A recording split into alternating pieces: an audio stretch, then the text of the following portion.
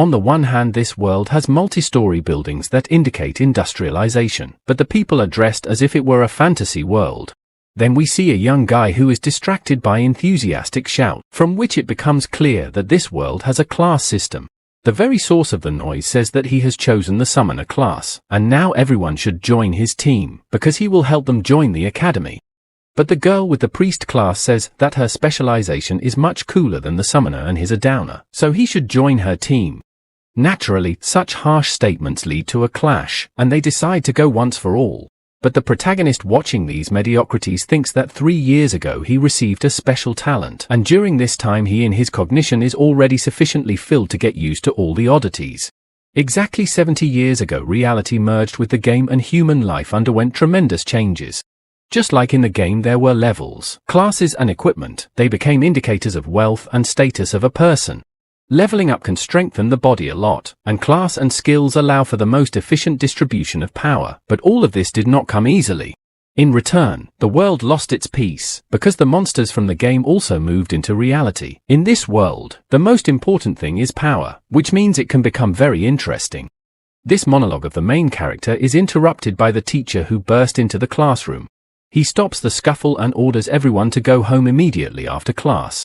The teacher then turns to the protagonist. His name is Yun Chen, and according to the old man, he hasn't chosen a class yet, so if he doesn't do it before the exam, he's sure to fail. But judging by the expression on Chen's face, he doesn't care about the teacher's words, because this old man continues to lecture. He says that the guy is confused in himself. Even if now without specialization he has a lot of skills, they are still all primary and they cannot be well developed.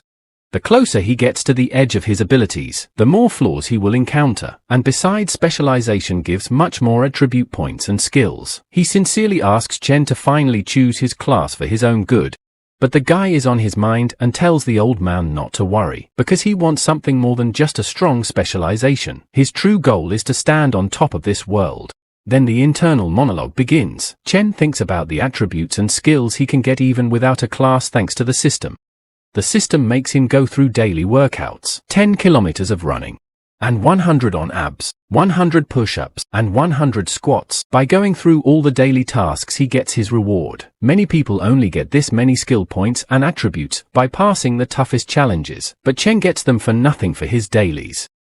As teacher Jin said, classless people have a lot of disadvantages. They get too few skill points and attributes, although they have plenty of skills because they are basic and not particularly strong. But Chen has enough points. He can pump skills of any class, and it can be said that he is a universal player. Pumping his attributes, Chen thinks that the system is very good, because everything can be done quickly. And no one will not see his stats, and this saves a lot of problems, as usual. The guy distributes all the attributes received equally 2 points each. Speaking of ways to get rewards a lot, not only dailies. Also the system gives special tasks, such as how to join the academy, and the better the results of the entrance exams, the more will be the reward, and the rewards have never failed Chen. And so tomorrow he will put up 100%. And so we are transported to the exam square the next day. This square is limbed by 3 massive magic gates. Although Jin has told his students this many times, he will now repeat it all again for the extra smart ones. There are 3 types of difficulty: easy, difficult and nightmare. Once the gate opens, it will mean that the dungeon has also opened, which means the exam has already begun. The higher the difficulty, the higher the score and the smaller the team. The higher the score, but the guy should not take on a lot, because the copies of monsters will be equal to the real ones and students can easily die. So Jin as a teacher is important that they all try to just survive, not to pass the exam 100%. And at this point the gates begin to open, which means that the exam has already begun. And all those who want to join the academy must choose their gate. The name of the dungeon is Goblin Dungeon. The difficulty level is easy, simple and nightmare. The number of people to pass from 1 to 5. Notes: unknown dungeon teeming with settlements of goblins. These fierce monsters love human blood and flesh, but the entrants already know all this. They are quite confident in their choices. The audience notices that most of them have gone in groups, and it makes sense, I guess. But one guy still decided to do some damage, and he's clearly not in the DD sheer class. Does he really not want to live? He also chose a nightmare level dungeon. He clearly wants to die. Why does he have so much equipment? Why does he have so many? Didn't he change his class? But Chen does not care about the outrage of the crowd. He is already in anticipation of the battle. But not only the crowd of spectators paid attention to the reckless guy. His teacher Jin cannot believe that this psycho still has not chosen a class. In addition, he also went to the most difficult nightmare dungeon. The guy does not care about himself. His worries are interrupted by the dean of the school, Dongkyung, who demands an explanation. Jin tries to get out of it by saying that Chen is a very talented guy and the lack of class is probably part of his strategy. But the dean doesn't really believe it. Meanwhile, Chen has already entered the nightmare dungeon, where he sees the obvious traces of a goblin, as expected from a nightmare-level dungeon. The atmosphere is creepy, but this only encourages Chen to begin this test. Well, and the audience continues to discuss the most reckless student. Even without a class he has access to all the skills, but he took with him a bunch of equipment. Gun, shield gun and staff. Will he be able to use all of this effectively? Plus he chose the nightmare difficulty. He probably just decided to show off and now he's trembling with fear and can't go any further than the entrance. But with a haughty pass is pulled back by his friend. With amazement he says that it's quite the opposite. The classless fellow flew into the dungeon like a bullet. He is not just not afraid to advance, he does it in a hurry. Thanks to the basic skill of swordsman acceleration, Chen develops tremendous speed and already in a couple of moments catches up with his first opponents. Goblins pay attention to the rapidly approaching threat, but unfortunately they do not have enough brains to assess the strength of the enemy, and they are happy that soon eat humanity. Chen takes out a magic stick and uses the basic skill of a magician. Fireball. Even though this skill is basic, it does enough damage to kill most of the creatures with one attack. The onlookers are shocked. Not only does he roll spells instantly, but his power is much stronger than normal mags. But the surprises don't end there. Now his staff changes shape. With a metallic clang it turns into a sword, a special weapon called a sword staff. As the name implies, he can transform into both of these weapons. When it is in ball form, Chen gets a +5 to strength, and when the weapon takes the form of a staff he gets a +5 to wisdom. Chen now uses the swordsman skill, Wind Power. The goblin who survived the fireball attack trembles in fear, but fails to even try to escape. Ruthless honorably wears the blow and is instantly put to death, slashing his back. This attack literally halves the green freak. The rest of the goblins shout something in their own language. They have surrounded the enemy and now they realize who they have messed with. But the fact that they are ready to fight seriously does not help them at all, because Chen uses another skill that flies past each goblin with lightning speed and destroys everyone who was in the path of the blade. This is the skill of a magical swordsman, cutting flame wind. Chen used it for the first time, and even he does not fully understand whether the basic skill should be so strong. And the audience, seeing such an excellent fighter, begins to rejoice. And one of the girls is ready to give himself to the guy, and those losers who laughed at him at first have already realized how wrong they were, and a new fan shouts words of encouragement to Yun Chen. And an unusual angle regarding the losers catches their attention, and they continue to discuss the classless guy. With so many weapons he should have overloaded, and even with the speed skill he wouldn't have been able to move so sharply. If he put all the points into physical strength, then it would make sense. But then where did he get the points for the other skills from? And even the dean notes that Chen is too strong for a classless specialization guy. Jin says that Chen's talent is omnipotent. He can remove restrictions by doubling his skills. Only a small percentage of people possess an innate talent, and depending on their talent these people choose a class. Those who have a talent of the magical type inevitably become mags, and those who have a talent for physical enhancement choose combat classes like swordsman. Of course, there are specific talents like cleaning or cooking, but nevertheless, the awakened talent determines which class you choose.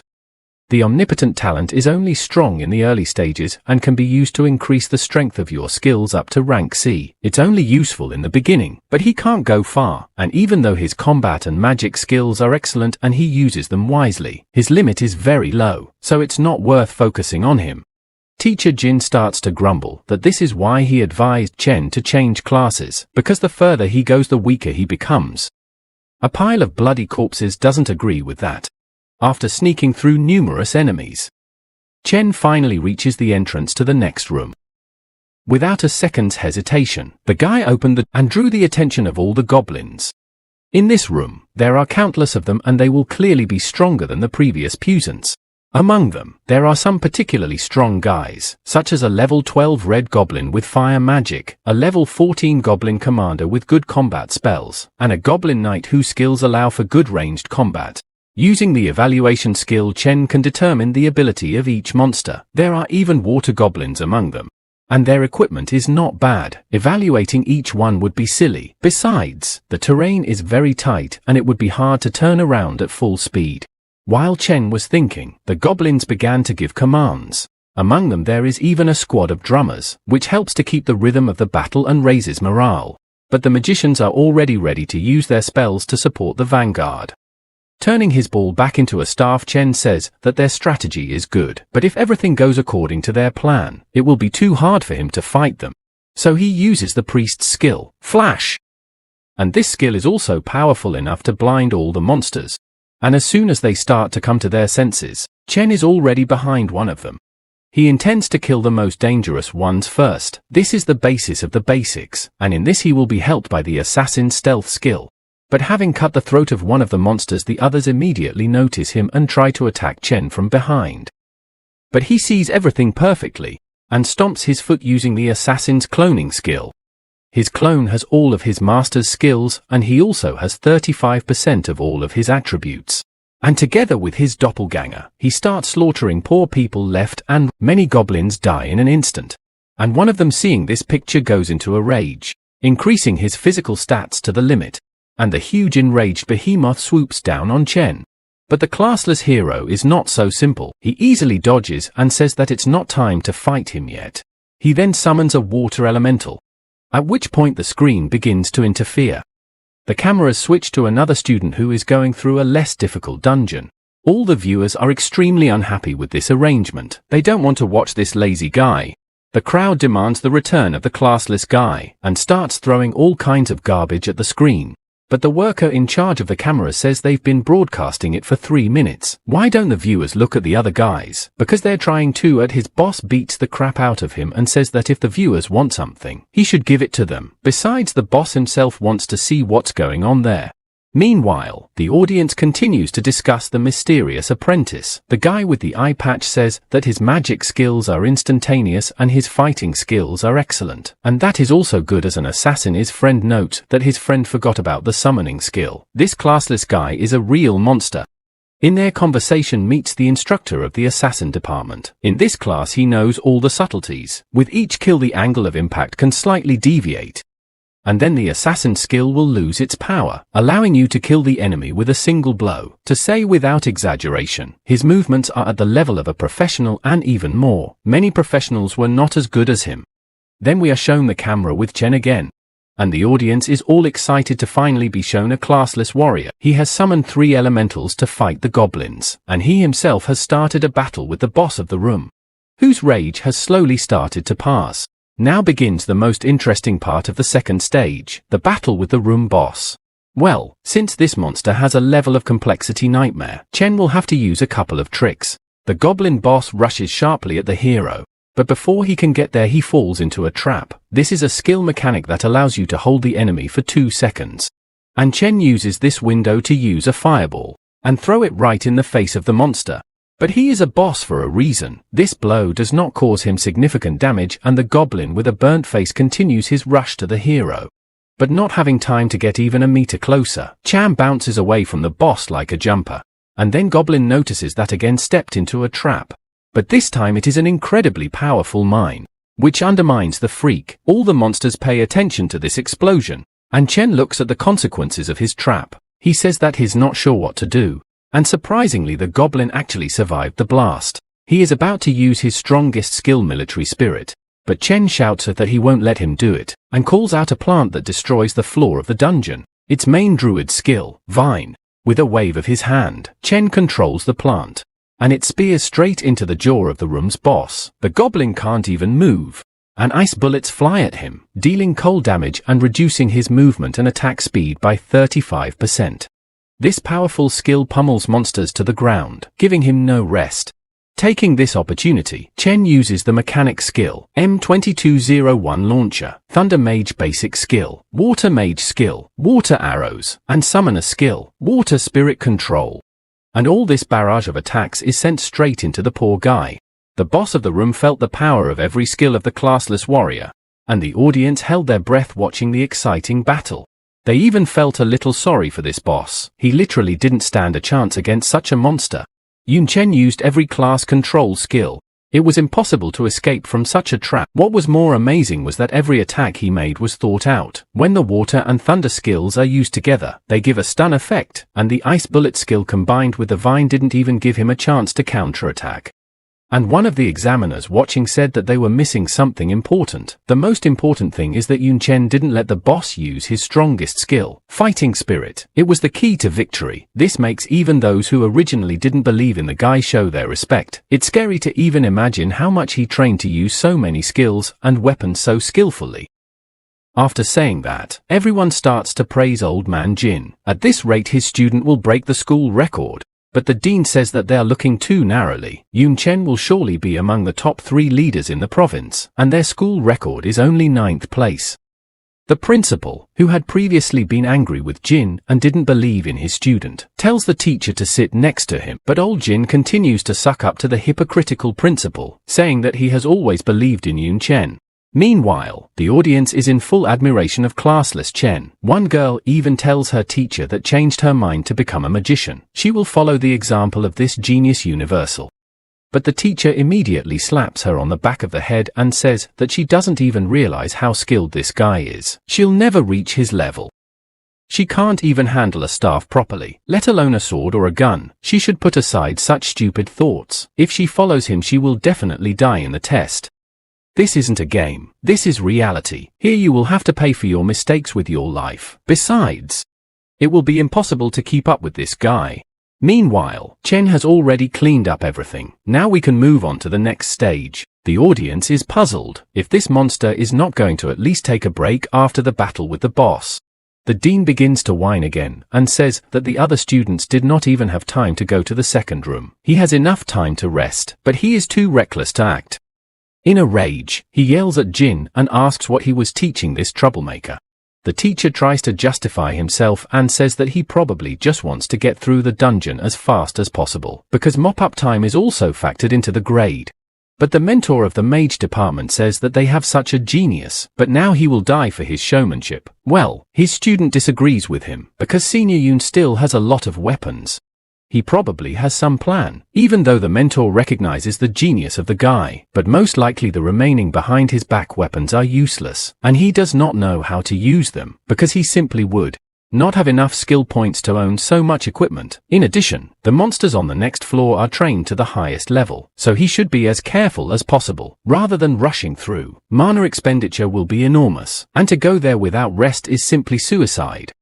And entering the next room, Chen notices that at this point all the trash has disappeared. Only goblin shamans and high-level magic. Now it will be more interesting.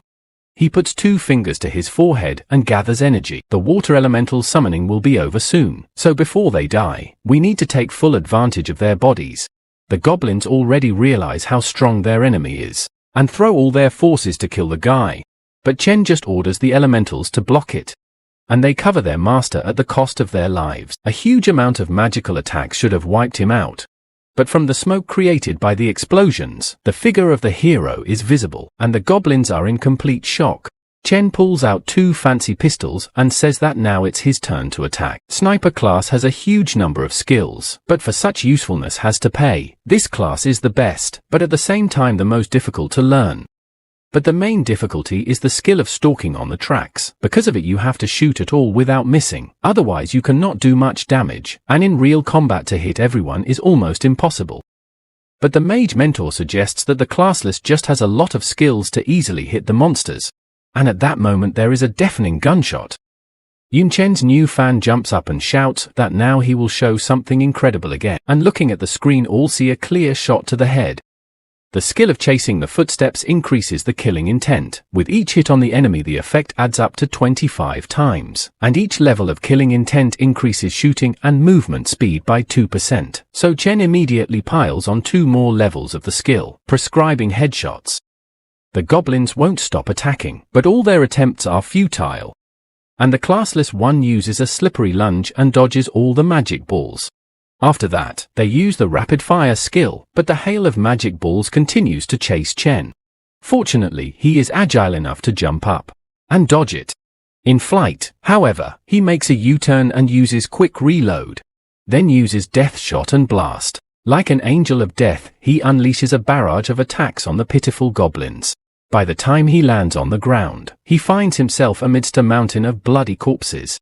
So not only did he deal with so many enemies in a couple of combinations, he also killed them all in the head. And the girls watching him already want to have children with him. His skills are so amazing that every girl who sees it at once will want to have such a husband. Even the mage mentor takes back his words and says that he really is a genius of this era.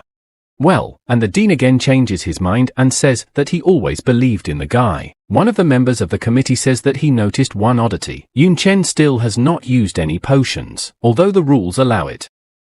And in fact, really prepared in advanced mana and health potions, which are forbidden in normal exams, would help a lot when it comes to life and death, but apparently for him it is useless. But in fact it's different. He just didn't take them, because with so many weapons he just didn't have enough room. I wonder if he's really that reckless or just very sure of himself. Meanwhile, his pistols were starting to smoke because they had overheated due to overuse and were now completely useless, although it was not surprising that they were of black iron rank. However, they have already done their job well. Now he does not need the pistols. The dean doesn't understand what rank the pistols were if they broke. Jin replies that they were the cheapest black iron pistols, and then the dean finally has human features and yells at Jin. How he could let his student go to the exam with such trash. But the thing is that Yun Chen can't afford higher quality guns. He has no parents, plus he has to take care of his younger sister. Surprisingly, the dean is touched by this story and says that if he had known about it earlier, he would have personally bought him better equipment, but now it's too late. Meanwhile, Yun Chen had come to another room. This gate leads to the final boss. If he kills it as fast as the previous mobs, he will become the provincial champion. They hadn't had a single provincial champion in the history of the school. If that happened, he would go down in history as the best headmaster. And now it's clear why he suddenly wants to buy a poor student some gear. The dean tells the genie that if Yun Chen dies because of his equipment, he won't be a teacher anymore. And the old man begs Chen to do well. Yun Chen opened the gate. Everyone froze in anticipation of this battle. Perhaps they would witness a historic moment and see the new provincial champion. Besides, he didn't use all the weapons behind his back. The spectators are bursting with anticipation. But the screen switches again. The crowd is again ready to tear the workers watching the cameras to shreds. But a little closer, they see a horrifying picture. They are dead students. All who reached the goblin commander are dead. Some were killed while he was trying to use the return whistle. But suddenly a teleportation light appears in the middle of the field. It looks like someone managed to escape. The injured half-dead students seem to have lost the will to live. Some of them couldn't even make it to the second floor. Watching Yun Chen, the audience has forgotten how difficult this dungeon is. And now the young people who will have to pass this test in the future realize that they have no chance at all. But the dean realizes that at this rate all the students will refuse to take the exams and simply leave the school. So he orders to switch the camera back to Yun Chen. In previous years, many students had suffered, but almost all of the DDisters passed the tests, albeit with difficulty. This year the best was Yun Chen, so maybe now the principal will finally change his preference and make the tests a little easier. Meanwhile, the camera switches again, and we are shown the hero going to meet the main boss. Finally, he stands right in front of who sits on his throne and says that the man came here for nothing. He reluctantly gets up from his throne, thinking that now he will easily deal with the annoying man and continue his vacation again. But Chen, in turn, is pleased with the power of the hobgoblin, which presses on the hero. In addition, he speaks in human language. He did not expect anything less, but unfortunately, he has only 20 seconds to live. That's how long the skill lasts. Monk Blood Rage. This skill increases all attributes by 80%, as well as 75% increased armor penetration. Well, and of course for such a power has to pay. After 20 seconds the user will lose 75% of their attributes. Jin realizes that the hero took a risk, but it is very unwise. There are a lot of other ways to kill the boss in a hurry. Dean in general went into a rage from such mules and his blood pressure jumped. But in the meantime, Chen has already started the fight, made the first step. He takes off right in front of the boss, attacking him in the forehead. Hobgoblin is amazed by the man's speed, but still he is too weak. With these words he hits his giant axe right on the hero and chops him in half. All the female fans were immediately upset. Apparently even the incredible Yun Chen couldn't compare to the nightmare boss. But the dean immediately realized that it was only a clone. At the moment of the frontal attack, he created a clone, and he himself was already behind the main goblin's back. He thrust his spear straight into the giant's back and slashed it along its entire body. The goblin immediately turns around to counterattack, but the staff is in front of his eye. Chen uses a flash to blind his enemy. He can't even realize what just happened. And while he's blind, the hero doesn't waste any time and finishes off but something goes wrong. Chen's attack was so dishonorable that the Goblin King unknowingly went into a rage, causing his body to strengthen so much that Jun's spear couldn't penetrate it. And eventually, it broke. This is too bad because the rage has reduced the blinding time. And now the dungeon boss strikes again with his huge axe. There is a deafening rumble and the battlefield is covered in dust. The Goblin King thought he had killed a man, but apparently he dodged and used the vine to restrain the boss. With only 13 seconds left of blood rage, the real battle is about to begin. But we are shown fangirls who are wondering why Yun's weapon is broken, because he hasn't used it before. Even with the King's Fury, he can't penetrate the Goblin King. But the mentor says that it's not about attributes. Yun Chen has them all right, otherwise he wouldn't be able to blind the Monarch of the Mountains. The Dean says that they both used rage and increased their already powerful attributes. The Black Iron Spear just couldn't hold up. There's no way you can use this trash in a real battle. But what's worse is that the time for blood rage is coming to an end. What would Yun Chen do? He wanted to finish the battle as quickly as possible. But apparently now he would have to sweat. So Chen uses the ranger's skill of finding weaknesses. But this big guy has no weaknesses. In addition, he is not going to just stand there and wait for Yun Chen to gather his thoughts, and starts attacking the agile human being. His blows become faster and more deadly. But Chen dodges everything and jumps away from the Monarch of the Mountains as far as possible. Then the monster slams his foot on the ground, and crushing waves begin to emanate from under his foot. It's bad. Because of the shaking, it's very difficult for the hero to stay on his feet, but fortunately he reacts in time and uses the skill. And then we see Chen, who has already gotten his ass kicked, with only 9 seconds left. The fans are getting ready to mourn their beloved, and the Dean notes that if he had better equipment, the fight would have already ended. In addition, now he has lost his sword and staff. After that, Yun Chen became closed access to combat and magic skills, and to everything else he has no potions with him. Any injury means death for him. Standing over Chen, the Monarch of the Mountain swings his axe and says that now the man can die. But that's not Chen's plan. He uses his Thorn Druid skill and attacks the Hobgoblin. The audience, on the other hand, doesn't understand why he uses control skills as an attack. Because, although if you think about it, it's pretty weird that after going into a rage, the Monarch of the Mountains didn't even move from the spear strike, but is now fighting off some plants. But in fact, he just found his weakness, because it is in any monster. And with these words, Chen puts on combat gloves. Until this moment, the hero just could not notice the weakness of the thug. The self-confidence of the man infuriates the monarch, and he again tries to kill him with an axe. But his weakness is in the back right under his cloak, where the druid's thorns are constantly aiming. And Chen, without wasting a second, moves behind the monarch's back, and uses the fire bow skill. The thug doesn't have time to react, and the thorns restrain him for a few seconds. The spectators are already rejoicing at the hero's victory, but the monster manages to free himself, and turns his chest to the fiery arrow. And even though it did him a lot of damage, but an attack of this magnitude will only knock him down, but not more, which means that the guy has already lost. And then Chen asks him if the goblin is sure of his words, because he falls exactly on the place where the broken spear was stuck. The goblin obviously does not want to die, but his wish means nothing, and he finally falls on the spear, receiving a mortal wound. After that, the hero falls down without strength, but overcoming himself he rises up. Because congratulations on the victory should be taken with a proudly raised head. He passed the nightmare dungeon in only 14 minutes and 47 seconds. The whole stadium is cheering. Their new favorite has managed to defeat the main monster in only 20 seconds. He is really the strongest. Meanwhile, the monarch has already started to evaporate.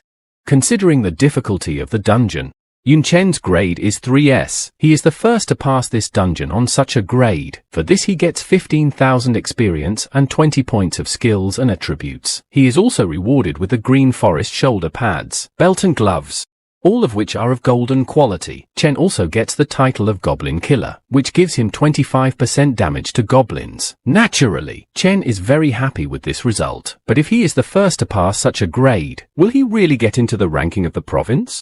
But his thoughts are interrupted by the system. For his labors he will be rewarded with one of 3 talents. Quick Spell. This talent, oddly enough, shortens the time it takes to cast spells.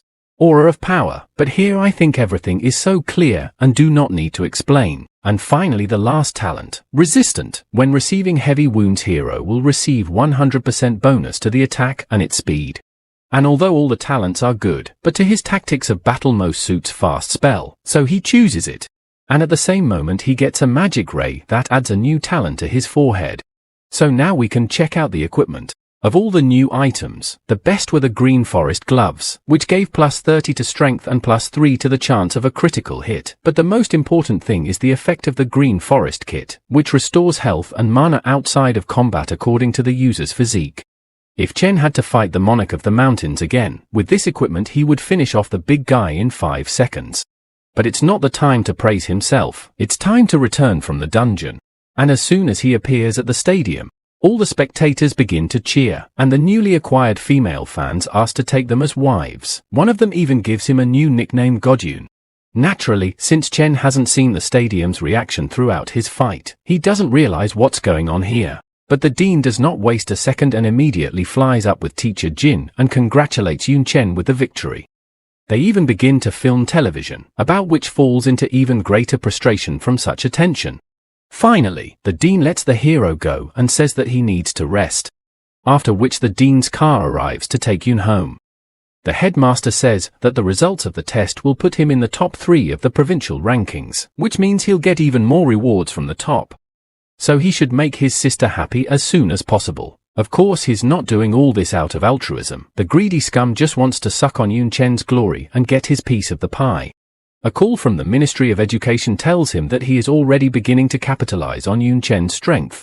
And a short time later, the classless has already returned to his humble home. Entering his dwelling he is greeted by a cute little sister who has already prepared dinner for him. In honor of his exams, she even put some meat. Brother and sister have been taking care of each other for a long time. Because their father died 9 years ago during the invasion of the royal court orc, and the mother who tried to feed them, sister, died from processing, and now they live only on welfare. Even the hero's gear is junk inherited from his father. In order to Yun Chen could train in peace, Yun Dan took on all the responsibilities of the house. And no matter how her brother tried to dissuade her, she did not give up this idea. And all he can do to thank her is to work 10 or even 100 times harder than normal people. But now they should definitely do well. At dinner his sister asks him how the exam went, and Chen says that everything was fine, although at the end there was a small hiccup, but in general he coped. The dean even said that for such a result he will get a generous reward. After hearing about the reward, Yun Dan asks if they will be able to eat meat every week now. And her brother says that she will eat as much meat as she wants. He will provide her with everything she needs in the future. And on such a nice note, we move forward 5 days. Chen continues to train. In the past few days he has gotten a lot of points for daily tasks. After the exam the system started to give more generous gifts. In addition, when he enters the academy and moves into the top 7, the skills of the hidden classes will be available to him. Thinking about it, Chen comes home. And his little sister immediately embraces him, telling him that the results are in. He is number 1 in the province. He also forgot to take his phone for a run. He is just bursting with calls. The director obviously wants something, and then it rings again. The hero picks up the phone, and immediately hears the angry voice of the asshole, who asks why he didn't pick up the phone all this time, and then invites him to his place after lunch. The thing is that for Chen's sake, a whole committee will come and he will have to choose a college. After this conversation, Chen was flooded with memories. 3 years ago, he took a talent test. When the hero touched the crystal, it told him what was going to ruin his already difficult life. Chen got the talent of Omnipotent. Everyone who was present laughed at the poor guy, because Omnipotent is the most useless talent that has no potential. But teacher Jin tried to comfort Chen and said that talent is not the main thing. He will still be able to choose a good class and achieve at least average results. But the hero seemed not to hear the old man's admonition. Even while he was walking home, it was raining, and already on the verge of despair, Chen thought that even if he gave his best, he would still have no future. But his monologue was suddenly interrupted by a strange notification. At first, he didn't even realize what kind of nonsense it was. It was like the web novels that Chen read. He got the system, and then what? The system showed a panel with a choice of development paths, and at that moment Chen ironically said that only a classless path would work for him. And the system said it was connected and chose a classless path. It's been 3 years since then, but it feels like yesterday. It's amazing that classless was the first in the province. I wonder what the system will give as a reward for such an achievement, but the system doesn't make you wait long. The talent Almighty rank B is upgraded to ranker with a plus. All skills can be improved by 3 steps to B with a plus, and now Chen has access to new divine skills lightning and super self-healing. In addition, he receives a divine item cross revival. And of course the points of skills and attributes, they were given as much as 50 pieces. Yun Chen is more than satisfied with this reward. Now all his skills will rise to a head higher. Initially, the strength of the skills is E rank, but with the talent of the Almighty they can be glued together up to C rank, and now with this improved talent, all the skills can improve to B+, which is even stronger than some of the class skills. But the coolest thing is the cross of rebirth. It acts automatically after the owner dies, and revives him in a safe place. It's literally 2 lives, the truest treasure. Yun Chen's musings are interrupted by his sister. She says that it's chaos outside and his brother is all over the news. But Chen is not very flattered by this attention. Many are just trying to use it as publicity. His sister says that it's a lot of money and he doesn't want to give it up, to which Yun Chen replies that he will accept the reward from the Ministry of Education, but not from others, because then they won't ask him for anything in return. And now it's time for him to go to school. The committee is probably already there. Meanwhile, at Dongyun's school, reporters are harassing all the students, asking them about Yun Chen. These reporters have lost their conscience. If he hadn't disguised himself, they wouldn't have let him into the school. The dean welcomed the representatives of the best academies in the country, all of whom had come for the sake of champion Yun Chen. A Qing Academy admission supervisor named Ou Hua says that this student started the trend of classlessness. And for him, everyone has become reckless. And the dean dares to brag about it. Wu immediately starts to wrinkle and demands that the champion immediately choose a class, otherwise let him not even think about entering Qing Academy. But surprisingly, the dean remains on Chen's side. He says that the curator's behavior is unacceptable. Does he really want to deprive the provincial champion of his individuality? But the asshole continues to stand his ground, saying that the classless have no future, and if he does not change class, the Qing Academy will not And a student from the Qing Academy named Yuan Ju tells his mentor not to worry, because Dongyun School is in the middle of nowhere. It's not worth wasting energy on a student from such a backwater.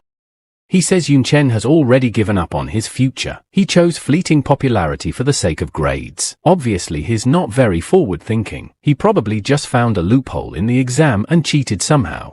But Jin stands up for the guy. The arrogant youngster doesn't realize how hard it is to be classless, so let him stay silent. Yun Chen is the champion without a doubt, but Ou Hua says he's too much of a sputterer and it's better for the old man to calm down. But then a woman enters the conversation. She says that Dongyun School belongs to her academy. Does he think that she will let him get away with such a provocation? The asshole responds by saying she can't do anything to him because they have so much more talent. And then a massive fight breaks out, everyone trying to hurt someone. The dean interrupts them in time. They forgot that they came here to recruit, not to fight. Yuan Ju says that they are really here for recruitment, but it looks like the exam results were falsified. And then Yun Chen bursts into the room. Dean and Jin are happy to see the guy and want to introduce him to the mentor. But Chen already heard everything from outside. He walks up to Yuan Ju and says he's standing right in front of him. Does he want to check how honestly he passed the exam? When asked by Ju how he will check it, Chen says he will beat him in 5 breaths. If he fails in such a task, Ju can consider Chen to have lost. Such insolence dumbfounds the student, just graduated from school, and already thinks that he is more equal to the senior. It seems to be time to let the upstart a little. Jin asks Chen to calm down. The Qing Academy is the best in the country, and this student has been studying there for a year, and he is probably stronger than the schoolboy. And of course Ju immediately starts saying that he chickened out. The dean thinks that Chan will definitely lose, because he is 13 level from Ju's 19 level. It's too big a difference. And then we move to the gym, where the guys are ready to tear each other up, getting ready to go one-on-one. Yu Hua says that Ju only needs to last 5 breaths and he wins, but he should teach the upstart a lesson. And the cocky student tells his mentor not to worry, he'll smash him in 3 casts. The dean, who has lost all hope, says there's nothing he can do about it, so he can only hope for a miracle. Ju scoffs at Yun Chen's style, asking him if he would use a sword staff against a real mage, but the sword staff is damaged, only the staff works. Still, it's more than enough to defeat the arrogant bastard. Ju shouts that he can't win with magic alone, and starts using spells. He's in great shape now, the cast speed is only 0.7 seconds. But before he can even start launching a fireball, a huge fireball is already in front of his face. Ju manages to cancel the fire and apply a magical shield, but his strength is not enough to withstand the onslaught of such a powerful spell.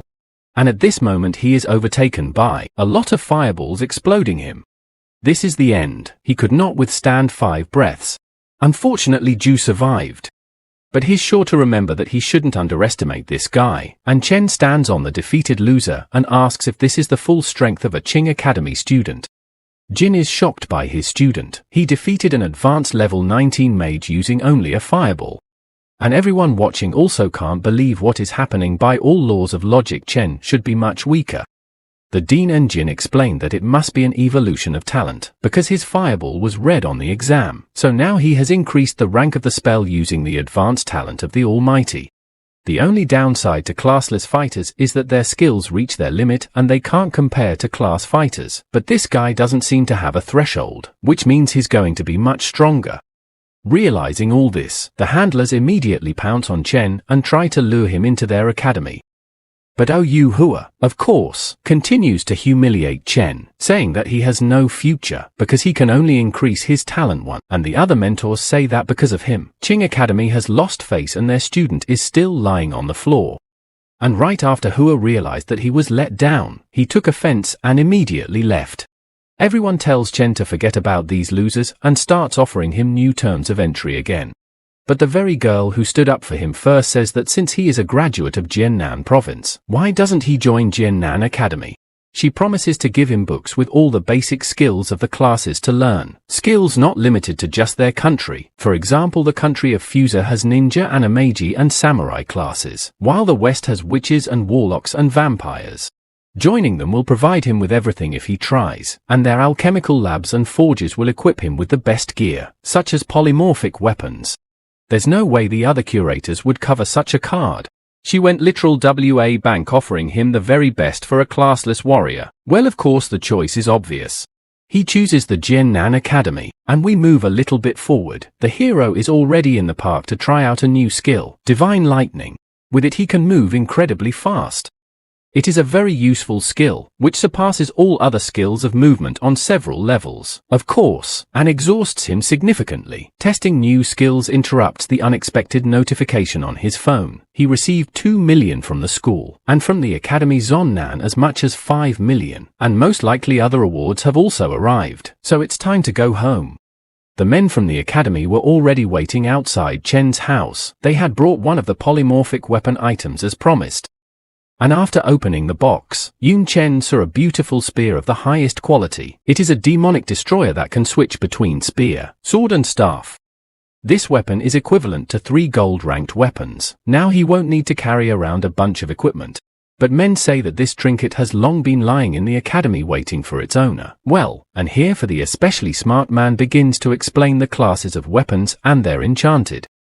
In short, there are the rank of black iron and bronze, gold and platinum, diamond and legend and so on, and they can be enchanted by adding an additional star of quality. However, if one failed in enchanting, the weapon could be destroyed, so Chen needed to be careful with it, and they also brought something else more important than weapons.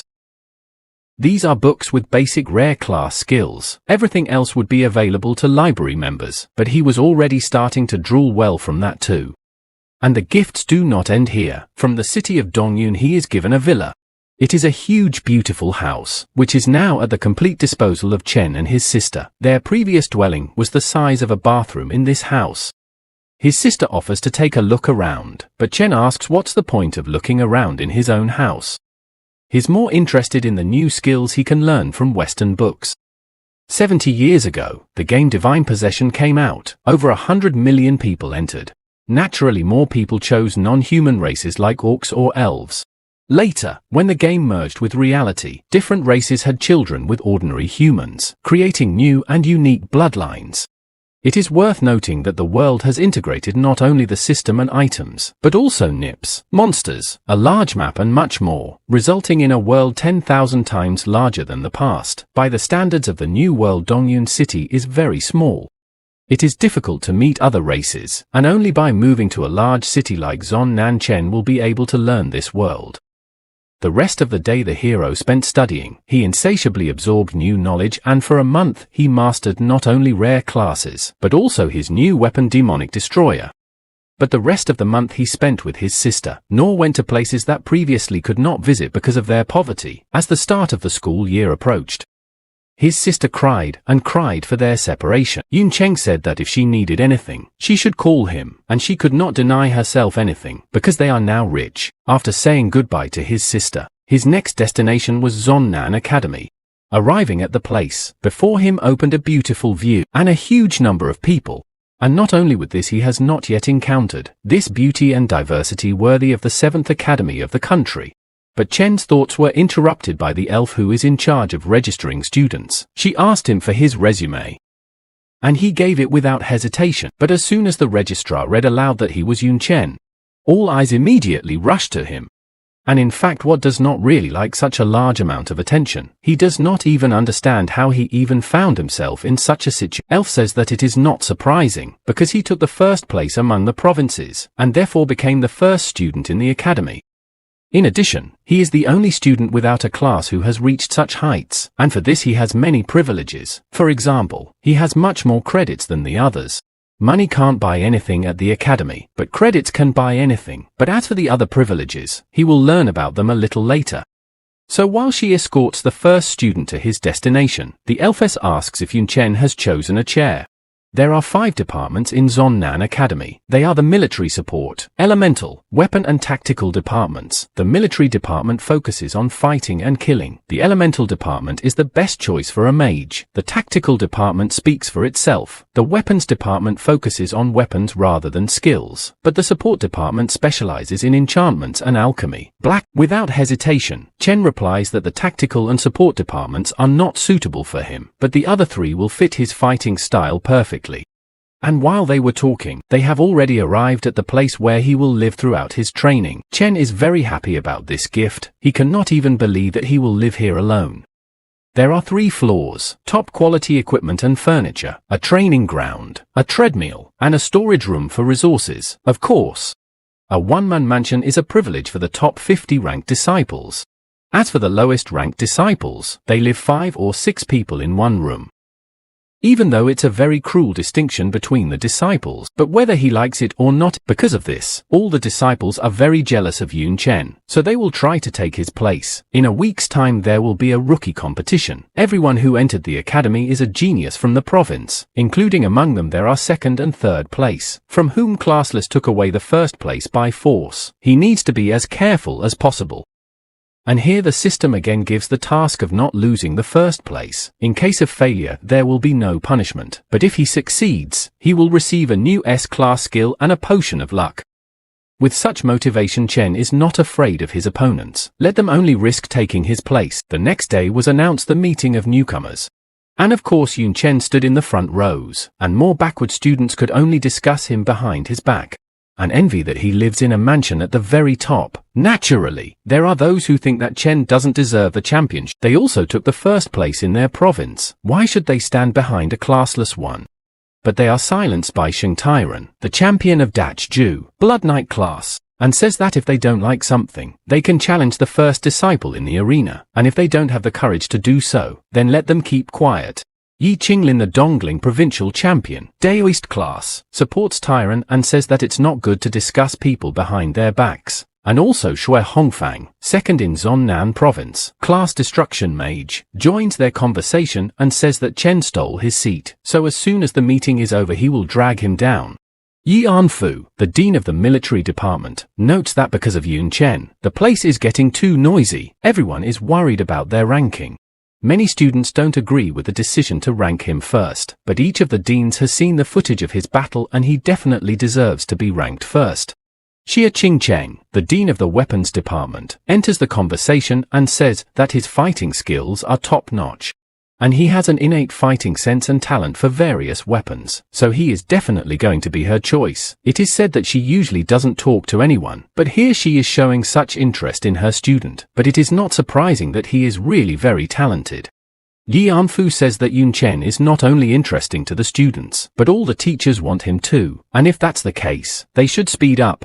He hits the floor with his cane and is in front of the students in an instant. According to the academy management, the military department is the strongest among the 5, and this old man is the head of it.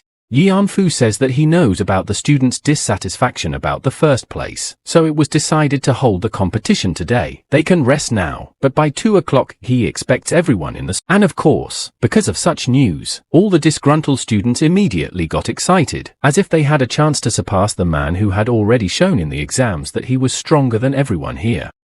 Nevertheless, after a while everyone gathered in the square again. In front of the students are 3 gates. One of them is silver. Many students have even heard of them for the first time, let alone seen them in person.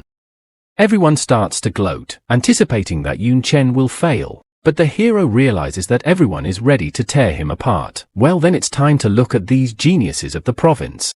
One of the teachers explains the rules. Absolutely everything is allowed when passing the test. The main thing is not to drink green to death, and also on the results directly depend on their living conditions and the number of credits, so they should take it seriously.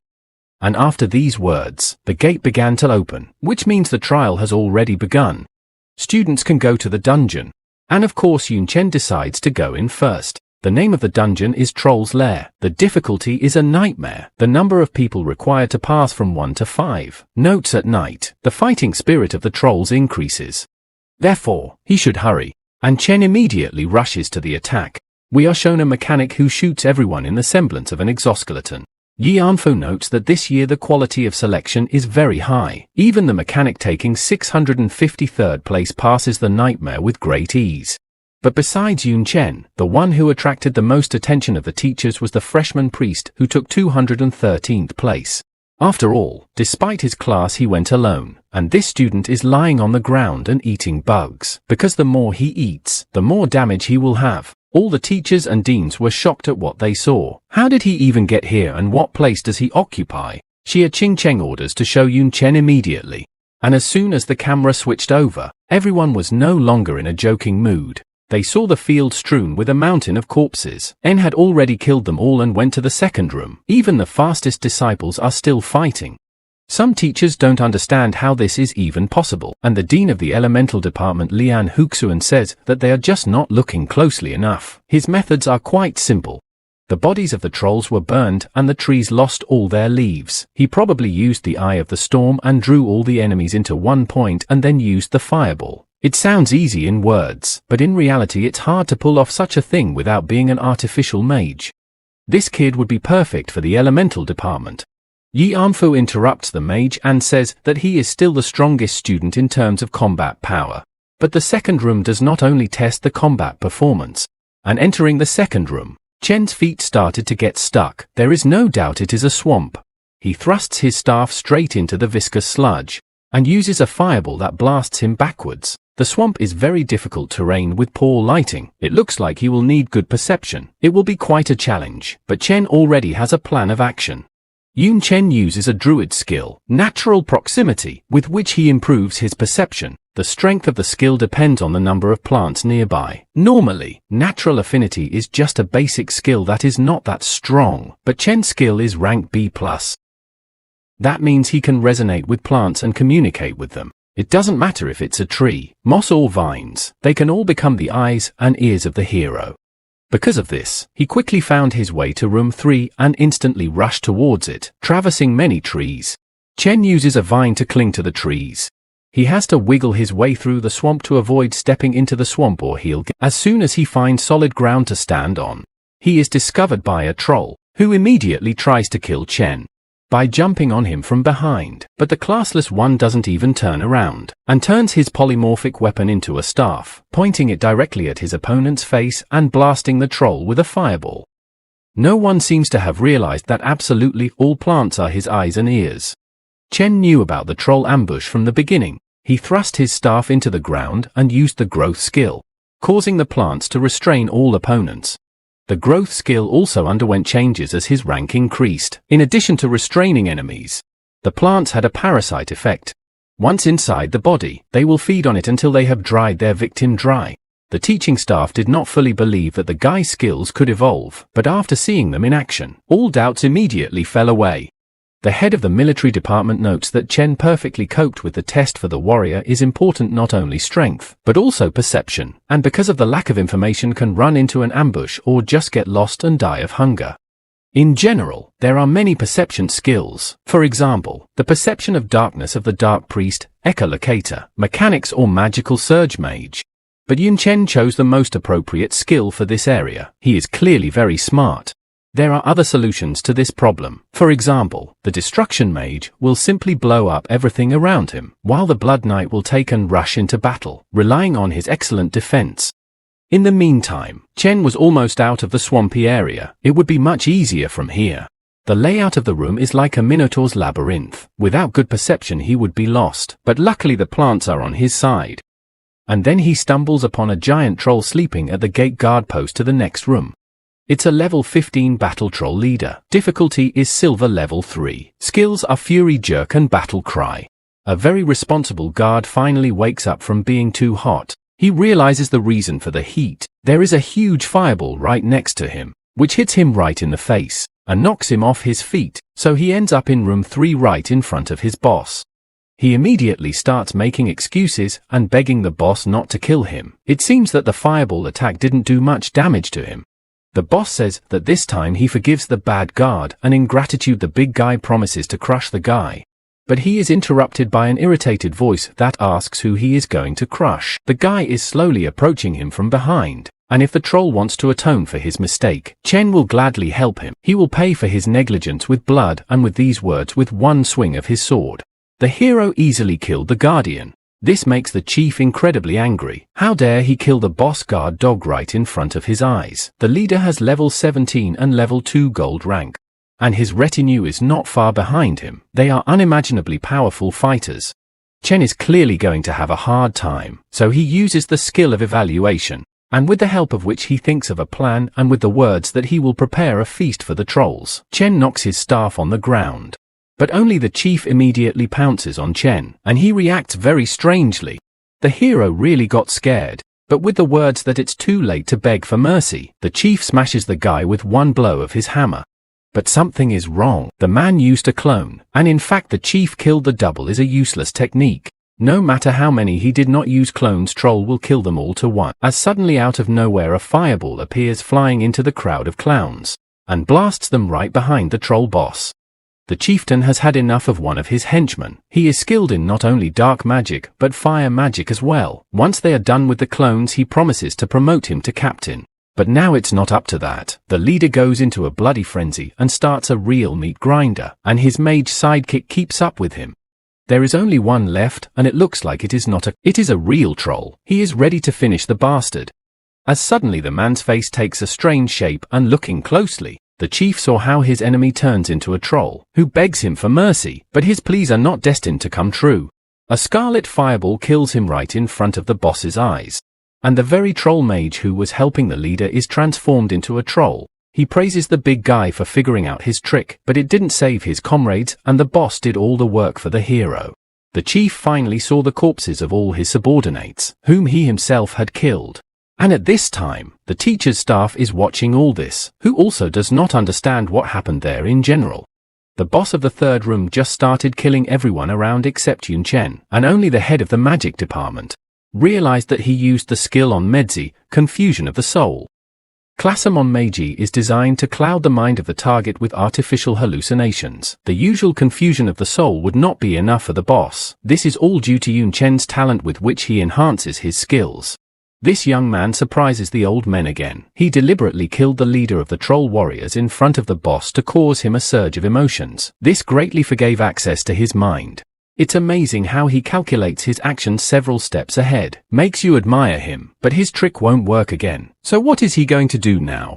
The battle begins. The troll is incredibly pissed off and is about to kill the insolent man, but immediately steps on a mine and instantly explodes.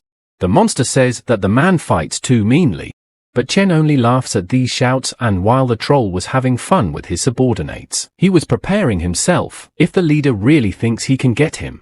And the hero immediately applies lightning, sorcerer's skill, bone spike, mage skill, rockfall and mechanic skill, explosive device. And after such a huge amount of damage from a pretty beaten troll still continued to stand on his feet, and even managed to get close to Chen, as expected from such a strong man, except that he only got to his clone. And the real Chen is standing right behind him. He uses the knight's skill, aerial dissection, with which he inflicts dozens of cuts on his enemy. With this kill, Yun Chen finished the Troll's Lair trials on difficulty Nightmare, and the completion time is only 11 minutes and 43 seconds. He is reminded to pick up the reward if possible. The teachers are still in shock with him. This is really an incredible student, and skills with traps are very difficult to apply in real combat. That's why they are very rarely used. Yun Chen uses all the most unsightly skills to the maximum. The remaining guys are still in the boss room and are just finishing up straightening out the change. Of course, in stage 1 the classless Chen remains the leader. Ching Chen gets cocky and says that now her department finally has such a capable student. But the dean of the military department says that he will never give her the young man, and then they immediately lock eyes. And the other professors are surprised that this couple started to share Yun Chen before he even left the dungeon. At this time, Chen is standing over the bloody corpse of the chieftain. Considering the difficulty and time spent on the ordeal, he receives a grade of 3 SS, a new record. As a reward for such a good result, Chen receives 21,350 experience points and 25 skill and attribute points, as well as a level 2 Golden Storm Axe and the title Troll Terminator, which increases damage to patrols by 35%.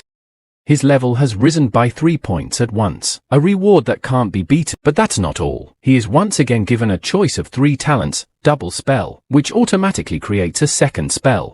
After the first, Aura of Power, which gives attack speed and additional damage, and Battle Madness, with which each subsequent attack on the same enemy will increase the attack speed by 4%. The talents are again pretty good, but the choice is as obvious as ever. The double spell will be the most useful, so Chen chooses it. And a beam of light flies into his forehead again, granting him the talent. Having received such a classy reward, it's time to head back. Suddenly something forms in front of Chen. It turns into another portal. But why is it here? Chen has cleared the entire dungeon? Or maybe it's a hidden level that Chen has heard of, but is encountering it for the first time. They say that incredibly dangerous monsters with unusual powers can lurk there, but the reward for killing them will be appropriate. Since it is not part of the exam, it will not affect the grade or record. Therefore, Chen does not hesitate to enter the unknown. We are shown the test gate, from which one of the students jumped out. He thinks he passed the dungeon first. This smart guy immediately starts laughing at the top of his lungs, saying that he is much better than Yun Chen, and has finally proven it. He notices another person and congratulates him for coming in second. But this guy isn't upset that he couldn't place first, but that his opponent isn't Yun Chen. The rest of the guys are also starting to finish and are happy that Chen is not even in the top 10. It looks like he really cheated on the final exam. One girl notices that Chen's dungeon is very different from their version. Everyone starts to look at Chen's screen in detail. And the smug smartass realizes that the classless one has long since passed his test and got to the secret level. Of course, the envious freaks start shouting again that Chen cheated somehow and can't admit that they are weak compared to him. And then they are interrupted by the dean of the military department. He tells them to shut up and wait for their results. Then they turn off Chen's broadcast, which makes the people even madder. The old men did not even think that the classless could activate the hidden level, and what will happen now? The rest of the students better not to see. Chen found himself in a strange room, a small room in which stands one scarecrow. Is it really his opponent? Monster, Cursed Straw Man, Level 1. Abilities, Hidden. Notes, no one knows where this scarecrow will appear, but its arrival does not bode well. Chen immediately uses the assessment. Is he really level 1? This could be a trap, so he'll have to be careful. And at this moment the scarecrow starts moving. Chen immediately gets into a protective stance and prepares a water elemental to test what this monster is capable of. But this scarecrow instantly leaps out of the way and is right in front of the hero's face. He is incredibly fast. But the divine lightning is much faster. The monster didn't even realize why his enemy was vaporized in a split second. And Chen says that it was very close and he almost got caught, but he quickly notices something wrong. The scarecrow has Chen's hair, did not want to attack, but only tried to take a lock of his hair. And then the doll starts to exude a strange evil energy. Chen decides to take a chance, and no matter what his skills are, he needs to deal with it as quickly as possible. And using the striker skill, Fire Fist, Chen punches the scarecrow stubbornly in the face. This causes an incredibly powerful explosion, from which something flew out at great speed and flew into the wall. It was Chen, but how is that possible? He was hurt by his own punch, and this freak took on the guise of a hero and didn't dodge. It seems clear now. The straw man goes to the wall and hits the concrete with all his might. And at that moment Chen's head smashes so hard that the blood starts to gush. All the damage done to the scarecrow will return to the hero. Chen immediately rushes towards it to slow the scarecrow down. But he can't attack it, so what can he do? But he still can't do anything, and the scarecrow kicks the wall and Chen falls to the ground. For the first time in a long time he is in pain. Then he tries to use the vine, but even this is not crowned with success. Because the scarecrow interrupts his attack by hitting his fist against the wall. Sharp pain disrupts the concentration of the hero, but only Chen is not afraid. He is excited by such an opponent and even grateful to him. If not for him, Chen would start to think that he has already become the strongest in the world and would stop growing. The teachers watching Yun Chen are very excited. Finally this boy has come across a formidable opponent, and Ching Cheng is absolutely sure that he can handle the straw man. The old man asks her why she thinks so. Does she know more than him? But her guess is based on Chen's confident and calm look, because he just can't be so calm without having strategies to win. Meanwhile, Chen already realized that the scarecrow all this time fooled him. Initially, he thought that the straw man connected his life with his, but in fact the damage received by the scarecrow was transferred to Chen, and the wounds he just imitated. And since that's the case, the hero can heal himself without fear of the scarecrow's body being restored. He's only a level 1 monster and doesn't have as much health as a classless warrior at level 16. Scarecrow's healing skills weren't used, although Chen has them, so he definitely can't copy skills. And at that moment the guy breaks the wall with one elbow strike. If the monster had copied his attributes, he would be destroying walls with his strikes and not doing any damage to himself. As suddenly the scarecrow starts screaming in pain. His arm is broken, which means the conditions of this skill are equal for both sides. The damage that receives Chen exactly the same is transferred to the monster, and realizing this, hero lights his hand. He is very curious, and if he will attack himself, how much damage will withstand them? The straw man caught fire in a matter of seconds and turned to ash. He wouldn't be able to withstand even 1% of the damage Chen could inflict on himself without harming himself. If the monster's attributes were equal to those of a hero, he definitely wouldn't say hello. In the remains of the scarecrow waited a reward. A cursed item, voodoo doll. Category, rules, quantities, uses, 1.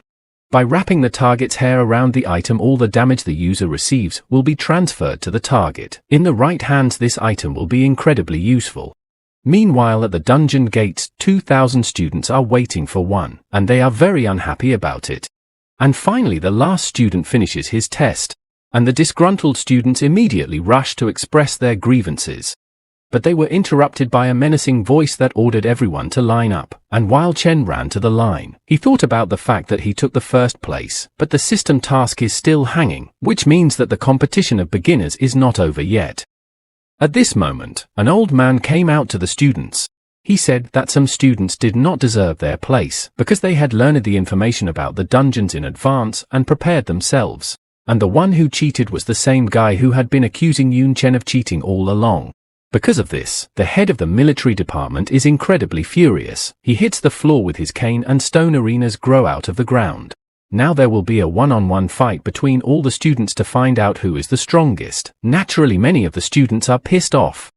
The old man shouts out the rules. You must challenge anyone to a duel and defeat him. Then you will take all his credits and a place in the list. You cannot refuse the challenge. This encourages all those who are dissatisfied with their status, and at one point everyone immediately rushed to challenge opponents of their own strength. Except Yun Chen, he is already the strongest. He does not need to take away someone's place, but now at least it's clear why the system still hasn't completed the task.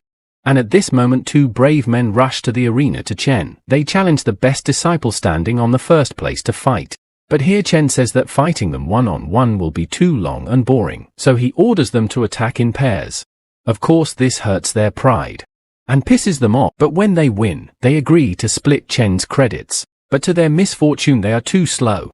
Classless applies the fighter skill, piercing blow, and from a powerful attack forms a huge cloud of dust, which fills the arena. The teacher barely had time to activate the shield, which barely withstood the attack of the hero. If he did not have time to do it, the student standing below would also be hit. And they wonder if the piercing blow is definitely a basic skill. The dust cloud begins to disperse, and they notice the 2 brazen men who challenged Yun Chen are already unconscious, and the classless one wants to finish them off. But the teacher says that Chen has already won and he should stop. He realizes that this guy is incredibly strong. He can't let anyone die. But will he be able to stop him if Chen gets out of control? Yun Chen at this time stood on the edge of the arena and looked down at everyone, asking who else wants to fight him. Except that almost the entire crowd was trembling with fear. The piercing strike dealt a small amount of damage and stunned the opponent for a short period of time, but its hidden property was a skill boost depending on the user's attributes. If Chen was able to stun 2 fighters at once, and for such a large amount of time, what a huge amount of attributes he had, and even the cheater who hated Yun Chen out of envy realized how strong the classless guy was, while the rest of the weaklings weren't sure if he was a human or a monster at all. But their unsure conversations are interrupted by a stern voice that says to fight him. This is Sheng Tairan, the 3rd place champion of Dazhou province. He also possesses the legendary hidden class, Blood Knight, and finally the crowd will see a spectacular fight.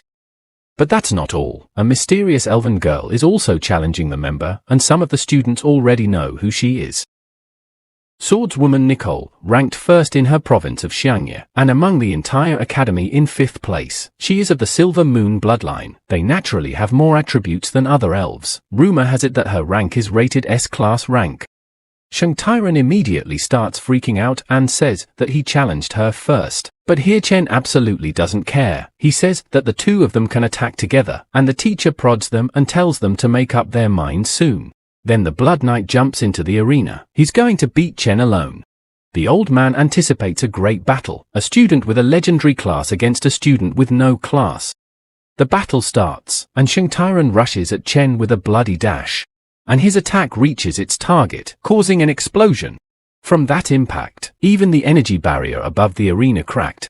But more surprisingly, Yun Chen didn't even move. He easily dodged such a powerful attack and remained calm. Then Tyrannus makes another lunge, his shoulder shield down, his arm holding the spear standing horizontally and his weight distributed downwards. Even the distance between each step is precise, all to reduce the range of motion of his opponent. These steadfast techniques are exactly like in the textbook, perfectly honed. Chen starts to prepare a counterattack and says that Tyran is like a machine acting according to instructions. And at this moment 2 powerful fireballs fly into the Blood Knight. But even such a rank B attack can't break through his defense. With a question, is he really going to fight with this turtle shell? Chen applies vines. Tyrant still feels confident, and even though he's tied up, magic can't break through his perfect defense. Except this isn't the end. The classless one orders the vines to grow. The plants start to get under Tyrant's armor and suck the life force out of him, and he's well aware of that. So he uses blood flames, but Chen won't let his vines burn. He acts proactively and uses a water curtain. That floods the Blood Knight like a waterfall. The weaklings watching this can't believe that it's a simple water curtain skill, more like a water stream.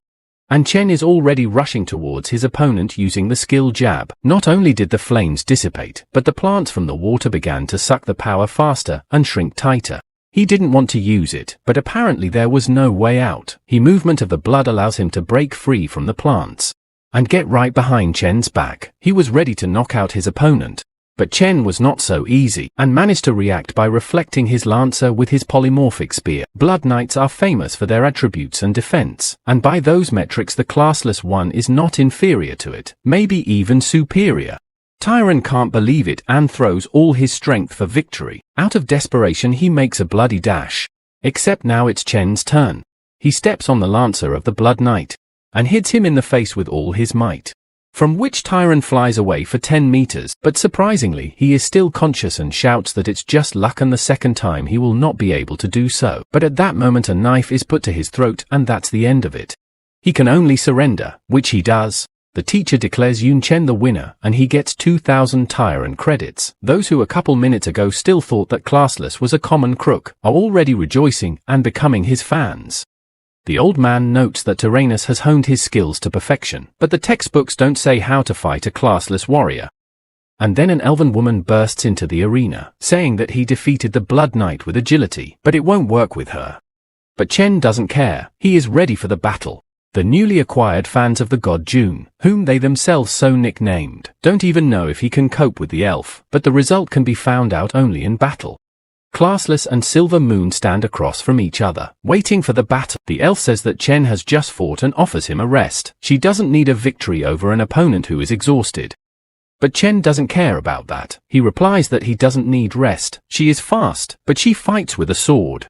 The hero has a huge advantage in distance due to his spear, but he did not take into account that the elf can attack from a long distance, thanks to the skill of the Silver Moon sword blade, which Chen dodges with ease. It seems that the sword aura has increased the attack range. It will be very bad if he gets hit by such a cut. The elfess begins to shoot Chen with ranged attacks, hoping to end the fight quickly.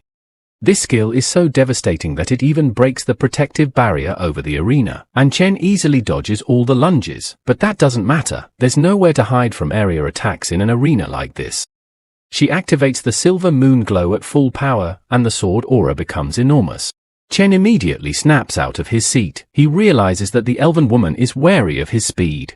She gave herself away when she increased the attack radius. The slash of moonlight should have cut the hero in half, but he used the slippery lunge of the sniper and dodged with his usual ease. Only a couple of hairs were sliced from his head, but it's enough to make him get serious and pull out the low-grade pistols he bought before enrollment. The elven woman manages to fend off the bullets, but she doesn't realize if he wants to attack her with such a bad weapon or if he's just trying to distract her. But her musings are interrupted as Chen has already approached the elf. What's the point of her tactics? Because once the enemy gets close to her, she's dead. As she thought the enemy chose close combat, hoping that she didn't have any aces up her sleeve, except that she did. The elfess uses a pulse of rage that throws Chen away from her, causing the classless to fly up into the air. And then she pulls out her bow. In general it's a secret technique and you have to prepare for it.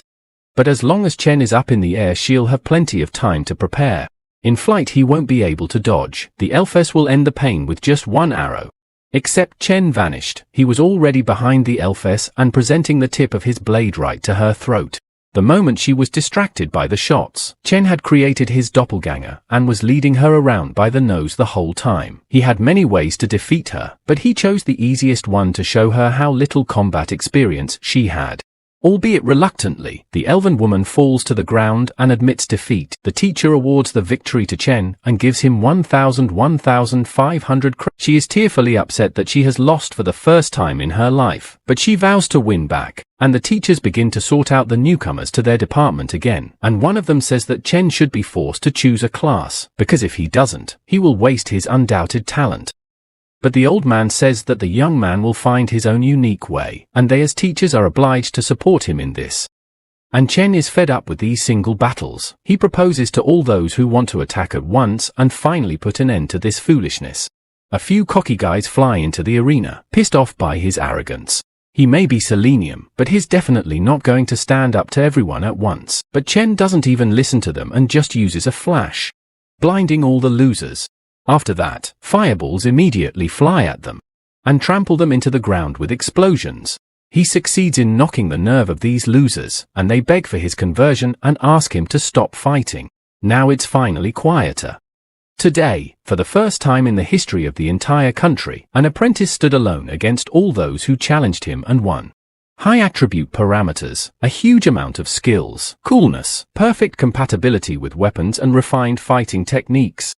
An ordinary person would need one of these qualities to climb to the top.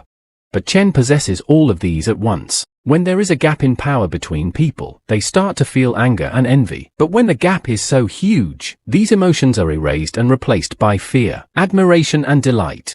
Everyone finally realizes that Yun Chen's success is not an easy luck. With such strength he just could not help but take the first place, and the crowd of new fans start chanting God Chen.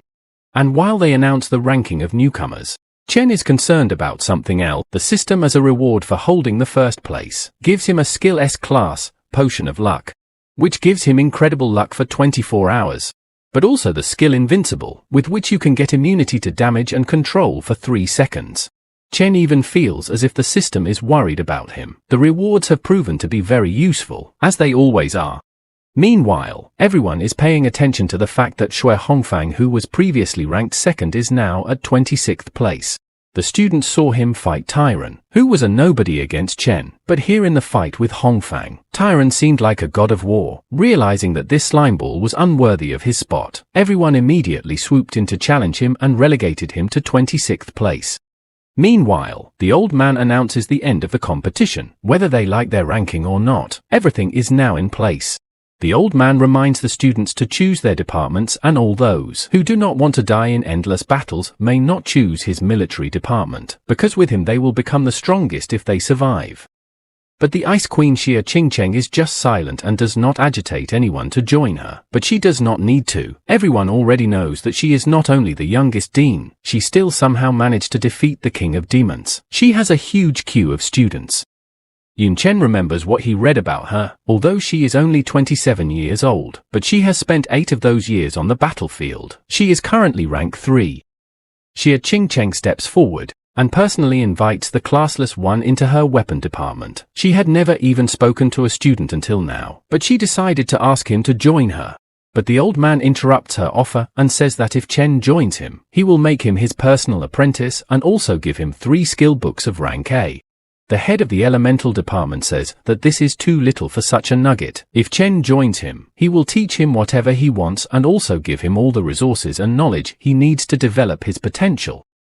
The mage class is the most expensive class, considering how much money one needs for resources to frustrate, and here he is being offered full provision. Old man Lian is very well prepared. A second one can't beat that. After all, the elemental department has more money than all the other departments combined. Both offers are very tempting, and in addition, these chairs are a good match for Chen. The choice is very difficult. But suddenly Chen and the old men are distracted by some. It's Xia Qingcheng who offers the essence of the Demon King she killed. All the students are shocked by this offer. This artifact is truly priceless. Its value cannot be estimated in money, because no fool would not sell such a thing. But if Chen uses it for its intended purpose and absorbs the essence, his body will be strengthened and he will receive additional attributes up to level 70. And there is also a small chance to get the lineage of the Demon King. This girl is truly cruel. The Essence King is not only wanted by the students, but also by the teachers. Such an offer cannot be outbid by money or resources. The only reason why the academy hunts for students is their academic performance, because the higher it is, the more budget they will be allocated. So every year there is a battle for students among the departments. The exception was Xia Qingcheng. She never tried to recruit students, and she is very strange in general. No one knows why she left the battlefield and became a teacher. And now she has offered something that Chen can't refuse, so the choice is obvious. Chen joins the weapons department. And a little later the hero finds himself outside the armory building, with an elven woman who asks why he is here. Did the dean invite him too? And Chen coldly replies yes. Nicole is really stressed by this coldness on his part. How could she lose to such an indifferent man? But they are interrupted by Catty, Dean Xia Qingcheng's right hand. She says that they are now the dean's personal students, so they should try to get along, and now it's time for them to go to the treasury. With these words, she teleported the disciples instead of their destination. And a pile of skeletons and monsters and all sorts of battle trophies appeared in front of them. If this is really her treasure trove, then all these trophies belong to Dean Xia. It makes one wonder, she must be the strongest person Chen has seen, even among those he saw on TV. and Yun Chen finishes reading the book and greets her students. They are honored, but they are here deservedly. Xie tells Katie that since Nicole is also an elf, she will be in charge of her training. Katie will take her to a secret nature potion and help her get the breath of nature, and Katie promptly does so. As for Yun Chen, he will have to absorb the Demon King's essence and become stronger. But before he does, Chen asks how she got the essence when Yun Chen defeated the Queen of Night and the divine alchemist purified the corpse and got the essence. Since the books don't say much about it, she decides to tell Chen the truth of this world and the real enemies of humanity. Yun Chen asks if the enemies of humanity aren't the monsters from the game. But that's just the tip of the iceberg.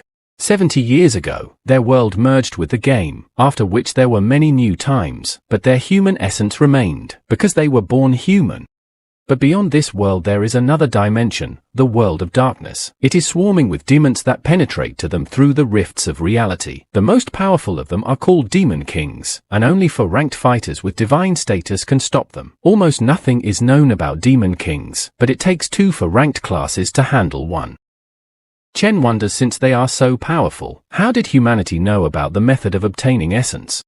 But it wasn't humans who discovered this, it was actually a gift from heaven. The game Divine Possession is a creation of the gods. Now humanity can communicate with the gods through sacrifice, but it's better to call it bargaining. By sacrificing only the most valuable things, such as the Demon King's body, the heavens would respond. The essence of the Queen of the Night was obtained in just such a way. Besides, if you sacrifice powerful items, you can get divine healing potions, hidden classes, and many other useful things. The new information just explodes the guy's brain. He had not heard of such a thing even on the internet. But it's time to absorb the essence. Whether he gets the bloodline or not depends only on luck. Chen says he'll take a breather and then start the takeover. And that left the classless one alone with himself and the Dean's contract beast. He tried to use evaluation, but even his level is not enough to know anything about this pet. Xie is incredibly strong since he can't even evaluate her beast. He is interrupted by a knock on the door. It is Xie's servants who brought tea and cake for Chen to refresh himself. They say the guy can call on them anytime he needs anything. But they are unusual servants. They are also demons. Everyone in Swalnu is equal, whether human or non-human. Master-servant relationships are unacceptable. Exceptions are monsters, races outside of Swalnu province, and of course demons from the rift. Chen says they can rest as long as he doesn't need anything. And after they leave, he pulls out the luck potion granted by the system and drinks the entire flask in one gulp. Strangely, Chen doesn't feel any effect, like he just drank a glass of water. It's effective for 24 hours, so he waits a bit for the potion to digest. And an hour later Xie arrives, and now Chen is ready to absorb the essence. Holding it in his hands, he feels the power of the artifact, and crushes it with a single squeeze. Incredible pain pierces Chen, the sheer enormity of the force simply tearing his body to pieces. He almost passes out from the pain and falls to the ground. Luckily she tried to reduce the strength of the artifact a little, but only a little, otherwise the force will dispel. And then Katie enters the room with the servants, and observes the picture of the dean sitting on the student. Of course they get it wrong, and Chen, who a second ago was writhing in pain, starts to justify himself, but at that moment super healing works. The pain goes away as sharply as it appeared. The dean is surprised that the power was absorbed too quickly. It didn't work. But judging by Chen's attributes, which increased by times, he absorbed all the power. The Queen of Night had 2 innate talents, the Eye of Night and Darkness. Did Chen get either of them? But the thing is that he got both skills even though they are low rank. The Eye of Night allows you to see hidden and freeze the space around the target, while Darkness enhances attributes at night. No one has ever gotten 2 skills at once before. It seems that the dean's bet worked and Chen's talent paid off. But it's probably a matter of luck. Xie says that new talents always have a low rank, and the queen's talent at the limit will be equal to a rank plus, so they will grow with Chen. Yun Chen thanks the dean and thinks that even though she seems withdrawn, she still cares for him. But she, in turn, allows him to call himself teacher, and we are transported to a remote cave. A huge demon in chains resenting the fact that some pathetic man has appropriated the power of the Queen of the Night. And his servant tells his master not to worry, for he will kill Chen and take the Queen's essence. And a giant hand reaches forward. On it floats the essence of the god of war, and if the servant manages it, he will get it. The next day in the dormitory, Chen throws the plate and activates the Eyes of Night, ordering it to stop. And the plate does indeed stop right in mid. According to teacher Xie, the Eyes of Night of the S+ rank reached can stop anything by sealing the space around the object. Among the S+ rank talents it is the strongest, but then again such a powerful Queen of the Night fell at the hands of teacher Xie. How strong is she? A little later, Chen went about his business and was spotted by the demonesses serving Xie Qingcheng. They whisper that in the future this guy can become their master if he and his mistress get married. But Chen hears this and says that the situation was a misunderstanding. Of course they do not believe him and promise not to tell any. The luck potion is still working and this situation is not resolved. Will it all do him any good? And while he is walking around on his business, the level of his luck makes itself. He finds money and sees the charms of girls and even becomes a 10,000th customer in a cafe, getting a free snack. The luck potion even scares him a bit. He needs to find a worthy use for it, but first he needs to complete the daily tasks. Every day the first 2 rewards remain the same, but the third is always random. With the potion of luck it's sure to be awesome, and this time it's random enchanting materials. Chen gets the flaming dragon blood. When you use it for enchanting you can get an extra intimidation and dragon slayer effect. This is actually the best thing that could fall to him. Need to use it for the rest of the day.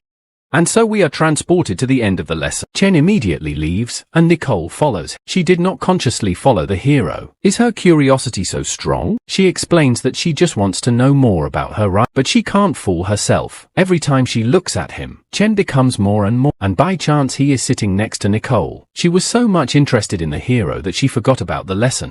In the meantime, they have already come to the enchantment hall. Nicole asks if he is not going to glamorize something and Chen says that everything is right. She didn't even realize how she started the conversation.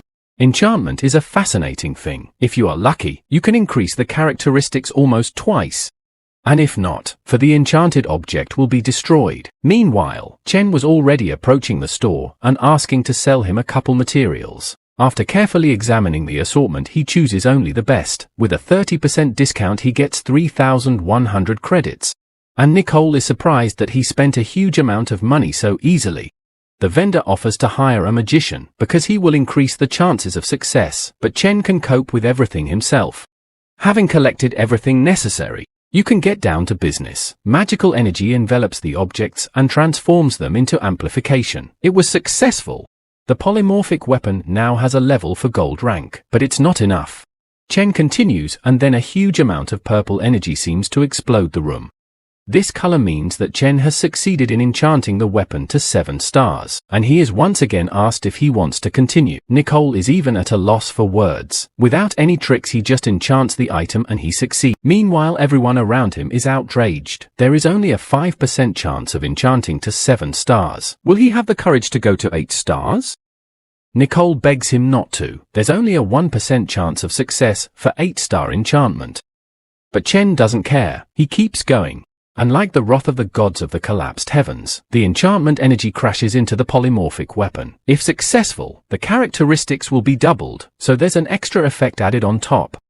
All the older guys hope that the weapon will just explode, otherwise they will die of envy.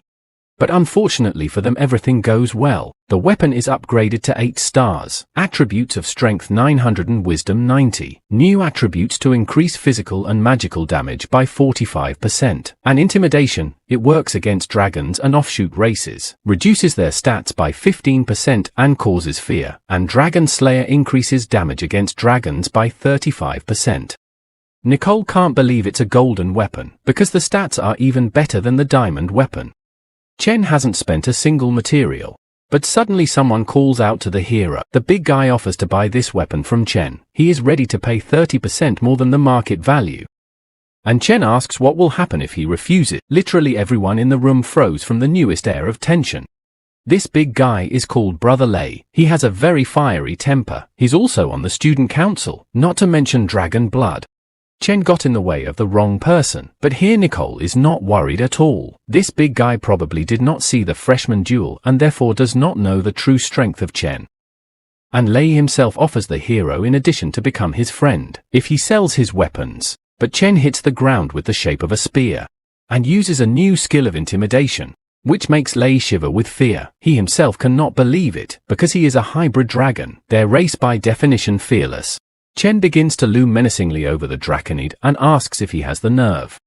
So Chen is not worthy of this weapon, and since he won't give it up, they are enemies? The closer Chen gets to Lei, the more fear grips his body, and in a panic, he shouts that Chen dare not approach him and says that the rules of the academy forbid fighting, and if Chen attacks Lei, he will snitch on him. Yun Chen said that he didn't want to get his hands dirty with such a coward, so he just turned around and went about his business, because the potion of luck is about to run out, so he needs to hurry up. Nicole, of course, tails him and asks how he did it, but Chen answers that they will talk later, and now he is in a hurry. And he had to go to the library to read books. But everything is not so simple. The fact is that although he was allowed to use the library at any time, there are too many books and find something worthwhile is really difficult.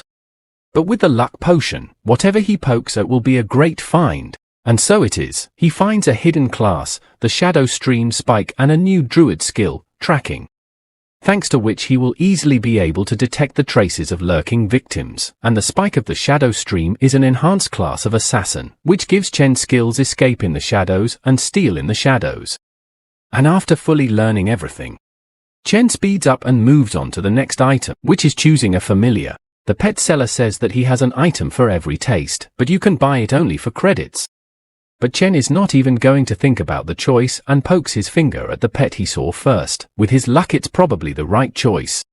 Nicole says that he chose the skinniest one. He is very weak, and why does he need him at all? And the seller supports her and says that he has not been bought for 3 months. If Chen buys him, he will not even take money from him. Only 100 credits for the but Chen says that he has already decided everything, and then he throws the bird some super supplements, and as soon as he eats the can, he immediately turns into a giant griffin, not a regular one, but his mutant version. Now the seller regrets that he sold it so cheaply, but Chen doesn't care. And since his pet looks naive, he decides to name it Xiao Han, after which he heads off with Nicole to another location, not long to go before the end of the luck potion. And after a couple of moments, they found themselves in the base of summoned animals in the plant warehouse. It is the only warehouse that is open at this time, and since Chen often uses druid skills, the summoned plant would suit him perfectly. And the variety of choices in this warehouse makes Chen's eyes water. He ponders over who to choose, but suddenly he is attracted by a strange sound. It's coming from a spike fairy. She's a gold-ranked fairy, although usually all fairies are diamond-ranked, and it's very strange. The seller explains that these fairies are very weak and it takes too many resources to feed them, so no one takes them. But it suits Chen perfectly because his summoner rank is low and he can only contract with gold level. So the hero asks to add a pot and food for her for 3 months to the check, and they ask him for 3,800 credits for all of that. After that, Nicole tries to talk to Chen again, and he is very curious about how much longer she will pursue him. But there is no choice. He lets her ask the question, but Nicole asks to lend him 1,500 credits, because he took all her money. He doesn't even hesitate to give her his student ID. Nicole notices that he has more than 8,000 credits left on his account after all that spending. How many people he robbed at the freshman competition, but it's too late, so Chen goes home. Nicole promises to pay him back within a month, and she also realizes that although he's cold, he's kind enough. 3 months later, in the office of the Dean of the Military Department, he asks Teacher Lee how the freshman is doing. And things are the same as last year, all on their own. No wonder, since every student is the best in their province. They don't listen to anyone. Then the old man asks about Yun Chen, and he's doing well. He trains a lot with different weapons, from a dagger to a sniper rifle. But still he doesn't socialize with anyone except Nicole, and that's only because they are both students of Dean Xia Qingcheng. Alas, the best student will always be doomed to be alone, but every student will have to fight on the battlefield, and without communication skills there is nothing to do in real combat. This is why there is a freshman exchange every year, so they need to gather a group of the top 20 freshmen. Meanwhile, at the archery training ground, Nicole and Chen are sparring. And once the start of the battle is given, they instantly increase the distance. Nicole fires natural arrows. Chen easily bounces off them and counterattacks with the archer's main skill, rank B+ hound arrows. Nicole manages to hide behind a tree. He counterattacked too fast, but just because Nicole hides behind a tree doesn't mean that Chen's arrows won't get her. An arrow hits a tree trunk, right above the elf's head, and she gives up. Chen's fans are crazy about their idol. And Nicole says that when they first started training, she had her nose in the air, but now after 3 months of training, she has no chance of winning.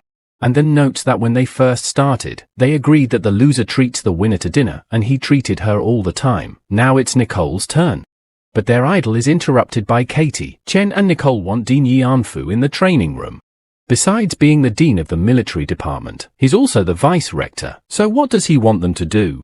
And there are already 20 students gathered in the training hall, wondering what they are here for. And Nicole has already talked to Katie and she explained to her what awaits them. And Chen hears about the student exchange for the first time. It's a national competition in which all the academies in the country participate. Rumor has it that this year a new stage will be added, survival. And then Chen receives a notification from the system, a new task to participate and win the exchange competition. At this point, Dean Yanfu appears in front of the students and tells everyone to shut up. He explains that the students' speculation about the exchange is true. This year their academy is organizing it, specifically the dean of the military department himself. Nicole asks why the top 20 are here, even though only 7 are needed for the competition. The old man replies that it's because of the new survival phase. In a large area scattered on 20 students from each academy, the team that will gain more points by collecting resources and killing monsters will win. But be wary of not only monsters, but also students from other academies. Naturally, everyone is not happy with the addition of this stage.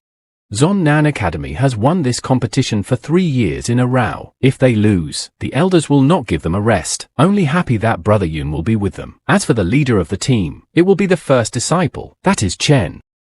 Of course everyone is happy about this. Chen will definitely lead them to victory. The old man puts forward a plan. There will be 3 individual battles where Chen, Tyron and Nicole will fight. As for the team battle stage, where 7 people will fight, there's something to think about. Chen relies too much on himself and his versatile fighting style doesn't make it clear who he should give to the team. If wrong, they will get in each other's way. Yun Chen and those who come after him are very good in close combat. It would be foolish to put in a team of fighters like Damager. Well, Chen comes forward and asks himself to choose his own fighters for the competition. The old man has no objections. After a while, Chen chose all the fighters and made a list of 7 men. The dean is furious. This is the strangest team he has seen.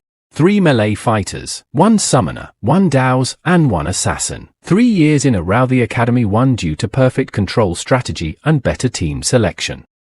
And Chen's team's bias is on damage. This is utter nonsense, although he himself let him do what he wants. So now it's up to Yun Chen, but they should still check what he's up to. At this time in the training room, Nicole is angry at Chen for not choosing the normal academy strategy, but it's his personal decision. Their conversation is interrupted by an enraged Yeller who is looking for Yun Chen. It's Wei Yu. Last year, he helped take first place, and he says that the current team is no good since they don't have a single mage. He suggests putting Shui Hongfang on the team because he is the strongest magician among the freshmen. And Lin Yuxiu, who is ranked 5th, says that this best mage is the same liar who cheated at the freshman trial and then dropped from 2nd place to 26th. Also, the fact that his family is very rich leads him to believe that he just paid the big guy to offer it. But Chen has a better reason for refusing. He just doesn't want to take the loser. What do you mean he doesn't? Wei Yu says he's an instructor, and if he says they'll take Shui Hongfang on the team, then they will. Naturally, everyone is not happy. They practiced and studied hard to get into the top 20, not to give a spot to a major loser. The mage knocks his staff on the ground and shouts that he lost only because he was out of shape and offers to fight him now. The staff he's holding is at least diamond level. No wonder he's a major. So the big guy says that he is best suited for the role of a mage and orders one of the contestants to be thrown out immediately. And Chen says that this best magician is vindictive and arrogant. If the instructor wants to put him in the team, then let him fight in a team fight with Chen. If he wins, then so be it, Chen will accept him. And if not, then let him go. Wei agrees to these terms and gives 3 hours to prepare, and after the specified amount of time everyone is going to watch the fight of last year's champion and brother Yun. The fans' opinion is divided, because Wei and Chen are very strong guys, except that there is a sophomore on Wei's team. This alienates his fans. Could he not handle it himself? Wei's friend expected this result, but they don't care about people's opinion. If they win, they will get a lot of money. Hong Fang's brother said to win at any cost, so their family wouldn't hit the dirt. If Wei Yi makes contacts with the Shui family, a rich future is assured for him. Yi Qinglin is the 4th-ranked Taoist, asks if they need tactics, and Sun Kanghu is in 7th place supports it. They are fighting against the 2 previous champions. He is even a little scared. But Gua Feichen from 9th place and Xing Tairan from 2nd place are not discouraged, and have faith in Chen, fully relying on him. Chen says that there is no point in strategy, they should do what they do best, which is breaking bones. Nicole and Lin Yushui agree, this team has the best fighters in the academy, and since they are a team they will rely on each other's strength. Meanwhile, Teacher Li gives the ready command and announces the start. If Chen wins, the dean won't allow them to compete as a team. The freshmen immediately rush to attack. While Wei Yi's squad is lining up their positions, Wei Yi already feels victory. On his front flank are 2 tanks under healing, they just can't pass this defense. Yi Qingling asks the guys to slow down, her buff spell is not reaching and she herself can't keep up with their speed. It's going just as Wei Yi thought, these goons can't work as a team. He starts to give out orders to his formation, but at that moment a bunch of fireballs fly at them. Wei Yi doesn't understand where so many are coming from. Who can even use spells that and then Wei Yi orders to increase the area of defense, and it works. They fend off the fireballs. Except that expanding the area of defense means weakening it. There's no way they can stop Chen now. One of Wei Yi's defenders screams that he can't get any closer and creates a holy barrier. But something is going. Her hands are bound by the vine. When did he have time? Was the fireball attack a distraction? And Chen has already gotten close to the tank and used a spear jab, throwing one of the vanguard out of the defense formation. The second defender immediately uses a shield strike, but Chen uses his spear to dodge with ease. And while he's in the air, the naive opponents think he can't dodge, so they fire whatever they can at him. But Chen uses a regular fireball, outmaneuvering them. His basic mage skill left them no chance. But that's not all. Chen uses his sword form, and kills the tank with a single blow. The onlookers are in complete shock. Yun Chen single-handedly took out 2 mags and 2 tanks in a matter of seconds, and not a scratch on him. His team has also just arrived. It seems like their help isn't much needed, and Qinglin and Sun feel useless at all. But that's not all. They need to mop up the others. Chen rushes forward. Wei Yi panics and orders Zhukong to cast summon, but he's already doing it. He summons a bunch of powerful beasts. Well, let's see what they can do. The huge, summoned monsters are very strong and ready to tear Chen to shreds. The audience thinks it's a mockery to use such platinum-ranked beasts against freshmen. And Wei Yi is starting to gloat. He wasn't prepared for Chen's speed, but now he's definitely finished. Any of these monsters would single-handedly massacre their team. Unfortunately, this idiot hasn't realized yet. But the summoner sees what's really going on. The beasts are afraid to even move. Yun Chen's strength is on a whole other level. Chen asks if they're going to stand still like this, then he will start first. He gets close to the lion and makes the first strike. Lion successfully blocks it. Not in vain, he is so big. Brute force in him is enough, but it's a pity that he is many times weaker than Chen. And at that moment the snake attacked the hero. But he defeated her with 1 blow. And the summoner begs that it all stops. If it goes on like this, his animals will die. It's not fair. He's demanding revenge. The point of a team battle is tactics, not for Chen to deal with everyone alone. But who says Chen doesn't have a plan? He tells the team to deal with the losers and a figure emerges from his shadow. Shadow Stream Spike has been hiding in Yun Chen's shadow all this time. And now that he's been given orders, he'll end things quickly. But his hook is repelled by Wei. He won't let it hurt the healer. Except that Tyron appears behind him with the help of blood movement, and sends him flying with 1 punch. The summoner can't believe it, but he won't lose. He orders the beasts to enter berserk mode. Except 2 arrows pierce his hands and seal his mana. One of Chen's fighters cast a sealing spell on Nicole's arrows. He didn't even think it would work, but Yun was right. And a knotted snake flies to the summoner. Chen has already dealt with all his animals. What should he do? Maybe blast them with a powerful spell. Then he would at least get some experience. But the sophomore begged him for mercy. He surrendered. These beasts were more than companions to him. And Chen didn't intend to. If he surrendered, he didn't care if the beasts were alive or not. And at this moment, the battlefield explodes with powerful energy. The fight is not over yet. The wounded Wei isn't going to give up just yet. He's the champion, but he's pierced by a silver flash. Nicole says he's not worthy to fight Chen. He's too weak for him. A little later, the dean gets a report on Chen's victory. Basically, he just ran over his enemies with brute force. And then Yi Anfu asks how Chen himself explains his strategy. And it's very simple. Their academy won with the same tactics 3 years in a row. Surely other academies are ready for this. And besides, the current students are not very good at tactical battles. It would be better to expose their strengths. Although it's hard for the dean to admit that the freshman is right, but he proved that his strategy works well, and if that's the case, then let him do what he wants. After the showdown with the high school students, Chen was relaxing and chatting with his sister. He had recently learned that if his sister got a good passing score on the exam, he could get her into his Zanen Academy. In this case, they will live together and Chen will stop worrying about her all the time. But their conversation is interrupted by a knock at the door. It's the servants, Dean Xie. They came to inform the hero that all his lessons are cancelled. Instead, he will perform a special task of the teacher. And Chen, without a second thought, immediately agrees.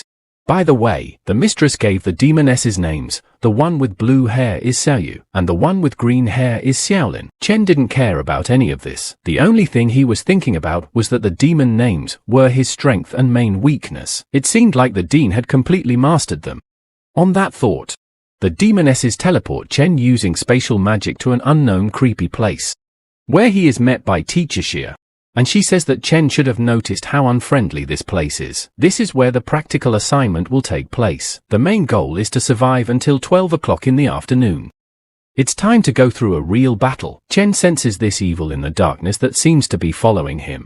Teacher Xie explains that these monsters are infected with darkness from the rift. The remnants of demonic energy in Chen's body are perfect food for such monsters. So they want to devour him and evolve. His job is to adapt to the darkness from the rift and deal with all the monsters. And at this moment Chen snatches his staff. His eyes are filled with a burgeoning energy. He realizes that as soon as the teacher leaves, the monsters will immediately pounce on him. Then why delay? The hero rushes out of his seat and kicks one of the monsters in the leg. But 2 more are on their way. Chen barely has time to react and uses divine lightning. Just a little more and he would be in trouble. What level are these monsters? He applies the assessment. Judging by the speed, the attributes of the dogs should be many times greater than his own. But seeing their levels made things even more confusing. All the monsters are just above level 20. There's no way they could be that much stronger than the man who absorbed the hearts of the demon queen. And he even had to use a divine skill. But his pondering is interrupted by a sharp attack. A huge creature almost crushed the hero. Good thing he was able to react in time. It was a demonic ent hiding under the guise of trees, but Chen had been here long enough to detect them, so why didn't he feel anything? No, it was definitely not because of the speed of the monsters. His perception itself became weaker as soon as he guessed. A huge horde of monsters immediately rushed to attack, hoping to take the hero by demon, except it was a grave mistake. The main trick of mags is area damage. With the skill Eye of Storm, then raises all the bastards in the air. The demonic dogs try to interrupt the cast, spewing balls of energy. But the hero cannot take such a cheap trick. He uses a fireball at the same time, attacking their spit and combining it with the Eye of Storm, which turns the hurricane into a fiery tornado. And even that doesn't kill the dogs. With one swing of his spear, Chen drives them away from him to use the additional effect of his darkness, which increases his stats several times and turns him into a real killing machine. Now those things will pay for wanting to eat him. Chen leaps out of his seat and turns all the dogs into bloody mincemeat. After killing all of them, he has raised as much as 17 level, but everything is not going so smoothly. The equipment of the Green Forest is infected with darkness and began to decompose.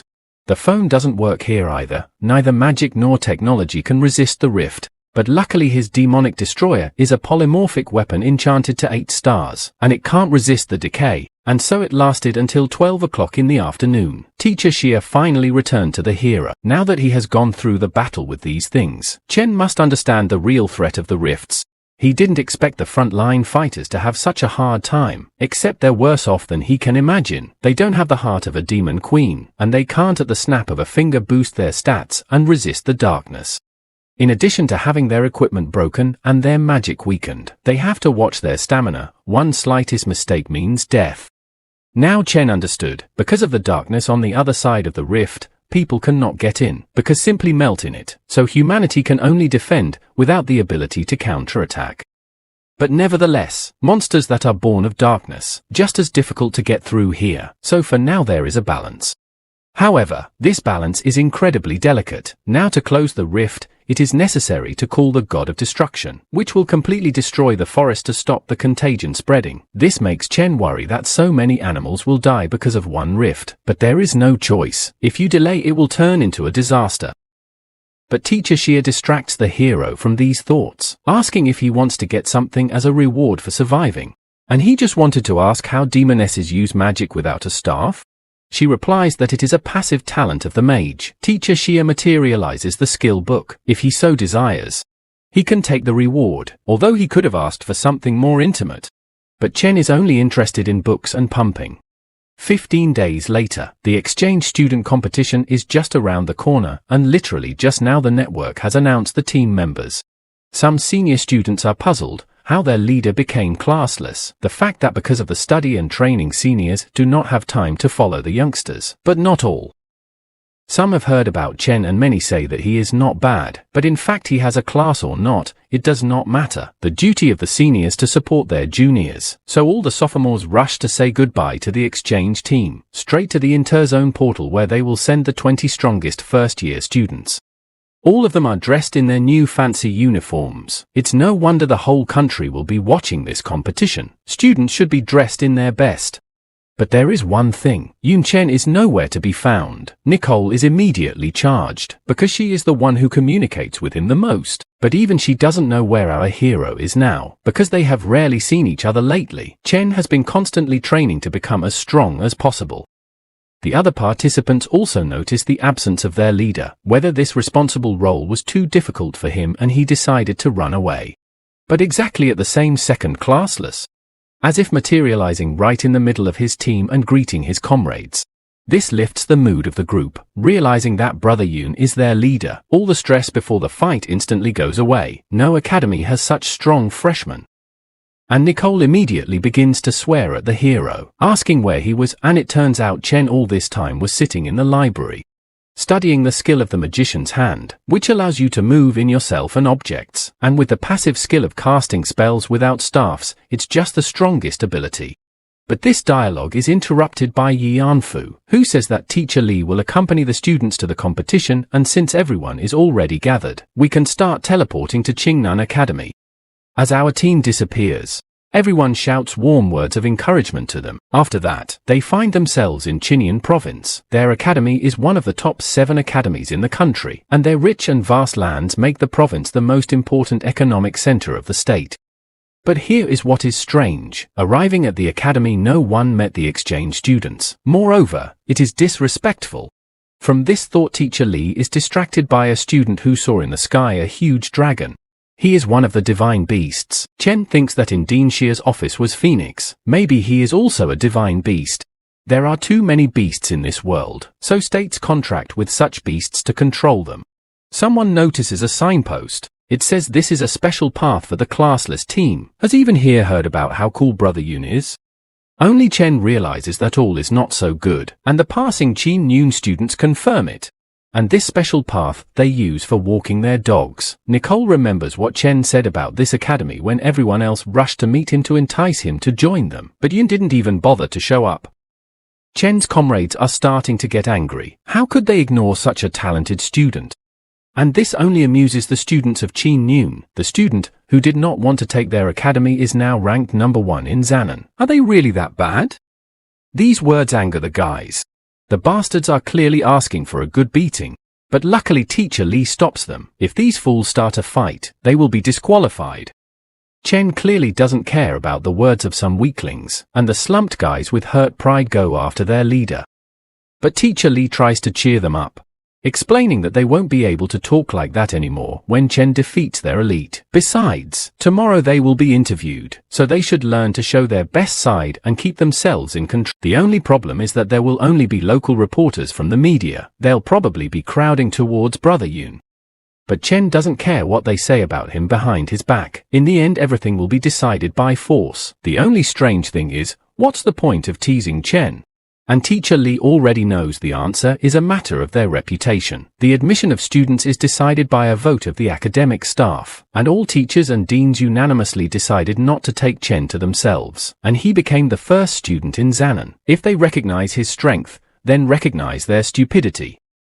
Shenk says that everyone will realize how stupid they are when Chen leads them to victory. And the hero realizes that all forces will be thrown at him, just waiting for this competition. Finally he has a chance to meet a worthy opponent. And we find ourselves in the next day. Now the whole team will be interviewed. Everyone is very worried, because their families are probably watching them from their homes. Chen's sister is also watching him. And one of the reporters grabs the microphone and immediately asks the classless one if it's true that Chen Yun was rejected, and there's also a rumor that he used a loophole in the exam and only won because of that. Is it not just a rumor? Everyone immediately begins to whisper. This reporter is a respected employee of the local publishing house. His words can be trusted, so the rumors are not lies. The whole team can barely contain themselves from snapping at the bastard right now and ending his career once and for all. But the teacher is ahead of them, because how dare this bastard hurl such insults? The students' family members are watching the interview right now, and he decided to embarrass them with his lies? The journalists immediately revolt. No one asked the teacher's opinion, they are only interested in the students, and they have no right to interfere in the conversation. But Lee lets out a murderous aura, yelling for all these bastards to get out of here while they can do it on their own. And Chen absolutely calmly asks her to stop being angry. He has one answer to all these questions. Anyone who gets in his way will not stand a chance. It's a new day. The start of the student exchange competition is announced. 128 academies have participated, and the top 7 teams are also on the list. The first to enter the arena is the Chen Yun team. They are led by Ning Junyu, the province's best and strongest student summoner. His fans are ecstatic. As a freshman he was ranked first in the province and second among the academies. Except they think it's only because there is one cheater who cheated his way through the exam, and his name is Yun Chen, the team leader of Zanan Academy. All the spectators boo him. They are just waiting for Brother Ning to put the cheater in his place. Naturally this angers Chen's comrades, but he asks the guys to calm down. They must show their strength, not eloquence. And we are shown the mysterious guy in the red cloak. The last time we saw him, he promised to kill the hero and take the heart of the Queen of the Night from him. Of course now he is up to something. And meanwhile the welcoming ceremony ends. And mini islands float out of the water in the center of the arena, and it is on them that one-on-one fights will be held. The sorting of participants in this tournament does not allow students of the same academy to meet, and the first of their province, and otherwise the selection is completely random. And at that moment, a huge beam of light strikes the battle arena. But it's alright, it's just displacement magic. As soon as Chen steps into the beam that appears in front of him, he immediately finds himself in his, and more specifically in arena number 7. His opponent will be Sun Yu from Nanji Academy. And it turns out that the Red Hood will be the referee in this fight, and he says that fighters can only use basic materials and weapons below diamond. Otherwise there are no restrictions. Chen and Sun Yu clash with a glance. Our hero is calm and unshakable, like a rock. Which cannot be said about Sun, and the fact that he became the third among the academy is a great luck. And now he was put against the first place. He can only hope that the rumors are true and Chen is a common cheat. And as soon as the start is given, Sun Yu breaks the distance, releasing hundreds of attacking robots, which should tear the hero to pieces. But Chen only cares that it's not the student Chen Yun, so we'll have to finish him off quickly. With these words, he kicks the ground with all his might, and the arena explodes with a cloud of dust. As soon as it dissipates, we see Sun Yu, or rather his unconscious body. The audience is shocked, but still continue to think that this match may have been rigged. Chen's second opponent doesn't take long. His class mage, and he says that he will show the classless the difference between ordinary and prestigious academy. Funny, but the hero wanted to say the same thing. With those words he summons a giant mage hand that grabs the arrogant upstart at lightning speed. He can't understand how a basic skill can be so powerful, and besides why he's using it without a staff of spells. Chen asks if the loser will surrender on his own or if he should torture him. But this coward admits defeat and classless throws him to the ground. Dean E and teacher Lee are watching this fight. The old man immediately realized that Chen has studied the magician's hand and the use of spells without a staff. But the magician's hand can move objects no bigger than a fruit, but the classless one's talent makes up for it. Li interrupts his grandfather and says they are in trouble. Shang Tyran is lying beaten to a pulp. He lost on the second fight. At that moment, his head is sealed into the ground by the bastard B.A. Hessen, class, Draconoid, talent, Black Dragon bloodline. He clarifies that he is not targeting Zon Nan. His goal is to humiliate all the top 7 academies to show what trash they really are. Yi Anfu asks Li which academy the scumbag is ranked first, but she replies that he is from Shungli and is ranked 9th, not first. Chen's team is shocked how 9th place not from a top 7 academy defeated 2nd place Zanan. The old man explains that most likely his place was underestimated intentionally, so that he could fight against the first places in the arena and undermine the morale of the team. Well, what is worse for him, as soon as he runs into Chen, this freak will not be happy. Meanwhile, the hero has already defeated 4 opponents in his arena, as suddenly heard someone's loud voice. It's B.A. Hessen, who shouts classless to wash his neck. Now he will cut it off, but instead of being afraid, Chen asks what kind of moron? After 4 wins with 1 punch, the audience starts to doubt that the classless cheated on the exam, but they calm themselves down by saying that he fought trash. But if they put one of the best from Qinyun against him, that would be a conversation. And just at this moment the 5th opponent of Yun Chen appears on the arena, dressed in the uniform of their academy. It is Eni Qiong, who is the 2nd place in Qinyun. What a convenient coincidence. Now everyone will find out whether Yun Chen is a cheat or not, and the hero is very happy. He has a special show in store for this despicable academy. No, Qiong says not to rank him with the rest of the idiots. And the bully knows perfectly well that it's impossible to get 1st place by cheating. But what does that change? The classless have no future. And now he's going to show everyone that Chen isn't even worthy of standing at Qingyun's doorstep. He casts 3 powerful enhancements on himself, increasing his stats. But it doesn't matter to Chen. There are many ways to defeat such an opponent, but he will do it beautifully.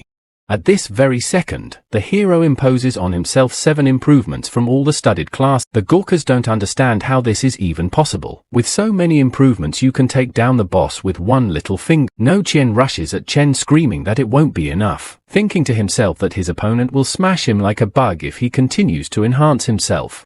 But his axe is stopped by the hero's spear point attack. The collision creates an incredibly powerful blast of energy that makes Net Chen fly away like a rag doll. This is simply impossible. He is in his peak form, but could not withstand even 1 blow. But that's not all. Chen rushes straight at the freak and lands hundreds of punches in 1 second. But even after that the big guy is not knocked out, except that Chen deliberately restrains his strength. He ties his opponent's mouth with a vine so that he can't give up, and lifts him up like a punching bag.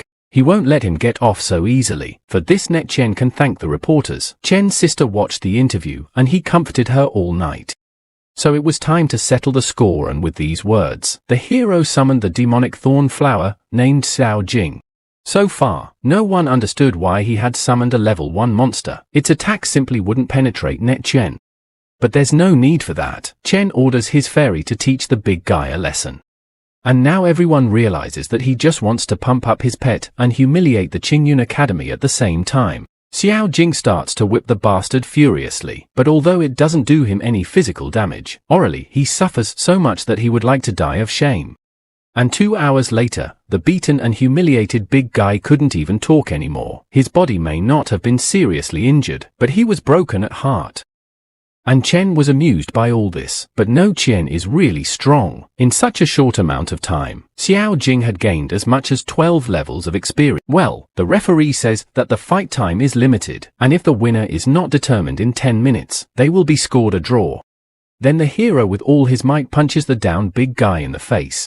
And this will mark his victory in 5 battles. And also this victory meant the restoration of his reputation and the humiliation of the Academy Qinyan. Well, after this type of difficult battle, the hero was given a rest before the next battle and moved to his team. Of course, everyone immediately rushed to praise him, except for teacher Li. She says that now is not the time to relax. All members of the Academy Qinyan managed to pass to the next round, where there are only 64 academies. Now the chance of facing a formidable opponent has increased many times over, so while everyone is resting, they must prepare for the next round. After resting, it was time for another elimination fight. This time, Chen was once again placed against Qingyun Academy, only against the 3rd place. He himself does not understand how he can fight this monster, if even Yun Chen did not defeat him. And as soon as the start was given, the loser tried to surrender. But the hero immediately covered his mouth with a vine. He begged Chen to spare him, but it was all in vain. For Chen simply cannot let him leave until he raises Xiao Jing's level and tramples Qingyun's reputation. This time the fairy's tail hits harder than before, for now her level has been raised. But on top of that, she is also gaining combat experience and learning the basics of battle from Chen's advice. The Gurkhas start to get outraged. Someone has to stop these humiliations, but they are distracted by a piercing scream of agony. It's B.A. Hessen. He's torturing his new victim. The poor man tries to surrender, but his speech is sluggish from the pain, and words can barely get out of his mouth because his lungs are filled with blood. Draconite takes advantage of this delay and rams the guy's head into the ground. But the referee stops him in time. If only a little more, and the bastard would have finished the poor guy off. Even B.A. Hessen's comrades are still surprised by his cruelty, their headmaster letting him get away with everything because of his bloodline. Both of Hessen's parents are draconids with black dragon blood, and the character of this subspecies of dragons is genetically tyrannical, unbridled and greedy. And the next opponent of this ruthless bastard will be Yun Chen, the first place of Jiangnan Academy. B.A. Hessen is already anticipating to crush the head of this arrogant bastard. But Chen does not care what the degenerate says. He heard that some people pump the talents of their bloodline so much that they lose themselves and turn into a monster. It seems that with this bastard it has already happened. And B.A. Hessen hoped the classless one is being watched by his relatives now. It would be sad if he kills him and the people who love Chen don't see it. He was wrong to say that. Now the hero is serious. He instantly rushes at the bastard and hits him with his spear, which does extra damage to draconids and weakens their stats. And the attack was so powerful that the shockwave seemed to blow up the arena. He grabs the freak by the head and says this is no time to rest, and Hessen tries to say he's going to kill him.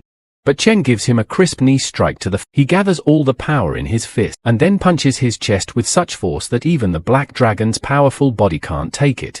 And he flies upwards. Chen teleports behind the bastard before he can fall, and kicks him in the back with all his might, knocking the draconid into the ground, making it look like the arena was about to split open. Chen asks if the draconid didn't mean to crush his head just now. What does he think now? But this creature can still surprise. Anger covered his eyes with a bloody shroud. And the hero immediately sensed something wrong and jumped away. And from behind Hessen's back grew huge wings. He further awakened the dragon blood. All he can think about now is the pleasure he will take in killing a class. Draconid gathers magic in his throat and spews black flames straight at the hero. For a second it even seemed as if he hit the target, but in fact Chen had already pierced his chest with a spear. He doesn't realize when he had time, and the hero replies that brains are a wonderful thing. Too bad Hessen doesn't have one. Only he says that it does not give any. Chen only pierced his muscles, he cannot reach the heart. And what do you say now? With these words the hero thrusts the spear deeper, stopping a millimeter in front of his heart. And Hessen instantly falls to his knees begging for mercy. He will be his servant if he has to. He is ready for anything just not to die. The hero pulls out his weapon. How pathetic he is shouting about kill. But as soon as he thought he was going to die, he began to crawl like a slug. The main character's comrades are already scared that he will kill his opponent and be disqualified. But Yanfu didn't doubt Chen's composure for a second. His senile show-off is interrupted by Teacher Li and tells him that Chen has a sister, and if they bring her here and take care of her, then their best student will have a clear mind during fights. After all, his sister is the only person close to Chen, and now she lives in the backward city of Dongyun, whose defenses are, to put it mildly, weak. The old man realizes that for their country the best students from the 7th Academy are of strategic importance, because each of them will surely reach at least the 4th rank, of course, if they don't die in the process of training, and fighters of this level are the ultimate fighting power against the world of darkness. So Yanfu says that Li should prepare everything for her sister's move, and when Chen is free, they will ask his permission to carry out this venture. But the grandfather himself is distracted at this moment by equally old people than him, who call him to bet on the student's duel. Of course, he agrees and leaves the care of the students to Teacher Li. In the meantime, Chen is already facing a new opponent, or rather adversary. It is the successor of the Holy Sword named Bu Chang. She is ranked first in her academy Dongfu. But Brother Yun says that, despite her regalia, he will deal with her quickly. As the old men discuss the upcoming fight, with their vast experience, they predict that the fight will be spectacular. And at this moment, Yi Anfu appears behind their backs and says that he's putting a rank A skill book on his student. The Academy Vice-Rector Qingyun replies that he has so much faith in Chen, because the victory over the Draconid does not prove his omnipotence. B.A. Hessen was a fierce, but at the same time cowardly guy, so the victory over him does not give any. The old man doesn't react to his provocation and asks with a smile whether he's in or out. But the Vice-Rector, of course, supports the bet and offers a treasure of rank A. But they are interrupted by a joyful simpleton who is Dean Bu Chang, and he bets a soul scroll, which will be more valuable than those of rank. Before he can finish, he hears the TV behind his back announcing that Yun Chen has won the fight. And while he was, to put it mildly, surprised at this outcome, Yi Anfu happily took his soul scroll. Bu Chang was a really strong opponent, and despite the fact that Brother Yun defeated her in a second at this point, he was completely out of energy, but then he was helped by the energetic girls. Meanwhile, our hero had already teleported out of the arena for a break between fights. And of course, now instead of the old man, Teacher Li is talking to the air, talking about how cool Yun Chen is, but the hard fights are about to start, although in the past everyone said the same thing. At that moment, a message arrives on her phone, and they've already put up the rosters, which include Chen's next opponent. And this guy makes Li very tense, because the one who will fight with our hero is none other than Ning Junyi, the first place in the Academy Qingyun, and he is a really formidable opponent, not like before. Li still continues to convince us that he is strong, because unlike Chen, his skills are S-class, which means that he can turn an ordinary summon monster into a boss. Well, after this exposition, the guys stand in the arena, and Junyi says that he will win at any cost and prove that classless is garbage, because his status and honor simply will not allow him to lose, to which Chen replies, "It does not matter who you are, the main thing is not to fall down." These words make Junyi furious, and he starts summoning monsters. But Chen is not going to just stand by and watch his enemy gain strength, so he rushes at him with all his might. And judging by Junior's face, he was just waiting when the classless one shortens the distance. He uses secret synchronization magic out of a crazy smile, shouting for Chen to attack. The hero immediately pierces his chest with his spear. But something is wrong. It's as if his body has become intangible, all because he merged with the ghostly beast. The fans are thrilled that he's going to show this upstart where he belongs. And Junyi rushes at Chen like a bloodthirsty maniac intent on killing him. But our hero uses a flash, which immediately blinds Junyi, and causes him tremendous pain. After all, when he merged with the ghostly beast, he not only gained its abilities, but also its weaknesses. He immediately uses the void skill to increase his distance. But Chen throws his spear at him to keep him from escaping, and the sharply grown stalk fends off the attack. The classless one turns back and notices that the earth demon flower, which Junyi had summoned in the beginning, has been spreading its seeds all this time. The onlookers realize that now it's definitely finished. The entire arena is now covered in seeds, so Junyi has essentially taken over all the maneuvering space. But they don't realize that they're just plants, and they're not much competition for Chen's powerful flames. The hero instantly creates an incredible array of fireballs and sends them at the flower. But a giant jet of water shoots down this attack. The summoned seahorse will protect the flower from the fire, and many portals appear around Junior, from which a whole army of high-ranking monsters of colossal strength emerge. But this is only the first course, and for dessert he has prepared something amazing. With those words, a red dragon appears right behind his back, ready to devour anyone, at his master's command. This army slowly approaches the hero, and he notices that this is a very problematic opponent. Although he has summoned a bunch of monsters, it's no problem for Chen. Pulling out an axe, Yun Chen says that he'll just chop them all up. However, Junyi isn't sure that the classless one will even budge, since his flower has already taken root and sprouted on Chen. But the hero asks with a smirk, "Seeds and that's it?" The axe that he is holding now in his hands, he got from the troll leader. It has a high attack power that is inherent to battle axes, and in the face of absolute power, even the most powerful spells are destroyed. Having said that, Chen applied berserk skill and blood rage. From such a powerful enhancement, the roots of the flower simply burst on him. But the enemy hero did not wait while he freed himself from the seeds and ordered all the monsters to attack classless. And while all these projectiles flew at Chen, he began to engage all his improvements. A powerful explosion went off in the arena, and usually in such situations, the hero always deceives the opponent's expectations and dodges at the last moment. But this time he didn't even move, taking all the damage on himself. And the audience doesn't understand why he did it, because he seems to be a smart guy. He was lucky that he didn't die at all. Although, if you think about it, there are skills that allow you to release the power of the damage received, and if classless applied it, then now his power is just off the scale. And the guy in the stands was absolutely right. Yun had applied Rage Awakening, and for every % of health lost, he gained 3% of strength. As the monsters rushed at him, Chen leapt forward at an incredible speed, and unleashed a single crushing blow. That practically cut the water where the arena stood in two. And those guys, who a second ago had been discussing his stupidity, were now numb with fear. But not only the spectators were frightened. Junyi, realizing what just happened, comes in a state of animal fear. Chen had just killed almost all of his monsters with one blow, and if the summoner himself was not in a spiritual body, then, most likely, would have died instantly. And while Junyi was thinking about it, Chen had already flown up to his fate, and when he was close to strike, the surviving dragon instantly reacted and reflected his axe. This even surprised Chen. The beast was indeed powerful, since it could stand up to him in brute force.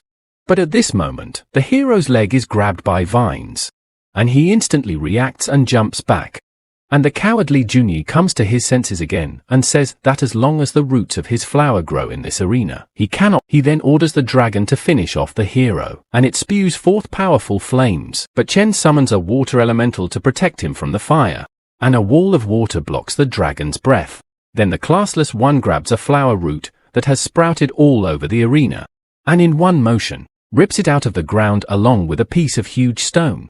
And he uses it as a huge Morgenstern, piercing the dragon's jaw with a powerful blow. Junyi is shocked. He didn't expect that his enemy would be so resourceful. But that's okay, all these improvements won't last forever. He just needs to stall for time, summoning junk, and then he will win. But Chen interrupts his thoughts, and throws a dagger at the bastard. And the asshole doesn't even dodge, because his in-ghost form and physical attacks don't work on him. And when the dagger flies through his body, the paper seal, which was tied to him, stays on Junyi's chest, and the summoner is pierced by a powerful holy energy, because it's the exorcist's talisman. And Chen says that he is now a man, not a spirit, hinting that it would be easy to crush his face now. Junyi can't believe that he's been outplayed using a basic skill, and Chen taunts the loser and says that he's nothing without a spirit body. These words infuriate the summoner, and he applies a force dragon recall, whereupon he begins to merge with it, and transforms into a giant draconid. The provost of this idiot does not understand why he did it, because it is obvious that Chen's weapon is created with enchantment against dragons. This is the dumbest thing he has ever seen. But unfortunately for Junior, he doesn't hear his mentor's words, and in a rage he rushes straight at the hero. But the latter, without making any effort, dodges by simply throwing his body back and thrusting his spear forward. He thrusts it into the bastard's belly, slicing his stomach in two using the inertia of Junior's attack. The summoner then falls right behind Chen, starting to turn back into a human, bleeding. He can't believe he was defeated by some classless guy because he had the power of a dragon. But Chen replies that he was unlucky because he faced a dragon slayer. And seeing how shamefully the best student of the academy lost, all Junior's fans just go away, throwing dirt on him. But it awaits us the battle of the semifinals. This time Chen will fight against Bai Yu, his class, a Spike Shadow Stream, and he recognizes the strength of the hero, so he does not even hope to win, but just wants to take a lesson from the classless. The hero is fine with this arrangement and promises to only use the Shadow Stream class in this fight. And as soon as the start is given, Bai Yu uses the Shadow Spike and rushes at Chen. But he throws a smoke screen to disorient his opponent. And when Chen attacks the fight from the back, he easily deflects that blow because his tracking, killing intent easily detects the enemy's location. Then they push each other's daggers away and simultaneously try to strike from the elbow, but they block their attacks again. Bai Yu says that if that's all, Chen might lose, he'd better use other class skills. At this point the hero puts a knife on his throat from the other side. It turns out all this time he was fighting a clone. But when did they switch? And for being nice to Chen, he explains that as soon as he used the smoke screen, he immediately summoned the clone and hid in its shadow. But Bai remarks that it's not easy to do that, because his clone was fighting on the same level as him. If he fought Chen himself, he wouldn't last a second, so he gives up. And after such a crushing victory, the final battle begins. Who would have thought that in the final two students from the same academy will meet? Because now Chen and Nicole are going to fight, and all the spectators start yelling at her to just give up. And she starts to fight with them and suggests that everyone should go one-on-one. But Chen interrupts her and jokingly asks, will they fight? Well, no matter how much she is not pissed off by the words of this cadre, she can't beat the hero, so she gives up and congratulates Chen. Now he is the champion, and the judge also declares him the winner of the tournament. But instead of cheering, the whole crowd of spectators just keeps silent. It's not surprising, because everyone who watched the tournament were Chen's haters, and he defeated all their idols. And besides, after such a crushing failure, even the media began to support Chen and write the truth about Qingyun Academy. The vice principal, reading all this, is furious and blames Ning Junyi for everything. It's a disgrace not only for his family, but also for the whole academy. The old man doesn't care what methods he uses, but the summoner must win in a team fight, because otherwise he won't be able to wash away this disgrace. And after this raid, the grandfather leaves, and the whole team is left alone and begins to discuss how to defeat this monster Chen. But Junior has a plan. He can't win by conventional means, so he has to make some sacrifices. And his comrade realizes that this sacrifice is him. We are shown only blood spatters of the poor guy. And then we go to the recreation room of Zanan Academy, where everyone praises Chen. But he, as usual, says that it's too early to relax, because there is still a team fight ahead. The old man Yanfu, in turn, says that he won a couple of artifacts from his friends thanks to Chen. So he will give them to the hero, and among these artifacts there is a soul contract, which allows to bind two souls and establish a connection between them, servant and master. Chen had seen this before. Two of Dean Shia's succubus servants were bound by such a contract. Of course, you can't use it on a human, because their country is very careful about the rights of its citizens. So it's best to use it on some beast or foreigner. Normal advice from his grandfather. And while Chen is thinking how he should use it, the dean informs that if they take the first place, Zanan will also give a reward to the whole team in the form of 10,000 credits and 20 million in cash and a rare item. The 20 million doesn't really matter, because only credits can be used in the academy, but the rare item sounds interesting, because even diamond quality is not rare for the dean. But they find out what this item is only after the victory and return home. And at that moment Teacher Li interrupts the dean and says that she has important news. A member of the team Qingyun, magician Li Huanyu, was injured, so he was replaced by a Knight of the Guardian in an emergency. Of course, everyone realizes that Qingyun did this intentionally to gain an advantage over them. But Brother Yun calms everyone down and says that today they will show what tactics are. And we are transported to the moment when Zanan came up against Team Bayux. Chen's team immediately rushed into the attack. Of course, our hero immediately rushed forward, and at an incredible speed broke through the defense of the formation. The mage immediately orders to heal the tank, because if the classless one breaks through to them, they will lose. But the medic points behind her back, and says that he has already broken through, and at that moment Chen pounces on the mage, and crushes the leader of the team with one powerful blow. Jiannan's team is the clear winner in this fight. Support says that they don't have to do anything at all, but the buffer is constantly trying to keep up with everyone, but nothing works. It seems that they were taken just to stand aside. But Chen gives her a pat on the back and asks her not to talk nonsense. They are also a very important part of the team. Just now the opponents were weak and he decided not to waste the strength of the team on these losers. And after a short break, Jiangnan is up against Jiangju. The spectators are cheering. They know that these guys are crazy and they don't really care who will beat Chen. The main thing is that at least someone put him in his place. But Assassin from Yun's team only laughs at their formation. They have recruited only mags. Since they have no vanguard, they are just a target for him. As soon as he starts to climb into the shadows, Chen's hand immediately grabs him by the scruff of the neck and pulls him back, because there's no hurry. This easy prey won't be easy to deal with. An Assassin and Tyrant tell Brother Yun that even though they're strong mags, they're fast enough to deal with them before they cast the spell. and the other guys in the vanguard support the guys too. Each of them is strong on their own, and if they all attack together, the enemies won't stand a chance. And after hearing all this, Chen agrees and gives them instructions on tactics. It's a team game after all. You have to take into account the opinion of your comrades. The referee gives the go-ahead, and the whole team rushes at the mage. Tyron uses blood movement, and the support doesn't even have time to put improvements on them. Chen on the other hand follows them, and before he is noticed, tries to analyze all the abilities of the enemy. Their attributes are fire, earth, wood and ice, light and darkness. But just by attributes alone it's hard to judge their power. One of the guys is standing behind the whole team at all. Wait, Chen can't sense any attributes from this dead guy. Then what kind of magic does he possess? But the sorcerers aren't going to wait for their enemies to approach, so they release all their attack spells, literally raining various magic flying to crush the Xanon team. Chen then instantly pulls out his staff and uses his fast cast talent, sending out a handful of fireballs to bring down the mag's attack. But he doesn't manage to repel all the projectiles, and they're already too close for the guys to dodge. But good thing, Brother Yun knocked most of the magic away. Now Tyron is able to block it with his blood barrier, and even such a colossal blast of magic doesn't penetrate his red shield. Then the main attack power instantly makes ranged slashes that fly straight at the mags. But their earth sorcerer manages to put up a stone wall. Jeongju squad leader gloats. Did they really think that such a head-on attack would work?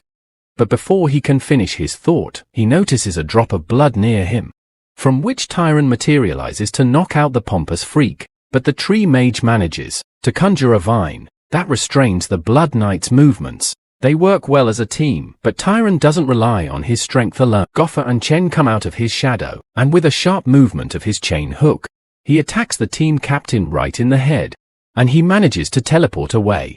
No one expected that they had such magic, and their entire group is immediately transported into the air, surrounding Tyron and Fate. This was their original plan. Now these two are definitely finished. And, gathering all their attack power, they touch the strongest balls of magic.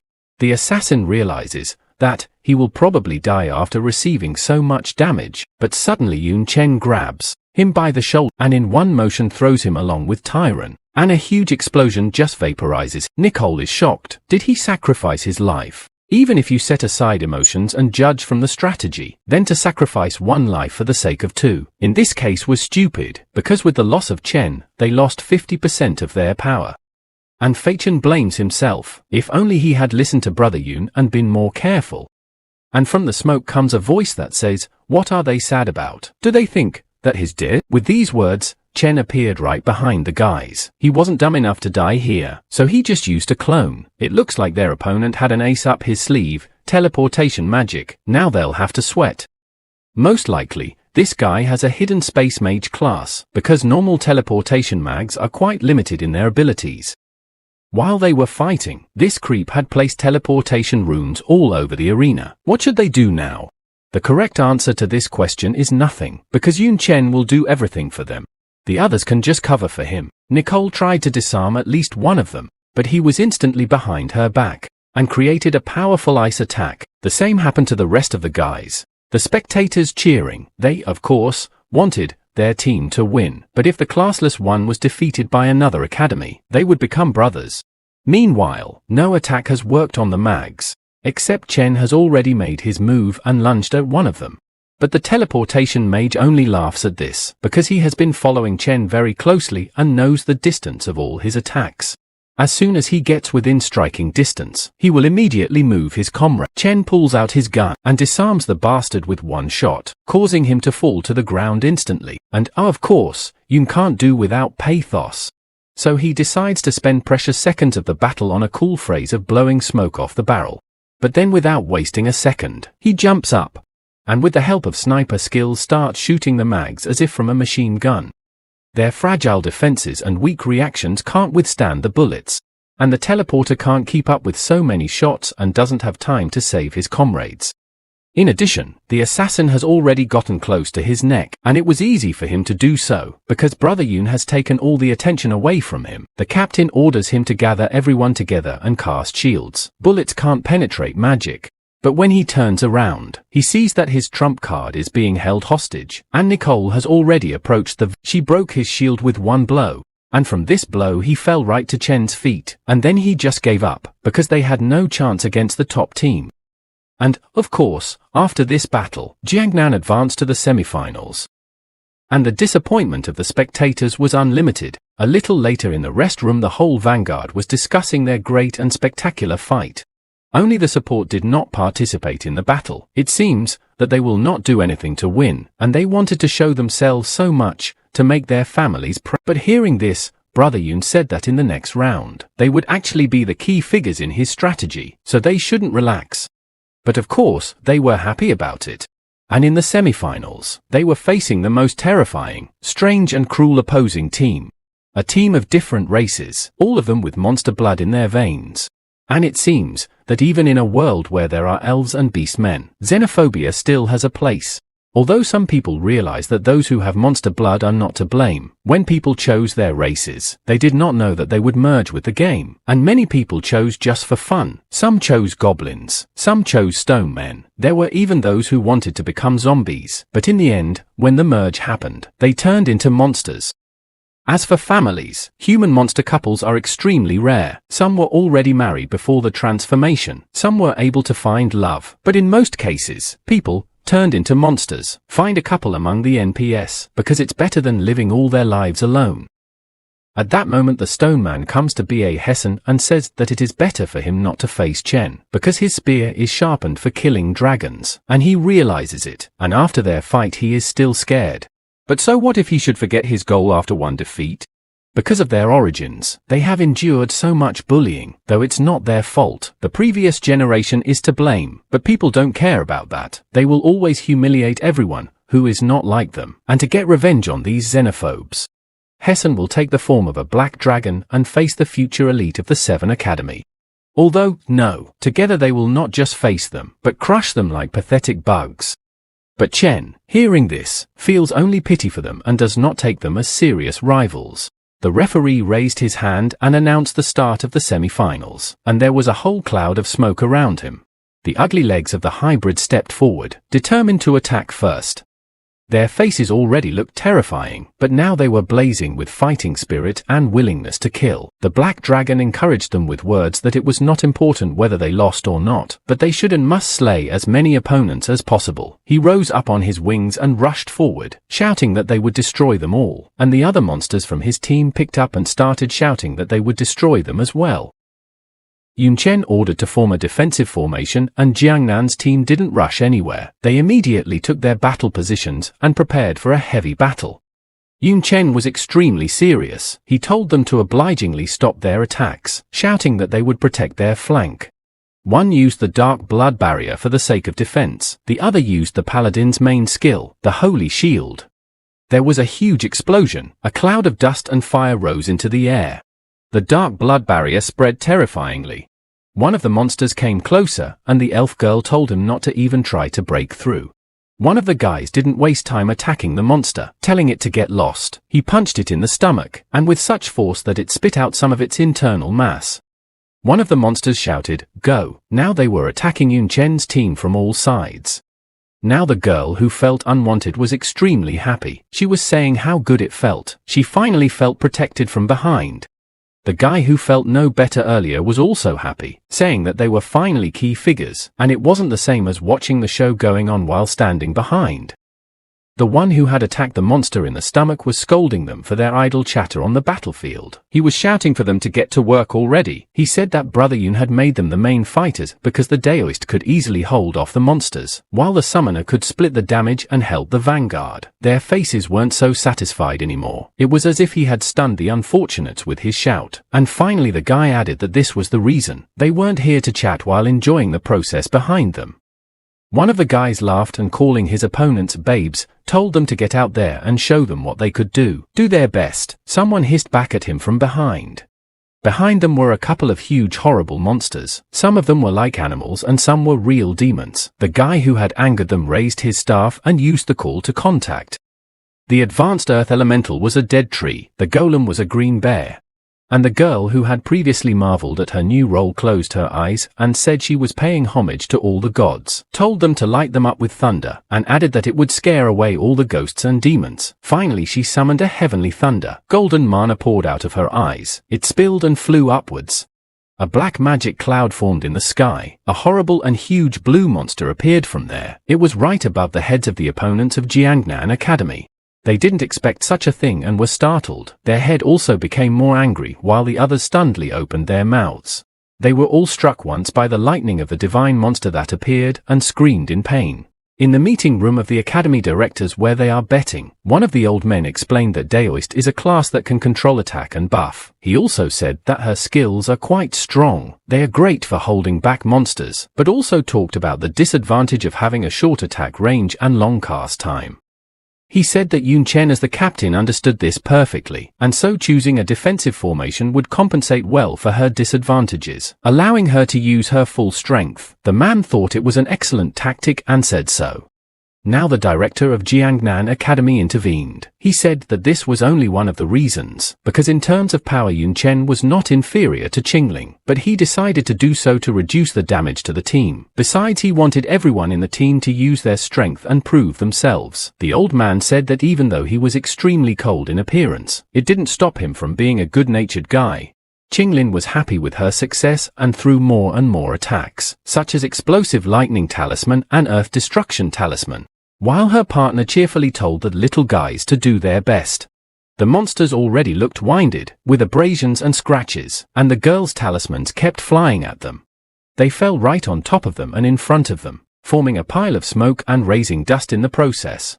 Now there was a big hole under the monsters. Someone was still lying immobilized in it, and someone was climbing up. It was the black dragon. It was badly damaged, but still unwilling to give up. He cursed angrily. The realization that he had lost again made him terribly angry. The monster said that there was no way he wouldn't accept it. Yun Chen walked straight towards him. However, the dragon could only see his feet for now.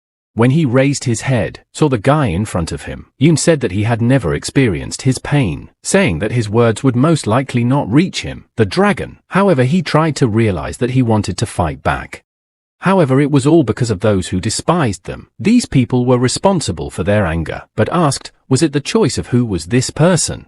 This seemed to melt the heart of the horrible monster. He said that it turns out Yun Chen had treated him like an ordinary person from the beginning. Now he had admitted his defeat, the defeat of their team.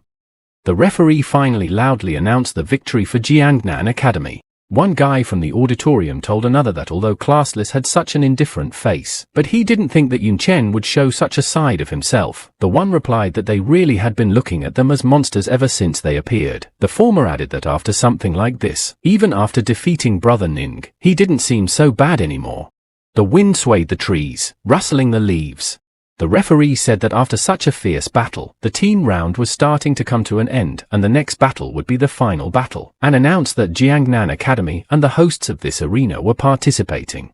He loudly proclaimed Qingyun Academy. They were serious, and the one standing in front, Ning especially so. Conversations could be heard from the filled auditorium. Someone said that the two heavy warriors were two summoners. The Night Guardian was a mage and a priest. Another said that their team was clearly lacking in firepower and was also too slow. And someone replied that they had heard that there had originally been another mage for extra firepower, but due to a serious injury he had been replaced.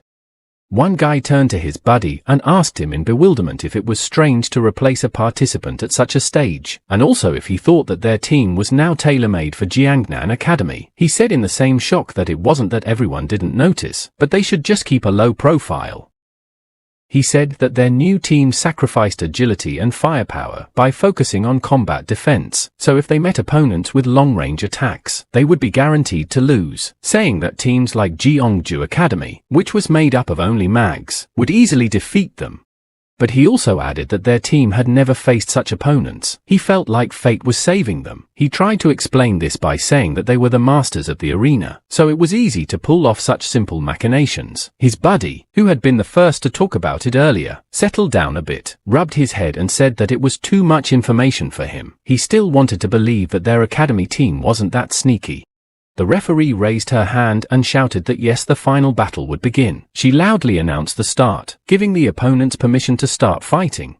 Ning shouted for everyone to form into a defensive formation. Some placed their heavy metal shields into the ground, while another raised his staff upwards. He also shouted out a healing aura. The 3 in front stood on the defense, and the 4 remaining behind them.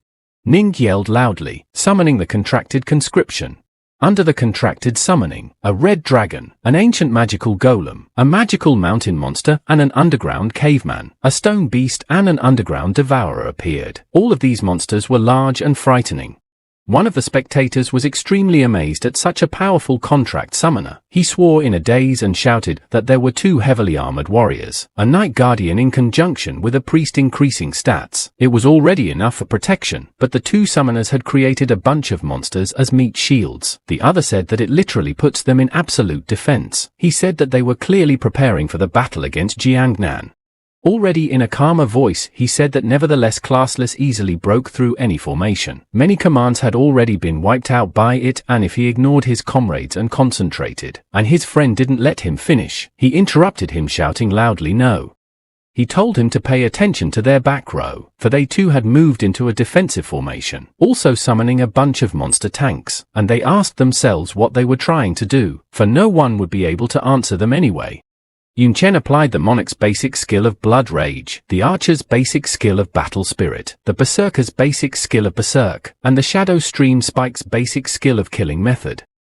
As well as the magic swordsman's basic skill, magic flow. The paladin's basic skill is holy glory. Qingling awakened the talisman buff. Yun Chen rose up, and the girl ordered the lightning to become one and summoned the lightning talisman, then shouted loudly that it was an order.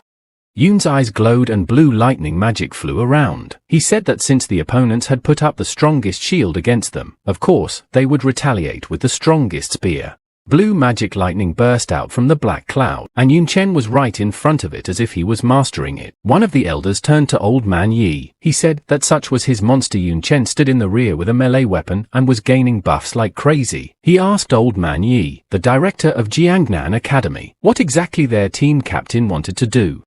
The one laughed back at him and told him that there was a secret behind it that he wouldn't even tell them, also saying that he was asking him about it even though even he was seeing such a thing for the first time. The other told them to stand still for a second to wait. He stared at the screen interestedly and said that there seemed to be one basic skill that allowed a melee fighter to fight at long range and most likely.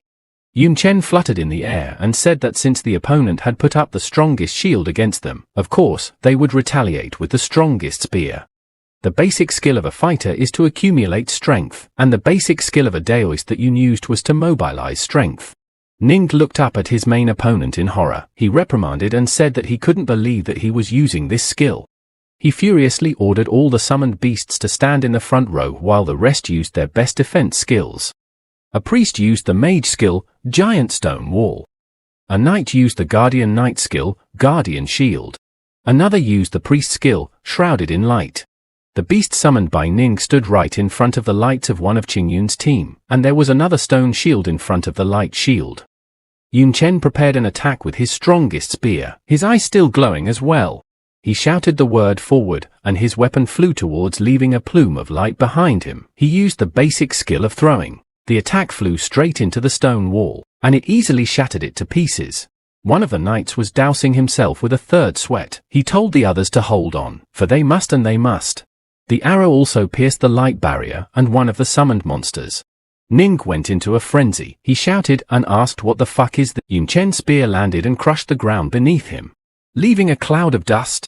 It was now peacefully sticking out of the ground without even bothering to do so. The opponents of Jiangnan Academy were slumped on the floor, some sitting in the crater and some near it. They were all breathing heavily and trying to catch their breath after being so terribly stressed and hit so hard.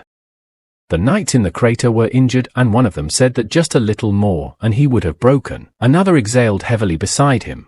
Ning laughed hysterically and turned to Yun Chen, saying that he never thought that he would throw all his strength into one strike after all.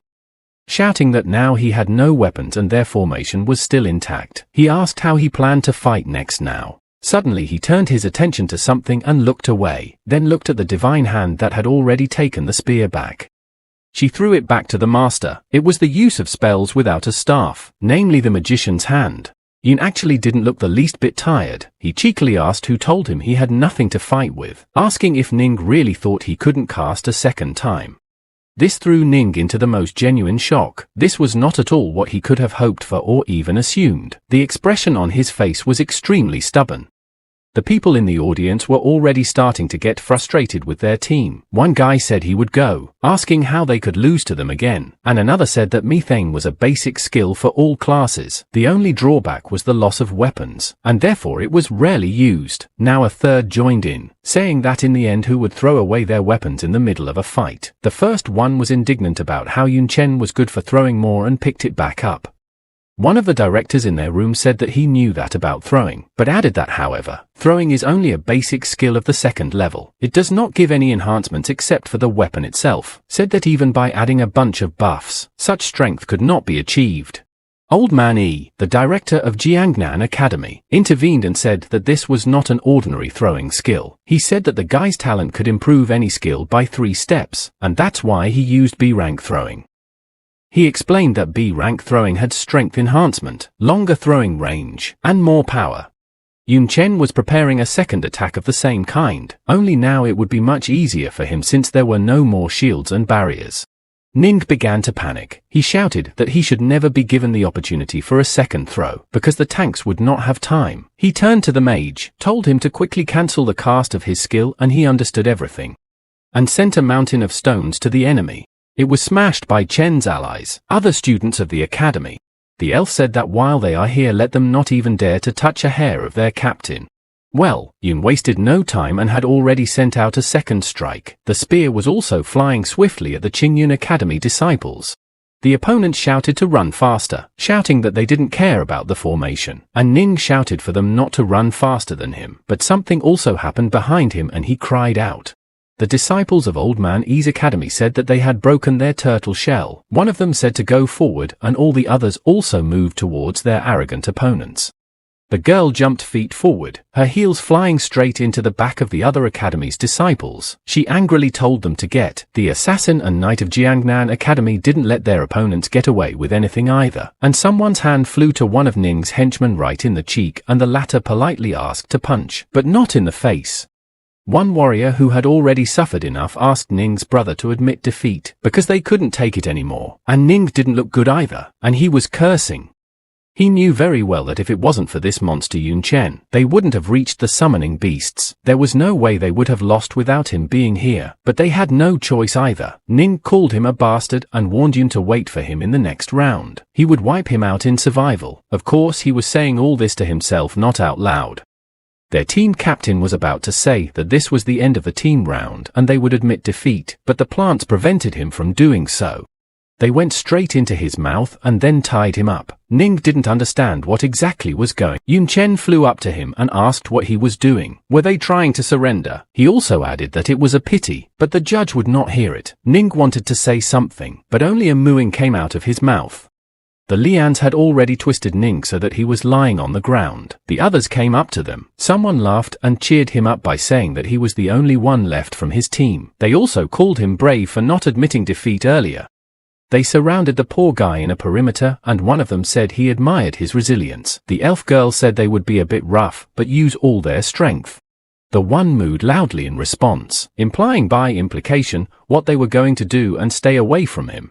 The elf girl said that he was the one who was spreading nonsense about their academy and therefore the adults would get him for it. And one guy asked, how dare he use the media against them, shouting that he totally deserved it. After all, he had put up with his antics for a long time. Now it was time to get him for everything he had done. Nin could only moo in response.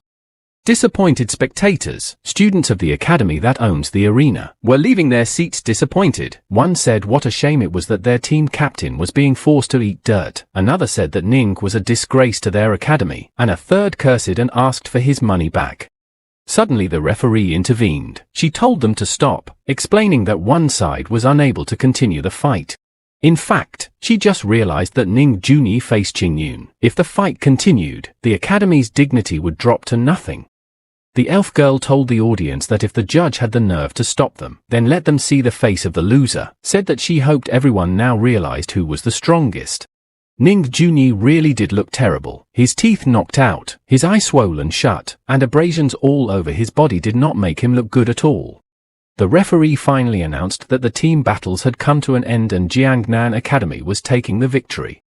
The red-cloaked man looked at Yun Chen's face and laughed. He knew that it would finally begin, which made him very happy. At the end of the disgraceful battle for the academy, Ning sat in his seat in the recreation room. He seemed to be in utter despair. The atmosphere in the room was extremely oppressive, with everyone taking turns to turn around at the embittered silent commander. The team mage quietly asked the other what they would do, because Brother Ning did not utter a word after the end. She even suggested that perhaps it was because of that beating, and now he just physically could not talk. One of the knights she was addressing hurriedly closed her mouth and hissed, telling her to watch what she said, because Brother Ning would punish her for such things. Now the headmaster of their academy approached Ning. He told his team captain Ning not to make such a frowning face. He said that he generally realized that they would lose, so he set up a battle with Jiangnan in the finals. He tried to cheer the guy up by saying that they at least had second place. The top 7 list, they would keep the position anyway. Nina was annoyed by his words. Now he was even angrier, but first of all at himself. He hissed that he had saved the ranking, but not his precious dignity, said that he would take revenge on him no matter what, shouted that he would smash his head on the ground. Meanwhile, in the recreation room of Jiangnan Academy, everyone was cheering, and this time everyone was happy. The guy who kicked one of the monsters in the stomach was laughing and saying that he had blown off steam, and Qinglin was bragging that she had even used her skills when she kicked that jerk Ning. One of the group said that the news of Ning Junyi's beating was topping all the news sites, rejoicing that Qingyun Academy had fallen flat on its face, while another said that they fully deserved it. Old Man Yi, the principal of Jiangnan Academy, walked in. He laughed a little and said that they were now first in the team competition as well, and that was enough to secure the championship. He said that they didn't need to worry about winning tomorrow's round. They could just quietly gather resources for themselves.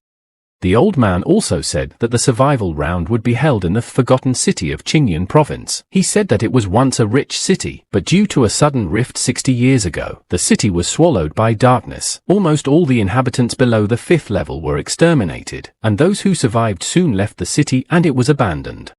As time passed and the vegetation in the city grew uncontrollably, more and more monsters began to arrive in the area, and it spawned natural treasures that were perfect for a round of survival.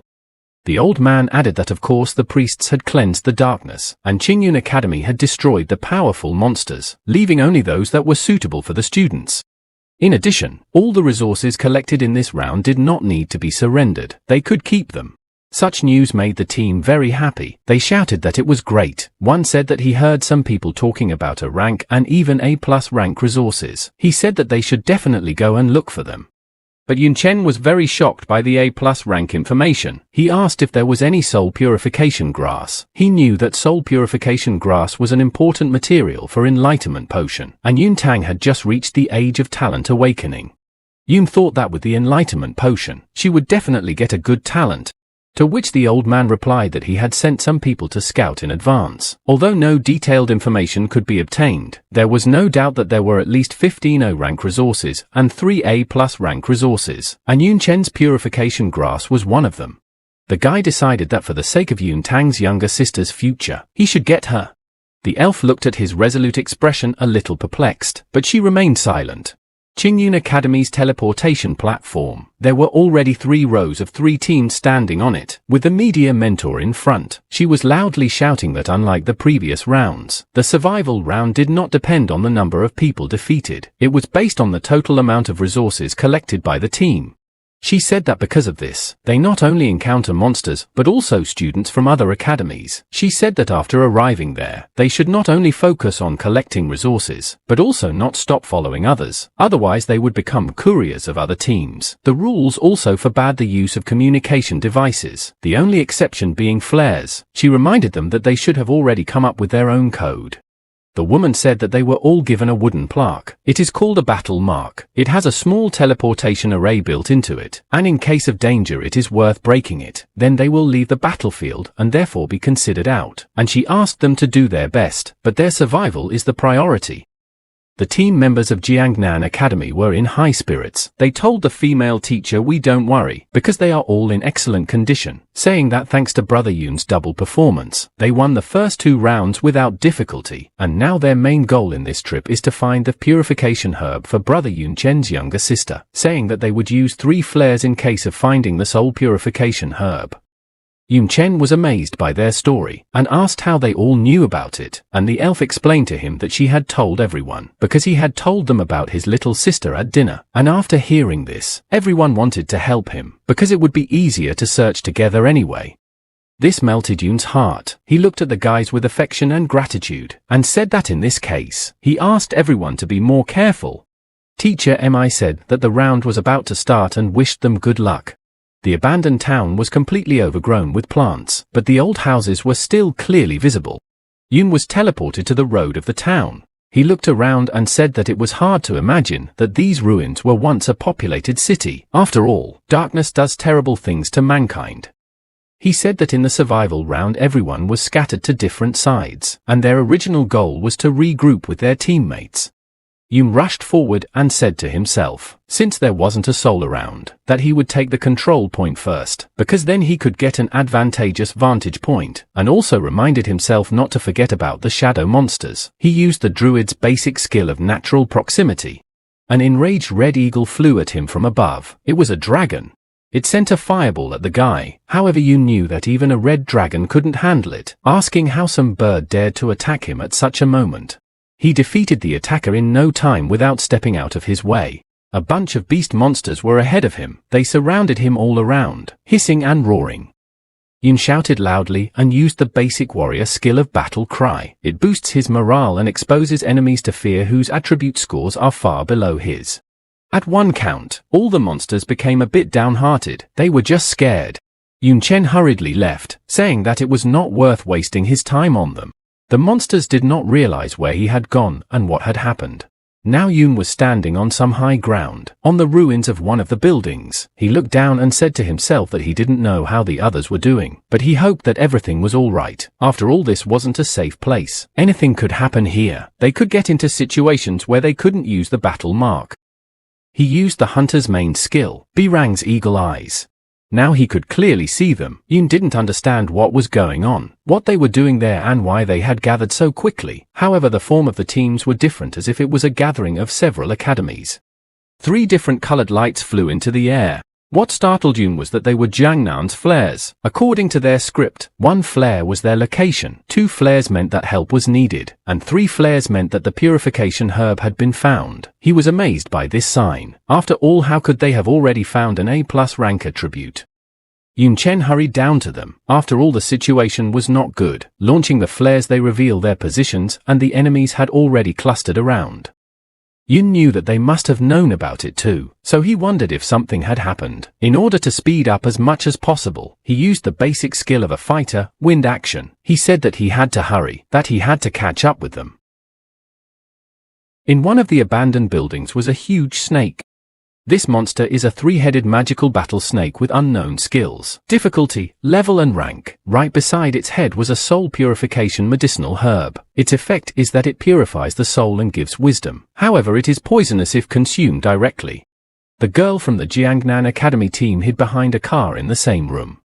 She was angry that she couldn't even see the details of the snake, and a battle in such a case was out of the question. She said that if she didn't protect her eggs, she wouldn't dare to stay here. However, this herb was very important to Brother Yun, and she couldn't miss it, so she risked launching the flares. She heard loud footsteps in her direction. The fact that someone was coming this way really scared the poor girl. However, she had hoped that it was Brother Yun or someone from the team. Then she gathered her courage into a fist and told herself that it didn't matter if it was an enemy. After all, she was an excellent student of Jiangnan Academy. Students from the regular academy would hardly be able to harm her.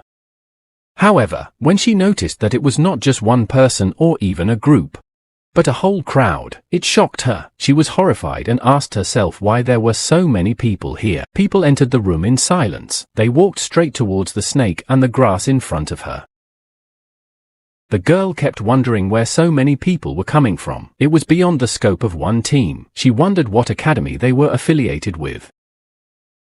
One of the pile of people turned to her, though he didn't see her, told the woman not to hide. After all, he could still smell her scent here, said that she dared to send a signal so brazenly. Only Jiangnan Academy didn't seem to care about the results. After his words, the girl finally popped out. She kept her weapon at the ready and said that she knew she was from Jiangnan Academy. He dared to say such a thing. She notified them that Brother Yun was already rushing here, and if they didn't want to stay beaten up, they should hurry up and leave this place. The group of people were laughing. One of them asked if she was blind and couldn't see how many of them there were. Another one shouted that did she think they would all be afraid of Yun Chen, saying that he was really good at team fighting. He could slay mortals all at once. The first one picked up on it and asked if the poor guy could defeat 70 or even 700 people. The one who smelled the woman said that simply put they were people from ordinary academies, and it was true that they were inferior to the top 7. But still, so what if there were more of them? He said that before the round started, 55 people had agreed to act as a unified academy alliance, with a total of over 1,100 students. Wouldn't it be great if they could deal with the top 7 academies and split the profits? He was saying that another 100 students were just on their way, and when they all arrived, even the entire Jiangnan Academy team would be crushed by them. He burst out laughing. But then a loud shout from the people behind interrupted his cheering. Something was thundering them from behind. It was Yun Chen. After dealing with the first bunch, he asked the instigator, did he really say that they would be able to crush their team? The girl with tears in her eyes was extremely happy with Brother Yun's arrival. The crowd of people were shaking with fear, but still didn't believe that the classless really appeared. Someone remarked that he looked different in life, and his aura was frightening, and another said that the power of the fireball was surprising. With one skill he had dared several people. They asked what they should do, because this man was too dangerous. A self-confident type, the instigator stepped forward, asked why they are cowardly. There are more of them, saying that even one spit is enough to drown him. Besides, he is a lowly classless person. Yun Chen questioned about the larger number and said that in that case, let them attack. He struck with his spear, so that a hole was left in the stone floor, and lastly he shouted that he wanted to see him fight, and then he shouted terribly loudly, who will fall first? So he used the basic skill of a fighter, battle cry. His yell sent a shockwave through the building. Some of them were even knocked down. One was saying that no, he couldn't do it anymore, and some were still standing.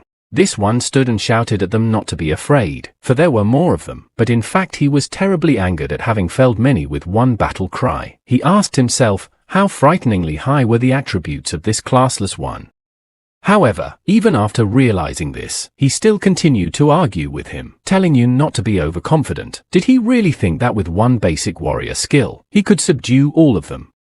In the blink of an eye, Yun was right in front of the guy's nose and asked what he said there. Now he was running away, begging not to kill him, calling him a brother and saying he was wrong, begging him to let him go. Everyone else picked up on his tactics and ran away too, shouting that they were wrong and wouldn't bother him anymore, asking him not to blame them as they just wanted to get some resources and asking him to consider them as just air.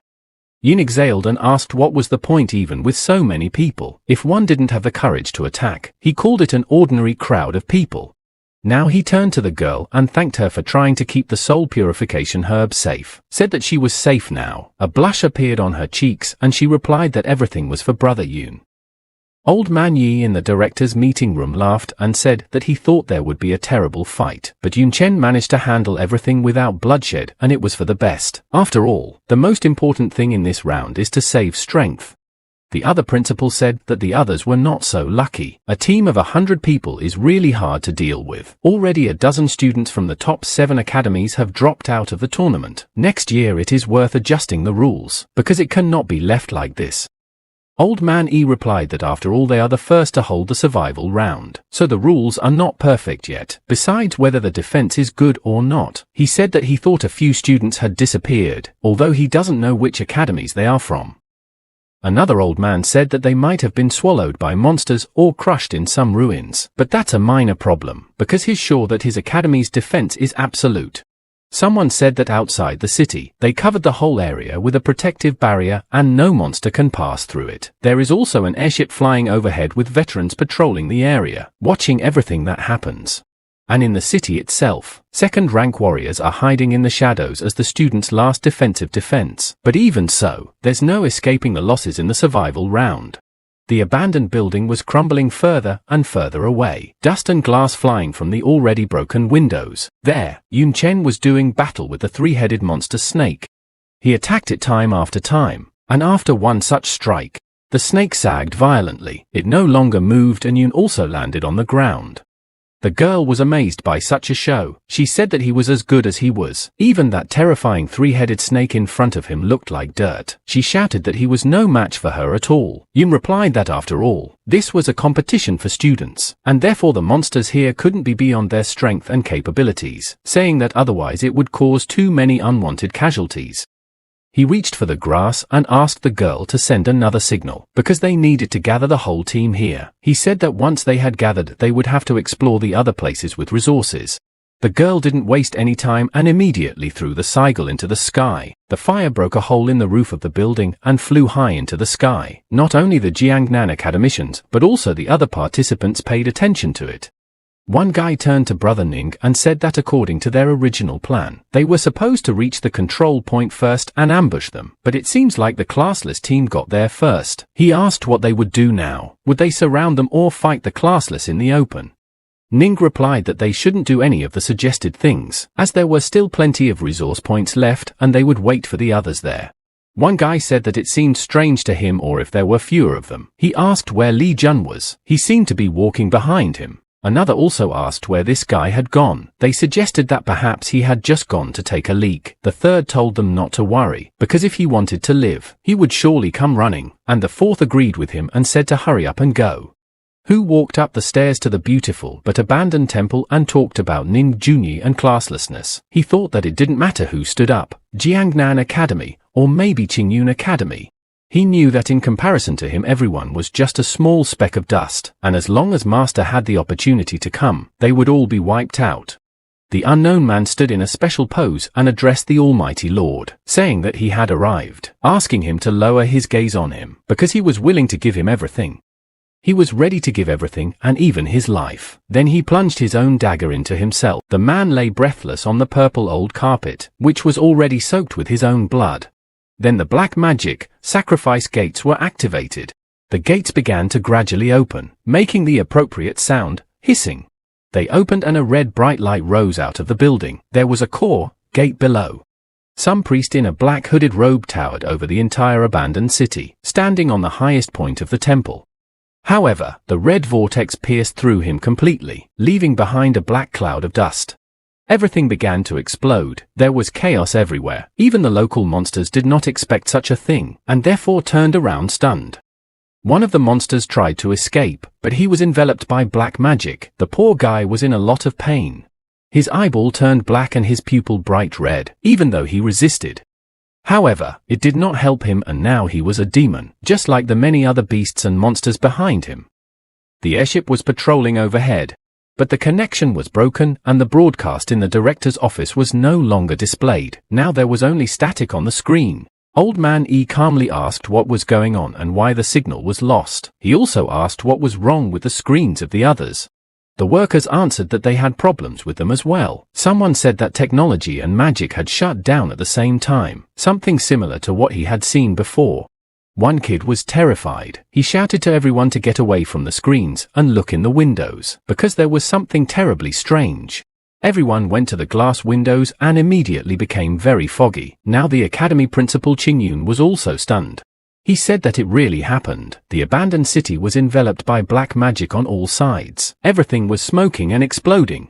Old Man Yi looked at the city and said that it was the breath of the world of darkness. He also said that he was afraid that a crack had opened in the abandoned city and it seemed to be more than one. He also explained that the darkness reduced the fighting power of a normal person, while corroding the equipment. In addition, the monsters were getting stronger and more ferocious. The students were in great danger. Academy Principal Qingyun told the others that the reasons are still unknown, but the safety of the students is paramount. He ordered them to immediately open a hole in the airship barrier, and order the judges to protect the students. They must not allow mass casualties. Old Man Yi stood silent. He thought about the fact that for demon kings, the essence of a demon king is sacrilege. For now, the protective barrier would not allow him to teleport into the city. He sincerely hoped that Yun Chen would be fine. After all, he was the one they were hunting. Yun and that girl from his team were still left waiting for the others in the room where the three-headed snake was earlier. The girl asked why everyone was so slow and why it was taking so long. Yun replied that after all the teleportation points were random and therefore they could simply be teleported far enough away from this place. They didn't know what was going on outside yet. Now the girl smelled a strange odor in the air and said so. She was afraid that it was from her even though it couldn't be. After all, she had showered last night. Yun Chen also noticed it and had some feeling that he remembered well. When he looked up and saw black magic creeping into the hole in the ceiling, he immediately realized that it was darkness. However, he thought it was impossible. After all, the priests had cleared the areas earlier. He thought that it might just be the remnants of dark energy, but it was a very familiar feeling. It was clearly darkness. Yun asked himself, where was it coming from? Suddenly, a group of people called out to Yun Chen. It was his team members. And no one extra. A black vortex rushed at them from behind. One guy asked what it was. The elf girl also paid attention to it. Yun Chen rushed forward and shouted for them not to stop and run away immediately. He explained to them that this was the very real darkness and they should never touch it. This frightened his people. They did not expect to encounter darkness in this place. They all rushed to escape, and the darkness itself was already terribly close. Someone said that he had only heard about it from his elders, but he was seeing it for the first time. Another asked where the thing in the competition arena came from. And suddenly one of them was caught by a black horrible monster. The guy shrieked one last time. But the monster still swallowed him. There were demons waiting inside. They were all laughing and the students of Jiangnan Academy were terrified. They started attacking the monster and wishing it dead. They sent fireballs one after another, but the monsters also fought hard and attacked. Someone shouted to fell them, and the whole place was in fire and smoke. But the fighting spirit would still be under the team. One girl shouted that they would fight back together. The elf girl had already started to summon a silver moon. But before she could even finish her sentence, one of the monsters hit her. She shrieked loudly and flew somewhere in the dust. When she came to her senses, the girl realized that something was wrong with her clothes. And then she realized that the darkness was eating away at her clothes and everything was tearing and gradually exposing her body. The druid's basic skill of vines was used and they began to envelope her body. They threw the poor girl directly into Yun Chen's hands. He caught her. The girl was as awkward as possible. She tried every possible way to cover herself with her hands. And Yun took the robe of the academy and gave it to the girl. She was silent at first, and then quietly and curtly thanked Yun. He didn't answer her anything, but told her that the surviving team members had finally arrived. A bigger problem awaited them next. There was a cloud of darkness in front of them and around them. It gradually enveloped them too, but inside, there were not only ashes waiting for them, but also a bunch of scary, powerful monsters. There was a bright flash of white light. It was Yun using the priest's basic skill of purification. Suddenly they heard a sound from above. The airship shouted an emergency alert and repeated it a couple times, then said that all students should leave the arena immediately. The round was interrupted. Yun Chen turned to the others. He said that his purification wouldn't last long, so everyone should immediately follow what he said and use the battle sign to evacuate. No one needed to be told twice. Everyone took out their battle signs and had already started to evacuate. But the elven woman for some reason just sat there with it in her hands. She looked at her battle sign and asked in a panic, why wasn't it working? The airship kept flying over the magical barrier around the city and shouting an emergency alert, saying that all students should leave the arena immediately. The round was ending. The girl asked what was wrong with it, saying that she was squeezing it with all her might, and asked for the umpteenth time why it wasn't working. Yun Chen replied that it might be because of the darkness, because it corrodes the teleportation array. He threw her his and told her to use it. The girl caught it but asked, what about it? Yun turned away and said he could survive here, yelled for her to leave quickly. When she didn't react, he reminded her that it was the captain's order. Tears came to the elf girl's eyes. She thought that unlike Yun with her strength, she would only be a burden.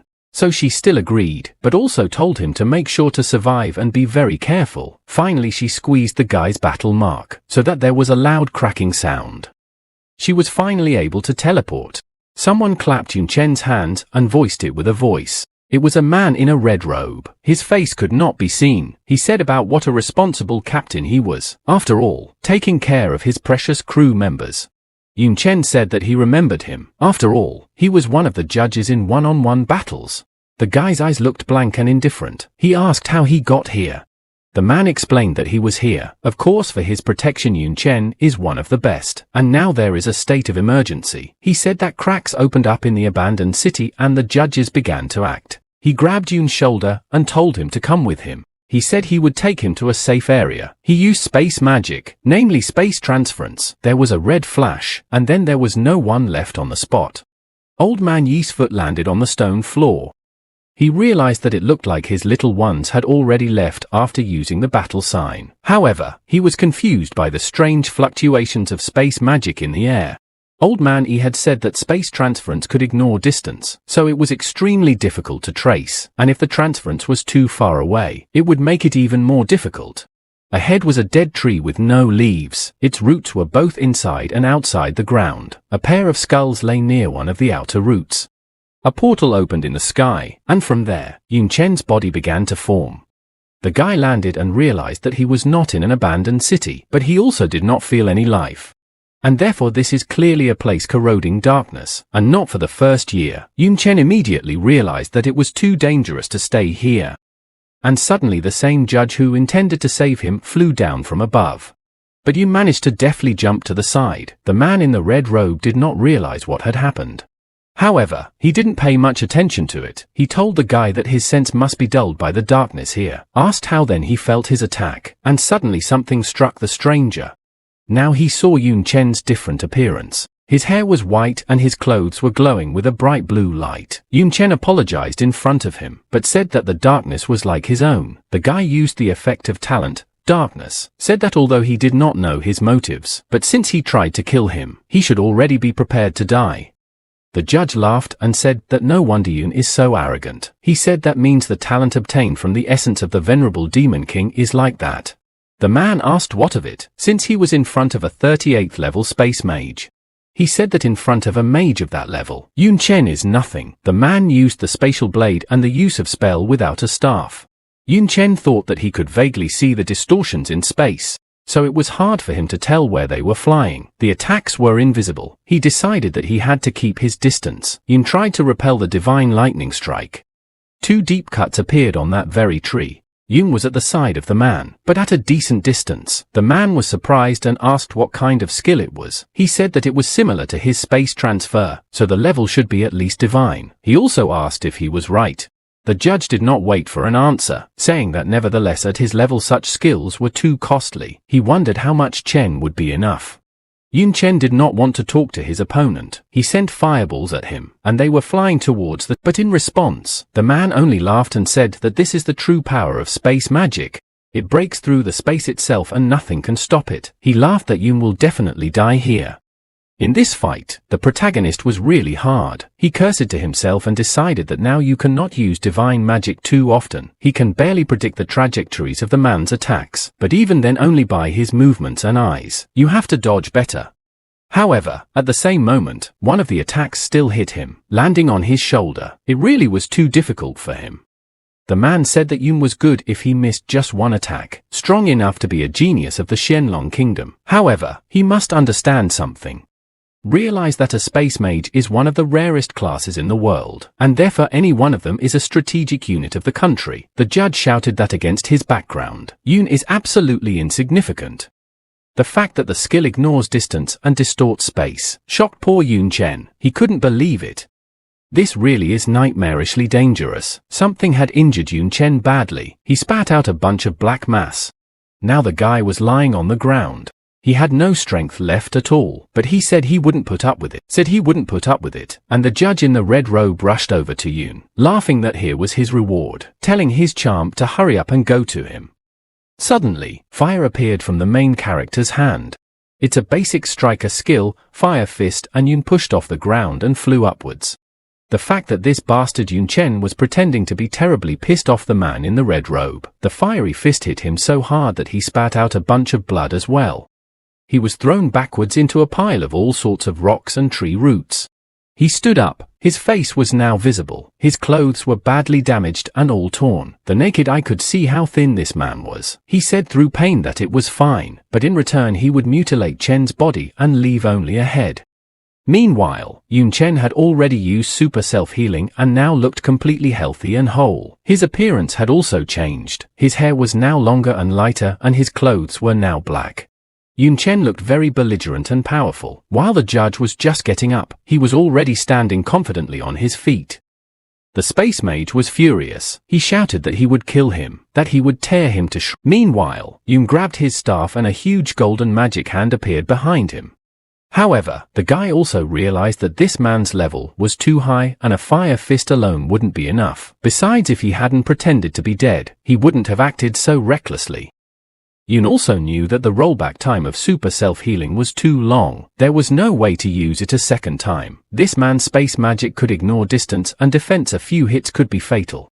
Any of his skills are dangerous to Yun Chen, so you cannot delay the fight, not to mention contact with his magic, and the protagonist decided that it would be better to attack first, such an attack that will take him down at once. Then he used the main skill of the mage, namely Fireball, as well as the main skill of the mage, Rockfall B level. In response to the enemy's attack, the man decided to use Comic Fire. He managed to block the fireballs. However, it wasn't that simple. Magic vines were already rushing towards him. The space mage summoned a cosmic slash and the purple magic tore apart the attacking plants, but he was unable to avoid another attack. Yun Chen himself was already rushing towards him, pointing his mighty spear at him. While Yun used the assassin's basic skill of heart piercing, the mage blocked the blow with a cosmic distortion. After he thought he had succeeded, his expression blurred into a smug smile. However, Yun Chen had disappeared somewhere. Now he was flying at him from above, pointing his spear. The man turned around at him and asked, "Did you think that he hadn't figured out his trick?" Now the protagonist's face was very tense and the mage was shouting that he had felt the magic of his body. Yun didn't expect such a turn and therefore wondered what happened. He thought that his attack was definitely coming through his blind spot. He shouldn't have noticed it, and it turns out that the guy was left with only one thing, and that didn't comfort him at all. He activated the power Invincible S+. It gives him immunity to all kinds of attacks as well as control for 3 seconds. It's not much time, but it's all he has. However, this amazed the mage. He didn't even know what this skill was. Now Yun shouted that from now on the man was dead. Yun also used one of the knight's main skills, air dissection. The terrified man used space transference. He teleported somewhere where Yun Chen was not nearby. He realized that it was nightmarishly close and he was almost killed, but luckily he had prepared an escape route in advance. Still, how many skills this guy had, and each perverted more than the previous one. But to his misfortune, Yun was already rapidly flying at the mage from behind. He realized that he had caught up with him again. Yun was not happy that he had escaped from him again. He did not understand what was wrong. He had eyes in the back of his head. It was impossible to predict this in advance. Yun activated the divine lightning. He should finish him off with one strike anyway. Something abnormal was going on in the air. Yun finally landed. He was stuttering heavily and tired, trying to catch his breath and recover as soon as possible. The space mage was right in front of him and there was a portal behind him. The man was laughing and talking about how many times Yun had used the divine skill. Finally exhausted, he also said that apparently the time of the past skill had expired. He calmly asked if Yun was curious about Yun Chen's prediction of his location. He explained his question by saying that he could answer. After all, Yun Chen would die right there anyway. However, the protagonist replied that it was not necessary to say. He had already guessed that it was a matter of a magic mark placed in advance. The guy said that from the beginning he was surprised. The abandoned city is so big, and Yun acted with caution and knew that there was definitely no trace of him. He said that he had already wondered how he had found him and appeared right after Nicole, the elf girl, had teleported away. He recalled the day of the first round, the one-on-one round, namely the moment when he won, and said that considering that he was one of the judges, it all added up, because he had touched him when he won rounds in one-on-one battles. That must have been when he left the mark on his wrist. In fact, realizing that if it wasn't for that mark, the space mage would be dead by now, pleased Yun Chen. He also said that of course it didn't affect the outcome of events. After all, he would lose. The mage didn't like being exposed so easily at all. He shouted that Yun was crazy and asked what about what he knew. The man gathered his strength and said that Yun could no longer use the divine skill, and in his current state he was no match for him. He said that from this skill, there wouldn't even be any bones left of Yun. Yun smiled and asked if he was already attacking. Couldn't he see what was under his feet, saying that while they were playing catch-up, he also had time to prepare something. Realizing that he was standing on an explosive, and more specifically on a bomb that was about to explode, the space mage was horrified. This is the main skill of a mechanic, explosive device. At last the man shouted that it was a bastard trap. There was a loud and massive explosion, but the mage was still alive. He was furious, shouting that he would kill that bastard Yun Chen. Kill. Yun told him that if he were an ordinary mage, this would be enough for him. He also added that he was sorry that the man's level was high, but it was to be expected. The guy took a fighting stance and prepared his spear to strike. Noticing what exactly Yun was doing, the mage couldn't believe his eyes. He said that it couldn't be that pose. He realized that he had to run or he would die and said so. The mage used space transference for the umpteenth time, but Yun shouted at him not to try to escape again. Then the man froze. He was horrified and angry that he couldn't move. He also couldn't believe that Yun Chen had inherited 2 talents of the Queen of Night at once. And the protagonist confirmed his fears by saying that the eyes of the night could only stop him for a second, but even a second would be enough. Yun was finally able to use his main skill, B-level throwing. The spear flew straight at the enemy with deadly speed. The latter shouted for the guy to stop. But it was all in vain, and the cold weapon flew straight into the space mage, leaving only magic attributes, a lot of attributes, and a hole in the ground. Yun exhaled and fell to the ground with the words that he was finally done with that bastard. The guy got his usual look and cheerfully said that he seemed to have gotten a lot of useful things, saying that it would be great if the basic skills of a space mage were there. It was already getting dark, and Yun was still sitting on the ground and breathing heavily. He said that this time there was a really dangerous enemy. He even had to use everything possible, and after all, one wrong step and he would be in the place of the now dead space mage. Yun Chen got up and said to himself that now it would be very useful to know where he got to, and the purpose of his attack he did not know, but the fact that the mark he put in advance, it means that he already had a plan, and according to it he got to this desert. In the end, Yun decided that it was not important now and it would be better to deal with it later. Now he decided to see what he got as a reward. The protagonist said that when a person died, the space of their inventory would also burst and all the items would fall out. This phenomenon was also known as a equipment explosion. Yun Chen crouched down and picked up some book. It interested him. He realized that it was a book of space magic skills. He realized that although they were useless to him, most of the books presented were advanced level. Suddenly he found something and he was very happy about it. It was the basic space mage skill of space ripping.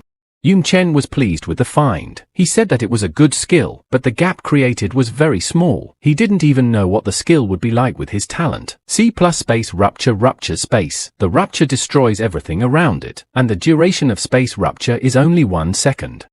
Yun decided to put it in his inventory. After all, it's also worth learning later. Now he had more of a hankering to see what else fell out.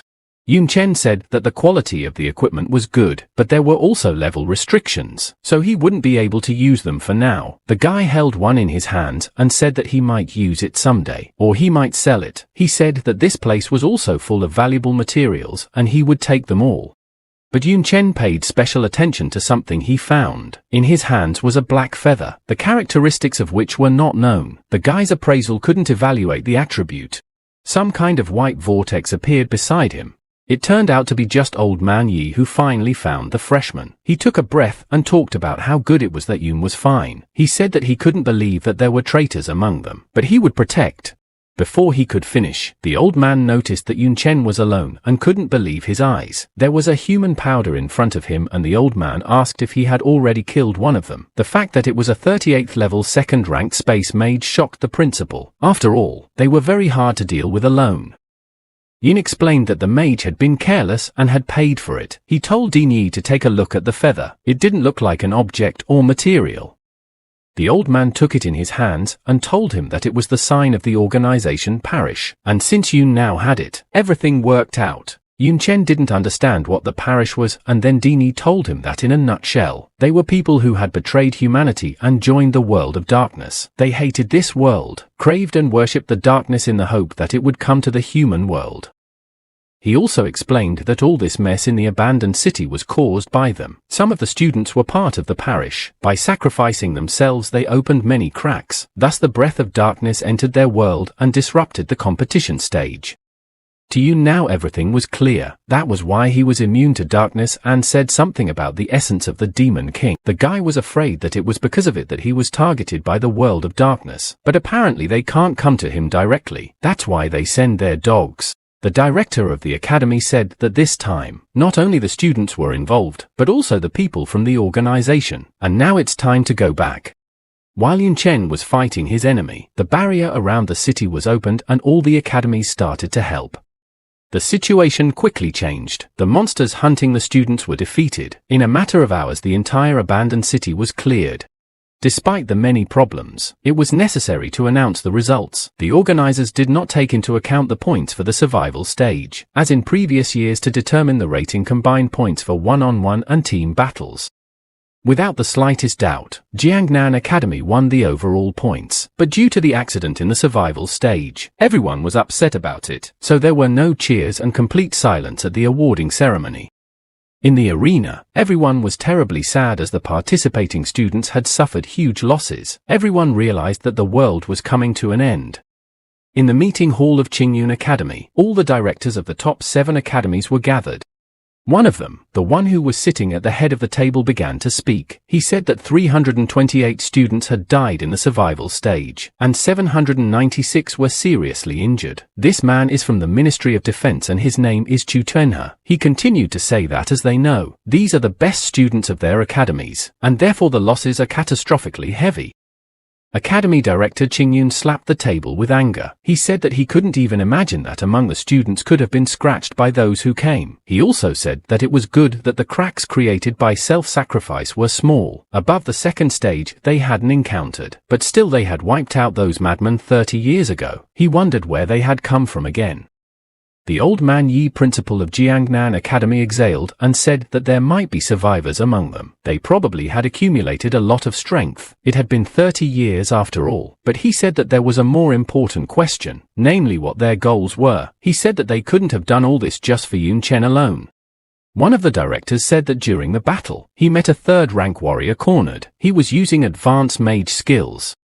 Another principal was horrified. He shouted about how this warrior could use mage skills. Could he really be classless as well? Someone else said that it was impossible. No classless could do such a thing. It was advanced skills. And another said that it turns out, the rumors of dual class were not false. Chu Tenhe said that it was originally a military secret, but such circumstances were useless to hide. The existence of dual class was confirmed. He said that it was achieved by something like the Demon King essence. For example, he said that if you want to master the skills of a god of war, you need a god of war essence. The main material for the god of war essence is the heart of a war god of the 4th rank. From one such heart you can get 5 essences. The representative of the Ministry of Defense said that by ingesting it, not only will you gain a huge amount of attribute points and skills, but there is also the possibility of acquiring the God of War talent. He said that by ingesting it perfectly, you can achieve the original strength of the God of War and get a double class. Academy Principal Qingyun asked if it was better than the Demon King's essence. Old Man Yi said that it was a matter of course, saying that no matter how unpleasant it was for them to admit it, the darkness world as a whole was a level above their world. And Dini asked if he thought it was worth making a fuss over it. Chu Tenhe said that it was true, but they would not make the problem worse. It was worth mentioning that since there was a war god essence, it was also logical to have a dragon god essence, weapon god essence, and so on. And the man said that this meant that it was possible to have not only 2 classes, but 3 to 4 or even 5. He said that they already had suspicions about it. After all, there was a reason why they had let 2 third-rank dual classes as cannon fodder. He said that their goal was probably to show the world about dual classes. Chu Tenhe said that dual class was much more profitable than a single level. He asked if the rich families would be able to hold back after hearing about it. What if people started killing each other? How would they stop the world of darkness? He honestly admitted that even he was tempted by such conditions, so such a valuable space mage decided to betray them, and for this reason, this fact was kept in strict secrecy. For a period of time, everyone sat in silence. And then Yun Chen shouted that in any case, they should destroy all those who had come, saying that now they would attack in the shadows, and therefore they should prepare better. At Jiangnan Academy, Dini gathered all the competitors. He encouraged them by saying that it was not easy to get the first place, so he asked them why they were all so glum. He knew the reasons, so he told himself not to think too much. Even if the sky collapses, they were still here, and now it was time for the promised rewards.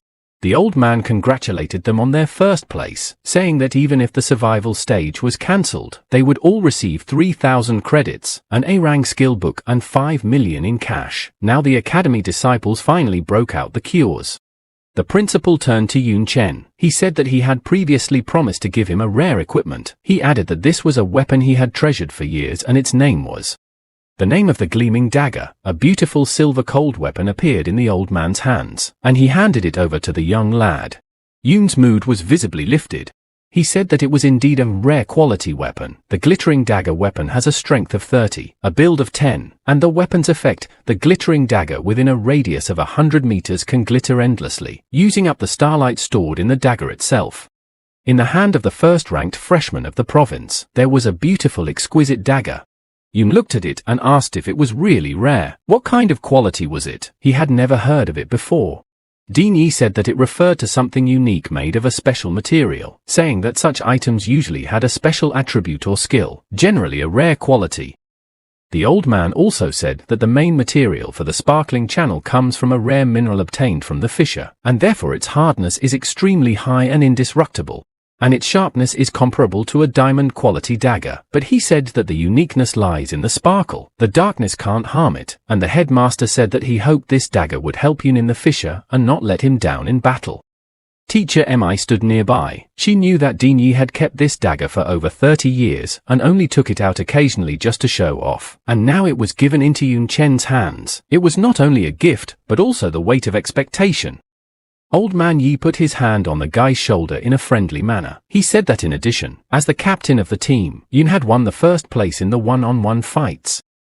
He announced that for this achievement, the academy would additionally reward him with 10,000 credits, 10 million in cash, and an A+ quality treasure. The credits and cash would be given to him immediately, and he could pick up the treasure at the warehouse. Yun Chen pointed his finger at the girl who found the purification herb for him and asked if he could give her the 1,000 credits and the treasure. He explained that if it wasn't for her, he probably wouldn't have gotten the soul purification herb for his younger sister. This shocked the girl. She didn't expect this at all. She hurriedly replied that she wanted to follow Brother Yun herself, so there was no need to reward her for such a trivial matter. But Yun didn't want to hear anything. He told her to accept it because she fully deserved it. Someone turned to Yun Chen. It was Teacher Mi. She asked him to come here, closer. She told him that she and Dini had talked about his sister. He promised to let her study at the Jiangnan Academy High School. The teacher said that if she was ready, they could transfer her here anytime. This news pleased Yun Chen, and he thanked the woman. He knew that Jiangnan Academy is located in Jiangnan Province in Jiangnan City, where all the forces of the province are concentrated, which means that not only good quality education at the highest level, but also a level of security. Yun decided that the day after tomorrow is just the weekend, then he will go to bring Yun Tang here. Teacher Mi said that the good news didn't end there. She told Yun that his weapon Demonic Destroyer was forged by a master from their academy. The master saw Yun's fight and was so delighted that he started working on a new polymorphic weapon. She asked if Yun Chen would like to see him tomorrow. Yun was pleasantly surprised. He said he would and would be there tomorrow. The guy realized that another polymorphic weapon would greatly strengthen him. It was already night. The stars and the month were shining. A light was burning in one of the windows of Yun's villa. The guy plopped down on the couch and stretched. Today was really a terribly tiring day, but now he was finally home. He noticed that in his own home, still always cozy, but his joy was interrupted. He sighed heavily. The protagonist told himself that now he was the target of the coming. In the future he will face strong opponents, and therefore he had to become even stronger. Soon he remembered about the shining dagger. He said that he had studied it almost completely. At night it automatically restores energy, which is very convenient. Now he decided to look at the most important reward. Yun said that he was able to return alive because of the S-rank skill given by the system. He didn't know what skill it would be this time, but what he saw on the panel surprised him a lot. He was granted the skill, hit the target of S+ rank. Now his attack will ignore any evasion, effects and surroundings, making sure to hit the target causing all 300% damage. Yun also thought that it was too much, because it's a damn strong skill. The protagonist's face was sweating profusely. He said that the more skill based on the rules. Had he had it earlier, he would have demolished that space mage in a couple of seconds. Someone knocked on the door and Yun shouted them to come in. He was a little embarrassed that someone came to him at such a late hour. It was one of Dean Shear's demonesses. She approached Mr. Yun. She said that his performance in the competition was impressive and their mistress was absolutely pleased. Hence she had specially sent her here to deliver an encouraging gift. She had a small blue light in her hand. The girl said that it was a ghost flame fire seed that grows in the world of darkness and was obtained by the mistress after defeating the demon king. She said that by absorbing it, it greatly improves the proximity to fire and increases the attack of fire-type skills. If absorbed perfectly, it can be immune to fire attacks. Many rich families asked the mistress to sell it, but she refused. The demoness handed it to Yun Chen with the words that it was now his. She had decided to give it to him, so it was worth using it to his advantage. In addition, the mistress asked him to tell him not to absorb it forcibly, otherwise it could harm his body. Lastly, the girl added that he should definitely use some of the herbs of the ice attribute, although the effect will be worse, but it is much safer. Yun Chen replied that as expected from Teacher Xia, this is a great gift, and asked the demoness to thank the teacher for it. She agreed and said that Xiaoyu had some recommendations for ice attribute medicinal herbs if Yun wanted. Before she could say anything, the guy had already swallowed the blue flames. The girl asked why he didn't listen to her and why he had already done it. First Yun coughed, and then opened his eyes wide with a strong and unpleasant sensation. The girl shouted that if he continued like this, his body would be burned by the magic flame. Yun Cheng's body wiggled nightmarishly. Some bumps appeared. It seemed to be bubbling. The demoness shouted for him not to hesitate and spit it back out. His body began to burn with blue fire. Then the girl realized that it was too late and that the magical flames had penetrated the body. She was terrified. She did not know what to do. Yun Chen activated super self-healing. The flames finally calmed down. Yun shrank back in pain and said that the burning sensation in his body, it was horrible. The demoness didn't understand how he stopped it on his own, but asked if everything was fine. Yun said yes, and the absorption was successful. He told her to take a look and then told her that Ghost Flame is not a normal skill like Fireball. It comes more as a natural skill. In his hand was a blue Fireball. Yun also said that once mastered, it itself replaces the fire of his skills with Ghost Flame. He now had a S-rank Ghost Flame skill, a magical flame from the world of darkness, capable of burning through the soul itself. Yun said that it was a great substitute for his original flame, which helps to increase his combat power. In addition, he had his own ability to take any form. The guy clearly demonstrated it by constructing a spiral of flames. The girl was shocked that he really absorbed the ghost flame without any consequences, and he looks good. Demoness congratulated Mr. Yun and said that it was late, and therefore Xiaoyu will deviate. Before leaving, she wished him good night. Her shock, she explained to herself that it was expected from the favorite disciple of the mistress. It was already morning and the number 2 blacksmith shop of Jiangnan Academy could be seen ahead. Yun Chen together with teacher Wei were already inside. The woman said that this is the creator of polymorphic weapons. The blacksmith Mu Jiaoshu is also the owner of the forge. Yun was fascinated by how many weapons there were. A Vietnamese leg came out of the shadows. It was a full smiling man with a bare belly. He was laughing loudly. Mu Jiaoshu was happy to finally see Yun Chen here. He said he had seen his fights of the past few days and was proud that he had defeated him with weapons forged by his own hands. He shook the guy's hand and lamented that for many years he had forged polymorphic weapons, but his colleagues constantly ridiculed them. Still, who can use both sword and staff at the same time? But now there was someone who uses them to the maximum. Mu Jiaoshu shouted that it would not be an exaggeration to say that Yun is a master in this field. But he said that despite all this, he noticed that Yun Chen didn't have enough of the same type of weapons. The man pointed his hands at his huge collection of polymorphic weapons and said that this was his whole life and years of hard work. He also said that Yun could choose anything as an additional weapon. The guy looked admiringly at all the items and thought that these were all polymorphic weapons and a lot of them looked good. There was the cloud-breaking demon. It can switch between flying sickle and ring form. The shadow-slashing demon has 3 forms of switching, namely katana, shotgun and staff. And in addition to them there is the broken dream demon. This polymorphic weapon can switch into long spear and shotgun forms. Yun realized that given his current disadvantages, the best choice would be. He thought some more. Yun Chen looked at the black gilded massive gun. This gun called Demonic Horror. It is of golden quality. It has a strength of 20+. It can change form between sniper and rifle and tonfa. In sniper rifle form, the long-range damage and armor penetration is increased by 35%. In tonfa form its strength is 20+ and its physique is 40+. However, there are some restrictions. In terms of race it is human and level it is level 19. In terms of class it is sniper, fighter and martial artist. Mu Jiangxia asked if you could wield a rifle as well. He added that there were few snipers who were masters of his craft. Yun Chen replied that this was true and asked the man to take it out, because he would like to take a closer look at the rifle. Yun thought about the fact that the demonic destroyer's first 2 forms are oriented to close combat, while magic, although it works at a distance, but it is more oriented to the middle distance. What he lacks most is a long distance, but it is not an option to buy a new weapon every time. The man said that Demonic Horror is one of his favorite jobs, because with it you can not only cover super long range, but also fight off enemies in close combat. He flicked the gun, and it split into 2 parts. Mu said that as Yun already knew the biggest weakness of snipers was close combat. But with tonfa for fighters and martial artists, one could compensate for this weakness.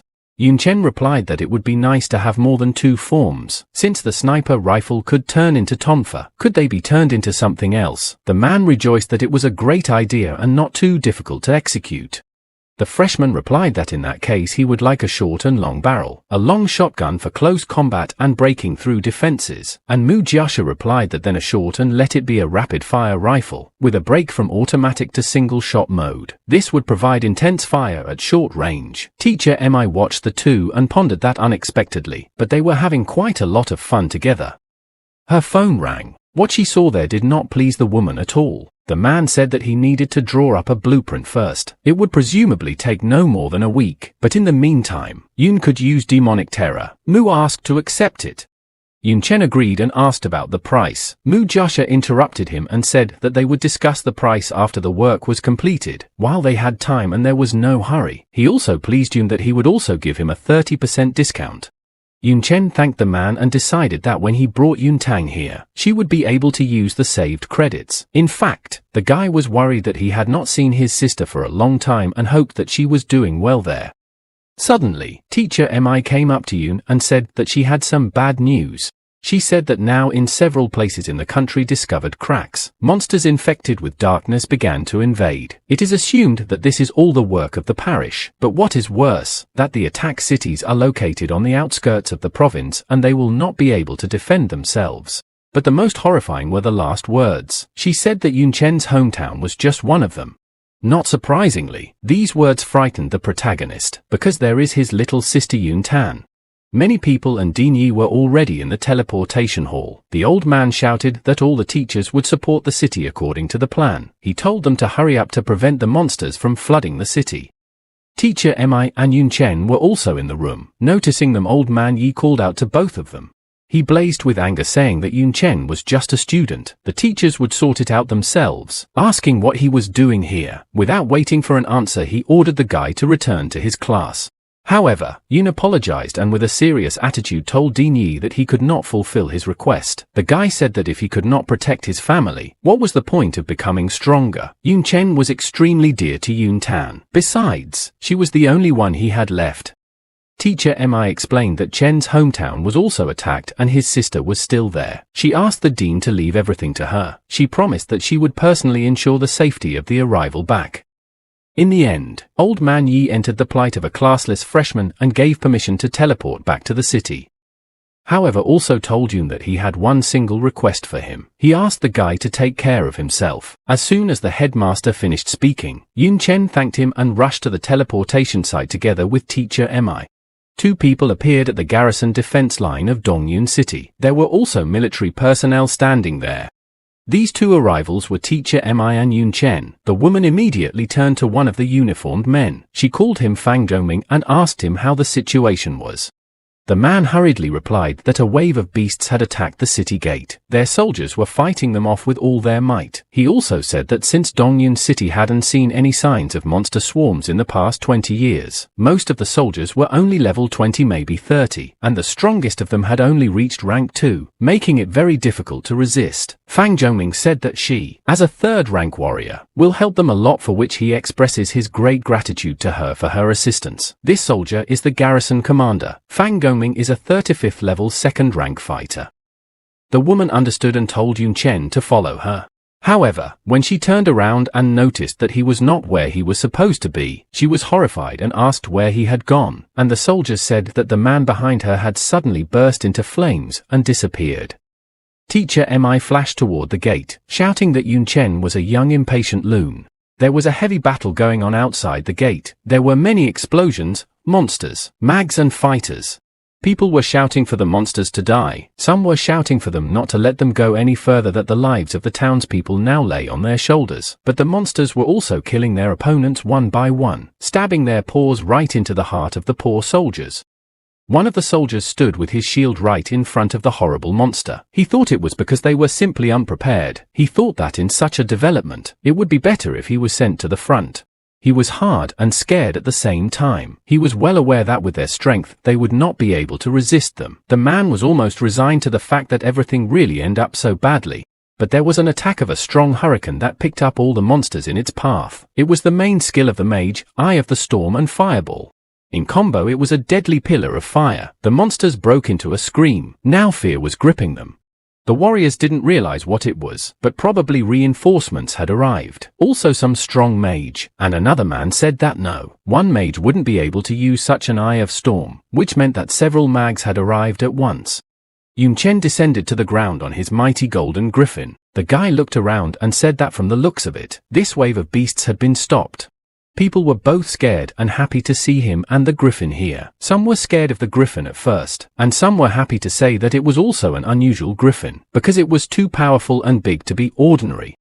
Yun finally jumped off his divine beast and said that the student of Jiangnan Academy, Yun Chen, had arrived to help, and the remaining reinforcements were still on their way. And Yun thought that fortunately after the contract with the beast, it could be summoned anywhere, at any time. It greatly reduced the arrival time. The soldiers were amazed that Yun Chen himself had arrived. One of them said that he thought he had heard the name before. Another asked the others if he was the champion of their province. And another said that seeing it once was much cooler than hearing it 100 times. Also saying that compared to Yun, they were all just weaklings. This made the guy very embarrassed and uncomfortable. He said that he was done flattering, asked how the situation was, added that the cracks must have been opened by the people from the parish, asked if they had discovered them. The soldiers didn't expect to hear that. One of them replied that they hadn't, and so far they had only encountered a horde of monsters. However, despite the fact that they had defended the gates as best they could, a few of the horde had managed to get into the city. But still, there were units stationed in the city too. They should be able to handle it. The fact that they did not see any of the people of the parish did not please the guy in the slightest. He wondered if they should not help the monsters in the attack, if they had already stealthily infiltrated the city. But what was their goal in that case? Is it to capture the city itself? Yun thought that it was impossible. The reinforcements would still repel it. Yun Chen's phone vibrated in his pocket. It was Yun Tang. Yun asked her why she didn't pick up the phone, and the girl explained that earlier there was an alarm about monsters infiltrating the city. The teacher took them to the school shelter. They just went inside. Yun Chen exhaled a sigh of relief and said that he was glad she was okay, and also that she had scared his brother to death. However, to his disappointment, his little sister said that right now there were some strangely dressed people outside, not even a bit like teachers. They don't know who they are, and Yun rushed into town and told her not to open the door to them under any circumstances, saying that he would come soon. Up ahead was Dongyun City's number 3 middle school. Someone was approaching. One of the people called out to the other.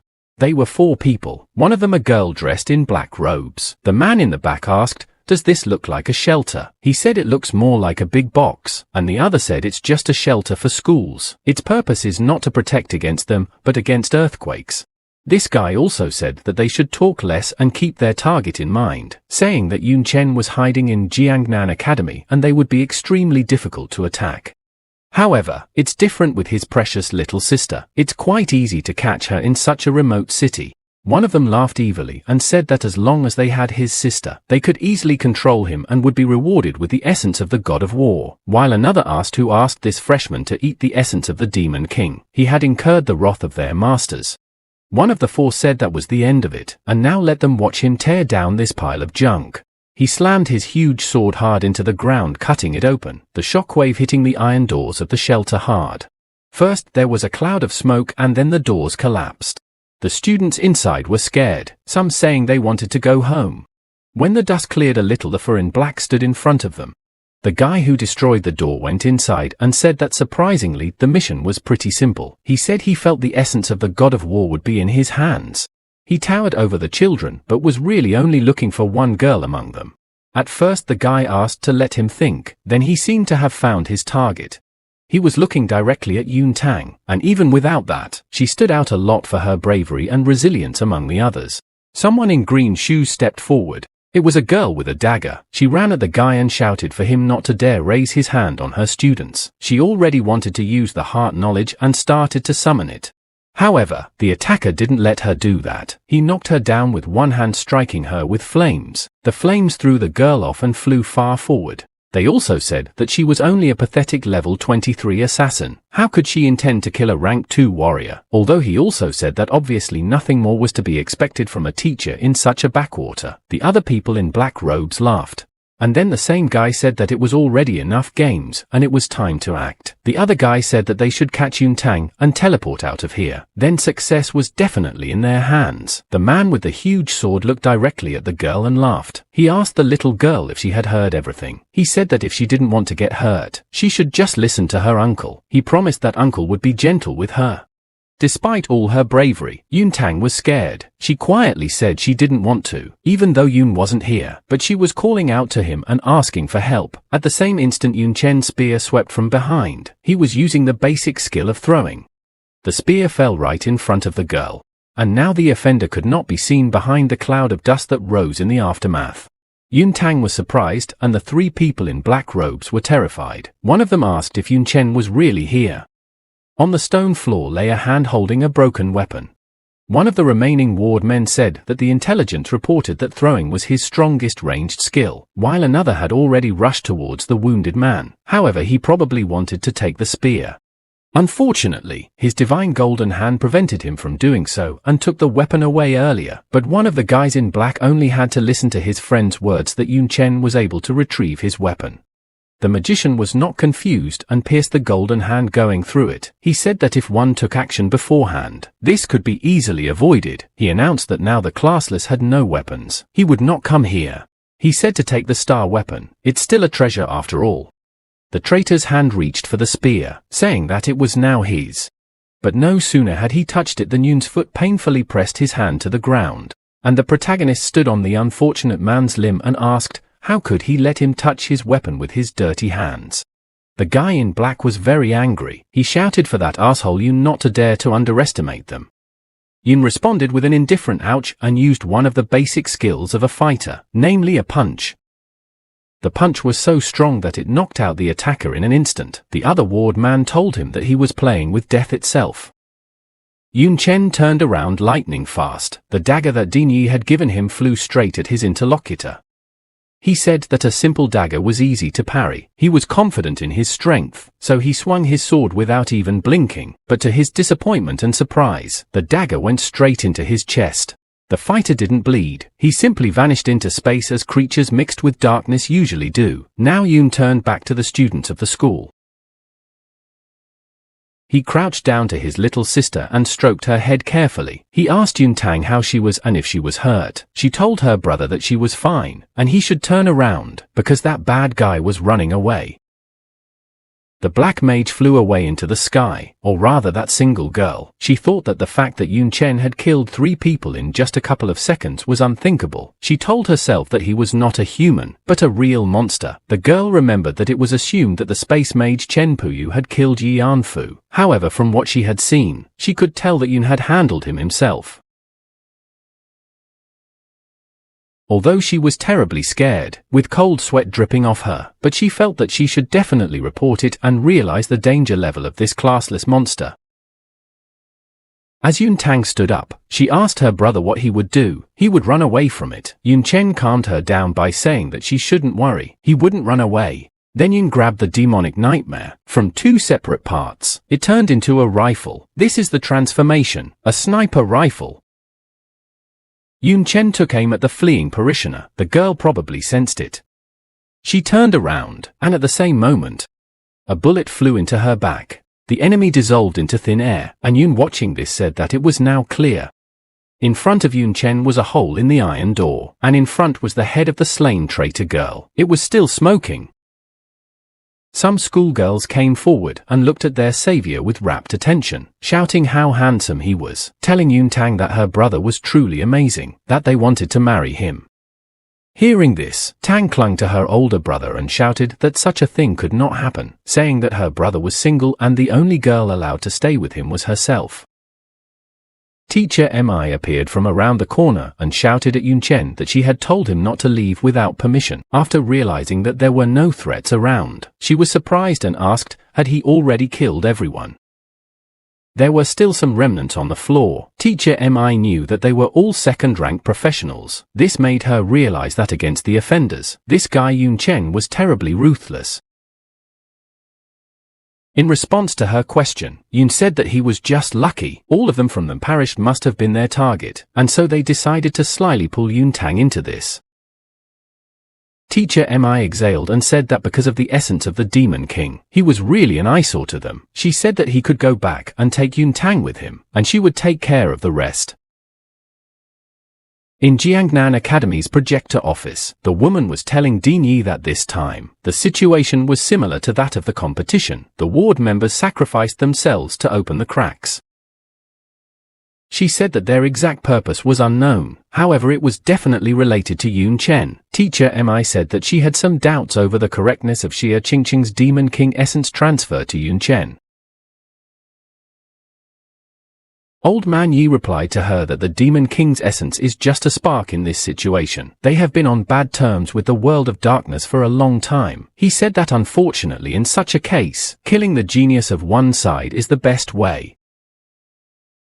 He continued that not to mention that Yun Chen is the winner of the competition. He can be considered the strongest talent of the new generation of Shenlong without exaggeration, because even without the Demon King's essence, he would be the main target of the arrival. Just the essence accelerated the moment a little. The headmaster stood up from the table and said that of course, they wouldn't be on the defensive all the time either. Nowadays many academies were forming demon hunter teams, which would allow the students to gain experience and counterattack. The old man asked Teacher Mi how their academy was progressing. The woman said that the first group had been selected, mostly freshmen and sophomores, and now they were being sent to different parts of the world under the guidance of teachers. The principal replied that this is not bad, and as for Yun Chen, he has already called. His sister will be enrolled in Jiangnan City High School soon. Now that Yun has no worries left, he should not cause so much trouble. Meanwhile, at the sight of Yun, Tang jumped with excitement. She couldn't believe that this is his dormitories. After all, it is all such an amazing luxury. She said that he had such a cute little animal that she was even jealous. Yun Tang squeezed the poor plant so hard that it started screaming. Yun Chen told his little sister to be careful. After all, she is still a demonic thorn flower. But Yun himself was not thinking about it as much as he was thinking that Teacher Mi would help him translate Yun Tan. However, it would be better if Yun Tan herself was worthy of Jiangnan Academy. The guy turned to his sister and told her that it was time for her to awaken her talent as well. The girl sighed languidly and said that it was. They were just taking a 2-day course to do so, but the monster invasion had stopped it. Yun Chen tossed her a blue bottle with liquid inside with the words that since that was the case, let her catch the enlightenment potion and use it right now.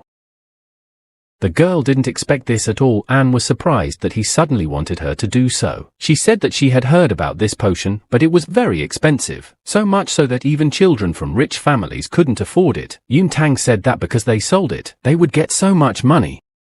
This offended Yun a bit. He replied to his sister that her brother had spent so much effort to get it and she wanted to sell it and told her to drink it. After all, then her potential would be higher and her talent would definitely be good. In the end, Tang still agreed. She started to drink it, although she was a little scared. When she finished, she cheerfully said that she drank every last drop, and the taste of the drink is not bad, slightly sweet. Yun Chen asked if she felt anything. He remembered that it was said that the first awakening of talent caused some side effects. Whether it was a well-prepared potion, it should cause a little itching. Yun Tang replied that something strange was going on. She said that she couldn't describe it, but she had definitely drunk it all and that he could check. The girl rushed towards him and shouted that there was definitely not a drop left. How quickly everything happened surprised Yun. He even thought that her little sister had a talent for speeding up. But then he refuted his own guesses, because even if it was a tenfold acceleration with level 5, it wouldn't work. Besides, it wasn't a spatial skill and he couldn't feel any magic. But despite all this, she had covered a distance of 2 or even 3 meters at a time. So if this speed is not a spatial skill, then Yun put his hand on his sister's shoulder and asked her if she felt anything strange while walking towards him. She said that no, everything was fine, and on the contrary, his brother was behaving strangely. He was looking at the place where she was standing for so long. The protagonist became cheerful and told her that she was right because he didn't see her move, only how she appeared. He explained that this moment was just accelerated because she had a talent related to time. Yun Tang was surprised. She didn't even realize what he meant at first. The guy grabbed his phone, saying that this was an even rarer talent than Space Magic, and if Space Mage was a strategic level class, then Time Mage was a nuclear level class. He decided that he should report everything to Teacher Mi first. Now Yun Tang, Teacher Mi, Dean Yi and Yun Chen were in the Jiangnan Academy's awakening room. Yun addressed the dean saying that she was just a middle school student and therefore he shouldn't have come. The old man shouted, asking what this Yun even knew, shouting that a Time Mage was the rarity of them all, that in the entire history of Jiangnan Academy, they had never once had a Time Mage. Suddenly they both turned around astonished. Dean Yi was extremely shocked. For the talent Awakening Stone revealed a Time Flow talent. A Time Flow talent of S quality. Its effect is to speed up or slow down time for a chosen target. Old Man E was happy that she is really a time magician. No middle school teacher has the right to teach her, so she will cross the middle school and her teacher will be one of the deans. He shouted to Teacher Mi not to dare to tell anyone about this, that it is top secret. The woman was already running somewhere with all her legs, but she heard his words and said that she understood. The principal turned to Yun Chen, saying that he had done a great job, repeated that it was a class of time. He was very happy about it. He said that he would go contact the Ministry of Defense. Dean Yi teleported out of the room. There was silence in the awakening room. Only the brother and sister were there. Yun approached Yun Tang. She asked what it all meant, and her brother told her not to tell anyone what had happened. He realized that if this information leaked out, the parish would definitely send people to get rid of her, although now she was somewhat safe. However, sitting still was not his style, so instead of waiting for them to come, he would go to them first. In the Jiangnan Academy dungeon hall, there weren't many people besides Yun. He approached the administrator and said that freshman Yun Chen came to get permission. The dungeon level range was 2130, and the difficulty was a nightmare. Also said that the number of dungeons, all available. Someone sighed unhappily and said that the parish was eating them up from the inside, opening cracks everywhere.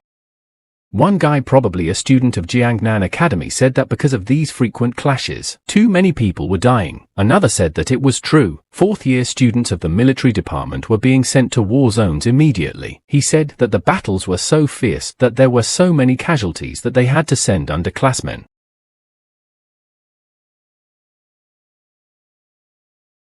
He added that it was unfortunate that sophomores were lucky to survive until graduation. The first guy replied that it was better to go through more dungeons and get stronger. It would increase their chances of survival. One of the administrators was sitting in front of them. The first academic said that he wanted to get permission to go through the second-rank dungeons from 5 to 28 times. The other added that the difficulty should be high, but the administrator said that the permission to go through all the dungeons from level 21 to 30 was taken by one student, that even now he was breaking all the dungeon records like crazy. This was not what the guys wanted to hear. They were very surprised and asked again, and the other guy asked who could be so greedy. Meanwhile in the dungeon, Yun had already defeated a couple dozen opponents. More and more notifications were coming in. Yun Chen silently stood among the maimed or even killed, and the notification said that the dwarf dungeon passing records had been updated. This record holder was the classless Yun Chen. The academy students looked at the screen and became more and more surprised. One asked, "What the hell? How many records has he set?" And another said that as expected from brother Yun. "He is a real machine." And the third interrupted the second with words to wait and see. He asked, "Is Yun not going to stop?" Yes, that's right. Yun Chen was not planning to leave the dungeon yet. He was moving on to the next dungeon. The disciples said that he was definitely insane without any respite. Another said that Yun Chen was the only one who would dare to do so. There was already a new dungeon in front of the protagonist. There were skulls, and crows, and also a huge yellow beast eye. The guy was teleported to the grave of old dungeon, level 25-27. And the difficulty of this dungeon is a nightmare, and there is only one participant. The dungeon also has a note. Ever since the ancient graveyard got out of control, the whole city is shrouded in darkness. More murders eventually return. There were many dead people in the dungeon, or rather living skeletons. Yun Chen thought about how many monsters were here, but mostly undead. Skills with attributes of light and fire would be most useful here. He decided that it would be a good time to try out his ghost flame. After all, compared to normal fire, it is not only more powerful, but it also has the ability to burn the soul and shape itself. Yun Chen activated it. A blue fire spiral appeared behind the guy. It lifted him high up. The blue flame was now in the shape of 2 fire dragons. In the same instant, the skeletons began to disperse, their souls dying. They evolved until they disappeared completely. After destroying all of them, Yun began the transition to the next dungeon. The scoreboard began to receive new notifications again. The dungeon passage records were updated again. Only now the graves of old, as well as the heavenly ice canyon, the flaming jungle, and so on. The academicians were getting more and more surprised and wondered how many more records this guy needed. Someone suggested that maybe he wanted to erase all the dungeons of the academy. They asked if he wanted to wear himself out to death. They said that it was somehow too desperate, and another asked what made him go to such extremes. Nicole grabbed her heart and told Yun Chen what he wanted, and her hands were shaking. Teacher Mi told Dinyi that since Yun Tang settled, Chen has been spending day and night in the dungeons. She said that many students had also started to notice that Yun Chen was exhausting himself to the point of walking with great difficulty. She said that after all, the norm for students was 1 dungeon a day at best. The group could only defend 2 dungeons, but he was clearing them all by himself. Old Man E was silent, then said that it was definitely good that he was working hard on himself, but he had some bad feeling about it. Someone knocked on their door. Behind the translucent doors was the silhouette of Yun himself. When he entered, the headmaster asked if he was all right. For himself, Dinyi noticed that Yun Chen looked calm. Yun turned to Dinyi, holding out some kind of book to him. Then the principal of Jiangnan Academy was furious, asking if this was a monster hunting group. He scolded Yun, shouting that he was crazy, that although freshmen could participate, but in Yun's case it was different. He would not even participate in the second year, but even if he got his permission, Dean Xie would still refuse. Yun Chen smiled and said that Teacher Xie had already approved his permission. This surprised Old Man Yi. In the paper Yun Chen held out to him was a letter from Dean Xie, saying that regarding her disciple, she would allow him everything and take care of him. Let Yun join Katie's team.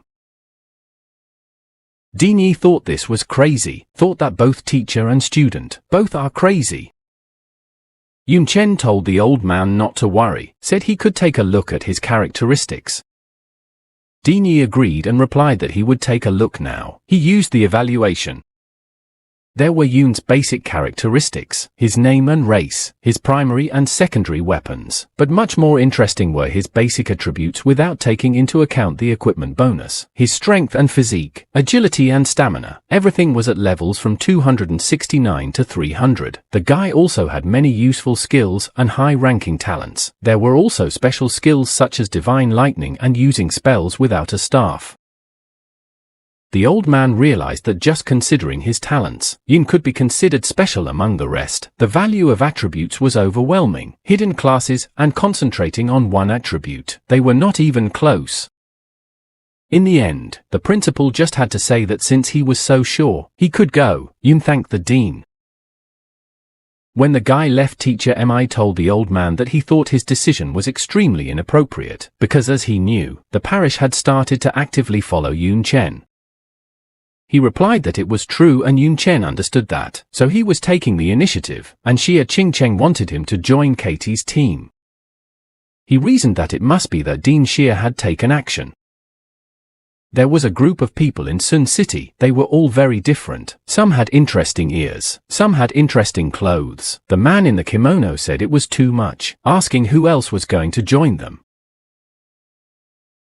He said that he was still a student at the academy, and also classless. Another said that despite all this, this guy seemed really strong. He had won a national competition after all. And the man in the kimono asked what of it. He was still just a chicken who didn't know what to do.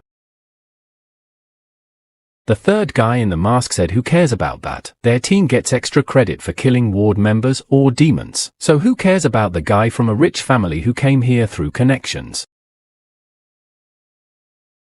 The kimono man shouted again that this was too much, called the new member a damn rich man. The girl with unusual ears listened to them and thought that the team spirit was about to go into the forest, asking herself what Dean Xia wanted to do by making such a decision.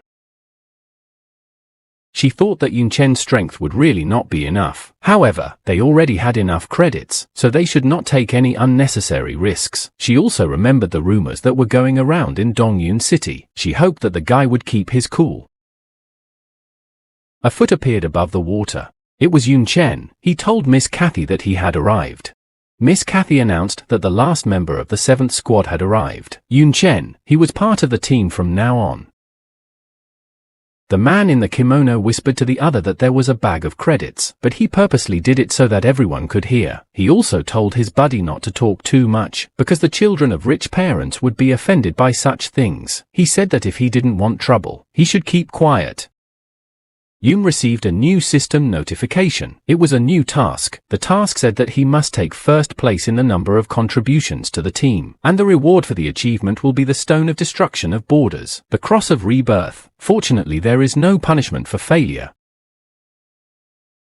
Yun Chen suggested that perhaps because of the simplicity of the task, there are no rewards like S-rank skill. He already has the Cross of Rebirth, hence the second one he can give to Yun Tang. The boundary-breaking stone is also a great item. It can break the quality limit of the equipment, thus improving it.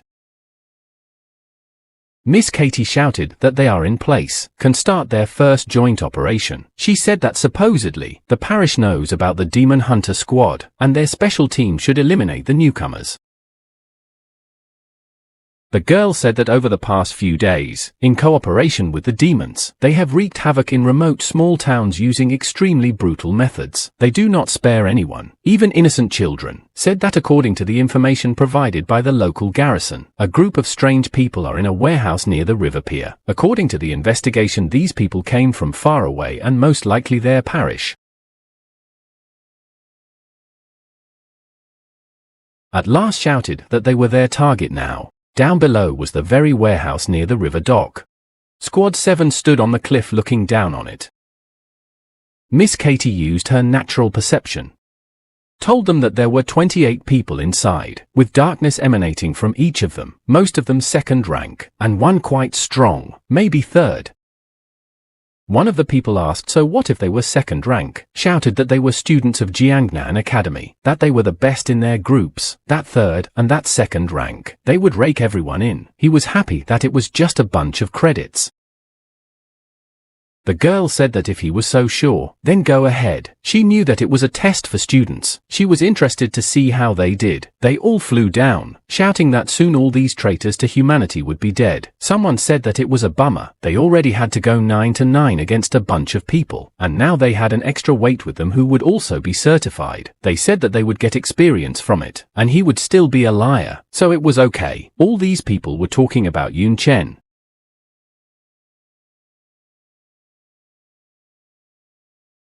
One of the group hit the roof of the building hard with his axe to break through it. The roof easily broke through. The people in black robes were even a little surprised by the invasion. The Jiangnan academicians flew on top of them. Yun Chen was a little behind. They wasted no time and started attacking the people who came. Some used sword burst, some used sun strike, some used breath of light, as well as fist of strength and so on. One of the men in black robes informed the bishop that people had suddenly rushed in from outside. The total number of enemies was still unknown, asking if it would be better for them to retreat. The bishop was completely calm. He replied that he could clearly sense them, told them that there were only 9 attackers and most of them were only second rank, told them to kill them all. The men in robes were blazing. One laughed and said that he thought there was a whole army, but it was just a handful of brats, but they had taken them by surprise, so they would make the young men suffer a little. This infuriated the squad members. One was shouting how dare he, the other was already flying at him and asking if he didn't value his life. The two were already very close to the enemy. One of them used a flash of purple heat and the other a ground-splitting strike. But the enemy blocked their attacks, turning the places they intended to hit into ice. One of the academicians said that he was using elements, which meant he was an elemental mage, and another shouted why being strong would betray his homeland. The one replied that it was simple and asked what an ordinary man would do in front of a supreme being, told the attacks to prepare for death. The axe man shouted to retreat, but his weapon is frozen because of the ice and he can't reach it, and the other said his hands are stuck in his ice element. The first one asked what they will do. Yun Chen's bullet cut the air with lightning speed. It flew straight into the elemental mage's back. This was a sniper's basic skill, fuel shot. When the attacking academicians realized that it was a freshman and he was already standing on the dais behind all the people who came, they were shocked and shouted that Yun Chen had felled the elemental mage with one shot. One of them said that his shots ignored the elemental body and asked, how does it work? Yun said to himself that the skills with the mandatory hit worked effectively. He used one of the basic skills of a sniper, fast reloading, also said that they ignored any physical defense. Said that there were many more targets, and therefore it was possible to practice. Some people in black robes were hiding in large boxes. Some had 1, some had 2. Yun launched 3 projectiles at once, using the basic sniper skill of penetrating bullets, as well as frost bullet and fuel shot. The bullets easily penetrated the walls of the boxes, but the sound was quite loud. Those who came in didn't even realize where they were being shot from when they were hit in the heart. One of them cried out through the pain and shouted that he was in a blind spot. How could he be hit? The people from Katie's squad were terrified, because out of 4 shots, Yun didn't miss a single shot, said that they had a divine sniper on their team. Another asked, isn't this a classless freshman? This shocked him even more. Bishop was furious. He shouted to his men to deal with the sniper first, telling them that the sniper was easy to defeat in close combat. Everyone immediately rushed over to Yun Chen, shouting that he was a sneaky bastard, that with their bloody shots, they would kill him. The people from the squad also rushed forward, shouting that they wanted to deal with Yun Chen, that they would help him, because a freshman couldn't handle the ward members alone. When the parishes were so damn close, Yun asked them if they wanted a close combat.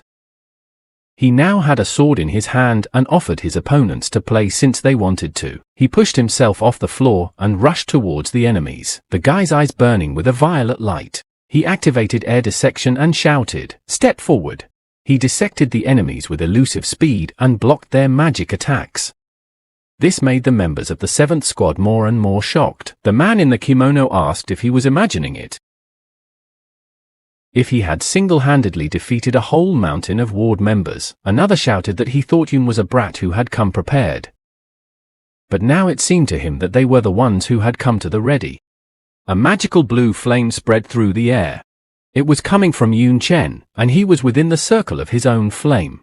The bishop said that it was the ghost flame of the darkness world. He asked how a child who hadn't even reached the 30th level could get it. He also said that the appearance of this guy, he had seen him somewhere.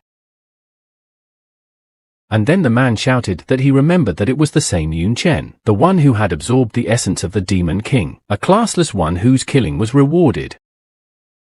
Bishop laughed and said that it was worth leaving the task for now. After all, it was for starters, and he wanted to take his head. He jumped and flew to him, saying that the bounty on his head was greater than any other task. Some kind of green arrow flew through the air, but it turned out to be no arrow at all, but a vine, and it grabbed the man's leg, stopping him. It was Miss Katie, the head of the 7th squad, who addressed the 3rd rank and told him that she would be his opponent. The one turned around and laughed. Meanwhile, Yun Chen was already standing amongst a pile of immobilized or even breathless bodies. Some of the squad said that he was too strong an opponent for them. Others said that he had killed at least 70% of the ward members here, and they were all 2nd rank. One of them asked if only the 3rd rank could stop him. The masked man asked the man in the kimono what he thought about it. He said that even though the 3rd rank should be dealt with by Teacher Katie, maybe they should try it too. They were interrupted by Yun Chen, saying that it was time to go. After all, they should move on to the next destination. There was a map in front of them and someone said that they were almost ready. It was the ward people. One of the guys in black robe said that all the elementary and middle schools were marked on the map. They would start in the evening, said that the local school children should feel the horror of the world of darkness. Suddenly he looked up and was very surprised at something. Said there was someone behind him. The man he was addressing asked what he was talking about. Said he had someone behind him too. The man turned around, cursed, and then he scattered, probably killed. Someone appeared in the wooden box. It even cracked. It was the members of the 7th monster killing squad and ward members. The man in the kimono told Brother Yun that they had come to help. He also added that he was rushing too fast that they couldn't keep up with him. He was about to say that he would buff him, but then he stopped.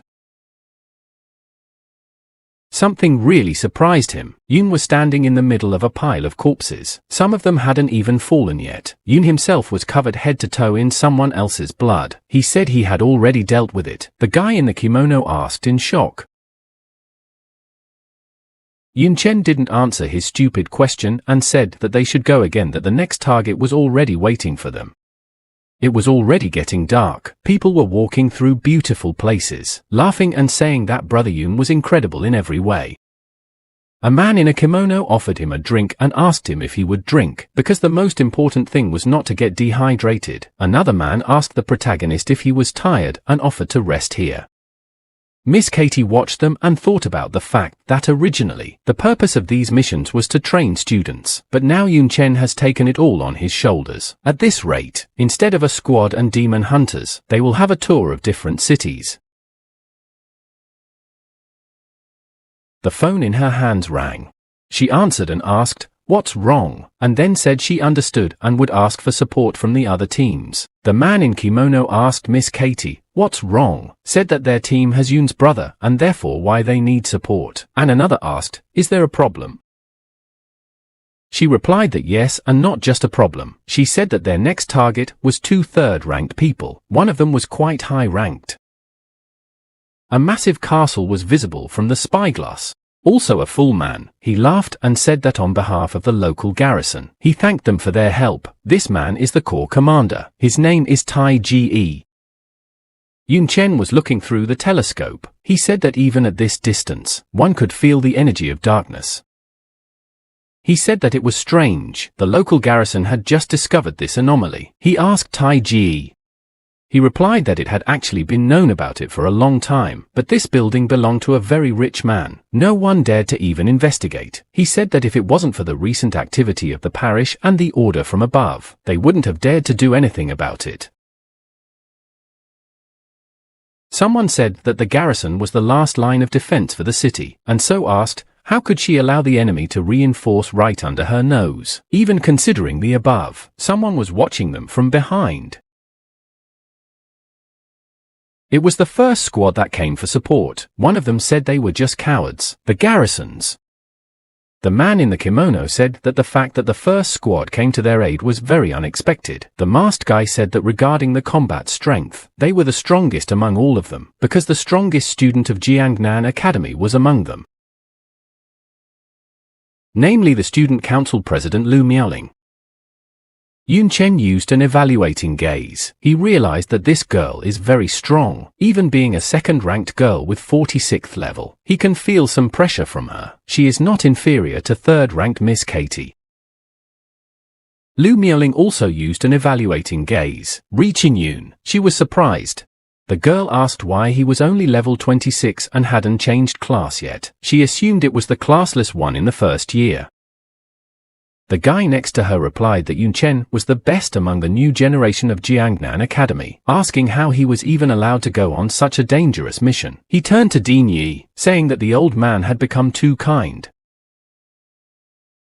Tai Ji coughed and said that now that the team was assembled, let's make a battle plan, saying that he was familiar with this manner and therefore could suggest great places to attack. The girl said she wouldn't listen to him, and explained that his garrison had let them set up here, and she was afraid that he was the one who would benefit the most, so he hurriedly told her not to slander people. She didn't pay much attention to that, and began to tell him that before the gathering, she had done some digging. A lot of it came out, using her perception skills. She also found out how many people were inside. But with the exception of the security personnel deployed around, all the ward members were huddled inside, organized into small groups. The economists now had her digital map in front of them. Lu Miaoling said that there was a teleportation circle behind. It was guarded by at least 15 people, including one third-ranked person. Once the massacre started, this place would be the main problem. She said that she hoped that their teachers would lead one team to break through the front to distract the enemy's main warriors, and she would go around from the back and head to the support point. Once successfully captured, they would attack from both sides and trap them in a vice. The kimono man told the masked man that attacking alone, even for the chairman, is too much. Li Mialin is the son-in-law of several people. The masked man replied that he was surprised by the amount of data she had collected in such a short time, and the kimono man asked what else should be expected from General Lu's daughter. The girl said that since no one minded, she would leave the rest to them and go to the place of attack. The guy in the kimono was silent, and his buddy said that by the way she was so hot. Everyone was already on the mountain near the castle. The man in the kimono said that the corps commander had chosen a good place. This point had a great view and was located high up, making it perfect for attacking. He said that from here they could launch a long-range magic attack without risking anything, and Yun Chen just stood by silently. He thought that something was wrong here. He wondered how such a gap could be left unprotected. Yes, and the surrounding area strongly felt dark energy. Suddenly things started to break out from behind. Black magic seeped out from the ground. Tai Ji was also swallowed up by the dark. Miss Katie shouted out that it was darkness. She asked what was going on, saying that the concentration was definitely not that emitted by the small cracks. Standing behind Tai Ji started to change a lot. He laughed and said that he had carefully chosen their funeral site, saying that it looked good, didn't it? The earth was just bursting with dark magic power. Now the garrison general looked like the very real devil. He turned to the wretched humans, ordering them to kneel. The pressure was so strong that most fell to the ground. Yun Chen and Miss Kathy were still holding on, but with great difficulty. Someone in the back was shouting that the equipment was breaking and the body wasn't moving. Teacher Kathy couldn't believe such a strong concentration of darkness. Yun Chen wondered if he was the truest demon of the world of darkness. The demon rose high into the sky on its wings and directed its dark magic downwards while inside a sphere of the same. Teacher Katie shouted for backup. The mage girl said she couldn't. She said the darkness was corroding the machinery. There was no connection. Miss Katie couldn't believe they were just going to die. She knew that something was definitely wrong here, that he was definitely third rank but clearly stronger than them. She knew he was using some kind of trickery. The guy with the axe was shouting that he was a bastard, and no wonder the ward members were here. Since the corps commander himself had betrayed them, they were asking how dare he betray humanity. The demon mocked them, saying that how could he betray humanity, then said that he had already accepted the gift of the Lord, shed his mortal body and washed away this filthy human flesh, turning into a demon. Shouting that now all they could do was kneel before him. A little while later Tai-Ge, or rather the demon, turned his attention to Yun. He asked, how can he move? Yun Chen looked different. He had a black robe and long white hair.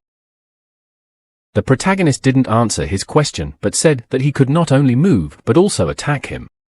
Then he took out his long gun. The arrow flew straight at the enemy. Yun also didn't forget to use the main skill of a sniper, penetrating bullets. His task now was to hit the target. The arrow penetrated through the demon's shell, but he covered his chest with his hands. The wounds on his arms were burning blue flames. He said that it was the talent of the Queen of the Night. Also said that he did not expect to run into him at all. The demon considered it a real luck. But after that, he descended to the ground. His eyes blazing red fire, he shouted that he would show the insolent man how foolish it was to mess with third-rank demons. However, Yun wasted no time, and so a blue fireball was already flying at the demon. Tai-Ge gathered a lot of air into his lungs and roared deafeningly. It was a demonic roar. But he rejected the blue flames flying at him. On one side Yun was already flying at him with his sword, using the knight's basic skill of aerial slashing, and on the other side was the same Yun only with a dagger in his hands. The demon immediately realized that it was a clone. It made him terribly angry. He asked how dare the pathetic copy go against him. However, he also said that with such a trick, even with his rank, it is quite hard to figure out who is actually the original. The demon blocked the blow with his fist. The punch was so strong that Yun Chen was thrown into the nearest rock. But much to the demon's dismay, another Yun Chen opponent was already behind him and was already cleaving the demon's throat. He used the assassin's basic skill of throat slashing. The enraged demon struck his fist right where the guy was. He was shouting that a level 20 clone. What a lowlife. The demon's pressure eased a little and the members of the 7th squad were able to lean on their arms or elbows, although with great difficulty. One of the guys said that this was the strength of the third rank. Brother Yun couldn't even break through the defense. And another added that after all, the difference in attributes and skill level greatly influenced the outcome of events, and no matter how powerful the basic skills were, they would never compare to the advanced ones. The demon turned to Yun, calling him a boy, and asked, isn't he a good fighter? If that's the case, then let him fit. Yun Chen replied that it was not easy to defeat him, but if he was so boastful, why didn't he approach him? He told the demon not to stand there. This greatly offended Tai-Ge, and he shouted and asked what he was carrying. Now Yun was standing a few meters. Yun Chen threw his mighty dagger at it and said that the demon had already lost. The demon laughed that the guy hadn't hit once and dared to throw around loud words. Asked if he was relying on this dagger. The demon straightened his arm to catch the cold weapon. But no such luck. The dagger had changed the angle of direction and was now quite close to the monster's black eye. Yun Chen flew at him and asked why he should dodge it. It would not do him any good anyway. As he rushed towards the enemy, he used the basic skill of a spearman, namely acceleration, and the guy shouted for him to just try to dodge it, saying that if he did so, he would check what was stronger, the demon's eye or his dagger. The demon tried to run away from the weapon, hoping that sooner or later it would fall, but contrary to his hopes, the dagger was still chasing him. When he finally stepped on the ground and the dagger remained lying in the distance, he was horrified that he had stepped right into the trap. It had grabbed his foot with thorns, a basic skill of a hunter, a bear trap. Then the demon realized that the main goal of the protagonist was not to attack him, but to trap him, also surrounded by vines. This is the main skill of the druid, entangling vines, as well as the main skill of the druid, growth. Now Tai-Ge was well aware that he was caught. The magical vines held the monster tightly, and from above, Yun Chen flew straight at him, holding his mighty spear in his hand. He said that no matter how strong the demon was, he was only a third-rank demon, not a demon king, saying that if it wasn't for the darkness around him, stopping the teachers, he wouldn't have been able to withstand their onslaught. The guy said that usually the darkness spreads through cracks, only it seems that he released it from underground somehow. Yun assumed that there was some artifact under the ground that amplified the darkness. That's why the demon decided to disguise himself to bring them here. Yun Chen flew at him pointing his weapon and said that having such an important item, he should protect it with all his might. That was why he stood still after every attack. He told the jerk that such a thing should be hidden better. Instead of attributes, he should have pumped his brains. In fact, the classless one was not aiming at the monster but at the ground. He split the ground with the basic skill of a spearman. Meteor strike. From there, purple magic immediately came out. It swirled in the air and began to slowly dissipate. Now the pressure dropped even lower and many managed to rise higher. By the time the demon had already managed to get out, he flew at Yun Chen with his fists and shouted that he wouldn't hesitate to finish off that bastard Yun. Then he was grabbed by a natural whip in one hand and thunder chains in the other. The angered demon shouted that they were all pissing him off, that if they didn't want to die, they'd better let him go. He was tied up by two girls, Miss Katie and the mage, the teacher saying that he should feel what they felt and the girls saying that now they would fight as equals. Yun Chen shouted that he was leaving him to them and he had to deal with the fanatics inside the manor. Teacher Katie shouted after him that she was sure he could handle it, but he should still be careful. Up ahead was a gloomy abandoned house. Blue flames burned from the windows and doors. The ward members were rushing from side to side, shouting that it was an enemy attack, asking who was the bastard who decided to burn down the manor. It was Yun Chen. He went inside and said that he had just been beaten by one of them, so he was a bit upset, asking them to comfort him. A blue magic fire swirled around the black manor. Yun Chen rushed forward, killing all the members of the parish in his path. The people of the parish were in panic. They shouted that he was too strong and resisting was useless, asking what he was doing and what about the support. Where was the support from the rear? One man in a black robe said that at this rate, even with support from the rear, nothing would change, said they had no choice. He yelled to the believers that it was better to sacrifice their lives to their Lord instead of having someone kill them. He shouted and asked the Lord to avenge them. All the other people in black robes also raised their hands up and shouted for the Lord to avenge them all. They were all blazing with red light, but it wasn't fire. Yun Chen realized that they had decided to sacrifice themselves. He thought they were crazy, but knew that they had to be stopped before their souls could give themselves to the Lord. People were dying one by one, their souls rising into the air, straight to the Demon King. Yun Chen then said to himself that there was no way he could do it in time, because they were dying too fast, and with so many victims, it would not be the last demon to appear. He said that despite this, sacrifice was only a skill. Now he just stood flat and said that as long as it remains a skill, it can be interrupted. The guy used the monk's main skill, blood rage, and the knight's main skill, perseverance, the archer's main skill, fighting spirit, for the berserker, berserk, paladin, holy glory, shadow flow spike, killing method, magic swordsman, magic flow. From above, almost on the ceiling in front of Yun, there was a portal to the demon world. Its truest black magic was a sacrifice gate. The gate started to unfold and crack loudly. A large hand came out from there and with long black claws, it rushed straight at Yun Chen. But the protagonist told her not to even think about it and pointed his spear at her, preparing the main skill of a spearman, the jab. He stabbed his cold weapon directly into the palm of her hand, accompanying the strike with a blue light. Yun Chen was pleased that it worked and he walks back. He said that right, even demons from the world of darkness through the cracks. It's not easy to get into their world. Inspired, the protagonist decided to attack the palm once more. After that, he changed his weapon to a storm axe and swung it, shouting that this was the final blow. Yun Chen swung the axe hard and shouted for it to get the hell out. The hand hurriedly removed itself back to it. The portal closed. Yun Chen exhaled a sigh of relief and said that fortunately, it had stopped him. However, he also added that the darkness from his body was thick. The guy was afraid that he might be above the 3rd rank. He realized that he would have gotten into trouble if he came out of there. Suddenly his eyes widened greatly. Someone in front of him said that so the situation was really not in his favor. It was the very owner of the hand that appeared from the gate. However, now in front of him was not just a hand, but a real demon from hell, and the demon asked the human child if he was right.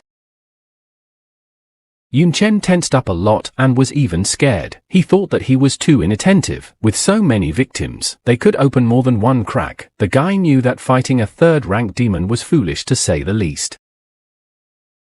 In this world, the level not only determines a large number of attribute points and skills, but also gives the opportunity to change class. With each change of class increases the number of attribute points and skills. In addition, there is an opportunity to learn more powerful skills.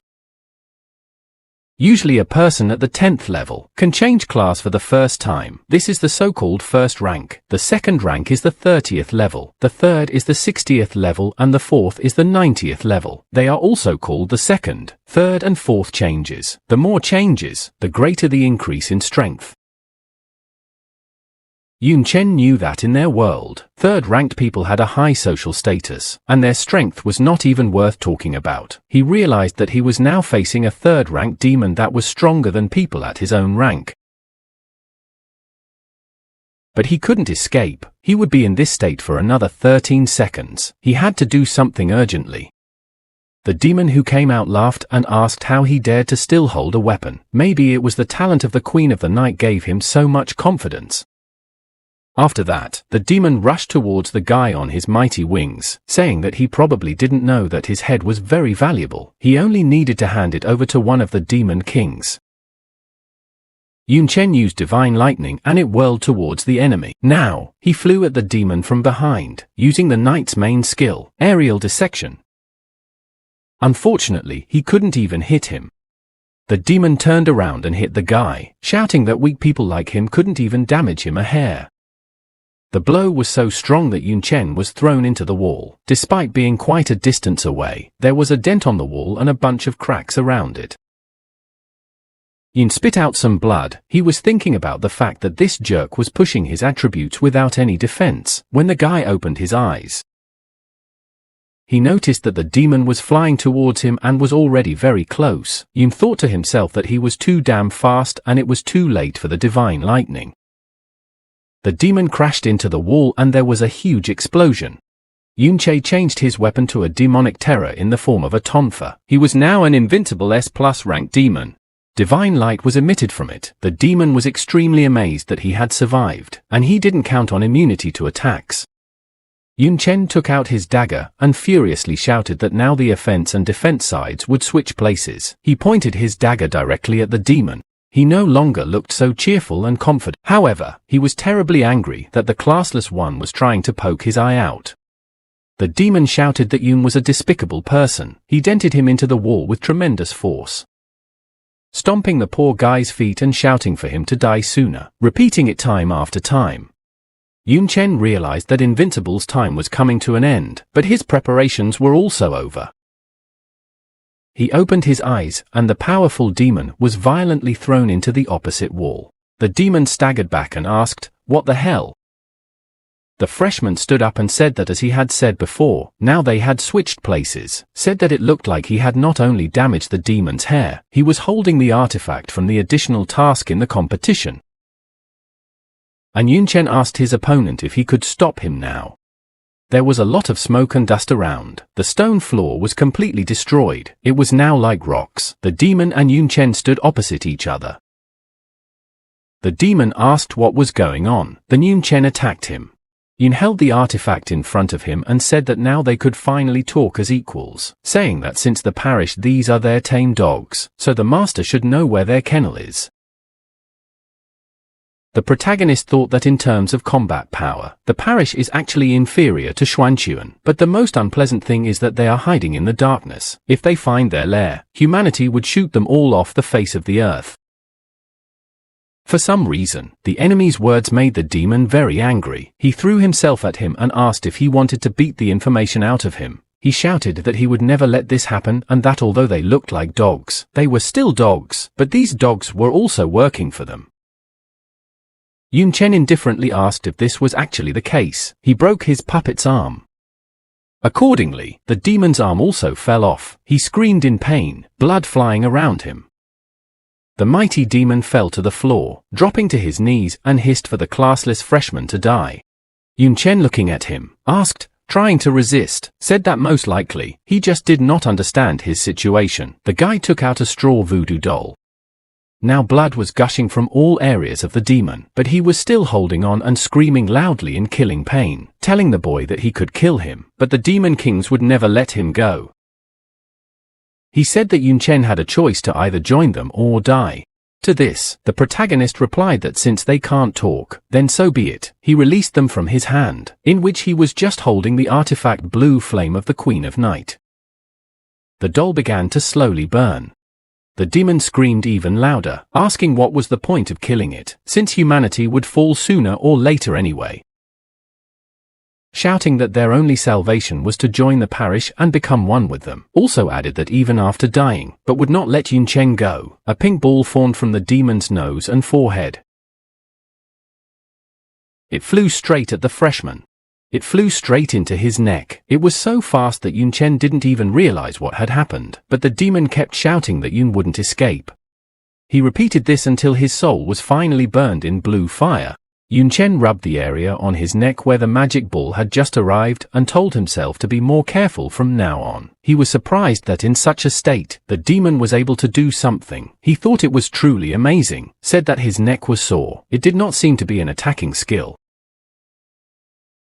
He decided that he would ask Teacher Xie what it was as soon as he returned to the academy. He thought about the fact that the gap between him and the third rank was still large, and if it wasn't for the damn straw man, if he had used all his strength, he wouldn't have been able to do so much damage. He said that with his best weapon, he could only cut off a piece of his hair. He realized that the reason for this problem was not only because the difference in points and attributes was great, but also because of the skill level. Class advanced skills, whether active or passive, were not comparable to the basic skills of the classes.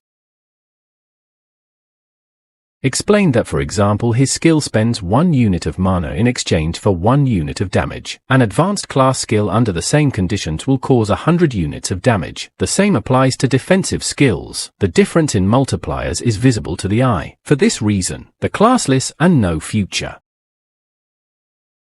Yun Chen plopped down on the rocks beside him, thinking that even if his talent improved the skill rank, at best it would be equal to a second-rank warrior skill, and if he wanted to resist third ranks, the amount of attributes would not be enough. He decided that he needed to get more powerful skills. Yun was breathing heavily. After all, the demon had grounded him heavily when suddenly, from behind, red magic flew straight at him. It swept right next to the guy, and created a huge explosion as it crashed into the floor somewhere. It was divine lightning. Yun Chen did not expect this at all right now. When he turned around, Yun saw that very same demon Tai Ji in the passage. He called out to Yun Chen and said that he had to go through a lot of suffering because of him. Now it was time for revenge. Yun Chen asked him what was going on here and where the teachers were. The demon replied that they were still alive, however they were not in the best condition compared to him. All the members of the 7th squad, including Miss Katie, were badly beaten up. Their clothes were tattered. Teacher Katie regretted that they had missed that bastard. The mage girl said that so many years of teaching had affected their skills, and their level of combat power had dropped significantly. The students intervened in the teacher's conversation, saying that nevertheless, even with all this, it was only because of them that they were still not dead. But Yun Chen's situation was not enviable. The demon had definitely gone after him. The man in the kimono told him to wait and asked him if they had enough. The masked guy also suspected something. He said that there was another girl with them, but he couldn't see her anywhere. Miss Katie perked up. She seemed to realize who it was. Yun Chen realized that the situation was dire. He still hadn't recovered from the last battle. The duration of the buffs had run out. Now he was only wearing debuffs. In fact, it was difficult for him to even stand. But he realized that he had the cross of rebirth anyway, so he was not afraid of death. Yun decided to at least tear off a piece of the demon while he was still able to stand. This demon also started calling the classless boy. He asked how he still dares to hold a weapon. Does he really think he still has a chance of winning? Ordered Yun Chen to kneel down and obey him, then he will so be spared his life. Tai Ji wished that Yun Chen would defect to them, because then the Lord would reward him generously. Yun Chen roared at the demon and said sure, right now, and surrender. They were already very close and the demon said that in that case, Yun would have to die. Someone's silhouette pushed off from the dais and flew down. The unknown man's foot struck his opponent right in the neck, and with such force that the massive demon flew off into the rocks. Yun Chen was shocked to say the least. He asked the girl who she was. She turned to Mr. Yun and said that he was the only disciple of the mistress, so she decided to warn him in advance. It turned out to be one of Dean Xia's demonesses. She regained her usual appearance and said that the mistress didn't want to put him in danger. The demoness stood in front and Yun Chen was still staring at her shockedly. But he soon calmed down and said that it was now clear why Teacher Xia recommended that he join Miss Katie's team. It was all because of Xiaoyu. The girl turned around and replied that actually her original purpose was to study something at the request of her mistress, but her succubus nature is a bit of a hindrance, so she went to join the team. She said that it just so happened that Mr. Yun decided to join the demon hunter teams. The best choice was her team. The demon finally stood up from under the rubble and coughed up a pile of dust. He asked why, though he had started to speak calmly at first, but now he was just frantically shouting. He asked, as a noble succubus, why would she give her name and stand to one side? The succubus girl laughed and replied that it was because her body and mind, everything she had already belonged to the mistress. She also said that he was an enemy of the mistress and was harming her lover. Her eyes lit up with love. She rose on her wings and shouted for him to give his life to pay for the sin he had committed. The demon Tai Ji was very frightened, and cursed and Xiaoyu launched her chains at him, shouting for him not to even try. The chains she used were the tool of the demon king himself, the void shackles. They easily caught the demon. The fact that it was the tool of the demon king amazed Tai Ji. He asked why the great demon king was obeying humans. The girl asked what kind of stupid questions were hers. She replied that of course she was also defeated, otherwise how would the king become a servant? And she clenched her fist. Along with her fist the chains on her opponent clenched. He asked her to wait. He was in terrible pain. Eventually, the chains let go of him and the demon spat right on the ground with his face. Yun Chen was watching the fight and said that he couldn't believe that Teacher Xia had defeated her. Xiaoyu replied that at first it was really like that, but as she got closer to the mistress, she accidentally fell in love with Dean Xia. The girl was very embarrassed to tell about it. Yun Chen smiled in response and decided for himself that it was better not to ask further. The succubus grabbed the guy's hand and said that although she did not know what technique Mr. Yun used, but to defeat a demon of the third rank in his condition is impressive. She shouted that she was almost possessed by him. Now he was also embarrassed. He said that she loves one, but is possessed by another. The girl explained that this is the nature of succubi. On top were the bodies of the slain enemies in special black spheres. Xiaoyu said that their corpses were very valuable, so she kept them. They were already leaving. The girl said that it just so happened that this manor had one of these things. She thought it was convenient and said that they would use it for Mr. Yun. Yun Chen didn't expect that these corpses could be used and asked about it and inquired about the method. The girl looked love-obsessed again. She replied that this method was a donation and it was quite obvious. They walked up the stairs to the memorial located by the cliff. Yun said that this was the altar where sacrifices are made to the gods. Said that this was the first time he had seen it. Said that he had heard earlier that many divine level items such as magical medicines, equipment, were obtained by sacrificing to the altar. Xiaoyu replied that if he wanted to obtain a divine level item, he needed a sacrifice in the form of a demon king. Although these two third-rank demons were not as good, but they could still be exchanged for something useful. She said that was why she kept their bodies. Yun asked the succubus wasn't this altar used by the dark cultists? Saying that following that, it should only be an altar for human sacrifice. Asked, or can humans use it too? And the girl said that it all depends on the type of sacrifice. She said that there is no difference in the altars, because it is just a means of communication with the gods. If the victim is a human, then the contact is established with the god of the world of darkness, and if it is a demon, then the contact is with the god of the human world. Xiaoyu said that Mr. Yun just need to stand in front of the altar and pray to the gods. She said that the god will definitely answer. Yun Chen pondered over the fact that he needed powerful skills suitable for classless to fight rank 3 demons. He decided that since they were gods, it shouldn't be much of a problem for them. He stood at the altar, raised his hands up and shouted out what he was sacrificing. The corpses of the slain demons began to scatter and their spirit flew into the sky.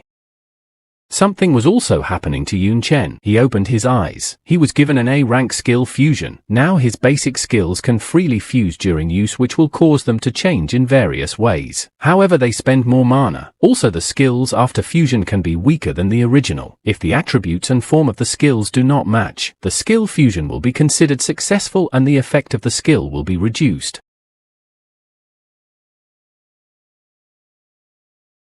The skill fusion that was written was pleased with Yun Chen. He said that even though it was only a rank, it was much better for him than S-rank skills. Xiaoyu congratulated her master Yun on the successful sacrifice. She said that Xiaoyu had a mission, so she would go ahead. Yun Chen said okay. Then he would go to the other side to check on President Li Miaoling. Maybe she needed help.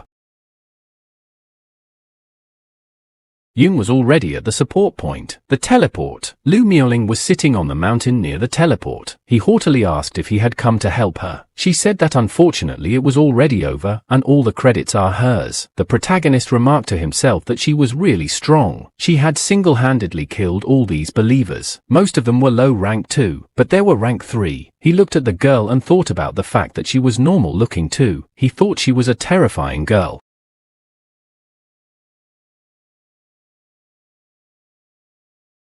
Xiaoyu was in the dean's office of the armory department. She was addressing the mistress. She said that Xiaoyu's train was worth it. She had successfully protected Mr. Yun. The girl said that after Mr. Yun's sacrifice, his strength should increase greatly. She held out the documents to Dean Xia and said that there was also bad news. There were people who had turned into demons in the parish. She said that Xiaoyu had also gotten some information about the manor. Teacher Xia took the papers. She reread the papers and said that so this is what their purpose is, asking how dare they. Yun Chen was already at the Jiangnan Academy's blacksmith shop. The blacksmith addressed the guy, apologized and said that because of the heated situation, he had been sent to the middle of nowhere to support and reinforce the rear guard, saying that he had been delayed a bit and had just returned. Yun Chen said that the front line was not a simple place. It was understandable. Asked what about the blueprint, and Jiesho gave a thumbs up and said that it was already ready. Everything met his requirements. Yun held out the demonic horror to him and told him to take it. The guy hoped it would be better, said there was one more thing. He had a new request. He would like it to be diamond quality. This shocked the man. He said that Yun should realize that even the children of rich families can't afford such an expensive weapon. Shouted that the price was too high. Asked if he was sure he had enough credit. Yun Chen thought about it and said that it should be enough, saying that after participating in the demon hunt, he had won about 100,000 credits.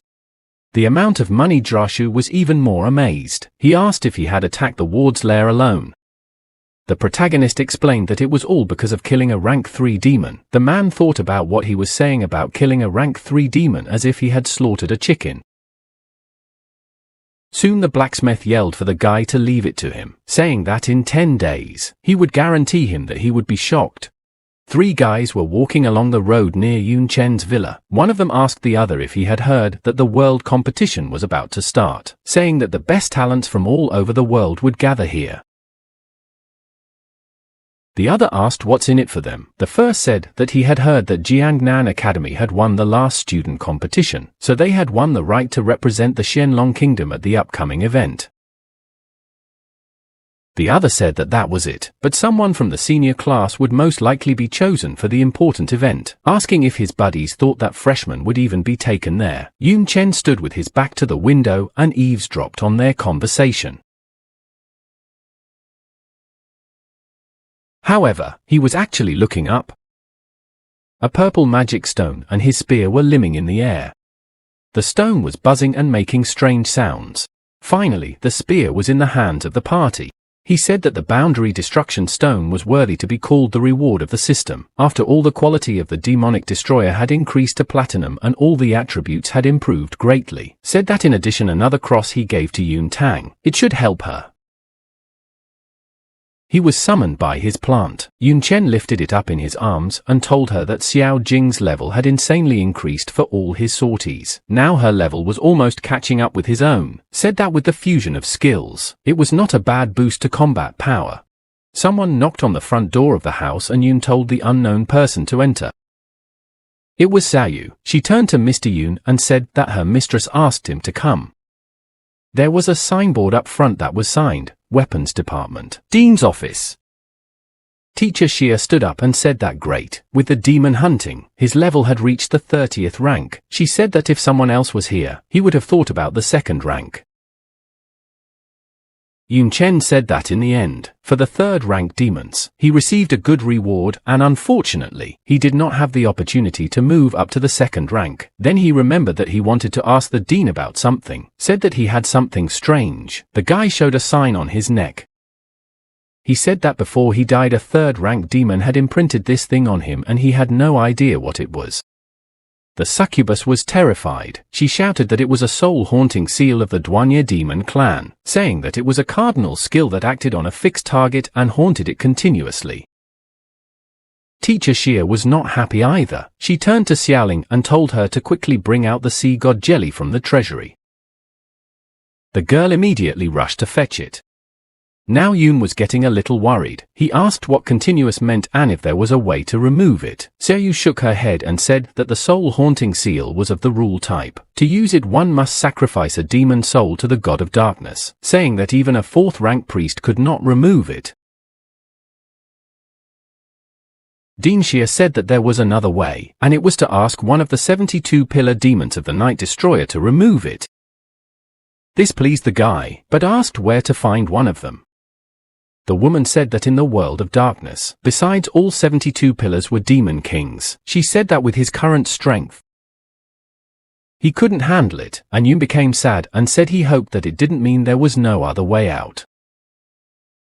A panting Xiaoling came running over and told the mistress that here was the sea god jelly. She held out a box to Xia and asked her to give it here. She took some jelly on her finger and said that luckily a few years ago she was able to hunt the sea god. The woman dabbed it on the guy's neck and told him that sea god jelly could hide the soul's haunting seal, but there was a time limit, so it was only a temporary measure. The seal did disappear from the patch of. She handed the box to her apprentice and told him to take it and remember to use it once a day until the jelly runs out, but said that he must find a way to remove the seal anyway. Said that otherwise his whereabouts would be exposed to the enemies. It would be an endless pursuit by the coming and the world of darkness. Yun Chen understood perfectly well that the situation was extremely dire. Dean Xia continued, saying that they had temporarily solved the issue of the seal, saying that he was the one who had fought demons for the first time, asked what his impressions were after the battle. Yun replied that except for the strange appearance, felt like humans. The woman replied that this was true and that they did look like humans, and that some of them could not even be distinguished from humans by their appearance, saying that Xiaoyu and Xiaoling were examples. As long as they did not emit darkness and covered their horns and tails, anyone would believe that they were humans. She said that if he went through the crack and entered the world of darkness, the scenery in front of him would be the same as on Earth. On the shelf was a book about the world of darkness. It stood out among the others. The boy noticed it and told Teacher Xia that its description was a bit contradictory to what he thought. It seemed to him that this place was more like hell than earth. Xie replied that there are such places as well, like in their world. They have inherent harsh points. However, the most distinguishing feature of the world of darkness from them is the concentration of mana in the air. The people in the world have it much lower. And so when cracks open, the two worlds are connected, and because of the difference in concentration, the environment of the other world continues to penetrate them. Corrosion appears, corroding the surroundings. Plants die, unable to withstand it. Low-level monsters also go into a rage because of the terrible pain. And if you are in the world of darkness, the air is normal. It's just that they who grew up in this world can't bear it. So no matter how beautiful their scenery is, it's a living hell for ordinary people. Yun Chen replied that then it is no wonder that there are people willing to become demon servants, to improve their blood and body. He said that it was even possible to improve the soul, taking a new stage of evolution. It turns out the world of darkness is really a world on a level above them. The guy admitted that judging from this the demons also suffer because of this on the human side. Dean Xie replied that this is the case, but over the years, they are slowly adapting to the environment, which can be seen in the increasing pace of the war. Said that Yun is far from talking about it. There are more important things that need his attention right now. Said that he should know that Xiaoyu didn't just go to protect him. Told that the succubus had other tasks, she asked if he knew anything about the world competition. Yun Chen replied that yes, there are often rumors about it, and especially now. He asked if it was for seniors. The woman said that it was because the seniors are usually stronger than the juniors. According to Soyu's information, the next target is the world competition. She said that if she went there personally, she would definitely scare away the ward members. And therefore she wants Yun Chen to participate in this competition. She asked him to stop the actions of the parish in this way. This literally shocked the guy. The poor guy immediately received a notification of the achievement task. It said a generous reward and no penalty for failing the task. That's when Yun realized that there was no way to not participate. 5 days later at the arena, the auditorium was packed to the brim. The judge announced that the competition for a spot in the world competition had officially begun. Besides Lu Miaoling, the student council president, one more spot would be chosen among the students. He asked the contestants to enter the arena. As soon as one of the students entered the arena, the first attack flew at him. He was surprised that someone had already started fighting. This attack was Yun Chen's spear throwing. It flew in and a large cloud of dust rose up. The people in the hall did not understand what was happening. They thought that someone had broken in, shouting that it was simply impossible. It was Yun Chen. He sat on his mighty weapon and apologized to his elders for taking part as well, his eyes blazing. The dust cloud dispersed and now Yun Chen was standing in front of everyone. The participants of the duel were shocked. The people in the audience did not expect to see him here either. They asked what was going on, why a freshman was standing there. They recognized Yun Chen and said that he was really very strong, but it was too much. The competition was for seniors. Someone asked if Yun thought he could beat the seniors and that they had already been to the battlefield. Suddenly, someone loudly ordered everyone to shut up and the crowd fell silent.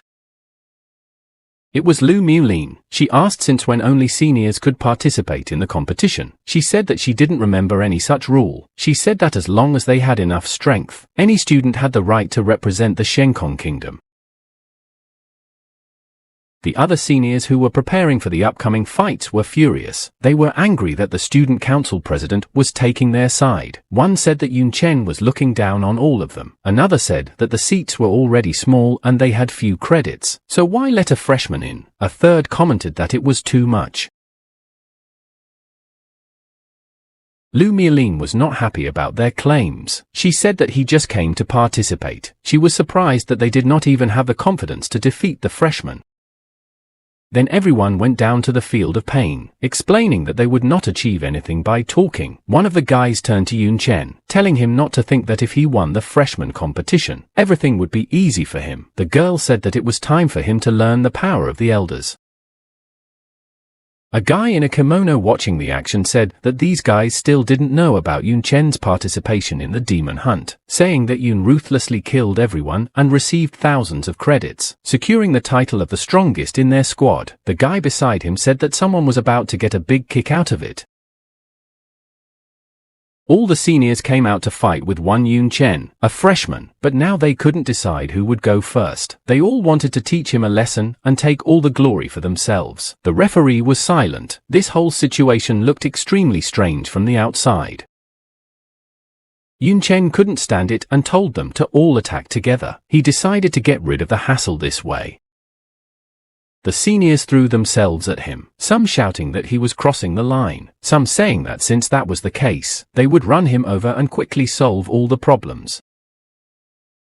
Yun Chen blocked the first attacker's attack, and did so with such force that the poor guy flew high and far away. This infuriated the senior students even more. Someone used ice rain, someone used dark expansion, someone used a chain of lightning.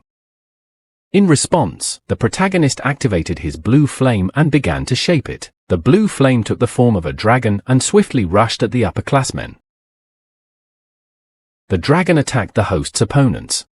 The students in the auditorium were terrified. One girl asked how this guy's main skill could compare to the second-ranked class skills. The guy standing behind him suggested that this was his talent. Another guy added that moreover the value of Yun Chen's attributes was terrifyingly huge. He thought that maybe it was because of the essence of the Demon King. The guy understood perfectly and said that ordinary seniors were no match for him.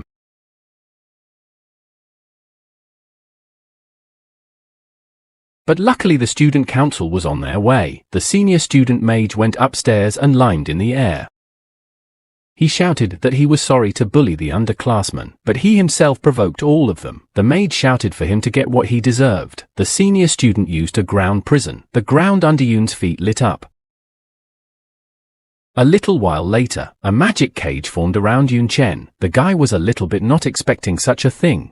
The protagonist didn't lose his common sense and decided to use one of the knight's main skills, namely air dissection.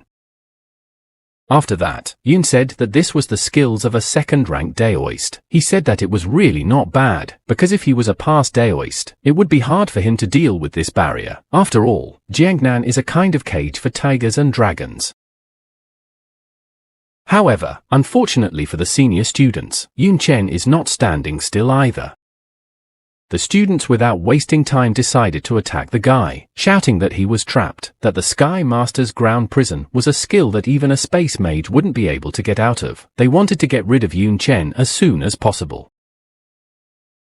Meanwhile in the ground prison, something was happening. Yun was using skill fusion. It is one of the basic skill of a summoner is contracted summoning. Also the basic skill of a druid is growth.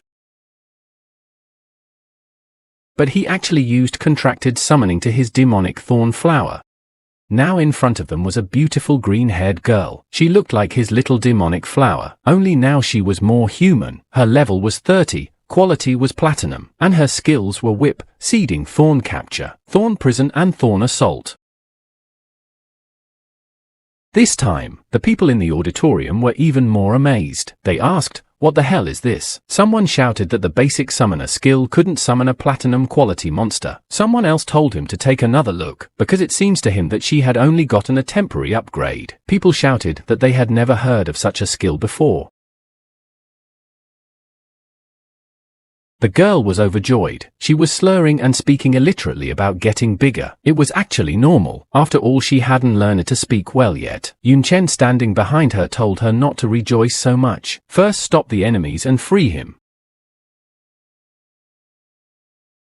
The flower girl spread her arms, getting into a fighting stance and used the sewing skill.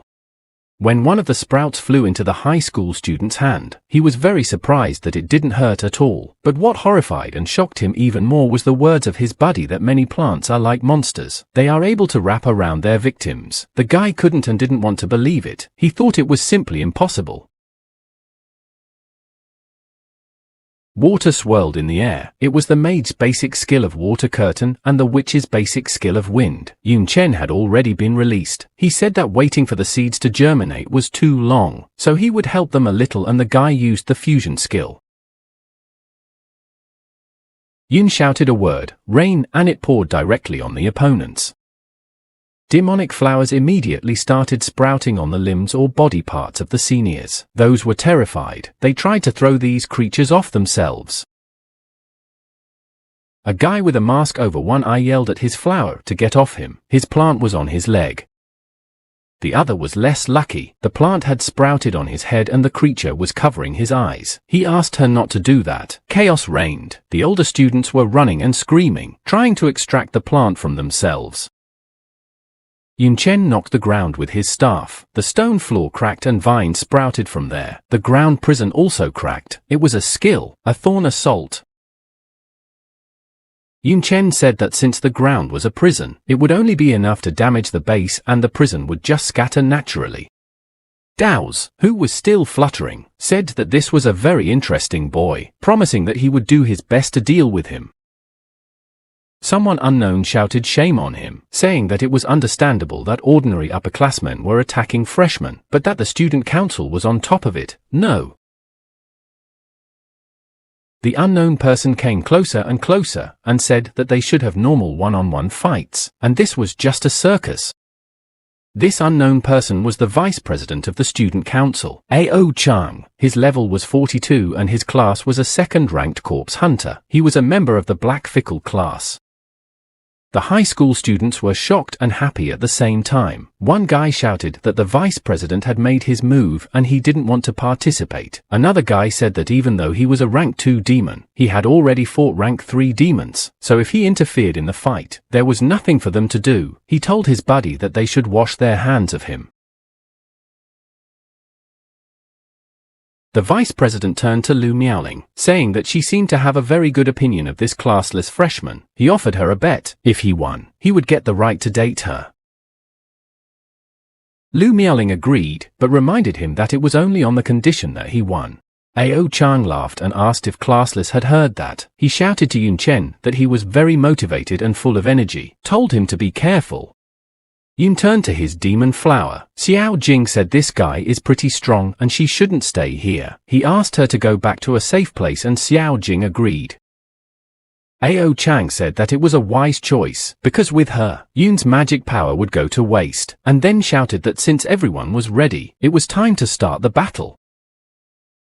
Yun Chen replied that this was great and he just had something he wanted to try. Everything was covered in dust and smoke. The referee stood on a small dais between the competitors. Yun Chen and A.O. Chang said that this fight determines the places in the world competition, asked if their side had any claims about it. A.O. Chang replied that of course not, saying that if it's not even right for him, it's worth keeping quiet about the others. The referee replied that fine, and then they would begin. He raised his hand up as a sign to start the fight. A.O. Chang looked pleased and cocky, saying that for the sake of a date with the president, he wouldn't show a drop of mercy. He swung his weapon. A multitude of souls flew out from there. They all swiftly the souls were rushing and shouting that they hated everything, asking who would pay for their deaths, saying that they were betrayed and they deserved to live. Yun Chen knew that this was a debuff skill, and therefore the value of his attributes had drastically decreased. But fortunately it's black magic and it's not that hard to deal with. He pulled out his spear, it glowed with a bright light and souls surrounded the guy. Yun Chen used the priest's basic skill of purification. The souls and black magic began to develop, because the wall previously surrounding the protagonist was rapidly dissolving. You could see a human figure behind him jumped up. In a blink of an eye, A.O. Chang with a terribly smug face flew at Yun from above. Yun Chen knew that he would be here and drew his sword. Said Chang used the ghosts as a veil and went for a surprise attack, but to his regret he was already prepared for it. Yun Chen did not understand what was happening, because A.O. Chang had already exhausted his strength, and his weapon is like a piece of wood and it is not sharp and heavy. Even if Chang hit it, the attack will not cause significant damage. The guy wondered why he would go into close combat. A.O. Chang noticed that Yun Chen was thinking hard and analyzing. He told him to fight. There was no room for thinking, and he started to attack. His weapon flew straight at the elbow of the protagonist. Yun shuddered because of the nightmarish pain he felt. It hurt so much that the guy released his spear, and it fell to the ground. Ao Chang was already quite far away. He shouted that he was going to do it again. Yun Chen didn't move. He said that he couldn't use his right hand as if it wasn't even there. But there was no sign of damage either. He asked his opponent what it was. The vice president replied that it's because of his special weapon, so special that it's what defines his class. He said it's a stepping stone to unlocking the one and only Black Impermanence class. He said that after the integration of the game into reality, there were many changes. Conflicts with reality and the game. Conflicts with sacrificing to the gods. For many such reasons, unique classes were born. A unique class is literally a class that only one person gets. It may not be the strongest class, but it is definitely the most special. To get it, you have to follow not only strict conditions, but also a lot of luck. Ao Chang said that he had found this morning staff in the cemetery when he was a child, and that was when he realized that it was due to his luck, and for this reason, he wanted to change class so that he could realize his potential as a corpse hunter, so he was able to obtain the Black Permanence. Ao Chang admired his weapon and said that as long as he held it, not only could he see other people's souls, but he could also use it to directly wound a soul. The guy sneakily squinted his eyes and said that Yun's right arm was affected by the soul attack. A single blow won't do much damage. Everything should recover in an hour. There is one thing about Yun that bothers him. It seems that there are two souls in Yun Chen. He said that this usually happens because of split personality. Asked if the freshman has such problems. The protagonist was surprised. He knew for a fact that he didn't have a split personality, but he wondered if he had a soul. Yun Chen retrieved his sword and it whistled through the air. The freshman caught it and said that since that was the case, the only way to see something was to get hold of Ao Chang's weapon. Ao Chang was shocked and he interjected. The vice president was just furious. He shouted and called his opponent a bastard, said he was dead from now on, asked if the guy didn't realize that his weapon was all for him, shouted that even his parents didn't touch him and he wanted to take it away. He moved towards Yun and yelled that he would kill him. Ao Chang's reaction surprised Yun. After all, he just wanted to support him and see if the vice president thought he wouldn't give him back. The protagonist realized that this guy was either so aggressive himself or he was so greedy. Ao Chang ordered his corpses to catch the freshman. A black puddle formed on the floor. From this puddle, hands came out and pulled Yun into their embrace with all their might. The classless sword glowed yellow. Yun Chen ducked and stabbed his cold weapon into the ground while using the exorcist's main skill, namely banishing evil spirits. The magic beneath him dissipated. In fact, another debuff annoyed the freshman, because even if he dodged it in time, his dexterity value would drop drastically. He realized that if the value of his attributes dropped even more, it would be much more difficult to fight. So he had to finish this quickly. Yun used the knight's main skill, air dissection. Ao Chang blocked his attack with his special weapon while saying that it was useless. However, Yun Chen disagreed with his opponent, saying that it wasn't really true. Then he used the assassin's main skill of cloning. He appeared in another place and Ao Chang sent some of his own on him, saying go ahead. Now there was a huge monster corpse standing near the vice president of the student council. The guy ordered him to chase after Yun. Now one Yun was fighting with the monster and the other with a senior student. Some of them were clones and some of them were real. Yun Chen was well aware that he had lost his advantage in close combat, and fighting with one arm and lowered attributes was hard. None of this pleased or helped him at all. Suddenly, the monster started blowing intensely. This startled the classless freshman, and then either by a gust of wind or a blow, he was thrown back hard. Around Ao Chang appeared even better and he ordered the sinners to kill Yun. He summoned the Lake of Dead Souls. Now Yun was really scared. He was silent. A small lake of dead souls appeared in the ground. Ao Chang laughed loudly and said that now let everyone watch him zero his attributes, shouting that he would strike one blow after another, that the freshman's life would be worse than death. Something dazzled and struck the vice president. The black dome, or rather the lake of dead souls, began to crack and bright rays broke through from there. Words came from there saying that it could indeed be seen that Ao Chang's debuff skills were strong, but still his own buffs were stronger. Yun Chen activated the fusion of all the basic skills and condition enhancement. The classless freshman now looked completely different. He had long golden hair, nim and a white armor-like garment. Ao Chang was shocked. He couldn't say anything and only mooed. In front of him towered the divine Yun Chen with an angel behind him. This transformation is tens of thousands of strength. It increases the value of all attributes by 500%, increases resistances by 50%, changes the form of attacks, as well as an additional 80% to the damage of attacks. However, the duration is only 45 seconds, and after the skill ends, the effects of the buff subside, putting you in a weakened state with a 99% decrease in the value of all attributes. The people in the auditorium were once again amazed. They asked what this skill was. Someone shouted that not only had he seen it, he had never even heard of anything like it. They shouted that such an exaggerated boost was quite comparable to advanced skills. He asked, "Doesn't a classless guy only use basic skills?" Yun Chen looked at his hand and said to himself that the power inside was pouring out in streams. Such an advanced skill can only be possessed by a rank 3 strongman, but unfortunately the consumption is also staggering. Most of his mana points disappeared in an instant. Ao Chang finally came to his senses and shouted that it was useless, that no matter how strong the boost was, it would still take everything away, shouting that it was just a waste of time. To this, Yun once again replied that it wasn't exactly like that. He quickly bounced off and said that with his current agility, he would have no trouble dodging his attacks. Yun was already behind the vice president's back. He was using the basic swordsman skill of sword nudging. Ao Chang turned around and summoned the possessed demonic armor, and the magic raced straight towards the freshman. Yun Chen tried to cut the weapon with a swing of his sword. But no such luck. His divine magic hand slammed into the monster that was protecting Ao Chang, holding him in. The latter laughed and said that regardless of the value of attributes, Yun was only a weakling using only basic skills.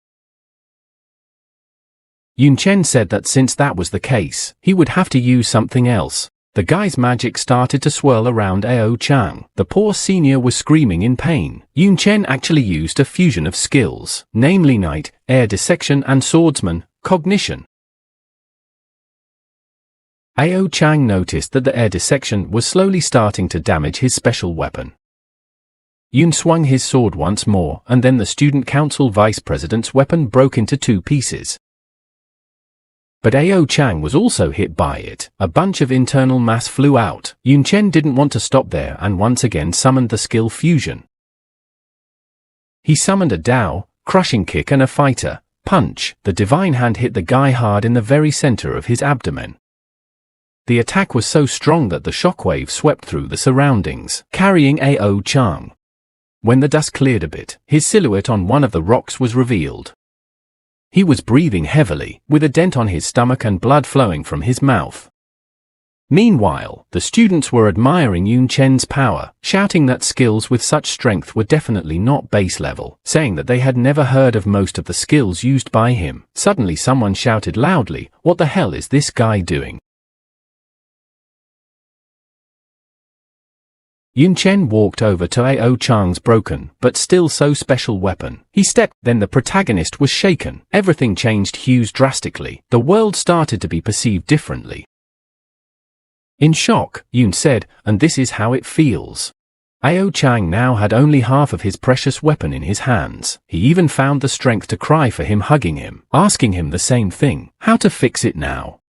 Yun Chen approached him and asked if he admits defeat or if they should continue. Through his tears the vice president shouted that he was surrendering. He repeated it several times so that his opponent would definitely hear. The unfortunate man cried and begged Yun not to take his weapon, saying it was only his. Yun told him that he wasn't going to take it away, and there was no need for him to do so. The protagonist stood in front of the mirror. It turned out he had taken a piece of broken weapon with him. He thought about how in the arena, stepping on this small piece of stick. He looked at the object in his hand. He remembered that he really saw people's souls. Yun says it is just like Ao Chang said that everyone has only one soul, but himself. Yun Chen looked in the mirror and saw 2 souls behind him. One looked just like him and the other looked just like him. Of humanity, it only had a body, and that, an unnatural color.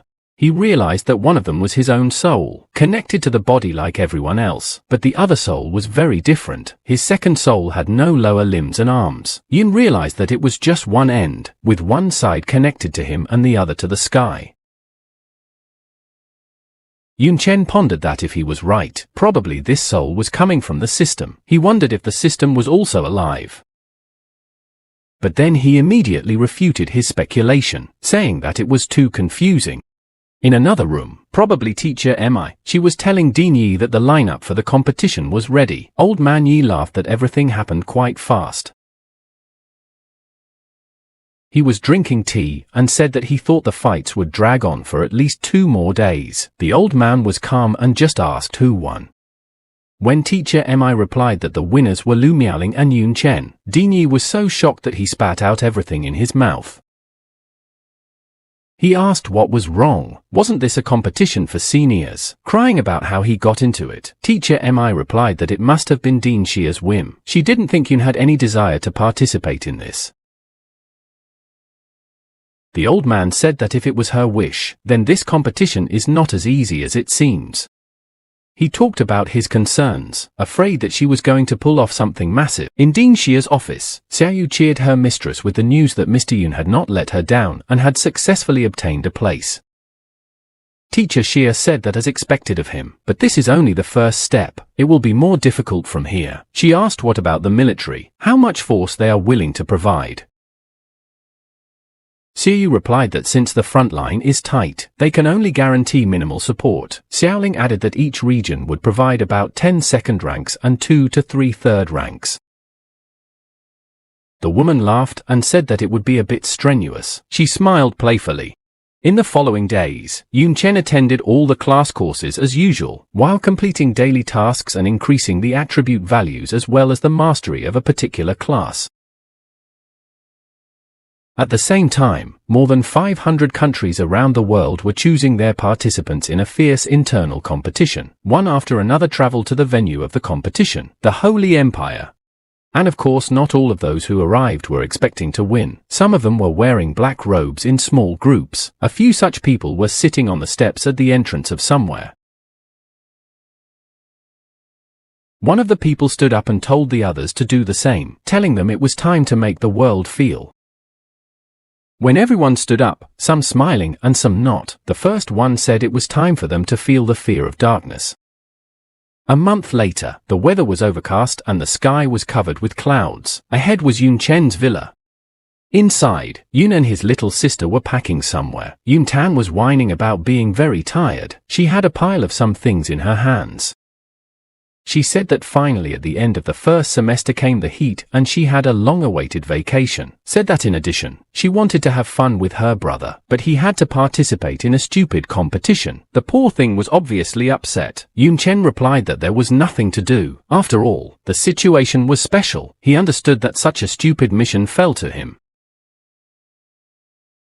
Yun advised his sister to take fewer things, saying that this was a world-class competition, so the necessary household items would be provided to her there. She shouted back that this was her brother telling her to take a class backpack for the competition, even though she was only taking one suitcase. Yun relaxed and said that she should expand the space in the backpack, because it was too small and most of it was full of weapons and attributes. Yun Tang said that she had heard that some important people could stuff the whole palace into the backpack. She asked her brother if it was related to the class level. He thought about it and said that it was not at all. He recalled that it was all related to a material called spatial breathing earth. Suddenly, someone knocked on the door. Approaching the door, Yun told the unknown person to enter. It turned out to be Nicole the elf girl. She embarrassedly asked what about going for a walk together. A little while later, they were already walking along the flowery paths. Yun was looking around, and the girl was still awkward.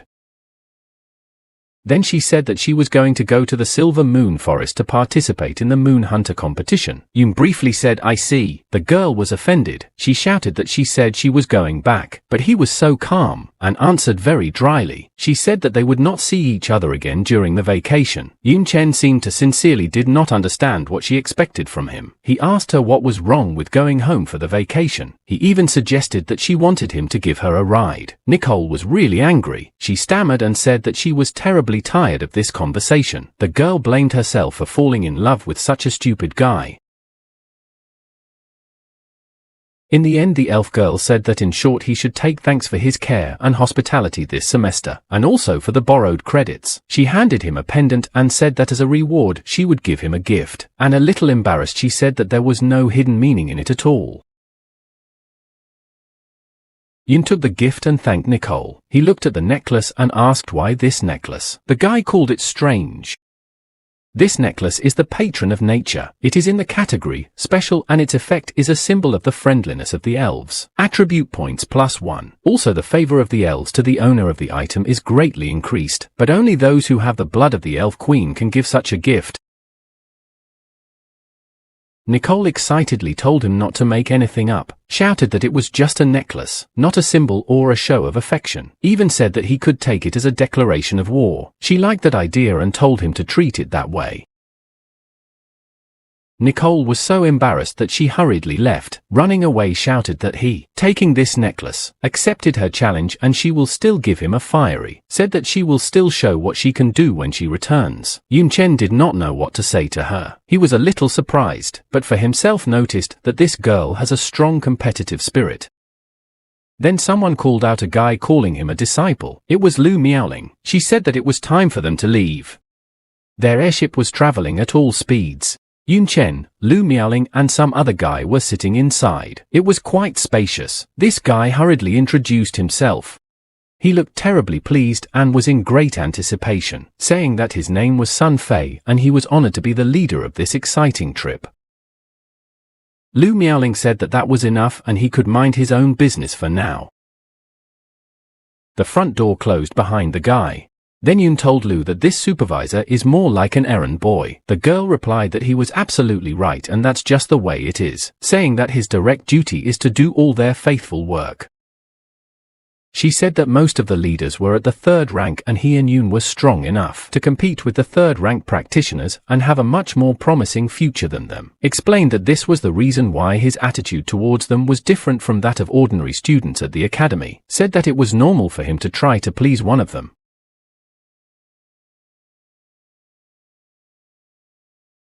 Yun Chen replied that this is how reality is. The student council president replied that power determines everything. Your status is in exchange for your power. She said that Yun Chen should just accept it. Yun Chen said that on the other hand does Lu Miaoling think that the freshman entrance exams, the international exchange tournament and the world combat tournament are too many events. He said that it is obvious that the battlefield is getting tense. Is it a waste of resources to waste everything on such competitions? The girl replied that he was wrong and that it was just the opposite, because it was because of the bad situation on the battlefield that they needed to organize competitions even more often.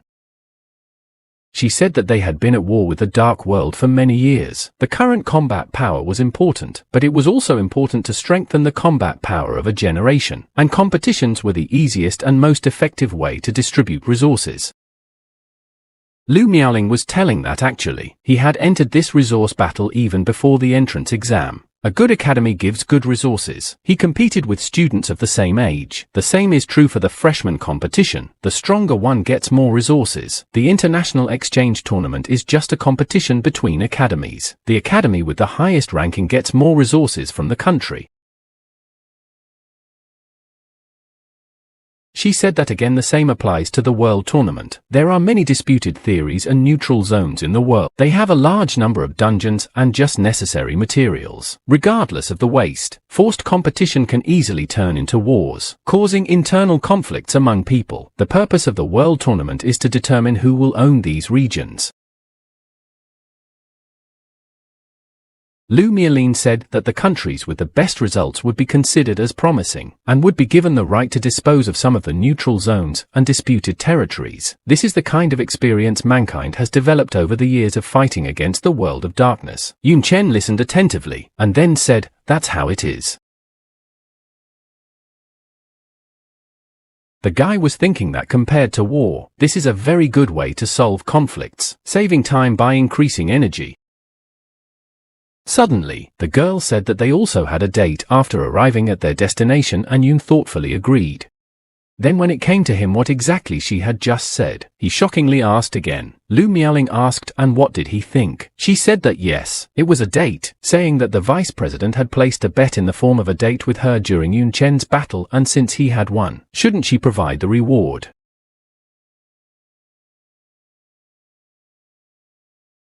Yun Chen rubbed his head and said that it sounded very reasonable, but he still felt uneasy, saying that besides, he didn't think that a date with her was the reward. This shocked the girl. She questioned how a date with her was not a reward. Yun Chen reiterated that of course not. Going shopping with her and spending money was just not a consideration. Lu Miaoling laughed loudly, through tears of laughter. She shouted that he was an extremely interesting student, saying that this was the first time she was meeting a guy like him. Then the girl stood up and told Yun Chen, calling him a disciple, that she was completely serious about inviting him to accompany her shopping after arriving in the Sacred Empire. Asking him how he looked, Yun shook her hand and said he would go. He was thinking that he also wanted to walk in a foreign country and gather information, and the protagonist asked if they would give him money. And Lu said she would be very angry if he mentioned money again. The Holy Empire is the capital of Tyre. Ahead was a majestic castle, where a lot of people were climbing up long stairs. Lu Miaoling, Yun Chen, and their leader were also in the crowd. He was telling them something passionately. People walked down the corridors one after another. Yun Chen asked what those lights on the city gates were. The leader told him not to worry. After all, they were just special artifacts.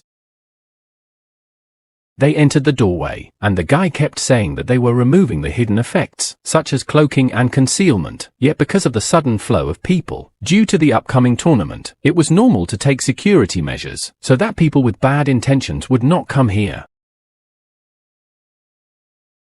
Yun Chen stepped a step, then stretched widely and said that he was finally in the Sacred Empire. He thought about how much he was exhausted. Without wasting any time, Lu Miaoling grabbed his hand and said that they should go. It was time to start their date. The city was really big and modern. You could see the cauldron and the temple in front. There were a lot of high-rise buildings. Lu Miaoling admired the views ahead. She said in fascination that everything was as expected from the Holy Empire. There were foreigners at every step. The girl already had an ice cream in her hands. Yun Chen didn't understand what she was so amazed about, so he asked her what was the big deal. He said it was obvious that there would be a lot of foreigners abroad.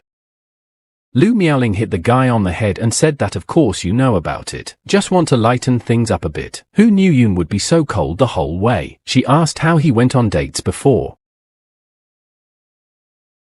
Yun Chen thought about this woman revealing her nature a bit. He thought she was the arrogant and quiet type. Lu already had a couple more dishes in her hands. Her mouth was full of different delicious things, and she kept talking about how appetizing everything looks. Later the girl found a shop with lingerie. She spent her attention on the bra without cups, embarrassed laughed and asked who even wears such strange clothes.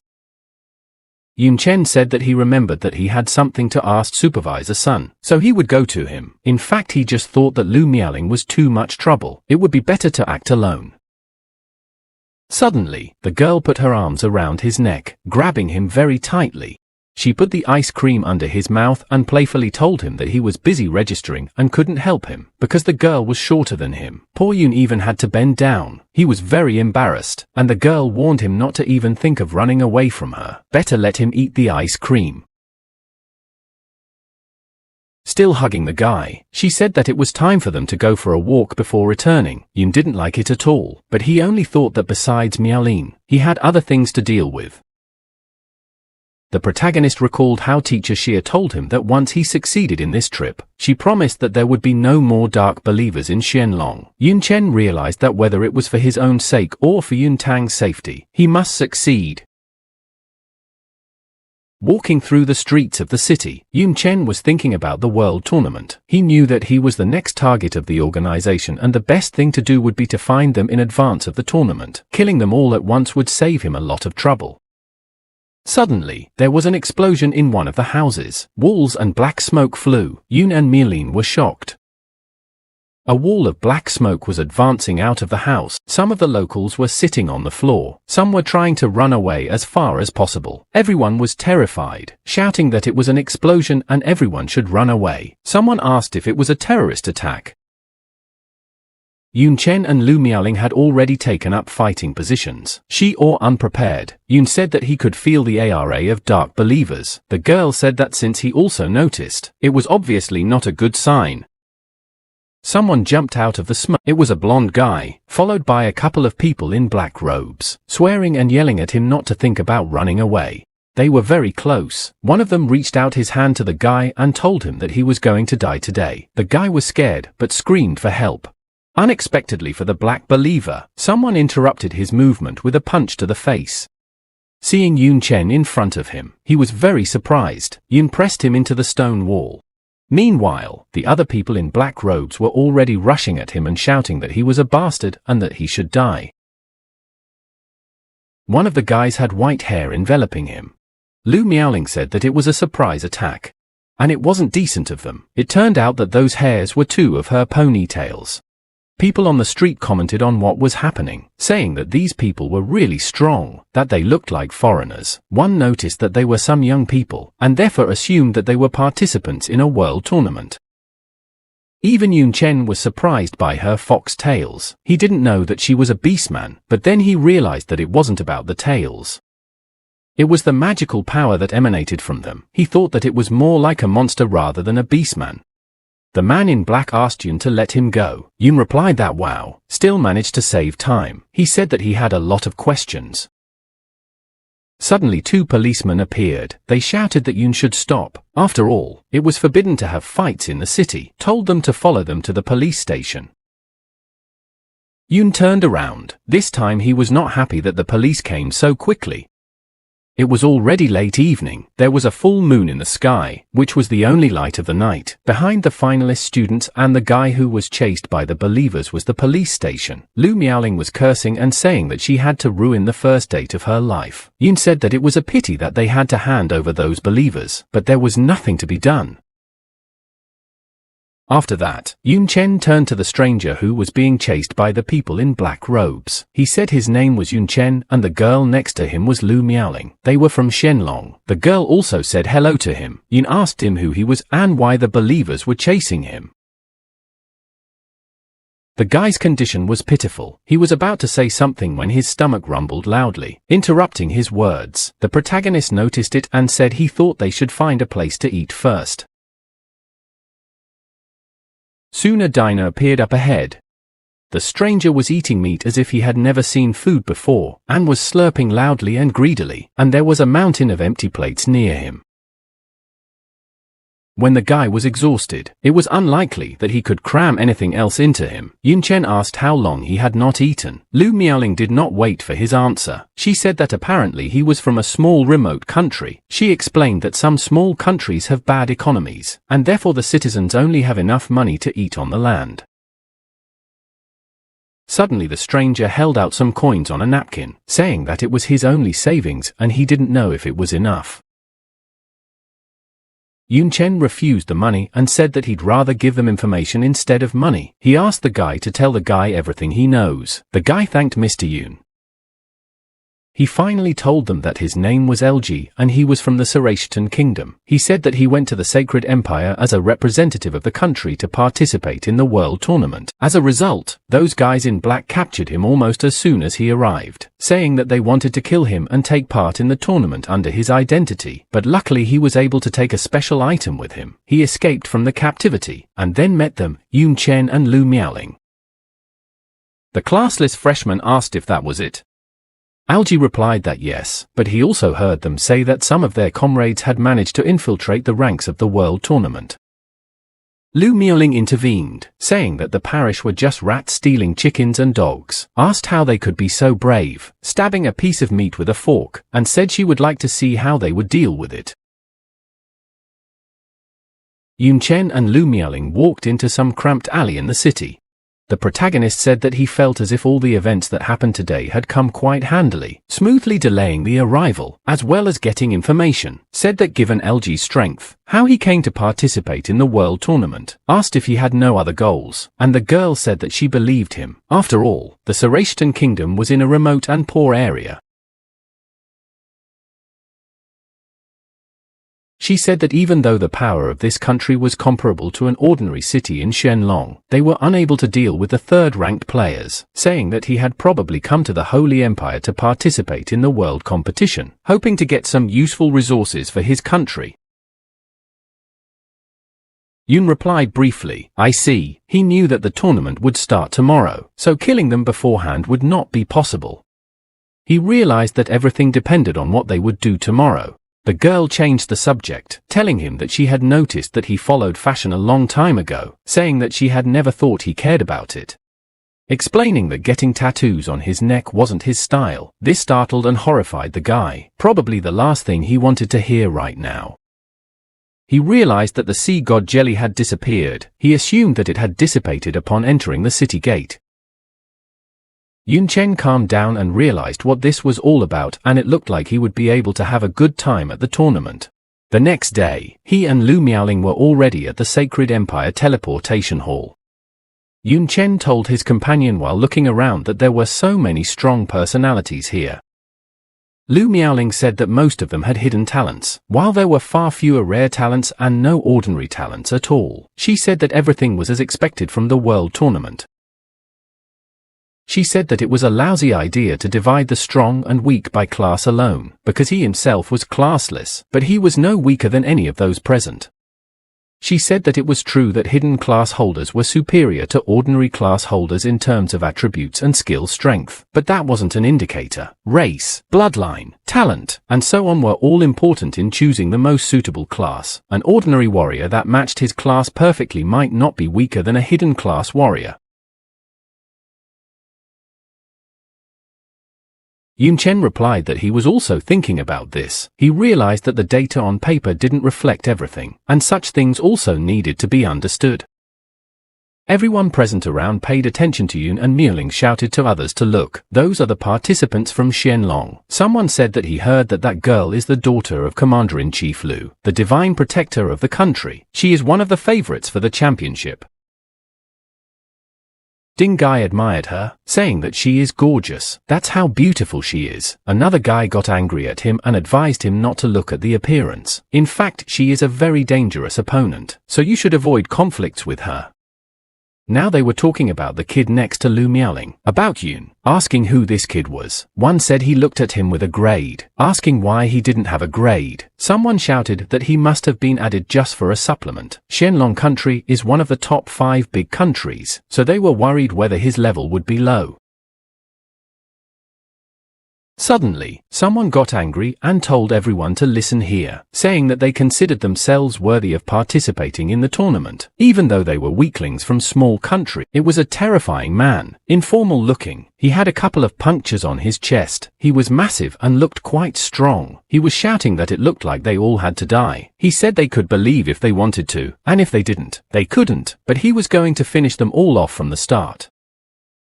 The people in the back were a little scared. They said he was the third prince of the Beeman Empire with golden hippo blood in his veins. They didn't like the fact that this bastard was here at all. The guy yelled that he said it to scare them. He had a criminal record for false accusation of murder.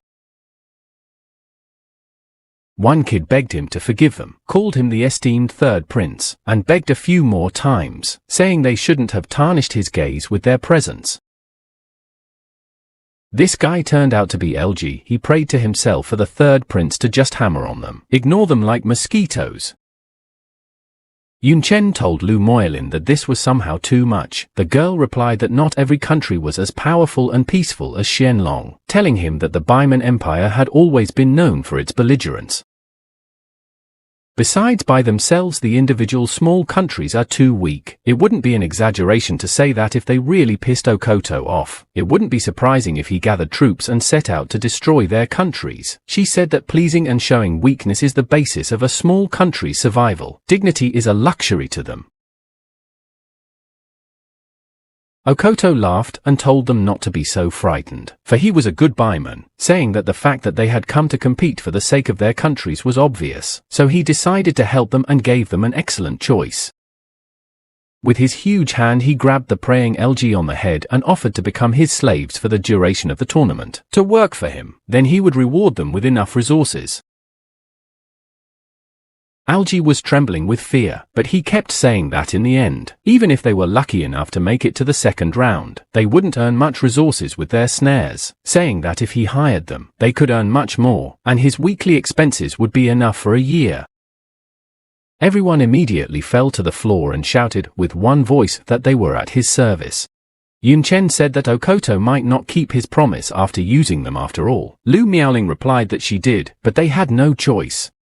Some girl came into the hall and told Okoto-san that he was here to represent himself and his country in the world tournament, saying that it was a very ugly act on his part, publicly forcing candidates from other countries to become his slaves. It was a beautiful blonde girl with a black and red dress. Someone shouted that she was a participant from the Holy Empire side and also Princess Lucini. People were stammering about how beautiful she was. After all, she was not only attractive, but also represented the Holy Empire, one of the 5 great countries. Her strength was also not to be doubted. Lucini was also a favorite to win the tournament. Now they would have something to look at. Okoto asked what kind of jokes the princess was making. Is he forcing anyone? Saying that they did it voluntarily. The girl asked if it was true. She crouched down to the people on the floor and politely asked if they were really doing it of their own free will. Said that if they were being treated unfairly, it was worth just saying so, because the Holy Empire would not tolerate any form of oppression, and Algae blanched. But then he still said that he was doing it of his own free will. Lu Miaoling called Lucini a hypocritical woman, asked who would tell her that she was worried about the retribution of her homeland, said that she just wanted to illuminate that her country was not against the alliance at the national level. But what good are beautiful speeches? Yun was silent. Lucini stood up and told Miaoling that she was still expressing herself as well. The girl asked not to call her that. After all, she didn't recall them being that close. The princess playfully asked, "Really?" and then said it didn't matter. It wasn't for her. The other tournament participants were shocked. They asked if the noble Princess Lucini was not looking to meet Lu Miaoling. Then who did she want to talk to? When the girl turned to look at the unknown guy near Lu Miaoling, they couldn't believe their eyes. It couldn't be that classless. They thought it was simply impossible. The princess bowed to him and asked if he was the same Mr. Yun from Jiangnan Academy, saying that she was honored to meet him, explaining that his teacher, or rather Mrs. Xia Qingqing's parents helped them a lot. The fact that teacher Xia's parents had helped the royal family of the Holy Empire greatly astonished the guy, and he interjected. He was asking himself about whether the dean's family was so influential, and she had never mentioned it once after all. Lucini was also surprised that he didn't know about it. She said that Madame Xia's parents were the divine protector of Xianlong. Although they died in the war against the world of darkness, their skills were unmatched. She taunted Lu Miaoling, saying that if her parents were still alive, the title of protector of the country wouldn't have gone to her father. Lu replied that she was still the same bitch. The other participants were discussing that although they couldn't hear what they were talking about, Princess Lucini and Lu Miaoling are clearly not in good spirits with each other. Something came to their minds, and one guy said that the way they are standing and their eye positions. Yun Chen stood between them. That guy asked some classless could make these beauties quarrel. Suddenly, the lights turned off. Only the magic stones in the wall were burning. A man appeared from above. He cheerfully told the ladies and gentlemen that he thanked them all for coming from far and wide to participate in the world tournament, asked them to let him explain the rules of the tournament, and told them that the world tournament consisted of 2 rounds, the first round being a round of elimination. Participants would be randomly teleported in groups of 2 to a neutral zone or an area of extreme coldness in the ice domains inhabited by a large number of dangerous monsters, and their task was to survive for 7 days and kill as many monsters as possible to receive battle merits. Fiercely yelled that the top 100 participants according to the total combat merit score will make it to the second round of the tournament. Just like last time, the tournament will be broadcast live around the world. Told the young people to show off in front of the world to get as many resources as possible for their country. Someone called the organizers geniuses in a negative way. People shouted that they were outraged that only 100 of the best would make it to the second round. Some girl said that the participants came from more than 500 countries, 2 from each. Another guy asked in bewilderment whether the first round would eliminate 90% of the participants. Another said that it was all very unexpected. A man began to appear in people's hands, shouting that now each of them would be given a special prop for the qualifying round, namely a recording device, saying that it would record and store their battle achievements, said that in addition, they could be selected. Yun thought about how stealing was encouraged here. LG modestly told Okito-san that the teleportation location was random and therefore he would not be able to serve him unless he could find it by then. The man told him to think of something. He suggested leaving a magical mark on each other, but if they didn't come to him, he would have to think of the consequences. The man said that there was also a limit on consumables for the qualifying round. The maximum they could take was 6 potions and 5 potions to restore magical power, and it was forbidden to take food with them. He said that as soon as there was a violation, the registrar would record it and they would be eliminated from the tournament. Now he shouted that he was announcing the start of the elimination round. All participants would be directed to the extreme cold territory. In the extreme cold territory, there were icy cliffs, snow was coming from the white clouds, everything was in blue and white colors, only the black bird stood out. Yun Chen and Lu Miaoling were teleported there. They instantly moved forward and Yun said that it turns out they would have to survive for 7 days in this hole. The girl playfully asked, "Isn't this a continuation of the date, considering that they would also be living together?" Everything was covered in a white dome of snow, snow-capped rocky mountains. Lu Miaoling stretched and said that there was a lot to eat during the 7-day survival. Yun said that water could be replaced with snow, but as for food, it was much more complicated. Said that the first thing is better to explore the immediate area. The guy crouched down and used a fusion of skills, namely Mage, Mana Flow and Mechanic, Echolocator. He put his hand on the cold ground. The fusion of these skills activates the listening echo. The listening range spread out in a circle. Linears of air fluctuations were on the mountains. They glowed with different colors.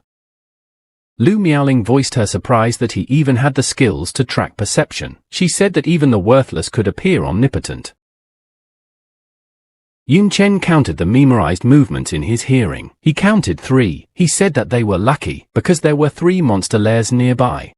They rushed towards them, and Yun said that the first thing they would get was battle achievements and food. The girl laughed.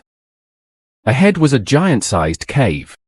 Inside was a whole army of snow mountain humanoid monkeys. Their level was 43 and the difficulty was gold. Also there were snow porcupines. Their level accrued 41. The difficulty was also gold. A 44th level frost goblin with the same difficulty. Yun Chen told them that he was just lighting some fire. Why get so angry right away? The guy had to tense up a bit. After all, a whole bunch of snow monsters threw themselves at them, roaring loudly. They all used a giant fist strike. The giant fist was already very close by when Yun said that just because he was big didn't mean his fists were endowed with great strength.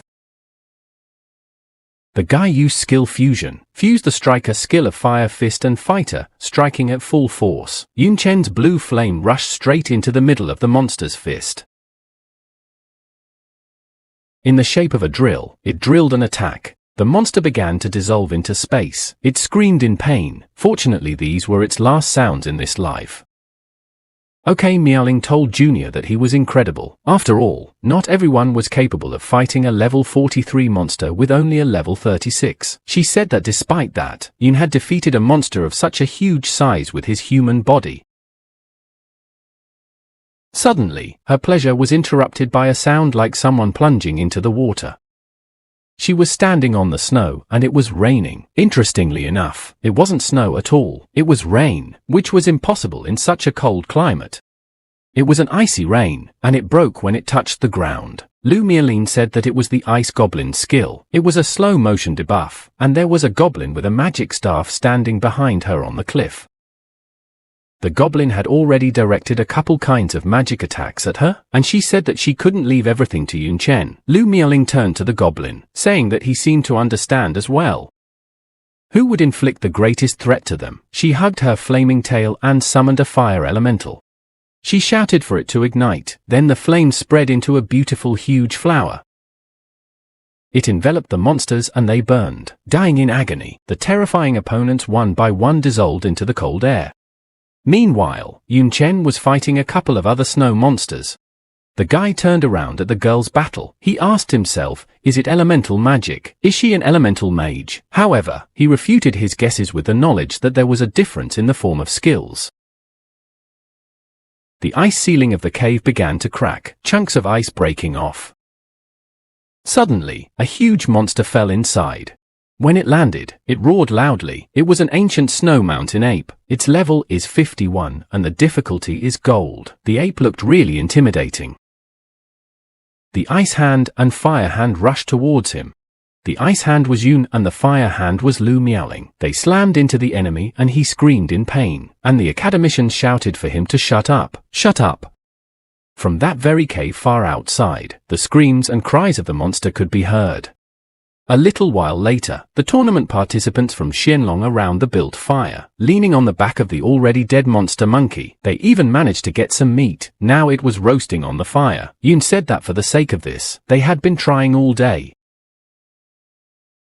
He said that they had finally cleaned up all 3 monkey lairs. He said that killing one ordinary monster would give them 1 battle merit, while killing a boss would give them 50 battle merits. Lu Miaoling replied that even if the profits were divided equally between them, they had cut down a good cash, and if it continued like this, there would be no problem with survival. Yun Chen reached for his portion of meat and replied that yes, and monsters were easy to find here. He held out the meat to the girl and told her to eat. The girl was surprised that he didn't hold it out to her since it was almost burnt. With a disdainful look at the spoiled piece, Lu Miaoling said that she would do the cooking from now on. Yun did not like his own creation, but said that it was better to overcook than overcook, so let her eat. He realized that at home, cooking is usually handled by Yun Tang, but he does not know about it at all. The girl looked at the unfortunate piece of meat and said that the teacher and student are both worthy of each other. They cannot cook and throw arguments. She said that 7 years ago, the head of Xia invited them and his father to his home for dinner. She was rarely in the mood to cook by herself. Lu Miaoling remembered the horror she saw in front of her 7 years ago. She recounted that she told Dean Xia that her food was unpalatable, but she acted as if it was a matter of course. Lu Miaoling remembered the look on the girl's face when she asked why the hell she had a maid then. Yun Chen did not expect teacher Xia to have such a side to her. He remembered something and asked the president what her level was. He said that it was not like elemental magic, but the skills were completely different. Lu Miaoling smiled and replied that she was wondering why he was looking at her. She even started to think that he had fallen in love with her and he only cared about that. She said that unfortunately she had not recognized him yet. The look on Yun Chen's face was unforgettable when he said that yes and no. In the end, the girl did reveal that she was indeed an elemental mage. However, due to the related bloodline and talent, they had undergone similar changes. Simply put, she could use elemental magic of 9 elements: gold, wood, water, fire, earth, wind and lightning. There were only 7 on the list, hence Yun asked what the other 2 were. The girl replied who knows and promised to tell when their relationship became even closer. In the Sacred Empire's data processing room, there were many workers. They were all busy doing something. A blonde mustached man with 3 stars said that today was the 3rd day of the elimination round. He asked how the contestants were doing. This was the commander-in-chief of the Holy Empire, Edward. The curly-haired man replied that the value of the princess's combat achievements had reached 1700 points and the first place was still hers. The current top 100 had about 500 points at best. Edward was pleased and said that was good news. He also asked what the losses were. The guy replied that a total of 1178 people participated in the qualifying round. So far 375 of them have lost their recording devices. Most likely they were stolen. He added that over and above that, life signs of 117 people have disappeared. The death toll was higher than expected. Edward replied that this number of deaths was acceptable, told the guy to continue. The guy told the commander-in-chief that he didn't understand why they weren't broadcasting in real time, saying that it would at least allow them to find out the cause of death of the participants, asking if it was a matter of excessive cost. Edward said that the cost was indeed quite high, but the cold ice area was still too large, and real-time tracking would cost more resources, but more importantly, it wasn't necessary. Said that as they know that all countries can't live in peace, religious beliefs, turf battles, risk discrimination, and so on will make some countries hate each other. Although the existence of the law of one world forbids war between countries, some hatred must be spilled out. That's why the survival round was created. They can senselessly kill each other's geniuses or bully the geniuses of small countries to spill their hatred. And of course such things can't be shown in the open. That's why there is no monitor.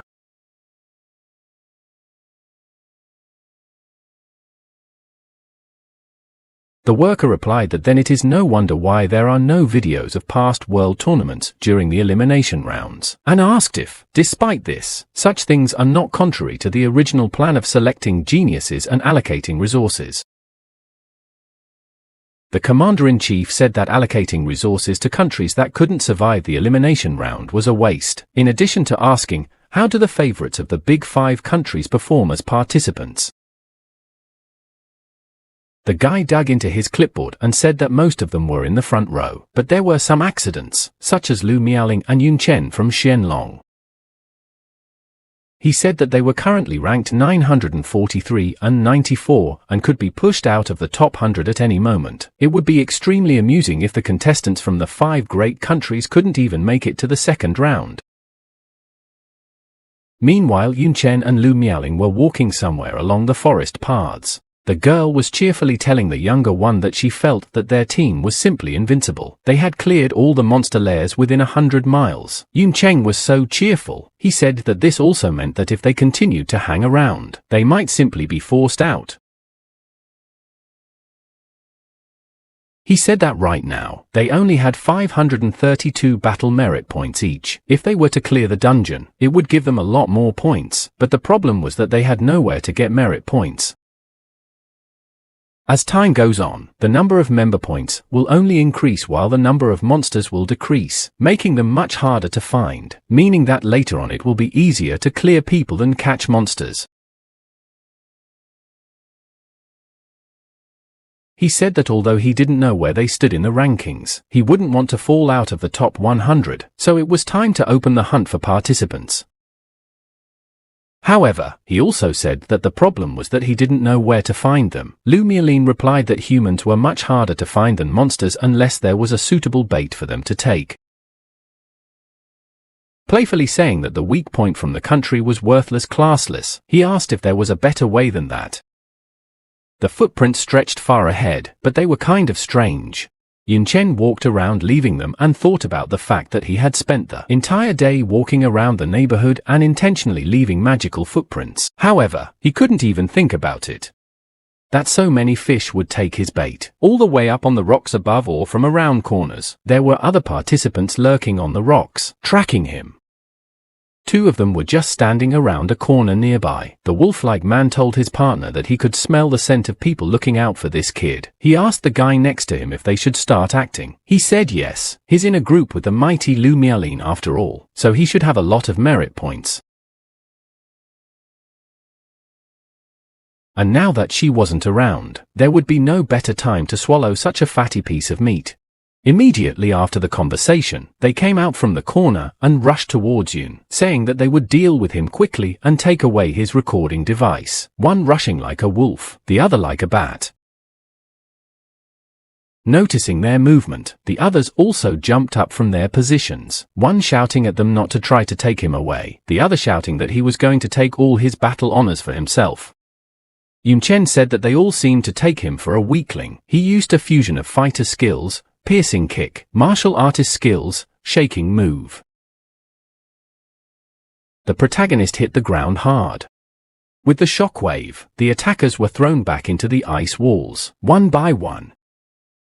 The two guys who never came out of their hiding places were trembling in fear, thinking about the strength of this guy, and he's only a rank 3, and can use advanced skills, asking themselves who he was, realizing that this classless one was clearly not as simple as it seems. He was strong enough to fight rank 3 fighters, and a monster of the same level as Lucini and the others.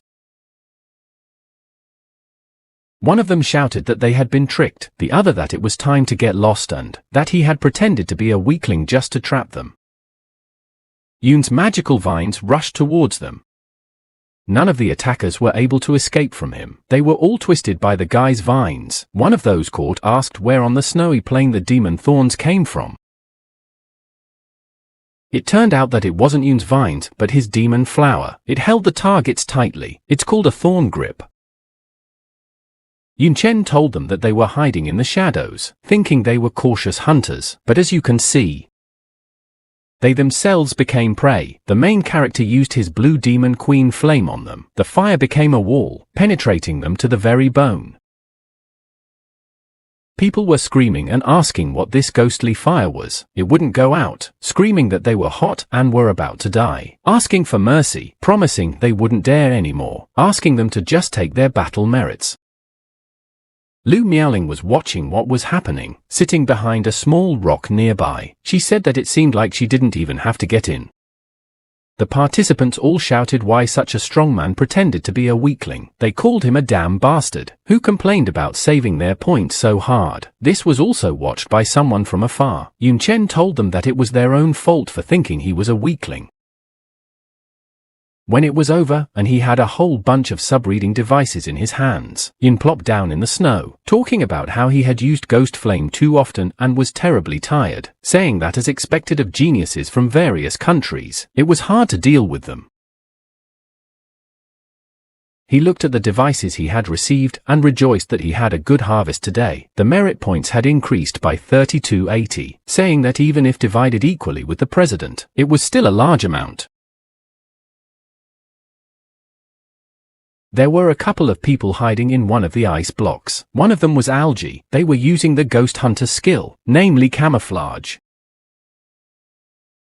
Algae was talking admiringly about how strong Yun Chen was after all, calling Mr. Yun amazing. He thought that Yun was definitely the hidden favorite of the tournament. The other three had other plans. They asked so what. He was obviously tired after the battle after all, said that they could definitely defeat him now. The third added that if they gave that many registrars to Okoto-san, they would obviously be generously rewarded.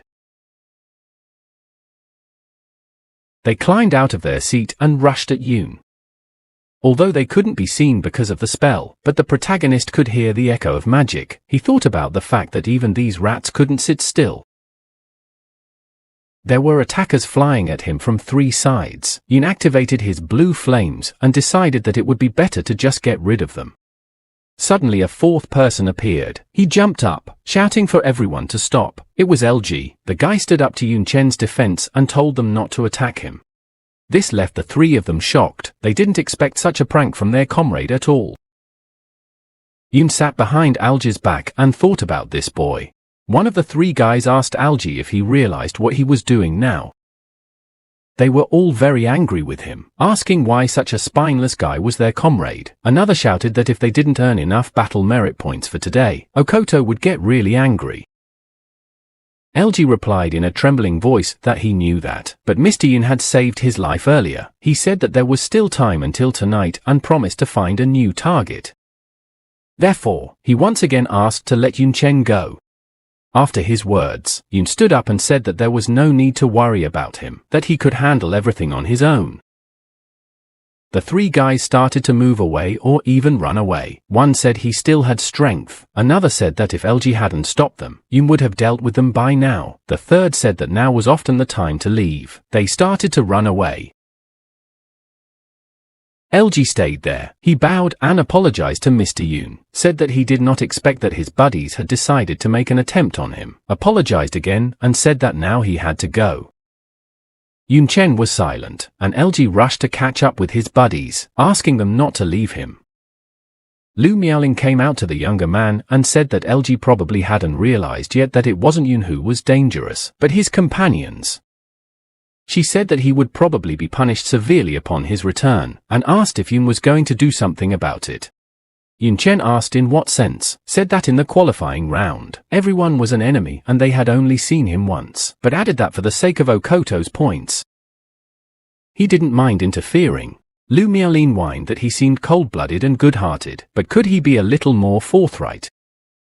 Up ahead, a bonfire was burning. Next to it, the third Prince Okito was sitting on a constructed chair. He was greedily eating a large piece of meat, with the four bowing before him and the girl sitting by his throne. Taking a bite of meat, Okito said that to be honest, he didn't expect his slaves to be of much use. That's why he provided such weaklings with an assistant, in case they were unlucky enough to face a strong opponent. However, everything was interrupted due to an inexplicable reason to him. He ate and said that there was no point in keeping a dog near him, which was no use. LG guiltily said that he was sorry, but Mr. Yun had saved his life, and therefore he simply could not leave things as they were. The boy begged his master to give him another chance. Okito laughed and asked why he was so scared. He said that he was a kind hippo, so he could give him another choice. The choice would be whether to smash LG's head in or level his country. He said that the culprit should decide for himself. One guy quietly asked how it was a choice. The other said that Mr. Okito offered to choose one of the two, and that he would have to pay for his way of thinking. Algie was scared. He was trembling. He got a little close to Okito-san, calling him brave and honorable, fell head down in the snow and begged. Asked him to leave his country alone. Okito said that's what his choice was. However, suddenly, someone put a firearm to his head. It was Yun Chen. He was equipped with a demonic terror weapon, in the form of a shotgun. Poor LG raised his head and noticed Mr. Yun. The other three got up and asked what was going on here. When did he sneak in here and how did they not notice him? One of them asked the Lord if he had intervened because of LG. Yun Chen told Okito to remove his foot. The one asked, "What if I don't want to?" Yun Chen fired a shot. The three servants were horrified. They were surprised that he actually shot, and the bullet was tight. One shouted that Yun Chen was a murderer. The bullet didn't kill Okito, but now he was extremely angry. Yun Chen was amazed that only the fur was burned. Now Okito was terribly angry. He said that the kid had done it after all, his whole body blazing with anger. His fist would turn into the face of a fierce bull, or rather a fierce ancient beast. Yun Chen responded to the attack by fusing the skills of Ammunition Master, Shock Dispersal and Sniper, Deadly Shot. There was a huge blast wave. The explosion took on different colors. Okito looked at his burned hand and asked himself, who is this kid? Okito realized that he is clearly as strong as Lu Mialin, decided that he should be taken more seriously. And Yun Chen Okito was more and more surprised, or rather that the synthesized skill was only able to scratch him. He could not even imagine how high Okito's defense was. He asked himself who this Okito was. He used an evaluating look on him. Okito's level was 53, race, Golden Hippo, class, Ancient Beast Warrior. Yun was not at all happy about the fact that they had too big, colossal, level gap, and the information he received was limited. Okito kicked his foot hard on the cold ground. It was the stomp of an earthquake. This kick was so strong that the ice forward cracked. Now it was individual pieces. They flew out one after another. Yun was even thrown backwards. Okito flew at the guy from behind, having prepared his flaming fist in advance. Yun Chen turned around asked, from the back. Then he changed his weapon to a tonfa and said that since it was the third prince's wish, please do so. Their fists met. The blow was followed by a shockwave. It vibrated through the air. Four of Okito's slaves watched from a distance, one marveling at such strength, another asking what kind of monster he was to fight a golden hippo on equal footing. Okito used an explosive hammer. The spirit of the golden hippo formed in front of him. Yun Chen, in turn, fused the skills of a daoist, clenched fist and a fighter, a punch. He punched hard at his opponent and Okito flew backwards. In fusion this skills formed a sky splitter. Okito flew high into the air. Blocks of ice also flew upwards. A dent appeared on the third prince's body. His mouth and nose were bleeding. Yun Chen jumped to his level and said he would finish him off while he was injured. Okito called him a smug boy and asked if he expected to defeat. The golden hippo created a strong red aura that enveloped him from head to toe and threw Yun Chen away. What struck Yun Chen was that his opponent now looked completely different. He had become stronger and angrier. His fangs had grown as well as his hair. His body itself had also become much bigger. Then Okito said that he was giving him two choices, to be trampled to death or to be crushed. His transformation was the release of the golden hippo's blood. In fact, his body had enlarged so much that Yun looked like an ant against it. Finally, most of the smoke dispersed into the icy air. For servants commented on what was happening. One said how scary it all was, calling Okito a monster among monsters. Another said that this was Okito-san's true strength. The third added that despite all this, that guy was also good. He could use any weapon, not to mention a bunch of different skills. Without waiting for Yun Chen's reply, Okito shouted that since he doesn't make the choice, he would make it for him, and his huge fist was already very close to Yun. However, he failed to hit and just punched a huge hole in the icy ground. Yun Chen, however, managed to deftly jump back. He flew at his opponent with lightning speed. Upon landing, he intentionally scratched Okito's arm. However, only a small smoke and no blood followed from it. Yun Chen said to this that his flesh was indeed tough. Asked what if he used this technique, he activated the skill fusion again, but this time knight, air dissection and swordsman, an excellent choice. The protagonist yelled, "Space dissection." Magic swept across the enemy's arm. Only a scratch was left on his arm that didn't even bleed. The monster Okito shouted that it was useless and it wouldn't hurt him with such an attack. The third prince wanted to grab or crush Yun, but he, once again, dodged. Many magic arrows could be seen in the air, splitting space. LG watched silently and thought about the fact that there are more than 500 countries in the world, and only the Baiman clan was able to build a great empire because of the power of hippos. The reason for this is because of their incredible strong flesh and mighty strength. Okito-san is a golden hippo, which means he is even stronger physically. The golden hippo refers to the legendary hippo. In classical literature it is described as such. His body is powerful and indestructible until the divine power intervenes, and those who have struggled to achieve the power of the divine level, at the very least, they must be of the 4th rank. Besides that, the hidden class of the ancient beast warrior greatly strengthens his body, so that Okito, who is a 2nd rank master, will never lose to a 3rd rank master. Yun Chen flew at Okito and thought that he couldn't even imagine how to win this fight. The guy once again decided to use skill fusion. This time it was the copier skill, sudden strike, and the swordsman skill, stabbing strike.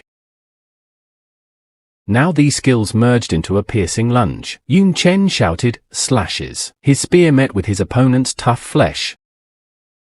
However, Yun Chen was mostly thrown back by the shockwave of his own attack. He realized that the wound was shallow. It was like piercing an elephant with a needle. Even if he pierced it 3 times, there would be no effect. He thought about using tens of thousands of strength, but then changed his mind, because they had too many side effects. He also realized that he wouldn't be able to deal with the others once the time ran out. It was a pity that he needed a talent related to space to use spatial burst, otherwise he would have defeated him long ago. Now Okito threw himself at Yun Chen. He shouted that he would not run away from him, that he would continue to fight him until he exhausted to death. He had awakened the anger of an ancient beast within him.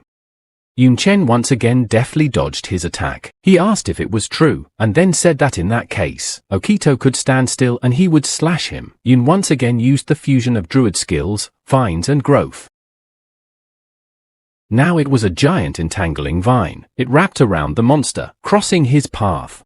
As the vines bound his hands in such a way that he would definitely not be able to free them, Yun threw himself upwards, flying straight towards his opponent's face. He said that it seemed Okito was very confident in his defense, but that piercing his eyes already scared the monster.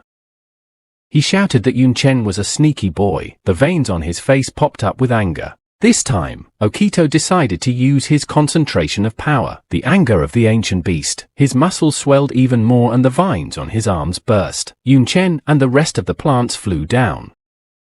Okito was already intending to catch poor Yun Chen, and he noticed that his speed was sufficient.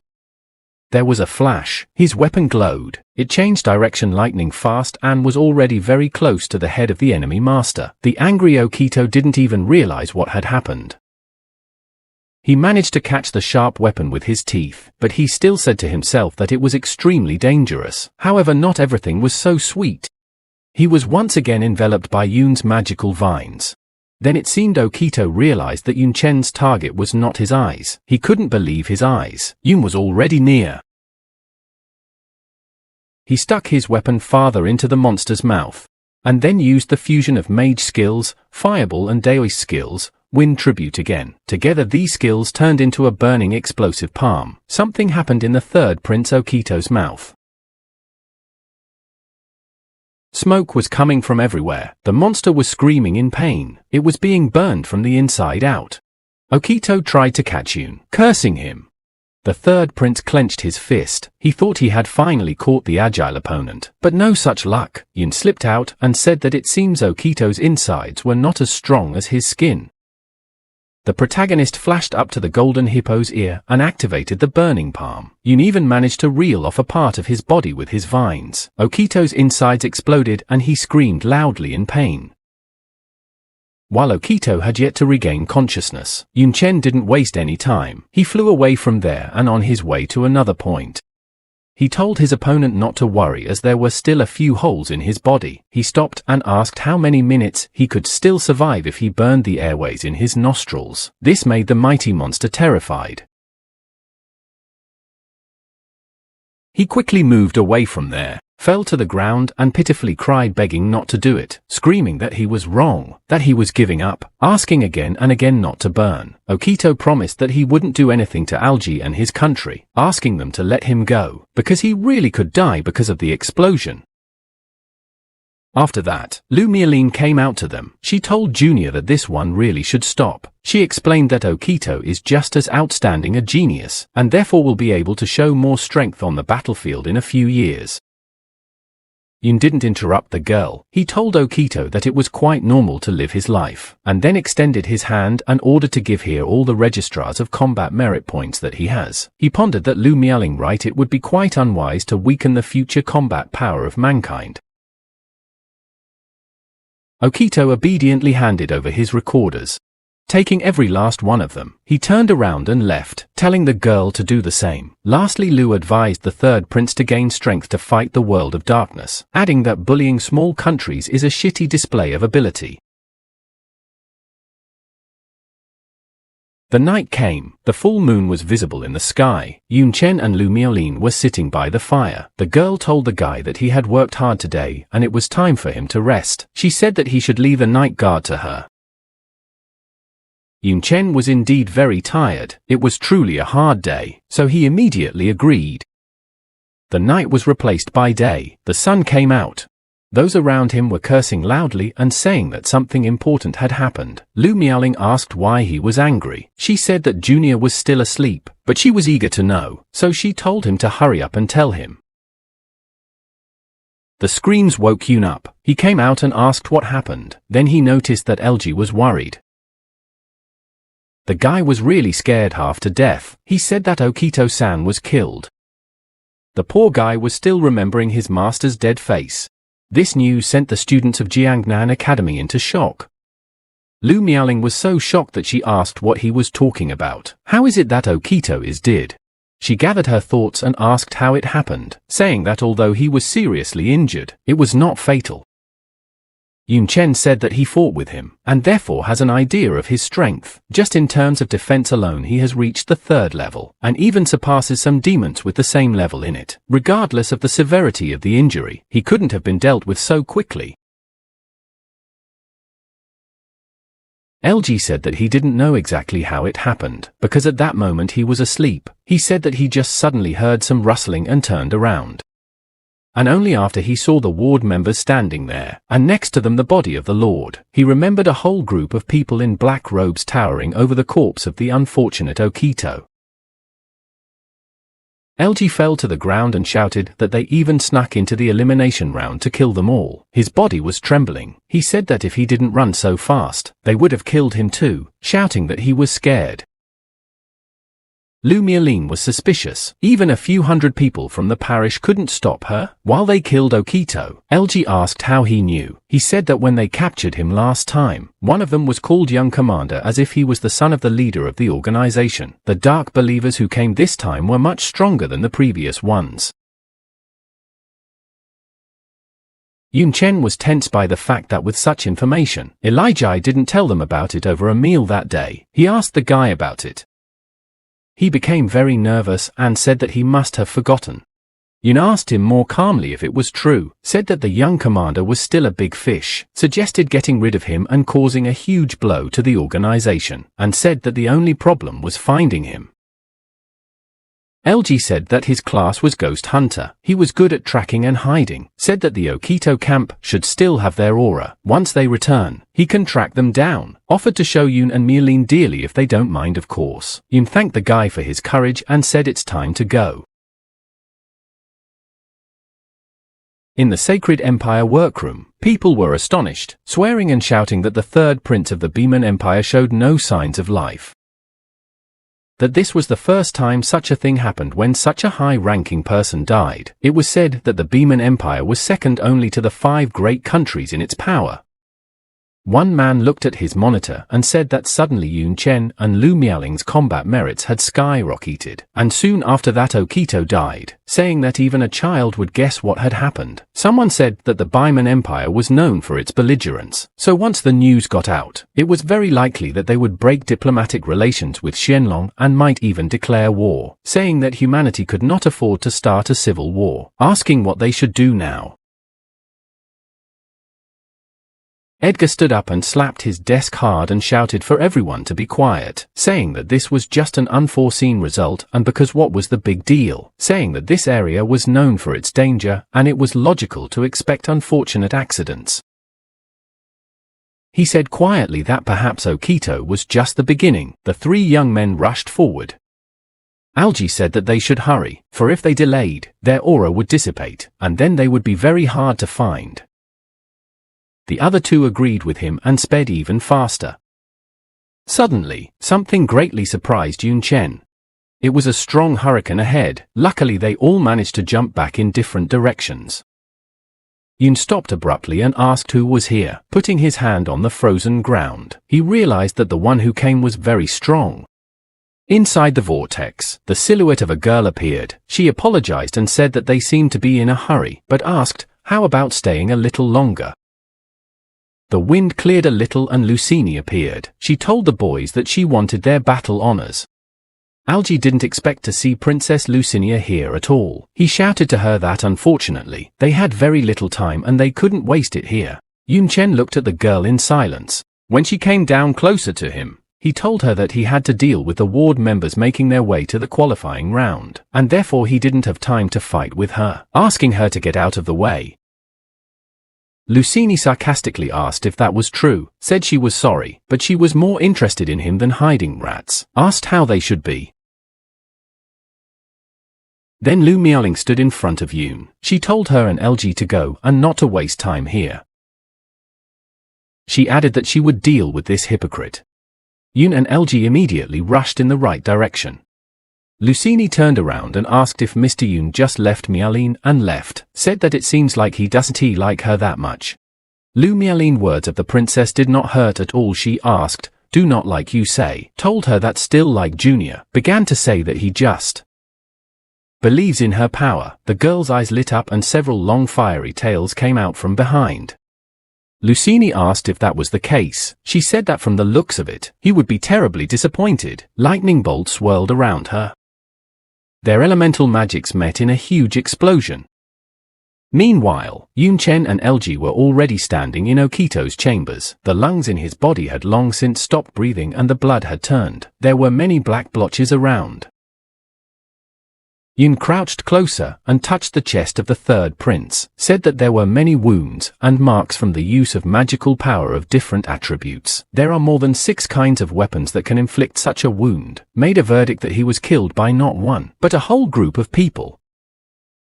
LG said that Yun was talking nonsense and Okito couldn't die so easily, but his tone was very different from usual. His eyes were burning and he pulled out a dagger from his sleeve. LG said that these dark novices are cruel and powerful.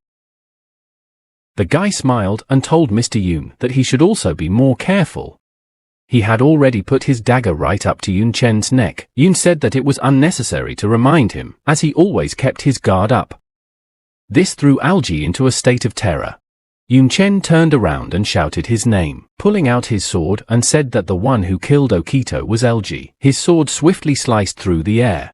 Blood rushed out of LG's chest. He was extremely shocked and had yet to realize what had happened.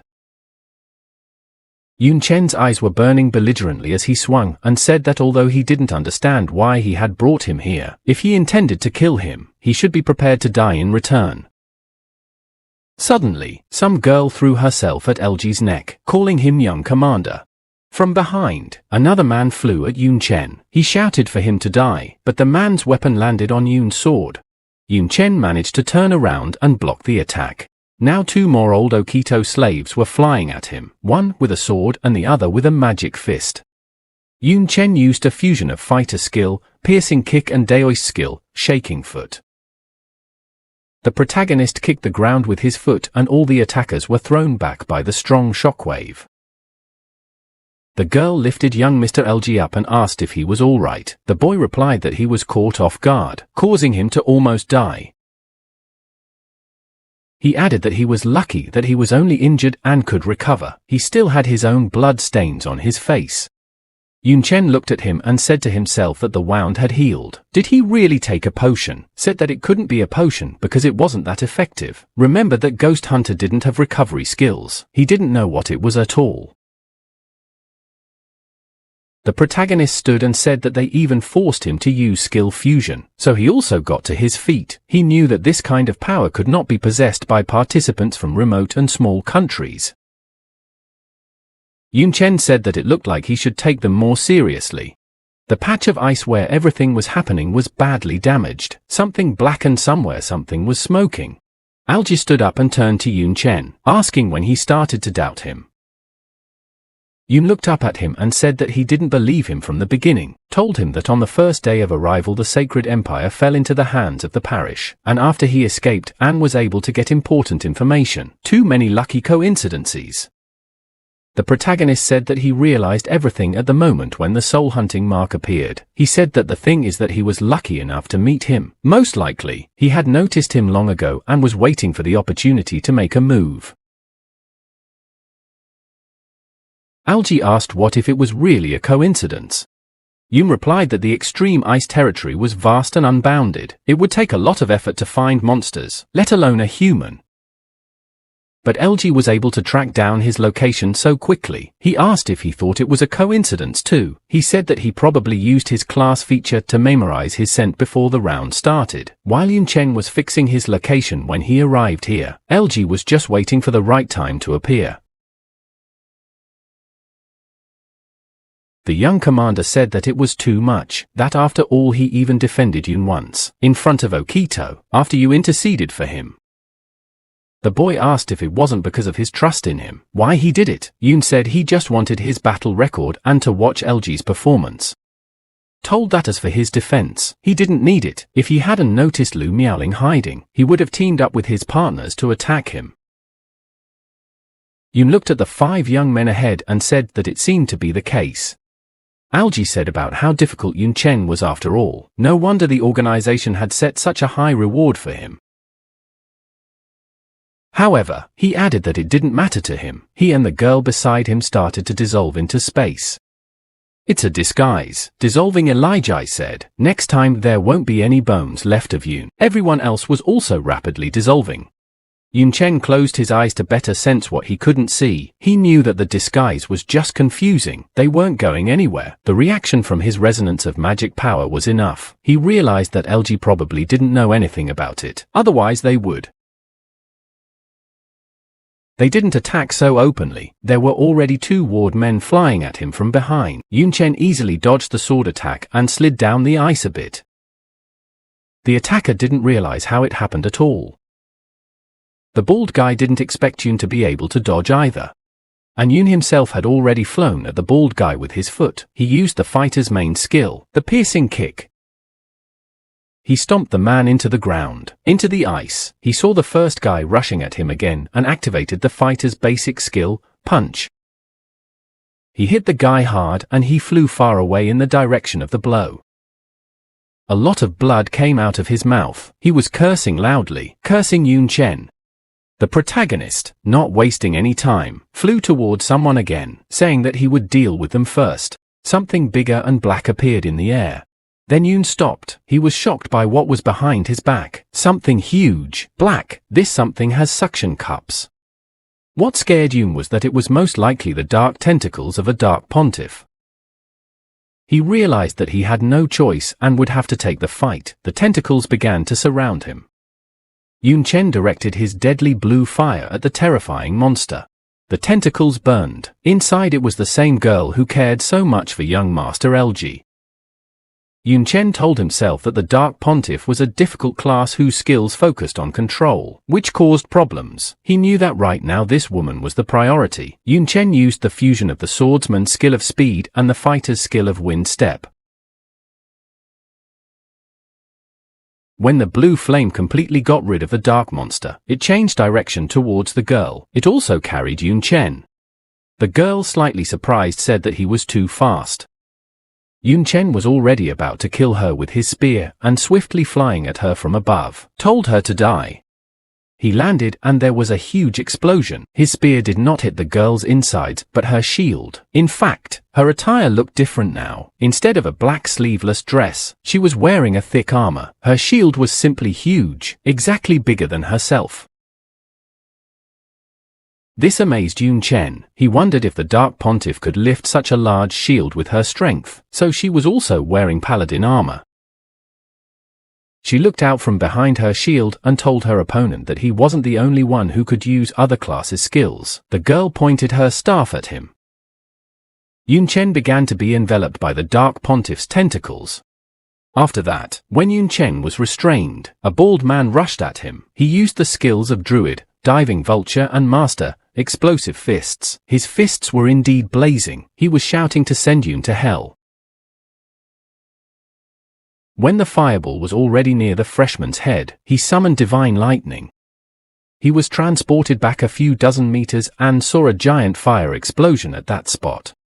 The protagonist asked, "Who the hell are they? Do they each have 2 classes? Plus they have high attributes. They clearly absorb something like the essence of a demon lord." Said that he kept wondering how they managed to kill the seriously injured Okito, but now it seems that their strength is quite enough to do so.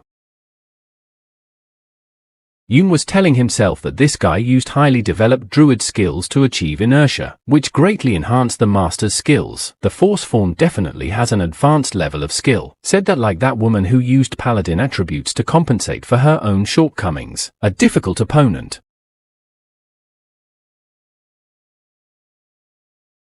Someone told him to listen.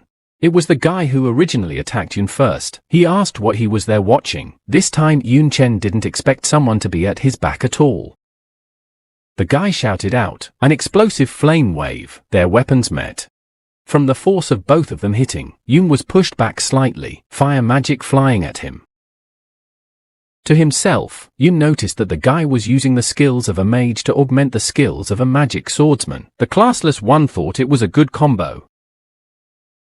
To his side, Yun sensed the assassin's magic, hidden in the shadows. A third guy appeared there. He was curly-haired, laughing and shouting that he had finally snatched an opportunity to kill him, swinging his weapon at Yun. Now he was using the berserk skill, Fierce Strike. Said that Yun Chen would die from a single strike because of the assassin's speed and berserk flash. He already wanted to chop off his head, but Yun managed to summon Divine Lightning and teleport away. The protagonist stepped on some high ground and asked about the skills and attributes of another class, saying that he was tired of their tricks and with their levels, they wouldn't be able to defeat him. The curly-haired guy's weapon landed in the ice and got stuck there badly. In addition, Yun Chen crushed it with his foot. Curly struggled to get his axe out and asked through his teeth if Yun Chen was saying that they couldn't win. The tension and anger made veins pop out on his face. When he got more angry, he asked, "What idiocy?" He shouted it very loudly, so much so that activated Berserk Madness Guy transformed, and this was followed by a strong shockwave, which later threw even Yun.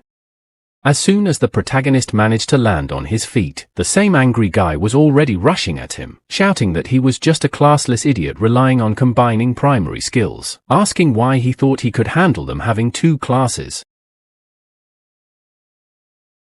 Yun Chen took out his spear and used skill fusion once again. This time it was fighter, swinging dodge and daoist, disjointed steps. Curly was about to chop the guy's head into 2 halves with his axe, but Yun Chen used Ghost Step and dodged the attack unnoticed by his opponent. The ward member's axe once again fit the mark, followed by a small explosion. Then the girl used the Dark Pontiff's Dark Tentacle skill and the Paladin's Hole in a Strike. It appeared right above the classless one's head. Luckily Yun Chen had time to use Ghost Step and the Hole in a Strike was simply huge. It also flew into the ice.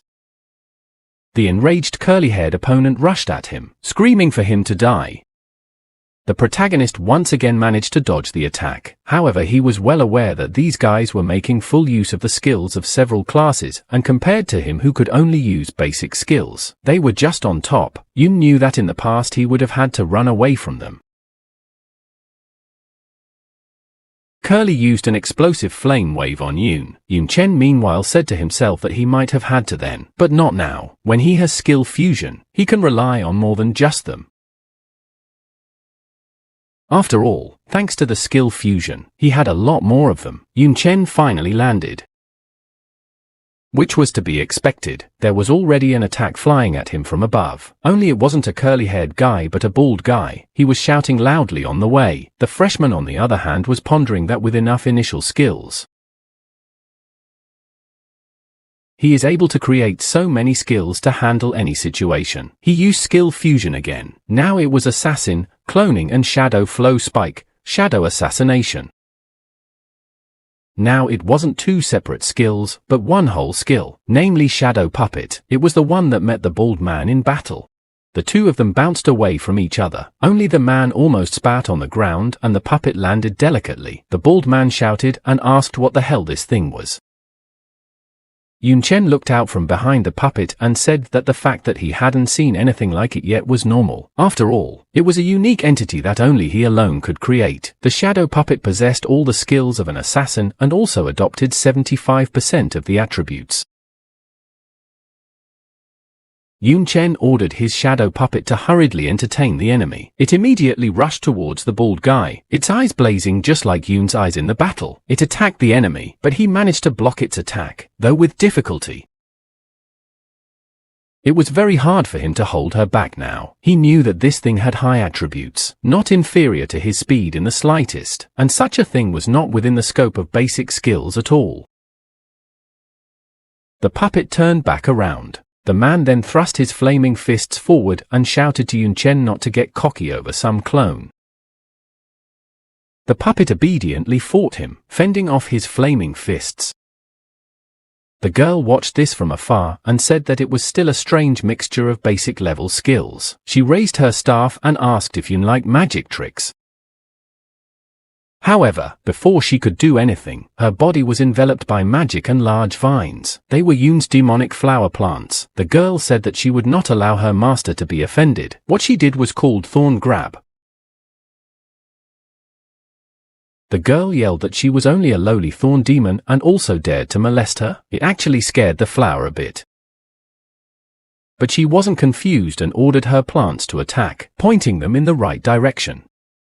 Her lasers met the girl's dark tentacles right above the classless freshman's head. Yun Chen asked, "Is she using paladin skills again? And they are only as a support after all," said his flower firmly bound her.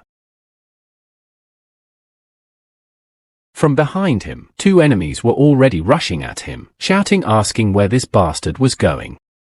Yun calmly turned around and asked where they were looking at and if they wanted to look under their feet. Then the two really looked and realized that they were standing on bombs. It shocked and horrified them at the same time. The bombs rustled in the snow. In fact, they were also using the skill fusion skill, but the mechanic, explosive device and the mage, Eye of the Storm, a large-sized fire whirlwind swirled around the two young traitors. Burning, they shouted that it was a trap, calling Yun Chen a sneaky bastard. The bald man looked at this and realized that the situation was not good and it was time to leave, so he flew away on his mighty wings. Yun Chen looked at him from below. He took out his gun and said that it was a pity he couldn't run away. He took good aim and fired. The shell hit the target.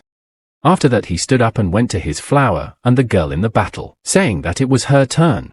The girl was no longer so cocky. Now she was terribly scared, begging Yun not to do this, asking her not to come any closer. After a little while, Yun and his demonic flower stood in front of the three bound men of the parish. He said that LG didn't show himself until the very end of the fight. Not even his presence was felt. Asked if that could mean that seeing the difference in strength, he abandoned them and ran away.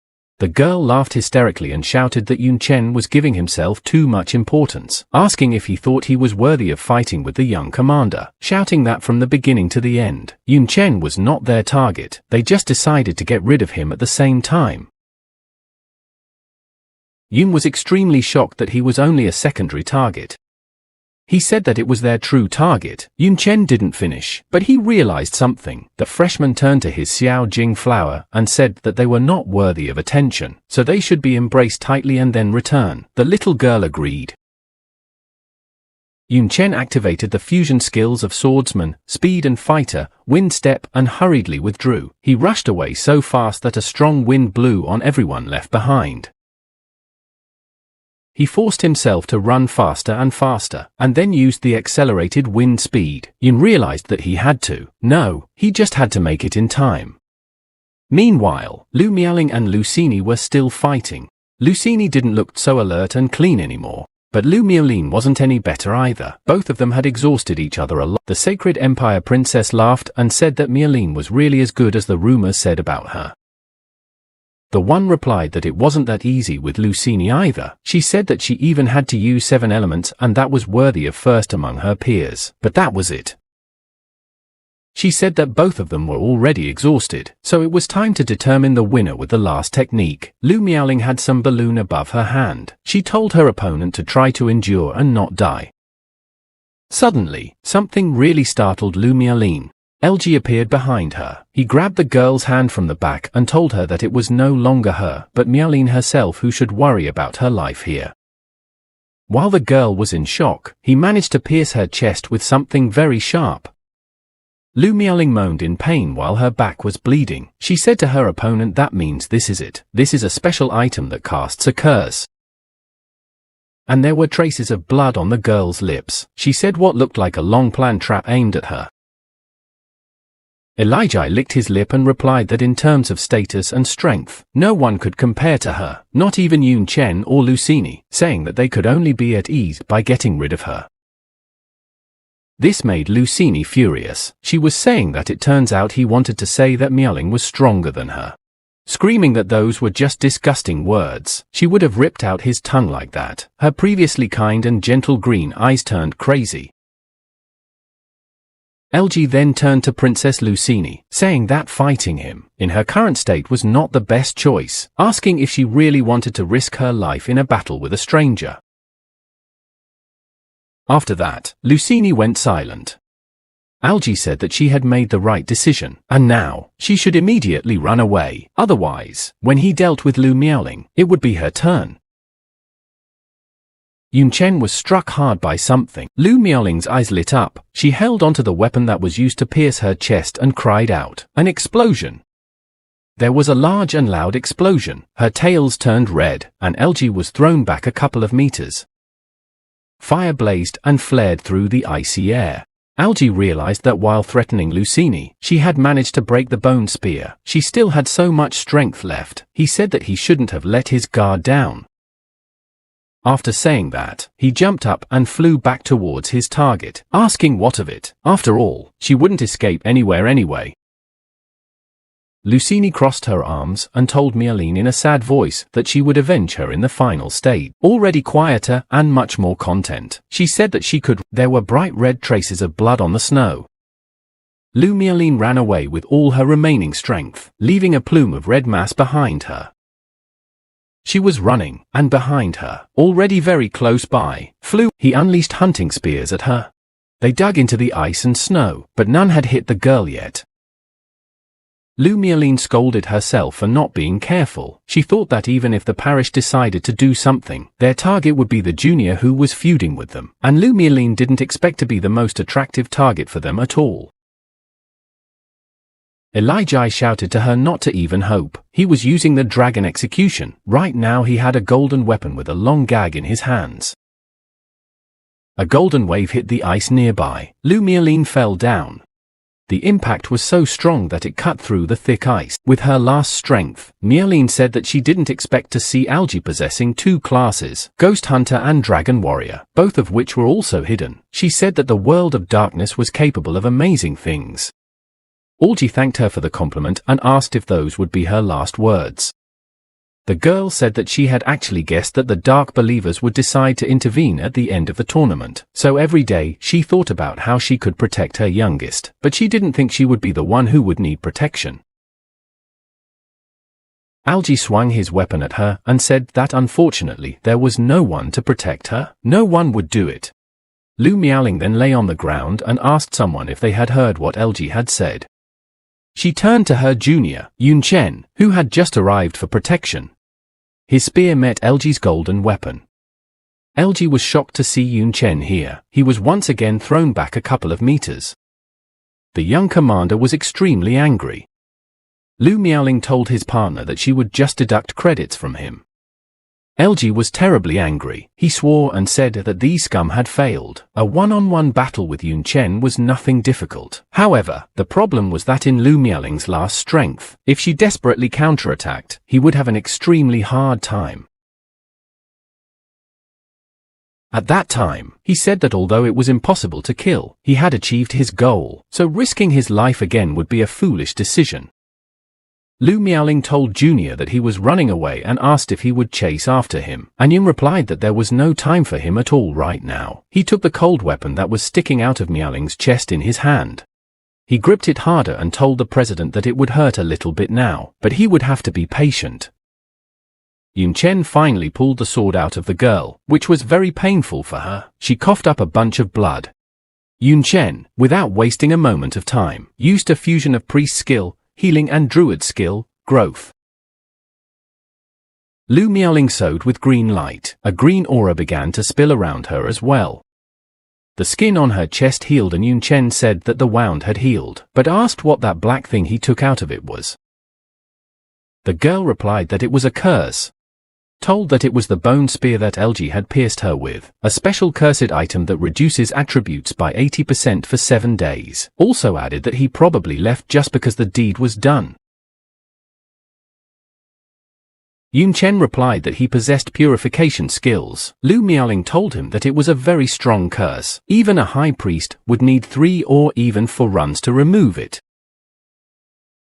She said that even though the wound had healed, her attributes were greatly reduced and she herself was in a weakened state. Mialine told him that it was a pity that he would be acting alone from now on. She asked him not to delay collecting battle merits, and promised to find him after a couple days of rest. There was some fluctuation in the air. Yun Chen lifted the girl onto his back. He did this without any warning and surprised Mialing very much. Yun explained that she was weak and couldn't walk, and he wouldn't leave her here.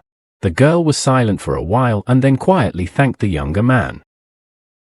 Yun Chen with Mialing on his back was climbing up the slippery snowy roads. It was already getting dark and the view around was stunning. Mialing was lying on the junior's back and guiltily said that he could actually go without her. No matter how weak she was quite capable of defending herself when facing ordinary participants. She said that giving up the battle and running away were different things.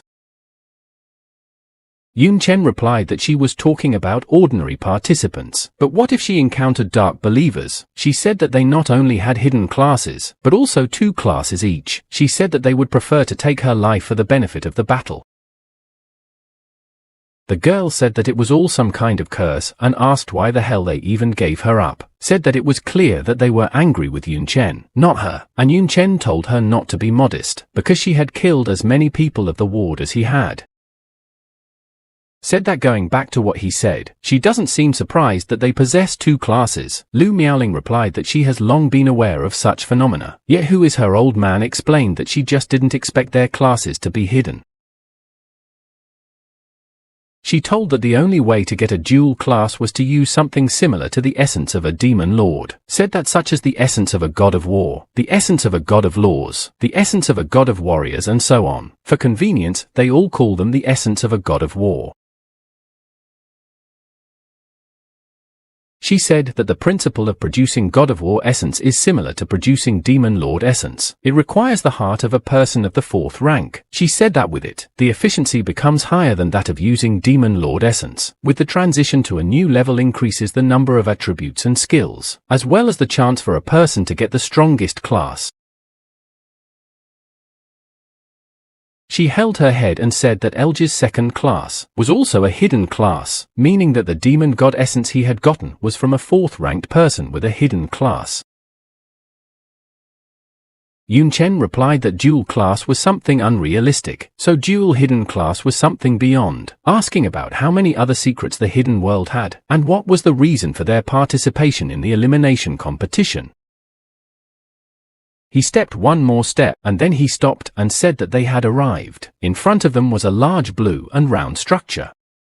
Lu Miaoling said that she never thought they would arrive at the teleportation place on the 4th day. She said that according to the rules, it wouldn't open until the 7th day. Lu Miaoling stretched and said that they still had plenty of time, suggesting that he should go and look for a place to get merit points. But she had had enough. She was dragging her feet, so she would rather wait here until the end of the round. Yun Chen replied that she might be a ballast, but without it, she can't even collect monster eggs, let alone the rest. Besides, their battle merits are enough to get into the top 100, so there's no need to run around anymore. Lu Miaoling smiled. Yun suggested following from this, just resting quietly. It was the final day of the elimination round. A huge crowd of people were rushing somewhere. Someone was cursing and yelling about how it had been a damn tiring week, not to mention the daily fights with people. You also have to fight monsters. Someone added that they were also worried about their bags being stolen, saying they hadn't slept at all. One guy had lost his tin and said so. A blue-haired young man smelled something and asked what it was. Said it smelled good. Said it smelled like Xuanlong's traditional food. The other started to guess about something. It turned out that they all ran to the sleeping area where Yun Chen and Lu Miaoling were already waiting for them. The people were extremely amazed to see them here still cooking something on the fire. They looked at them with hungry and frenzied eyes.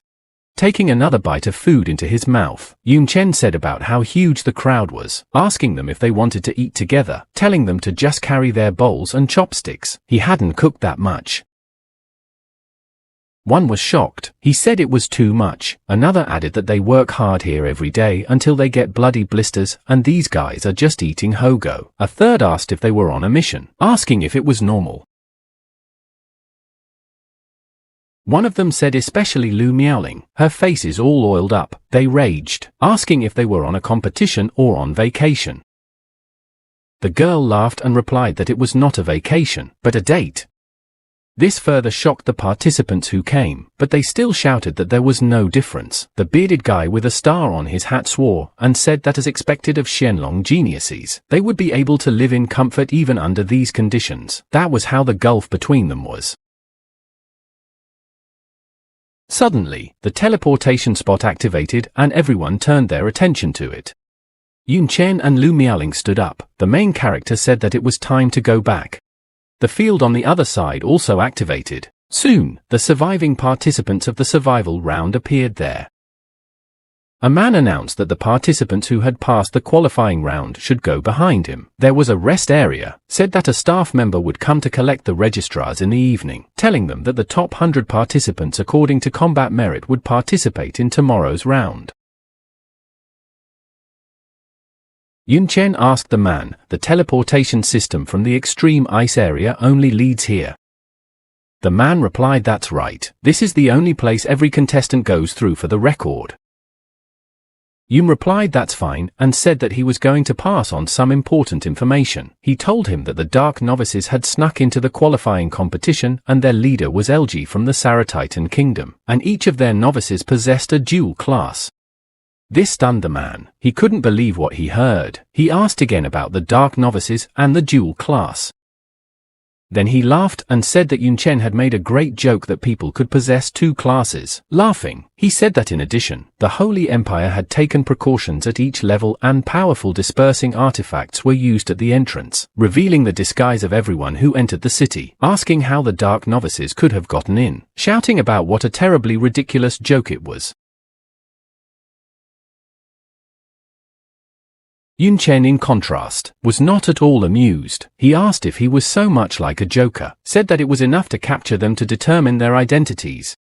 Then the man stopped laughing and tensed up a lot. He said that if there were really Dark Novices, they should at least be killed, they should not be released, but asked how Yun wanted him to believe him, asked if he could arrest people just because of his words. Yun Chen told him not to worry as he had already made some preparations. He smiled and said that they would soon see for themselves. People lined up in 2 rows and the man shouted for everyone to be quiet. He read that all participants would line up for a marking, then they would be able to move on. Someone cursed and yelled, "What the hell is this nonsense?" Told someone to get out of the way. The man and the security guards took notice. The man asked who was there disturbing the order with their shouting. Did they really want trouble? Asked if they didn't want to be admitted to the competition. Someone shouted. A spike demon suddenly popped out of his body. It was Yun Chen's thorn demon. He was on the other 3 slaves of the already dead Okito. They were shouting and asking, "What the heck is this? This is a plant-type monster skill." They asked the thorn demons to let them go, but the demons only laughed back at them. Soon, the 3 were also tied up by magic vines. They asked how dare they summon monsters in the capital. A man shouted that these 3 participants were troublemakers. He ordered them all to be seized and sent to the interrogation room. The guards immediately obeyed the order and rushed towards the intruders. In Edgar's office, a man bowed to him.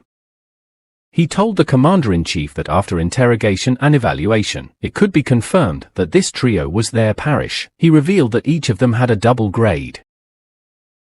This surprised even Edgar, and he said that this was just terrible news. The man said that luckily they were able to find out everything in advance, as long as their leader LG was captured, regardless of their organization's dues. He was interrupted. Edgar laughed and said he was correct, saying he would find someone who could handle it. He held up a glass of wine and said he had served well, in time to capture the Dark Novices.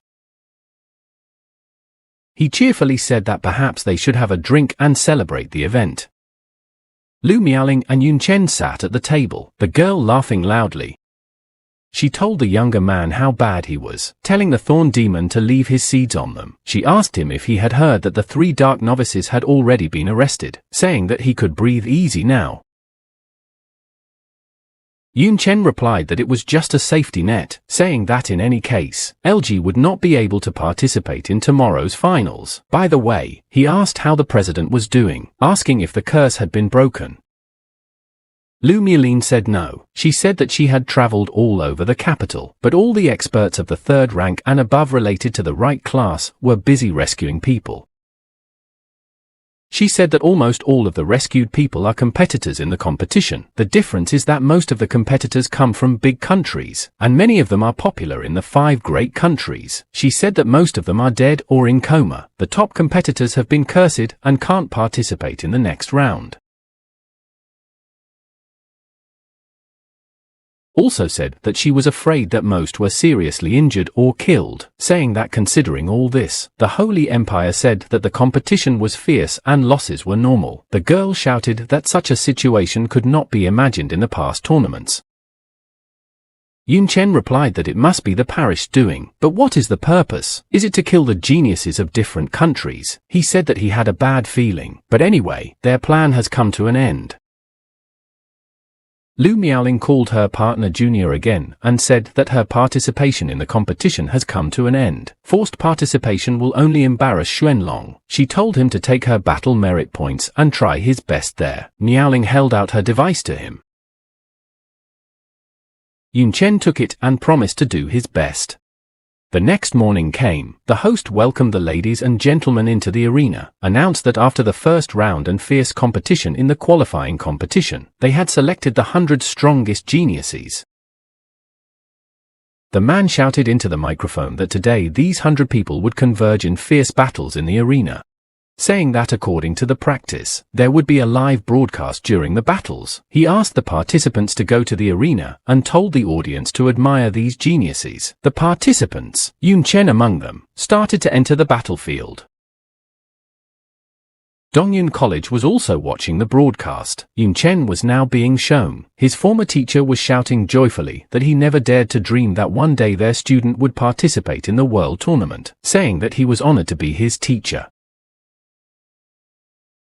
The other teachers were furious. One woman cursed Chen Yuan for the fact that he, a novice, had managed to rise so high. She believed that it was all just because of the luck of being noticed by the principal. She was extremely annoyed that even the vice principal treated him as an equal. She cursed everything for the fact that there were no such capable students in her class. In Jiangnan Academy, everyone was also ready to watch the fights. Some were excited that the competition was about to start. They were happy that a student from their academy was competing on the world stage. They were urging others to come here. It was more fun to watch together. One guy was shouting that he was selling popcorn and set meals. One serving was 1 credit.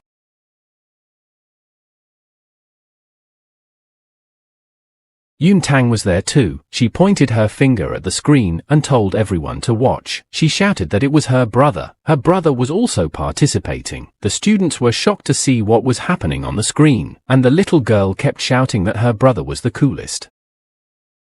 Nicole and her mother were also watching the competition from the Valley of the Silver Moon. Her mother told Nicole that it was quite surprising that her daughter was interested in some kind of competition. She asked if this boy got the necklace from her. She said that Nicole had an eye for it. This made the girl blush. Her cheeks got very red.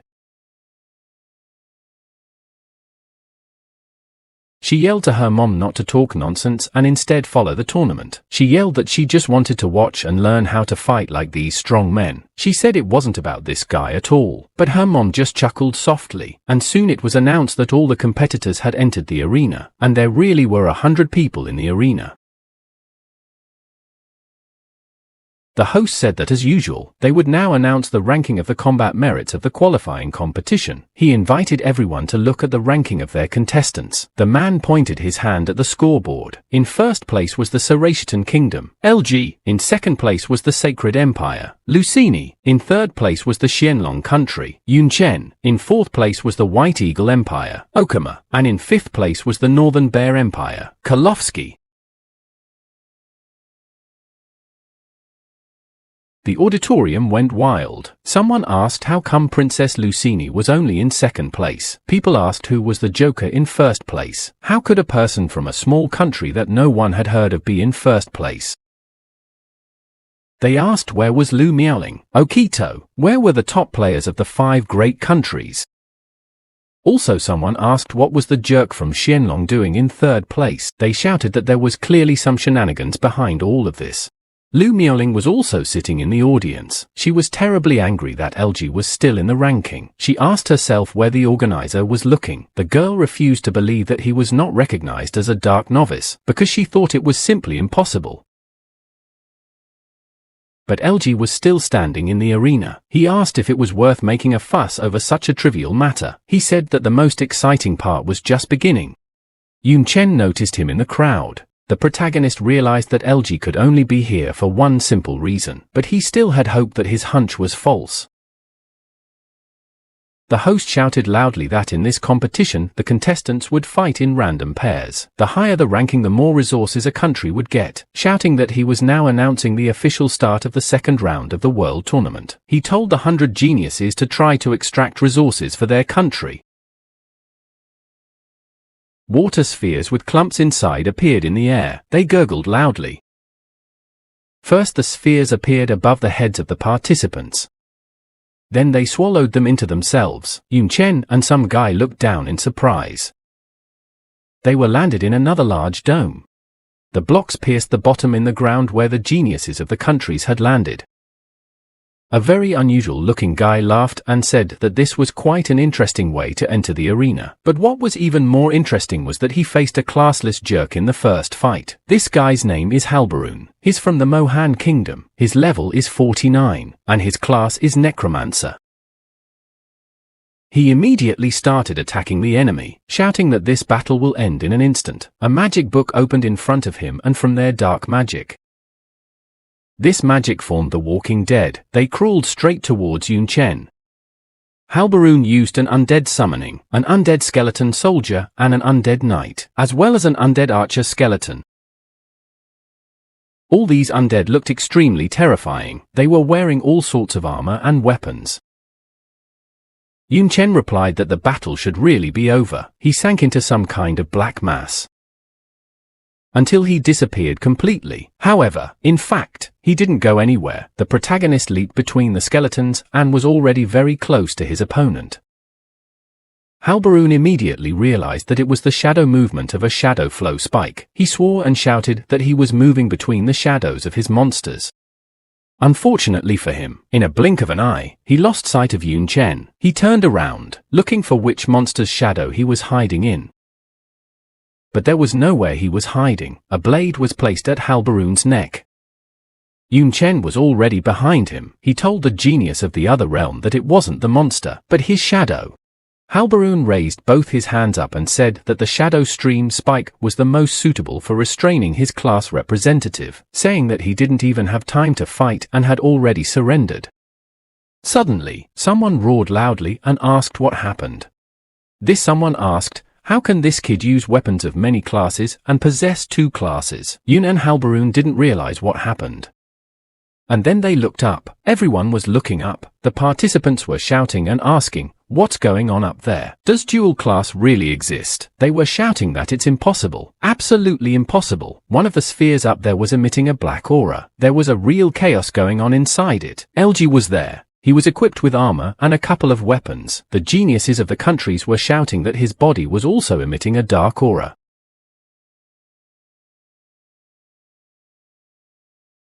They asked where he got his second class from. Someone, judging by the dark aura emanating from him, asked if he was from the ward. They thought that was impossible. After all, dark novices are stinking sewer rats. They wouldn't show themselves so openly.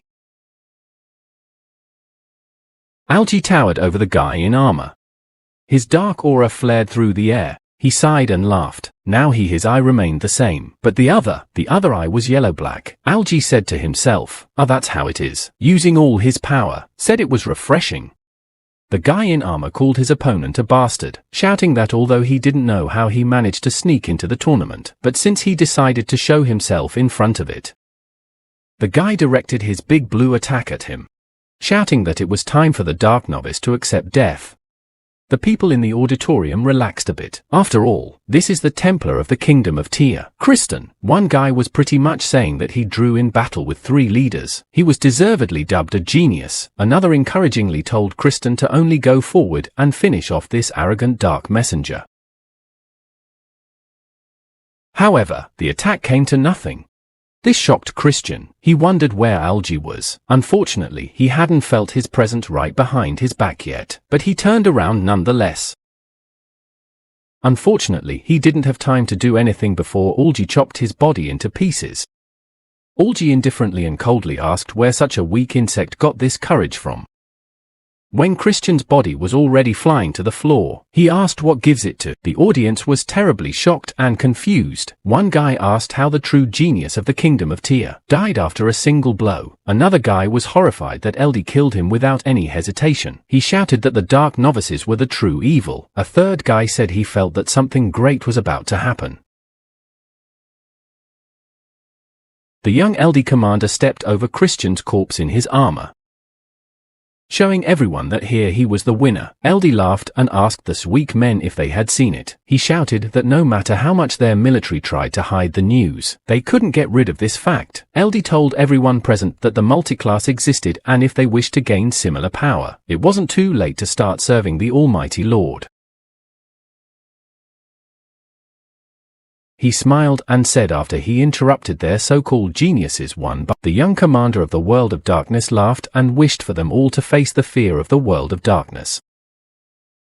The way he laughs intimidatingly was broadcast on all the screens, and one woman looked at the billboard and called him a bastard, saying that the parish had managed to get so bad recently. Another man was not at all happy to see him on the screen again. A curly-haired man asked, after which the geniuses of this tournament are idle, telling them to hurry up and kill algae. 3 people from an extremely poor country, in terribly shabby clothes, were listening to the tournament radio. One young man was cursing algae. He was just shocked by the news. The elder replied that it didn't matter, because he was the genius of their country, so let him be arrogant. The guy with the bandage on his face was thinking about the fact that it turned out that the dual class really existed, and it looked quite strong. He thought that if he could get it, he saw nothing wrong with joining them. The poor guy cursed himself for the fact that he had managed to get the idea of betraying humanity at all. He could not help but think that it was incredibly tempting. The people who were organizing all this were in a panic. They were cursing everyone and everything and asking how it could have come to this. One man asked a group of people what they were doing and ordered them to cut off the broadcast. Edgar then intervened. He told the man to calm down. He explained that since algae had declared war on the geniuses of all mankind, cutting off the broadcast would only raise unnecessary suspicion from the people.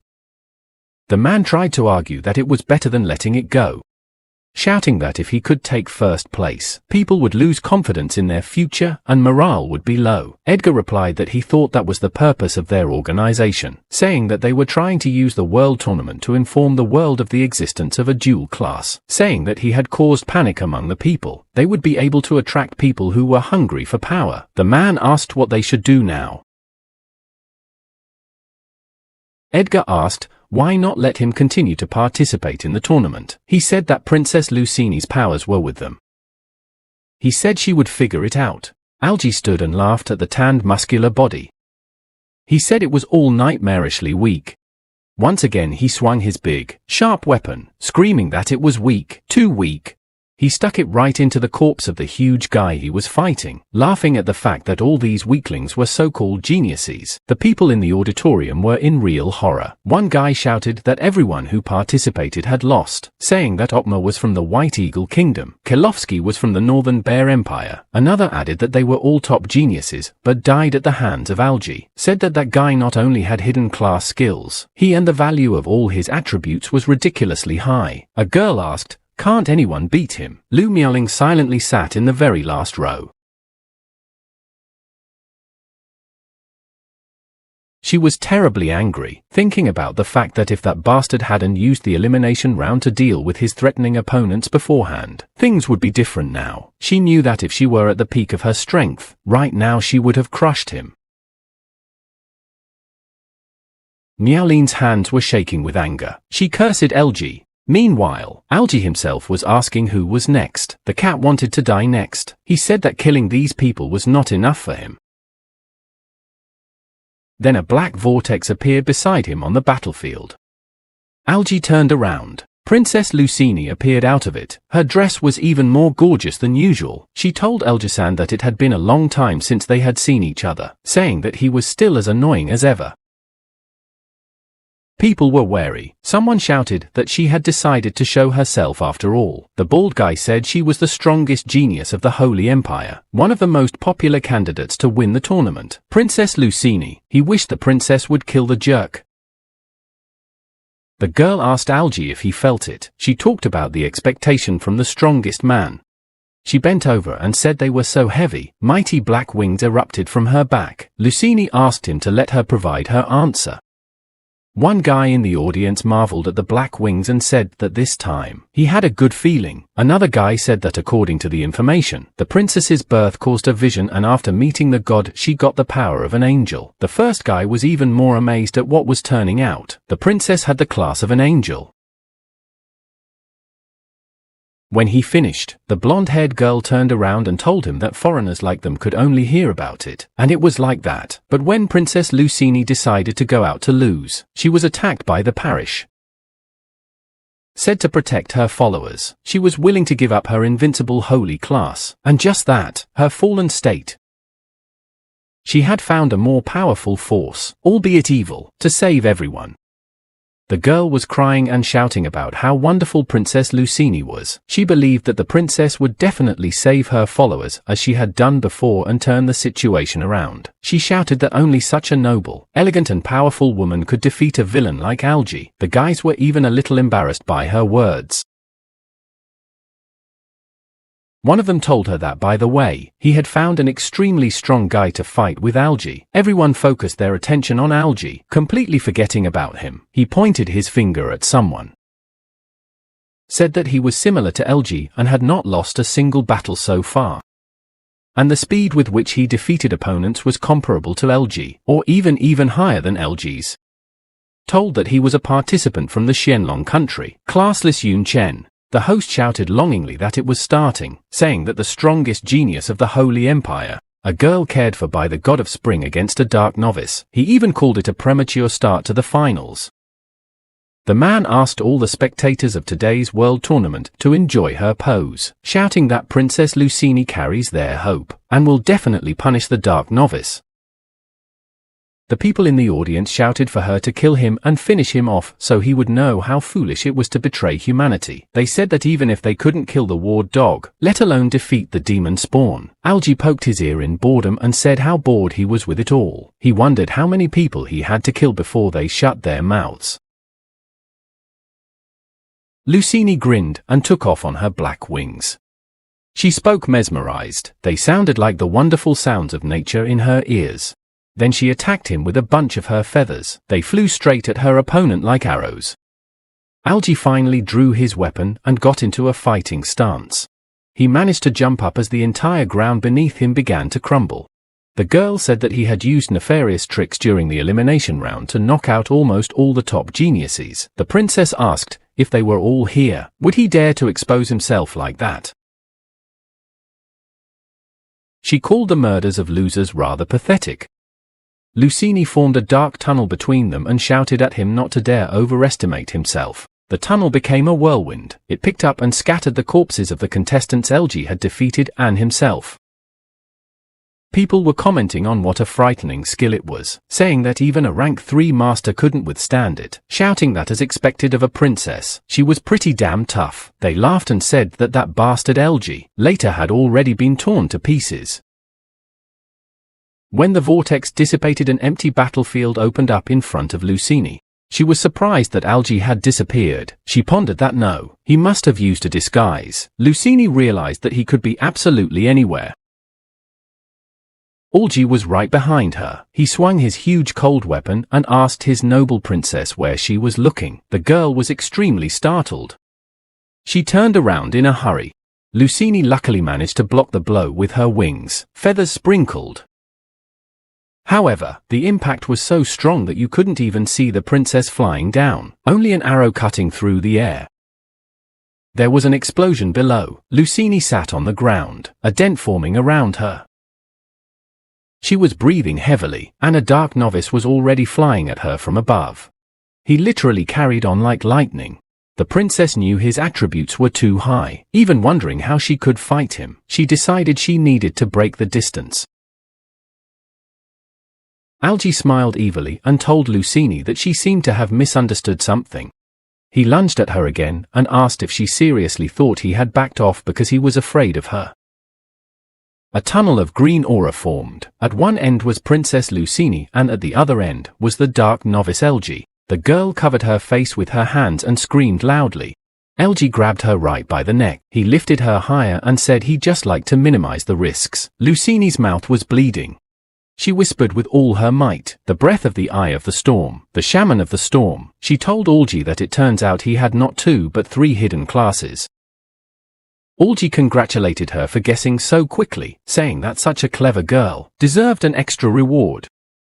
And then snapped his fingers. A black hole appeared behind her, a portal. Algie explained to her that he would send her straight to the world of darkness at the mercy of the Overlord. Now Princess Lucini was truly afraid. She begged him not to do it. But he didn't care at all about her pleas. LG threw her into the arms of darkness without a moment's hesitation. Soon the portal closed. There was silence in the auditorium. People were just terrified. Some covered their mouths with their hands. Some were stunned. Algie asked them why they had fallen silent, asked if they had been yelling joyfully recently, shouted at them to continue. One guy asked desperately how this could happen. Another said that Princess Lucini had lost and had even been sent to the world of darkness. A third said he couldn't even imagine such a thing, wondering what nightmarish torments awaited her there. An elderly man said he couldn't believe it. So many geniuses had participated, and one single dark novice had defeated them all, shouting that he hadn't even been beaten by a battle. A new participant in the tournament had already appeared in front of Algie. The dark novice smiled and asked if he was his next opponent. The guy through tears shouted that no, he'd rather abstain. He said he was automatically teleported. He shouted that he didn't want to fight. He didn't want to die. He ran away and begged him to let him out. The guy shouted to the organizers that he wouldn't fight, because Algie would make a chop out of him. He said that he had 3 hidden classes, maybe even a 4th. He shouted that to fight such a monster was to die. The poor guy asked for help.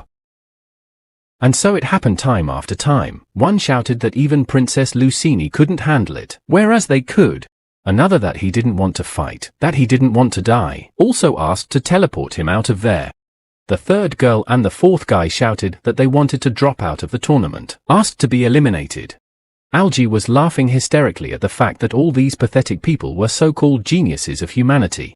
The way he was laughing was broadcast everywhere, and so it wasn't just those who were there who were horrified. The people of the city looked at the screen on the building and said that the other participants were scared to death because of the loss of the princess, asked what was the point of them talking about the victory over the demons, if they cannot even deal with the subordinate mutt. One guy said that it's over, their world is over. However, all of a sudden, someone interrupted him, pointed at the screen, and yelled for everyone to wait, because there was one more person who wasn't afraid of him. It was said that this person even volunteered to come to the set, and this shocked everyone. The host announced that they still had a genius who had not given up, saying that he was not afraid and was not going to give up.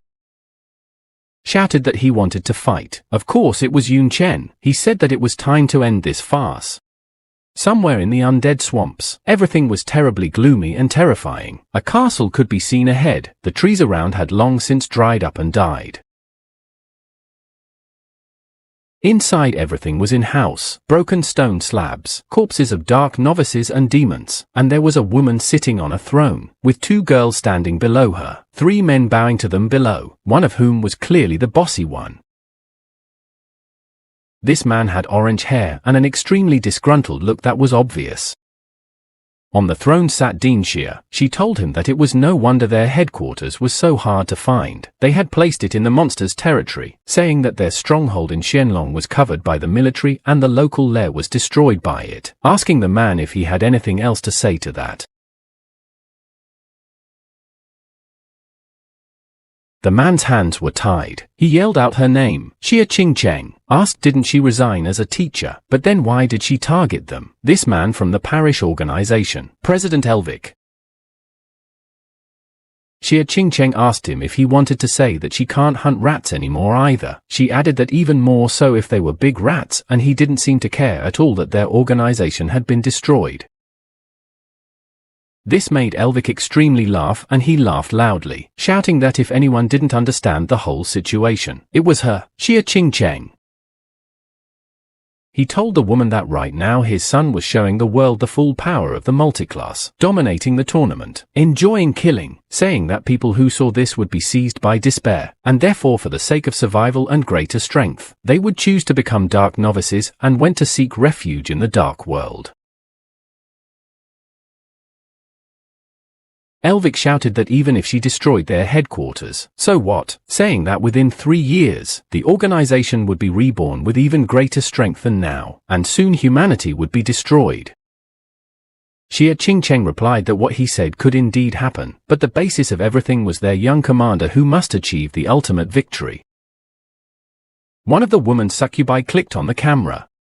The broadcast of the World Tournament appeared on the wall in front of them. There on the battlefield stood Yun Chen and LG. Xie Qingcheng said that right now he was facing an insurmountable peak. Yun Chen himself was standing in the middle of a pile of corpses and smoke. LG greeted his acquaintance and said that he had already given him a chance to survive, but he preferred to die. He was telling Yun Chen to come over so he could help him with this. Yun Chen did come over and asked if he was serious. He said that somehow he didn't recall anything like that. Yun stepped heavily on the ground and kicked it. Now he appeared behind the young ward commander's back and added that he didn't recall LG sparing anyone. He had his opponent, the guy in armor, on his hands. LG was shocked. He wondered when Yun had managed to get around him. Yun Chen stood at the cliff of the arena. He looked at the guy in green armor and said that these competitors were not as strong as LG, but they never gave up and fought him being human until the last moment. Yun Chen released the guy into the water sphere and added that they were different from him who was willing to become an obedient dog of demons for the sake of strength, saying that even if they were to die now, Yun used the shaman's basic skill, a small vortex. These vortices gently lifted each of the beaten or killed participants in the tournament. He said that they would earn their glory by being the losers. The water spheres carried each of them away. People were asking, that guy is Yun Chen after all, saying that although he wasn't as famous around the world, he was something different from the other guys, shouting that if it was him, maybe he would be able to defeat that scum. Then Algie said that it seems like Yun Chen is trying to give people back a glimmer of hope, but himself just loves to crush them. The young commander's eyes gained craziness. He used the Dragon Slayer class, Rainbow Dash. Being in red magic, he threw himself at his opponent. There was a violent explosion and the ground exploded under the impact of LG's attack. LG realized that Yun Chen had disappeared again. Yun appeared from the side, swung his spear at the enemy and said that he would be surprised, but all the parishes that saw this skill were essentially dead. He used a fusion of the spearman's skills, crushing and berserk, fierce strike. Together they merged into explosive spear, and Yun Chen struck LG with it, shouting that he too would be no exception. LG was thrown back heavily along with Yun Chen's attack. Then he once again used skill fusion, but this time it was the mage skill, fireball, and shaman skill, wind release. The demonic flame hurricane activated. A blue fire whirlwind rushed towards the target, LG. In response to the attack, LG used Mad Storm. He aimed his lightning bolts at the fire. However, to his great surprise, nothing happened. The flames were still rushing towards him as well. LG angrily and shockedly asked himself, how come? He even started to get worried. The blue flame did catch up with him though. LG flew down and thought about the fact that he was blessed with the high attributes of the hidden class and yet he was still defeated. The young commander landed on a stone slab. It was painful and loud. He lay motionless and Yun Chen had already flown at him, aiming his spear. It stabbed straight into his opponent's back. However, something was not right here. There was no blood, no screams, in a word, nothing. Yun Chen realized almost immediately that this body was an illusion. Right now, LG and many more of his illusions were swirling around Yun Chen. Right, things just couldn't end so easily. Someone in the auditorium shouted that they were clones. The ghost hunter's multi-image. Another said that it was because Princess Lucini didn't have time to deal with the situation. All her attacks were going through the clones. The first guy shouted to Yun Chen to be careful. Eltsty and his clones were circling around the protagonist in a wall, trying to confuse him. Eltsty laughed and asked how much of a shock Yun Chen had given him, shouting that this was the power of the ghost hunter. Now a couple of his clones, or maybe himself, were flying at him, and the young commander shouted that Yun wouldn't even realize before he died. Yun Chen was not confused. He used the skill fusion again. Now it was the fighter skill, inch punch, and the deist skill, crushing fist. His fist attack flew straight into the enemy's face. Then with a tophemy he sealed LG into a rock. Then he had already replied that at the very least, he knew how there was a tall pillar of smoke on the battlefield. It was coming from LG's body, and Yun Chen was standing on top of it. The audience was shocked. They marveled at how Yun Chen had toppled him. They shouted how fierce Yun Chen was. Someone said that the dark novice was like a toy for him. Another guy shockingly asked if his opponent was dead. He was talking about Elge, but unfortunately, a third guy remarked that no, he was still alive. He also shouted that Elge's wounds healed terribly fast. Yun Chen looked at him silently. Now, the dark novice smiled and said that he had received the blessing of one of the 72 demon lords, and therefore his body was immortal, said that Yun Chen would not be able to kill him. Then the young ward commander was very much surprised by something. His previously relaxed eyes widened greatly. All because Yun Chen wasted no time and used the Daoist skill, crushing step and fighter skill, piercing strike. He struck straight at LG and immediately found himself in the rocks. The ground around him also started collapsing rapidly, and Yun said that he would make meat gravy out of him then. Now he was using the mad trampling skill. Algae was being pelted with rocks and heavy blocks. He was now far from being as complacent as usual. His black eye lit up and he hissed that Yun Chen was a bastard and would not settle down. Yun Chen managed to bounce away before a black magic pillar appeared from where he was trampling his opponent. LG appeared from there. He was liming and telling the enemy that he seemed to have not yet realized the situation either. Yun Chen recalled the feeling and realized that LG was no longer human. Black and bony wings grew on his back, telling him that he had absorbed 2 essences of the god of war, and had commandeered 3 hidden classes. Screaming that a lowly classless like Yun Chen was just a fake of him, he now had activated Ghost Hunter, Hunting Mode, Dragon Slayer Power and Storm Shaman, Storm Control. LG promised to put the arrogant Yun in his place. A strong wind appeared. Soon there was an explosion that took up almost the entire battlefield. LG used a piercing spear and threw it at his opponent. He was now smiling contentedly. The piercing spear was so strong that it shattered the arena and large blocks of rocks flew down. The people in the auditorium were shouting about how immutable the power of the skill was. Its power was higher than the previous one. Someone said that his attributes were high, so he was using the skills of 3 hidden classes at once. They said that it was hard for them to even imagine how strong it was. For themselves, many spectators had already decided that it was over for them. LG laughed and flew straight towards Yun Chen, saying that only the world of darkness could provide such a powerful force.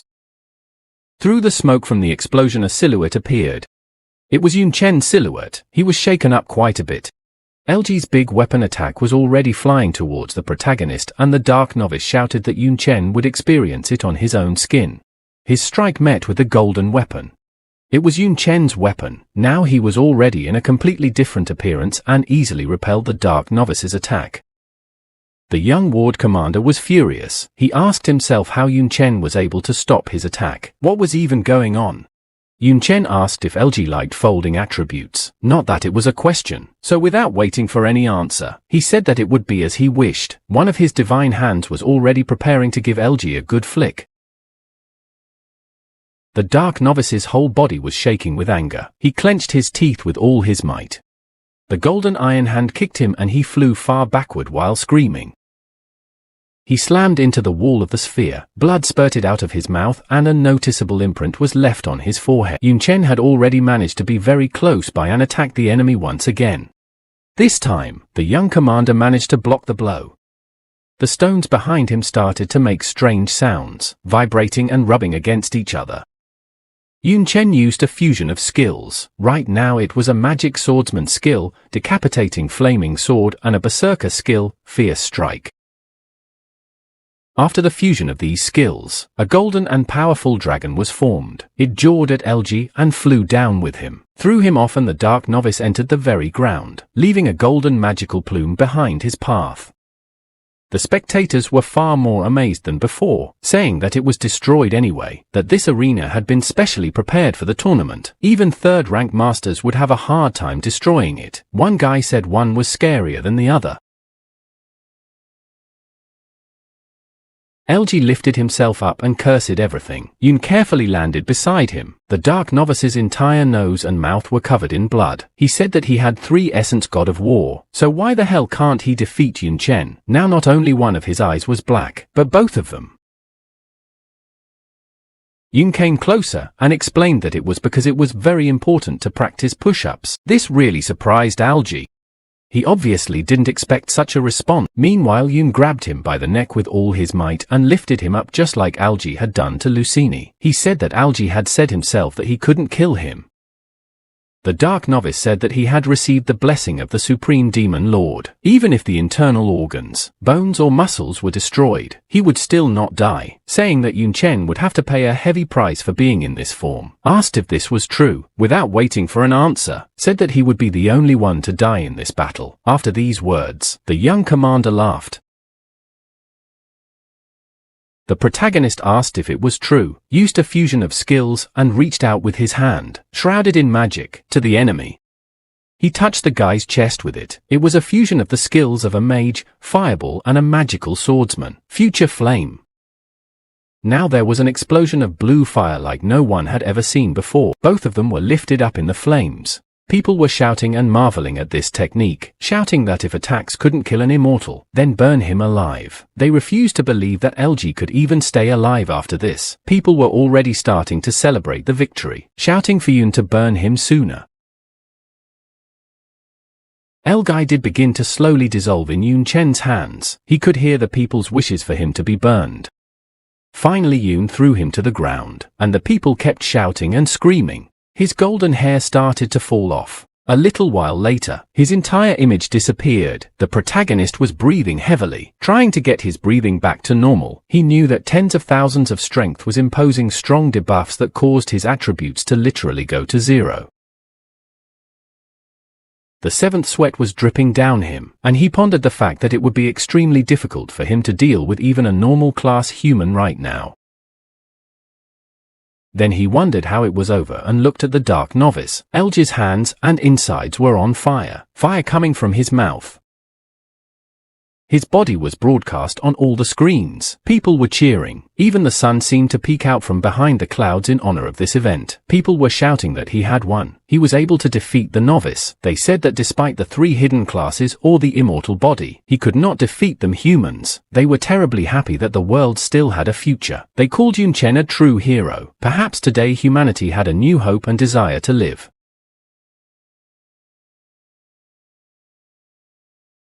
However, one guy interrupted out of joy, saying that he couldn't believe his eyes. Shouted that that guy's hand had just moved, and it was true that Algae was still capable of some body movements. This once again made everyone terrified. They couldn't believe that he was moving. Once again they started talking about how it was definitely over and Yun Chen was in a weakened state and couldn't beat anymore. The girl next to her was terrified because Yun still failed to kill him. Lu Miaoling was sitting behind those two. She was silent and worried. Then she stood up. LG stood up and asked if all Yun Chen came up with was to just burn him alive, and added that he was too naive. Yun asked, what did it mean to just burn him, telling him that LG was too underestimating his magic flame. In fact, poor Yun Chen no longer had the strength to even straighten his back. He was saying with his last strength that it was S rank and had the effect of burning the soul, saying that even if his body was immortal, so what? Saying that after being in the flames for so long, his soul had already started to deteriorate, extremely shocked and frightened the Dark Novice. He stood up and realized that damn it, consciousness was really dissipating. He asked himself if this was the sensation of death.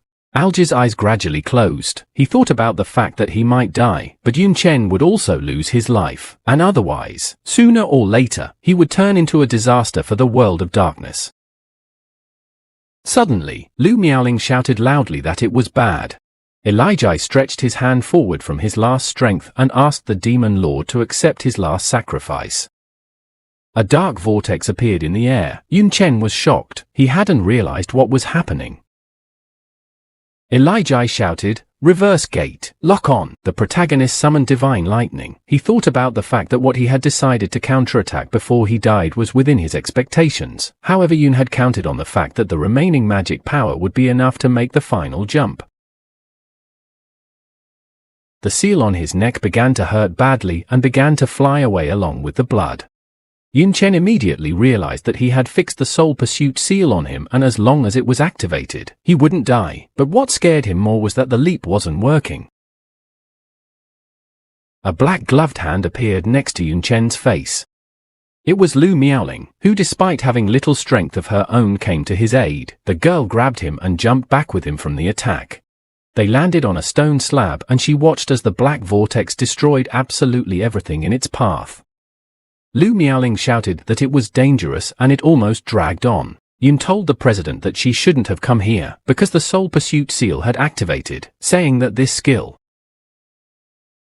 not to be avoided. The vortex changed direction towards them. He rushed at them, again destroying everything in his path. After a short period of time, there was silence. There was a deep hole in the ground and no one in it. The audience couldn't find words. And LG laughed and asked Yun Chen what of Yun Chen's strength, saying that the victory still turned out to be for him, for the parish. He asked the audience if he needed to talk about what happens to a person after entering the world of darkness. LG himself had already almost vanished into thin air. However, he did answer that they were being killed by demons. People were extremely disappointed, saying that he had almost won. They cursed the damn dark novice. They asked how it was possible, not being able to win, to decide to sacrifice. Nicole became worried. Even her elf ears drooped with sadness. She asked how so. Someone knocked hard on the wooden table, leaving a mark of impact there. It was Dean E. He shouted that it was nonsense and what the hell the organizers were doing. He asked why the 4th rank masters did not do anything during the whole round. What are they doing there? Do they really want to die? He shouted that they should not have sent them to participate in the tournament. Suddenly, Teacher E ran into his office. She yelled to Dean E that something terrible had happened. She told him that the speed of the flow of time in the Academy Square had changed dramatically. The surrounding buildings and trees were collapsing and being subjected to atmospheric pressure. In addition, many students had been sucked in. A green dome appeared outside on the Academy grounds, where the students were watching the World Tournament, with a single small silhouette of a person in it. Teacher Mi explained that it was Yun Tan who had lost control of the skill. The students of the academy shouted that they should run away quickly and never go near her. Another guy said that he had just been near her, and in the meantime half of his body had aged. Now one half of his hair had shaved and his face had wrinkled a lot. The girl next to them asked who was the student. Poor Yun Tan was mourning her brother. Her pupils were missing, and tears were streaming out of her eyes. The drops weren't falling, they were liming in the air, just like Yun Tan herself. Elvic laughed and said that the final victory was for their organization, said that the only genius capable of defeating LG had fallen, shouting that humanity was destined to fall into despair. Xia Qingcheng remained silent. And Xiaoyu threw her chains at Elvic and asked how he still dared to laugh. Her demon chains tied his neck so that he had to cough out quite a bit of blood. The succubus shouted at him to try laughing again, ordering him to laugh. Keep laughing. The other demon girl told the madam about Yun Chen. Dean Xia replied that he was just transported to the world of darkness. He did not die. She said that she wanted to send him there herself, but he was there a little earlier. And then she said that she trusted her intuition and such a difficult situation would not be a hindrance to him. The surprising thing was that Xia Qingcheng said this with absolute calmness and confidence. A black vortex appeared in the field in the Rocky Mountains. Yun Chen was extremely exhausted. He and Lu Miaoling were being spun around in the whirlwind. They landed on the green grass, with Miaoling doing so much more confidently than Yun Chen. They stood up and looked around. The beauty was really magnificent. Lu Miaoling asked if this was the world of darkness, and Yun Chen said that just like Teacher Xia said, it was different from the perceptions. Suddenly, someone loudly made strange sounds, which greatly frightened the poor protagonist. When he turned around, he realized that it was Lu Miaoling and she had just fallen to her knees from extreme fatigue. He swore and remembered that he had almost forgotten that the local air was soaked with the breath of darkness. He thought to himself that he might not be affected by it, but the student council president was another matter. He crouched down to the girl and told her to hold on. Unfortunately, there was nothing else he could do to help right now. Yun Chen drank some liquid from a blue bottle. Afterward, he took out his spear and waved it around. This bottle activated the priest's main skill of purification. Yun Chen created a dome around Lu Miaoling. Miaoling stood up. She was greatly surprised, and her chest still had a large and noticeable scar on it from Elji's blow. Yun Chen realized that he was still in a weakened state, and therefore even if he drank the mana potion, he would have to use purification a few more times. Suddenly, he sensed something and turned back. There was a stunned demon walking towards them, which Yun was not at all happy about. The demon was also very frightened to see people here. He cursed and ran away, shouting that the sneaky humans had come, saying that they wanted to destroy their village. This demon looked almost the same as a normal human, but his skin was red and he had horns on his head. He was running away and asking the guards for help. Yun Chen didn't understand what happened at all. Lu Miaoling told him not to let the demon escape. She stretched out her hand towards him. Yun Chen hurriedly told her not to move. After all, he didn't have much strength left as it was. The classless man opened the very potion bottle with his teeth. He drank it all down and said that in this world, the dark aura was boundless. Purification would only delay the inevitable, so she needed to adapt to the environment. Otherwise she would turn into a monster sooner or later. Lu Miaoling irritably said that she was aware of this and had already started working on herself. She called that cheeky dark aura insignificant, shouting for her to not even think of decomposing it. Lightning swirled around Miaoling and a dark tail appeared. Yun Chen asked if it had worked. The girl now looked much more confident. She said that her last two elements were yin and yang, and among them, the yin element was something similar to her, and black strands appeared on her hair. Lu Miaoling said that it had helped her a lot. Before they knew it, a bunch of armed demon guards gathered around them. Then Yun Chen said that from the looks of it, it wasn't time to relax yet. The demon said that the despicable people should perish. They suggested each other to sacrifice their corpses to the god. Wasting no time, they rushed to attack, shouting that they would kill them immediately. Yun Chen said that they were not that strong. Their strength was at the first and second rank level, but he needed another half an hour for the weakened state to descend, and the president was not in the best condition. He realized that engaging in battle would be a bad idea and said so. Unexpectedly, Lu Miaoling grabbed his arm and threw him on her back.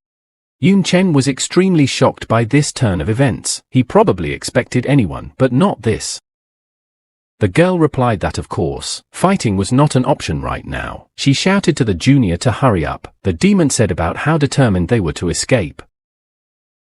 Some kid behind the demon army ordered them to rush in pursuit and prevent them from escaping. The demons immediately obeyed the order. Lu Miaoling asked if it was a long-range attack. She said that he was obviously not tested. She also, leaning heavily to the right, shouted to the junior not to be careful and not to fall. They were rushing from side to side, dodging every attack. Suddenly, they fell, slipping on the grass. However, the girl immediately got up, dodging another attack. Her mouth was bleeding, but she said that it was a perfect dodge, asking Yun Chen how he felt about her base. Yun Chen replied that he was able to dodge everything, but what about her? Indeed, Yun was unharmed, but Lu Miaoling was wounded, with many arrows sticking out of her body, but she still ran. The girl laughed and told Yun to forget about it. After all, it was just scratches, and they were already at their destination. Yun Chen asked what other destination. Lu Miaoling abruptly slowed down. Ahead was a high cliff, and in it was a cave. Miaoling shouted that it was here, said that it took her a long time to find such a perfect place. The girl was already barely walking. Yun asked the president really. The girl, without any warning and without letting him finish speaking, grabbed his sleeve, threw him inside and said that she didn't have much strength left to run with him in her arms, and therefore he should stay inside and not get out so as not to cause her any unnecessary trouble. Yun Chen painfully fell down in the cave. He reprimanded himself and said that the only advantage of this area was that it was easier for her to defend him at the entrance, but the disadvantages were just as obvious. Standing at the entrance of the cave, she would lose her advantage of movement during the fight, and that's not taking into account the fact that she had nowhere to retreat to. Yun looked at his hand and said that even if he were to rush into battle right now, it would only get in the way under his feet, and there were still 18 more minutes until the weakened state ended, and the only way to survive was to hold out. He shouted to the president that if it gets tough, she should run, saying that it wasn't worth fighting to the death here. Lu Miaoling replied that running away with her tail between her legs was not her style, saying that it was time to fight to the death. The demon army had already approached the cave. Lu Miaoling fought them as hard as she could, a lot of dust rising around her. The demons used Shadow Blade, flames of destruction, Blood Claw against her at the same time. The girl was in great tension, although they were not too strong. In such a state, fighting alone against an entire army is extremely hard. Lu Miaoling activated the healing. The demon attacks met her shield. Miaoling cursed everything. Another burst of blood flew out of her mouth. They realized that such a small flame would not be enough. Yun Chen was burning with shame. After all, he saw how hard it was for the president to be there alone. However, he realized that he couldn't go out now. He was too tired and had to restrain himself until his weakened state subsided. Lu Miaoling turned around to check on him. She was pleased that, as expected of a junior, he had gotten his emotions under control. The girl thought it was a wise decision. Then she said that elemental magic consumes too much magical power, so it would be foolish to drag out the fight. She now had big fox ears and red hair, as well as many pink tails. She said that since this is the case, using a state best suited for close combat, she activated the Heavenly Fox Blood Madness. Lu Miaoling's long claws appeared and her eyes turned black. The demons shouted to the bloody humans that they would regret if they decided to keep them alive. All the demons shouted with glee that they would kill her. Miaoling rushed towards them and shouted for them not to overreact. After all, they demons were the only ones here who deserved to die. Once again, a tense battle ensued. One of the demons was right at her back and damaged her tails. However, the girl was lucky to jump up and push it hard, while defending herself from another attack. The demons attacked her absolutely mercilessly. Soon, everyone was exhausted. The demons were breathing heavily, and Lu Miaoling sat on the ground. She thought about how it was a shame for her to be beaten by such weak demons, like a tiger being mauled by a stray dog. The demon said that she was a terribly ugly person, asking how she was still holding on after receiving such serious injuries. Was she really going to fight to the death? They said that with her strength she could very well escape, but she didn't. Lu Miaoling heard their conversation, and therefore told them that running away was not for her. She said that she had to protect this amazing kid, telling them that although she herself doesn't know what he uses, but he has unlimited potential, and is only getting stronger every day. As long as he continues to grow, he will bring countless opportunities to mankind. The girl shouted that she was willing to give her life for him. It would be worth it. One of the demons ran out of formation and took another swing at the girl, shouting that it was all nonsense and none of them would survive. Lu Miaoling told the younger one that she was at her limit, and he, with his brains, should find a way to stall for a bit until the weakening subsided completely. The demon's huge and sharp axe was already quite close to Miaoling's head, and she said that their date was coming to an end. The demon was screaming for her to die already and was already ready to chop the poor girl's head off. However, a hand blocked his attack. It was Yun Chen's hand. He told Lu Miaoling that no, the date would continue, and Lu Miaoling was shocked to see him in front of her. She asked Junior how he did it and if his weakening had subsided. Yun replied that not really, 3 more seconds, but those 3 seconds would be enough. The skill, Invincible S+, gives immunity to all kinds of attacks as well as control for 3 seconds. The demon who attacked earlier was shocked. He asked how come, and then said that this guy is also a problem, and therefore ordered the rest of the demons to kill him. Now the demons did not attack Lu Miaoling but Yun Chen, wishing him dead and calling him a bloody man. Yun Chen used skill fusion. For himself, he started counting down. He fused the skills of Mage, Fireball and Fighter, Strike, and Blue Fire started pouring out of his hands. Only 2 seconds left. Now only 1. He swung his fist and sent it far forward towards the crowd of demons, shouting that it was a cloud-dispelling magic strike. The demons were struck with blue flames and screamed loudly. Burning alive. It was finally possible to breathe easy. Lu Miaoling said how glad she was that it was finally over. Yun replied that it wasn't a fact yet. They had encountered those demons by accident, and he had some kind of box in his hands. It turned out that it was a box of ointment for the mark on his neck. He smeared the ointment on his neck, trying to disguise it, saying that if they didn't deal with something like this, a situation where they would be chased would be inevitable. Finally, the seal around his neck began to disappear. Now it had disappeared altogether. Too bad. It wouldn't last long. Yun Chen came out of the cave and said that in addition, in the top direction was something that made him worry. There was a rock with an elevation where a cave would also fit perfectly. Indeed, there was a cave. Inside was a mighty demon and someone else in a ragged white robe. The demon had a pumped-up body, blue skin and hair. But despite that he had a human face, he said that an aura of soul-chasing markings appeared here. He asked the demon behind him if he was sure it was humans. The demon only had one horn for some reason. He fell to the ground and told the demon that he was after all the demon lord, the great demon clan of the Broken Knight. He asked why would he deceive him, shouting that it was the absolute truth.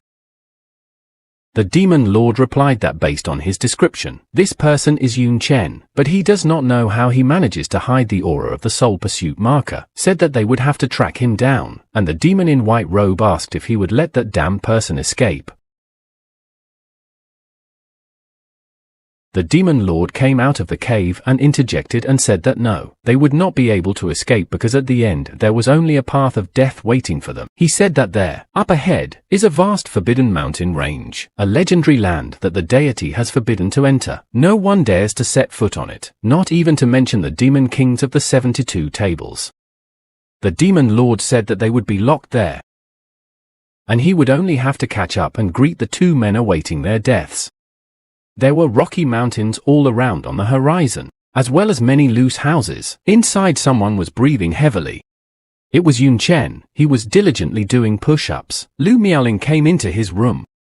She told Junior that he was so enthusiastic about basic exercises that he didn't even forget about them after entering the world of darkness. Yun Chen replied that exercise was extremely important. He understood that attributes and skill points were accumulated as he completed daily tasks, so he couldn't miss a day. In front of him was a notification window. It said about the main task, the tournament. It was discovered that Master Yun Chen had won first place in the world tournament, and the highest level reward would be given for completing the task. Yun Chen decided that now was the time to receive the rewards for completing the tasks.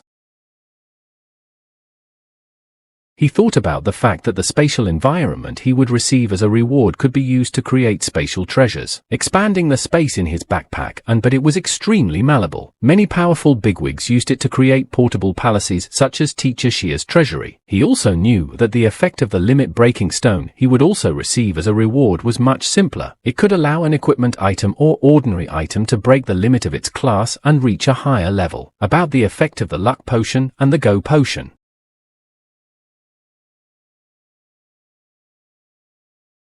Lu Miaoling didn't understand why he was staring at one point for so long. Yun Chen didn't pay attention to her. He understood that if he had good materials, it would be possible to make quality armor. Lu Miaoling with a spoon in her hands asked what he was doing there, telling him to go have breakfast. They were already sitting at the table and the girl said that they were lucky that there was a lot of monster meat from the extreme cold territory left in her backpack, otherwise they would not have had a sweet time. However, she said that on the other side, there was a village found on this barren land, albeit a ruined one. Lu Miaoling said that it looked like it had been abandoned for decades, but it was better than sleeping in the open. Suddenly, Yun Chen asked the president if she thought the tournament was strange, saying that to such an important world-level event, the Holy Empire should have hired fourth-rank masters, but they did nothing from the beginning to the end. Told that according to the rules of the qualifying round, only basic potions were allowed. Even food was forbidden to take, but LG had brought along a special item for curses. But even after he reported the incident with the Dark Novices, LG still continued to participate in the tournament. He said that perhaps his guess was correct. Yun wanted to take another piece of meat. Lu Miaoling didn't let him finish and told him not to. She squeezed his chopsticks with hers. The girl said that she knew what he was thinking, but they had no proof and it was only a guess. She said that the most important thing for them right now was to overcome the difficulties in front of them. Yun Chen replied that it seems like she has already decided on a conclusion, but she is afraid to face the truth. He told her to eat faster, for it was time for them to go. Lu Miaoling called out to the younger one. They were already on their way. She looked up and asked if this was their destination, saying she didn't like it any way she looked at it. It was a terribly high, rocky and in places snowy mountain. Yun Chen replied that the people who suddenly appeared were killing a bunch of demons. This was supposed to be a big deal, saying that this was the only place they could go. And if they turned back, they would encounter a dead end. Indeed, there was a cliff at the back and nothing else. The protagonist said that he used his skills to explore the surrounding area and found no signs of life within a 1,000-li radius, saying that with their food supplies, they wouldn't go far, so the only thing left to do was to move forward. In front of them was a pillar of green light. Yun Chen added that there was one thing that made him worried. He felt an inexplicable familiar aura. He asked what was on the mountain. Lu Miaoling tapped on the green pillar and said that the texture was very hard and it didn't look like they would be able to break through it through physical strength. She was afraid that they were stuck here. Yun Chen asked her to let him try it. As soon as he put his hand on it, it immediately went through the wall as if it was through a fog. This amazed Yun Chen very much. Soon, the wall dispelled altogether. Ahead was a cliff, and after it was a cliff with a cave. Lu Miaoling was shocked. She asked Junior what he had just done. He replied that he didn't do anything. It opened by itself. Yun was as amazed as Lu Miaoling. He said who knew there was a cave.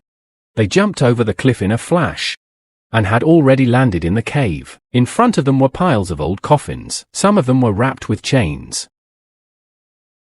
Miaoling was greatly frightened by these remains, and she wondered what was behind them. If it was a corpse, she wanted to touch the iron. However, she was hurriedly stopped by Yun Chen. He shouted for her not to touch them in any way. He said that it might be like some hidden treasure, but it was better not to touch it. The girl didn't realize what had happened at all. She looked at Yun Chen questioningly. The protagonist was thinking about something even more interesting, was that these coffins were causing a very familiar feeling in him. He looked at the coffins and asked himself, what is the source of this feeling? Is it someone he knows? He even had thoughts that he must be the one to become one of the beings in the coffin, and this place is his haven. Yun Chen was greatly annoyed that this feeling is too appealing. He doesn't want to stay in this place even for a moment anymore. He told the girl that it was time to get out of here. Lu Miaoling agreed. Lu Miaoling noticed that the junior had severe mood swings, and this was the first time she saw this on him. The demon lord became furious and shocked. He asked how to understand this. He stood at the cliff where Yun and Miaoling were just now, as well as the green barrier wall. The demon lord said that there was no way to enter the locked ground after all, but now it was open. He held his head and said that it was impossible, absolutely impossible. He thought that he must be having trouble with his eyes, but no, beyond any doubt it is open. He told himself that according to legend, decades ago, boundless mountains suddenly just fell from the sky, accompanied by divine light. They caused visions of heaven and earth. And the aftermath of their appearance caused all living things within a 1,000-li radius to be destroyed. Even after the incident of decades, no new life was ever born in them. The demon lord said that only a god could do such a thing. His act of destroying all living things was most likely a warning. No outsiders allowed. He said that since this was something sent down by the god standing on top of the demon lords, the 72 tables were tempted. After a dozen years of temptation, finding that the god showed no signs of answering, all decided to unite. As a result, no matter what actions they took, they were unable to enter, causing them to eventually have to give up. He said that the place that the supreme demon lords could not enter was now open. The demon lord realized that something like this would definitely be impossible for him to handle alone. He must report back to Lady Duanya. Yun Chen and Lu Miaoling were at the camp. Miaoling was preparing food, while Yun was silently pondering about something. something started to happen to the scar on the girl's chest. It disappeared. Lu Miaoling was overjoyed. She shouted that the curse was finally gone, telling the younger boy that they should think about going back home. He didn't respond, and she had to call out to him again. Then already Yun Chen had already responded. Lu Miaoling worriedly asked what was wrong with him. She said that he was all pensive after seeing those coffins. She wondered if they were bothering him or if he was homesick. Yun Chen kindly replied that there was a little bit. He said that he was still more worried about his little sister. In fact, those coffins also bothered Yun Chen, but he did not understand why at all. But he realized that there was no point in thinking about it. Then Yun thought of a way to return home. Not that there wasn't one. Yun Chen realized that he had. After all, the cross of rebirth, and if he died, he would be resurrected in the human world. But unfortunately, that wasn't guaranteed either, and resurrecting in the world of darkness would be a problem. Lu Miaoling silently put food on. Yun Chen looked at her and realized that moreover, even if the rebirth in the human world was successful, the president would be left here all alone, so the cross of rebirth was not a solution. He stood up from his seat and told his companion that he was going to go to the demon village to gather basic information, telling her to stay here and wait for his return. He did this because he knew that now she would already be able to stand up for herself. This shocked Lu Miaoling. She asked how he would go to the demon village alone, asking if he wanted to present himself to the demons on a platter. Then Yun Chen explained that he was not going to go there in human form. Something began to happen to him. Soon his appearance changed a lot. His clothes became different. His eyes were black-yellow and his hair was snow-white. He said that somehow, now he looked like a demon. Yun Chen was walking through the demon city. It was no different from human cities. Only the people there were different. The protagonist passed by the locals, and they shockingly turned around and shouted how handsome he was and looked like a member of the Dark Knight clan. But something was different. Someone suggested that he was a half-breed. Yun Chen walked and thought that there was a difference in appearance, but the way of life of demons is not really different from that of humans. He does not see the scientific and technological tricks. Perhaps they just did not develop in this direction, or maybe it is because they are used to the current ways. His feet were barefoot and he stepped on hard stone materials. He decided that if that was the case, then this was the most appropriate place to get information. In front of him was a pub. Yuan walked inside. He was immediately greeted. He was called a visitor from the Dark Knight family and asked what they could do for him. Yuan asked for their specialty. At a table nearby, the demons were laughing and shouting loudly. They were gambling, drinking alcohol. Yun Chen thought that it seemed that demons were also divided into races. He decided so, since using the skill of the Queen of the Night, his appearance was similar to the representatives of the Dark Knight. He sat down at the table and realized that he should start gathering information. He used the hunter's basic skill of perception enhancement. Now he had heard everything about the conversation between the demons. Someone asked if the Damn Lord was finished. Someone said that his son had only turned 16 and he had already been sent into battle as cannon fodder. Someone said that he had heard that Karas from Later Street had become a middle demon. Someone was wondering when the housing prices would come down.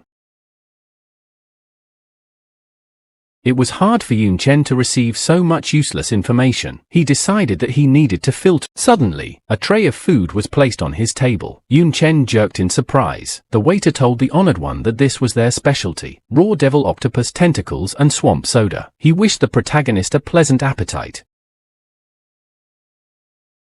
The waiter also put a sign with the bill on the table. Yun asked if the 3 demonic crystal coins he owed, and he was pleased that the writing and language were similar to the human world. It saved a lot of trouble. Yun held out the coins to the demon. He remembered that the demons he had killed had all sorts of junk, and even money.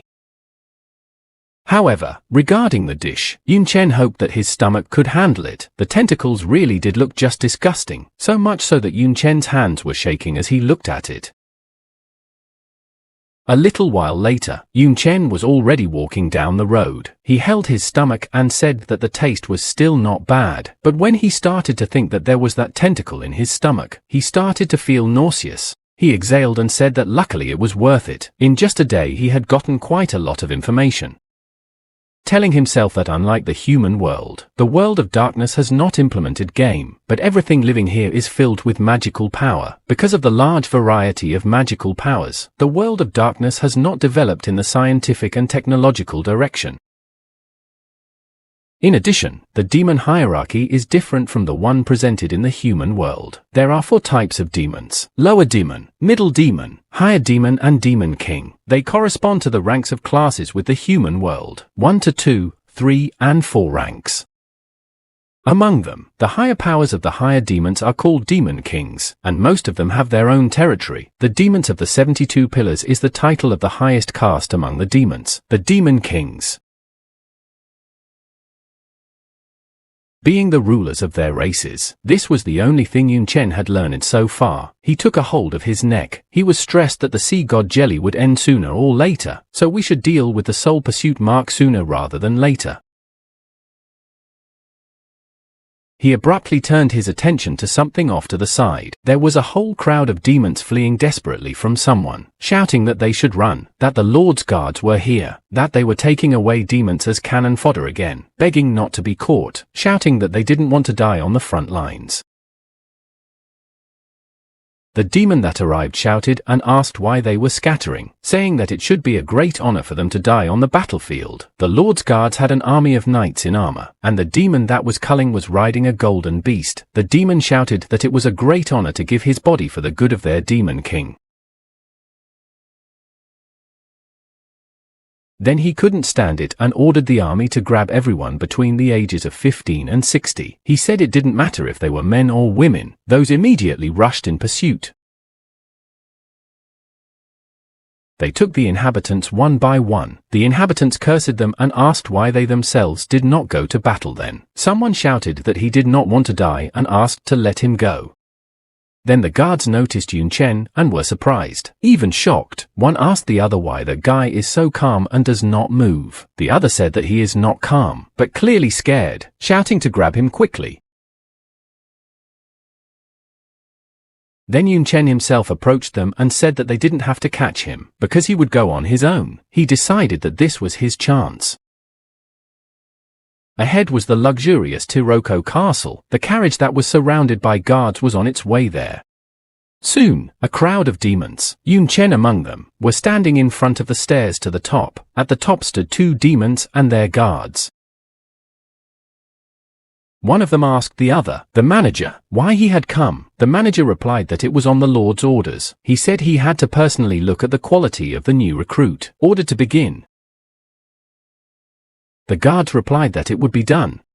The demon that was gathering the demons stepped forward, spread his hands apart and shouted that he congratulated the newcomers that very soon they would turn from useless civilians into brave warriors. After that, they would give their lives for the great Lord and for this world. He said that it was not too late to swear allegiance.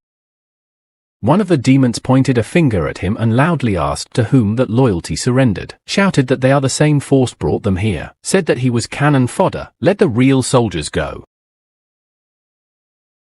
The red-haired demon pressed the opposition man into the ground. His foot was so heavy that the poor man's ribcage crunched. Black blood spurted from his mouth. This threw everyone else into fear. They said that they had done nothing wrong. They only objected to him. They asked how it was so and said that it was just a terrible ruthlessness. Then the red-haired demon asked if they knew why he was training them and not the other way around. He waited for an answer, and then he said it was because he was stronger than them and in this world power speaks. He ordered everyone to drop to their knees. Everyone obeyed and only Yun Chen remained standing straight. The red-haired man pointed his finger at him, called him a brat and asked why he was not on his knees. He was very angry. Yun Chen smiled and replied that it was because he was not worthy. The demon laughed and asked if he was unworthy. The demon had a horrible face and black-blue eyes. He said that he was the strongest one present and therefore how could he be the one who was unworthy? He walked closer to Yun Chen and asked the guards who this boy was and what his name was. One of the guards shouted reporting. Told that his registered name was Ushi. Called today, looked young, but perhaps he was of a different bloodline. The demon replied that it was clear to him and turned to the manager Bahar. He said that although they were short of soldiers, as discipline you could after all kill a couple of soldiers. He asked if the Lord would hold a grudge against him. Bahar replied that it was obviously a necessity. The demon laughed and said that then he would not give him a chance to ask for mercy. He started to say that, after which his corpse. Yun Chen didn't let him finish. His foot flew right into the demon's head, and the demon still finished telling him that he would hang him on the city gate. Yun Chen's kick was very strong. It knocked the demon to the floor. A lot of teeth and blood flew from his mouth. The demon was stunned. He was asking himself what it was and how he had missed his punch. He refused to believe that he could be beaten by a new recruit. There was a severe dent on his face, and Yun Chen had already brought 2 fingers with blue fire to it. He said that he didn't seem to be that strong. The demon was in the blue flames, and Yun was calmly standing nearby. The blue flames burned high and bright. Yun Chen decided to leave. The other demons were horrified, asking if this guy had killed the captain and how it was that the captain died before he could resist. The other said that the captain's strength was at the level of the highest current of middle demons. Yun Chen went up to Bahar, and the latter thought that, judging from the situation, that Wuxi kid is a higher demon. Then he became scared, because he had clearly snuck in here with some intent. He decided that he needed to report to the Lord urgently. He rushed to run. However, Yun Chen stopped him. He was right in front of his face. This greatly frightened and surprised the manager. Yun Chen told him that according to that guy, as long as you are strong, you can get anything. He asked if he killed him, would he be able to get his status?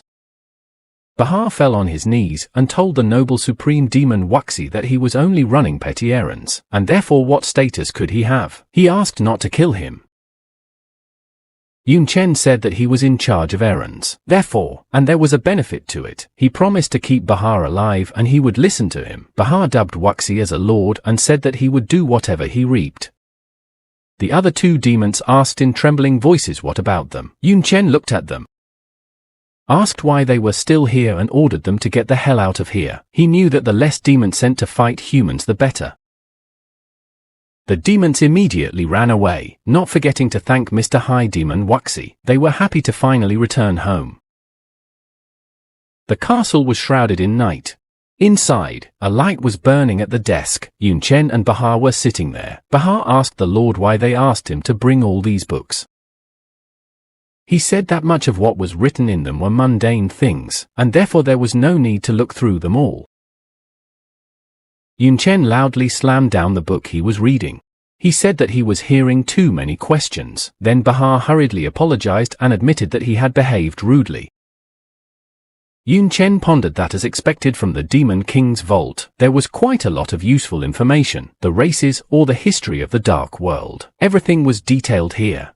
He knew that although there are hundreds of different races of demons in the Dark World, there are also mixed blood races, but still dominated by 72 major races. Similar to the history of mankind, there were also territorial wars and resource battles between the demons of the Dark World. The history is one of wars. It was like this until the demon of nothingness appeared. No one knows where he came from. We only know that he appeared suddenly, as if straight out of thin air, possessing absolute crushing power. He ruled the entire world of darkness for only 3 years. After becoming a supreme creature, he then divided the world of darkness into 72 kingdoms, based on the power of demons, gave them to the strongest of all races, the so-called 72 pillars, thus forming the current structure. Thanks to the mutual restraint of the 72-pillar demons coupled with the absolute power of the demon of nothingness, the world of darkness finally put an end to the endless war. Until 70 years ago, when a creature called humans appeared, they broke through space, aimlessly invading the world of darkness, destroying the demons. Eventually, the world of darkness was broken, and the demons began to fight back and entered into war with the world of humans. However, as far as Yun remembers, people at that time didn't have the kind of forces to invade the world of darkness. Defending territory on the front lines is extremely difficult. The information in the book is most likely fabricated, but what's the point? And this moment in time is extremely mysterious. It was at this time that the integration of the game into the human world began. Yun Chen couldn't believe that it was just a coincidence. Yun asked Bahar what he thought of humans. The latter replied that they were vile creatures. He shouted angrily that they had destroyed their world and his important partner had been tortured to death by them right in front of him. Yun Chen queried about his eyes. He also asked if he wanted to say that there are humans in the world of darkness. He asked if he had seen them at all. The man replied that of course there are. Humans do vile things. Sooner or later he will destroy them. Yun thought that it was no wonder that just by entering the world of darkness, the civilian demons were so frightened. It seems the real situation is different from what he imagined. He decided that he needed more information.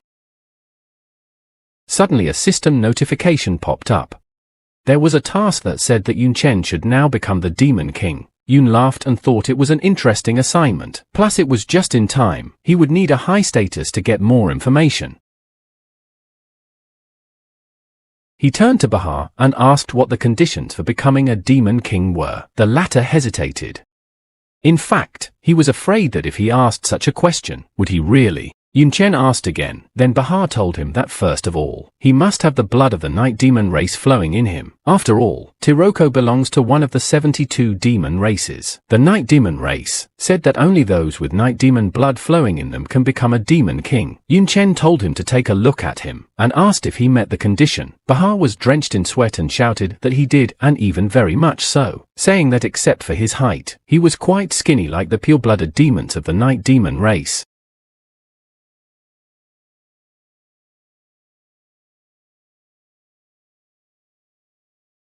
Yun Chen knew that the Night Queen was the ruler of the Night Demon race. Considering the talent and reincarnation skill he received from her, there should be no problem. He asked what other conditions were there. Bahar said assassination. One must kill the current Demon King and take his Demon King weapon. Yun replied that was fine. He also told Bahar that it was time for him to start changing his tastes after serving another Demon King for so long. A wind blew from the wooden passageway, which kicked up dust. There was a red mighty bull that was carrying someone noble. Sati the Demon King was sitting on the beast. He had the same eyes and hair as Yun Chen. The man looked strong and satisfied. He was holding a glass of expensive wine in his hand. Then Sati noticed the guards. Looking at them, he wondered what was going on. He saw that the guards had some sour faces. He assumed that something was wrong. Soon the guards themselves ran up to the lord and shouted that their captain had been killed by a demon from another city.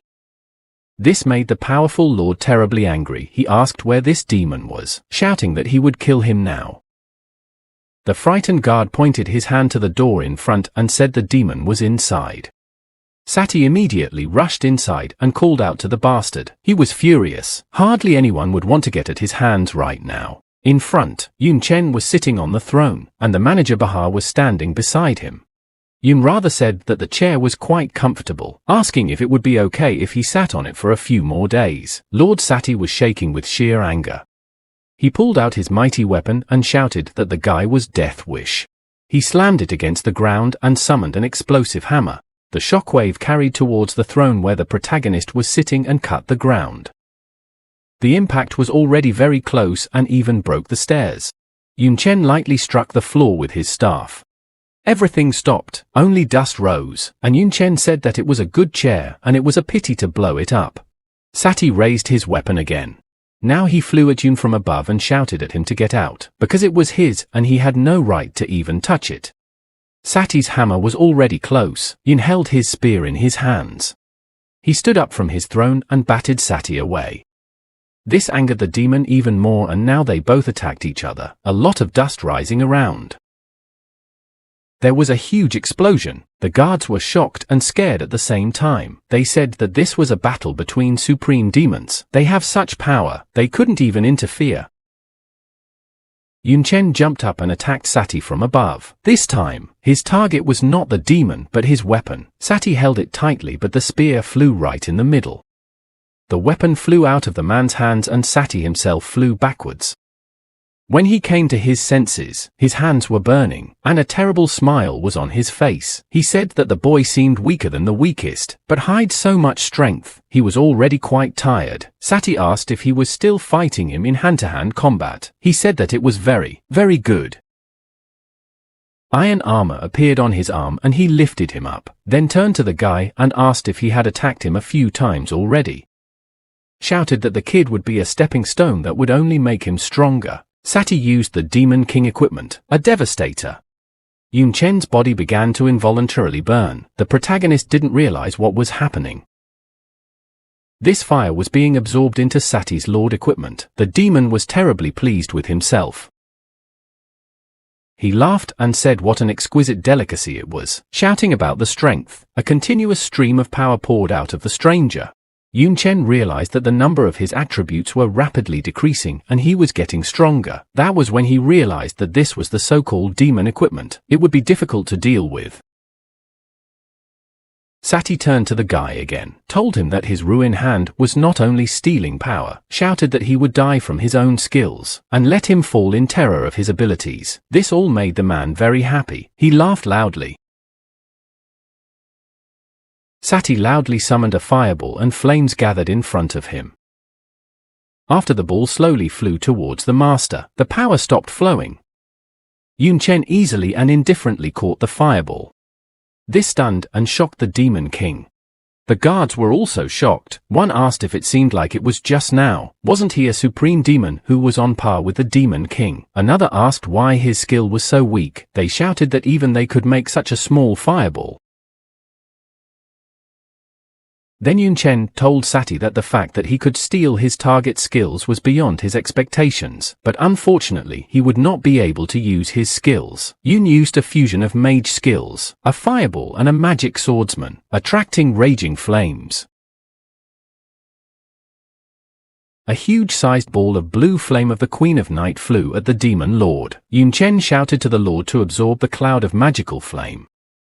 The fire fell on the man, and the man screamed loudly. He managed to climb out of the flames. Sati flew at the enemy, screaming that he was a bastard and not to overestimate himself. His hand was already very close to the protagonist. Yun managed to recoil using Ghost Step before the man attacked. He asked if he wanted to steal attributes as well, saying that his royal equipment was useless if he couldn't hit it. Yun used the fusion of skills again, this time Knight, Dissecting Space Gap and Swordsman, Provocation. Now he pointed his sharp weapon at Sati. Together these skills were Space Rift Dissecting. He cut the air with his sword. Then Sati fell face first into the floor, and Yun Chen landed neatly.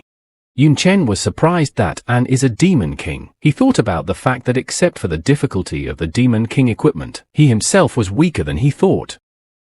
He realized that Sati was not the equal of even a queen like Xiaoyu. Bahar and the guards entered the room. They were amazed at what they saw, that the king had lost, that King Sati was completely defeated. The guards asked if they had to. Bahar was the first to fall on his knees and saluted King Ushi. All the guards did the same. They repeated the greeting several times. Then Yun Chen smiled, because he realized how the kings actually felt. He decided that it was pretty good. He had already had time to put on his Demon King equipment. Yun decided that it was worth it to scrutinize it before using it.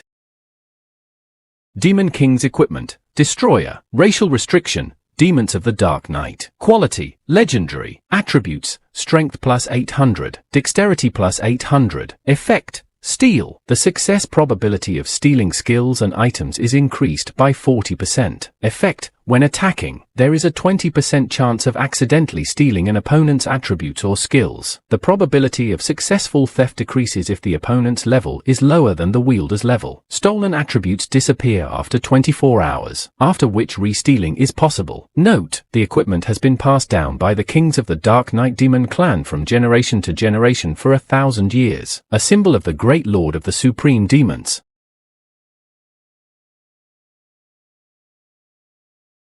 A while later, Yun Chen sat on the wooden throne and was engrossed in his new weapon. He was thinking about whether this was really a legendary equipment. This thought made him start to feel nervous, because in the human world, it would be the most valuable treasure, even among the noble families. Bahar was standing nearby and watching the new master. Yun Chen was really very happy and satisfied. He looked at his hand. It was glowing with a red light. Yun knew that he rarely used a skill called shadow stealing, as the probability of success was quite low, and having a ruinator on his hands now, he would be able to perform a steal right in the middle of battle. The effect would be simply killer. Yun told Baharu that no, King Sati wasn't particularly strong, even carrying the equipment of a demon king. He asked if all demon kings were at such a low level.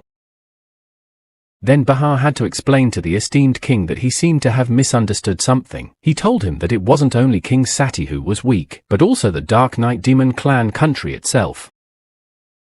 Bahar told Yun Chen the story of how 3 years ago, a terrifying human woman had appeared from a crack in space and led an army to destroy the demon world. And the most frightening thing was that her exact destination was their country. He said that he was only a lowly guard at the time, so he had no choice but to furtively watch it from afar. Though he only saw her from afar, the scene was memorized for the rest of his life. The demon remembered Dean Xia's face perfectly. He said that she had cold eyes and a stony expression, as if there was a real iceberg in front of him. It seemed that every demon in her eyes was like an insect that she could swat at any moment. He said that she soon did so. She started waving them around. Barak said that at that time she brought a tragic massacre to their country. In just 3 days in that battle 15 supreme demons died. The dead and wounded soldiers were not even numbered. Even their supreme commander, one of the 72 pillar demon kings, fell at her hands. What was even more incredible was that 2 of the strongest demon kings had surrendered under her onslaught.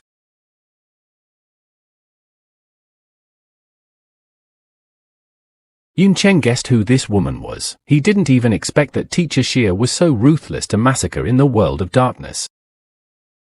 Bahar sadly said that fortunately, there was a powerful demon king behind her who was able to fight her back. Otherwise their Dark Knight demon country would have been destroyed.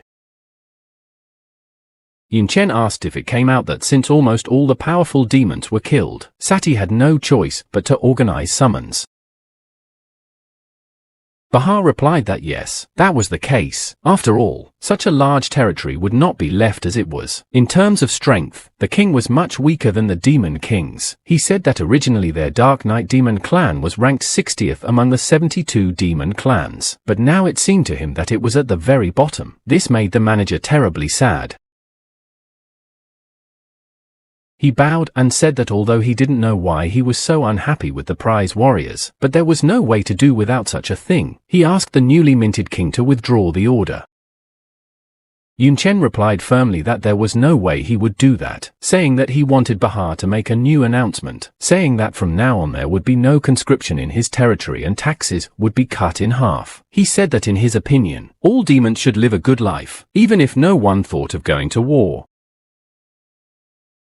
This shocked Bahar nightmarishly. He shouted that the main task for all demons was to provide military resources to destroy humanity, saying that such a blatant violation would lead to serious problems. Yun Chen asked if he was going to disobey orders. The man immediately said that he would immediately go to fulfill. Yun Chen told himself that he didn't plan to stay in the world of darkness for long, so even if there were any problems, what did he care? Once they won, it would all be over. He said that no matter what, he should first get the reward for the completed task. He opened the system. He was pleased to see that the level had risen from 42 to 46 and grew further. Yun Chen examined himself and said that the system was creating worthy rewards. He gained just a huge amount of experience. In the end, his level rose to 48th. Yun Chen was very happy that he had risen as much as 6 levels. The feeling was also not bad. The protagonist reminded himself that the first stage of the task was completed, so the second stage should already be unlocked. What he saw amazed him. He stared at the system window. Then sweat appeared on his face and he said that as expected from the second stage, the system had given him a good such problem. Soon Yun Chen was walking through the demon city with Lu Miaoling and the guards. The locals were jubilant seeing him. They shouted that this was the demon king, welcomed and exalted him, asked to look over here at them, said they would always follow him. Lu Miaoling was uncomfortable. One of the demons was surprised, called the fact that there was a demon king man beside him strange. Another told him that this was probably the first time he had seen such a thing, told him that she was his slave, saying that still, it was quite normal for great demons to have humans as slaves. Lu Miaoling was amazed that Junior had become a demon king in just a few days, and besides, he seemed to be loved here. Then Yun explained that the taxes had been halved, and the army recruitment had been cancelled, so how could there be no popularity? A large heavy gate opened in front of them and they went inside. Bahar was already waiting for them. He said hello to the king. He also asked what he should call the slave girl he had picked up. This offended Lu Miaoling. Yun Chen replied to call her Belle and also said that she was not a slave but a retinue. Bahar said that the king is so generous to allow a person to enter his entourage. He said that the day of tribute is approaching, asked the king to go to the warehouse to recalculate military resources. The warehouse interested the protagonist and he said he should take a look. A little while later, he and Lu Miaoling were already at the kingdom's warehouse. Inside were many shields, helmets and other military junk. Lu Miaoling was amazed at such an abundance of supplies, and of such high quality. She realized that such a thing would be enough to cover the treasury of a medium-sized country in the human world. Yun Chen asked Bahar to stay outside, saying that he didn't want to be disturbed during the inventory. When he left, Miaoling asked her partner what he would do with all these things. She said that since they were military resources, they would most likely be used against the human world. Yun Chen asked what could be easier. He took out a black magic inventory and ordered it to empty the warehouse. All the items, swords and magic stones, shields and helmets, began to fly into the protagonist's hand and disappear into the black hole.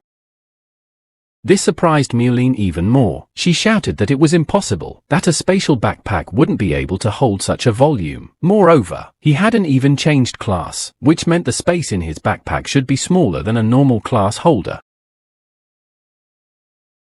Yun Chen said that he had used the information he had obtained earlier to increase the capacity of the spatial backpack, and he would be able to fit 10 more such warehouses in it quite well. Then, they noticed a large car nearby. Yun Chen said that from the entire warehouse, this was the only thing that made him uneasy.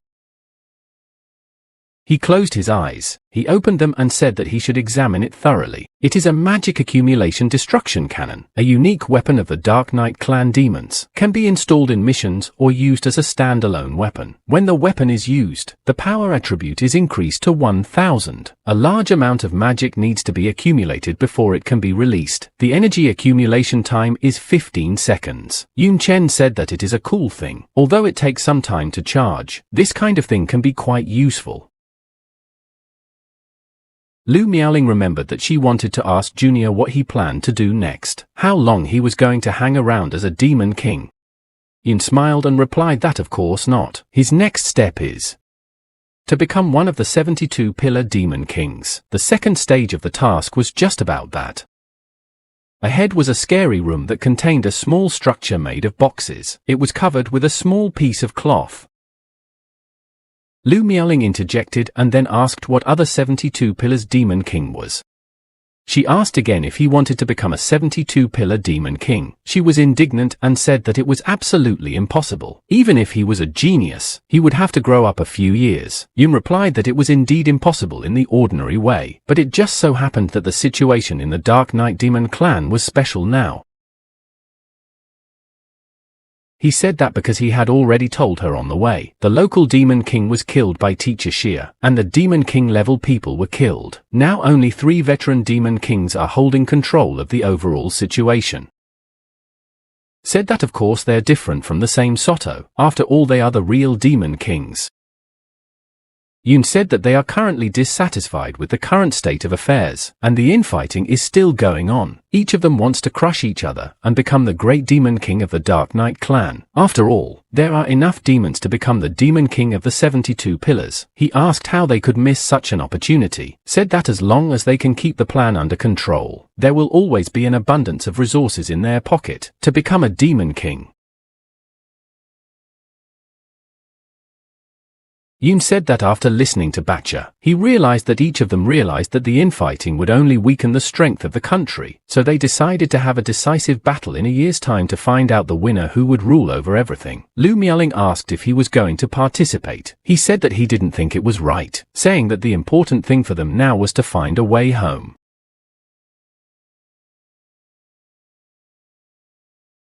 Yun Chen replied that he had one guess about the way to return to the human world, but the world of darkness is rarely able to enter. He asked the president if she was sure she wanted to return. Lu Miaoling remained silent. Then she replied that she wasn't really. At least right now they could help relieve the stress of those fighting on the front lines. If they could settle the strife between the demons, so much the better. However, she said that it would put a lot of pressure on Yun. After all, he would have to face the 3 powerful demon kings. She said right now he couldn't handle them.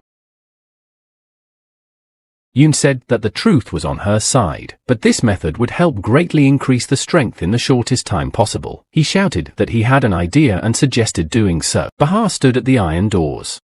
Yun and Miaoling walked out of the warehouse. Yun Chen turned to Bahar and told him that the inversion was finished and asked him to close the warehouse. The manager replied to the king that it would be done and headed towards the entrance of the warehouse. What he saw inside amazed Bahar to the core, namely that it was completely empty. There was nothing there. He hurriedly asked the new lord how it came to be. Yun Chen told him that he had taken some of the items to his warehouse, asking if there was any problem with that. This frightened Bahar, because the warehouse was so empty that there was not even a hair left in it. And what does it mean that he took it? It was obviously stolen. He said that Mr. Wuxi is a king, so he can take as much as he wants, but the military resources should be transferred to the 3 demon kings. That is the problem. Yun Chen replied to him that if there is a problem, let them come to him. He asked the manager what he was so steamed about. Bahar fell to his knees in despair. He felt that they were finished. He blamed himself for meeting such a king, saying that he had angered the 3 kings. Toriko Castle would be destroyed. There were 2 people standing at the cliff in front of the cliff with the cave, a demon and a demon girl. She looked forward and said it was unexpected. She said that the mountain range ban is really open. This girl is the demon queen of 72 Stopal. Interrupted night. Mishoji. Her eyes were the same as Yun Chen and Sati demon. Her hair was black and she had horns on her head. She was slender and had something like wings, only without feathers. The demon beside her told me that the specific reason was unknown, but it was most likely related to the 2 people that had entered their world. He said that perhaps they had fulfilled some hidden condition. The demoness wondered about the humans. Then she said that Yun Chen and Lu Miaoling were supposedly teleported here. On the other side of the mountain range is the territory of the Dark Knight Demon clan. She said that they most likely fled there. The demon asked if he should organize a chase. Mishoji said that in normal times he should, but now there was a more important matter.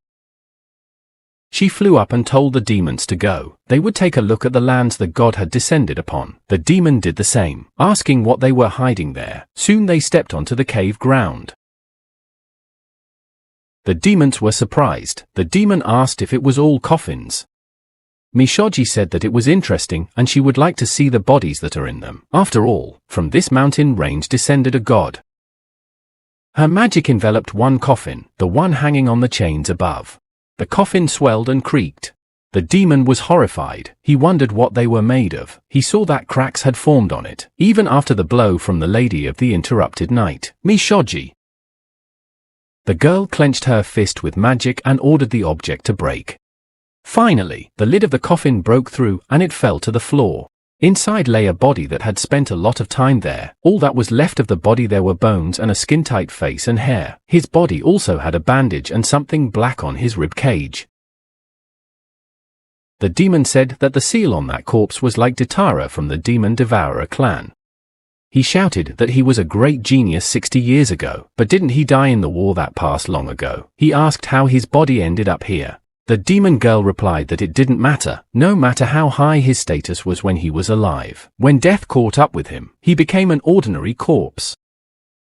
There was no value in it, she said. Mishoji ran her hand over the wooden wall of the coffin and said that the material for the coffin seemed unusual. It didn't look like something from their world. It was even more likely that it was of the lower human world. She thought it was a very valuable thing to research, and therefore asked the demon to open everything and take it with him.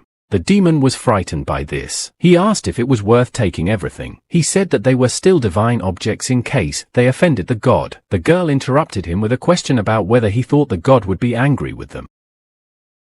She leaned over the body and said they were making sacrifices to the god, so why would he interfere? She said if he did show himself. The girl stuck out her tongue and said she would like to meet him. She was curious to see what this god looked like. From above, there was a good view of the big city and its central square. There were many visitors in the church. Someone stood on a dais and thanked the nobles and kings from all walks of life for appreciating and participating in their grand auction in Eteria City. He assured those present that their auction today would feature extremely valuable pieces. Yun Chen and Lu Miaoling were also there. They were sitting far away from everyone else. Yun told the girl that for a quick way to increase strength, there was nothing better than equipment. He thought about how the blank blueprint that the system gave out was extremely convenient to make armor and weapons. Just providing the materials was enough. Yun Chen had always prioritized equipping weapons. For him, armor is the foundation, and the lack of it is his weak point. There are 5 kinds of necessary equipment: outerwear, pants, belt, shoulder pads and shoes. Gathering a complete set of rare equipment can get the effect of a set. Right now, there are 2 copies of S-rank materials he found in the warehouse in his spatial backpack. He is extremely curious what kind of equipment will come out if he puts 5 copies of S-rank materials into an empty blueprint. The demon announced the start of the auction, shouting that they were moving on to their first lot. The first lot was a girl from the Dark Elf clan. The girl was beautiful, but she was sitting in a cage and was chained to it by her arms and neck. She had a lush form and tattered clothes. The girl was obviously very scared, and the demon shouted that the starting bid was 380,000 coins of magic crystals. The demons in the audience admired her, said that in their country of dark night demons, they rarely put dark elves on auction. Someone said that yes, but in the country of interrupted night demons, such a common thing, said that the quality seems to be good, worth buying to have fun.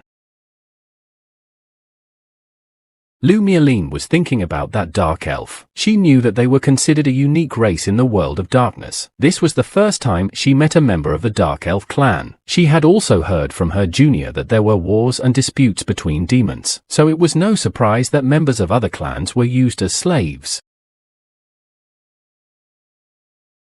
Except Lu Miaoling knew that Junior usually acted cold, and it was as if he wasn't interested in women at all, so he obviously wouldn't be interested in such an item. Unexpectedly, Yun Chen made the first bid of 380,000. The demon shouted that rather unexpectedly quick bid, 380,000 coins of their magic crystals. He asked if anyone else wanted to raise the price. The demons weren't so happy anymore. 2 of them were discussing that in an auction of this magnitude, the people sitting in the box were usually noble demon lords. They wondered what territory they were from. They also said that they were usually empty, but this time one lord had come, and also thought that it would be extremely unethical to compete with a lord for some slave girl. The demon judge started the countdown. The girl was sold to Yun Chen, and he announced the move to the second lot. There was a knock on the door to their box. Yun Chen invited them to enter. The big doors opened and 2 people entered there, a slave girl and a demon servant. He bowed in front of the king and said that he brought his slave girl. He asked to take her in. Yun Chen coldly replied that here was the money. He threw it and then said that he was free to go. The demon caught the spatial magic stone, a tool to hold the world of darkness. The demon was clearly satisfied with the payment. Lu Miaoling took her forehead, laughed and said that it turns out that Yun Chen might also be interested in beautiful girls. She said that it would be nice to have a dark elf as a maid, just like teacher Xia. Yun Chen stood up, smiled and told the president that it seems she misunderstood something, saying that he had a rank A soul contract that he got from Director E. He turned to the girl and the girl shuddered. The poor elf was scared. Yun said he wasn't going to use the contract on her.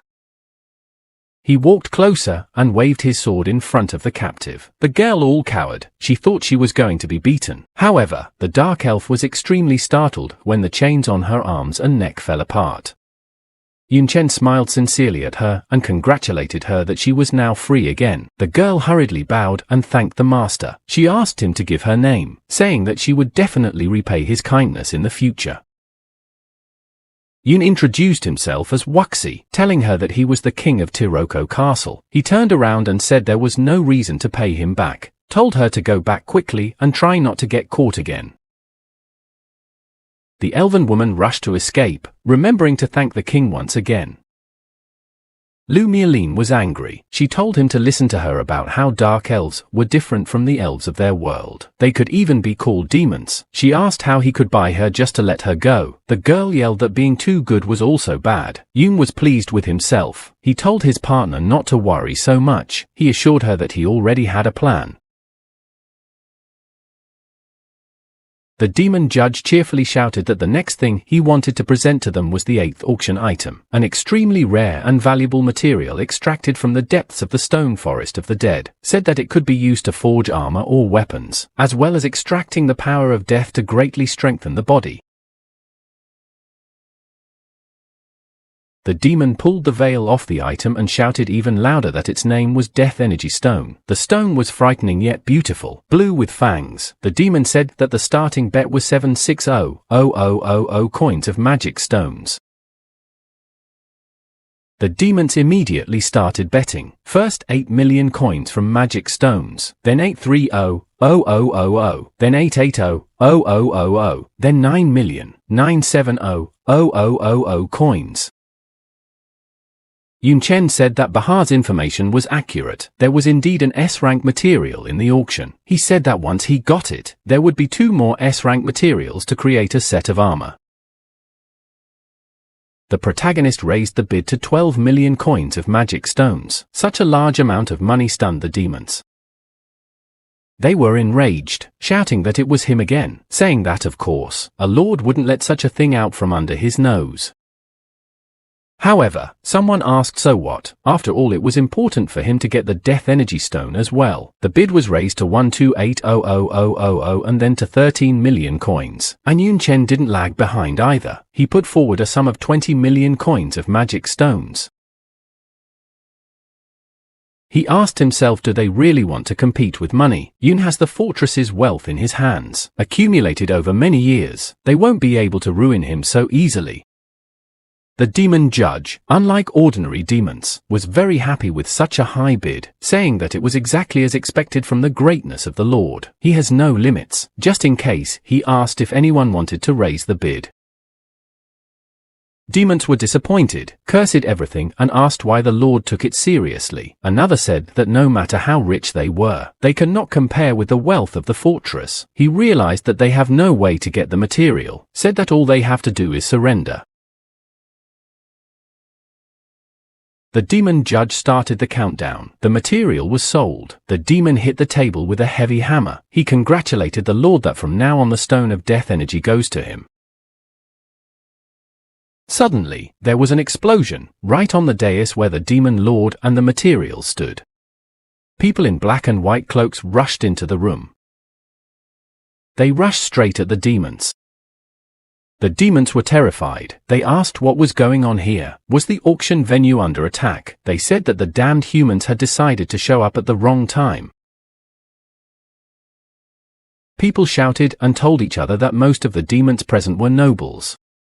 They promised each other to kill each of them, a thought that pleased the mags and warriors. The demons were killed one by one.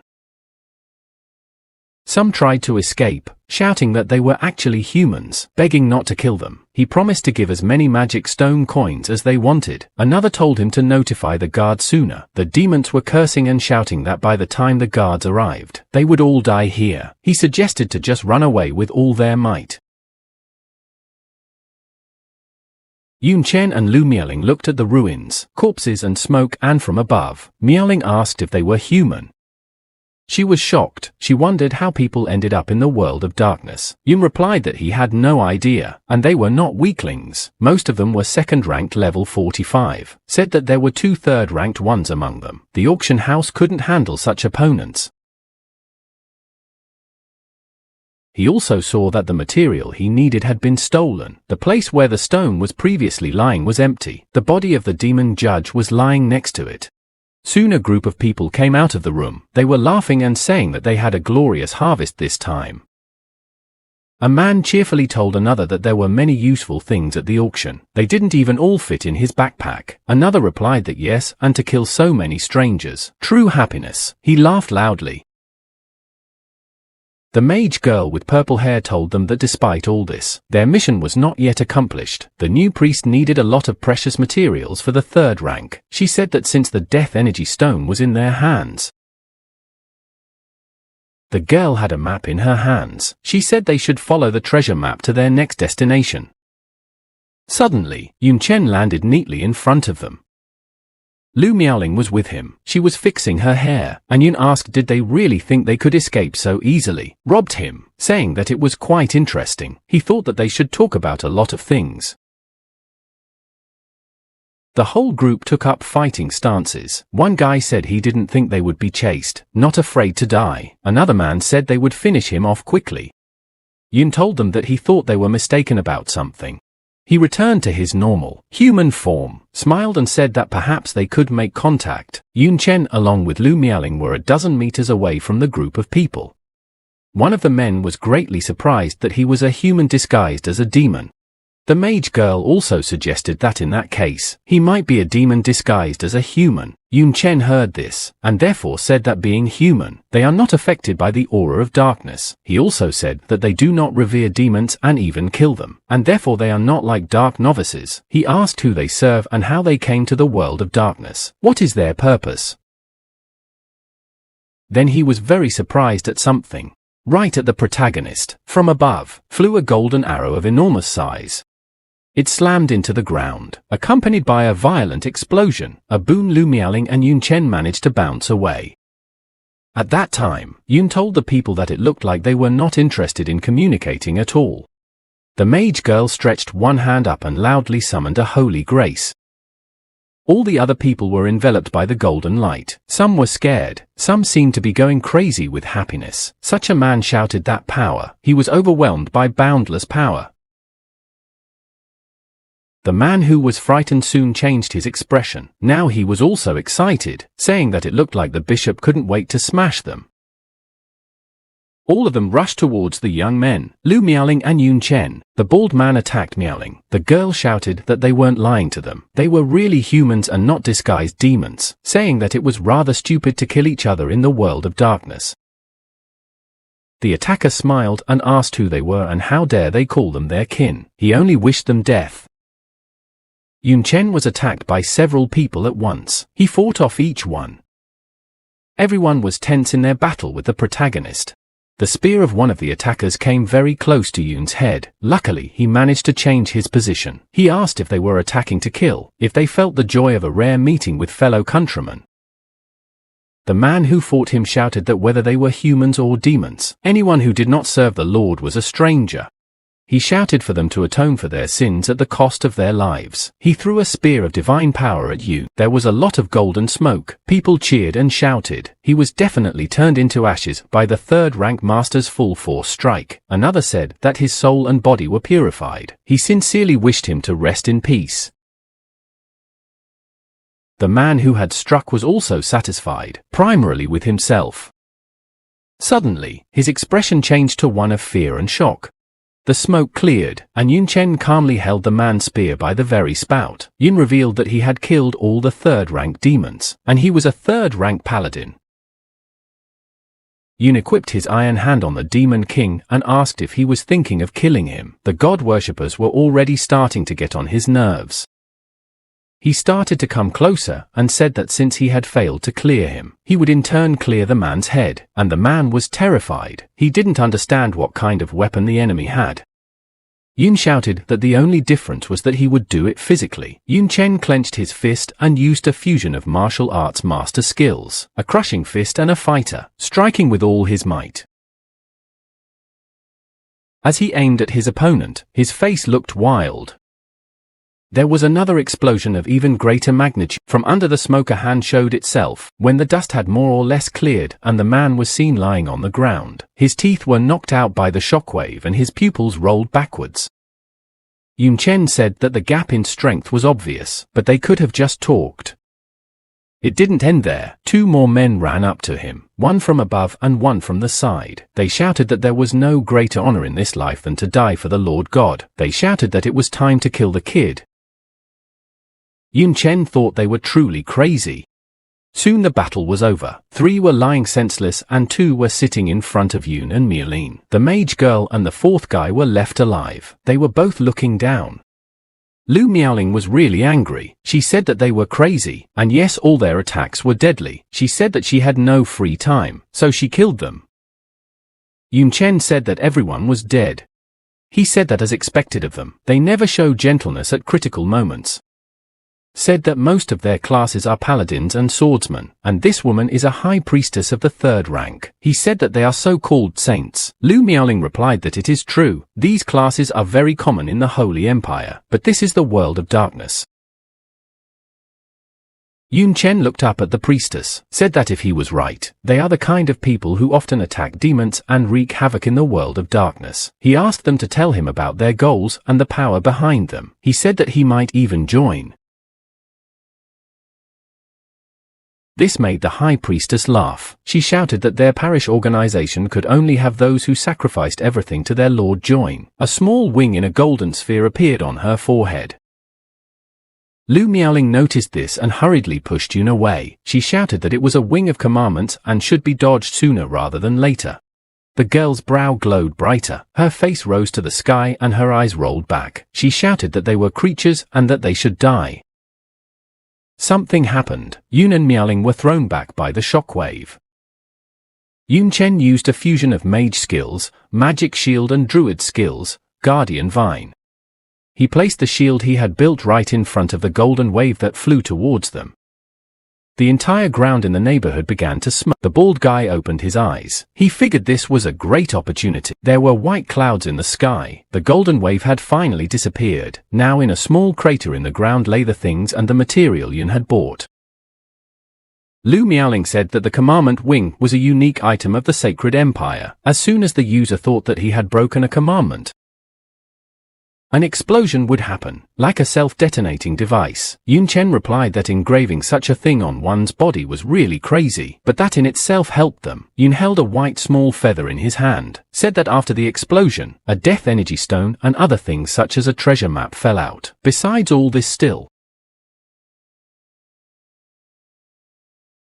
Yun did not see any information about the feather he held in his hand. He said that this white feather is the same as the black feather he got from the Dark Novice. It is impossible to identify. Maybe it is some kind of identification mark. Said that in addition, before she died, this woman said that she was from the parish organization. He asked if she was related to the parish of their world. Lu Miaoling replied that there might be other organizations with the same name. After all, the parish organization worships demons and hopes for their coming, while the guys here act the opposite, killing demons and showing no loyalty to the human world. Yun said that yes, he also wondered what the local parish organization was trying to achieve. He also told the president that there was something else they needed to deal with.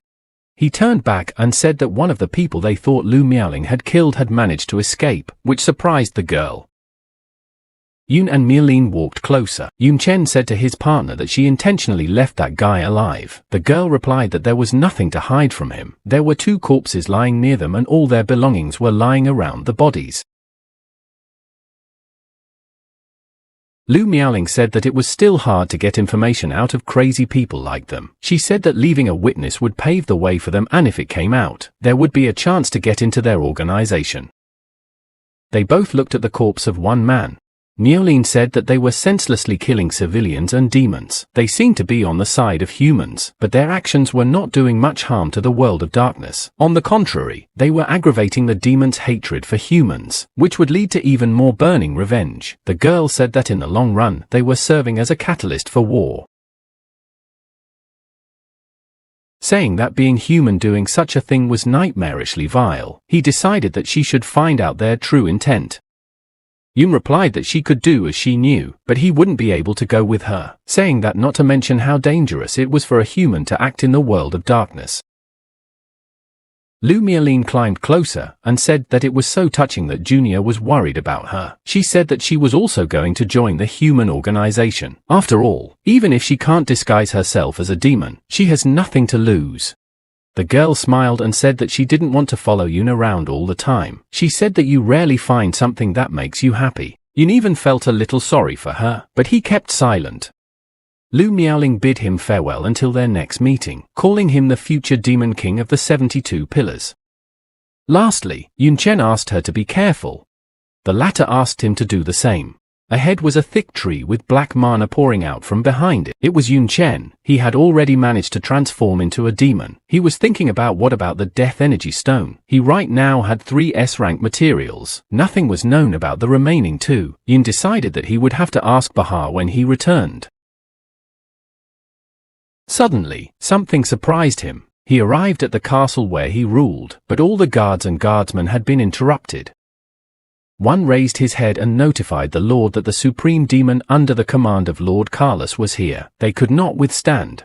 Yun Chen knew that Carlos, one of the 3 demon kings who were now being ruled by the strange demons of the night. He started to act sooner than Yun Chen expected. The protagonist told the soldier to take the surviving soldiers to be treated. He takes care of the rest. Inside, all the guards were also slaughtered. But worst of all, Bahar was also injured. A powerful demon was standing on top of him. He was screaming and asking how some insignificant petty fortress dares to refuse to hand over military resources, asking where the courage came from. Bahar said through pain and tears that it was the Lord's order. He was just following orders. Moreover, years of conscription had caused a large number of the territory's inhabitants to flee, saying that everyone agreed with the decision. Then the demon pressed the manager's head harder into the ground. He smiled and said that compared to the orders of the 3 kings, his life was worthless. He said that he did not understand the reason for the manager's loyalty, his weak strategy. Bahar replied that the reason is very simple. His relatives live in this territory. Although the Lord rushed the order, it helped to improve their lives greatly, and more importantly, he likes the new Lord's style of behavior. He said that since the Dark Knight Demon Kingdom was overrun by that terrifying woman, Tiroko Fortress has changed more than one lord, saying that since everyone knows that kings who rule by force are not strong enough, there will always be higher demons who are dissatisfied with their behavior and want to replace them. However, no matter who the king is, they are no exception. The 3 kings only know how to suck up. Bahar shouted that King Wuxi was different. He rose up on his elbows, shouting that he wouldn't lower his head no matter who he faced. Serving such a guy was much more pleasant than these scum. Bahar was sharp of tongue. For such harsh statements, the demon slapped him on his back and asked him if it was more pleasant. Bahar spit out quite a bit of blood. Now the demon was hitting him with all his might, asking him if it was still pleasurable, shouting at him to repeat his pleasurable, asking him to give him more pleasures.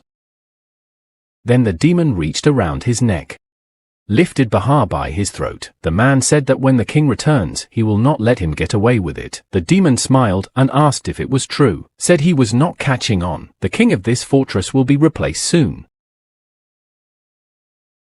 He said the king ordered him to kill Wuxi and take his place. Before taking the lead, it would be a good idea to clean up the place first. Someone took the demon's hand. It was Yun Chen. The demon was greatly surprised. Yun told him that it was not his place to enforce order in his territory. Yun squeezed the demon's arm so hard that its armor crumbled. It was very painful and the demon screamed loudly in agony. Then the protagonist threw it back. The demon thought that something was wrong. He didn't feel his presence at all. This guy's strength exceeds all his expectations. He is no opponent for someone with the equipment of a demon king. His whole body was already shaking from the pain. No longer was he so proud and complacent. Yun Chen ordered him to get out and tell Carlos that he would come after him himself in a year and finish him off. In the meantime, let him wash his neck and wait. The demon leaving asked if he too wanted to encroach on the 7-2 tables demon, saying that it was fine, and he would pay for his arrogance. Yun, seeing that the demon was in a hurry to leave, said that he was not finished. Yun said the demon could leave. The man asked in a trembling voice what he wanted. Yun punched it in the stomach with his fist. Even though the demon was much bigger than Yun, the protagonist definitely exceeded it in strength. The demon curled up in pain.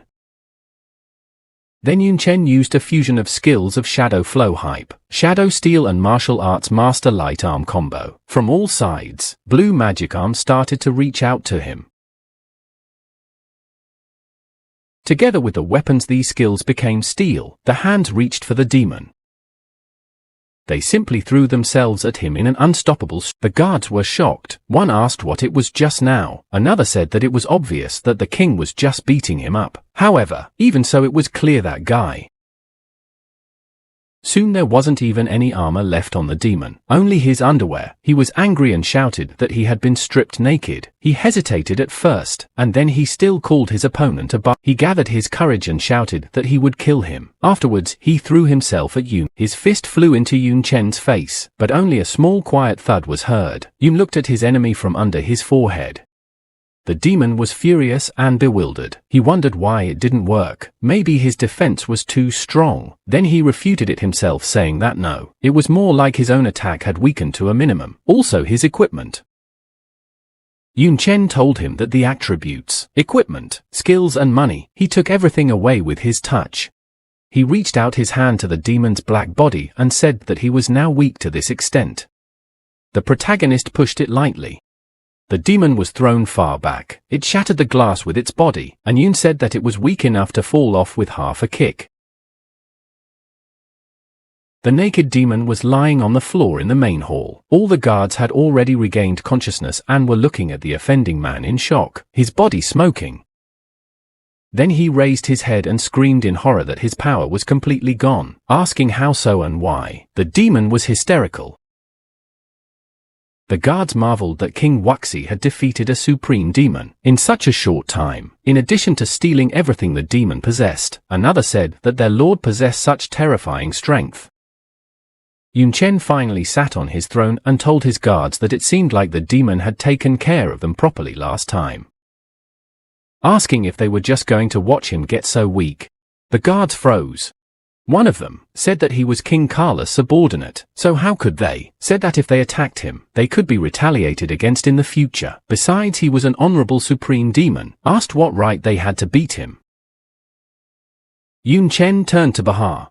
Yun became very angry and asked if he also thought the same as them. Asked if it was just because he was Kala's subordinate, just because he was one of the three great kings. His voice spread a wave of vibrations throughout the castle. It was very loud. Yun said that Bahar was like a bed bug under the demon's feet. The king asked if he had any objections. Bahar was silent. Then he turned around and headed in some direction. The guards were even more shocked. They asked what it was that Mr. Manager was going to attack. They could not believe it. They said that even considering his opponent's injuries, he was still restrained. And now this. Someone agreed and said that he might be good at business, but fighting. For some reason he called it a good joke.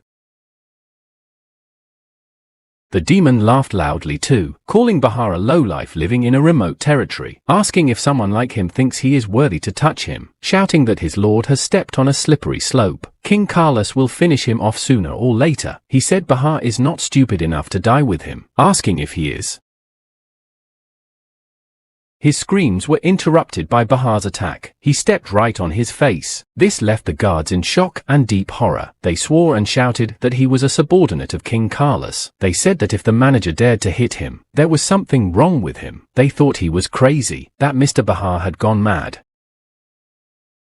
Bahar's eyes were blazing. He towered over the demon and asked the guards if they hadn't heard. He said that this was how the three demon kings treated them. They showed no mercy to the members of their own clan. He asked if they really wanted to remain their lowly ants.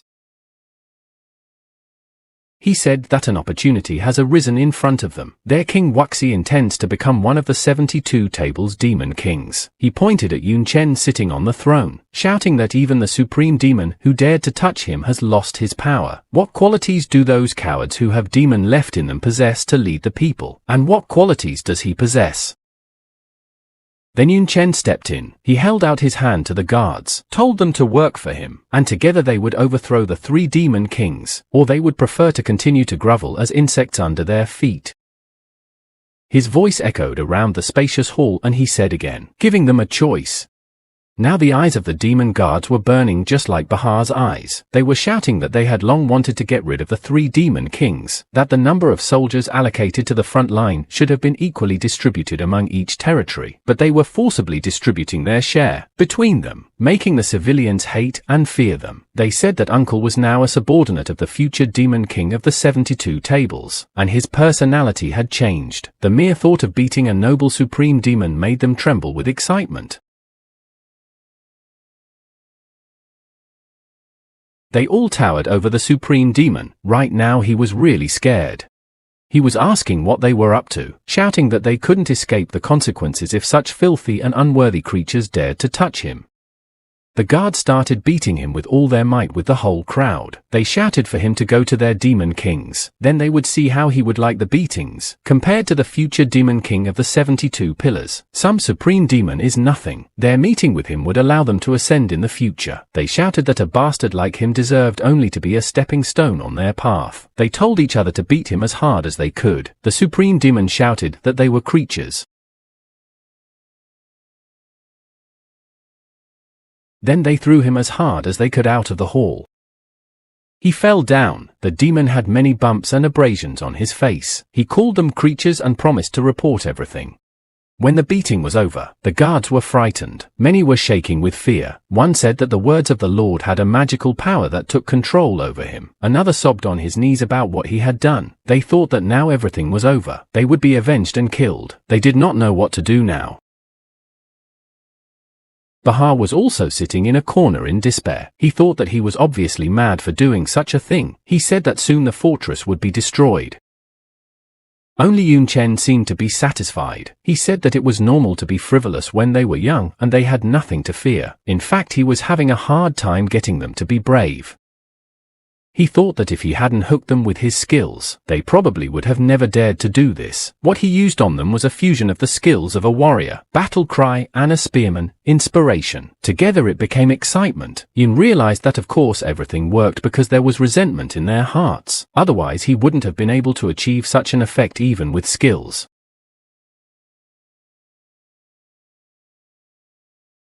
Yun thought that although it was a bit unfair of him, fortunately the goal had been achieved. Now they had no choice but to work for him. Now they had no choice but to work for him. Now they had no choice but to work for him. And also he would fulfill his duty to raise their status in society. Then Yun Chen threw something to the manager and said that he had a new task for him, to spend all the money and resources to maximize the quality of the guards. He was holding a spatial backpack in the shape of a magic stone. Bahar saw that inside was most of what the Lord had taken last time from the warehouse. He realized that although everyone knows that the truth is force, but is Lord Wuxi still going to spend all the savings? Yun Chen asked if he had managed to learn anything new about the S-rank materials they had talked about earlier. The demon shook his head and replied that there was nothing, saying that such things were extremely hard to find, and the fact that he had managed to find out that such a thing would be at the auction was just luck. The protagonist then threw a treasure map on the desk he was sitting at and said that it seemed that this map was the only clue right now. He asked Bahar to take a look and then asked if it was reliable. The question made Bahar think. He said that the route is not difficult, but the goal can be reached through the endless desert, the swamp of the lost and the city of nothingness until it reaches the purgatory of the fire demon. Suddenly, some idea popped into the manager's head. He shouted, asking where he got this treasure map. His demeanor changed very abruptly. He shouted that this was obviously some idiotic idea. Yun Chen stood up and asked if he was serious. Did he mean to say that the map was fake and no treasure actually existed? Bahar replied that this was not the case, said that if he followed the map, not to mention the S-rank materials, he would also find valuable boundless treasures. But the problem is that the destination is the fire demon purgatory, the territory of the exploding flame demon clan. He said that the explosive flame demon clan is a race of demons that existed before the demon of nothingness divided the demons into 72 races. They have great power, and the strength of their head is as strong as any demon king of the 72 pillars. But one day the entire clan was suddenly destroyed. told that there are many theories about what the specific cause was. Some say they angered a god and were destroyed by him. There are also rumors that their demise was due to the fact that they angered the demon of nothingness. But regardless of what it was due to, the purgatory of fire demons is full of various treasures, but powerful demons and demon kings, not to mention the treasures, already coming back from there alive is a great fortune. Bahar apologized to the king for his rudeness, but he had better give up. He explained that even if not talking about the fire demon purgatory, there are countless monsters in the vast wilderness. The lost swamp is even more dangerous, and no demon has ever gotten out of the city of nothingness alive. Yun Chen replied that he, in turn, thought it was worth a try. At least this way the money would not run out. He thought about the fact that from the feeling, this place is similar to the dungeon of the secret realm, and killing monsters is not bad for him. With so many magic skills on hand, at least he can save his life. Bahar exhaled and said that Mr. King is always so determined. He hoped that he would think about the welfare of the fortress too, saying that this journey will be long and he has no idea how long it will take them to return after being sent away, but in case the three kings send someone to kill them again. Yun said that nothing will happen, saying that with the strength they have demonstrated, if they don't show up in person, no matter how many demons are sent, they will all die. However, in a year's time there will be a decisive battle for the 72-pillar demon throne. They definitely wish to build up as much strength as possible to become stronger in person, then start picking a fight with them.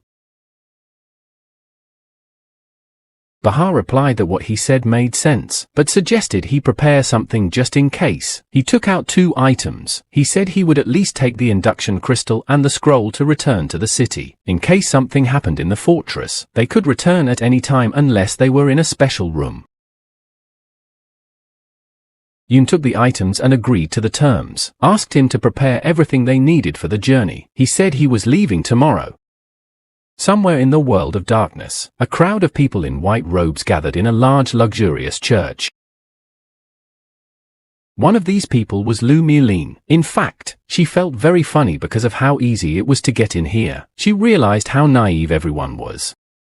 The girl just put on their clothes and shouted out their password, and they easily recognized her as a comrade. She thought that maybe it was because she was human that it was so easy. Lu Miaoling had no idea what kind of lord they had over there, but that's what everyone called him.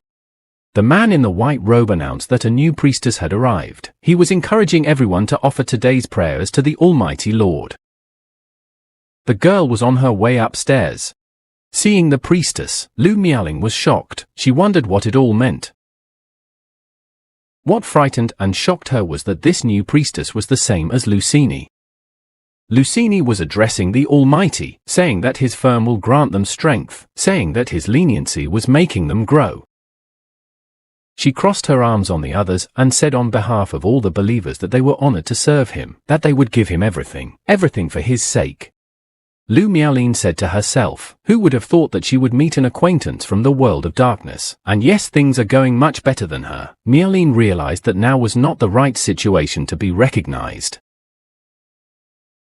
However, she didn't have the skills to change her appearance, let alone an item that could change her face. She didn't want to give up, because there might not be another opportunity to get in here. The girl thought deeply about what she should do now. An idea suddenly came to her. She remembered that she could use this. Lucini thanked everyone for staying with her to complete the prayer. Now she would have something to tell them. She would say that unfortunately, the third-rank believers that helped her gather materials were killed. The princess didn't seem very upset. But the believers were shocked. They asked how it was killed. Wasn't the team led by 2 masters of the 3rd rank? They cursed the demons, shouting that no matter how much you kill, but they do not become less. Then the girl stretched out her hand and told them not to be sad. She said that they had given their lives not only for her, but also for the Almighty Lord. They had nothing to regret after death, but to get closer to the Lord even more. There was only a little material left for her to reach the 3rd rank. The believers said that the priestess is the representative of the Lord and can even communicate directly with him. They said that she is more important than any of them, but the materials requested by Priestess Lucini are too difficult to obtain. One said that although they can give their lives without hesitation in the name of the Lord, they can do much more for him. For such a life, they have to take huge risks. Lu Miaoling shook the believers, shouting that they are idiots afraid of death, asking if this is all the faith in the Lord they can show. The girl wrapped bandages around her face. She had now passed all the young and not so young people. Now she stood almost beside Princess Lucini and said that the noble lady priestess just needed materials. For her sake he and steal, loot and die. She asked, isn't this a given? Why do they oppose it?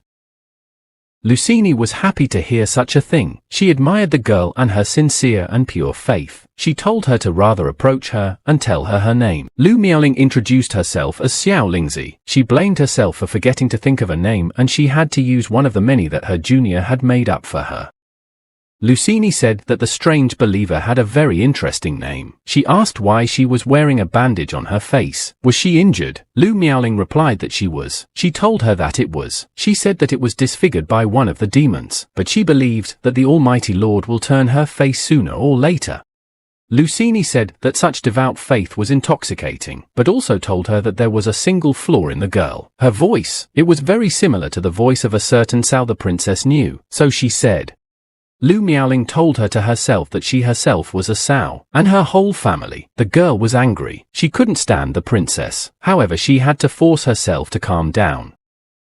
Lucini rushed to comfort Xiao, shouted that she did not deserve to be compared to Xiao, promised to report to the Lord about her sincerity. Suddenly, large black wings grew out of the priestess's back and enveloped her and Lu Miaoling. Lucini said that the Almighty would definitely help her transform. The believers shouted that this was a miracle of the Lord, that her sincerity had touched the Lord. They said that even if they had to steal or die, they would definitely help the priestess gather materials. They called the princess Miss Sophini, asking her to forgive them for their former rudeness, asking her to convey their sincerity to the Lord as well. Lu Miaoling realized that it was no miracle and they were idiots. She knew that it was just a visual effect created by some show-off skills and item. They clearly had a problem with their heads if they fell for the lie so easily. Then Princess Lucini turned to the faithful Xiao Lingzi, said she hoped she would lead the new material retrieval team, asked if she could handle it. The girl replied to the priestess that of course she would, that yes, that she wouldn't let her down. Lucini slipped her hand right under Miaoling's nose. She could hardly contain herself. She wondered if she was amused by the kissing. Lu Miaoling thought it was an absolute abomination, wished the princess would wait until sooner or later to make her lick her feet. There were someone's footprints on the ground. These footprints were left by Yun Chen's bare feet. He was heading somewhere while reading a book. He was reading something about the vast desert, then he deducted in which direction he should go. Suddenly, Yun stopped. He read that the land does not belong to any race of demons. The area itself is dangerous. That's how it was named. There are many wild beasts and insects in the desert. Yun said that it got its name because of the endlessly appearing demonic creatures. Yun decided that in that case, it would be a good time for him to stretch out. It had been a long time since he had encountered monsters. The protagonist used a fusion of the swordsman's skill, acceleration, and the knight's skill, aerial dissection. He was lightning fast and moved a couple dozen meters forward. Along the way, he slashed and killed monsters. There was a whole army of monsters. They were all screaming and throwing themselves at Yun Chen. Yun Chen dodged them, thinking about the fact that the monsters were scattered over a wide open area. Killing each one required time and effort. The main character's magic vines twisted the monster. Yun, wasting no time, hurled a blue flame. It fell to the ground. There, the fire formed a crater, and the blue flame itself became a hot semblance of a lake.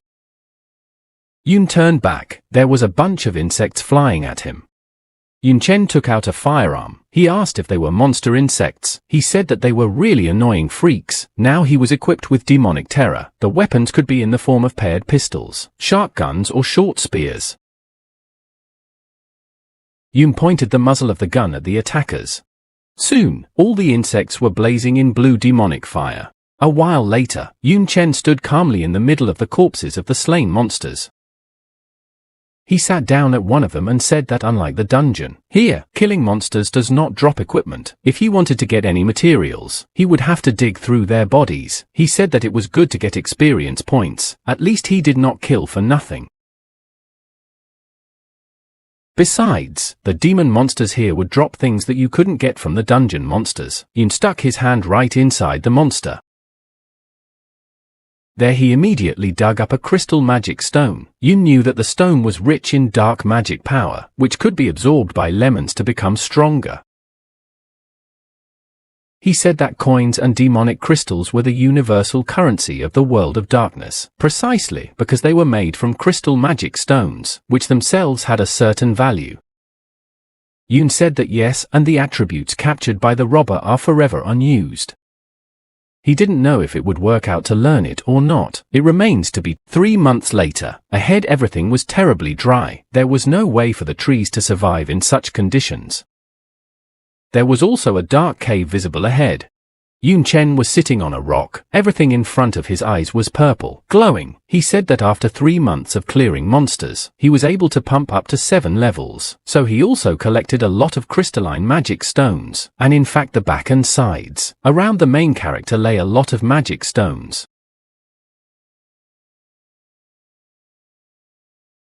Yun thought that this amount should be enough to try, because even if nothing came out, he could at least sell it. It would definitely not go to waste.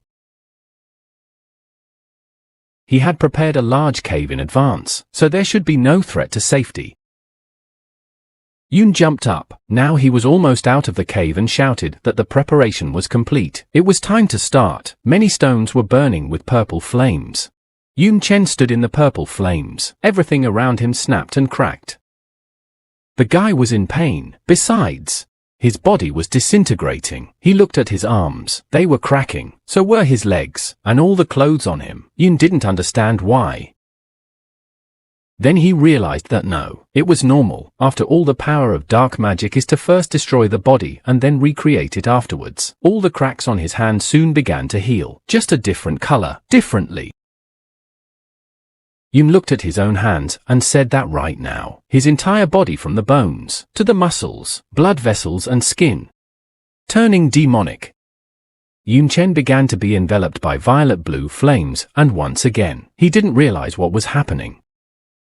Soon, he found himself in a cocoon. The sensation inside was not too pleasant. He could feel that a powerful force continued to pour into his body. Now his face was also changing color. Then Yun realized that it was the magic power of the dark novices. He closed his eyes and called out Teacher Xia to himself. He remembered how he and her were walking through the academy, and he told her what she said. The essential difference between the world of darkness and theirs was the highly concentrated magical power in the atmosphere. As he asked if humans could adapt to living in the world of darkness and become as strong as demons. Then the teacher answered that they could, but the problem is just in the adaptation. Simple adaptation will not be enough to live. We are talking about the perfect adaptation of demons, and even the use of dark magic unique to the world of darkness.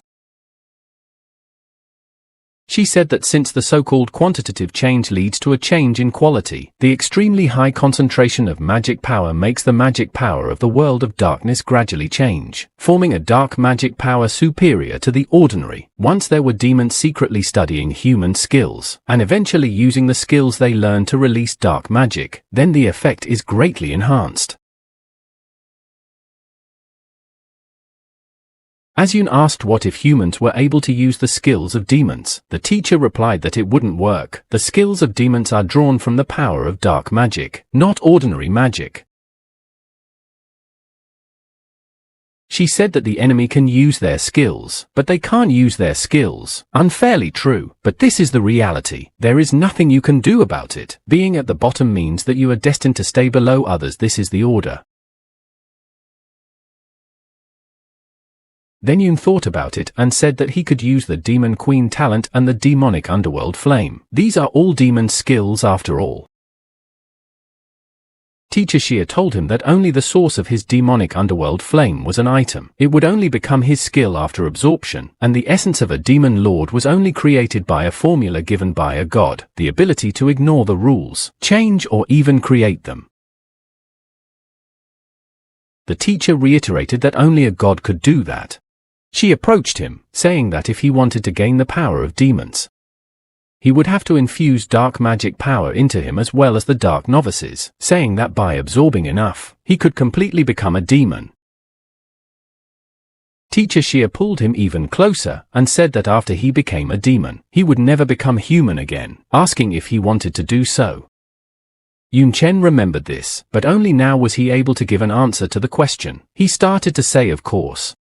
He doesn't want to. Yun ripped the horn from his body and began to resist the magic, screaming that after all, it was just an attempt and he would stop at nothing for the sake of power, and since he couldn't possess dark magic being human, the guy already had a second horn growing on his head, the first one he had broken off. Yun Chen said, refusing to devour it, he tried to tear off this horn as well. Suddenly, something stopped and surprised him. He looked at his hand. His hand began to grow long and sharp nails, claws. Then he realized that the transformation did not stop. Yun looked at both of his hands already and panicked, asking if the already started it wouldn't reverse. He activated super self-healing. He said even super self-healing didn't work, which meant this wasn't a normal injury. Yun realized that it was more like he had broken a certain rule and now that rule was going to erase him. He thought that the cross of rebirth wouldn't work in this case. The whole thing was falling apart, but for some reason he said it felt so familiar to him. He realized that he was dying again. Yun remembered lying in the hospital with a girl sitting next to him. The pulse meter beeped rhythmically. Yun Chen finally opened his eyes. He was all skinny like death. Yun Tang was sitting next to him sobbing profusely. The poor girl was screaming at her brother not to close her eyes for anything, that he should keep his eyes closed. The girl was so scared that she was shaking all over. She was begging him not to leave her. Yun Chen couldn't answer her anything out loud, but to himself he apologized to Yun Tang. He said that he also wanted to live, but he could feel his consciousness fading away little by little. His eyes closed again. He blamed himself for not being able to linger, even for a second. He could do nothing in the face of death. The protagonist felt like he was floating in water. He realized that his consciousness was dissipating and he couldn't stop it. Again that feeling of powerlessness, the same as back then. Yun knew that if he didn't do anything, it would all be over for him.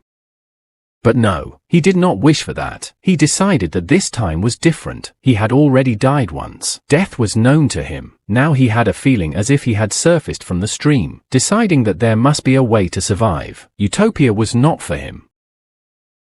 Now Yun Chen was sitting on dry land and thought about the fact that even the naked eye could see that the human body structure was not much different from the demon body structure. The significant difference was that the demon body could safely use dark magic. Dark magic was just a type of power.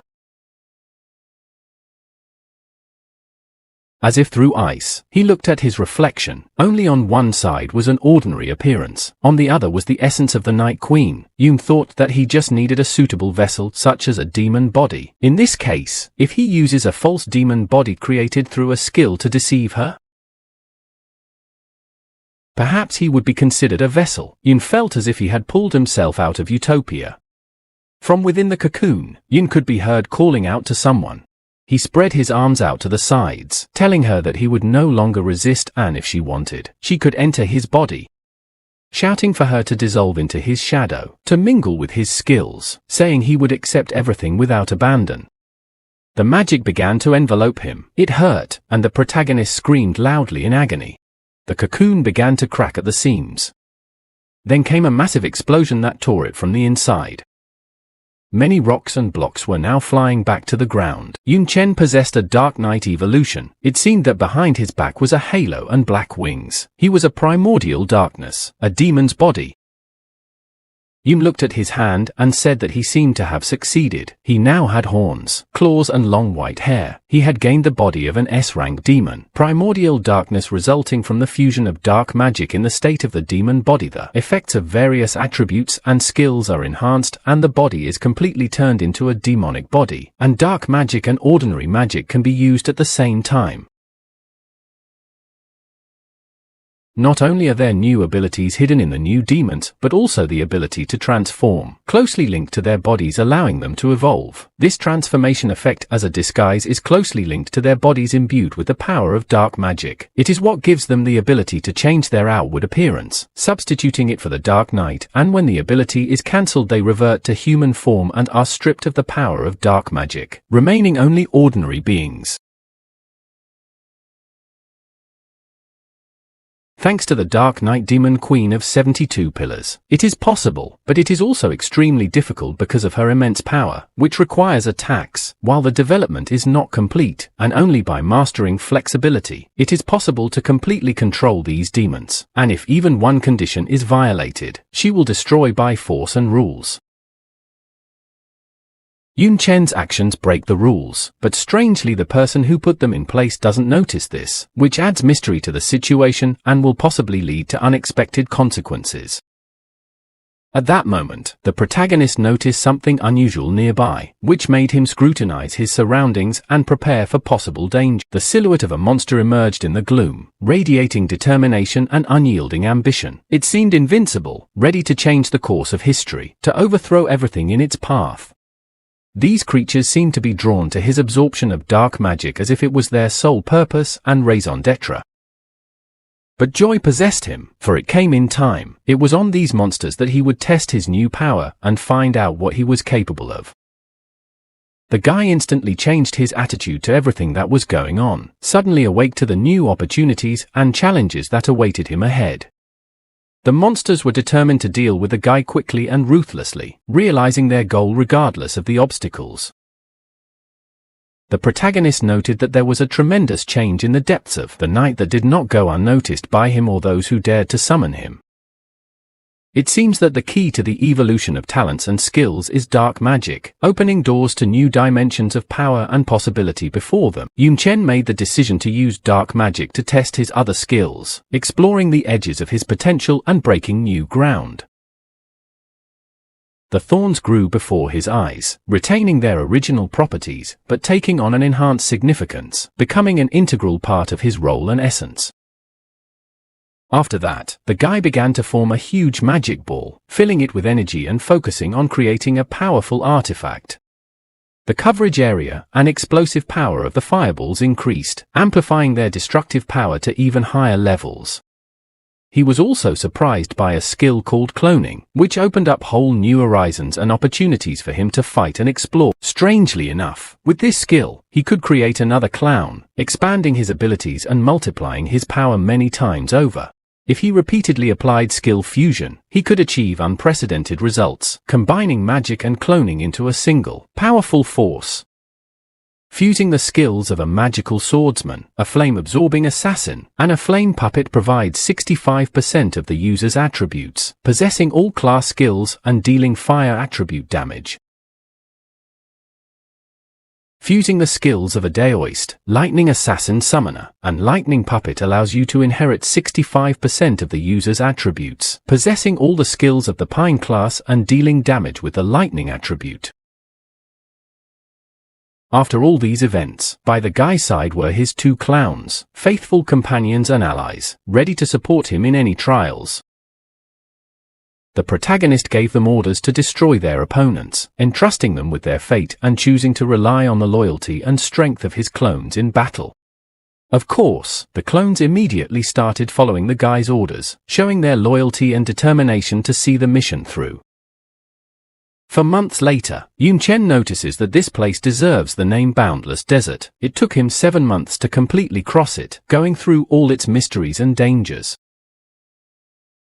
Of course, it's also because he destroyed all the demonic beasts in his path, although it took a little time and he didn't lose much, but the harvest was rich and his backpacks are literally overflowing with the corpses of demonic beasts, which is horrifying and disgusting. His level had risen considerably, and if we only talk about attribute distribution, he was no longer inferior to an awakened with a hidden rank 3 class. After all, the essence of a demon king and daily tasks from the system had helped him increase his abilities considerably. Despite this, there is still a huge gap between 4th rank divine level awakened ones. The higher the level, the more experience points needed to level up, and the greater the reward for the normal class. Moreover, 4th rank awakened ones have a large number of items to increase attributes, not to mention the support from the Demon King. Becoming the 72nd pillar is only the first step, and there will be more hidden dangers to overcome along the way. He must become even stronger than he is now to successfully overcome the new challenges. Here he has arrived in the second zone, the Swamp of the Lost, a place where mystery and danger permeate the air, awaiting his next move. Just then, a new mission launched, reporting that it was discovered as if the user possessed the prerequisites to launch the mission, a crusade against the abbreviated dream. The protagonist did not find anything like monsters here. In addition, there was an invisible gaseous substance without odor in the air, which seemed strange to him. After falling into the poison swamp, he did not feel the slightest discomfort, although it is known for its poisonous properties. Even if he wanted to, he would have to corrode his own skin, which would take about 6 months before he could leave this dangerous swamp. No matter how useful this thing seems, should he try to dispel it? The guy took out the talisman. After all, nothing is pure, is it not? The protagonist would be willing to use this talisman without hesitation, confident in its usefulness and ability to aid him in his adventures. He was surprised that the talisman didn't have any effect. Perhaps the environment here wasn't that harmful, or the place was so malignant that he couldn't dispel it. Besides, he was still missing 2 C-rank materials, so he would be sorry to return. There didn't seem to be any wildlife in the place, but there didn't seem to be any intentions to attack him, or even interest in showing aggression.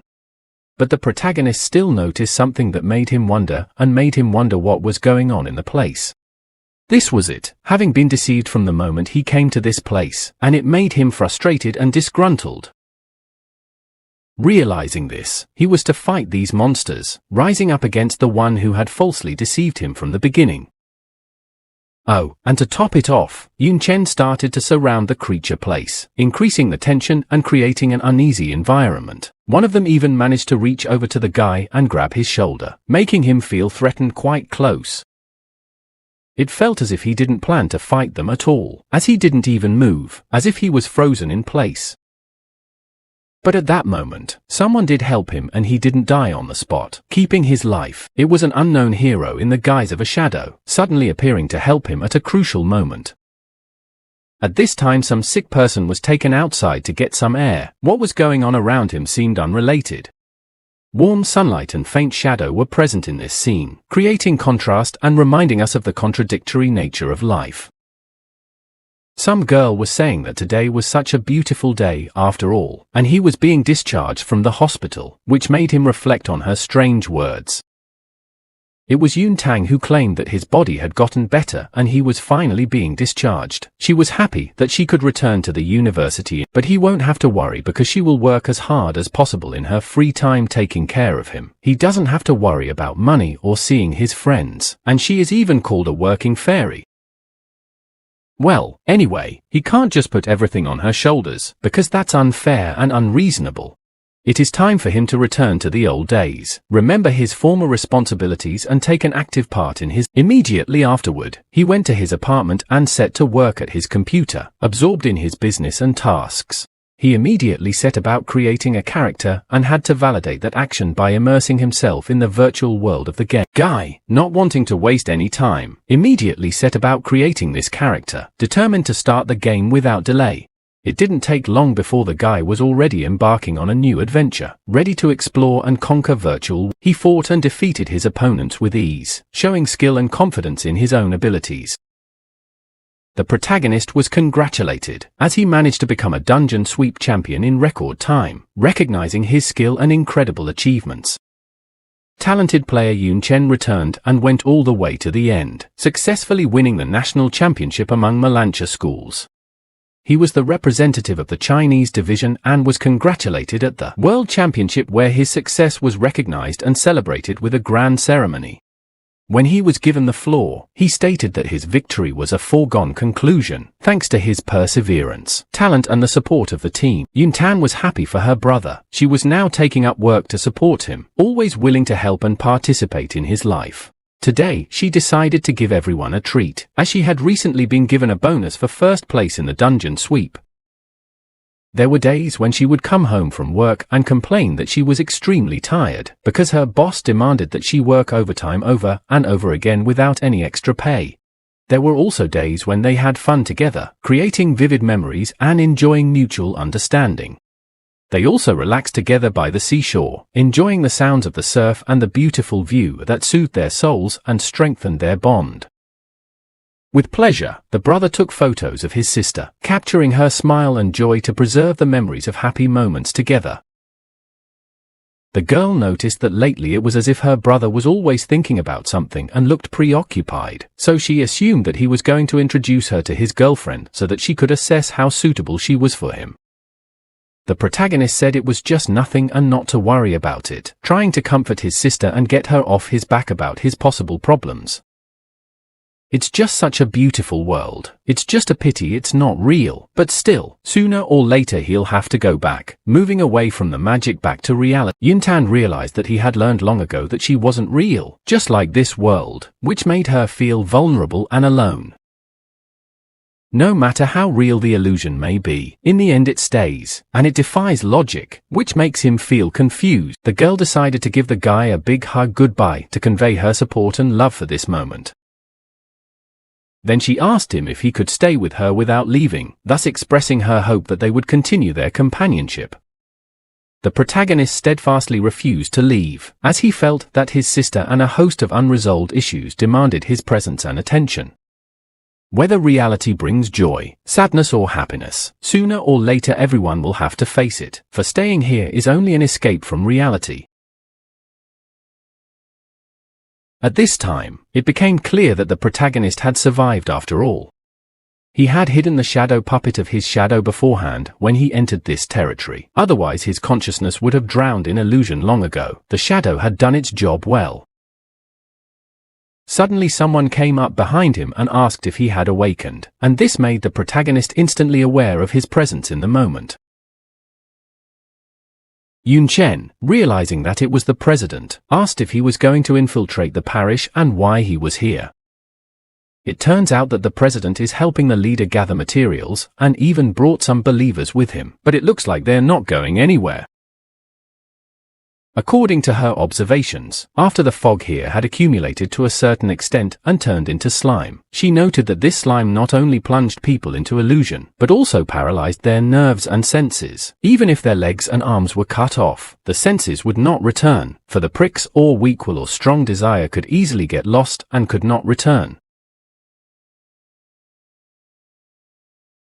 This is why this place is known as the suicide paradise, where many, mornings born of hope, voluntarily go here to die in their given illusions. Illusions are devoured not only by demons but also by misguided demonic beasts, as there cannot be enough meat in the world of illusions. She was interested in how his appearance had changed as he resembled a demon even more than before. At first, she didn't even recognize him and thought she was mistaken. His skills have changed due to being consumed by dark magic, but luckily he was able to retain his humanity.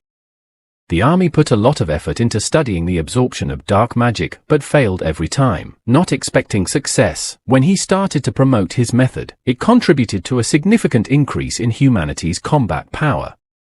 First of all, one must possess the talent of a 72-pillar demon king with growth effect, and also have a significant amount of demonic crystals. In the new case, the probability of turning into a demon would be no different from the dark manifestations. Besides, even after fulfilling all the above conditions, he almost died, and she shouldn't think of promoting such a thing.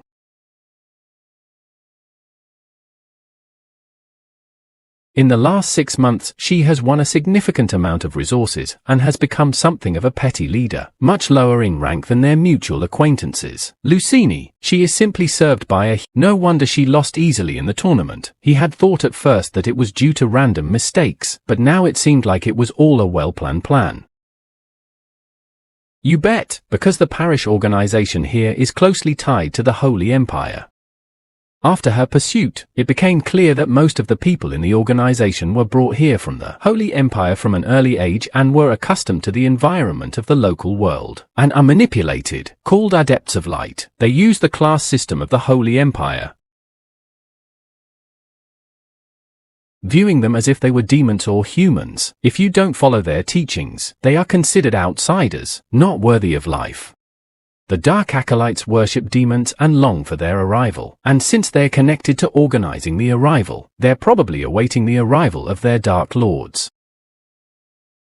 The president stated that they expect only God, emphasizing that their devotion and faith is solely focused on that. The protagonist could not understand the meaning of these words, feeling vaguely uneasy and eager to unravel their hidden subtext. You can see how confident he is in his beliefs. Those living in the human world only make sacrifices to God. But is it even possible for God to appear? The likelihood of this is minimal, but Lucini claims to be able to communicate with a god, though this is most likely just hype. She doesn't want to discuss the matter. After all, she went here for the treasure maps. He wonders if he should take his chances and go to the fire demon purgatory. About how only idiots go there. She only went to look around, and she's not even going to go into town.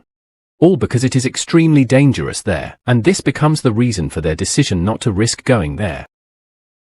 Still, these are the ruins of the demonic explosive tribes channels that even the demons of the 72 pillars are envious of, having no idea how, even after laying it all out to the fullest, they still couldn't see even a shadow of the fire demon's purgatory. And all because on their way stood the city of nothingness. No one knew what was going on in it, but no one who entered it could never return. This applied even to the demon kings. To enter it meant to cease to exist. Let him end his travels there and return to the fortress. She will find the rank C materials herself, for she is now a bishop and has some power to act in secret. The protagonist thought it was too dangerous. She was in an enemy camp, and if she was discovered she would most likely not be able to get out of there alive. The president would probably agree to take the risk and even die to protect him, completely forgetting about her own safety. Yun Chen decided that he would get C-rank materials himself. He had some countermeasures, and he intended to obtain the 72-pillar demon position and successfully complete the recruitment. The decisive battle to replace the Dark Knight Demon King has less than half a year left. Time is running out. He proposed to disperse at this place. Upon reaching here he met no one alive, nor did he meet any of the abbreviated dreams mentioned by the assignment. Maybe it's a trick of the eye, or maybe it's something else, but it's hard to tell for sure due to lack of information. But these demons and demonic creatures don't appear to be badly decomposed, rather they seem to have been digested and spit out. The guy seems to have begun to gradually realize something important that changes his views or understanding of the situation, causing an inner epiphany. He arrived at his next goal with confidence, the fire of determination flickering in his eyes. Each step was part of the journey, illuminating new opportunities and challenges. Apparently, this is the city where I found myself, devoid of signs of life or movement, as if time had stopped here forever. It all looked like an abandoned city where time was frozen in the moment and life seemed to have vanished, leaving only ghosts of the past. Part of his skill was divine rescue in dangerous situations, where he used invincibility and lightning to avert trouble wherever it befell him. Of that he had to be completely sure. Just at that moment, the protagonist came into contact with the skin of something incomprehensible, which engulfed him in a strange and mysterious journey. Immediately afterward, he began to be transported to some other world where the laws of nature and time behaved differently, leaving him in a state of amazement and uncertainty. When he came to, of course, he realized what had happened, gazing intently into the new world that had opened up before him. As it later turned out, he found himself in a clearing in the middle of a forest, surrounded by greenery and silence that only added to his sense of mystery and isolation. Yun Chen felt that it was quite painful, but he still tried to figure out what it was, penetrating the mysteries of his surroundings with curiosity and determination. He only remembered entering the abandoned city, and then what happened next seemed vague and incomprehensible to him, as if part of a strange dream. He also didn't know how he could have gotten these wounds, and what had happened the moment he entered the city of nothingness was still a mystery for him to solve. At this moment someone approached him and addressed him, as if penetrating his thoughts with questions or suggestions that added to the mystery of this strange place. The unidentifiable creature approached and asked the guy if he was awake, instilling in him a sense of the unknown and leaving him with unanswered questions. He realized the girl wasn't a demon, but he couldn't tell what race she belonged to, considering he had human form, and not noticing any aggression from her. She then immediately shouted that the stranger with the invisible face was awake, and their efforts were not in vain, for he came to his senses. One of them bragged, claiming that his words that the medicine would work were true. The girl started asking where the guy was from and what his name was, as if eager to make a connection and learn more about him. And she doesn't understand why. Even as she gets closer, she can't see his face, like it's blurry, like it's just not there. She gave him the nickname Shu Wu, which translated meant nothingness, emphasizing the mysteriousness of his essence and his enigmatic origin. Everyone present also commented that it wasn't a bad name and it sounded good, supporting the girl's choice and creating an atmosphere of approval and welcome. She asked him to follow her, promising to take care of him, and offered to go to her house, creating an atmosphere of care and trust. The words that they would be going home surprised the protagonist, causing him to feel a sense of wonder and some surprise. That's how little Nana took him to her home, living in this village. He learned that they were descendants of demons forced to leave war-torn lands and flee here to seek refuge from the merciless conflict. Isolated from the rest of the world for hundreds of years, they lived in perfect harmony, without arguments or wars, like a true paradise. For some unknown reason, they couldn't see his face, his voice had no harshness or roughness, and his body was highly vague, making it difficult to determine his appearance and gender. Their perception of him was like an illusion, as if he didn't exist, so they named him Shai Wu. He felt that living with them brought him comfort and fulfillment, and fortunately they greeted him with hospitality and courtesy. The possibility of staying with them forever seemed to him an attractive solution. This kind of life is full of oddities and fascinating moments, with limitless possibilities, and one wonders how they were able to achieve it all. For 3 months after his arrival here, he has been continuously muttering incomprehensible words that he is unable to understand, even words that he never thought. Yesterday, they had agreed with the girl that she would take on the task of teaching him to read and write, and she had decided to start with the most important thing. She handed him the stone and told him his name was written on it. At this time a frantic movement began as people were worried about someone coming back and they shouldn't let someone get killed. As it turned out, they found a few more wounded strangers, but these strangers' faces were clearly visible and unlike their own. There were new comrades in the village. When the strangers first showed up in their village, everyone was very scared and worried that they might be bad, but they turned out to be extremely nice and kind, which put all the residents at ease. And the current outsiders look similar to Xia Wu, so no one feels apprehensive towards them and greets them with friendliness. The protagonist noted that this kind of thinking on their part is very dangerous. More strangers appeared in the clearing, confirming the demon's predictions. One of them complained that the curse of the Cliff of Illusion was much more dangerous than he expected. Not only did he not find the treasure, but he was injured. Now he regretted not listening to his father's advice. In addition, the young leader had repeatedly warned against setting foot in either the Swamp of the Lost or the Utes of Illusion, yet he insisted on his expedition. He insisted that they don't forget who he is, but it looks like he just stole the induction crystal from the old man and thinks nothing will happen until he shows up here himself. He disregarded the significance of the time spent and saw no cause for concern or regret. The territory of the demon clan of the explosive tribe spreads beyond the Cliff of Illusion, behind which stretches the Swamp of the Lost. As mysterious and dangerous, it is necessary even the father of this demon to make considerable efforts to penetrate these mystical places, shrouded in mystery and secrecy.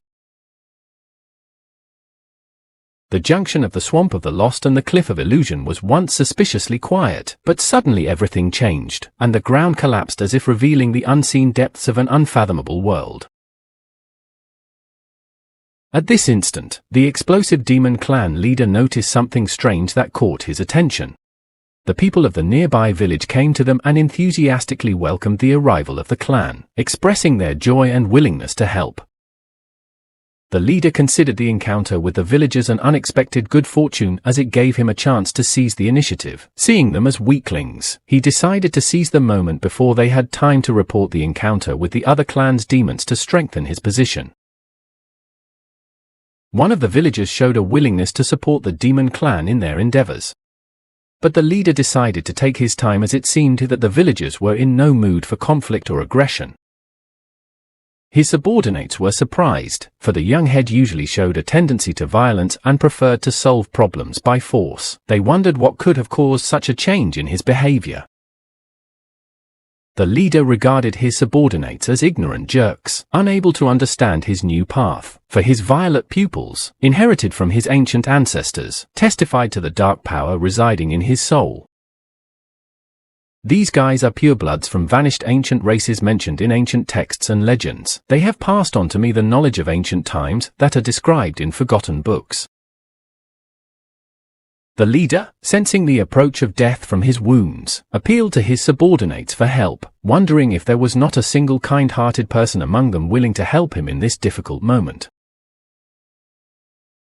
Pure-blooded ancient races died out 1,000 years ago, but these guys turned out to be like living ancient fossils with incredible value, whether for sale as slaves or for scientific study. Upon arriving at the village, one of the men greeting them began to shout, recognizing a serious wound and demanding that they bring medicinal herbs to help. Everywhere you look, pure-blooded ancients are found, in a free state, as if at every turn, reminding you of ancient times and their mysterious history. Breeding these ancients can yield great wealth, for their value is high and many are willing to pay any price for such unique creatures. When Nana expressed her desire to come over and help, the protagonist decided she'd rather stay put and not take any risks. The prolonged peace has made these demons oblivious to the dangers of the outside world. Their powers are inferior to the new generation, and they probably don't realize that the strangers coming in could lead to a terrible catastrophe. The girl couldn't understand why the guy wouldn't let her go, perhaps that he was worried for her safety or saw danger in what she was facing. Yun Chen wanted to explain the reason to her, but realized that there was no way he could do so, perhaps because of his own internal contradictions and fear. This situation had happened more than once before, adding to her bewilderment and excitement, causing her mixed feelings and discontent. Like some situations in the outside world that required his words to change his mind, but he could not utter them, even being present on the spot. He is only a spectator, powerless to change the course of events. Given the current situation, he could speculate how events would unfold in the future. After a week of treatment in the hospital, the demons of the exploding tribe clan felt better, their wounds had healed, and they were ready to return to their normal way of life without requiring escorts from the villagers. The day afterward was a brisk morning, and as usual he went to the mountains to chop wood and contribute to the common cause. And returning to the village, he noticed that everything had changed. Something unusual was happening. The atmosphere was tense, as if there was an invisible change in the air. In front of him, the protagonist saw a burning village, the flames flaring brightly, illuminating the surrounding world and disturbing the usual peace of the place. The demon leader was saying that this is what happens when someone opposes him, and that none of them are willing to be an example, so they have to pay with their lives for their resistance. Nana tried to appeal to the protagonist, calling on him for help, hoping for his ability to change the situation. To her surprise, the guy was just behind them at that moment, which gave her hope that he could help change the situation. Upon seeing what was happening, anger erupted in front of the protagonist, and its magnitude was boundless. He reflected that they also had life in them, but they still displayed meanness and nastiness, which made him angry and frustrated. Yun Chen was ready to attack these demons, filled with determination and willingness to protect his friends and justice. He was determined to destroy all the demons instantly, full of determination and rage. After that, he used his power and directed a powerful beam of light directly at the enemy in an attempt to neutralize the threat. After that, the earth shook and the village was completely destroyed, succumbing before the power of the event that had occurred, leaving no trace of its existence. The leader was scared out of his wits and could not realize who stood before him, sensing an unknown and terrible force before him. The demon realized that another demon was standing in front of him, and asked if he realized that his father was the head of the demon clan of the explosive tribe. Yun Chen only laughed at his words, not taking them seriously, showing his indifference to threats and taunts. He replied that in that case his father could safely come and deal with him himself without the need for intermediaries. At this moment, a new monster appeared in front of him, emphasizing the unexpectedness of the events and increasing the tension in the surroundings. He asked who stood before him and why he could not see the face of the one who dared to kill his son. The guy silently reported that he just wanted to and killed the demon without expressing any regrets or further explanation. Immediately afterward, the protagonist decided to sit down and think about the whole situation, trying to understand what had happened and how he should proceed. It looks like it's all over, but the protagonist has to make sense of what happened and decide how to proceed. Despite the reality of the experience, it was still all an illusion to him. He had already gotten rid of illusions, so such tricks don't work on him. Despite this, the setting seems quite familiar to him, as if he has seen something like this before, which gives him a sense of déjà vu. He took the stone on which little Nana had written his name, feeling the weight of this moment and the significance of this gesture. Whether all that happened was just an illusion, not reality, the protagonist has to ponder this question. The village seemed familiar, and the place seemed familiar to him, but instead of the familiar stone slab he saw ruins and ruins. Apparently, all of the preceding events were real, devoid of illusions, even though they seemed directed at someone other than him. It was pure chance that had suddenly intervened in the events. In the end, he found himself merely an observer, not interfering or making any changes. According to Bahar, the demon clan from the exploding tribe had existed for a very long time, and the time of this illusion's occurrence lasted almost forever. After the destruction of the clan, it was expected that the local environment would recover, but somehow things continue to go wrong and the situation remains extremely unfavorable. An important moment was the main character's realization that something strange and unusual is happening to the volcano, which requires his attention and possibly portends danger. Immediately after the protagonist noticed unusual phenomena around the volcano, a powerful eruption began, forcing him to realize the seriousness of the situation and act quickly. Fortunately, thanks to his quick reaction, the protagonist was able to jump away from where the lava fell, avoiding danger and saving his life. Yun Chen felt that something incomprehensible was starting to happen and became aware of what was going on around him. Right after that, some new monsters appeared on his path, posing a threat to his safety. They all expressed their hunger by relaying their needs to the protagonist. The guy speculated that they could have been dead people, under the control of a living organism, which added an aura of terror to his encounter with them. It didn't matter to him who they were or what they were, his only goal was to destroy all of these monsters and stop the threat they carried. The monsters noticed that this guy had an unusual strength that was uncommon to an ordinary person, which caused them to feel insecure and uneasy. One of them, without further thought, immediately rushed to attack his opponent, aiming to neutralize his strength and eliminate the threat. The guy realized why they had such power, and realized he could barely handle them, having to squeeze all the strength out of himself to resist them. Unfortunately, the enemy manages to hit the protagonist hard, stripping him of his defenses and leaving him in a state of turmoil, between the hope of victory and the painful realization of his vulnerability. On the surface, they appear to be just a solid mass and mob, but their power is so great that the protagonist realized victory is only possible through a serious clash. The monsters started using new tricks in their confrontation with the guy, putting him in front of unexpected challenges and forcing him to use all his skills and resources to survive. Then all the monsters coordinated their attacks and started attacking him simultaneously, creating an extremely difficult situation for him, where every move required maximum concentration and skill. The guy, realizing his desperate situation, decided to call for help in the form of a clone divine magician who conjured lightning bolts, destroying the monsters and opening the way to victory. Now, with the support of the clown mage, the guy was no longer fighting alone, but had at least some help, which gave him extra confidence and motivation in fighting monsters. He pondered how to avoid the disorder and rampant confusion of events by striving for a more organized and coherent strategy in dealing with his enemies. But there was no time for reflection. He had to act and repel the attack. This made him focus on instantaneous decisions in extreme conditions.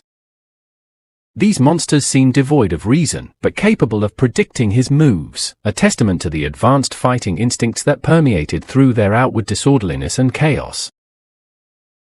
Just at that moment, someone began to approach him, giving him a vague feeling as if something unexpected and important might happen at this time. The unknown being claimed that the child seemed to have entered the world of his memories, explaining why he wasn't destroyed, since he was human. But how a human could end up here, dealing with multiple forces, was incredibly difficult, and eventually he realized he wasn't qualified enough to explore this depth. He hoped he would realize that and not put his life at risk in vain. The guy stroking the underworld demon's flame proved to be extremely resistant to fire, immune to most fire elemental skills, but got burned. The monsters used an unusual flame equal to that of the underworld demon. The monsters were not going to retreat and continued their assault on the protagonist, demonstrating their uncompromising determination and ruthlessness in battle. Yun Chen didn't take their attacks seriously, viewing them as underdeveloped rookies that posed no real threat to him. But now he needed to resort to a different tactic, and he activated his ability, Ice Soul Waterfall, to confront his enemies. He then used his staff and magic spells to summon a powerful hurricane of lightning that rained down upon his enemies, leaving behind only destruction and chaos. He had encountered an extremely fascinating creature, and he was even curious to meet this unusual creature. In that case, this was their last meeting, as he was going to familiarize himself with the rules that governed their interaction. The protagonist noticed that someone disappeared right in the sky, causing him to be perplexed and alarmed, as such a phenomenon was very unusual and mysterious. He speculated that it might have been his imagination, but didn't go into that thought too much so as not to distract from current events. This monster was at the 3rd rank awakening level, but the explosive magic stone left behind after killing it was different from the stones that demonic beasts usually left behind, causing him to be extra curious and excited. The ejected lava turning into such powerful monsters indicates that there is some frightening creature dwelling in the depths of the volcano, so he should climb up there and get a glimpse of it.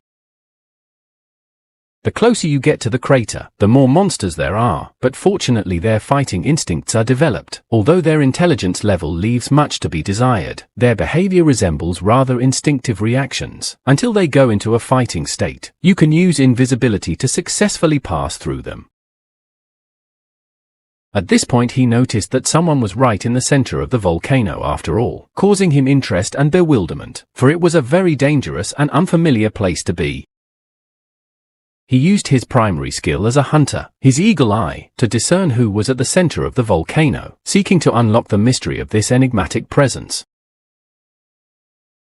It was a surprise to find that in the center of the volcano was the head of the demon clan of the Explosion tribe, causing mixed feelings of amazement, apprehension, and determination.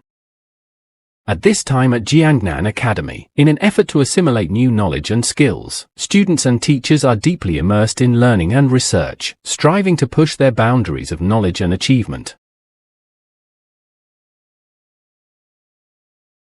Some girl was asking if the opening ceremony for the second half of the second semester was supposed to be held today, and wondering why the third-year students were here.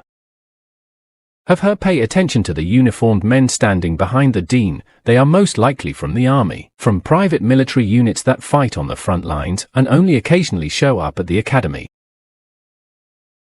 She had begun to suspect that they would have to face trouble back when Brother Yun had disappeared, and that premonition had stayed with her, reflected in her worry and anxiety. Her friend gagged her and urged her not to mention him, which raised even more questions and anxiety for her about his disappearance. After all, she knows that Nicole has changed drastically since the incident with Brother Yun. She walks around with a cold face all day long, so hearing about her will make her furious. The dean said that he had called them all here to make an important announcement, and it was likely that some students had noticed the changes taking place in the academy and in the lives of their fellow students. The number of combat practice courses had increased dramatically over the past year, and all the forbidden dungeons previously considered dangerous for students had been opened. This had caused casualties not only among the students but also among the instructors, but the reason for this incident was something else. Today, all sophomores and third graders are sent to the front line with their teachers to participate in actual combat drills. All dangerous courses and engagements are conducted to ensure they can survive on the battlefield. They were surprised, because last year only fourth-year students were sent to the front lines, and they were surprised to expand that range to sophomores this year. The soldiers of the military department will now divide them into combat training zones according to their level and grade, asking them to cooperate as their lives depend on it. At this time, the subordinates in front of their boss were gathered in the office, ready to accept instructions and guidance to successfully accomplish their tasks. They approached General Xia, begging her to return to the military, realizing that the situation was getting worse and they needed her help to overcome the difficulties. She asked if it was related to the Holy Empire, for she had said that if it wasn't nipped in the bud, hidden dangers could increase. She was simply told that the Holy Empire and their country of Xianlong were among the 5 great countries that were the main force in the fight against the world of darkness, not to mention that both sides might suffer during the confrontation even if they won with the least losses, and that the remaining 4 countries would be insufficient to fight the demon. Besides, they had no direct evidence or ties to the world. The general believed that they liked to think a lot before they acted, so they had no fear, even after a huge number died during the tournament. His repeated tolerance does not mean that the Holy Empire will put all of its strength during the confrontation on the front lines. They are. Many high-ranking officials in many countries realize that the Holy Empire is a fatal tumor. However, not only can they allow them to expand, if they give their all just to deal with the root of the problem, the front line could collapse overnight, and all that awaits humanity in that case is doom. But they are currently having the biggest impact on what's happening on the front lines, especially in the context of fighting the demon devourers. All this time, he had to confront the demons on the front line, mainly because it was difficult for them to adapt to the human world and their combat power was greatly weakened. But at this moment, the Absorption King of the 72 Pillars had begun to use a method unknown to them before, allowing the demon absorbers to quickly adapt to the ways of humans in battle. Thus the pressure on the front line from the demons had doubled.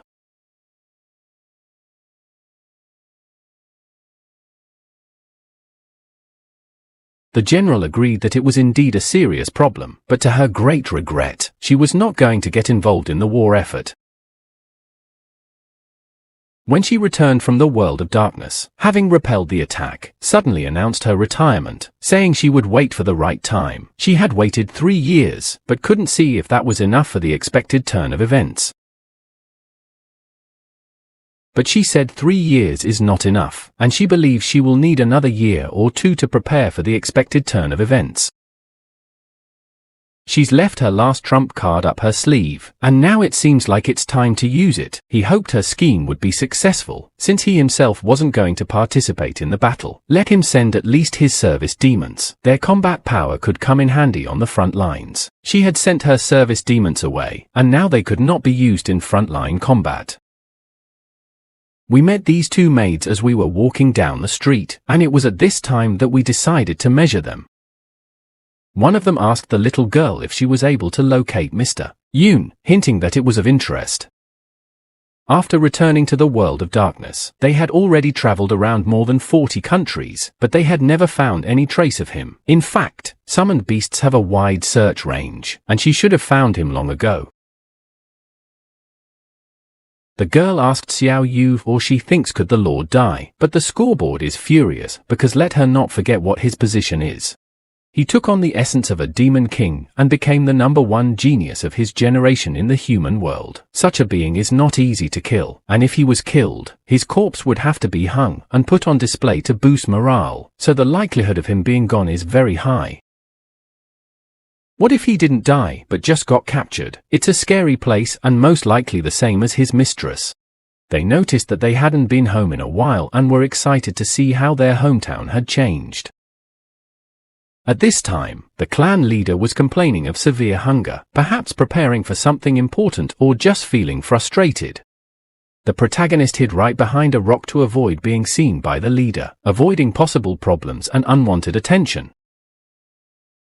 He had not at all expected the head of the explosive flame demon clan to be imprisoned and tortured here. It seemed he had been here for a long time without access to water or food. Bahar's words claimed he had been here since the ancient era. Judging from his current strength, it seems like he shouldn't be inferior to even the demon kings from the front ranks. Back when the demon country wasn't divided yet, there isn't a shred of kindness traceable in him. There may be another reason for its weakening that has not yet been identified, and may be due to some external influence and factor. At this moment, the demon shrilly screamed in pain, probably subjected to some severe impact and torment, and shortly after, another volcanic eruption occurred, bringing more chaos and danger to an already tense situation. That was it, so he was the one spitting those monsters out. The chains restraining him all this time had him spewing out his powers. Such torture was hard on him.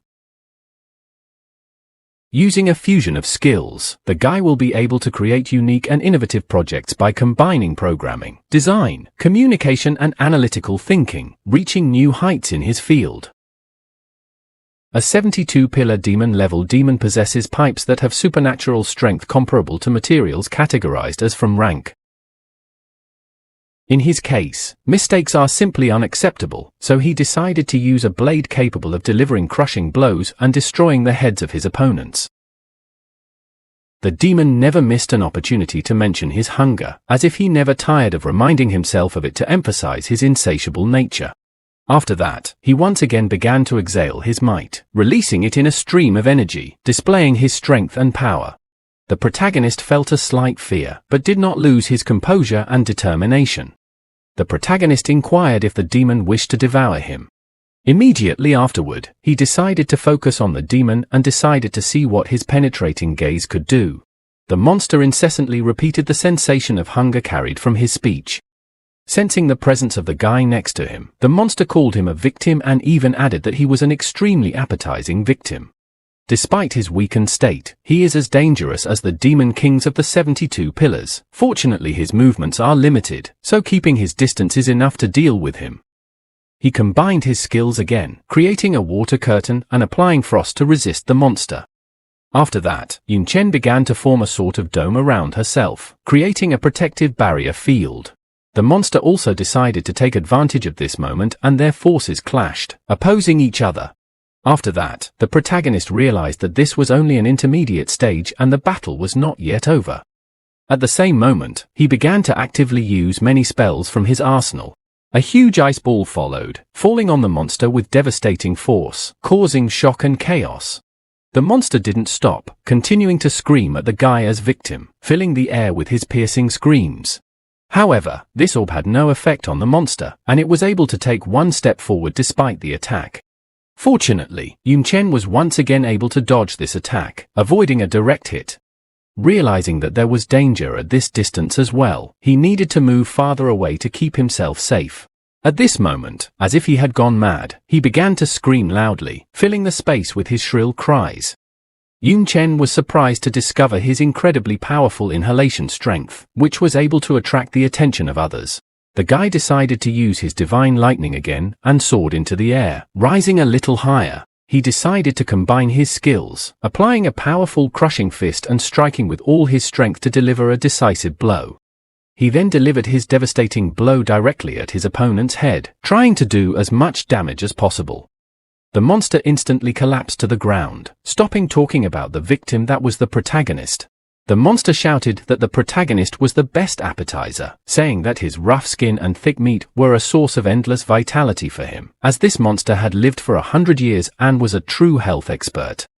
It seems that even with the use of tens of thousands of strength, the protagonist was unable to deal with the monster that was much faster and had a significant strength advantage. In addition, the attempt to use the power stealing effect was unsuccessful and did not bring the devastating effect that was expected.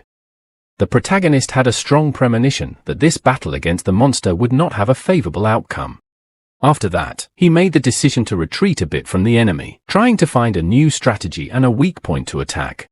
In response to this action of the protagonist, the monster spat out something from its mouth. The protagonist couldn't understand what exactly the monster was spitting out, but realized it was something important or dangerous to the situation. After that, the protagonist once again witnessed a volcanic eruption that began to accompany his battle with the monster.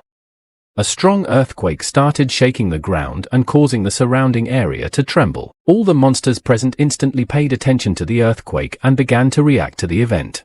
After that, it was as if their soul began to come out of them, unfolding and heading towards the protagonist. Indeed, that's exactly what happened. The souls of all the demons started heading towards their master, the protagonist. Under the influence of the incoming demon souls, the protagonist gradually became stronger and stronger, absorbing their power and energy. The protagonist has realized that the situation is getting worse and he needs to take action. The monster was sure that the protagonist was not a serious threat to him and could not interfere with his plans. The monster being beaten felt like a bad dream. He didn't know what clan the protagonist was from, but he realized that he was going to die for waking him from his rest. This time it seems the monster is no longer going to eat the protagonist. It seems that all his mumbling in his sleep doesn't reflect any real appetite for him. The demon thought the protagonist was a real brat, resenting his audacity and courage in resisting. The demon thought that the protagonist was not worthy of entering the mouth of the explosive tribe demon clan's clan head, viewing him as a low-level dish. The protagonist's powers were no longer at the level they used to be. It turns out he was actually asleep, and all his actions were based on unconscious combat intuition. Indeed, it was a bad joke. The protagonist attacked the monster as hard as he could, but the result only woke him up from his hibernation. The monster was still weak and was unable to crush the protagonist, who seemed like just an ant to him. However, the monster had been imprisoned for 700 years and the protagonist wondered when the monster would come to kill him. Perhaps he would have to wait for the monster to exhaust itself and die naturally and be defeated by the power of time. It seems the protagonist decided to give the monster a chance to die at his hands, like at the hands of this ant. The protagonist refuses to let the monster hit him with this technique and is ready to engage in battle. The leader realized that the guy intended to run away and leave the battlefield. The distance between them and the ground literally disappeared, as if they were devoid of gravitational pull and interaction with the surrounding space. At this point, the hero was hit by a strong attack from the enemy. And then he began to be enveloped by a strange, dynamic smoke that slowly but surely enveloped his body. The monster kept repeating that the protagonist was just an ant and should be exterminated. But the main character said that at least he is a free ant, not subject to any monster. The protagonist replied to the imprisoned demon that he was ready to repeat their battle to prove his strength and defeat him finally. The demon was actually surprised at how the protagonist was now changed and with new powers. The demon thought the protagonist was a lowly ant, but recognized that his explosive power put a great strain on his body. He believed that the guy would be able to maintain that state for no longer than 1 minute. The protagonist didn't take it personally. Instead, he chose to focus on his goal and not give attention to the doubts and taunts of the demon. The protagonist believed that an opponent like him wouldn't last him a minute, and decided to prove his resilience and endurance. After saying that, the demon was even more enraged and repeated again that the protagonist was insolent, challenging him to a fight. After that, there was a huge wave of blood created by the demon, which threateningly approached the protagonist. The area covered by the wave of blood was very vast, but with the current speed, the protagonist could manage to avoid its effects. The demon stated that the guy didn't even bother to hide from him, implying that his power and presence was overwhelming. The demon, controlling his hands, turned them into streams of lava, and there were many of them, ready to deliver a devastating blow. Immediately after saying those words, the demon's hands literally started heading towards the guy, ready to attack him. The main character felt unsure of how he should act and felt slightly empathetic to his situation. The monster actually wanted to defeat the protagonist, but he preferred to die rather than dodge attacks and come closer to attack. Not only were the hands made of magma numerous, but they also moved incredibly fast. If this situation continued, the protagonist would have to pay a heavy price. Fortunately, the main character had high fire resistance and was also fortified with tens of thousands of buffs and powers, so he couldn't be killed instantly. The protagonist once again utilized his skill fusion ability and began attacking the enemy by combining various combat techniques and skills. The protagonist used a negative energy spell, a technique usually reserved for lower creatures such as saw rats who use it frequently. The demon warned the guy not to think he could escape the consequences of his actions, and that he would do his best to punish him. No matter how high the guy climbs, as long as his body is able to cast the spell, the demon will not stop and will definitely fall under its influence. All the while, the protagonist continued to utilize his skills and abilities, and found ways to extend his stamina and resilience. While fighting the demon, the protagonist also formed a protective dome to prevent him from having complete control over it. This helped him maintain some degree of freedom and protected him from the demon's negative influence. The demon realized that the guy couldn't get close and make an attack, as he was getting hurt by his attacks every time and negatively affecting him.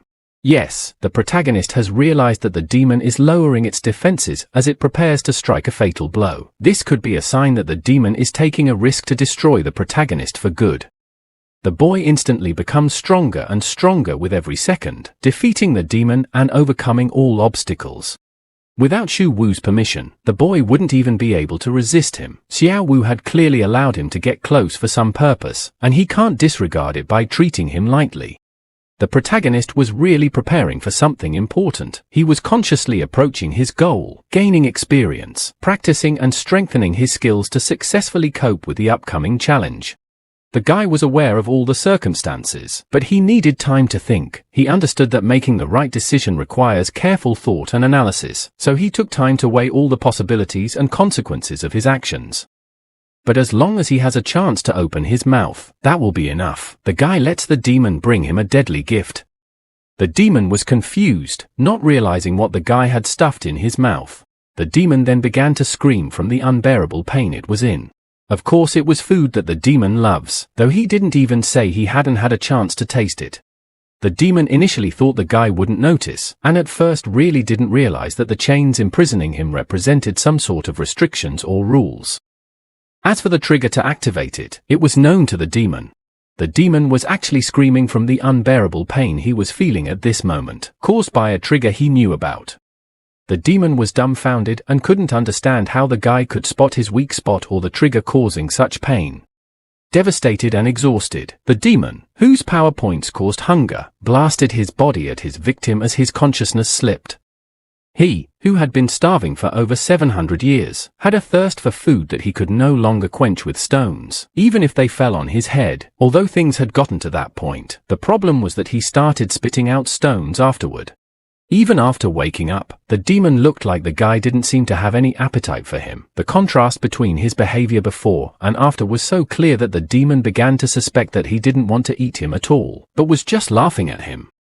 The protagonist infiltrated Xu Wu's memories and learned that he imprisoned the demon here to torturously express his hatred for him. So the chains on the demon's body not only have a restraining effect, but also rules that make him feel pain.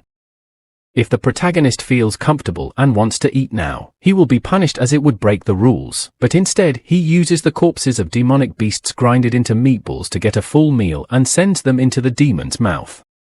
The demon is unwilling to concede victory to a small creature like the guy, an insect in comparison. The demon, despite his efforts and desire to win, eventually suffered an agonizing death that ended his existence. He had reached the limit of his weakness. Even when he was imprisoned, he was difficult to deal with. After all, he was a demon with 72 pillars and his power caused fear. However, he had become so exhausted that he could no longer maintain his full demonic form. There were more insidious ways to deal with a movement-restricted demon by using their powers: invincibility, striking, retreating to recover skills, and continuing the fight after periods of time. But the hero didn't have enough free time. Eventually, the protagonist decided to take a look at his prey. It was a heavenly flamed crystal, the condensed magic core of the explosive flame demon king accumulated over 1,000 years. The protagonist decided to absorb it to greatly increase the power of his fire attribute skills. This C-rank material possessed invulnerability to all fire attacks, and by this fact alone it surpassed the demonic flames of the underworld. Putting it beyond competition, this one-of-a-kind material possessed immense power. It's important that the guy notice someone at that moment, drawing his attention to a certain event or person, possibly relevant to the plot. The creature he couldn't see last time appeared to him again, and it said he was very good. The creature thought his appearance was a mere coincidence, but the guy didn't expect such a surprise. The guy really wants to chat with the creature, but before he does, he has one important thing to deal with. The main character faced with incomprehensible events, confused in his thoughts, he vainly tried to solve them, feeling that he lost control of what was happening and reality. And then he suddenly felt the wind begin to blow in his face, as if an invisible force was guiding him somewhere, pushing him toward unexpected discoveries. As it turned out, the creature, as if materializing out of nowhere, passed literally through him, leaving a feeling of strange heart-stopping and shivering all over his body.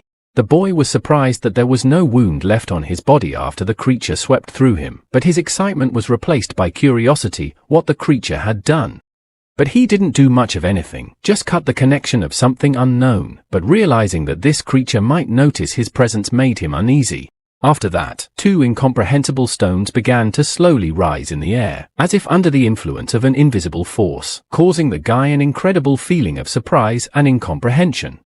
The protagonist suddenly realized that the creature had interrupted communication with some system, and this could have serious consequences, making him worry about an unknown future. He then sat down on one of the rocks, listening to the strange sounds and sensations that filled the air around him, trying to figure out what was going on in this mysterious world. Quite uncomfortable talking to someone whose appearance he couldn't clearly discern, the guy decided to use an image he'd already seen, but going back to what he'd said, he was a little surprised that the guy wasn't scared of him. Eventually, the protagonist played his part, delving into the creature's memories, and began to realize that he really liked it. If the creature wanted to kill him, he would have done it long ago instead of putting it off until now. The creature called him a demon of nothingness, cryptically indicating his connection to a world beyond normal understanding, leaving the protagonist confused and curious. He should have been glad he was human, since the creature had made a rule that any demon who entered the city of nothingness would be killed, but he didn't expect the guy to fit through the loophole, since he didn't belong among the demons. In that place he kept his precious memories and didn't want anyone to interfere with them. As a result of his chance encounter with the guy, he felt mixed feelings and couldn't figure out if it was good or bad. In front of him stood a truly supreme being, ruling the world of darkness and dividing it into 72 demon countries. But after all, only a god could make the rules and make changes to them. He asked the guy to stop thinking such an alien thought, stating that he was not what they call a god. So was he then, yet no one could clearly discern his appearance, causing questions and bewilderment to those around him.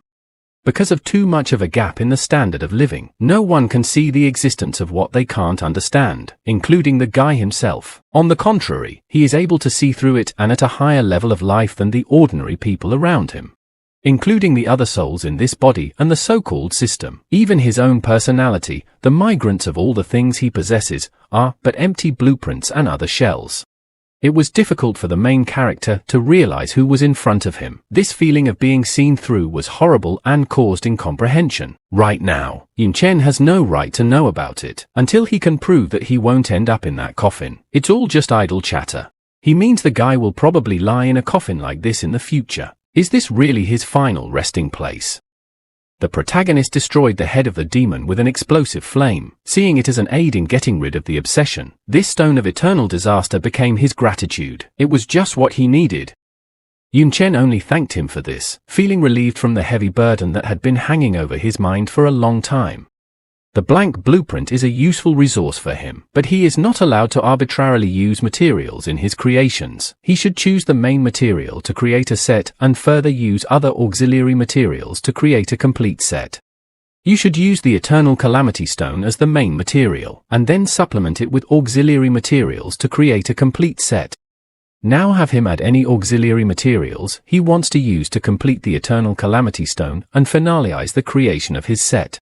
The protagonist decided to add a heavenly flame crystal, a death source stone, a Hessian core, and the golden marrow of a crystal worm.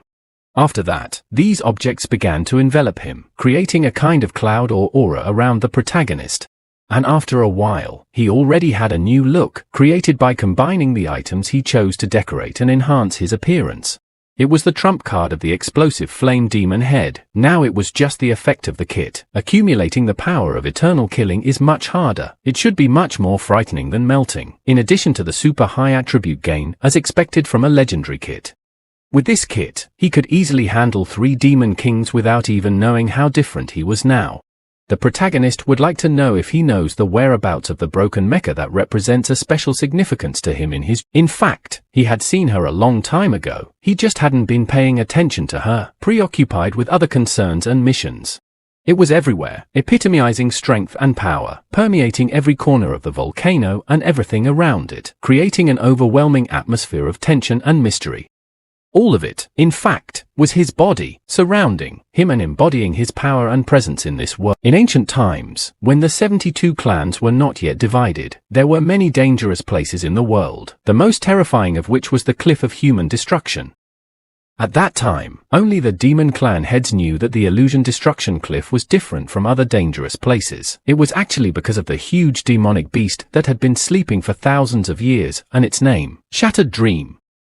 That's it. No wonder your corpses looked like they were overcooked. Apparently the Swamp of the Lost is the surface organ of the Broken Dream for food extraction.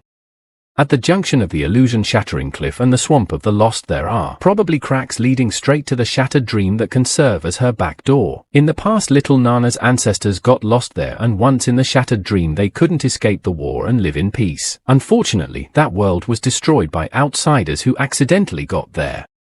Over the years, through his efforts, the demons were stopped. No one was able to overcome his city of nothingness. Over time, the memory of the Illusion Destruction Cliff was forgotten, but the legend of the explosive demon clan continued to live on.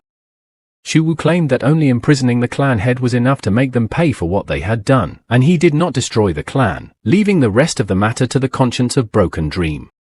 Originally, the territory of the explosive flame demon clan was near the Illusion Destruction Cliff, but because of the presence of the head of the Broken Dream clan, she didn't dare to attack. She didn't feel fear when he imprisoned the clan head, but simply absorbed all the demons related to him. The protagonist has realized that they are fighting stomach monsters, and will definitely want revenge when their fight is over and the creature is weakened. The guy's appearance made an impression on him. He realized that one day the guy might be on his side if he lived to see it. He hoped they would meet again. Incidentally, he awakened this monster during his battle, although the monster doesn't even dare to move because of his presence, but now he has good prospects. The protagonist remained puzzled, not understanding the meaning of the words of the interlocutor, who seemed incomprehensible and mysterious to him. At this moment, he felt a tremor under his feet, which caused him some alarm and made him take a close look at his surroundings. He also noticed a ledge quite close to him, which piqued his interest and was viewed more closely. Immediately afterward, the creature in question appeared, causing him to feel a sense of surprise and wariness. The creature proved to be very powerful indeed and commanded respect. Things were really bad, as the guy was still in a weakened state, making the situation even more tense. At this time in the Forbidding Mountains, workers labored exhaustedly, experiencing the toil of labor in this inaccessible and dangerous place. With 31 higher demons, 128 middle demons, and 545 lower demons, they had a huge force capable of taking over several territories, yet Emerald had only opened about 30% of the coffins in a year. Opening the coffins for Mrs. Mishanji was a serious blow. She brought it down on everyone's head, requiring everyone to grind their last strength for 3 days. It was a terrible breakup. Lord Carrot was informed that something was wrong with the coffin and it began to move, causing him worry and anxiety. The demon marveled at the humps where the dead should have been, and wondered if anyone was still alive there, causing serious concern. As he got closer, he heard a sound coming from the coffin. It caused him mixed feelings of fear, curiosity, and some bewilderment. The demons resting in the open coffins were all prominent figures in their time, with several legendary beings among them, and they can't let such a monster escape. He feels the breath of life inside the coffin, but the creature begins to twitch. Furthermore, the Lord senses a vaguely dangerous presence around him. The Lord said that the gentleman already had enough problems and there was no point in wasting their valuable energy on a few coffins. The Lord suggested that the gentleman not touch the coffins for now and he would deal with them himself. He told them to go on about their business. One of the demons knew that the Lord had admired the lady for many years. Perhaps he wanted to gain her approval and merit by investigating. To be worthy of her, the Lord understood that one had to be at least a demon king, and here the Lord was a bit behind in that regard. The Demon King weapons wielded by the Lord, especially in the realm of analysis and intellectual ability than in battles. If there really is something incredible inside the coffins, Mrs. Mishoji will definitely be astonished and delighted. At this time, the demon country is shrouded in dark night, and its capital city has become the epicenter of darkness and evil. The three kings took seats at the top of the cliff, creating an impressive scene where they lorded over their suburbs and subjects. At the top of the cliff were the three demon kings, Carlos, Pullo and Rook. Each ruled over a different area and wielded mighty power. Three demon kings, Classless, Pullo and Rook, rule their land of dark night. A glance at them is enough to feel their power. Tonight's battle between them will determine the future lord of this land. The king left at the end would be enthroned on the supreme throne and become the only king over the entire country.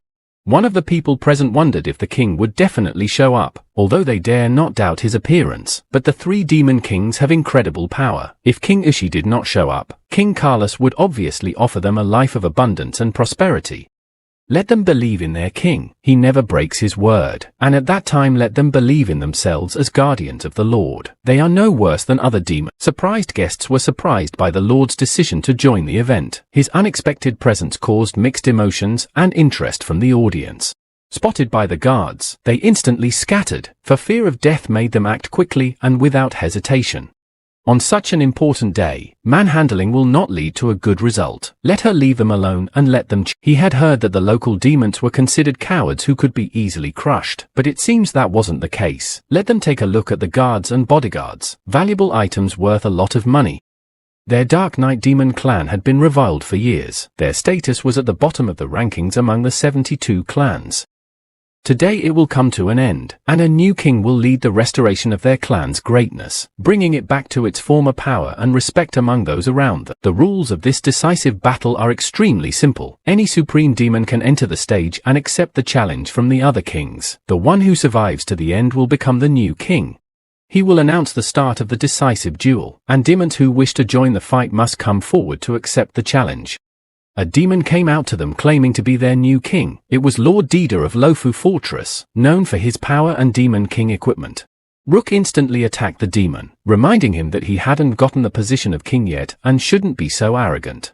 Immediately afterward, there was a very strong explosion that shook the entire area, causing people to freeze in a frightened stupor, trying to understand what had happened, and at the same time feeling the weight of the inevitable change. The dreaded battle with the Supreme Demon was approaching, foreshadowing the danger and inevitability of the deadly situations expected in this fight, despite the rules of the stage.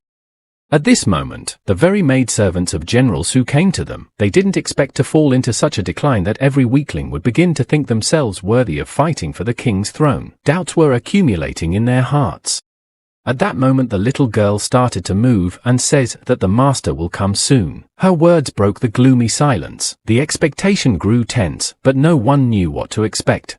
Surprised that the little girl had finally said something, they realized that this meant Mr. Yun's imminent arrival. Their hearts filled with hope. However, their excitement only grew.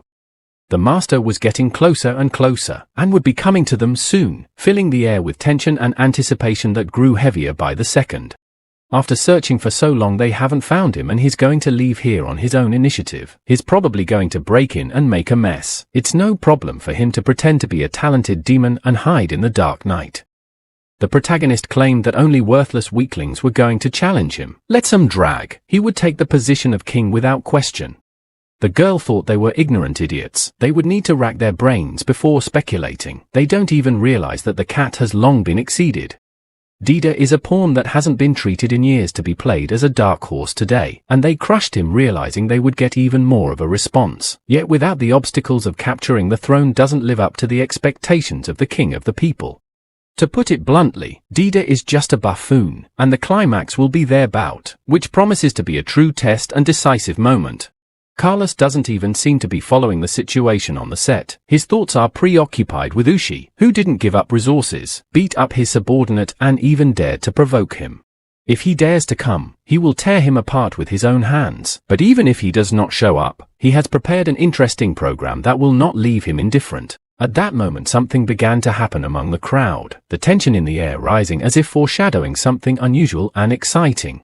Before moving on to the next battle, I'd like to add an additional award to raise the stakes and add even more spicy intrigue to the competition. One territory last year refused to hand over military supplies, and as a result, they were under a lot of pressure. If he hadn't taken responsibility to hand over more resources, their country would have been destroyed by now. Even after he sent Gons to make peace, not only maimed him, but threw him out like some trash, showing complete disregard for reconciliation efforts. And the one who did this is the lord of their fortress, Ushi. He is a traitor to their clan of demons of the night, whose actions only cause resentment and betrayal. If you look at it from the other side, the people are quite happy, because they don't have to fear that they might be drafted into the army in some unpredictable danger. One of the guards clenched something in his fist, his gesture causing suspicion and alarm among the others present. Afterward, some sort of dome immediately formed in the air, causing surprise and concern among the witnesses of this unusual phenomenon. Charles said that their fate would be decided by whoever became king, and their new ruler would make the decision. All present were confident that the new king would deliver them from evil. Their hearts were full of hope and expectation of change for the better. The girls were interested in how much Lord Charles wanted them dead and how deeply he hated Yuzi. It was at this point that the little girl announced that the master had finally arrived, as if hinting at the coming of an important and decisive event. And so it was. The protagonist immediately asked if Carlos was ready to die, and luckily he did in time, implying that Carlos escaped death. The girls thought he would lead a miserable life hiding in the shadows, but he turned out to be so outstanding that he exceeded their expectations. The demon standing behind him suggested that the guy apparently wasn't even aware that he was the one currently defending the ring, indicating his ignorance and possible vulnerability. The protagonist didn't listen at all and immediately started attacking him, showing determination and willingness to fight. He said law wasn't good enough for something like this, expressing his disdain for his opponent's strength and skill. And indeed, it was, for the demon immediately died, confirming the words of the protagonist and his superiority in battle. Those present couldn't understand how he handled him so easily, marveling at his incredible strength and skill in battle. Carlos isn't going to go down on his own, so the guy helps him down, showing solidarity and mutual aid between them. The king was truly frightened by what had happened, his face reflecting anxiety and worry at the events to come. The protagonist, as promised, helped him down with physical strength, showing his loyalty and reliability in action. Carl was angry with him and said he would take him away, then started using his power, showing his might and authority in the situation. But the protagonist had a good reaction and was able to dodge this attack, showing his agility and skill in combat. Carl told him not to even think about running away from him, emphasizing his confidence in his power and control over the situation. After that, he started using the bone wood to overpower the guy, showing his cruelty and ruthlessness in battle. His bone spikes didn't even penetrate the guy's defense, which was a testament to his strong body and amazing stamina. Fortunately, the protagonist had prepared for this battle in advance, and although he avoided a direct hit, the bone spike still touched his body, reminding him to be alert. And this killer move is impossible to dodge, according to Carlos, underscoring his confidence in the effectiveness of this attack. But the guy wasn't willing to just stand there either and used skill fusion, fireball, and martial arts, showing his readiness for a counterattack and versatile fighting abilities. After that, he formed an immensely powerful magic attack, embodying his strength and skill in using magic. Carlos was nervous, since the guy had handled his killing spree so easily, and it seemed like he wasn't going to be so easy to deal with, so he'd have to resort to the demon ship gear. The protagonist realized that the enemy was up to something and began to prepare for it, realizing the need to be alert and take precautions. Then a chasm suddenly formed between them, causing surprise and rising tension in the battle situation. Carl couldn't understand what had happened. His body didn't move, and such a thing could only be done by a Lord of the Dark Night, causing him to feel helpless and afraid. Carl had just mentioned outfitting a demon ship, or something similar, hinting at the possible use of powerful artifacts and weapons in the fight. The Staff of Extinction instills an aura of death into the target's body during an attack, ignoring defenses and reducing lifespan. It was a cool item in the main character's arsenal, giving him strength and superiority in battle.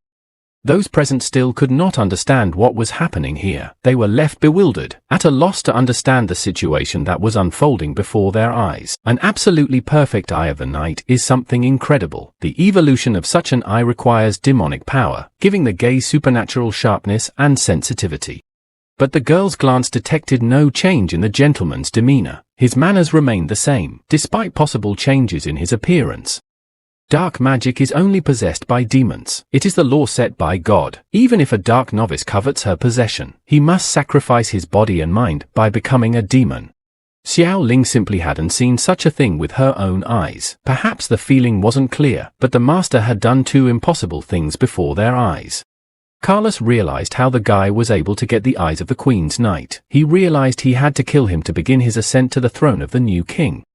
turned to Rook and Puller with an important question puzzling his mind. He asked if they were just going to watch that damn traitor become king without taking any action. The girl explained that it was a supreme artifact, the Eyes of the Night belonging to the Queen of the Dark Night, representing the highest technique of wielding magic. Eyes of Night is a rare skill passed down through the bloodline of the Dark Knight demon clan, with a low probability of it being awakened. Luckily most demons hadn't yet realized that the actions of the Eyes of the Night were behind them. Once they realized that, they would support the guy as their new king. Deciding it was foolish to fight him alone, they banded together and decided to attack him together, using a combined effort against a common enemy. A betrayal of this magnitude does not deserve to be part of the battle for the throne. The traitor must be destroyed so as not to pose a threat. The protagonist has once again harnessed the power of the Eyes of the Night, turning to this powerful weapon in his pursuits and fight for his goals. Then one of the kings used the Demon King's artifact, the Transference Ring, to strengthen his powers and increase his chances in the struggle for power. Several demons also found themselves paralyzed, unable to move, just like the heroes. The targets controlled by the Eyes of the Night had been redirected to other demons. It seems that dealing with the power of her equipment, the Demon King, would be extremely difficult. Carla says that's not all, and the protagonist must start preparing for something even more serious and dangerous. He decided to resort to using the Great Demon's Blood Blade, realizing that it was the last, but also the most powerful chance in his fight. He then asked Pullo for help, realizing that he needed support in using the Great Demon's Blood Blade.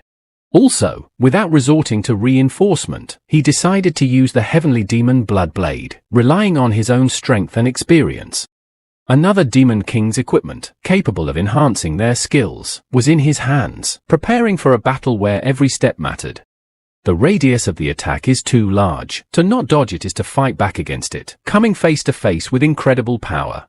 The girl insisted that he stop resisting, claiming it was futile and urging him to reconcile himself to the inevitable. They resorted to the Transference Ring again and plotted to make him fully experience his own abilities. The protagonist realized that now he has two goals at once, requiring his attention and efforts. After that, an incredible explosion erupted on the stage, shaking everything around and suddenly changing the course of events. As one would expect from the three great demon kings, they proved to be extremely powerful and influential in their strength and abilities. But surprisingly, the protagonist turned out to be able to survive in such circumstances, overcoming all obstacles and challenges. The king could not understand how the protagonist remained alive until he realized that his enhancement grimoire was capable of greatly increasing the strength of his abilities. Nothing special, it just has incredibly high attributes as well as a legendary set of equipment. How could they hope to get rid of the Demon King in a second? Dealing with this trio wouldn't be easy, but the ears rallied. There are a bunch of hostile demons gathered here, and he should refrain from rashly using tens of thousands of strength as he would be weakened afterwards. Although he doesn't understand what Xiao Yu and Xiao Ling are doing here, but he doesn't want to rely on them. Though he is no match for Rook and Pullo and Carlos, he will have a hard time against those three, and he shouldn't count on their help.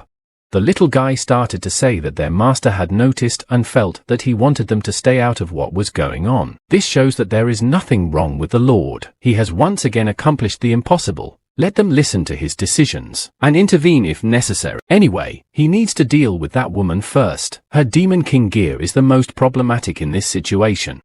The protagonist decided to use the fireball against her and her Demon King gear.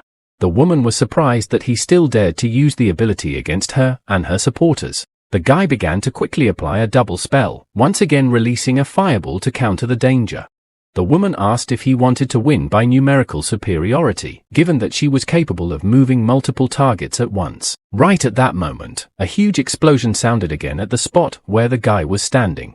The girls believed that the Lord was too reckless until his strength and skills exceeded his own limits, and the Demon King's equipment was able to carry him over. But Yun Chen was once again alive and ready to attack. The woman was amazed that he had broken through the huge flames and remained unharmed. Yun Chen, eyes full of determination, once again stood in a fighting stance, ready to continue fighting despite his fatigue and wounds, gathering his last reserves of strength and will. Unfortunately for her, his resistance to fire was enough to counter her attacks. No matter how much effort she put in, the fire attribute wasn't damaging him, and it was time for him to call it a day. The protagonist was confident in his ability to successfully attack the woman at this moment, feeling within himself the strength and determination needed to win. He reiterated to himself once more that it was time to end this battle, feeling that he had exhausted all possibilities and needed to move on to the final blow. The woman asked if he had completely forgotten what she had told him, and there was a note of disappointment and bewilderment in her voice. This was the moment when the other kings wondered and asked themselves if he really thought they didn't exist, causing them to have mixed feelings. But the protagonist managed to defend himself calmly and quietly, thus showing his skill and equanimity in the face of danger. Pullo and Carlos have realized the importance of the situation and understand exactly who they should be defending, as the stakes in this game have been incredibly high. Her face read understanding of the sensible decision, but it was simply unseemly to stare, causing a feeling of discomfort and awkwardness. The protagonist couldn't understand who needed to pay attention to her at all, or what the joke was, as she watched him intently, causing him mixed feelings and indecision. So focused, she didn't notice what was right behind her, losing sight of what could have been important or even dangerous. And immediately they began shouting for her to dodge this attack, frightened and anxious, trying to warn her of the danger that was looming behind her. And right at that moment, the guy's clone launched his attack at her, causing her to react instantly to defend herself from the unexpected attack. Thankfully she was able to fend off the attack and Rook was defeated. Relief swept over them when the danger was defeated and the situation was under control. Only then did she realize he had a planning skill and wondered when he had time to use it, feeling mixed feelings of surprise and admiration. When she applied her ability to deal with him, she realized that his planning was outstanding, causing her to respect his tactical skill. Her field of vision was blocked by the flames, and he let the shadow puppet hide in the shadows. With his new invisibility skill, hiding behind her back was easy. What was even more horrifying was that his clone was able to suppress her, possessing the same high attributes as she did, creating a sense of overwhelm and hopelessness. Without the carrying ability, she would be unable to match him in battle and would be forced to kneel down and surrender. Pullo questioned what the jokes were, as it remains to be seen exactly who will lose in this situation. Then a dark and mystical fog appeared, enveloping the surrounding area and causing bewilderment and anxiety. He used the thick fog to limit his field of vision, probably fearing that the night eyes would be able to detect him, but all his efforts proved futile. Yun Chen was still controlling all of their movements, maintaining complete control over the situation. He remained still strong, and to prevail, they need to free Ladia from his control.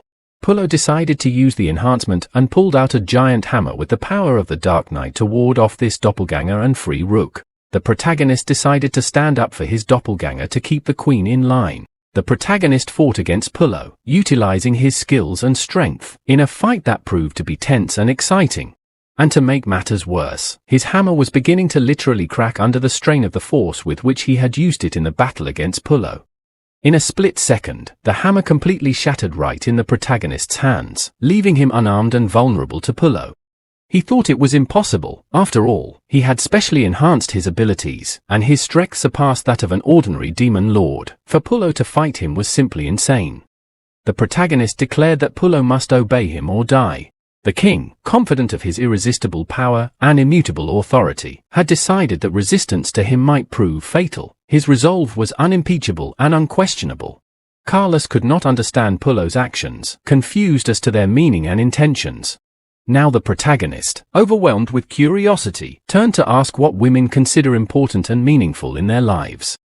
With certainty, she thought it was no big deal to submit to someone who awakened her eyes at night. Those present felt a sense of incomprehension as to why they had submitted so easily to the traitor, for it caused doubt and disappointment in their own defenselessness and weakness. Carlos could not understand the mockery. He considered the traitor unworthy of royalty and thought it better to destroy the whole country. The guards, joining in the discussion, made their point, arguing that the traitor had no right to become king, their voices casting doubt on his legitimacy. The crowd, imbued with rage and indignation, began chanting a call to retreat, declaring that they would rather die than follow him, the traitor. The girls have gotten wind that Carlos' guards are dictating the beat, and this clearly bodes well for the opportunity for them to break free and get out of here. And it was at this time that they suddenly appeared in front of the protagonist, creating a new situation and causing excitement in his heart. The demons, full of curiosity, asked what the others would do if they recognized this guy as their king. Those present instantly recognized the girls, for they were demon lords who had unrivaled power in the past and ruled in their country.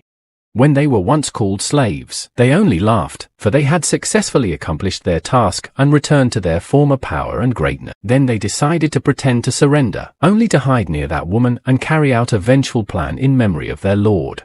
Carlos thought it was ridiculous, and who could believe them? He suspected they could be spies sent out by the humans to infiltrate their ranks. The guards shared Lord Carlos' opinion and thought he was absolutely right. They recognized that the girls could be spies and their words could not be trusted. The protagonist realized that winning their hearts and minds would not be an easy task, and seeing this situation, he would have to resort to harsh measures. Realizing that the girls were their kin, provoked, they begged the Lord for mercy, but the protagonist knew there was a simpler way to resolve the situation. Carlos began to talk about the need to dedicate himself to the country, including the guards, the lords of other lands, and all those who want peace, for the time has come to do so. Despite the guy's strength, they have nothing to fear, and they shouldn't let him crush them with his presence or numbers. They were now truly surrounded by enemies on all sides, who had become their immediate threat.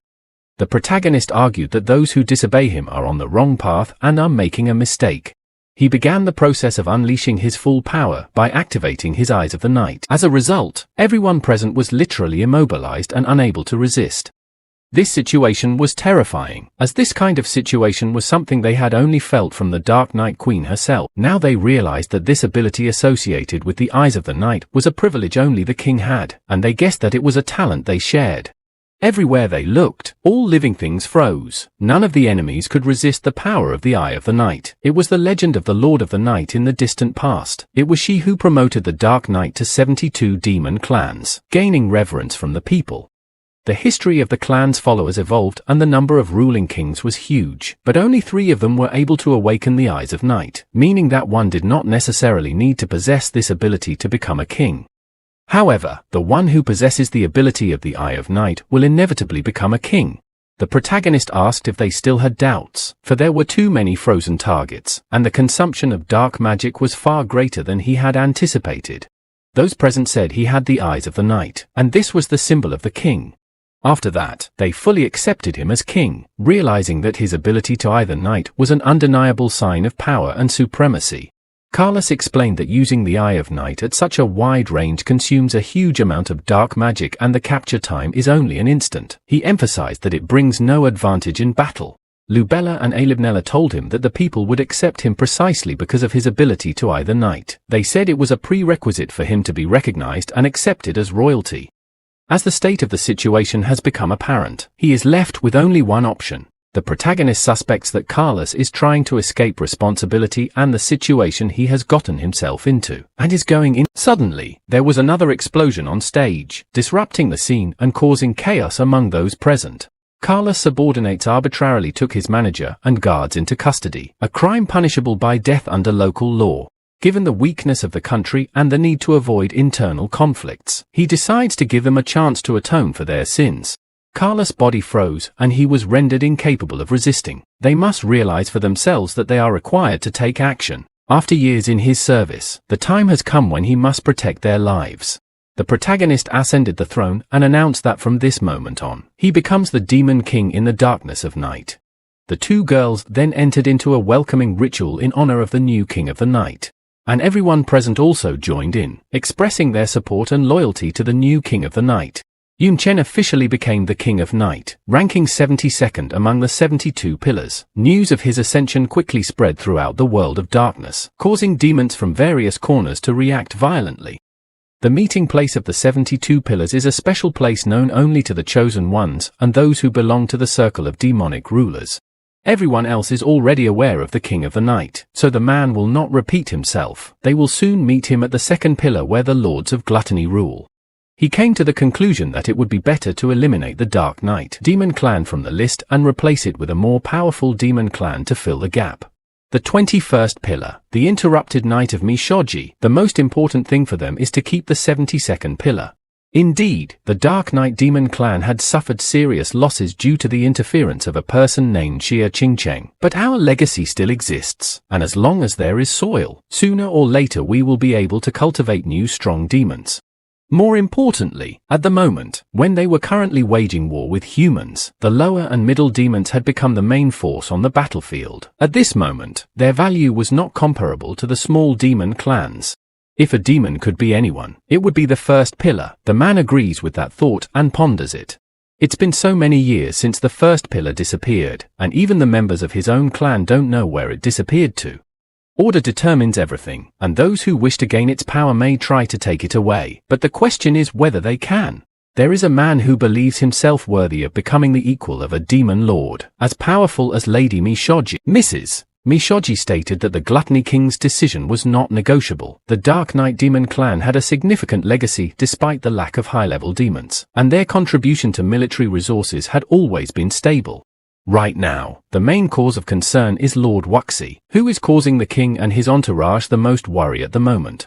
The Lord's appearance was extremely unusual. He appeared seemingly out of nowhere. First he appeared in the fortress of Tiroko, killed the previous lord and took his place. After a year's absence, he took the throne of the king.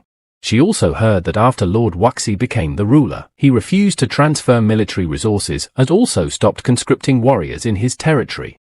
The man assumed that the lord was a hermit who lived in the territory of demonic beasts. Although such demons were rare, it couldn't be said that they were completely absent. Such an assumption is possible, and she has a bold hypothesis. Last year, Yun Chen and Lu Miaoling were teleported back here to the territory of the demons of the interrupted night. Hence, they had to deal with them since it was their displacement. Due to the failed pursuit, she sent Keret, who noticed the open Forbidden Mountain range. Given the importance of this Forbidden Mountain range, she made the decision to abandon the pursuit and carefully considered everything. Very conveniently, on the back side of the Forbidden Mountain range is the exit to the Dark Knight clan's territory, the closest territory being Tiroko Fortress. A thick aura of darkness emanates from the Lord's body, as confirmed by the demons who watched his fights. This indicates that he cannot be an ordinary man. It may not matter so much if it is possible, but often one reason is enough. If a lord continues to refuse to hand over military resources and evades explanation, then perhaps he should be dealt with that reason without his involvement. The man asked Mistress to speak to him directly and offhandedly. The land of Dark Knight demons with an empty heritage can be very seductive.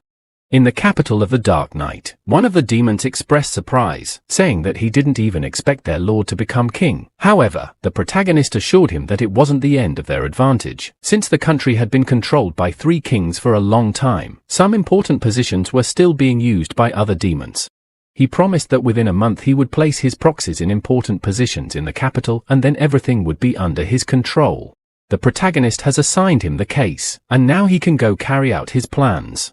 He wondered why the girl had come here, and the thought arose that it might have been the teacher's idea. They have 2 purposes in this visit. The first is to find Mr. Yun Chen and Miss Lu Miaoling, and the second is to help them return. Their second goal is to leverage the trump cards the mistress holds in the world of darkness. The protagonist was interested in what exactly these trump cards were that were being talked about. Yes, they really should ask the hostess first to get an answer as to the nature of these trumpers. He wondered if they had some way of contacting the teacher, given that these were other worlds separated by a space barrier. Through a special divine level item obtained through donation, it is possible to easily contact the mistress. They finally contacted their mistress using a special divine level item obtained from a generous donation. They were ecstatic and realized that they were looking for him, regardless of the master. He was so magnificent that he became a 72-pillar demon. The general thought the achievement was amazing and asked that he tell him everything in detail. Indeed, the situation in the Dark Knight demon country is special, and defeating the 3 demon lords is a significant progress. It's a pity she isn't nearby, otherwise she would have generously rewarded him for it. Really, she shouldn't do that since she had already done so much for him. He couldn't understand why he couldn't get any news from the human world. It was interesting on his part to know how the situation on the battlefield was. It's really troublesome since she sent the girls after him and Lu Miaoling to make changes on the battlefield. Now she thinks it would be better for him to stay in the world, and it's perplexing. The best way to reduce tension and prevent war between demons is to find ways to resolve the conflict peacefully. He is uncomfortable to say so, but he met a less powerful demon king. However, that doesn't mean he will necessarily lose. The outcome of the fight depends on many factors, including their skills, strategy and preparation. The girls were surprised that the guy thought he was invincible before the demon kings. This was very interesting to the general, and she asked the girls to take him to a special place where she would give him a long-forgotten ordeal. All along the way the girls told him that he would suffer and expressed regret about it. He remembered that despite his teacher's brilliant combat merits, in terms of level, she is a third-rank master, which is lower than the Demon Kings. If she became his opponent, his defeat would be guaranteed. He wondered where he went after he entered this world. The protagonist went to the desert's desolate expanses. This journey can be compared to a treasure hunt, where he is looking for something valuable or important. It was best not to mention the incident with Shu Wu, as even the blank blueprint he left behind could not be explained by the system. The journey was not easy and he was almost destroyed by the rules while trying to fuse with dark magic. After that he said goodbye to Shu Wu. Fortunately, his attributes were higher than before, and he could move around to a certain extent even while in a weakened state. Naturally, while he was running, he was also intentionally pointing out routes and gathering monsters together. And relying on his skill set, he easily got rid of it in one fell swoop before other monsters appeared. Then he ran to the entrance of the City of Nothingness, where he found cover and miraculously hid. After a while, they let the guy know they had arrived. The protagonist was surprised by the powerful protective magic circle and felt he couldn't break through it alone. Naturally, it was the mistress who set up the magic circle. Beyond the circle is a hidden treasure trove belonging to the Queen of the Dark Night. Yun Chen was surprised. After all, the mistress of the magic circle was in the domain of the 3 demon lords, and he wondered how she managed to survive and hide the treasury in such a dangerous place. The girl said the trials of the mistresses were inside and one must go in. The protagonist decided to be the first to open the doors of this treasure trove. As the protagonist probably assumed, the general stood before him, evoking in him mixed feelings of determination and anxiety. The girls persisted in convincing her that the boy was not a demon, but merely her apprentice, whom she had gotten after returning to the human world, and that he should not be killed, instilling her with reasonable doubt and convincing her of mercy. He didn't even have time to see what was happening at such frightening speed. He had no time to react, gripped by the suddenness of the events and left defenseless. The woman couldn't understand where she suddenly had free time to do things like teach a student, and she felt the girl should realize the consequences of lying and ulterior motives in front of her. It had been for years since she had been settled here, and they were now called Sayu and Xiaoling. These new names were given to them by their mistress when they returned to the human world, and they adopted them as their new identifiers. If she didn't believe them, let her at least believe herself. She and her mistress had only recently met. Though she had made a soul contract, she still had a particular distrust of him. The woman in the mirror explained that the main character was indeed her student, and it wouldn't be an exaggeration to call him her favorite student, including the girls. She could trust them. The opposite mirror was showing her the beast, but she still found it hard to believe, even considering it was her own. A woman needs to know more. Let the guy help her to test her strength and possibilities, although she may start to beat in earnest, but it is important not to overdo it. The protagonist could understand what was going on here, why the teacher was in the Dark Knight Queen's treasury. After all, she lives in the human world. In the face of an emergency, the protagonist is able to think calmly, quickly identify key points and issues, and make rough guesses. She really enjoys these aspects, and it's no wonder she named him her favorite student. The master guessed correctly. The mistress here is a clone of the real mistress. However, it's not a skill effect, but a special divine level item. She has all the skills and powers of the mistress from 4 years ago. After the mistress killed the Queen of the Dark Night, she discovered her treasury, which contained the collection she had amassed over her lifetime. Unfortunately, the treasury couldn't be opened by normal methods. No suitable method could be found in a short time. The mistress had to create her own clone and set up a protective magical formation so that no one could disturb the clone while the main body was attacking other countries. Later, the mistress was seriously injured and hurriedly returned to the human world, leaving her clone successfully forgotten in the treasury. Such a mistake turned into her trump card, becoming the basis of her new strategy. Unfortunately, she still hasn't managed to open the treasury. Brute force won't work here as there must be a corresponding hidden condition. If she tries to destroy the treasury by force, it will self-destruct inside. A clone with all the power of the original and the ability to exist for 4 years is simply an unrivaled divine level item. Well, don't be so overeducated. The clone still has major flaws. After all, it's time to put it to the test whether it ends up bolting or not. The protagonist decides to take this battle for honor, but also wants to find out how strong the teacher was 4 years ago. And staying in this place for 4 years is pretty boring. She hopes her apprentice can entertain her a bit. If he forces her to use the sword, he wins. The protagonist was surprised that the teacher didn't use a sword even though the teacher was opposed. It made him feel underestimated. The protagonist decided not to drag things out and start this battle right away. The woman asked if he decided to get closer before she used her skills. She wondered what the original version had taught him since he was acting so rashly. The protagonist started using the main skill, Entangling Vine. Although the shape had changed, it was clearly a druid vine. But after all, his weapon is a sword, and yet he still hasn't used the skills of a swordsman. So what's going on here? The teacher seems to be the only one who hasn't figured out the enemy's methods, which causes the protagonist to wonder and question.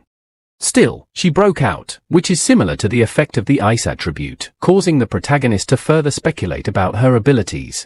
It was clear to her now. No wonder he was able to utilize the skills of other classes given his high attributes. His skill power isn't bad and far exceeds his basic skill level. It's probably because of his special talent. She should treat him as a group of people, given his diverse skills and unique abilities. This high speed kept her from slipping through the shadows, leaving her with insight and control. Just when the protagonist noticed her, she had already attacked him, demonstrating her stealth and quickness of action. The woman said she was sorry he hadn't guessed where the real her was, emphasizing his masterful stealth. This frightening speed allowed her to dodge the use of divine lightning. The woman has noticed the spatial type skill, and is becoming increasingly interested in fighting with it, exploring its capabilities and techniques. But unfortunately, it didn't turn out to be as fun as she expected, causing frustration as the battle progressed. Immediately afterward, there was an explosion and she was tossed into the sky. She caught up with him lightning fast, as if personifying divine speed itself, just on the strength of her own will, creating a truly incredible picture of unstoppable drive and excitement. The woman sighed and said that this was only the beginning, that they should continue the battle, for there were still so many obstacles and trials before them. Thanks to his rugged equipment, he remained resistant to beatings, feeling protected and confident in his abilities even in the most dangerous situations. The protagonist insisted that she was not mistaken, for his teacher had always placed great importance on his training and exercise, and many of her gifts were aimed at furthering his development. And this set of equipment was his own choice, carefully selecting every detail to fit his needs and battle style. The protagonist realized that what happened to him was like a snow dance of hidden class, like the elegant movements of ice dancers, alluring and mysterious. There was only a slight chill as they moved along the ground, and enemies touching the area began to freeze as if revived from icy frosty dreams. All of her instantaneous movements were to cover the freezing zones, reducing the enemy's maneuvering space and limiting their movements. The woman then announced that all was complete, that the battle was over and victory had been achieved. The protagonist decided to combine the skills of Druid Vine and Druid Growth to achieve a fusion of their powers and abilities. And then suddenly there was a giant vine, mighty and entangling, like a cursed shadow enveloping the world with its fetters. Since he found himself immobile, he decided to use the hard vine to enclose his body and create a protective barrier, a flame that warmed the ice. She treasured it, for she had passed the flames of hell to him, a power that could melt even the coldest of hearts. In terms of speed, the protagonist is clearly behind, so it is worth increasing the distance and using a large-scale massive attack, from which she cannot escape. Yun Chen started using energy-blasting projectiles and releasing lightning arrows to attack the enemy from different directions and create a powerful pressure on the battlefield. Recognizing the distant attack, the woman decided to respond in kind, preparing for a powerful backlash that would repel her opponent's aggression. Then suddenly there was an explosion right between them, shaking the air and causing them to back away as they tried to figure out what had happened. The hero realized that these were advanced skills from the fusion of several skills, and they had all been neutralized by the explosion, leaving him without the ability to use them. Increasing the distance was the right thing to do, but for her it only improved her position, leaving him at an even greater disadvantage. To her, he had become a mere living target, defenseless and vulnerable to her powerful attacks. But the protagonist smiled and said that it wasn't yet clear which of them was actually the real target in this fight. The woman noticed another clone lurking in the shadows, using her as bait to replace her and create an opportunity for the clone to attack. It turned out to be a sinister trap, and he almost fell into it, carefully avoiding danger at the last moment. As expected of her, even in this state she was able to dodge the trap, showing great agility and reaction. Unfortunately, the shadow puppet is also a trap, and it was no longer possible to dodge its attack after falling into the sinister embrace of darkness. The main character used a decapitated blast of flame. The guy was surprised, because apparently everything had not gone according to his plan, and now he was feeling mixed feelings, frustration and curiosity, trying to make sense of the unforeseen situation.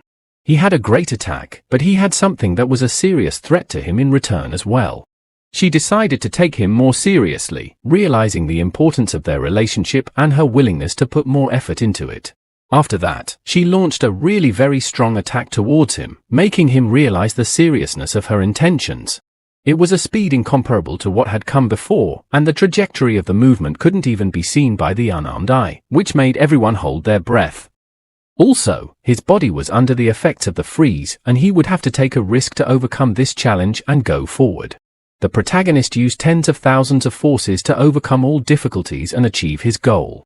The woman didn't take long to pay him, causing him bewilderment and disappointment. To the guy's surprise, he offered no resistance, and suddenly he was attacked by a woman who threw her punch at him.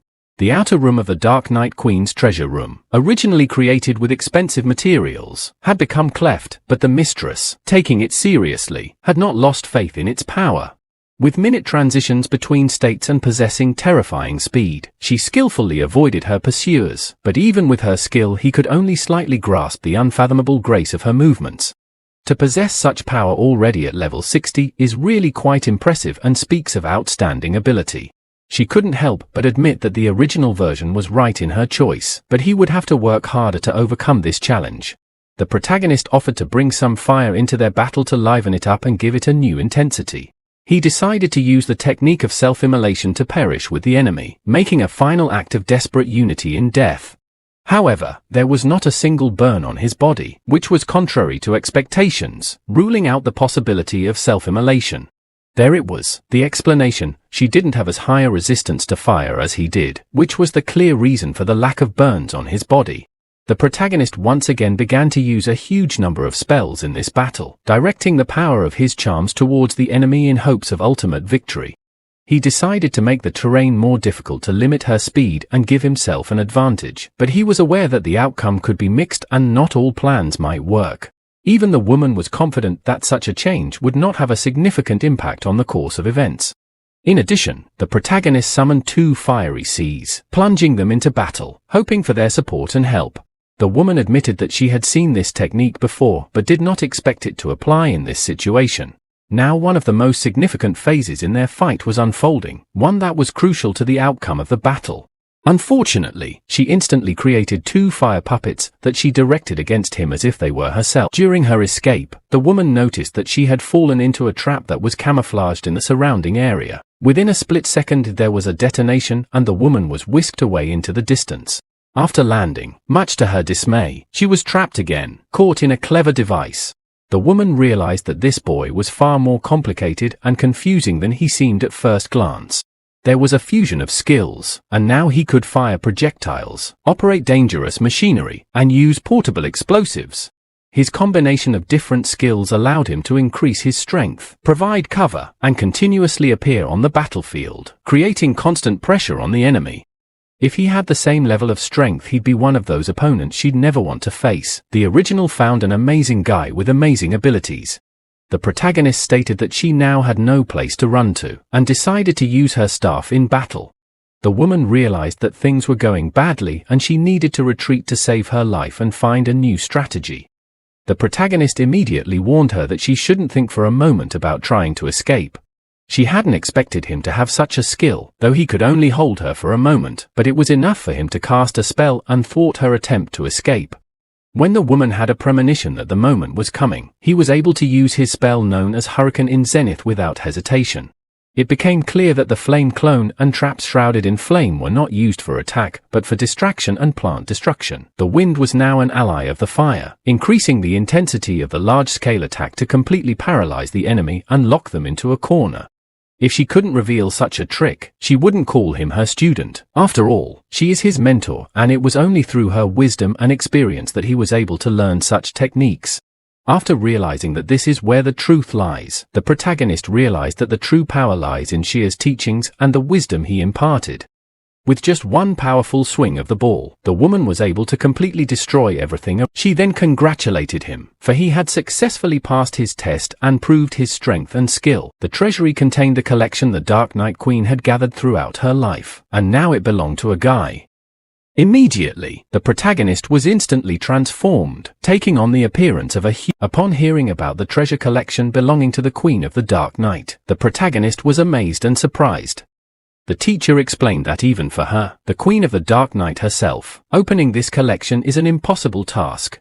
She explained that the opening of this collection is tied to the fulfillment of certain conditions, but a forced opening would result in the self-destruction of everyone involved with the treasure. The treasury gate has a special design. A huge amount of liquid magical energy flows through it continuously, forming a complex structure. These magical forces resemble tiny hair-like tubes and have a fluid form. They circulate between safe and destructible components staggered relative to each other and never collide. To open the doors, you must stop the flow of magical power at the position of the safe component and allow it to continue flowing along the destructive component until it reaches the next safe component and freezes. Only in this way will the self-destruct device remain inactive. However, attempts to freeze the magical power were unsuccessful as ice takes time to solidify and nothing worked. The protagonist realized that a certain condition is the eyes of the night. After years of practice, she had long ago realized the pattern of the flow of magical power. He must listen to her instructions, stop the magical powers at certain points, and then the doors with the treasury would finally open. The protagonist fully realized the point and was ready to embark on this task. He was determined to achieve his goal and open the doors with the treasure trove, following the teacher's instructions and controlling the flow of magical power. After he had performed the specified actions, the doors of the treasury did indeed begin to open. His efforts and faithful completion of the task had brought about the desired result, and he now stood before the treasure that had opened. As expected from the 72 Pillars Demons collection, the treasury contained incredible and powerful artifacts. Indeed, the 72 Pillar Demons treasury contained valuables, heavenly materials, special items, first-class equipment and battle weapons. The variety of these treasures was staggering, and their value and power was beyond even the most powerful nations in the human world. Realizing this, the protagonist realized that with such power and wealth comes great responsibility and danger. Possessing the treasures of the Demon's 72 Pillars, the protagonist has become the master of heavenly materials, special items, first-class equipment and weapons, and now faces the choice of returning to the front lines or using them for other purposes. There were many items in the treasury, most of which were only suitable for using smoke, and if the soldiers wanted to use them, they would have to study and upgrade them first. Due to the deplorable situation on the front lines, there is not enough time to scrutinize the items, so there is only one use left: war. The protagonist decides to apply these treasures in battle to protect and ensure the survival of the people. Low and medium level combat power can be enhanced in various ways, while the protagonist can rely on girls with high level combat power, and the higher level combat power can be left under the guidance of a teacher. The mistress clone has limitations associated with certain actions. Once she leaves the treasury, the clone will disappear within 3 days, returning to its original state or ceasing to exist. Despite the big drawback, the possibility of creating such a clone with a divine level item continued to cause shock.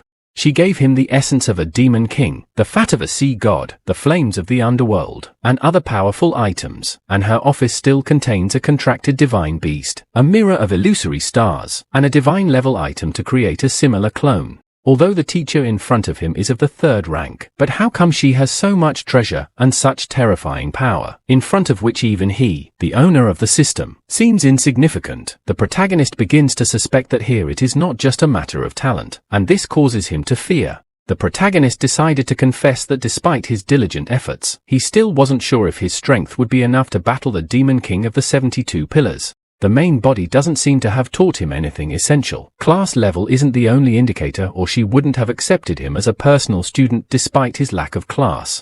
She believes that he realizes the difference in strength and skills between second and third rank masters. The conversion rate of advanced skills into attributes is far from being compared to mid-level skills. But third rank masters are different from fourth rank masters. When reaching fourth rank, he can not only get high attribute gains, but also strengthen skills to fourth rank. The protagonist was confused, not understanding the meaning of the terms original skill and primal power. It might be difficult for him to understand the essence of the original skill and its true meaning. For the vast majority of Awakened, the original skill is a kind of super skill or divine level skill that represents the end point and end of the rank. The power of the original skill lies in the presence of traces of the original force, which is the source of the world and the main force used in its creation by the god. There are a great many varieties of primal power, which can include life, flowers, herbs, trees, animals, as well as phenomena such as water, fire, wind, lightning, and more. While ordinary skills can be triggered by these phenomena, they are merely a crude imitation of magical power without affecting the basic essence of primal power.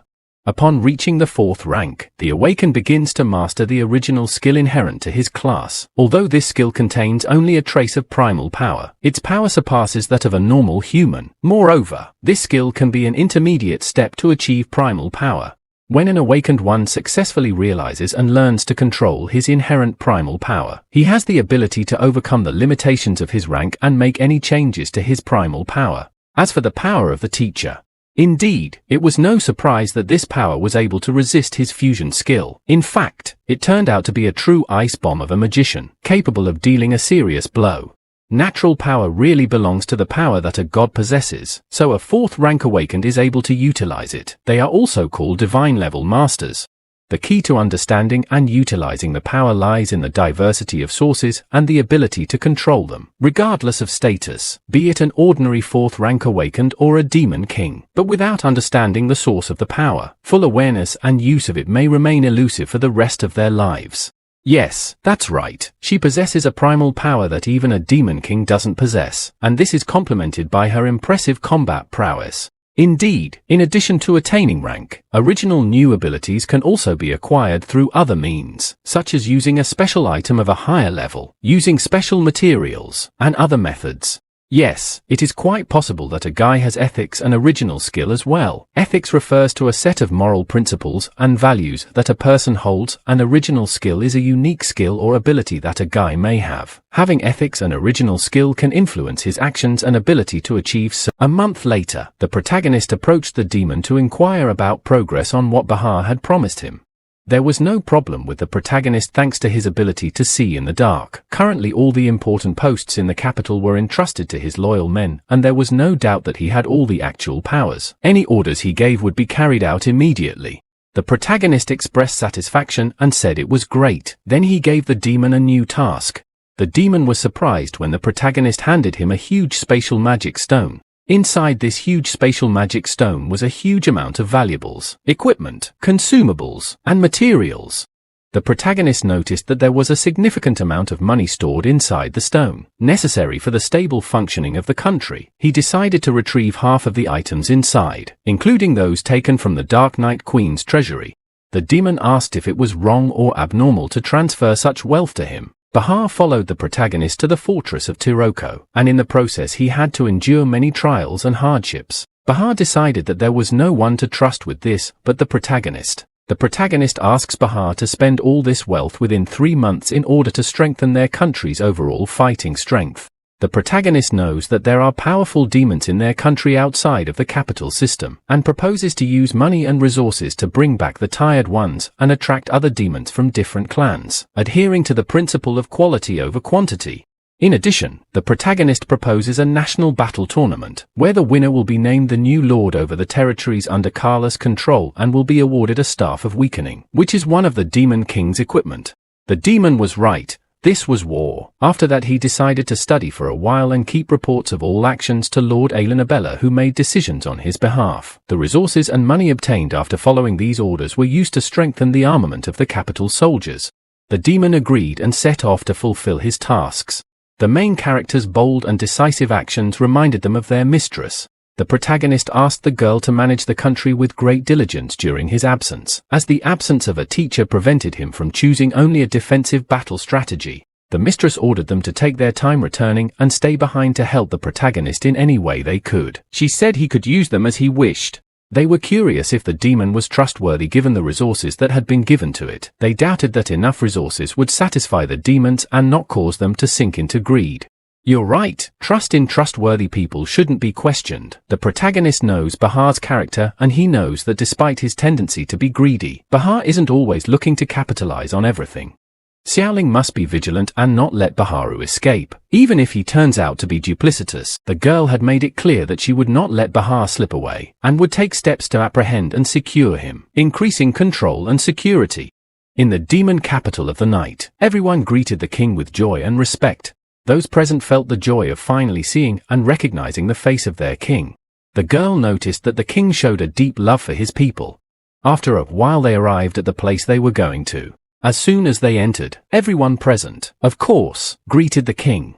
As per his orders, the best of the best artisans are gathered here, but even they cannot guarantee the fulfillment of any of his assignments. He asked the artisans to look at the materials he had brought with him. He presented them with a huge amount of materials to create military-grade weapons, including precious spatial soils. Such an amount of materials would be enough to build enormous fortresses. Their task is very simple: turn the mobile palace in the hands of the king into a military fortress capable of moving with him. They assured him that he need not worry as they would do their best to create a lethal weapon that would fully satisfy his demands. After saying that, the protagonist stated that he would then give his entire resource base to the Tinkers to complete the task. In the forest, he had been relayed the information that guards had been posted at the craftsman's place of business, and should anyone dare to betray him, they would be guaranteed immediate death.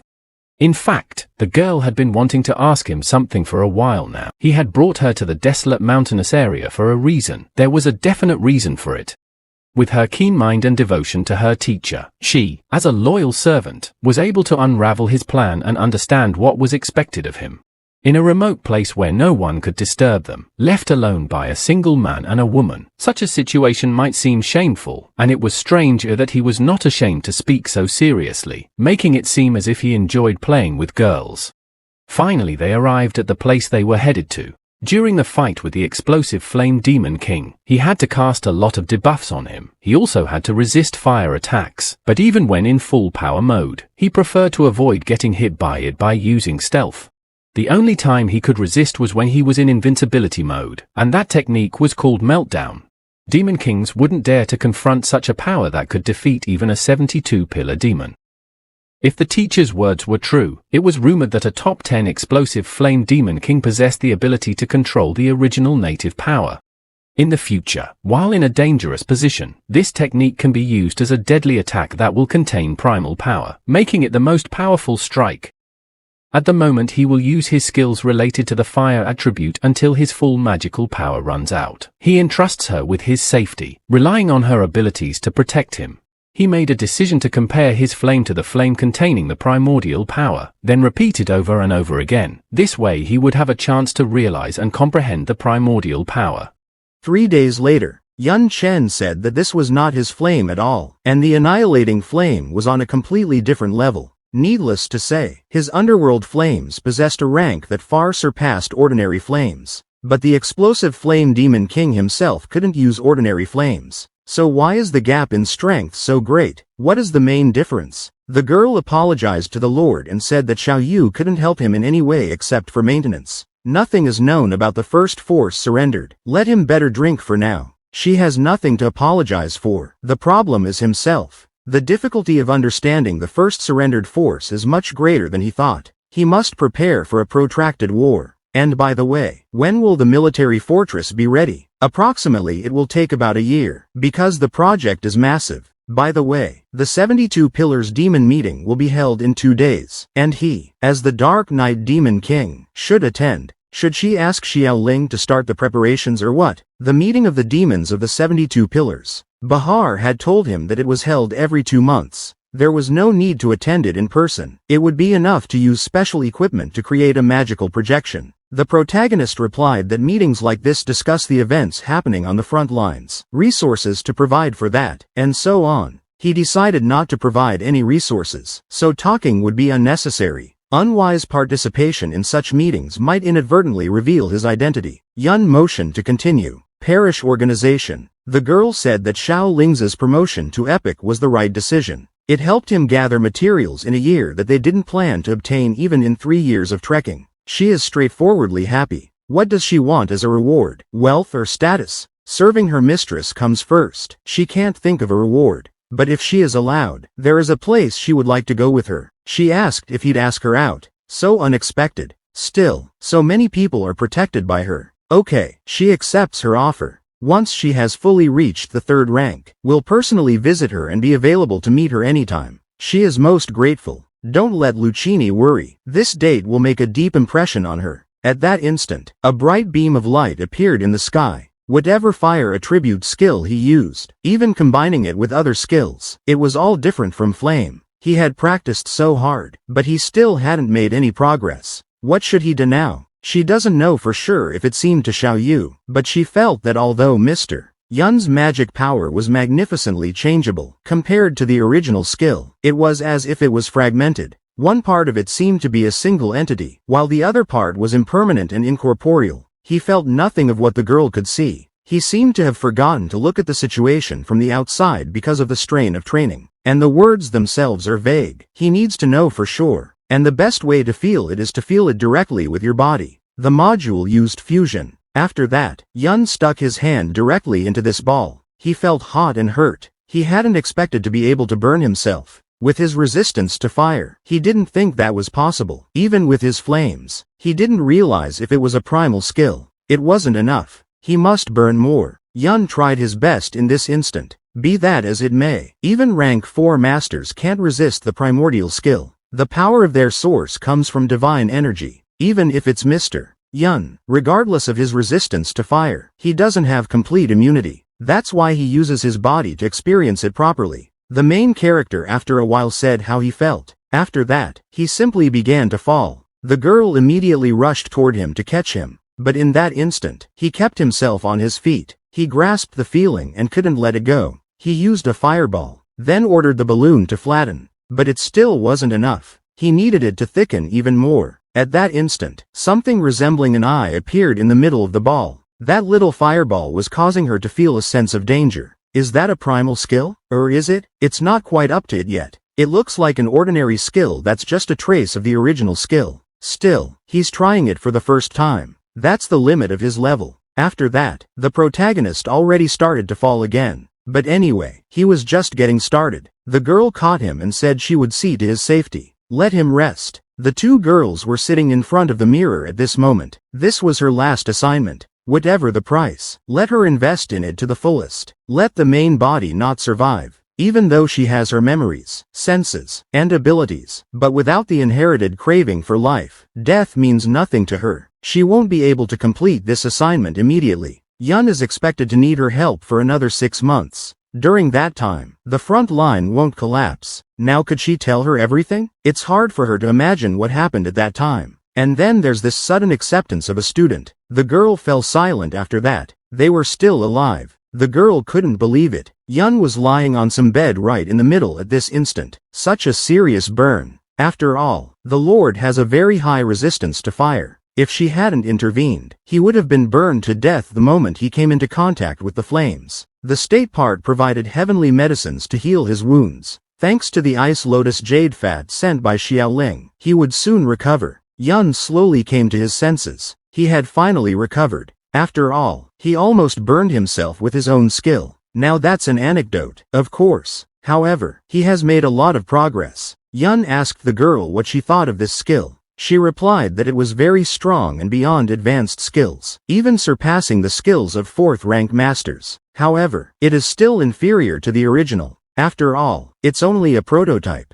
If you keep improving it, it can match or even surpass the original skill. The girl asked how. He replied that the old way, using melting on himself. There was no other way. Only in this way could he understand the original skill, and then use his own flame to imitate the annihilating flame. When both are on the same level, they will purify and contract. By repeating this process, he will have to realize the power of the source. But it's too risky. He almost burned to death. Yun said that it was fine. As he understood the nature of the annihilating flame, its harm to him would become less and less. Well, looks like she's gonna have to stock up on some burn products. 6 months later, in the council meeting place of 72 pillars, someone said that the Dark Knight King had gone too far. He's missed 3 meetings already. Not only that, he's also refusing to hand over military resources, simply provoking them. Every demon clan contributes on the front lines, so why does Leon think he's special? King Gluttony demanded that he give the order. Someone like him is not fit to be a 72 pillars demon. We should just openly destroy the Dark Knight Demon clan and make up for the shortage with other clans. They can't take it anymore. So that's how they look at it. Everybody's very angry. And who will launch the attack? They fell abruptly silent when he appeared. Who was yelling the loudest? Why did they keep quiet? If a real battle breaks out, there will be heavy losses for each clan. They're willing to take a loss, but they want to make a profit? That's funny. That's not what we were talking about. Each clan has sent many soldiers to the front lines. Even the kings of many countries are fighting in the human world. There weren't many strong warriors left here. This is what Fifth Pillar, the head of the Shadow Underworld, said. If King Gluttony agrees to recall the main forces, the annihilation of the Dark Knight Demon clan will be possible. The combat situation on the front lines was rarely favorable, so withdrawing troops would give humanity a break. He didn't agree with that. She understood why the King of Gluttony wanted to avoid civil war. However, the Dark Knight Demon clan was an exception. Wouldn't it be a problem if other demons followed suit? They have always strived for stability, but she fears that it will only benefit the humans. She was interrupted by Mi Shangzi. What did she mean by that? The King of Gluttony surely remembers Yun Chen and Lu Miaoling who went through the reversal gate. The dark novices in the human world believe in them. Once they entered the dark world, her soul pursuit seal immediately found a response. However, she never managed to find out how he was able to disguise himself. This document outlines her plan of investigation. From it, it could be inferred that the Dark Knight King, aka Wu Shi, appeared at the same time as Yun Chen. Is she implying that the King of the Dark Knight is human? But how is that possible? Humans cannot master dark magic unless their hearts are demonized. It's a rule set by a god, and no one dares to break it. What if he borrows divine power? Based on the experience of everyone present offering sacrifices to God, they know the disposition of the god. As long as he is presented with valuable items, nothing is impossible for him, including changing the rules. He doesn't think he's made a valuable enough sacrifice. However, such a thing is possible. Civil war is something he would like to avoid. Since she's trying to enforce it, she has a counter plan. Given the limited forces he can mobilize, she suggests that each clan contribute to the creation of an allied demon army. Even a small part of it would be enough to destroy the Dark Knight Demon clan. Of course, the Night Demon clan will be in charge, and her clan will contribute all of its forces. Within 6 months, she should succeed him at the front lines of the human world. It's been discussed for a long time. She doesn't have time to command an allied army. The head of the Shadow Underworld recalled.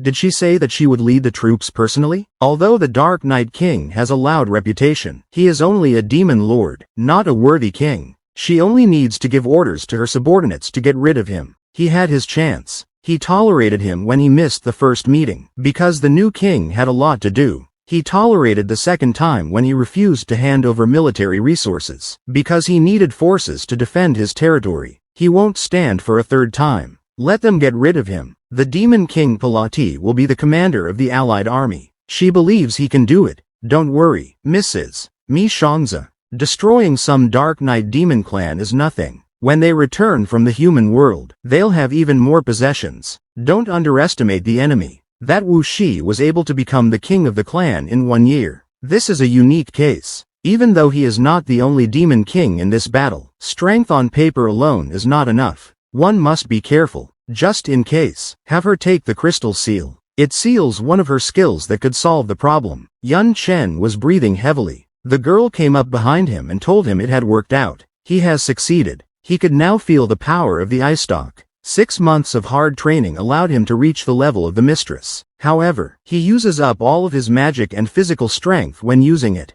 Not to mention the form of transformation. He is not yet up to the level of Teacher C. He needs more training. At that instant, someone appeared from behind. She told the Lord that she had received news of demons from each clan. In that instant, she was greatly surprised. Did the master do this? Of course, she wouldn't have believed it if she hadn't seen it with her own eyes. When they first met, he was weak, no bigger than an ant compared to them. If it wasn't for his status as the mistress's apprentice, they wouldn't have even looked at him, let alone respect him. However, he exceeded their expectations and grew stronger and stronger. They can only hope that as the Dark Knight Demon King, he won't bring them grief in the future. Yun Chen asked Xiaoling what she wanted to say. She almost forgot. She reported that all the clans have sent soldiers to the Dark Knight Demon country to form an allied army. They don't hide their goal of attacking. The protagonist asked, "Allied army? It's clear. Most likely has to do with them not sending soldiers and resources. Not a bad reason to create it. A large number of soldiers gathered forces in the Dark Knight Demon land to form an allied army. But it's all in line with my expectations. Come on, let's get ready for war." The capital of the Dark Knight, the Royal Hall. Everyone stood in silence. Yun Chen said it seems that everyone is already aware of the news. It's just a bunch of stinky fish and rotten shrimp. They are already so scared. Stinking fish and rotten shrimp? What kind of joke is this, my king? A member of the allied army asked.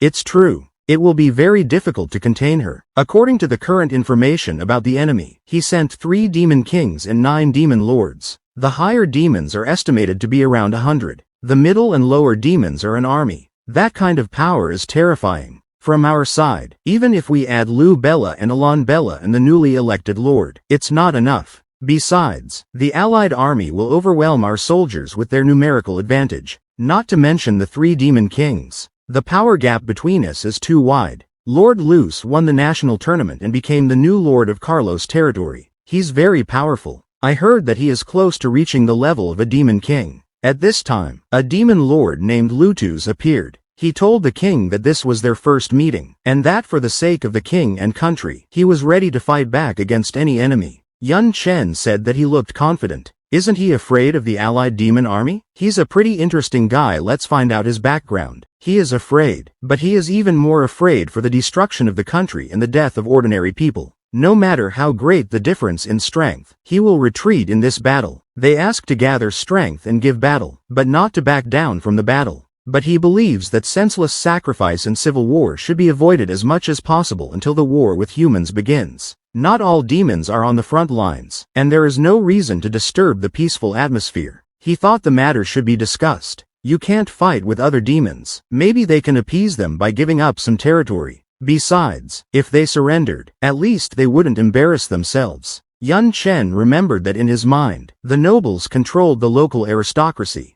They began to argue. Some said it was nonsense.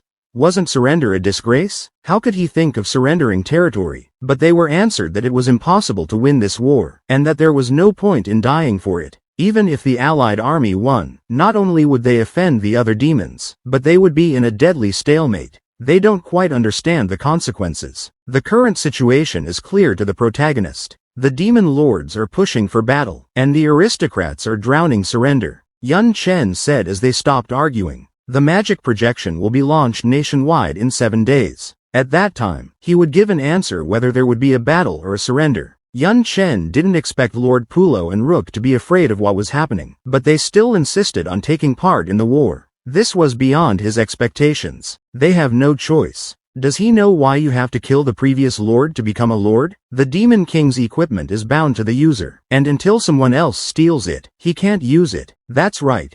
If they surrender, demons from other countries will take their territory and seize it by the decision of the Demon King to raise a new lord. After all, the existence of lords is important for clan security and self-reliance. But can't the Dark Knight Demon King's equipment only be used by demons from the same clan? It's simple. Demons will begin to copulate with their clansmen, and their future generation will have a corresponding bloodline. By the way, the reason why Mr. Yun can use the Demon King's equipment without a bloodline is because the order of talent is higher than the bloodline. As for the surrender, they are mostly made up of nobles and rich merchants. Even if the country's leader changes, they can still continue to live as long as they pay the appropriate price. By the way, he decided to order the decision in 7 days, roughly speaking, so that the nobles wouldn't all run away at once. It would take some time for them to sort things out. Yun Chen said, handing the nobles and merchants to Xiaoling. Let him not worry, she will arrange everything. After that, everyone left.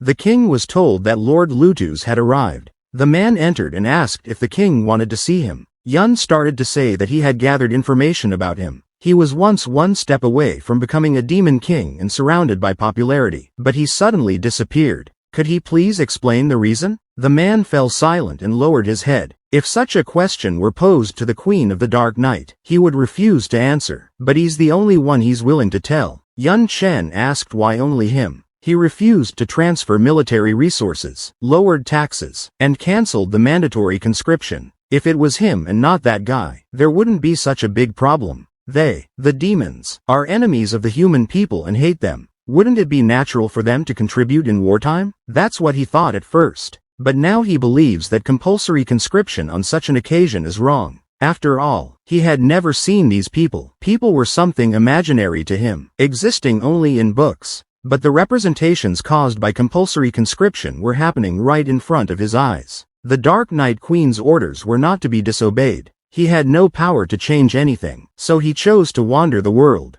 By escaping from reality, he hoped he could face the cruelty of humans with his own eyes and find proof of the Queen's betrayal. In 20 years of wandering, he had met people who claimed to be holy believers from the parish organization. They were violent and crazy paranoiacs, but their actions were no different from those of bandits and robbers, as if they were doing evil of their own free will, as if their brains were abnormal. It's hard for him to imagine that a race with low intelligence and mediocre strength could actually threaten the world. It was at that moment that he was in a state of confusion when he received news of the outbreak of war in his home country. He decided to return, but in fact, people had already left for other countries and the battle was over. Everyone was steeped in sadness, and he found that most of those who had fallen in battle were demons. Although the civilian children looked sad, at least they were still alive. This meant that there was a clear purpose to their war. Killing. The same holy believers would kill everyone without a trace. His discovery was a shock. The soldiers were disciplined and rational, which was not at all like what was written in the books. They were different from the holy believers, and this added to his confusion. He wanted to find the soldiers to find out everything, but he discovered a terrible thing. With the exception of the demons of the 72 pillars and the individual demon kings who survived on the front lines, not a single demon involved in the battle returned alive. Yun Chen asked if this was really the case and thought carefully. It was like this. Despite frequent broadcasts from the front lines, not a single soldier had yet returned alive. That's it. Looks like the demons of 72 pillars are hiding something. He said the demons of the 72 pillars had something hidden. What did he mean by that? Could it be the true history between the world of darkness and the world of humans? He asked Lu Bella what she thought of humans. Except for appearance, food and lifestyle, they are basically no different from demons. But it was impossible. Humans were cruel and evil creatures. That was the general opinion of all demons.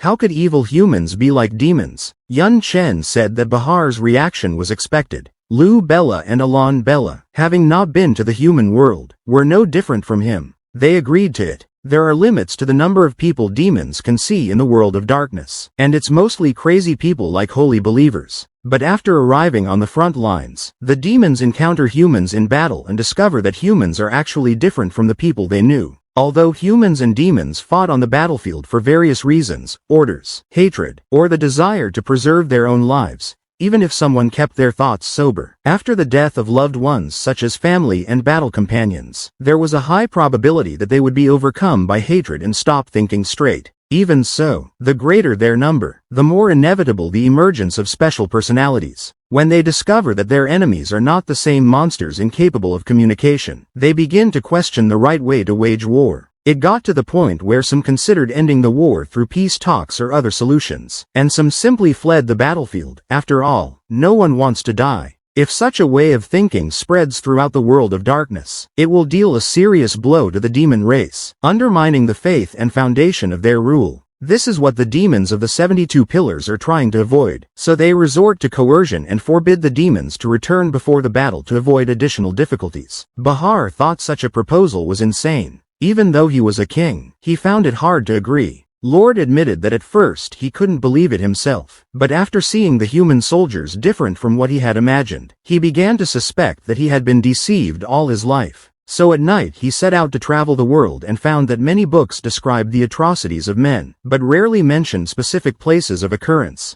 Even though he explored certain areas from time to time, no traces of human habitation were found, and when he excavated in the ground he did not find even a piece of human bone. All this made him more resolute in his own judgment, but unfortunately his options were limited and he was unable to investigate more. At this time, however, he heard that the new king of the country was behaving differently. Not only had he lowered taxes, but he had also abolished compulsory military conscription, which was fundamentally different from the other demons of the 72 pillars. Consumed with curiosity, he decided to go back and try to establish contact with him. The protagonist was also puzzled by this. In terms of resources, even the atmosphere in the world of darkness was stronger than the human world. Should he use all his power to attack the human world? Don't dwell on that just yet. Now the very existence of the country is at stake, and it's worth thinking about a coalition army of demons. The true cause of the war is probably only known to the demons of the 72 pillars. The news of the coalition army's attack soon spread throughout the Dark Knight demon country. The civilians were terrified.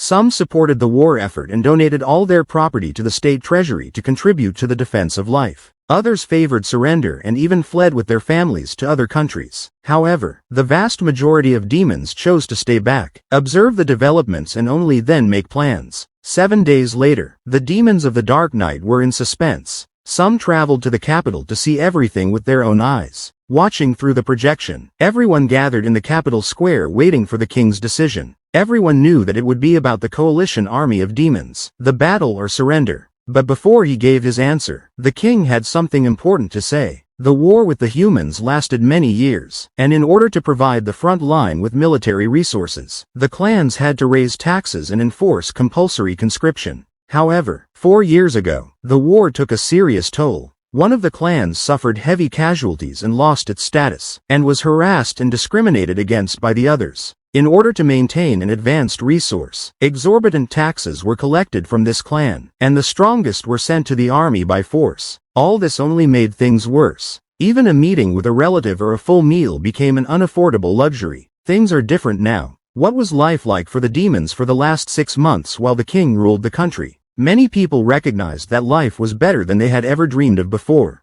Demons had enough to eat and were no longer afraid of being captured and sent to the army. Some friends even envied them. But it's all temporary. The demons of the 71 clan have formed a coalition and want to take away this way of life because the country stopped supplying resources to the front lines and no longer participated in the general system of the world of darkness. The king asked a rhetorical question. When the country was weak and impoverished, did anyone help? Did someone reduce their resource needs? No. Now, driven to extremes, the coalition is demanding even more. They don't care about the lives of the Dark Knight demons. If they want to keep their current lives, they'll have to fight. The crowd was ablaze with enthusiasm. However, many people realized that they could not win against the coalition of the 71 clans. Among those gathered were those who believed that fleeing to another country was the right decision. But will it be able to give them what they want? The war is still a long way off. And when other countries start turning in their soldiers, who will they send to the front lines first?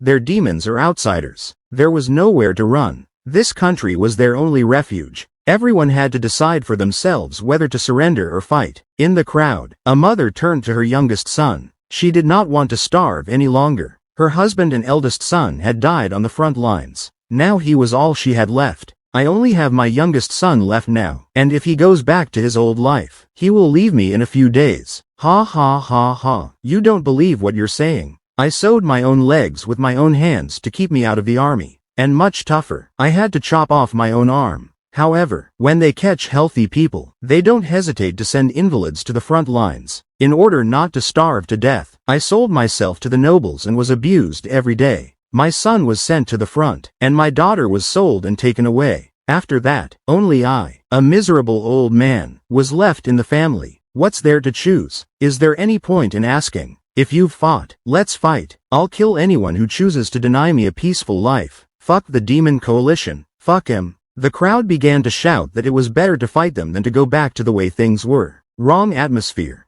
Heck, the king deliberately stirred the hearts and minds of the demons. He set up his speech. He had already made his decision a long time ago. Calmly, I have a lot of property and can easily live wherever I am. There's no need to go to my death with those who crave it so much. Yun spoke perfectly. I have heeded your choice and hereby declare the demon country Dark Knight by the efforts of the entire country. Someone told the king to listen to our opinion as well. It would be rash to decide to go to war like this. We have talked to the coalition, and war can be avoided by paying a price. Yes, King, consider ceding some territory and a truce. The military will surely respond. That's right, no one wants to go to war. Damn those merchants and nobles, usually living in luxury. But when you go to war, you just open your mouths. You're just a bunch of losers who are content with the good things. I'd rather die than go back to my old life. If you say one more word about surrender, and believe it or not, I'll kill you. Calm down, everyone. As king, I must honor the wishes of all demons. Anyway, the war must be fought. Since the nobles and merchants don't want to participate, they can leave the country and live elsewhere. I will not stop them. However, all the property and money earned in this country, they'll have to leave it here. They can walk away, leaving their possessions behind. They were surprised that it was forbidden to take out any property and that they had to give it up.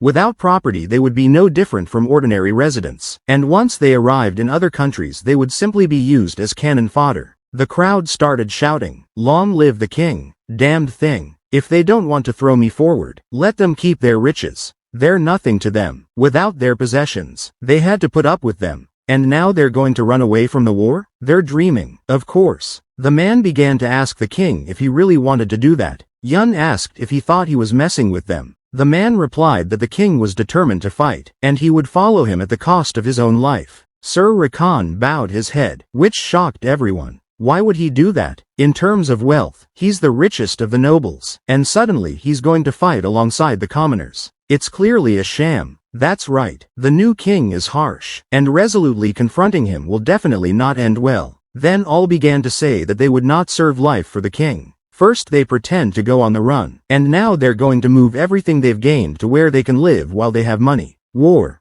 Then let the commoners get involved. Bunch of idiots. If the king decided to say so, then he was prepared. Only now they thought to move the property. It was already too late. He's not like them. Even the day before yesterday he had everything organized, everything calculated. His confidants are already running to the border with all their possessions. The streets are rid with the same night, and he will fight for an empty country, the king of the dark night. At that moment someone came up to him and told him that there was a big trouble. The man couldn't understand what was wrong with him, why he was yelling so much. He's been informed that the telekeeper in charge is shutting them down. Betrayed, taking all the treasure. The metropolitan authorities bought the warehouse in a scary way. They said that anyone who tried to remove the property would be destroyed on the spot. Why no one would put up? How the hell did that happen? I didn't take advantage of their absence. He was robbed. The plan failed. It was all set up by the king of the dark night. The man didn't expect that he had already thought of everything. Fortunately, he had prepared a backup plan. He would bring out high-quality spatial magic stones. Magic stones make up 30% of the total fortune. As long as they have them, well, he'll be able to come back sooner or later. In a hurry, this very night. At that moment, someone grabbed his face. The girl told him that he seemed to have grossly underestimated the capital's intelligence network. She knows everything, no matter what servants are sent to the border or about what amounts to a third of his fortune. The man asked Eileen Belly what she was even doing. The king had told everyone that they had no right to take out possessions, and when she heard the order, she didn't even think to cancel her plans. Something happened. He disobeyed the order. The girl asked if she should talk about it. After that, he fell down, attacking. Everyone started saying he was dead, asking how the girl dared. She asked why not. Is it going to avenge him or how can they try? Absolutely not. After all, they might follow his example and try to move the property out, except that they still need trustworthy confidants. Then another girl appeared. She asked Xiao Ling how she managed to get them to betray her. She replied that property, status, life and loved ones existed many different threats as long as one acted ruthlessly. The girl said she was so bad, like a drop of evil. Demons are normal. Yun said they will end this farce. We need to prepare for war. Everyone started cheering and shouting. After some time he was informed that, in accordance with his instructions, he had placed trustees to the trade, and hung Ragnar's corpse at the entrance to the capital so that they would not even dare to think about it. Many nobles and merchants donated large amounts of money to support the war. They seemed to be frightened. The first step is to suppress the internal mate. How would they deal with external enemies? He asked Xiao Ling about the situation in the territory. The overall morale was high, but there were still many refugees, commoners, small traders and guards in the salt territories. But he didn't pay any attention to them. They wouldn't be able to make any difference. Gloriously, even if the remaining ones are afraid of war and decide to stay, they will only be a nuisance underfoot. Yun asked Lutus if there was any movement from the coalition troops. He replied that they were already approaching. The enemy's military strength is 3 kings, 9 demon lords, 120 higher demons, 37,000 middle demons, and 35,000 lower demons. In addition, there are about 500,000 logistical soldiers. The man was surprised that there were so many. There were only 70 higher demons, 10,000 middle demons, and 150,000 lower demons on their side. The mounted hero guessed the gap in numbers, but didn't think it would be that big. A main army of nearly 400,000 soldiers was an incredible number. They should know that in the human world there are only a small number of people who can awaken their talents, and among them only half of the combat awakened are fit to serve in the army. It's the same in the winter world. The proportion of demons capable of fighting is about the same as humans, but it's still in the neighborhood of 400,000. What is the news from the coalition army of demon clans? The girl asked when they would start moving troops. They will arrive at the border within 3 days. Yun asked if the 3 days are lying down. It seems that they are unable to wait. Do not take them seriously. Lutus replied that he did. The coalition army is made up of representatives of all the demon clans. It goes without saying that the first thing they must do after the dispute is to understand each other. Only the Palladians won't be able to show their might. They skipped this step, deeming them too dainty and fatty morsel. It was just fine, so give them this piece and see if their teeth would break. The arrogance of the army also came from their desire. Yun turned to the man and asked if he had traveled the world for over 20 years and should know a lot about the different clans, had many different foreign friends. It would be great if he could provide useful information for the king. Yun said for Bahara to call Ladia and Pullo and start a quick meeting. The border of the Dark Knight demon country, Taroko Fortress. From them to transmit power will be enough to destroy some fortress and the demons of the Dark Knight. The fight will be over in 0300 hours. The man told them to go on the attack. They all headed after him, of course. At that moment they saw a white flag in front of them, which signified surrender. They, of course, could not understand what it meant. At this moment, they only saw 3 demons. A man came out to them, a couple more demons, and he said they don't give up like Steny the Demon Lord. He stays behind to represent the fortress of Tarako. After a while he said he was staying and was willing to provide all the information he needed, begging only that he not be killed. Demon Clan, Shining Qilin. King Lele asked if he had become without a fight. Although belongs to this demon clan, still able to joke the difference in strength. Tyrant's demon clan, King Tarks, said he hoped to have fun killing them until they resisted. Killing prisoners of war is half the fun. The demon clan of the Interrupted Night, King Parati, said it was far better to seize territory without harming himself. Besides, prisoners of war are common prey. I dare you to be stupid. And he wouldn't just look at it. Lole agreed that they were not very valuable in themselves. They could be auctioned off, not as slaves, but the most pathetic ones could be sent to the front lines as cannon fodder. Let them die. It wouldn't be a pity. Have the remaining lord sent to the torture chamber. Also record everything he confesses to. Have the remaining prisoners sent to a prisoner of war camp. The purge will be discussed at the end of the battle. The Lord says he is willing to offer his loyalty, only asking that his life be spared. This is how he looks at the Dark Knight demon, a true coward who is unworthy of being part of the 72 demon clan. Why not go to the fortress himself and finish off their king? It would have been easier that way. Tarks said he agreed with that. This lowlife is worthless. Parati said the enemy, the role of the country. Was it even worth organizing a coalition army? It would be better to reinsure. Currently, they had sent 3 detachments, one headed for the fortress of Tarako, the other 2 to the nearest towns. It should go smoothly. All the demon kings knew that he was just lucky to get the position of commander-in-chief. Let him act like it. What's the difference between a country that doesn't even have a demon lord and them being a bunch of ants that can be swamped by one hack? Is it exactly necessary to take them so seriously? Or does he not believe in its power? At that moment, one of the soldiers ran in to tell them that they had a problem. 2 squads, and the nearest towns are completely destroyed. How did this even happen? What happened in there? According to the report of the surviving soldiers, the city's defenses were higher than expected. The troops are at the level of the main army, which is impossible to get through.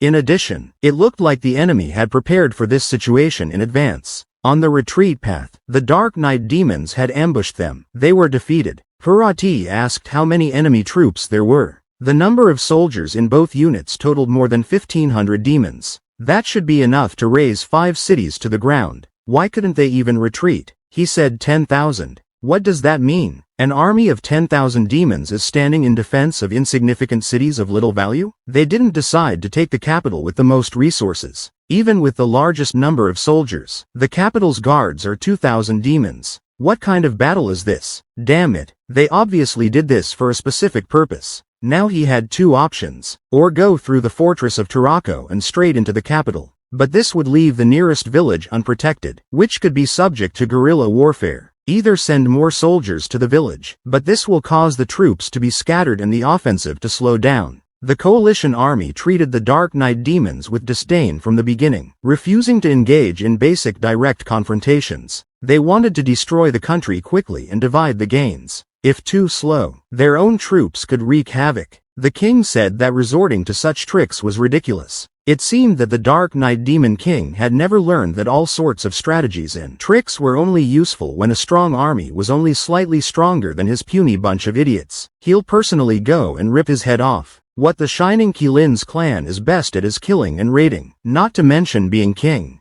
Let them discuss how they're going to celebrate their victory. The capital of Dark Knight, command headquarters. Good news came from the front lines. The army forces had been taken by surprise. They had won the first battle. But it's too early to rejoice. For an army of 400,000 demons, the loss of 1,000 soldiers is not significant to damage morale, but it is still better than defeat. Not paying attention to the need to send more troops or disperse forces, which would slow the advance. It all depends on which option they prefer. At that moment, they felt the ground shake. No one could figure out what was going on, and they realized they needed to check it out. Just at that moment, the king arrived on the scene. He told the demon he was holding to speak where their king was, began to break it to him. Just at this moment, Yun and the others appeared. The king laughed and said he finally showed up. After that, he shifted out of his seat. It's their first meeting, but he'd like to borrow his head for fun. At this point, everyone started shouting that the king was being attacked. At that moment, Lutus appeared and told the man not to even think of hurting the king. The king realized that the demon was not simple at all. Demon King's equipment. Grimoire of reinforcement. After that, he threw the king off of him. The Demon King's equipment. The shackles of emptiness. He began to say that since he had resigned himself to coming to the capital to kill the king, it wouldn't be enough for him to die 100 times. The Demon King's equipment. Dousing a huge sickle. Have him cut off his head. They were too confessional for the lowly lords. He used a flash of lightning. The girl tried her best. The king was saying that it wasn't a bunch of weaklings who dared to give him a selection, something they couldn't wait to die. But just at that moment, Lutus embraced him. There was a tremendous explosion. It literally drove him into the ground. There was silence after that. Dam couldn't believe there was a guy of that caliber among them. He feared that he was one step away from becoming a demon king. And with the Demon King's equipment, he was a serious threat to him, given the support of the other lords. And to make matters worse, their blood hadn't kicked in yet. He should have his own secret trump card. He had planned to kill him by surprise, but it turned out to be the first thing he blocked. Just at this moment, he couldn't notice where the Dark Knight King had disappeared to. Yun appeared right behind him and said that after all this, that person wasn't thinking of running away. And that's exactly what happened. He literally disappeared. As it turned out, he was airborne at that moment. The man was surprised that the guy used spatial movement. He even had the ability to move in space like his daughter. In such a case it will be difficult to kill him in a short time. He is obliged to retreat. Yun gave him one last shout to not even think of running away. He had forgotten about his appointment. Won't he seize the moment? Let them go on the attack. We need to kill him. He was so confident of success that the impending assassination of the Demon King seemed inevitable. Eyes at Night are hard to deal with, but he's not the king of the Dark Knight. His ultimate allowed him to be held back for 3 seconds. In that time, the lords would at most give him minor injuries. He couldn't understand what was happening, why the temperature had suddenly started to rise, and he could feel an extremely dangerous force accumulating behind him. This trick is a joke. You just can't resist it. He needed to escape at all costs from this place.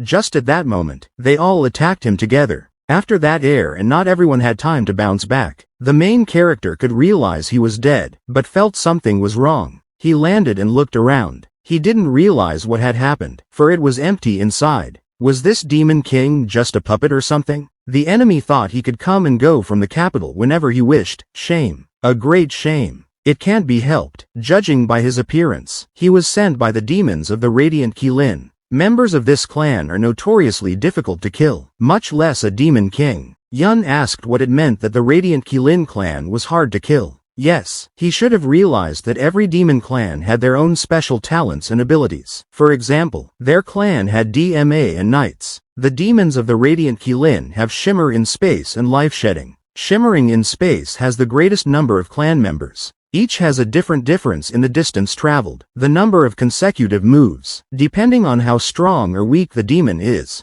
Judging by the Demon King, he is able to cover the distance to another capital in 30 seconds. The other ability is self-preservation, the shedding of life. It is only awakened by a certain number of demons. Their leaders claim that they can get rid of any control effects and abnormal states, avoiding deadly attacks when interacting with space. Life shedding can only be used 3 times in a lifetime to escape, and is followed by a period of weakness lasting 1 month. Yun said that as far as he could remember, the Radiant Qilin Demon Clan was only ranked 31st among the demon clans, that their abilities should have been ranked much higher. With the Divine Lightning, he had gained a conditional second life, and that was still too much of a stretch. The strength of an individual has too much influence on the effect. The limit among mid-rank demons is only 10 centimeters. In addition, Radiant Qilin demons are generally not resistant to killing, as they are extremely good at stealthy killing and escape, but not so good at direct confrontation. Yun said, "That's how it is." Then, it was very much as if he was an assassin among humans. The Demon King's goal was to kill him stealthily, not to attack the city alone. Put all the debris together to boost morale, and remove any interfering magic crystals that disrupt the spatial flow throughout the capital. It was very much as if he was a hired assassin among humans, for the Demon King's goal was to assassinate him stealthily, not a lone attack on the city. Therefore, the commander of the capital, addressing his subordinates, ordered them to gather all the debris together to raise morale, and also to remove all the interfering magic crystals that disrupted the spatial flow throughout the capital, emphasizing that such a situation of unauthorized coming and going should not happen again.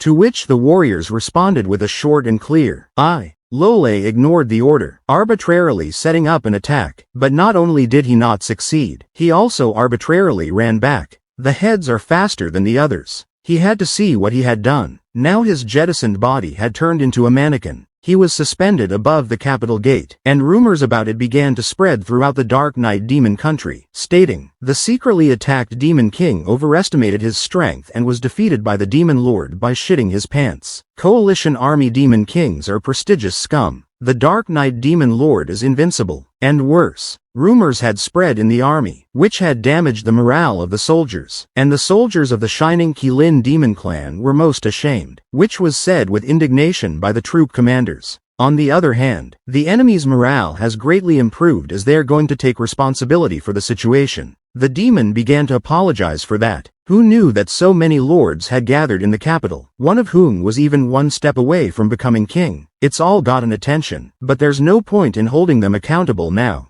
Better to discuss the ensuing hostilities. Hell, having a demon king is a huge advantage for the coalition army. The deterrence alone should be enough to make up the demons of the Dark Knight. However, now that this advantage was gone, it was necessary to find a way to boost the morale of the soldiers. Send 50,000 soldiers in 4 squads to attack the fortress together with 3 villages. He said that they are obliged to suppress and subdue them, and the best way to raise their spirits is to win. Of the 50,000 army soldiers sent, 20,000 formed the main force to attack the fortress. The remaining 30,000 divided into 3 detachments to attack the village. In a normal situation, the distribution of forces and territorial value is related to the resources it possesses. But the insignificant remote territory of such a fortress has Ram's Fortress. The number of armed forces is no more than 5,000 soldiers. Also, there are only a few hundred villages around, extremely rarely more than 1,000. What Parat didn't expect was that even if they sent a devastating squad to attack a village, they would still be defeated. The reason for this is even extreme simplicity. The soldiers of the village took the fight and let them down with their numbers. Parati was furious, claiming that the capital's fortress had done well again like last time, but the village is seeing an inexplicably large number of troops. How is that even possible, since their army is numerically smaller? He couldn't understand what was going on and why he constantly felt someone's scrutiny, as if someone was watching his actions closely. At this moment in the dark night, they were rejoicing in victory, not realizing that they would have to pay the price for underestimating the enemy. Before the wisdom of the Lord of the Coalition Army, they had no strength. Lutus said that the number of troops destroyed didn't matter compared to their total numbers, and even the castle they had to give up.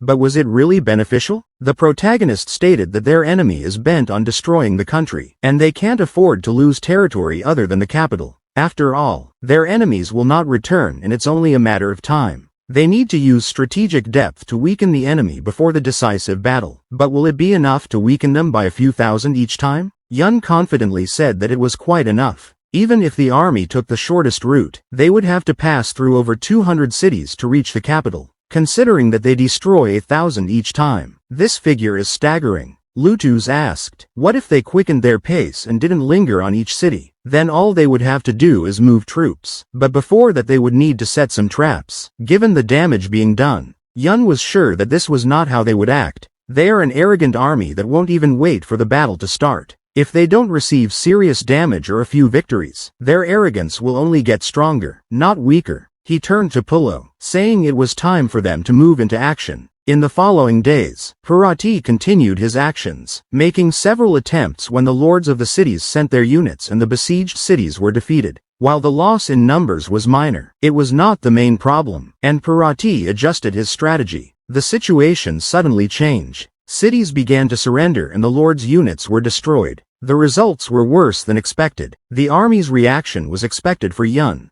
Instead of shaking off their arrogance, successive defeats only increased their anger. As a result, they began to blame Parati for the failures, and the commanders felt anxious and humiliated. Parati was furious, claiming they had been outsmarted again. He couldn't realize how many lower, middle, and higher demons they were losing each time. It was like being in the palm of his hand. Parati even sent demon kings to infiltrate their camp and take them by surprise. But the enemies noticed it immediately and had to get out of the trap. Lule asked how he thought there might be a traitor among them, for it was the traitor who could merge with the army and give out information. Parati thought it was impossible since the soldiers of the army came from different clans and rarely had contact with demons. Also, in the dark night, there is no reason for rebellion. Moreover, all remaining soldiers are held in the rear area as slaves and have no access to intelligence on enemy activities. The king was concerned about how to deal with this disorder in the troops, for a detachment from the front lines was of no use. He believed that it was necessary to simply strike a direct blow at the enemy with the whole army, without being distracted by details. Parati objected, saying that if they did so, they would simply be trapped. Once caught in the enemy's huge magic circle, the panic caused by the retreating troops would cause serious casualties. Parati called him a cretin, claiming that by becoming a demon king, he thought he was invincible. Alone, against 1,000, not even 10,000 demons can stand alone.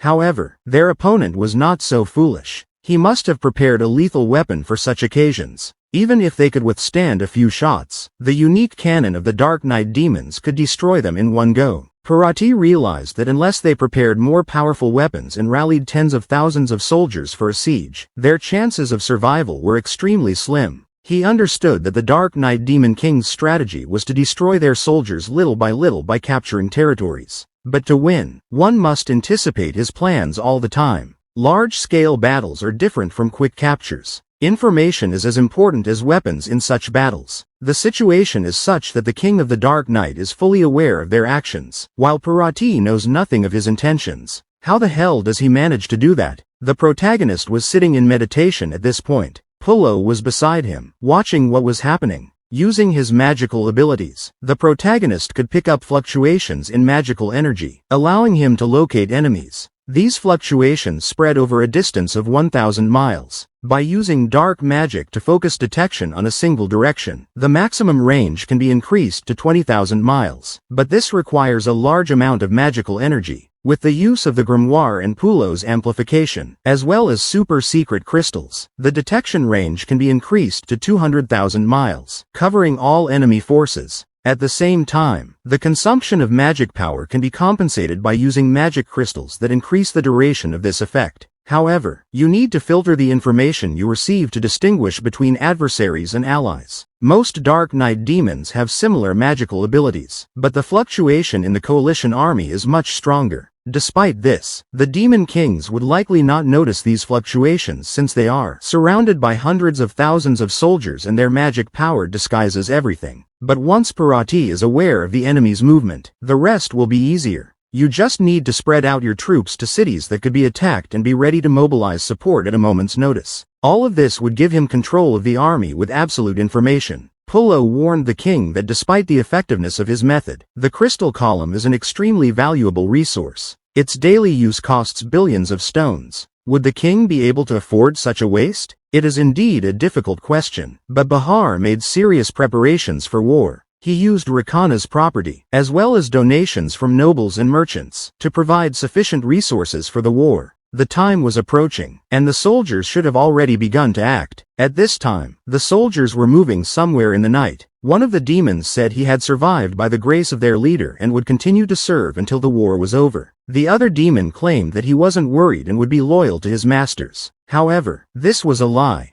Once they were victorious, their soldiers would either end up as slaves or be used as cannon fodder, and there was no freedom in sight. Dima had heard the rumors, but thought that if he told, he would make his sir angry. He could hear the soldiers from the Dark Day clan discussing how their leader had been captured by demons and was now fighting them shoulder to shoulder. The demon woke up with a smile, realizing that his opponent didn't know the whole truth. The demon was furious, remembering how he had been held captive by demons in the past, and now he laughed, joining the coalition to taunt his enemy. The demon laughed, declaring that he had not given up and his mission was accomplished. During the Demon Clan War, the Tyranny Clan had been taken over by the Interrupted Night Clan, and to this day, the Tyranny tombs were under the latter's control. The commanders recalled this, pointing to the excavations last year, and expressed doubt that they should turn their backs on such demons. One of the commanders recalled that their great-grandfather had been killed by his grandfather, who had also raped their father, who in turn had ruined the family. And now he and this demon were comrades in arms? It was a story told to the son of his grandmother's niece and his aunt's younger sister. Parati stood looking at the wall at this time. One of the demons roared with rage and promised to kill his opponent, to which Parati asked in confusion what was going on. Someone grinned and asked if he wanted to pay off his debts from 10 years ago, but the demon, seething with anger, said he would not forgive him because his second aunt had seduced his father. One of his subordinates, in a panic, reported to Parati that a squabble had begun among the soldiers. Parati was confused by what he heard. One of the soldiers, seized with rage, declared that all the demons of the Interrupted Night deserved to die, to which his opponent roared back, promising to kill him. Parati appeared and demanded that the fighting stop. One of the officers, looking angrily at the fighting, shouted that the enemy was ahead and they were making a buffoonery, and demanded an explanation of what it meant to follow military orders and respect the commander. Everyone instantly calmed down and fell silent. But soon the quarrel broke out again, and one of the demons vehemently declared that he knew who had started the fight. His opponent responded by rudely condemning him and promising to kill him today without waiting for help. One of the commanders chuckled and said that Parati had led the coalition army to too many defeats, and had now lost credibility in their hearts. Parati became furious and declared that they were insolent. After that, he proceeded to use force. Parati, looking coldly at those gathered, said they had underestimated his position as commander and reminded them that he was in charge of their lives. He warned that if internal conflicts continued, there would be serious consequences. Then they came back. Parati irritably surveyed the situation and said that as recently as yesterday everything was fine and now the riots had started, suspecting that someone was secretly provoking them. The commander suggested that Parati thoroughly inspect the camp, identify the instigators, and publicly punish them. Parati replied that the big problem was the soldiers, who were too easily provoked. Before the appearance of the demon of non-existence, the world of darkness had been at war for a long time. The demons fought among themselves, and the enmity manifested itself on various levels. Even united in a coalition, they didn't get along with each other. However, the unification process had been skipped, and even small provocations could stir up hatred. What he feared most of all did happen. Parati sighed and said that the conflict between all the clans had intensified. Now we need to slow down the offensive and start training them to work together. Bahar laughed, saying that the coalition army started fighting each other, and even the Demon King suppressed them by going on a killing spree. The Overlord plan had worked. Yun said that he had only given orders, and this result was due to Lord Lutus, who had made many acquaintances during his 20 years of traveling around the world. Lutus felt that he was overrated. Lutus admitted that he had learned a lot of gossip about the soldiers of the coalition army, but thanks to his friends seeking information, he also learned that there had long been disagreements between the demon clans. They were ready to start internal unrest at the slightest provocation. The girl said they were overwhelmed and the losses from the strife were minor, but they had to pay the price of surrendering many soldiers. It was felt that they had lost more than they had gained. Yun replied that one shouldn't judge it superficially. Violent suppression exerts only visible pressure. Instead of reducing the soldiers' anger, it builds up because it finds no outlet. They didn't take us seriously, and even if something quietly happens on the battlefield, they won't notice. Yun asked which castle was near the coalition army. He was answered that it was Gatehill Castle, which was under the control of Lord Rook. Rook, one of the 3 lords before the main character's coronation, controls many territories. Her castles are rich in resources and well fortified. Battling such a castle is no problem. Yun said that Shao should go with Rook to Gatehill Castle, gather troops, and engage the coalition army. He warned that if the situation got out of control, they should retreat. They both confirmed that they understood. In the enemy camp, Duyil had thought this place would unite the clans, but now it was only dividing them and reorganizing them. He couldn't understand what Sir Parati was thinking. He was disgusted to see strangers from other clans around, and had no appetite. The discord is still there, but that's typical in the early stages of dating. The more they're together, the faster discord will diminish and cohesion will increase. He could shake off the worry. Once they got accustomed to each other, the army would be stronger. Parati said that in 3 months, the attack on Gatehill Castle will begin. The resources there are too valuable, and even the Dark Knight King won't give them up without a fight. At that time, someone on the street was shouting, "Bastards, do you want to die?" and other insults. Parati couldn't understand what was going on. Was it another fight? A demon came running in and reported that the Dark Knight soldiers had begun insulting coalition troops, threatening a battle at Gatehill Castle. Parati was furious when he heard what was happening. He demanded to know the number of troops at Gatehill Castle urgently. He could not believe that at such a critical moment, when the army was beginning to mend relations, they would be provoked again. It turned out that there were between 70,000 and 80,000 soldiers at Gatehill Castle, a huge number. Parati realized that they were going to defend the castle to the end, and the army had a chance to do some serious damage to the enemy. The soldiers heard the insults and were not going to just tolerate provocation. If they didn't engage, it would seriously affect morale. Parati said that Lele would be weakened for a few more days, and he himself should stay in camp just in case. Tarks, you will take part in the battle. Parati ordered him to lead 3 lords and 120,000 demons to capture Gatehill Castle. The commander gladly agreed, anticipating the carnage. The Dems didn't understand why the coalition army was silent. The demons kept shouting that if the army really wanted to destroy their country, let them come and fight them. They challenged them to a battle at Gatehill Castle. Finally, they waited for their summons. It was necessary to keep a close eye on the situation and report back to the castle. The coalition army has advanced 120,000 troops on the flanks to move towards Gatehill Castle. Apparently, they're going for a frontal assault. There is no Lord Lutus in the castle, who is 1 step away from becoming a demon king, let alone a lord.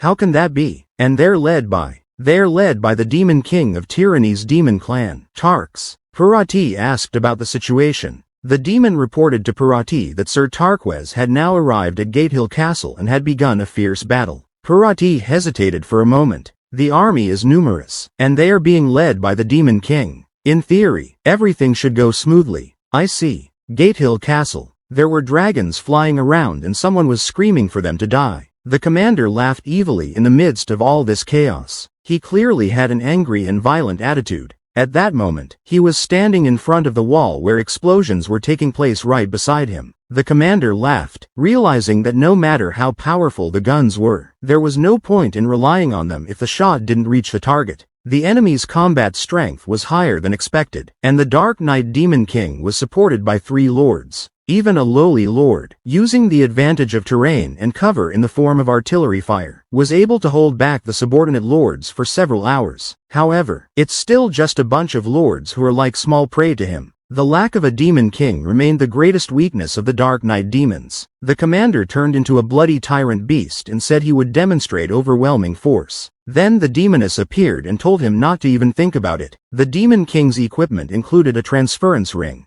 Some huge balloon flew at the commander at once. After that, there was a massive explosion. The girl asked Rook how she was feeling. Rook replied that she was holding up well. She added that this was her first Demon King transfer, so her energy consumption was higher than expected. The commander was saying he'd been hoodwinked. He didn't expect the enemies to have the king's equipment to carry the target of the attack, a rare thing. He said he would kill her and take that thing for the Tyranny Demon clan. The girl shouted out, "Void shackles." The commander, noticing the Demon King's equipment being used again, said, "Demon King's equipment, void shackles." The commander was furious and said that no matter how many demon lords were here, they were just fish to him. After that, he was attacked again with heavy flames. Rook gave the order to concentrate 80% of the cannon fire on the Demon King Tarks. A fireball began to form. The commander realized that their equipment was of the defensive type. He realized that their goal was to concentrate cannon fire on him in order to delay, not defeat. The commander recognized that the enemy's tactics had worked, but it didn't matter much. Most of the firepower aimed at defending the city was focused on him, but the 120,000 troops under his command were more than enough to crush the enemy. The commander froze, not realizing what was happening. The demon said that the troops were at a disadvantage. He could not believe it and exclaimed, "How is this possible?" The demon screamed in desperation, turning to the others, begging for help, losing control in panic. The demon responded by stating that they were both members of the coalition army, and added disdainfully that the one was a bastard, asking what the other said because he couldn't hear it too quietly. That's when he was killed. The demon laughed and stated that he hadn't liked the man for a long time, adding that even if the man died, it wouldn't affect the battle in any way as they would still be victorious. Then some sort of purple fire began to burn. The demon finally felt like he had a chance. He thought about letting him live, but immediately dismissed the thought, laughing to himself, saying it was just a dream. Tola started screaming, accusing him of attacking from behind, calling him a bastard. She stated that the new and old feuds were facing each other. Tola confidently added that they had 120,000 soldiers and they would manage without his involvement. The commander became enraged and started yelling that these idiots started fighting amongst themselves right in the middle of the battle. The commander, enraged by what was happening, shouted that the morons were signing their own death warrant. The commander was furious, realizing that he had not considered all the factors. He realized that he should have ensured cohesion among the soldiers beforehand to avoid such unrest. Thoughts swarmed in his mind that if the situation did not change, all his troops would be wiped out and he would be left alone. At that moment, he wondered what to do and how to act to change the course of events. Someone behind the commander shouted, calling for an attack. He loudly declared that they must destroy every last one of the Dark Knight demons, and at the same moment they rushed forward with the team. The commander shrieked, realizing it was reinforcements. He assumed Parati had sent them. With a loud laugh, he assured himself that they could still win. Rook shouted that despite the loss of 40,000 soldiers, reinforcements had arrived to the enemy. The girl replied that the reinforcements numbered about 100,000 soldiers and suggested that there was no point in fighting them. The only way left was to resort to the last resort. All the Dark Knight demons had to immediately retreat and take refuge in the castle's protective fortification to execute the final plan. Ledoux gave the order to retreat, and all the Dark Knight demons began to retreat, leaving the battlefield and heading towards the castle fortifications. The commander shouted sharply to his troops, demanding that no one think of retreating. He ordered the entire army to continue the offensive, assuring them that they would definitely win and destroy the enemy. Then there were explosions around the dome. Rook has accepted the task. She will take care of detonating the buried explosives located in the walls of the defenses. Immediately afterward, explosions started going off right in the wall. Gatehill Castle was eventually captured and the coalition forces won the battle. This victory, however, was the most tragic. In the conference room of Gatehill Castle, a casualty count was being conducted. A total of 97,300 soldiers had been killed, along with the main force and reinforcements. 35,000 were seriously wounded and had to stop fighting, and 20,000 were slightly injured. Parati asked what about the enemy troops. He was told that if you add up the captured and killed, there were only 20,000. At least half of the losses were due to the blowing up of the walls. The commander was furious. He couldn't believe that anyone could even imagine that the enemy would stuff the walls with explosives. Even the castle's protective casing had been specially treated. The enemy king had set it all up beforehand, and those idiots had started fighting amongst themselves during the battle. Without reinforcements, they would definitely lose. The second commander, after counting the losses for all the sorties, reported that the army only had 210,000 soldiers left. Even though the three demon kings are leading such a powerful army, they still suffered heavy losses. Even if they won, their army would become a laughing stock in the world of darkness. Parati reflected that even though their forces were still large, they had a large number of cities to go through if they wanted to capture the capital. He realized that he had to calm down and think things over carefully. If they moved at their usual pace, their army would quickly become exhausted. Fortunately, after this defeat, the soldiers finally came to their senses. They would no longer dare to quarrel with each other and stop underestimating the Dark Knight demons like before. This had become a blessing hidden in misfortune. Parati said they were free to go. But then he hesitated, recognizing that the Dark Knight Demon King's methods were beyond his expectations, and he still couldn't figure out how he was getting information. Parati reflected that once they made their way into the capital, things would settle down. In such a situation, Parati thought they'd have to take advantage of it. In response to the second king's question, Parati frowned. The king said he wasn't going to lay all the blame for this defeat on him, even though the king was clearly trying to hide his concern. Parati said with obvious displeasure that all of this happened because of the reckless actions of the second king. He emphasized that if he had not rushed to the capital without permission and did not violate the order, the authority of the demon kings would not have been undermined, and the situation could have developed quite differently. Parati continued that otherwise, the Dark Knight demons wouldn't have dared to resist after seeing the demon kings advance, no matter how brave they were. Otherwise, the Dark Knight demons wouldn't dare to resist after seeing the demon kings advance despite all their courage. He had heard that the demon chief of Shining Qilin valued his reputation, and wondered what would happen to him if he found out.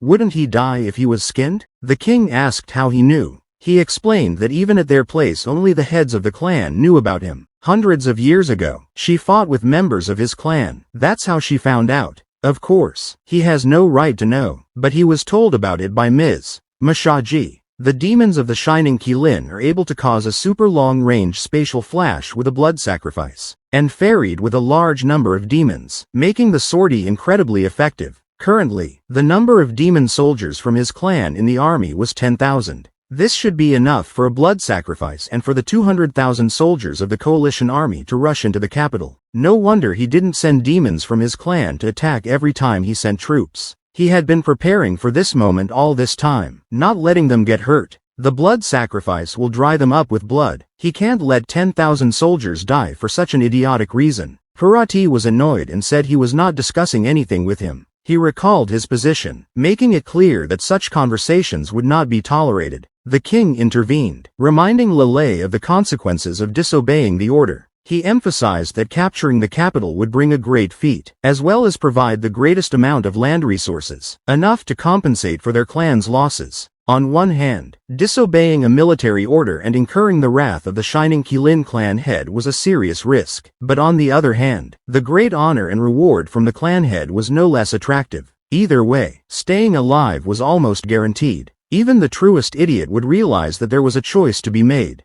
10,000 soldiers was nothing compared to the vast demon country of Shining Qilin. The king puzzledly said he understood. Parati, grinning, said he wouldn't believe that the Dark Knight King had envisioned such a scenario. He asked how the king would react when all the soldiers of the coalition army showed up right in the capital, laughing. At this time in another place, Mr. Lele was asked why the brothers were summoned and expressed his impatience to go to battle. He stated that they should not underestimate the other demons, and they would surely prevail. When the battle was won, he hoped that Lele-san would reward them with slaves from the Night Demon clan. Laughing, Lole began to say that a stepping stone is always needed to win, and added that sacrifice is required though. Then literally in front of them and some sort of wall of blood appeared. The demons screamed, desperately trying to understand the reason for what was happening. They questioned why Mr. Lele had punished them, assuring them that they had made no mistakes. Their voices were filled with fear and pleas for salvation, for none of them wanted to die. The blood sacrifice of the Great Dimensional Flash has been activated. The destination was determined to be the capital of Dark Knight. Yun expressed his gratitude for his hard work. One of the girls remarked that as long as the king was around, nothing was impossible for her. The other agreed, adding that everything that was happening was the result of the king's plan. She also admitted that even the demon kings were not as scary as she had thought. Yun noted that their condition remained excellent, and in time, they would find a way to deal with the 3 demon kings and emerge victorious. He also suggested that if the coalition army decided to march to the capital, there would likely be almost nothing left of their troops. In a moment, they all felt some kind of alarm and earthquake. Bahar burst into the room abruptly and excitedly announced the grave situation. He said that 200,000 coalition soldiers had arrived in the capital and were laying siege to the city. Fortunately, he was able to recognize the threat and activate the protective barrier in time, but he warned that it would not last long alone. Yun was puzzled by this. The question arose as to what had happened in the first place. Gatehill Castle was 130,000 miles from the capital, and it was unclear how the coalition army could have appeared here so suddenly. However, there were no longer any demons in the ranks of the coalition army that possessed magic fluctuations similar to the representatives of the Shining Qilin clan. Nevertheless, the fact remained the same. The soldiers were already at the city walls. It was clear that they had to pay a terrible price for using such a unique ability. Yun ordered to contact the soldiers in charge of mobile support on the front lines and demanded that they return to the capital as soon as possible. By all means. Too many troops had been sent, and there were no more than 50,000 soldiers left in the capital. Even without taking the 3 demon kings into account, the gap in strength was still significant. Yun Chen ordered the others to stay with him and prepare for battle. A confirmation of readiness sounded in response. The coalition forces, numbering 200,000 soldiers, were very close to the city. The only question was whether the defenders would have the courage to fight. Explosions started happening outside. Yun Chen and the others went outside. The coalition forces, numbering 200,000 soldiers, were very close to the city. The only question was whether the defenders would have the courage to fight. Everyone said yes at once, and Yun Chen gave the order to start the attack. Under the circumstances, it was going to be a tough battle. Then the dome began to collapse from the shots fired at it. They were given orders to open fire. The demons shouted with battle excitement, declaring that they would break through the wall and win. They were ready to destroy the enemies. The situation was becoming critical. If things continued as they were, the walls would be breached and the city would lose all its defenses. Bahar, realizing the gravity of the situation, insisted on sending troops immediately. However, even with the support of the city's cannons, the remaining 50,000 soldiers might not be enough to hold their positions. Yun Chen gave the decisive order to go on the attack. The unexpectedness of the attack was beyond all expectations. The only thing left to do was to take the risk. All the lords were given an order. Their main target would become the demon lords of the coalition army. The demon quickly and instantly attacked the enemies. The enemies had been warned. Now they were about to see the true power of the Dark Knight demons. He was set up confidently for this battle and didn't back down one bit. As expected, Lutus did not lose his fighting spirit, which largely made up for the imbalance in combat power. In addition, Xiao Yu and Xiao Ling had a close relationship, and each of them possessed their own Demon King weapons, one focused on control and the other on attack. In addition, both of them were experienced demon lords, and by acting together, they were quite capable of defeating 2 or even 4 opponents. Yun Chen thought about the fact that Pulo and Rook also possessed considerable strength. In general, they were equal in power to demon lords. However, this did not apply to ordinary soldiers. Regardless of rank, whether they were high, middle, or low-rank demons, the size of the enemy forces remained enormous. Once the main forces were defeated and the enemy soldiers supported their lords, the balance of power among the demon lords would be disrupted, which would inevitably lead to defeat. At this point, it was only possible to hold back the enemy because the demon kings on the enemy side had not yet entered the battle. Otherwise, the battle would have ended too quickly. It was impossible to predict the outcome of the battle even against one of them, let alone 3. Even with the understanding of the origins of their skills for the Demon Kings, it was all still just a game. It was a crushing, brutal force against which no stratagem had any effect. What to do, how to turn the tide of the battle. But suddenly his thoughts stopped.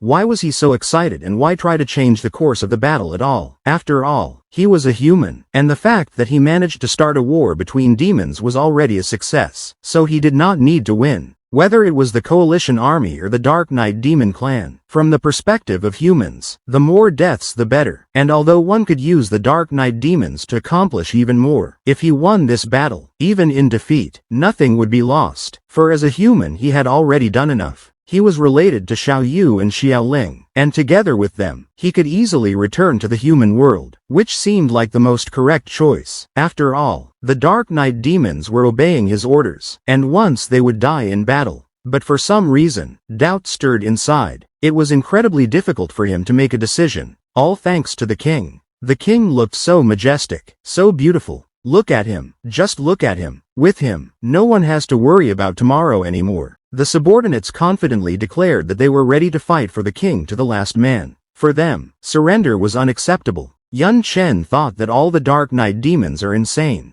They are all real madmen. Yun Chen stuck his head out and began to observe. The demon grabbed the other, and the one asked what he was doing. He was entrusting his father to them. They must win. Believe in their victories. Then there was a massive explosion. One of the warriors had entrusted the care of his family to the king before the battle. Realizing the inevitability of the battle, there was unwavering courage in the ranks of the Dark Knight demon army. Their capital remained the last stronghold, behind which stood family and friends, and retreat was not considered an option. Despite the significant numerical superiority of the enemy, many realized that this battle could be their last, but there was no doubt about the need to fight. The warriors fought with mad determination, eager to destroy as many enemies as possible. They threw themselves into the thick of the battle, ready to die if it would bring victory. One of the demons, gripped by fear, realized the madness of his opponents. He screamed in panic, retreating while the others continued to fight to the last. Unaware of the fear of death, Yun Chen realized what was happening and said in disbelief that this was a suicide attack that was not ordered. The soldiers went for it voluntarily, and he did not give such an order.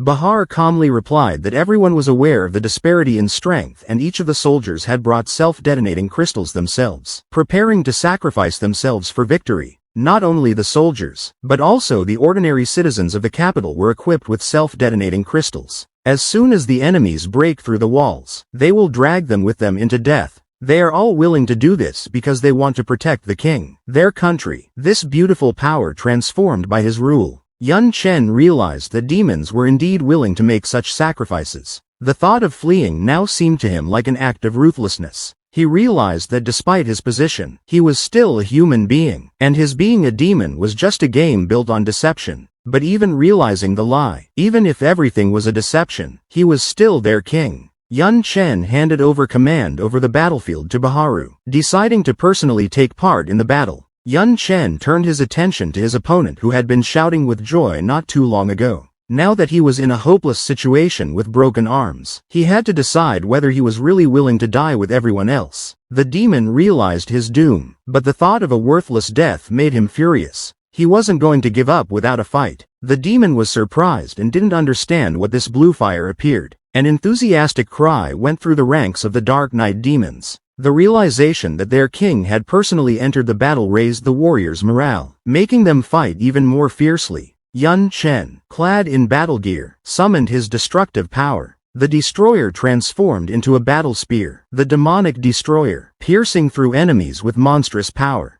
Then, after changing form, the weapon became the demonic terror, a massive shotgun capable of incinerating entire rows of enemies with a single shot. Yun Chen realized that the emotion caused by the demon race was uncharacteristic of him. Now that he had decided to take part in the battle himself, all those thoughts were meaningless. There was no room for doubt at this moment, only action. Yun Chen started to attack them. Yun Chen promised that he would dwindle quickly. They began to realize that even when fighting them, the king was not using his full power. The thought that they were facing not just a warrior, but the true ruler of demons, was frightening. His power was overwhelming. Lutus watched the king, amazed at his power. As expected, his own power seemed insignificant in comparison. Even now, however, he could sense that this was not the limit. In the depths of the king's body lurked an even more terrifying energy that could change the course of the entire battle. The demons of the Dark Knight rushed into battle with fury, protecting their king. They could not allow the enemy to break through to him. The king descended on the battlefield, fighting side by side with his warriors, and this gave them determination. He had never seen anything like it. The king personally entered the battle, raising the morale of the soldiers. Parati did not expect the space around the capital to be pre-protected, and their limit would be to teleport outside the city walls. The original plan was to infiltrate directly into the capital for an easy breakthrough from the inside. However, Loli's sudden attack forced them to take up a defense. Parati didn't give it much thought. Tarks and Lole only made things a little more difficult. He ordered them to depart together. Parati demanded that the head of the Demon King of the Dark Night be brought to him. The kings replied that they understood and carried out the order with pleasure. Yun Chen stood on the battlefield. Instantly, the guy started attacking them. Yun Chen said to let them burn. At that moment, something surprised him. Yun Chen felt a brand new, flowing energy. It filled the space around, coming from the battlefield, sinister and vicious, caused by killing and calamities. It wasn't his power, but the second effect of the eternal melting set. The power of eternal calamity that was starting to affect everything around him. What power will burst forth when that power is fully accumulated? A king appeared beside the protagonist. The demon laughed, confident of his victory, and prepared to strike, intending to destroy the Dark Night King. Yun Chen, of course, started to defend himself and resist his attack. The king threw the guy right into the ground.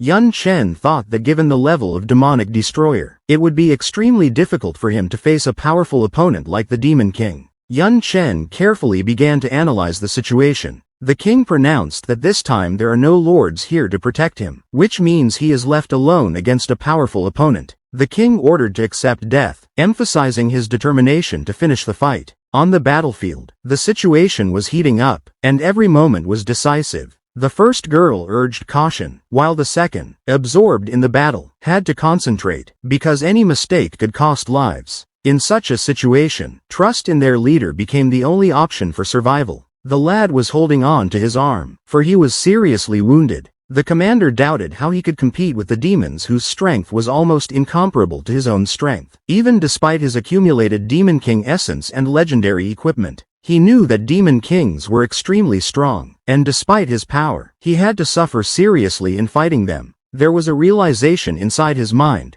There was a huge gap between their attributes. Yun Chen realized that with such an opponent, he would clearly die from 1 or 2 strikes. But a solution arose in his mind. He activated the skill fusion, chasing the wind from the duelist and fogging from the swordsman. This combination gave him a chance to slip away and slightly reduce the difference in strength. Yun Chen realized that he had another strongest trump card that could change the course of the battle. He decided not to retreat and ordered his allies to follow him if they were willing to risk their lives. The commander expressed confidence that the enemy was trying to use the inhabitants of the capital as cannon fodder for his own escape, but he realized that all his efforts would be in vain. The commander gave the order to open a gap in the barrier, signaling that the king was returning. The commander ordered the barrier open, threatening death if anyone dared to object. In a moment, a circle formed inside the dome. Yun Chen was confident in his strength and rushed forward. They were all rushing very fast behind the protagonist. The demon recognized that the capital would fall, for it was impossible to stop the Demon Kings. But he firmly believed in his king, believing that he never did senseless deeds. Yun Chen continued to run forward. The demon laughed mockingly, thinking the Dark Night King was foolish, assuring him that the capital would be destroyed because of his actions. Yun Chen used a divine flash. The king, with disdain in his voice, asked if the demon thought he was the only one capable of using spatial skills. There was an explosion from the king attacking the protagonist. Yun Chen managed to evade this attack. Yun Chen confidently said that there was a bit of patience left, as they had almost reached their goal. Elsewhere, there was a strong wind in front of the gate. Yun Chen continued to rush forward. Yun Chen exclaimed that there wasn't much left. Yun broke right through the gate. The king stated that the Dark King did not use his men as cannon fodder, but chose this place as a destination. He added that it was possible that a trap had been prepared here. Recommending caution, he suggested that they should be more careful. The second king, mockingly, said that the Dark Night demons wouldn't be able to deal with them with any traps, and suggested just going and trampling them. He added that it made sense too. The king, surprised, asked what was going on. He was told that they were walking, but had not come across the king of the Dark Night. At that moment, they could hear some strange sounds. They were surprised that a man had shown up here. The girl recognized the demons instantly. She went into a rage after seeing them and attacked with words for them to die. At moments, snow began to appear. Then they ended up completely in the ice. The demon was stunned, not understanding how the man had ended up in the capital of the Dark Knight. Ice became even more resilient in the moment. He couldn't believe his eyes. A person with strength comparable to the level of a demon king. Instantly, they turned into chunks of ice. The girl looked around the battlefield and, after making sure that the opponents were defeated, said in a firm voice to go out. The danger was over. Yun thanked Teacher Shaw for her support, realizing that she was able to destroy 2 demon kings at once with one skill. Yun realized how strong she was. Such a level of strength caused him to be both terrified and admired at the same time. The girl recognized that this was all she could do to help. The coalition army had lost 2 demon kings, and it would be much harder to lure the enemy here again. She couldn't leave this place, and the outcome of the battle now depended solely on him. Yun confidently stated that he could handle it from here. He asked not to worry about him, as the help he had received had already proved to be incredibly valuable. The demon mockingly declared that their king had abandoned them to their fate, using them as cannon fodder, and he fled to the capital with his tail between his legs. After him, the demon kings entered the city, ready to finish what they had started. The demon smirked at the imminent end of the Dark Knight King, saying that all his people would fall after him. He mocked his opponents, saying that their kin would be mercilessly exterminated by the demon kings, so resistance was futile. The other demons were fiercely indignant, rejecting the gloomy predictions. They said they had no intention of dying such a miserable death after all their efforts. One of them angrily threatened that anyone who spoke such nonsense again would risk losing his tongue. However, there were those among the demons who began to lose faith in victory. They doubted that even their king could defeat 2 demon kings at once. Their voices sounded anxious, and the fear of inevitable defeat became more and more palpable. Everyone's attention was drawn to the massive gates of the capital, which began to slowly open. The demons decided that their kings had won and were now letting the army inside. The gates of the capital swung open, and an anxious rumble went up among the demons. But as soon as they saw who was standing there, their jubilation was replaced by shock. It was impossible. The king stood at the open gate, his figure radiating unwavering confidence. The crowd fell silent, realizing what they were seeing. Behind the king's back, on the gate, hung the lifeless bodies of 2 demon kings, a symbol of his triumph. Fear was replaced by hope, and the enemies, who had just been assured of victory, began to retreat. The crowd roared with joy. The king stood at the gate, and behind him hung the decapitated bodies of the 2 demon kings. The enemies froze in shock, while the people of the capital shouted one thing: "Our king is invincible." The enemies could not believe their eyes. They trembled as they looked at the bloody bodies of the demon kings hanging on the city gates. One of them cried out in panic, begging his mistress to wake him from this nightmare. Purati, shocked by what he saw, tried to make sense of what was happening. He couldn't understand how Tarkas and Lole had fallen, or what had happened outside the walls of the capital. Yun confidently led the soldiers forward, urging them to destroy the forces of the coalition army. The news of the death of the 2 demon kings inspired the soldiers, raising their morale. The army instantly began attacking and destroying the enemies one by one. The enemies were fleeing in desperation, whoever they could. Purati watched tensely, realizing his error in assessing the Dark Knight King. He gritted his teeth, unable to believe what had happened. It didn't matter to him what cunning or sneaky method had been used.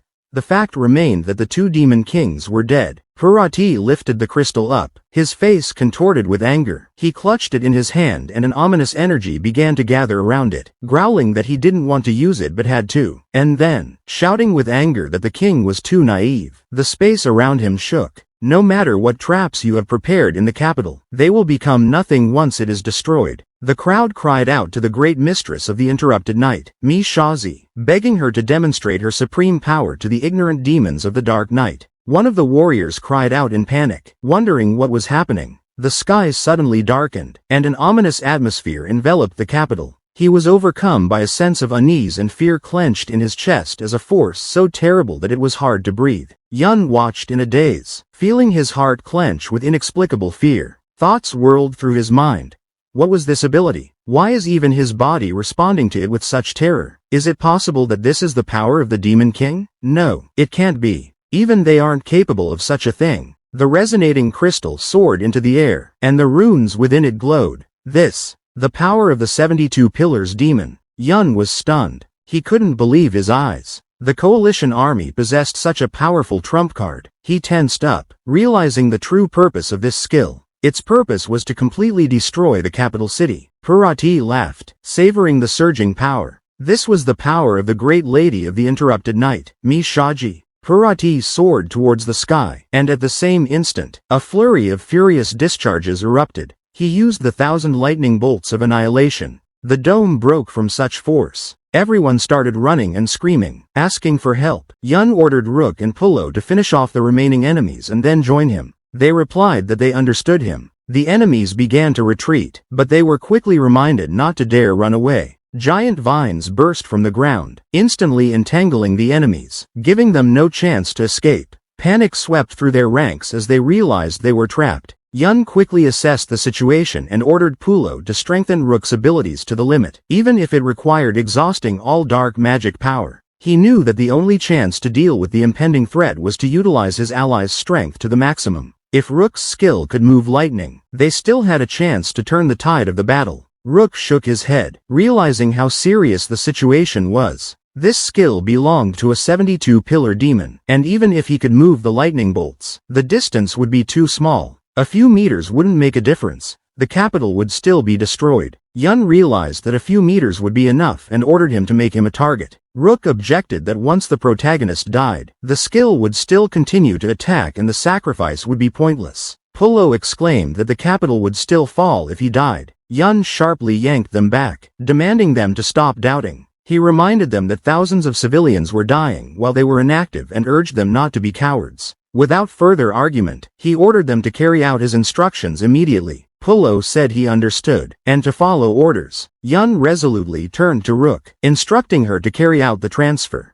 He made it clear that the future outcome of the battle depended on her actions. Rook, concentrating all her strength, began the transfer, struggling to direct the attack to the right place. Her voice trembled with tension, but she didn't stop, fighting her own fatigue. Rook activated the ring of transference, and space shook. The demons in the city were watching the whole situation. The demons watched in panic. They could not believe that their king had sacrificed himself for them. Rook tried to stop Xiao Yu, shouting that she would only die, but she didn't listen despite her desperate cries. Xiao, holding back her tears, tried to convince the others by reminding them of the 72 Pillars demon's ability and Mr. Yun's strength, who had already performed so many miracles. Parati laughed evilly. Parati grinned evilly as he watched what was happening. He hadn't expected the Dark Knight King to be so stupid, knowing that the country would be destroyed immediately after his death, and being sure that he wouldn't be able to defend anything. He burst out laughing evilly. The protagonist ran out of invincibility, but Parati was horrified to realize that he remained unharmed. Parati, furious, couldn't believe what was happening. His scream echoed across the battlefield, filled with despair and bewilderment. Yun quickly assessed the situation, realizing that the part of the skill divided earlier had helped defend the capital, but the remaining duration of invincibility was too short. Even so, invulnerability alone was not enough to completely withstand the attack, as the remnants of power could still be felt, and he almost turned into ashes. Yun realized that if it wasn't for his supernatural self-healing, he would no longer be able to stand on his feet after such a devastating blow. Rook realized that together with Pullo, they had completely exhausted their combat power, losing the ability to continue the battle, while Pullo, not believing his eyes, was amazed that the king was able to withstand, even beginning to doubt the reality of what was happening, because to resist the skill level of a demon king of 72 pillars was in itself an incredible luck. Yun ordered Rook and Pullo to retreat and work on rebuilding, taking over the rest of the battle. The demons, seeing that even the Demon King level skill of the 72 Pillars Demon King could not harm their ruler, were delighted, proclaiming him invincible. Realizing the scale of the threat, the enemies were furious, realizing that not only had they lost their two Demon Kings, but also the Queen's powerful skill was useless. The thought of a high demon possessing power comparable to a Demon King seemed absurd to them. Realizing that without the participation of the Demon Kings of the 72 Pillars themselves, they could not defeat the Dark Knight King, they realized that without their intervention, they had no chance of victory. Parati, frowning, tried to comprehend what was happening.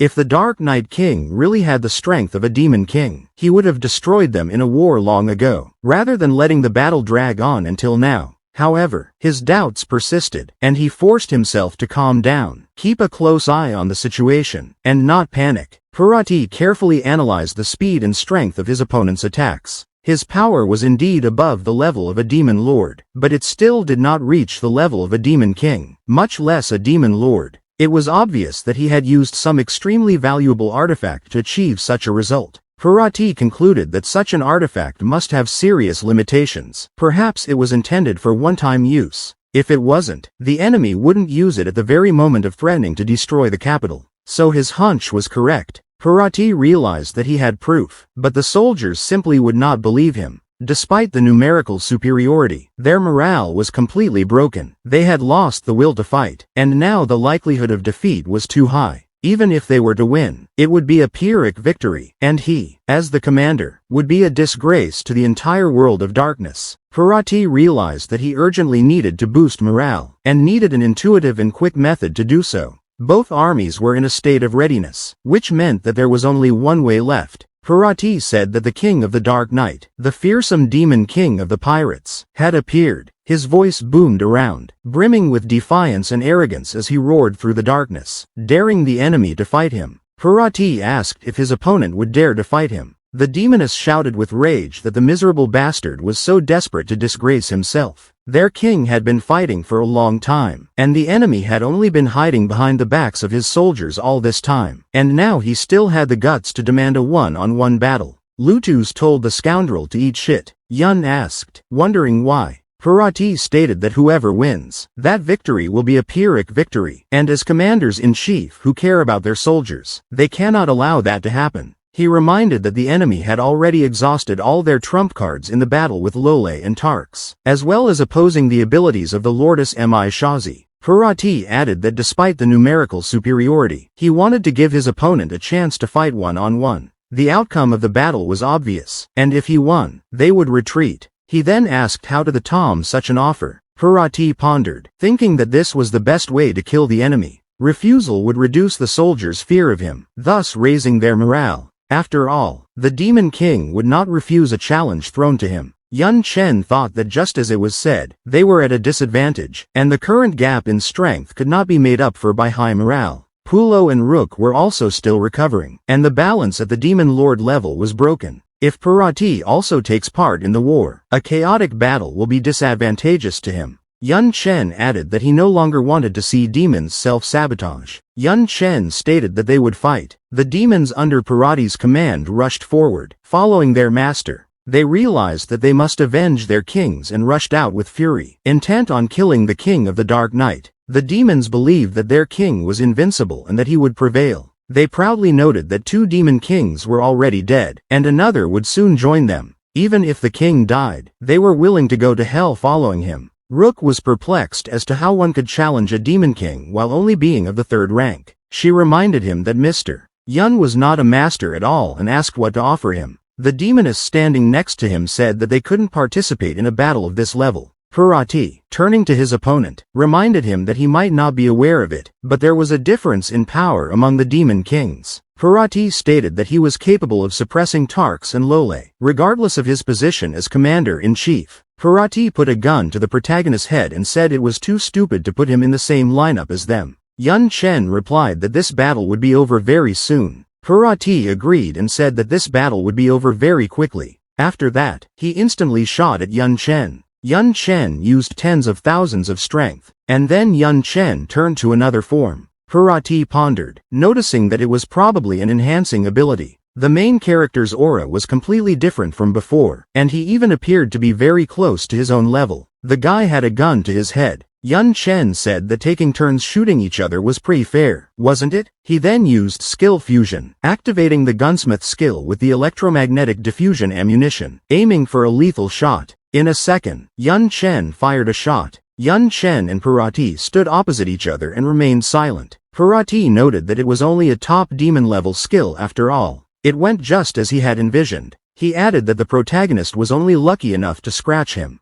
Parati pointed out that even if the opponent used the skill for his own enhancement, the value of his attributes only reached the level of an inferior demon king. In terms of pure strength, the Dark Knight King is in between demon lords and demon kings. There is a large gap in strength between them. Parati confidently stated that it would be no problem to kill the protagonist. Parati felt an invisible veil of darkness envelope them, consuming everything around them. Yun Chen felt his vision, sense of smell, and hearing completely fail. He felt the response of magical power and realized that it was probably the same dark veil. Yun Chen confidently stated that it wouldn't work on him since he was able to sense magical power. Parati used a pistol of explosive darkness of destruction. Yun Chen started to dodge. Parati exclaimed in surprise that Yun Chen had dodged everything. He noted that even if he was able to sense his attacks, it was simply impossible for him to dodge all of them. Yun said with confidence that compared to his teacher's speed, Parati was just a snail. Then, he used a fusion of skills.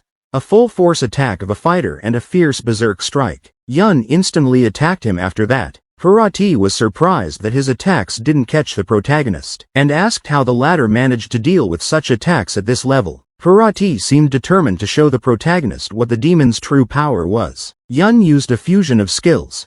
A sniper's headshot and a mage's fireball, stating that it would be a lesson to Parati. Parati used destructive explosive flames. Parati then applied the piercing stars. Yun was ready to defend himself. Yun used divine lightning. Yun reflected that although he had managed to barely dodge with the divine lightning, but the demonic terror didn't make it back in time and was destroyed. Yun realized that his chances in a ranged battle were negligible. With tens of thousands of forces, he wouldn't last long. He decided to use divine lightning and change tactics. Yun used a fusion of skills.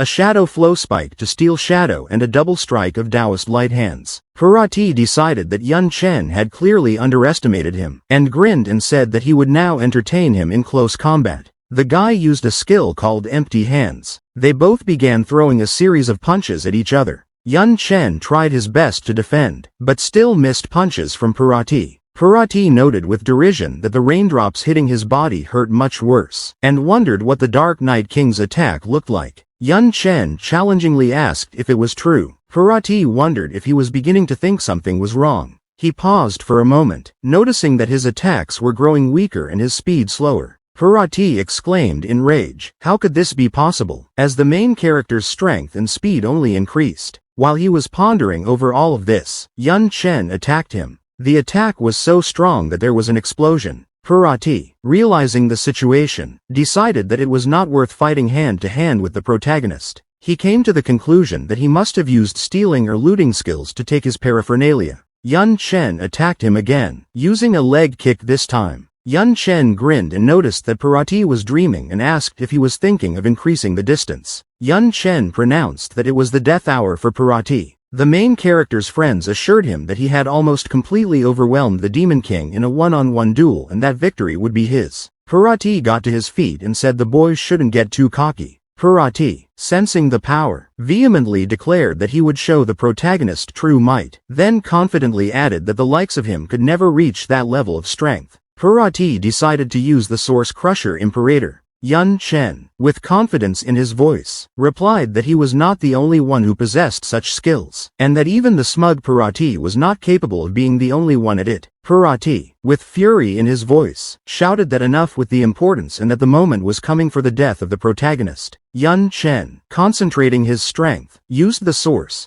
smoldering flame to repel the attack and strike back. Their two attacks were rushing towards each other. They were practically at their goal. A split second later, there was a tremendous explosion from the collision of the two forces. The explosion was colossally large in force. The demons, gripped by fear, screamed and hastily began to retreat, realizing that the power of the Dark Night King and their own king was too great. Lutus exclaimed in amazement, unable to believe his eyes that their king had mastered the source skill, almost equal to a demon lord. He was shocked that despite everything, who would have thought that this was possible? Rook, for his part, explained that there were no mentors and that the king had created this incredible skill on his own. Rook pondered, realizing that the king had used the riskiest method to master the source skill. He had used his own body to perceive this powerful skill. This method was extremely dangerous. There was a 90% chance of death. Even rank 4 divine level masters wouldn't dare to use this method. It was a path of mystery, full of dangers and incredible risks. However, the opponent, a demon king who also possesses the source skill, and Yun Chen, with their different foundations, create a situation where it is difficult to predict who will emerge victorious. Each of their skills and approaches in battle carry their own unique strengths and risks, making the outcome of the battle unclear and unpredictable. Yun Chen continued to stare at his opponent. He then began coughing heavily from the blows he had received. Parati exclaimed in surprise that Yun Chen, an imperfect demon lord, had dared to learn the origin skill. Parati exclaimed in despair that the main character's origin skill trace was better developed than his own, and the power of a high-level annihilation origin was no match for that. He wondered how the latter was able to achieve such a result. Parati recognized that if it wasn't for his strong foundation, he wouldn't have been able to withstand such an onslaught of attacks and would have perished long ago.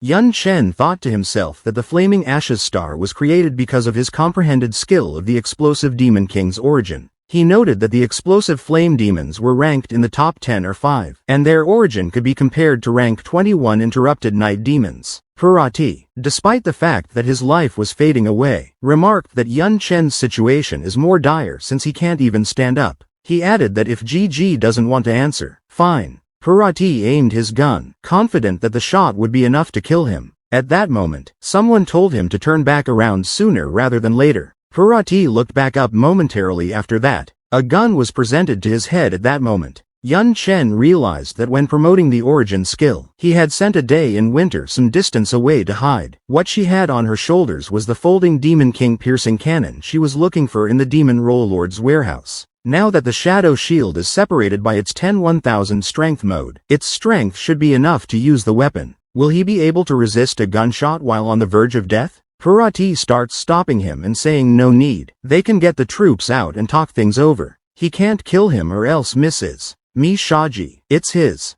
Damn it, he can't avoid one shot. But Yun Chen was against it and said no. Then, of course, he shot him. It's dark. There's practically nothing left. Yun Chen sat down and sighed heavily. Victory was certain. The king had won. The king had triumphed. Their country was saved. The opponents didn't understand how it happened. He had said that the Dark Knight King was a true demon of the 72 pillars. After all, the Demon King Parati was with them. How was he able to defeat him? The end. Now everyone's here. But someone said that the death of the Lord didn't mean they were defeated. The war is not over yet. The Dark Knight King has no strength left to resist. This is their chance to finish off the demon at 72 pillars. Not forgetting the incredible achievement. Grab his head. They'll kill him now. Rook went to protect their king. Damn it. They had agreed to fight one-on-one. After all. And now they would never admit defeat. At any cost. They must protect the king. But they're a step behind. Yun Chen asked at this moment. Or do they want to kill him? They can try to do it in what state I had. It will not affect the use of skills and equipment in any way. Yun Chen mentally used a skill called melting. After that, a magic ball was formed. Yun Chen then attacked them. He killed everyone who attacked him. The opponents realized they needed to run and get their feet far away. Let the assholes not pretend they aren't here after they decided to attack the capital. The demon said they were going like this. We need to finish them off. The soldiers sent by the king to the front lines have returned. With their arrival, no one in the collection army will be able to escape. One of the demons fell to his knees and said he was surrendering. Everyone has begun to choose whether to stay. They ask to visit their lives. The protagonist sighed heavily, looked up at the sky and said that he had finally won. The news of the army's defeat soon spread throughout the dark world. Different demon clones had different attitudes. Some were angry, some were sad, some were afraid, and there were also those who chuckled. She laughed and said the king of the Dark Knight. She would like to see him. The girl stood simply. The fight was done. Her mission was accomplished. At this point, of course, everyone was celebrating victory. The king said to booze for 3 days and 3 nights. All expenses will be paid from the treasury. We need to celebrate properly. Yun Chen asked Bahar what the statistical results were. During the war, a total of about 210,000 Galician soldiers were killed and 170,000 soldiers taken prisoner. Logistics fled. Statutes of defeat on the front line. Of these, 80,000 prisoners were taken, 95,000 soldiers died on their side, and the bulk of those captured were returned. The protagonist told them to hand over the corpses of enemy troops to Eilenblow to dispose of captured prisoners. Soldiers to put up for expensive auctions, houses. He thinks their relatives will pay a good price so they can replenish their coffers. On top of that, the captives that no one would be willing to ransom, brainwashed and thrown into the army. Bahar said he listens and will fulfill everything. Lutus turned to the king and said that they had achieved such results only at the cost of the lives of 90,000 soldiers. That was enough to consider the victory great. So why doesn't he look happy? Yun Chen said that there are just over 50,000 soldiers left in such a huge country. Most of the capital has been destroyed. He is not laughing here. If they have nothing else, they can be free. After that, they immediately began to leave. The protagonist turned to Xiao Yu and Xiao Ling and asked what business they had with him. Being human, he could have escaped, but he preferred to fight to the death under the Dark Knight demons like the kingdom and the clan's defense. Not very grateful for the order of kindness and willing to give him everything they have. Yun Chen said that there was no need to stoop to that, given their friendship and given their connection to teacher Xiao. They were all their own here, just in case, if Mr. Yun and their mistress became enemies, they would put their lives on hold and side with them. Yun Chen asked what kind of nonsense. Why would he antagonize his teacher? It's not nice to talk about people behind their backs. Teacher Xia, why did he come? Did she really hear everything? And given her temperament, doesn't see the corpses if she admits to cheating? She said she knows about it. Don't worry. She can't understand them, but if they laugh, he doesn't mind ripping their tongues out. The girls immediately fell silent after hearing this. Yun Chen said that the fact that she left the treasury means that everything is correct. She is still with him after 3 days and came to say goodbye to him in advance. She is going to use the remaining time to accomplish the task at hand. As a clone, she shouldn't have any attachment to this world, which is right, but right now, everything he's done is feeling a bit indecisive. If you can, she'd like to see how much it can grow. Unfortunately, there's not enough time for her. Let him let the major enjoy it for her. She said goodbye to him. The protagonist wished her a happy journey. At this moment, the Council of 72 Pillars, as a lowly demon in the Dark Knight, managed to resist their army of 71 clans. Even the king's 3 demons couldn't handle him. His clan lost 10,000 soldiers. Damn me, Shangzi's interrupted night. Let her see how her ridiculous idea turned out. She wondered at that moment about Parati. Heck, if she wasn't far away in the human world, she'd be finishing off the king of the Dark Knight right now. Among the demons, all 72 pillar legs are all still and left in the dark measure the Lord of Gluttony, whether to kill the king of the Dark Knight and conquer the country of the Dark Knight, wants to take advantage of their weakened state and appropriate everything to himself. Let him think he'll go along with it, but someone is also going to fight. His clan has suffered the most wood in this war. Tell them all to shut up. At the moment, the situation on the front lines is not going well. Their army has managed to capture half the territory of the human world. The largest will not be able to destroy the main human forces in 6 months. To make good with a counterattack, the curdling humanity must be ready to lend support at any moment and avoid any accidents. Whoever dares to pull any mischief will become his enemy. At that moment, everyone fell silent. As for the king of the Dark Knight, it wasn't too late to deal with him after the war with humanity was over. The meeting was over. How come the preparation of materials and the lack of Toli Demon Clan Dark Knight on this one took longer than expected? But it was collected and delivered to the human world through space. But the crack of preparatory resources enough to be used on the front line for more than half a year. He laughed and said, not being the first pillar lost and disappeared without him, he would be able to use the power of Dima's world to destroy these weak people. Once this war is over, he will be the one to kneel before him. At that moment, someone ran into him and told him they were in trouble. The spatial rift had been attacked. All the materials that had been redirected to the human world had been destroyed.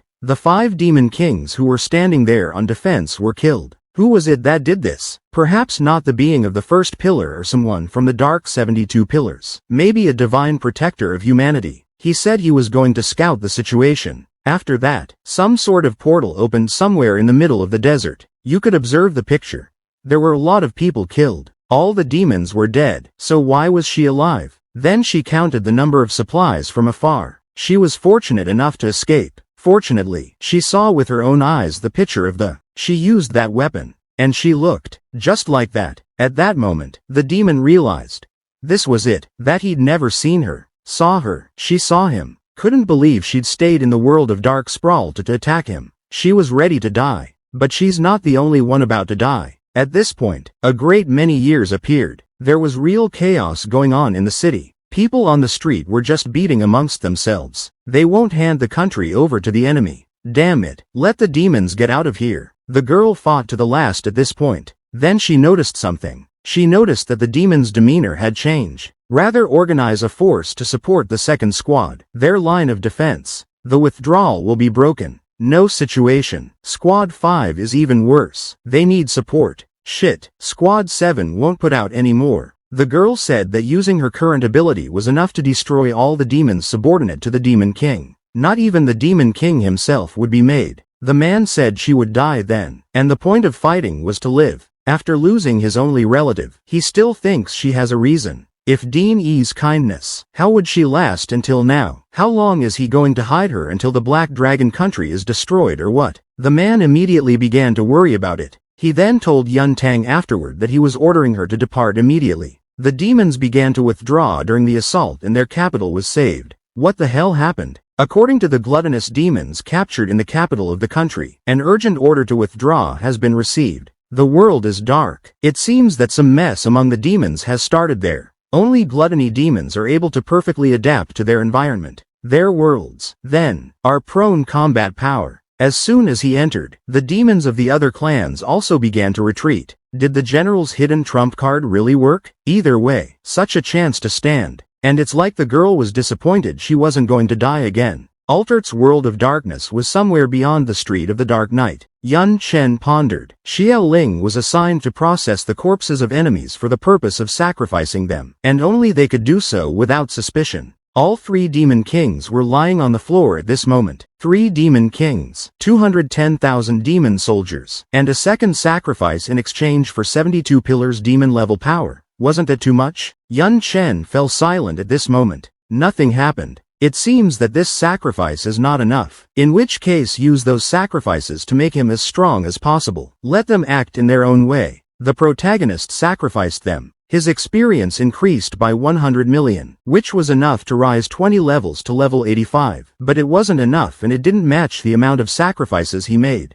With the exception of healing skills and abilities, he could not elevate any of his skills to the highest possible mastery. To elevate a skill, you need 10 times the amount of magic power to use the origin skill. It consumed 10 times the amount of magic power if it was for entry-level skills. But what if he elevated the fusion skill? After all, the fusion skill consumed twice as much, so it would require a nightmarishly huge amount of points after being elevated. For example, the consumption of a fireball was 20 and of vines was 35. The consumption of magic power after fusion was 20 plus 35. Multiplied by 2, the result was 110 points of magic power. If the elevation increases the consumption by 10 times, then 1000 drains would be needed. Even he couldn't withstand such consumption. Before, he had ignored the consumption of magic power due to his high attributes. Now, however, he had to carefully plan his use of exaltations. He hoped that the power obtained after exaltation would be worth it. It seems the sacrifice was too great. He had already received his reward, and the corpses continued to be sacrificed. There was still time to observe it carefully. According to Teacher Shaw, sacrifice is a bargain with the god in which everyone gets what they need and the god gets the corpses. But if you looked more closely, you could see that the corpses were disappearing. It felt like a god was taking them away, which became incomprehensible since it couldn't be seen with the naked eye. One could try this in the past when he cut off a piece of the funeral staff whose class was Black Impermanence. Holding it in your hands, you could see so much more. At this moment, Yun Chen noticed that some eye was looking at him. He was quite surprised. It seemed like just staring, but by the feel of it, he couldn't help but feel like he couldn't get to his knees. At that moment, he noticed the insect boldly peeking at him. Let it die for that. The protagonist expected to be literally crushed. The will was crumbling. He couldn't move, couldn't say a word, let alone use his skills. It was impossible to resist. He was a mere speck of dust compared to this creature. At that moment, something appeared behind the guy. Then it abruptly grabbed the protagonist. At that moment, some demoness stopped. Who knew he'd managed to piss her off enough that she'd decide to kill him? But if you think about it, it's not that hard to understand. They, if they were proud, would not allow even a hint of treason. He should have been glad that the world had decided to stand up for him. If he could survive this catastrophe, he would be her man. At that moment, someone in the forest noticed a demon lying there. No one could figure out how he ended up in a place like this. He wasn't an invader. It wasn't like he'd wandered in by accident and hurt himself. He looked like a member of the Dark Knight demon clan, probably lost and lost. They decided to take a closer look. He was unusually handsome, though they didn't know exactly where he was from. There weren't even enough words to describe it. Though they felt sorry for him, they believed that regardless of his intentions, the demons of the 72 clans deserved to die. He shouldn't have shown up in the territory of the Dark Elf Forest. At this point, the girl abruptly stopped them and asked them to wait. She hesitated as she heard the theme coming from the Dark Knight, and yet it was him. In the past he had saved her in the night, and she still wouldn't be free. Everyone realized that he seemed to be a good person. She even said that such a handsome man couldn't be a scoundrel, so they decided to keep him alive by pretending they hadn't seen anything. He was in a serious condition. His body was covered with chipped bones. He was holding on to his last breath. She had to move him to the forest for treatment. All demons of other clans who sneaked into the forest had to be killed according to the queen's law. Even if he was handsome, he couldn't be let in. Luo Chichi believed that they had not killed him, which was already a concession on their part. However, they couldn't let him in, but offered to give him treatment elsewhere if he wasn't afraid of being enslaved again. She had no money, and she couldn't afford his treatment. The nearest demon stronghold in the Dark Knight was 3 months away, and he wouldn't survive that long. She begged them to make an exception, but the law was cruel. The girl agreed and promised that she would come up with something herself. Yun Chen continued to lie in that pit. The insect kept peeking at him. Even if he survived, he would have to pay dearly. After his blood ran, he woke up abruptly. Where the hell did he come from? And why did you decide to kill him? He couldn't figure out what had happened, or if it was just some kind of prank. The girl was glad that Yun Chen was awake. The dark elfess he had once freed was at his side. She didn't think he would remember her. Her name was Luo Chichi, and they were in a treehouse 10 miles away from the Dark Elves. The protagonist understood what was happening. Although he had planned to visit this place, he didn't expect to end up here like this. The Dark Elf clan was weak, and their women were often kidnapped and sold to the chief demons of the 72 Pillars. This clan pursued them, and although he was surprised that he had survived in the Dark Elf Forest, he realized that it was difficult. At this moment, Yun Chen noticed that they were being watched. They were her friends named I Lilia and Yu Lulu. Despite the risk of being attacked by the demon, they helped her gather medicinal herbs to cure it. Yun thanked and immediately used the assessment. Most of them didn't have a level higher than the 20th level, which was far below that of a demon, and their equipment was even more primitive. Even if they were up to something, it wouldn't seriously harm him. He stared at her intently. He liked her, and he thought that if he proposed to her, he might well be interested in her, despite the queen's ban on mixed marriages to other majors. It was her first assessment of his appearance since arriving in Dima's world. He fit the dark elf type, and though she hadn't expected to feel him, she couldn't explain why she felt so close in his presence. Yun realized that it probably had something to do with what Nicole had given him. He didn't expect it to work on the dark elves. If his sympathies were stronger, he would have been killed long ago. The protagonist was interested in what exactly happened. The Dark Elf Forest was 1,000,000 kilometers away from the Dark Knight capital, and he didn't understand how he managed to cover such a distance. The girl asked if he was sure the Lord was around, for there was nothing here. She was sure that there used to be a sacrificial altar where sacrifices were to be offered. Logically, the altar was a gift from a god, meant for trade. The location had been known for a long time, but she had never heard of anyone being able to destroy it. Besides, the place was filled with forbidden magic that hadn't disappeared in decades. She didn't care about that. The Forbidden Mountain Range was more important than anything else. She had to go immediately to find it, so as not to cause panic in the country. Yun asked if he had been found here. The answer was that they hadn't found it yet, although the remains of an ancient tree were visible. He remembered that when he was attacked from the sky, he thought something had saved him, but he didn't know who it might have been. This someone clearly didn't just use magic to save him, but right now it looked like ordinary plant growths. At this point, someone started calling for help. A girl ran up to them and said that this was Yu Lulu. She had gotten into trouble while gathering herbs and needed help. The main character immediately ran, saying that they were going to go save her. The girl, fighting off the monsters, was trying to survive. They quickly came over and told her not to worry. Yun said that they were just low-level monsters, nothing special. However, when he used the skill, he realized that it didn't work and couldn't understand what was going on. The girls started to rescue their friend. The protagonist felt a flow of magical power in his body, which meant that either he or she was using her powers. This was even worse. Their primitive equipment and level were lower than the demonic creatures. If things continued, they would simply die. What should he do? He noticed one of the monsters look at him. It was too easy a target to destroy. With his attributes and level, he could destroy this creature even without using skills. At that moment, he wondered why his body wasn't moving. The creature had bound him. Was this really the price he paid for his freedom? The girl urged him on and told him not to worry. The protagonist realized that he needed to calm down and calmly analyze the situation. He can't attack or defend now, but some of his power must be available because he used the assessment. If you think about it, his attributes don't matter since he can't use skills, but his power is still there. At this point, the girl was attacked. She couldn't fight fully against these monsters. She didn't want to die. At that moment, the demons felt pain. They realized they were tied up. This girl used a fusion of dark magic skills.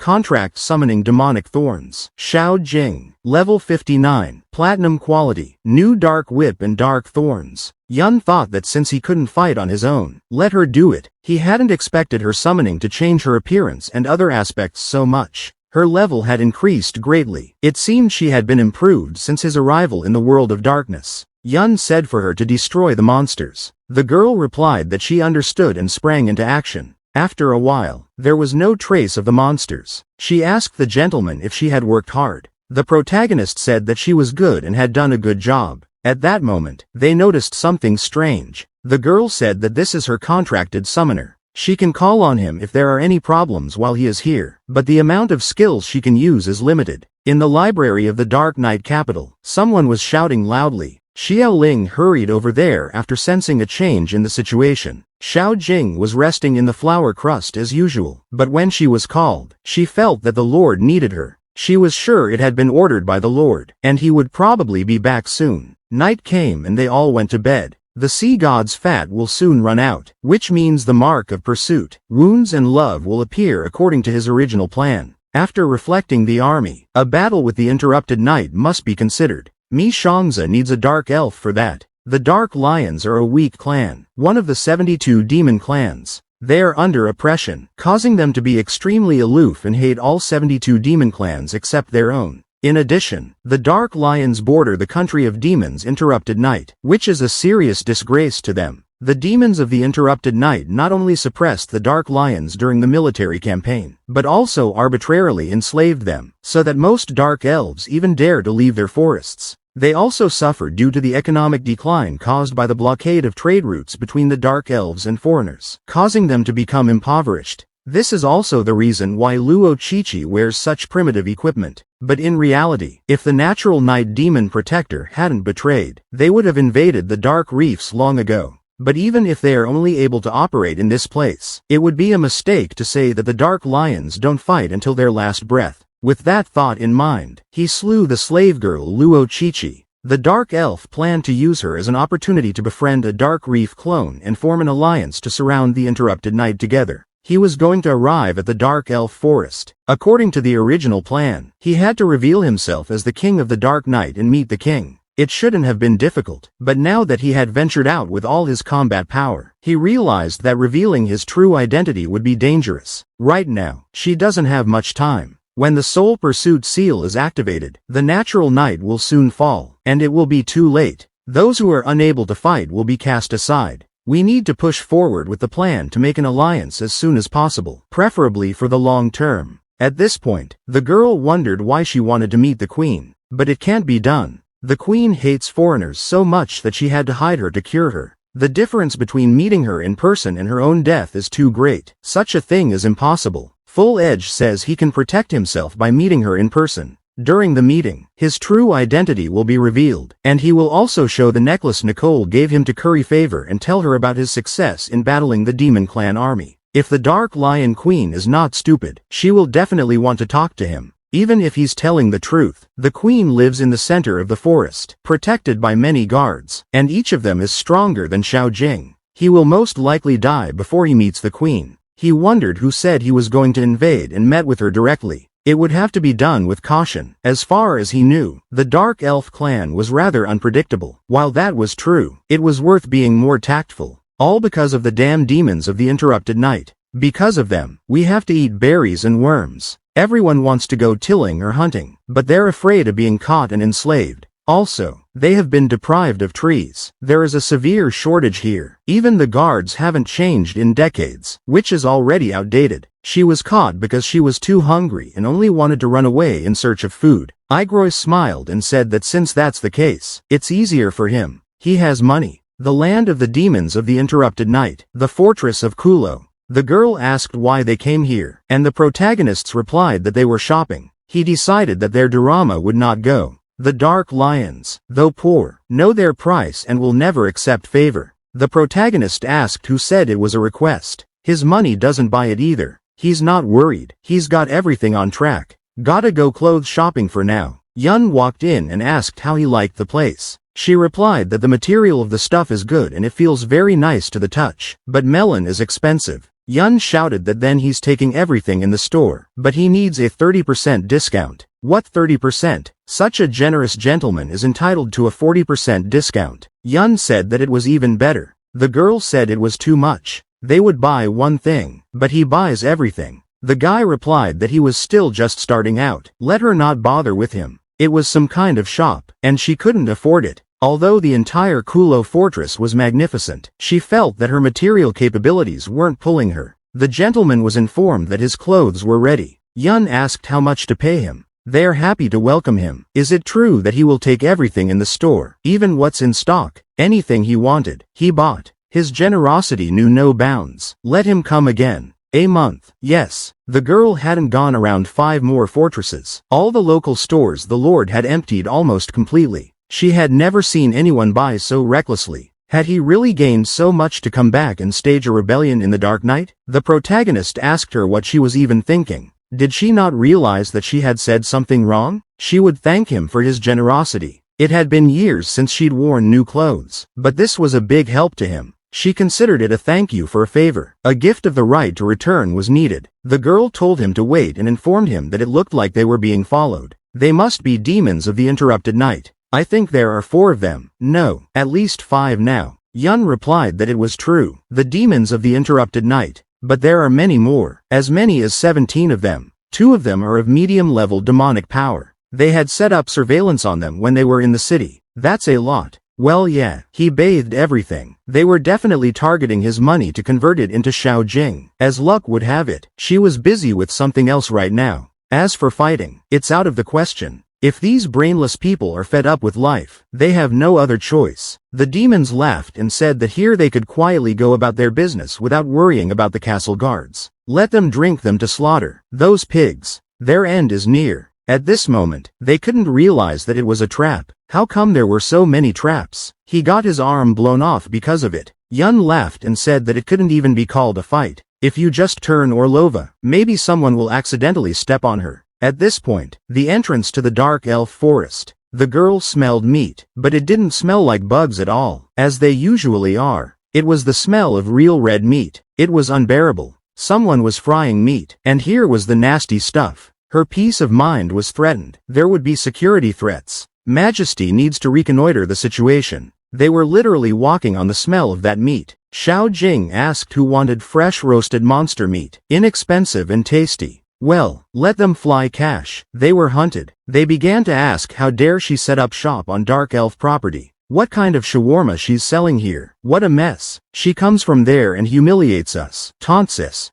We have to put them in their place. The huge hero said they weren't stationed in the forest itself, but a decent distance from the entrance. They weren't going to trespass. Do they think it's illegal or what? But they're already insulting them with the fact that the augmented ones entice customers who can't afford their product. Let them put out what's on their minds. Let him not worry about it. Let him try it for free. A handsome guy like that offers food for free. She's not supposed to, but how can she resist? They didn't wait after all and started eating the meat right away. It was real meat, not worms. It was delicious. It had been ages since she'd last eaten normal meat. If they want more, she has more. She can't stop. The flavors are such that even the queen catches up. No fear. They've had enough. They can't take any more. They're going to die of overeating. Yun Chen said that by the way, he would only offer a free taste for free, but he didn't say that all the food was on him. Dark elves are a very proud people, so if there are rumors that they don't pay for food, they started to apologize and said that they would bring everything back right away. Yun Chen said that there was no need to return anything. Let them calm down. He wasn't going to torture them. He just told them to go back home and tell everyone that they could get good things here for a shadow tree. As far as he could remember, they had a lot of it in the forest. So he made a deal with them, decided to make a deal. Why not just say they have plenty of wood in the forest? To rebuild the capital of the Dark Elves after the post-war devastation, we need a huge amount of materials. Shadow wood for construction of the highest quality. This will come in handy. In return, they will get cheap goods, so this will not only do a favor, but also make the Dark Elf clan happy. At this point, all the elves began to take the trees, and of course, they bought it all from the main character. A piece of shade tree in exchange for half a kilo of monster meat.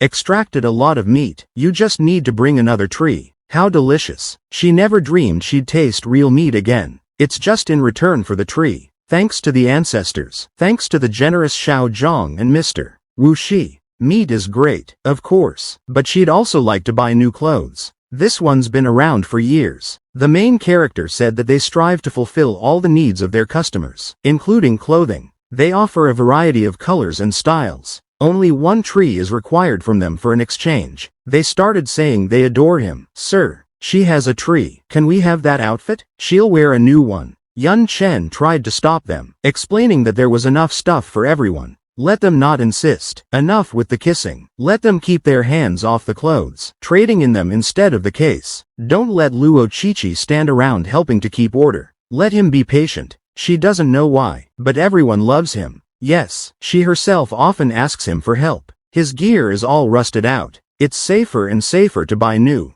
They also have a shortage of household goods. They want more stuff. They have everything a dark elf would ever need in their store. In addition to clothing and food, they have a thrift store, gun shop, and power of attorney. Other departments will also be opening soon to provide a wide variety of goods. Only one tree is needed for all products. And they said he was an angel come down from heaven. They thanked him and laughed, saying they could drink at last. In order to give the Dark Elves everything they want, trade shops will appear in 5 fortresses on the wasteland. He thinks everyone will see it soon enough. After a month in the Dark Elf forest, the Queen's palace. At this point, she'd been asleep for so long she was dizzy. This time she slept for almost 2 months. What is their entire clan doing? They are under a demon blockade, interrupted by a night outside the forest. No important business anyway. One can fall into a deep sleep. She thinks that at this rate she will become a prisoner. It smells like meat. What's going on? Have the guards come here? When did they get so fat? They're spelling contentment. Where is that smell of meat coming from? Has someone traveled outside the forest and isn't afraid they might be caught and sold? But the hunters didn't see anything. The thing is, he trades demons until dark night, but only with shadow wood. The name Wu Shi sounds familiar to her. She seems to have heard it somewhere before. Okay, that's for later. Let's get to the important stuff. She had ordered to kill all demons of other clans who came near the forest. How dare they obey and indulge that filthy Arkish? Before the blockade began, wood was their most traded resource, but now it had become something insignificant that this rogue had made a fortune off of. But he had no words, no meaning. Thanks to him, their lives were so much better. No matter how good wood was, trees couldn't live forever. Let them stand in the forest as furniture. Why not trade them for something more substantial? May the Queen have mercy. Her personal guard requests a visit from an outsider. What about the rest of the Dark Elves? They've all been bribed. It's common knowledge that Dark Elves are hostile to outsiders. This merchant must have ulterior motives to take such a risk. Let them bring him in. She'll know what he's up to. The protagonist was brought to the Queen after a while. He greeted the Queen. All his labors were not in vain.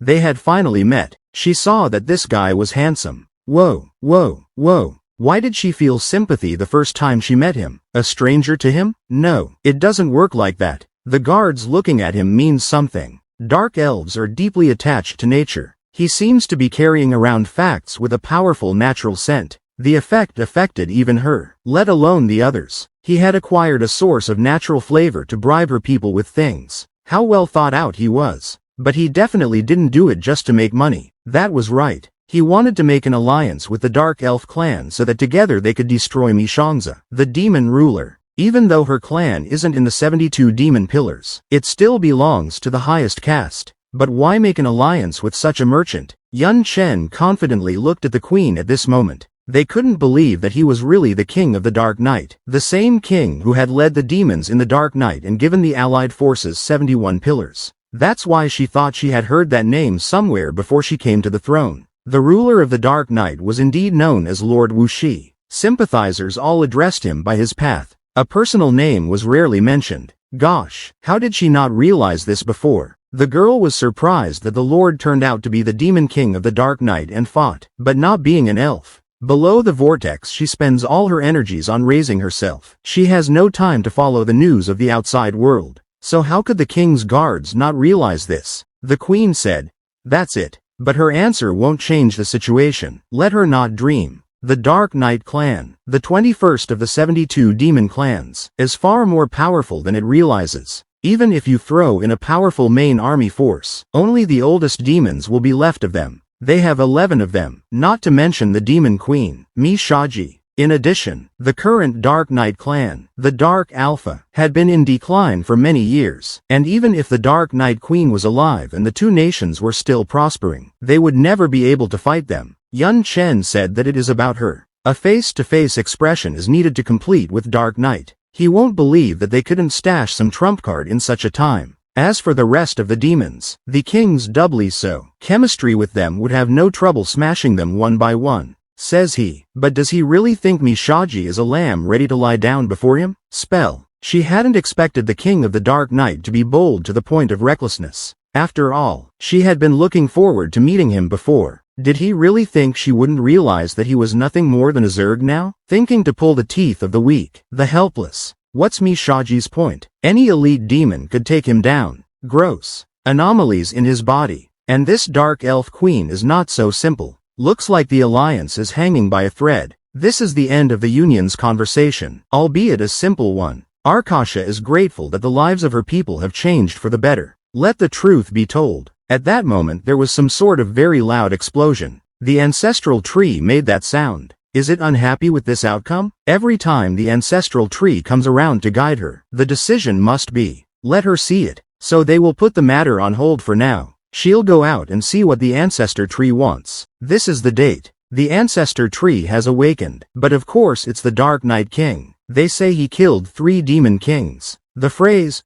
"I am the weakest," and 72 demonic peace pillars. Even though he was the weakest, he was still at the demon king stage. No wonder the ancestral tree responded to him. Grandfather said that whenever the ancestral tree moved, it was about something important to their people. The ancestral tree would give the same instructions to Her Majesty for this growth. It seemed to the protagonist that the ancestral tree was only protecting the future for the Dark Elves, a sort of defensive fortress, but it seems to be more significant. Most likely, the trees have an independent consciousness, are above the queen in status, and have supreme decision-making power among the Dark Elven people. Let the king of the Dark Night follow her. The ancestral tree wishes to see him. The ancestor tree invites a stranger to join them. They've never done this before. The tree only to queens of past eras. The protagonist thinks he only wants to see because he's the king of the Dark Night. Or if that's more serious than he realized. Yun Chen went with the queen as she had requested. She won't say a word to him about the ancestor tree without special orders, so don't even let him try to question her. But he didn't manage to get anything from her. But she can assure him, an encounter with the ancestral tree carries no danger. The tree does not kill, never harms living things. He was informed that they were in place. Tree said he would talk to her alone. The queen replied that she was listening, and then she would go. At that moment, the tree told him that here they were meeting again. The protagonist is very much surprised to find out his real name. His true identity should only be known by President Lu Miaoling. Xiao Yu and Xiao Ling couldn't tell this to the ancestral tree. If anyone else can know, it is only a demon who has not lost the seeing eye that sees its essence through. Tree chuckled and said, it looked like he had already guessed. That's right, the demon of nothingness. I told him about him and asked him for help. Yun Chen recalled his words about not meeting again, but did not recall meeting him before. He was on the doom screen at the time, so he didn't notice him. But he does recall it. Yun Chen remembered the tree root. This was it.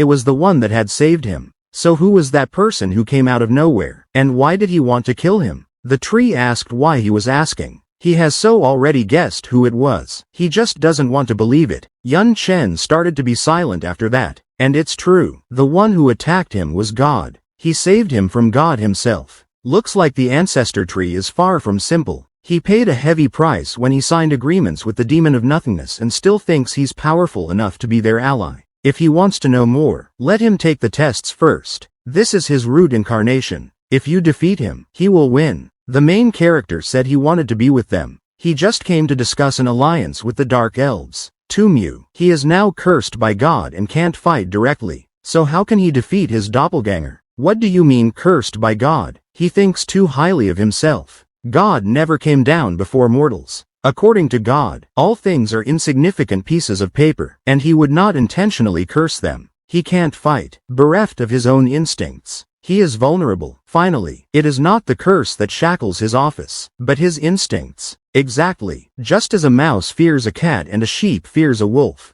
Demons, people, all living beings are instinctively afraid of something. Of God, who stands above everything in the world, and fights with all living beings. Upon meeting him, the instinct of self-preservation sleeping deep inside him came to the surface. He is afraid that God will attack him again, so don't you dare even think of fighting. Yun Chen was furious and asked, Alenku, says he is afraid? Is he joking or what? He's died twice already. He's not even afraid of death. How can he be afraid of God? He's reacting so strongly because he's telling the truth. As for him not being afraid of death, that's not that rare. It is achievable when one is constantly fighting mortal battles. But if you look at the reality, it is not the absence of fear of death at all, but the ability to look fear in the eye. On the contrary, fear at the level of instinct is quite different. It is as natural in every cell of his body to experience it as it is to feel hunger, to mold when thirsty. It is comparable to how he can resist the suffering of hunger and thirst by being stupefied by food and water. He cannot get rid of hunger and thirst as such. Let him make up his mind. If he passes the test, he'll have an alliance. If he fails, let it not happen. Let him start this battle. Yun Chen immediately began to turn out. Holy shit, he's aiming right at my spot. Yun Chen realized that he was fighting him to the death.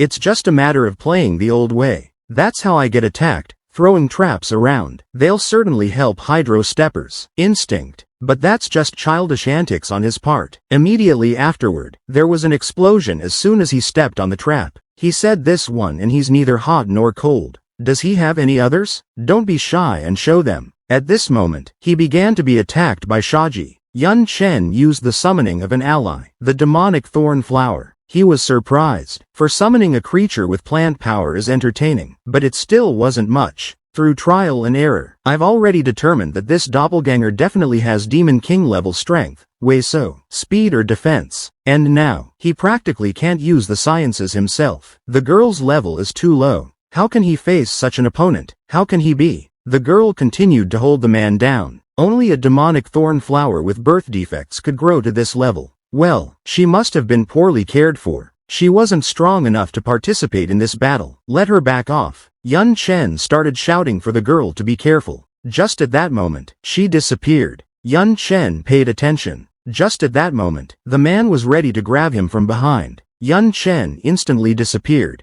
Your nickname says it's pretty rare, but I told him to stay away from him. Almost caught him. Barely got him to sing using the zipper. If he wants the battle so badly, he won't back down. After all, the ancestral tree clone has the strength of an ordinary demon king. Might not be able to handle the speed of his divine lightning. He'll use lightning to get close to him, and a ruinator to decorate his attributes. Most importantly, he was very surprised that he couldn't use lightning. Damn it, the powers that were limiting his abilities had reappeared. His instinctive fear of God is present. He cannot fight, even if he will run away. But he will not fight. He cannot win. If he doesn't conquer his fear, he'll just die. The girl told him not to do it. He said he had no right to participate. After that, he immediately threw the girl off of him. She replied that she was very far away from them at that moment. Yun Chen started shouting to her at this moment. He called him an old man and asked how dare he, in a moment using multiple attack and magical flames. After that, he immediately began to attack the enemy. He's really attacking. Has he already done it? It can't be. Yun Chen jumped into the air at this moment. He used a fusion of skills, Windblade, Magic Sword, and Flame. Then used the spinning blade of wind and flame.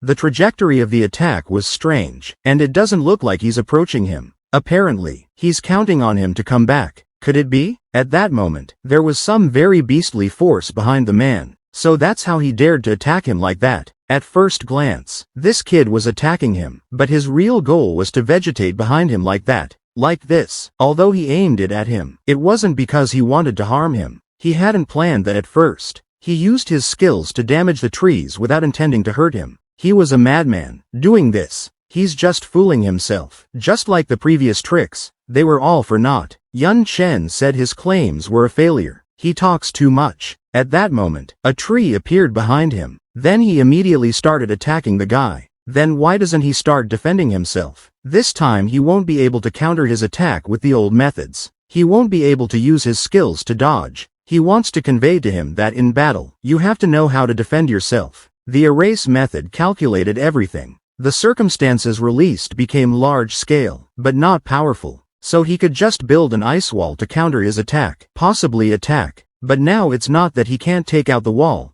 He can't even dodge properly. He's running out of power. Moreover, lightning would require a lot of energy, and there was very little of it left. Yun wondered what he should do now. At this point, he began to be attacked. He thought for a moment and was immediately caught. He used the lightning bolt too late. Just at that moment, there was an explosion. He was saved by a girl, and Yun was surprised that she was fine. He asked her about it. She replied that she was fine. She wasn't in pain, but she landed on her heel. It was all good. This log, while the ancestor tree clone was attacking, was its purpose actually to create a new log or what? The girl turned her attention to this log as well. It's not a deathmatch. It's just a test. The man talked about it. Dark Elf Queen. The ancestral tree is different from Teacher Shaw. It is not as ruthless as the teachers. The previous attacks only seemed murderous, but they were moderate force. Listening to the meaning, it becomes obvious that their common enemy is God. Since they are not enemies of God, the more allies they have, the better.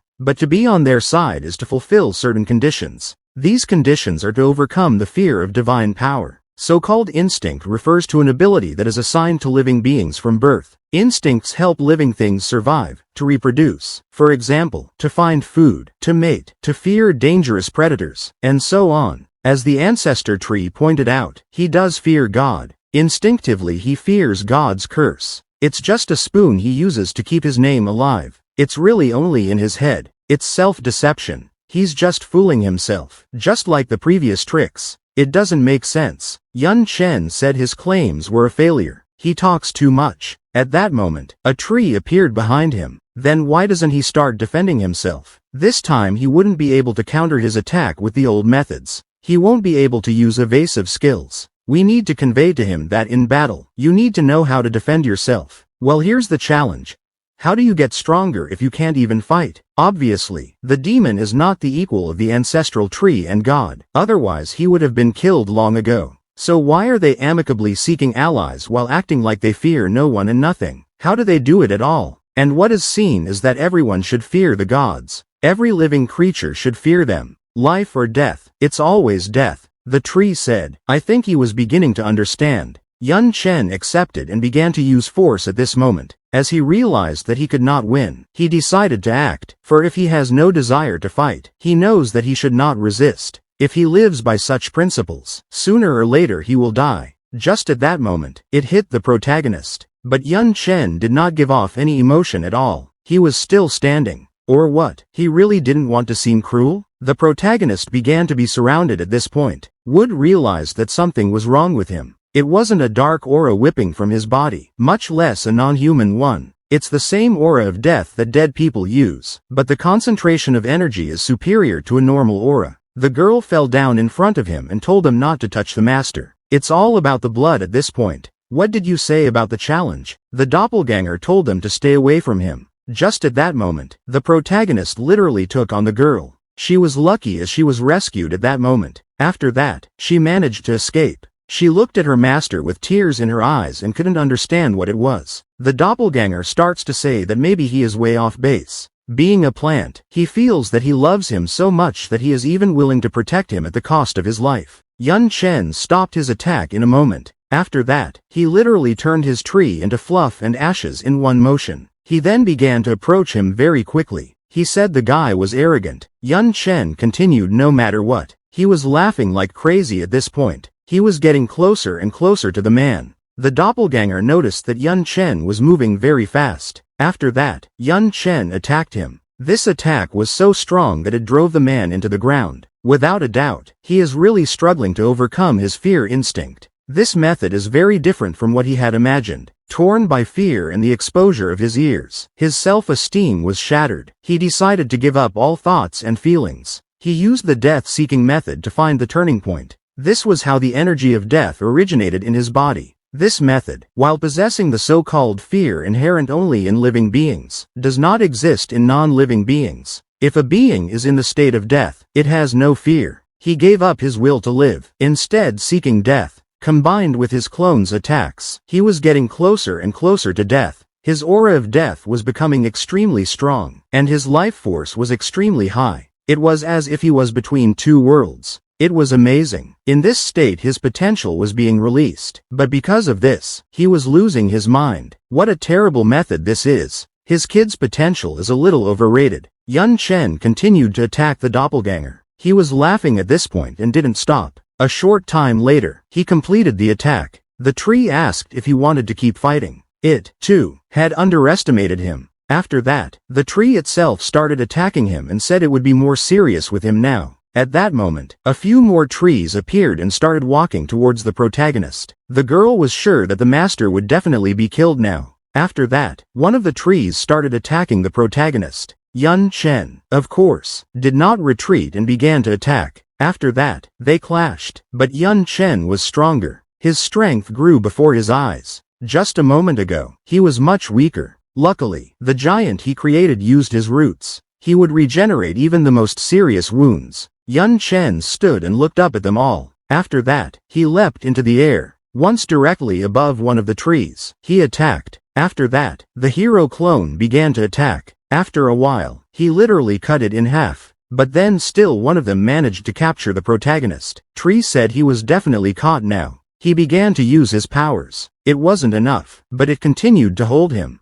The protagonist was enveloped by trees. Yun Chen shouted with all his might at this moment. He's like a chick in a cage. That cage contains a trace of his origin. He can't get out. As long as he is there, even if he doesn't try to take any action, it will be useless. But just at this moment, Yun Chen started to get out. The tree was very much surprised and could not understand what it was. The protagonist managed to get out. It was the power of calamity. So that was it. Shu had given him not only the equipment, but also a piece of his origin. He can't use more power or it will notice him. How can a plant creature accept part of its origin? This is the nectar of the world. May it be cursed, but it will accomplish evolution. May it help him save his master. The girl immediately thought of this nectar. After that, she began to rise into the air. Tree said she was in a hurry. At that moment, some sort of dome began to appear near her. The evolution of the Spike Queen has happened. He said she stopped him. The girl started making her way straight to the main character. She enveloped him in plants. She hugged him and told him to come to his senses. She was in unbearable pain at this point, but she endured. His power without yours could harm her. We must be patient. He's almost done. The girl said she could take it. Then he pushed the main character. His current state is a combination of life and death. He is not easily defeated. You have to either kill him or heal him. Naturally, the latter wasn't that difficult. It would take a lot of life force to save him, but the problem was that he had absorbed too much calamity power that he shouldn't have used at this point. The so-called primordial force represents the matter that makes up the world. For example, water, fire, earth, wood, and so on. These are part of the world. Their union is called the source of life. However, to achieve balance, faith is not enough. Relying only on creation is impossible. They also need to have destruction to keep it going. Hence, as there is the origin of life that creates the world, there is also the origin of destruction that destroys the world. Events such as absorption, annihilation, disintegration, epidemics, which constitute destruction, are collectively called the source of destruction.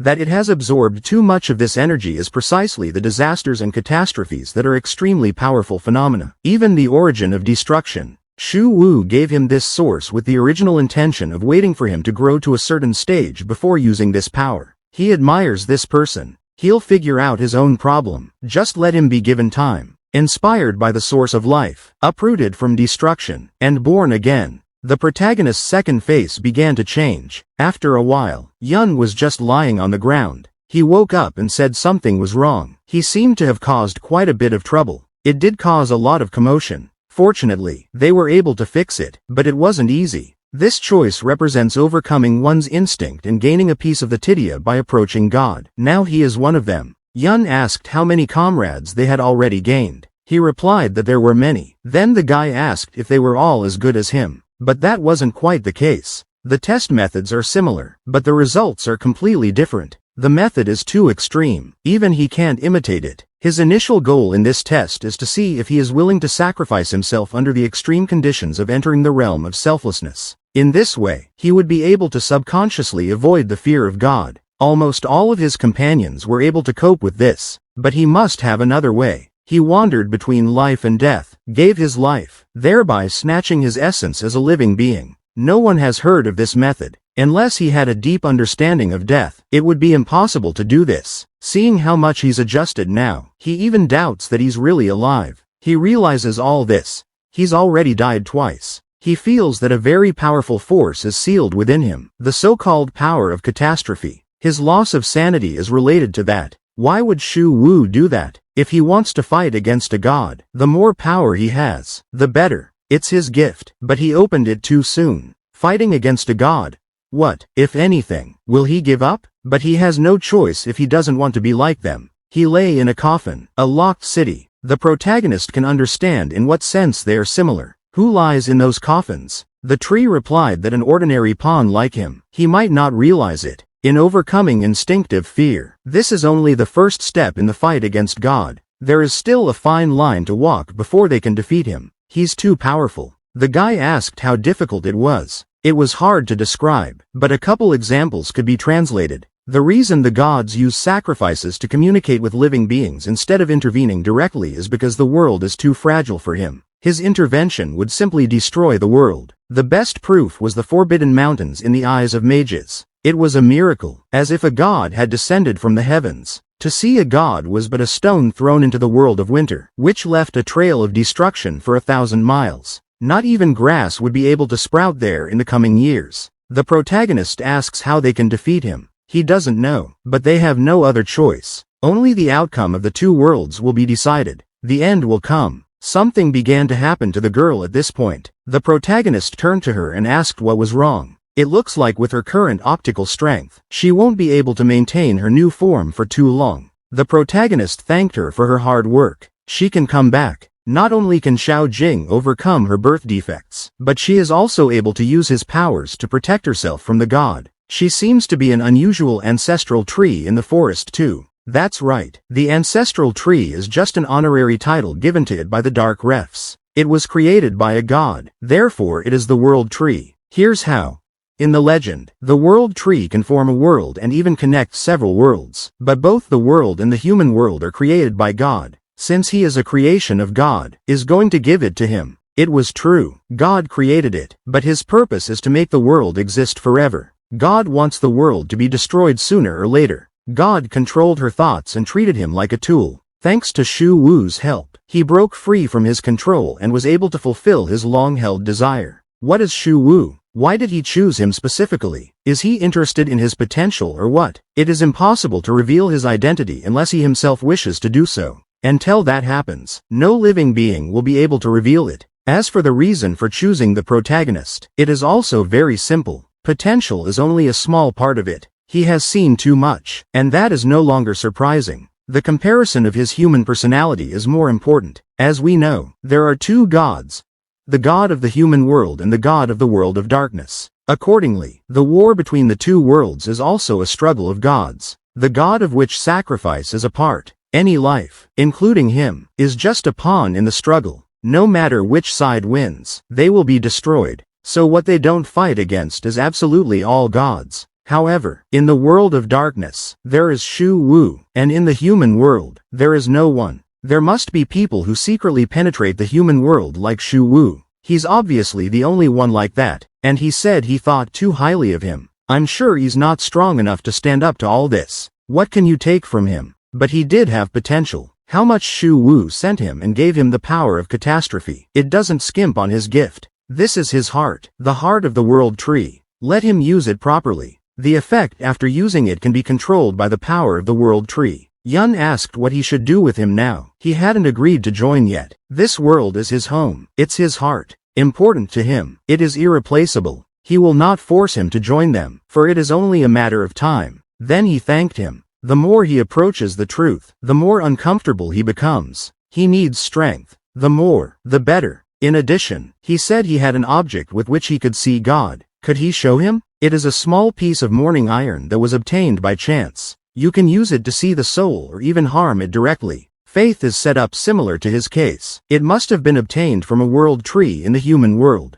Apparently their world tree is at its best. Pink was able to get it. It was not a good sign. It would cause him to transform further. That was a pretty good weapon. Let him use it wisely. The main thing is that you have something very powerful weapon. The weapon's characteristics are just a bonus. The basis of its effect. Be sure to let him hold it in his hands the next time he wishes to make a sacrifice. He will be able to recognize something more, and also the god will no longer discover him. As long as he does not look sideways, he will not notice his existence, like no ant walking with his head down. She asked how he could use the world tree hearts with the use of blueprints. After he obtained a world tree heart in the human world, he would be able to turn it into a world tree equipment set. In the human world, he would operate without any help. He's probably still under the control of a god. We don't know if he'll be willing to give him hearts. Of course, even just talking to him would not be easy, but you should not act thoughtlessly. The services of his human world will continue to function as normal. How to deal with this, they will discuss after he returns to the human world. That would be a conversation for another time. The most important thing for him right now was to curb the power of the tribulation force. It is different from the normal origin power. As long as it suppresses him, it becomes stronger, and will break the seal sooner or later. It's better to choose an option before he destroys it. It's to pet him. Yun wondered if he should pet the disaster. He feels that he has another worry related to the demons of the interrupted night. While it's not obvious, if it's necessary, he can destroy them for himself. Yun Chen said that there was no need to act, as they were still an important key to make an alliance with the Dark Elf Queen. He truly deserved to be called a world tree, and even a hidden seal could not be avoided from his gaze. He had gone through the test, and she should already know what to do. As a peace tree, it would most likely grow and cultivate strength rather than fight.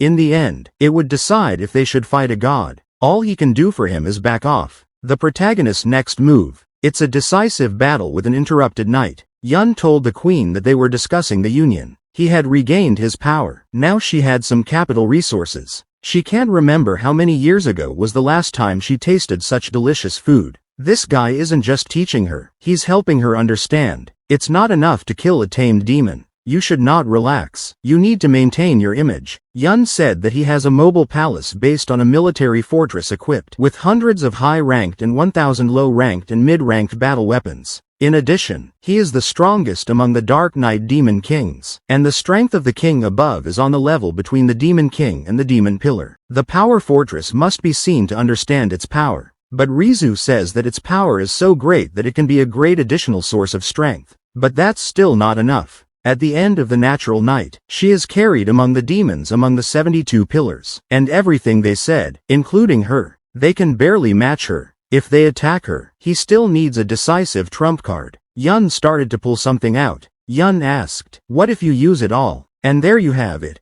These are common trinkets, but when combined with tactics, these things can really make a big difference. Yun Chen asked, if the above is the help they can give, what about theirs? Naturally, the entire clan's elite will be present in full. She would also ask the ancestral tree to send 3 clowns to assist. Supposedly, the ancestor tree is a world tree that is rooted throughout the world of darkness and cannot be toppled from its place. Its roots can spread to any corner of the world, and each stub can be transformed into Demon King level clones. In addition, he knows that many of the dark elves are enslaved to the demons of the natural night, but they are not as simple as slaves. They have many secret missions. Forbidden Mountain Range, damn hard and day-to-day is either a dead body or a coffin. How long they waste on this disgusting job must wait until all the crabs are opened. Cater is diligent, but still it was the queen's orders. Who doesn't know he is in love with the queen of the interrupted night, and is afraid he will be left with nothing? Someone laughed and said that was it. It's worth his blood.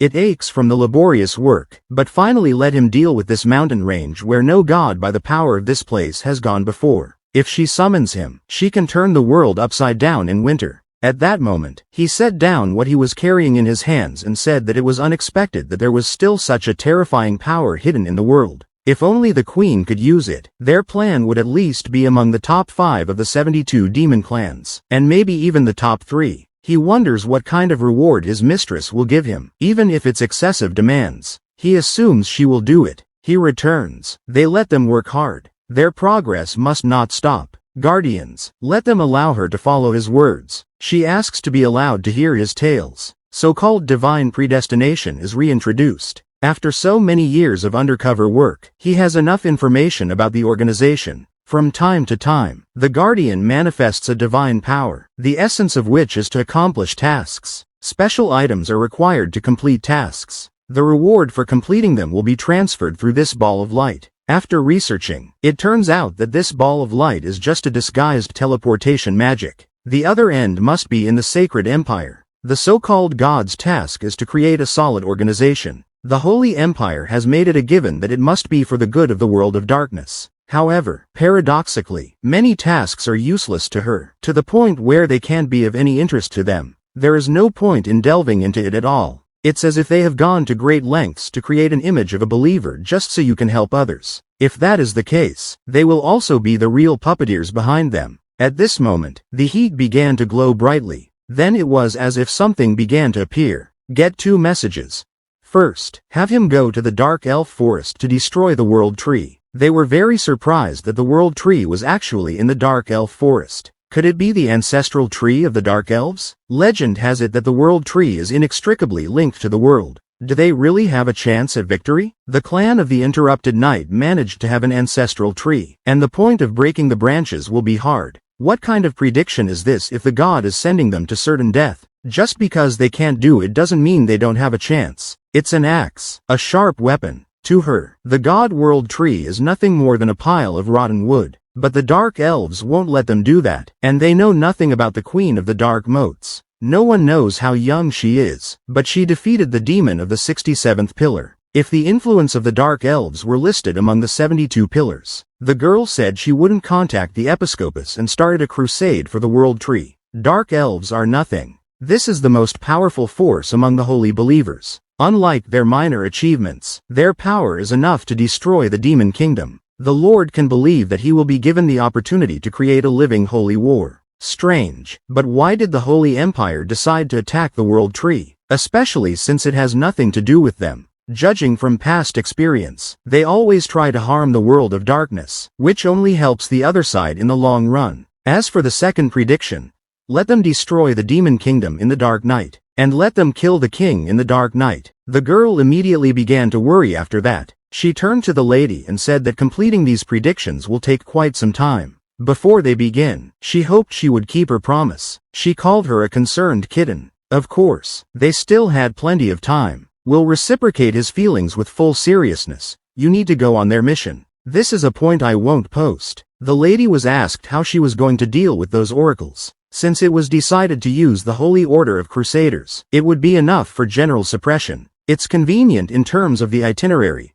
First destroy the demon country in the dark night, and then go to the Dark Elf Forest. He should relax and not talk business on such a difficult date. Let them not call her priestess anymore. She allows herself to get close and wants to be called Lucini. Xiao Lingzi. In her eyes, she can see all the hardships she had to go through to get her the materials for her to advance to the 3rd rank. Let her ask her to fulfill everything in her power. Any request will do, even if it turns out to be excessive. Anything she wants. That moment vaulted her by the hand. The girl continued to stare at her, even if she wants her down on her knees and out on her feet, or whatever. The priestess was greatly surprised by such a request. She said that jokes have limits too. How could someone so noble stoop to such baseness? Such games would not pass, but she might settle for something else. She misunderstood her. It's not a game at all. She wants her to get it right. Who's the real unchanging Sao here? What does that even mean? How did she get into the winter world? Could the Xuanlong country send out troops to attack? Impossible. They wouldn't have the strength. What do you mean? Just like that? Of course. She was forcibly transported by algae.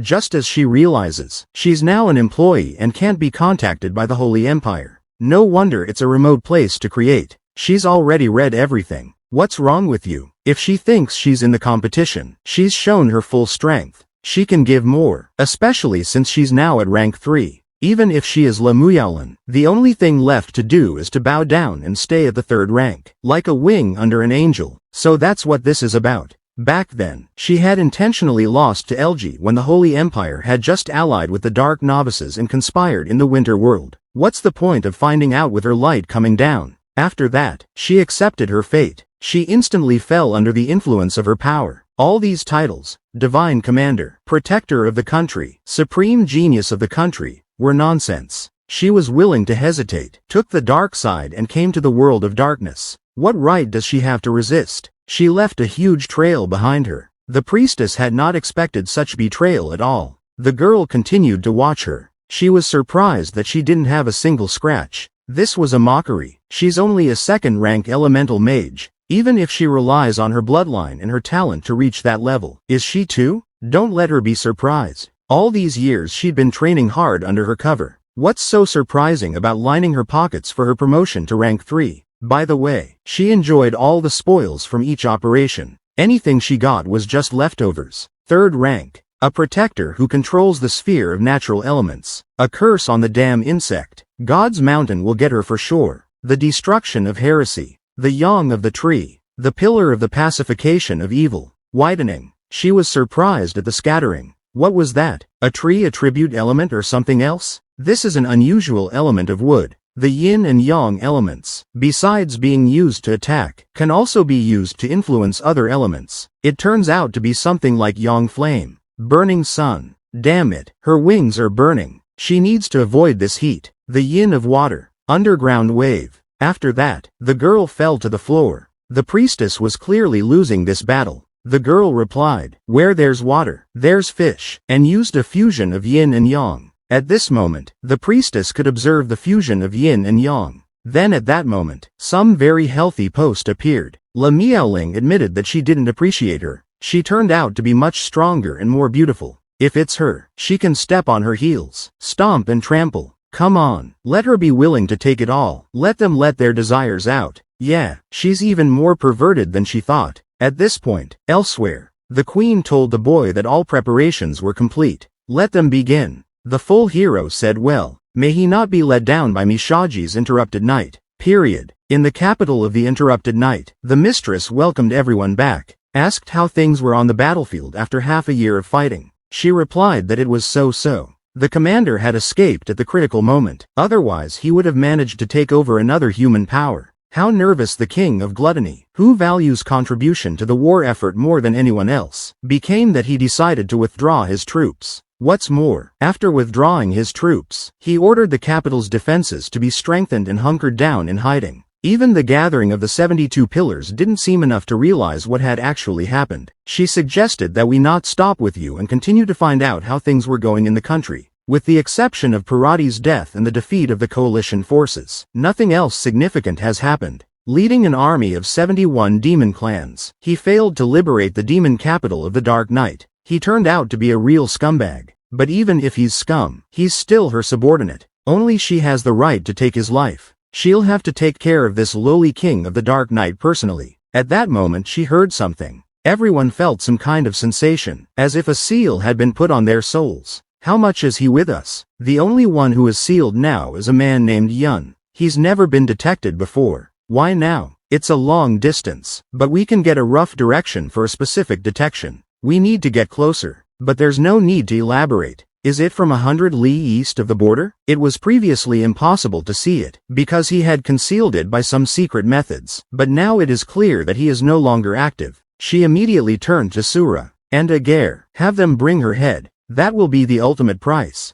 But didn't she say that the true value of the Dark Knight root was Yun? He had finished off 3 demon kings before and she wasn't bothered by it. She replied that humans can't control the power of dark magic. She just needs to find a reason to start a war. She didn't care that it was easy. Except that sending her men to deal with a third-ranked person was like using a sword to cut down a chicken. At this moment, Yun was just sitting in the forest. After that, something started to happen. The two demons immediately landed beside him, but finally he showed himself. Truth be told, he didn't deserve for them to personally kill him. But as it happens, the mistress is in a bad mood. Let her blame her bad luck. He asked if he should say she was lucky or unlucky to have caught up with them. In his opinion, should I tell him that both are true? At this moment, they sensed the Dark Elf Queen. And that wasn't all. At that moment, the World Tree appeared. Make them stop screaming. One knew they were angry, but not that upset. Rook said that using this old man consumed a large amount of magic spar from their kingdom's warehouse. Only use it to fight two demon kings. It's a real waste. It all took place in a military fortress. The demons raised the question of whether he was really the king of the Dark Night. What's the joke? A giant military weapon never seen before, and 3 Demon King level wooden giants. And that's not even counting the Dark Elf Queen and the Dark Night King. They have prepared for this battle. Obviously, they are Mi Shaji's subordinates, killing chickens with a sword. And it looks like the chickens are going to be the ones to kill. Yun Chen said that all the demons and the queen will die according to the plan. Let them kill them to test the power of the military fortress. After that, they immediately fired on them. Power's not bad.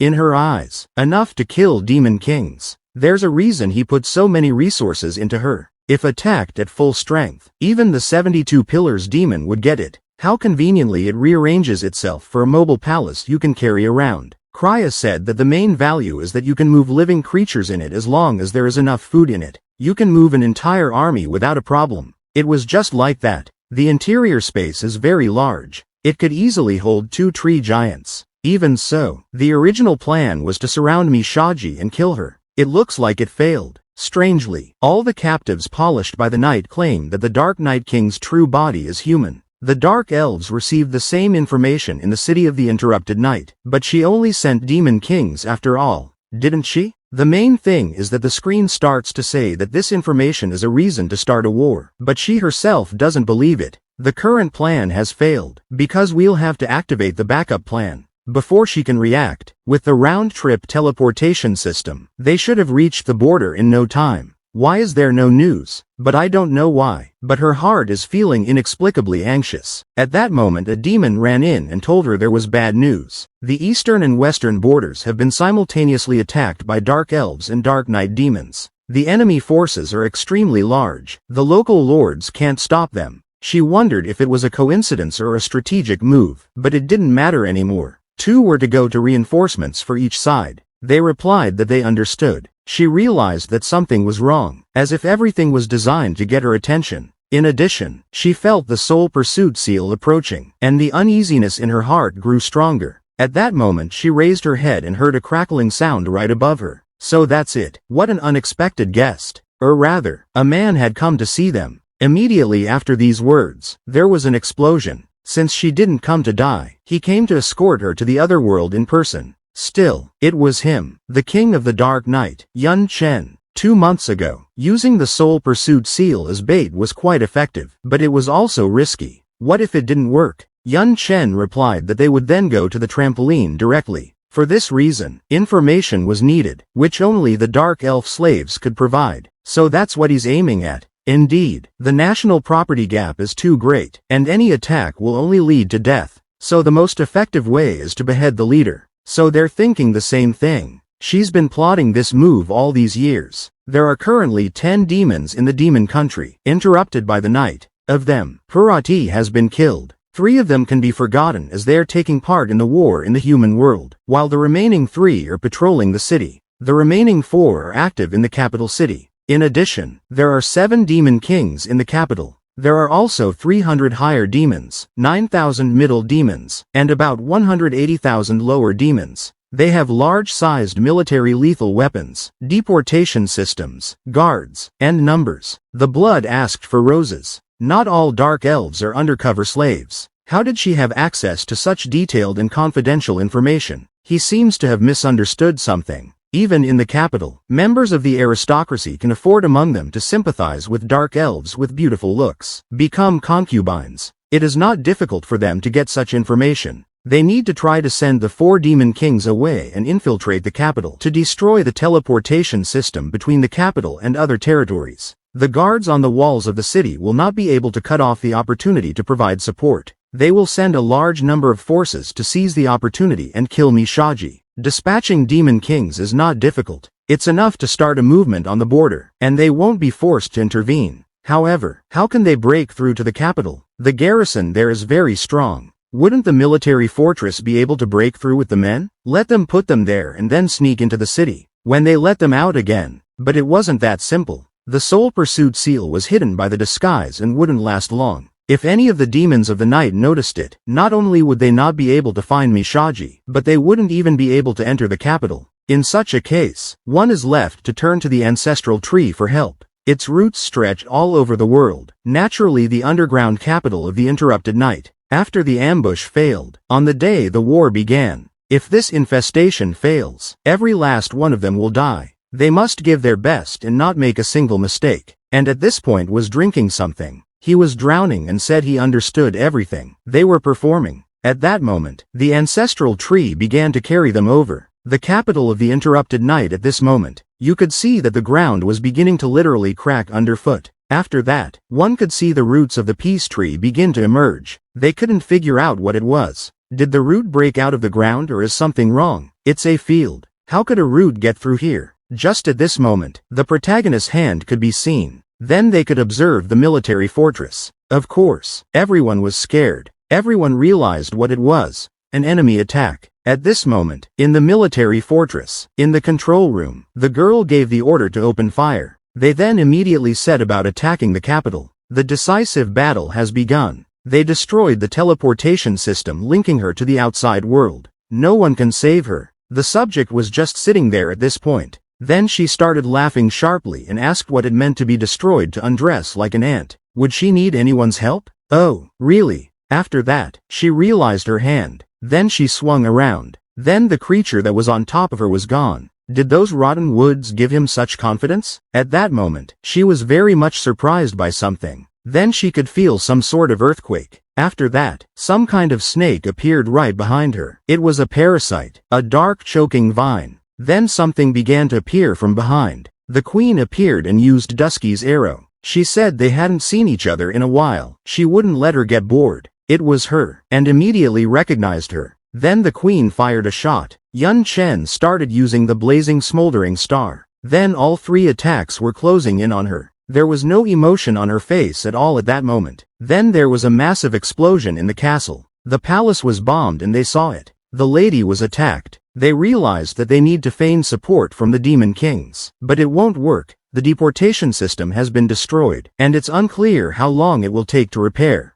Besides, they don't have time for that. Let her people not panic. The war has already started and the rest of the garbage is being left on them. She decided to straighten out these bugs that were daring to attack her with her own hands. The queen asked what she meant by bugs, and why she was being so arrogant after such a long time. She allowed herself such expressions and used the source of the shadow blade. She then applied the destruction of the scaly armor. It's a little harsh to call her a bug, but so what? She's going to lose to her anyway. At this moment, Yun Chen also entered the battle. Or perhaps what he meant to say was that it wouldn't help her to turn the situation around. It was just ridiculous. The girl told them to head on ahead. After that, a flower literally appeared in front of her who was naked. It turned out to be a carnivorous flower. The queen used a devastating blink. The country noticed some seeds in the air. Parasitism was used, splitting the flower monster. The girl pulled out the word blast. Of course, there was an explosion afterward, but the queen managed to dodge it in time. She was furious and told her to go to hell. After that, the peace tree intervened. All of them started defending the girl. She thanked him for it, noting how it felt to be hurt by such a bug. The flower monster was busy creating endless regenerating clones, and the ancestral tree was acting as a living being. She considered it a major source of strength, and although such tactics were annoying, she was increasingly interested in what Yun Chen was doing. What on earth was Yun Chen doing? At this moment, he was using a fusion of skills. Magic swordsman, clutched raging flames, and sudden strikes. Yun Chen said that he was responsible for her fate. Immediately, he used the swift fist of the cloud flame beast. It was interesting, and she decided they would play with it. Yun Chen immediately attacked her after saying those words. He told her to try again. There was no emotion on her face at that moment, and she said that if he wanted to tickle her, his strength was commendable. But if he wants to take her life, he has a long way to go. Most importantly, he said the games were over and let her die already. She continued to attack him. After that, the queen decided to intervene and attacked her as well. The girl told her to hurt her master. She used all her powers.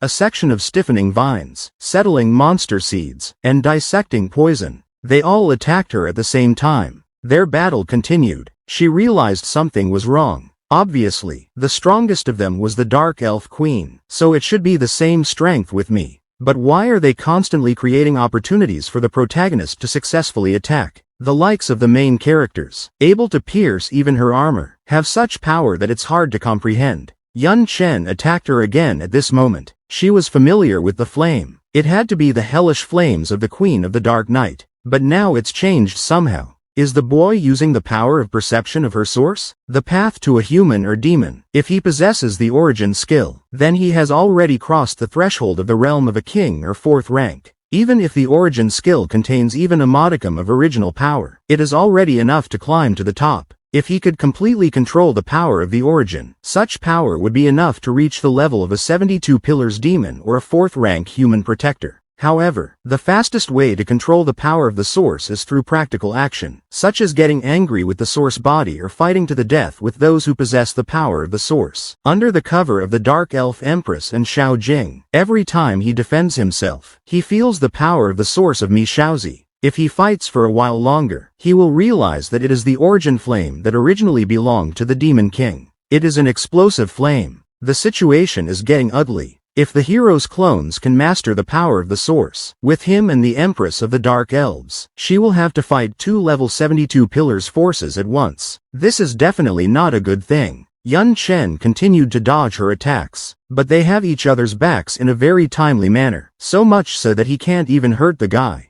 Something's wrong. No matter how good the coordination is, it can't be that perfect. The situation looks more like pure luck than good teamwork. Then something caught her attention. Immediately afterward, explosions began to occur. Beggars like them can't handle military lethal weapons. Fire all weapons at them. At that moment, the mistress reported that there had been a sudden uprising among the Dark Elf slaves in the capital. All the warehouses where military weapons were stored had been destroyed. No wonder she'd been in hiding for so many years. But the mystery was getting ready to happen. The queen asked with a smirk, wondering if she was in a hurry. Compared to the grudges the Dark Elves have endured over the years, blowing up the warehouses is no big deal. After that, the queen fell to the ground. It was an intense attack on the area. Many demons had broken the night and taken refuge in shelters. Now they move on to the next sweep. Let the soldiers of the Dark Knight and the Dark Elves go to battle. They began to attack with great enthusiasm. Damn it, the firepower is too great. As a sneaky surprise attack, it's too late to provide support. The capital won't be saved. The queen said they were all scum. She allows herself to be distracted while fighting them. Let her die. She laughed and said they were cheeky scum. If that's the case, they'll kill her first. After that, something incomprehensible happened. Even Yun Chen didn't realize what it was. He noticed that the ground had changed. At that moment, a destroyer golem appeared and said that she was the supreme master ruling the origin of this world.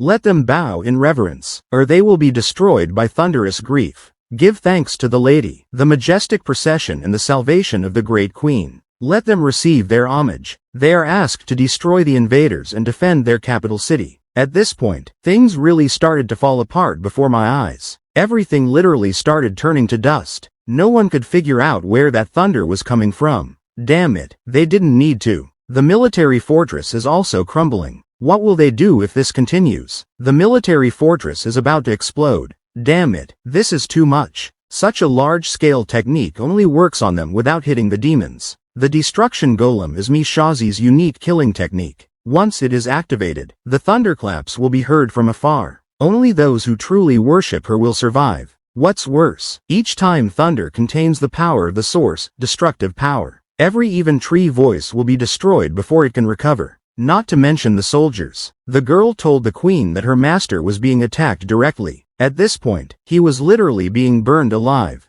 The queen didn't understand what had happened. Why hadn't he ducked? Is that really the key to solving the problem? Is he using the attack to learn the source? Yun Chen laughed and said, "That's it. If you want to feel it properly, you have to use your body." At that point, she fell asleep. The origins of the explosive flame let it explode. After that, Yun Chen directed that fire back. He said it was time to get into a fair fight. A similar protagonist capable of piercing even her armor. He is a major force that is mind-boggling. Yun Chen once again attacked her at this moment. She was familiar with that flame. It must be the hellish flames of the Queen of the Dark Night. But now it's changed somehow. Is the boy using the power of perception of her source? The path to a human or demon. If one possesses an origin skill, then one has crossed the threshold into the realm of a king or fourth rank. Even if the origin skill contains even a modicum of original power, it is already enough to climb to the top. If he could fully control the power of the origin, such power would be enough to reach the level of a 72 pillars demon or a human protector of the fourth rank. However, the fastest way to control the power of the source on your own is, for example, to anger your body with the source or to fight to the death with those who have the power of the source. Under the cover of the Dark Elf Empress and Xiao Jing, every time he defends himself, he can feel Mishazi's source power being applied. Rather, if he fights for a while longer, he will realize that the origin is still the flame that originally belonged to the Demon King exploding in flames. The situation is dire. If the hero clones can master the power of the origins in company with the Empress of the Dark Elves, she will have to fight 2 levels of 72 pillars demons at the same time. This was definitely not a good thing. Yun Chen continued to dodge her attacks, but they have each other's backs in a very timely manner, so much so that he can't even hurt the guy. Something's wrong. No matter how good the coordination is, it can't be that perfect. The situation looks more like pure luck than good teamwork. Then he noticed something unusual. Immediately afterward, explosions began to occur. Beggars in a pile of iron can't handle a military lethal weapon or something. Fire all guns on him. At that moment, the mistress was informed that there had been a sudden uprising among the Dark Elf slaves in the capital. All the warehouses containing military weapons had been destroyed. No wonder she'd been in hiding for so many years. But the mystery was getting ready to happen. The queen slapped herself in the face and asked if she was in a hurry. Compared to the grievances the Dark Elves have endured over the years, blowing up the warehouses is no big deal. After that, the queen fell to the ground. It was an intense attack on the area by many demons interrupting the night. Taking cover in the shelter, they move on to the next sweep. Let the soldiers of the Dark Night demons and the Dark Elves go to battle. They began to attack with great enthusiasm. Damn it, the firepower is too far away. What a sneaky surprise attack. It is already too late to provide support elsewhere in the capital. The capital was being scorched. Don't tell the madam to let her save them. The queen said they were all scum, allowing herself to be distracted while fighting them. Let her die. She laughed and said they were cheeky scum. Since that was the case, they'd finish her off first. After that, something incomprehensible happened. Even Yun Chen didn't realize what it was. He noticed that the ground had changed. At that moment, a destroyer golem appeared and said that she was the supreme master ruling the origin of this world. Let them bow in reverence, or they will be destroyed by thunderous grief. Thanks to the lady. Nay, give thanks for the majestic procession and the salvation of the great queen. Let them receive their homage. They are asked to destroy the invaders and protect their capital city. At that moment, everything began to crumble before my eyes. Everything literally started turning to dust. No one could figure out where that thunder was coming from. Damn it, they didn't need to. The military fortress has also been destroyed. What will they do if this continues? The military fortress is about to explode. Damn it, this is too much. Such a large-scale technique only works on them and doesn't hurt the demons of the Dark Night. The destruction golem is Mishaji's unique killing technique. Once it is activated, the thunderclaps will be heard from afar. Only those who truly worship her can survive. What's worse, every thunder contains the power of the source, the destructive power. Every even tree voice will be destroyed before it can recover, let alone soldiers. The girl was telling the queen that he was being attacked directly. At this point, he was literally being burned alive. The queen didn't understand what had happened. Why hadn't he ducked? Is that really the key to solving the problem? Is he using the attack to learn the source or what? Yun Chen laughed and said, "This is it. If one wants to feel it properly, one must use one's body." At that point, I fell asleep. The source of the explosive flame, let it explode.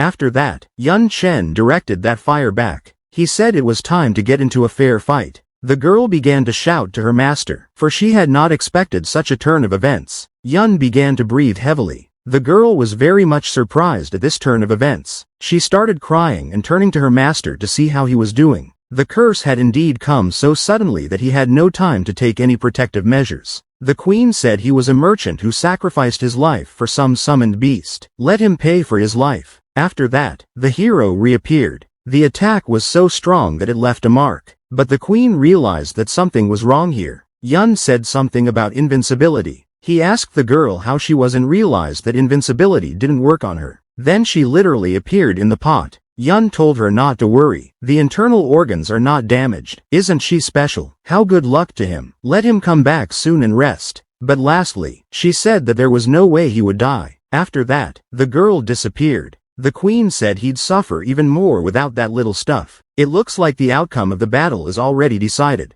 Just at that moment, the dark elf queen appeared. She told the guy that she would hold her opponent back. Most importantly, Yun said, "We'll have to resort to last resort." The queen understood and said she would stop her at all costs. Let him handle the preparations. The queen asked if she wanted to stall or what, though she didn't know what was new. Killing him will be easy. The point about the brutality of force was true. But there was one. But, right after that, it hit her. She clearly didn't expect it and was surprised. The queen afterward asked what if she did this. The demons were surprised that Mrs. Mishaji was slapped back. The dark elf empress slapped her, and they had a slap in their eyes. The slap, hotly known as a guy's gums, is not really an outstanding method of attack. What is more important in this behavior than the blow delivered is the strongly felt insult and provocation. For people of high status, especially women, the sense of humiliation caused by a slap from another woman is far greater than any blow or insult. In a way, it was an unacceptable provocation. Moreover, it was done in public, in front of all the people to the ruler of the city. The queen asked if she wanted to stall for time in this way, without the interference of this plant stuff, about her both being no adversaries to her. The dark elf queen did not dodge his strike. Let her not dodge. Defend herself from her strike. She'll kill her in front of him. But she didn't set her alone, saying who fears her. For years dark elves had been discriminated against here while they towered over them. Their greatness was built on their humiliation. How does a wuss have the right to talk about dignity at all? What is this hand-to-hand combat anyway? And every so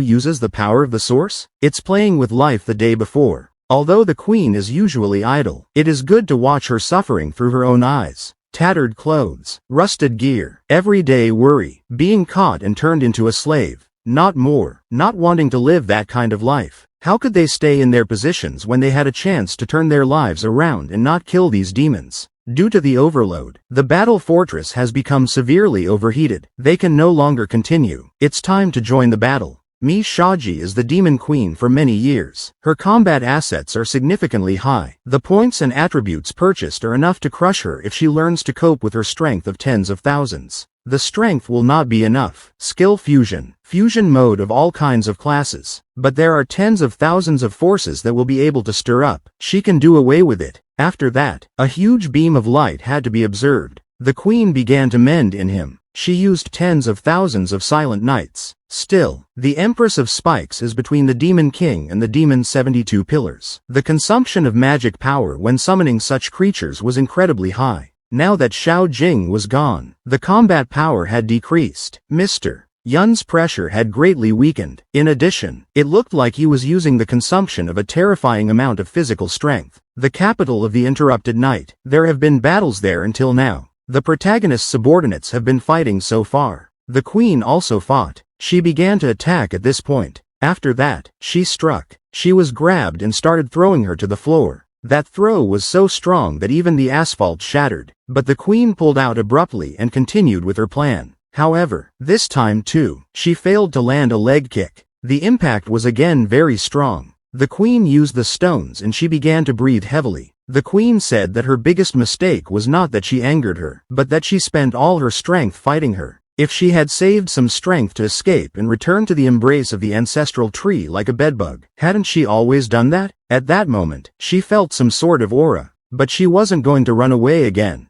The biggest mistake was the excessive arrogance behind her giving in to her provocation. He was a pretty expressive guy. Tens of thousands of strength, tens of thousands of silent nights, high form of transformation. All attributes increased by 5,000%, resistance by 300%. During skill activation, magic power or health points are consumed at a rate of 10,000 units per second until death or voluntary disabling of the skill. 10,000 units per second. Even if you increase the health points, that's enough for 11 seconds. However, it was enough. The queen couldn't believe that he had disappeared. Where is he? He was behind her, but she instantly turned around. But just at that moment, Yun was right next to her, and she couldn't realize how fast it was. She couldn't see him at all. Explosions started going off around the city. She couldn't even imagine how much his strength had increased compared to what it was before. Such a condition was obviously going to have its side effects, but there were many, and she didn't understand any of them. Yun began to rush straight towards her. He didn't even give her a break, and she used the source of the surrounding crystallization.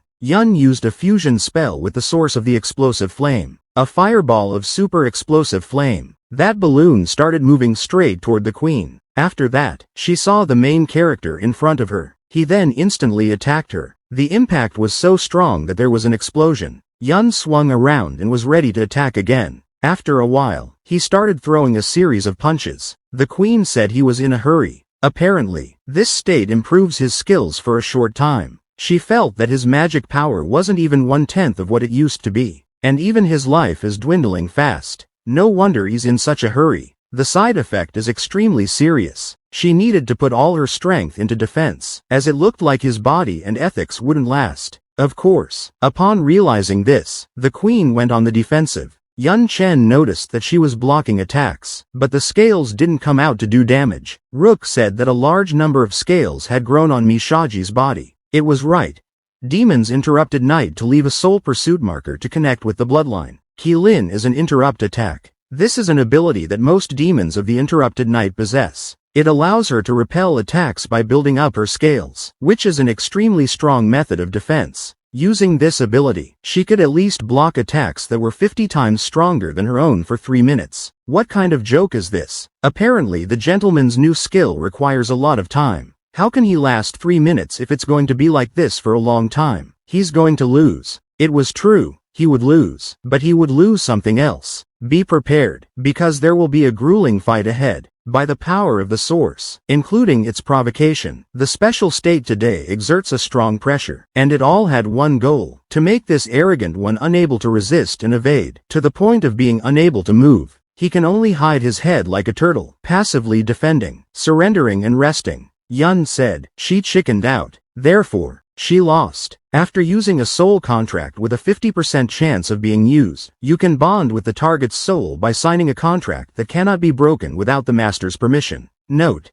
it can only be used if you cannot resist or refuse to resist. When the target's value is lower than the user's, the probability of a successful contract increases. Turnover decreases. She couldn't believe it was a soul contract. Almost 2 years since he had arrived on Timu's world, and he controlled wealth and power like a warehouse or a field. He had seen many things he had never heard of before. Timu's world is very strong. Even the air here is better than in the human world. The lake, birth materials, equipment, consumables, and everything is of much higher quality. Anyway, it belonged to the human world, but winter didn't belong here. In Timu's world lies the skills passed on by the system, and items handed down by the system, like the mole stone of border destruction, the potion of luck, and everything else. Yun said she lost. After that, he started laughing and attacking her. The queen, of course, became enraged and went on the defensive. She started to ask how dare he think he could enslave her. He would just break that contract. But don't let her get her hopes up.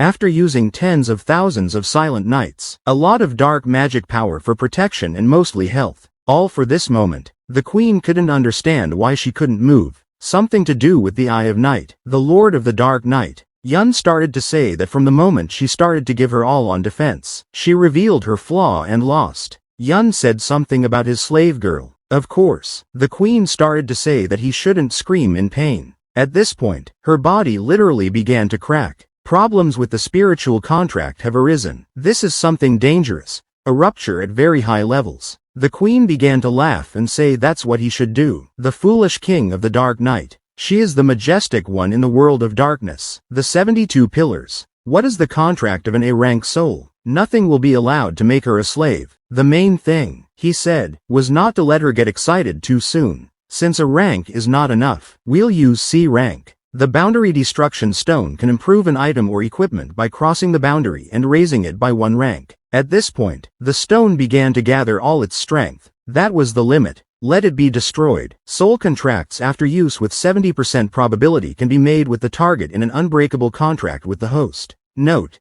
it can only be used if the target cannot resist or refuses to resist when its attributes are lower than the user's. The probability of making a contract increases. Dark Knight King. Let it not be forgotten that a soul contract is a probability contract. Based on their basic attributes, the probability of success is less than 1%. Once it fails, it will easily break it. Yun asked, why would 1%? Hadn't she noticed how lucky he was today? She realized that he hadn't gotten a scratch before this battle, and after he went out and received a fatal blow in the back. Could it be that this boy? She realized that he had drunk a potion of luck, and she had no idea he possessed it. The battle seems to be over. Who will be victorious? Let the contract be made. They prayed that the Lord would win. The Queen of the Dark Elves said he would surely win. After a while, the Queen of the Night was breathing heavily. She was still furious, saying that the King of the Dark Night was dead, and began to approach to kill him. They couldn't tell if the contract had failed.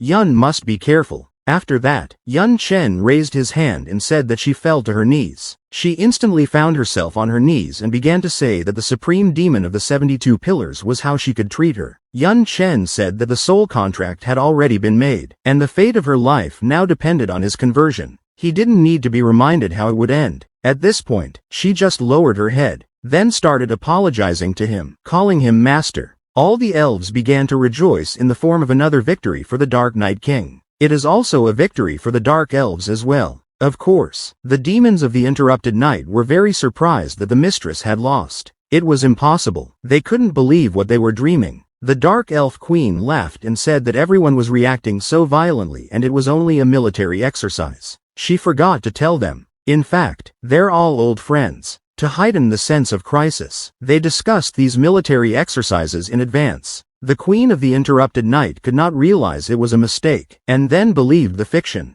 Yun Chen said that believing or not believing is not that important. They need to give an explanation to avoid despair. Should he have even absorbed her demon country of Interrupted Night or not? The only ruler who could make them happy was her. Wings said as she realized everything. What a Yun Chen. Looks like he's even greedier than she thought. Someone heard that Mrs. Mi Shachi knelt before the king on a dark night. But don't let him talk nonsense. He hadn't heard it directly, of course, but he'd heard it from the guards. But it was all just a drill. Let him think about whether or not it's a drill. Let him forget about the Dark Night. In any case, what kind of teachings do the demons of the 72 pillars have? Could it be something with dark elves? Does he think that their queen could really lose? But no, Madam couldn't lose. Anyway, the demons and the queen guarding the territory are back. But even if something happens, they can handle it completely. The capital of the Interrupted Night, Vice Sal. The queen screamed and said that it was said to be a real-life military exercise. So why don't they come back? Let them defend their territory here. But they were in a hurry because they had received a request for help. Besides, they had never received a report of the drill. And word got out on the way here. The queen was furious and asked what the rumors were. The demon spoke as if she had lost to the King of the Dark Night. The queen didn't stand for it and immediately attacked him.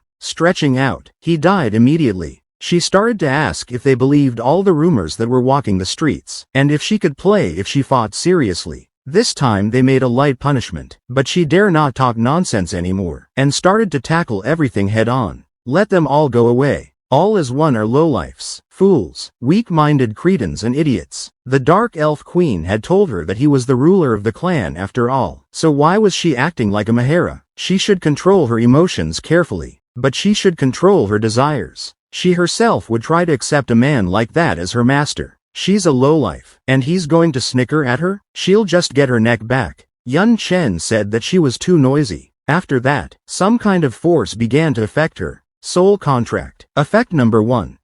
The enslaved object cannot resist any order from the master. Even if ordered to commit suicide, he will comply immediately. Effect 2. If the master dies, the slave also dies. In the opposite case, if the slave dies, the master is not affected. Effect 3.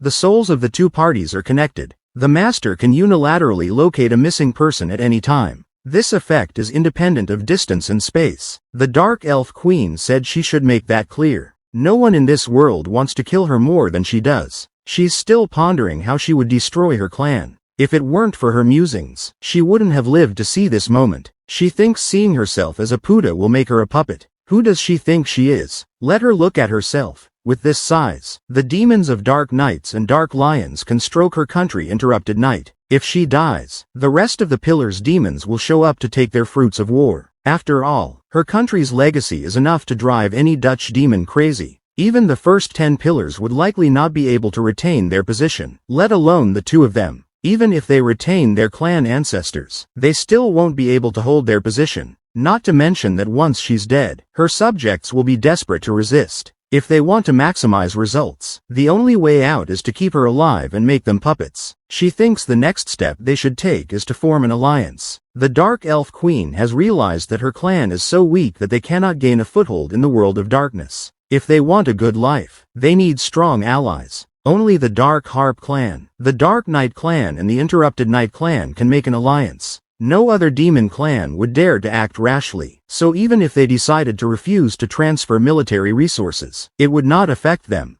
Still, in front of people of sufficient strength, rules don't mean anything. However, this will become impossible if the other clans decide to form an alliance. The 72 demon clans have their own intentions. Many ancient and historical grudges exist between them. The current world depends on the influence of the demon of nothingness. Even if they reluctantly unite, they won't be as arrogant and useless as a coalition army. The protagonist offered not to talk about whether she guessed. Slaves shouldn't look appropriate. After all, let her change her clothes to match her status and go to his room tonight. She was very much surprised by this. What did it mean to change clothes in the evening and walk into a room? What was he even thinking? The Dark Elf Queen asked what the slave girl was doing. Even though she stinks, she's pretty good looking. If you look hard enough, she needs to serve her master properly. Of course, this did not please the girl, and she squinted at her. But she looked really good. The protagonist said that the new look uses up too much magical power. Luckily, it doesn't have a time limit. This means that as long as there is enough health and mana, he can use this mode indefinitely. The points earned from completing daily tasks should be added to the physical body, stack and intelligence, which can increase the upper limit of health and magic power. 4 delinquencies, nothing to be done. The first 2 times he was unconscious, and the palms of God and Luo Chichi saved him after he awakened. He lay in a coma for 2 days. The last 2 times he missed, preparing to attack the Nature Queen's city at night. She had been too tense. As a result, the system didn't react in any way because he started to attach importance to it. At that moment, someone knocked on the door. Yun Chen asked why he was acting like a thief. Of course, if she paid attention to her appearance, the people would see her as a queen, not in such an outfit. She looked at the guy at this point. The main character said how could he even let that happen? He wondered why she was staring at him now. Furious, she thought, this boy dared to interrupt her. His grandfather had not yet been born when she forgave her subordinates, but she apologized to him anyway. Yun Chen said for her to watch her position. If something like this happened again, she would be in trouble, and called her Xiao Yi. She couldn't understand why he called her that. He replied that it was too tedious, and to address her on the interrupted night of Mishaji. If she didn't like it, she would be Xiao Mi, Xiao Sha, or Xiao Ji, whatever she generally liked. She said she'd rather Xiao Yi. That boy is serious. That he can be with her for the rest of his life with a soul contract. He's dreaming. She hasn't lived all these years for nothing. He'll pay for his ignorance. Yun Chen said that the clothes fit her pretty well, but will only fit as long as there are no strangers around. She obviously doesn't like him because she hasn't adapted to her new status yet. Her position needs to be hammered into her head properly, and that's the reason she needs to change her clothes. By the way, at the end of the battle, she mentioned a luck potion. Had she ever seen it before? She replied that she had met from a divine messenger. Yun Chen asked what kind of god messenger he was. She wanted to say that the luck potion wasn't that unique, and the so-called god messenger also possessed it. You can understand it this way. Last year was the first time they used the luck potion to obtain the essence from the Demon King. In the end, the effect was excellent and he was able to obtain all the talents of the Dark Knight Queen bloodline. Even Teacher Shaw, who was watching the process, thought that it was all just because of his talent and was completely unaware of the connection with luck. He also began to search for him in various ways, even entering the world of darkness. I had never heard of the existence of Selly and luck. In fact, not only the luck potion, but most of the items and equipment obtained by the system even touches on skills. If one thought about it properly, spatial skills were extremely rare. He has no talent related to space, and therefore there was no opportunity to train until now. However, Divine Lightning ignores this requirement and allows his magic to be used directly. And in this case, especially no one has ever heard of it, and even the demons of the flickering Qilin of the world of darkness can only do so because of the bloodline. That's why he'd be happy with a system of wet conditions that only he can get tired of being, but he's not. He orders her to tell the whole truth regarding further conversation if she lies even a little. Own internal organs. She said the orders were pretty harsh, but don't let her worry. It wouldn't do her any good to lie to him. She'd tell him everything she knew. As if it wasn't. Even though he is a messenger of God, he has no idea how much support he has. If he thinks he's just lucky, he's sorely mistaken. The value of purpose and luck is to change phenomena and make up all surrounding phenomena, evolving in the direction that is most beneficial to the user, assuming that the phenomenon is the source. For example, the probability of a sneeze is 0.01%.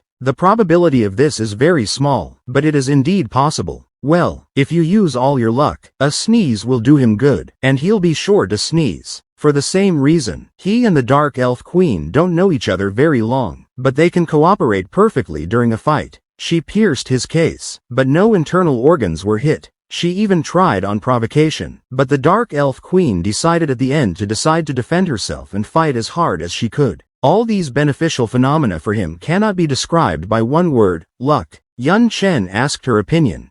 If he had good luck, he could become invincible. Of course not. After all, he had seen with his own eyes a dead messenger of a god using a series of luck. Yun Chen asked who the god messenger was and why he was killed, but asked her to have patience. To explain the existence of a messenger of a god, we should start by talking about the war between the two worlds and even the gods themselves. He asked what the war between the two worlds meant. Didn't the theme and the 72 pillars contribute to that? Didn't she learn that through the world tree? Judging by the results, that's the way it is. However, the goal of most demon kings is to kill as many humans as possible in order to make sacrifices in exchange for a more powerful force. It would be worth explaining who the sacrifice is being made to. Yun Chen had long wondered why sacrifices had to be the labor of the enemy, and now it was obvious that there was nothing more valuable than a corpse. It became that this was done intentionally. As everyone knows, there are two gods that rule the two worlds separately. They are usually called the god of men and the god of darkness.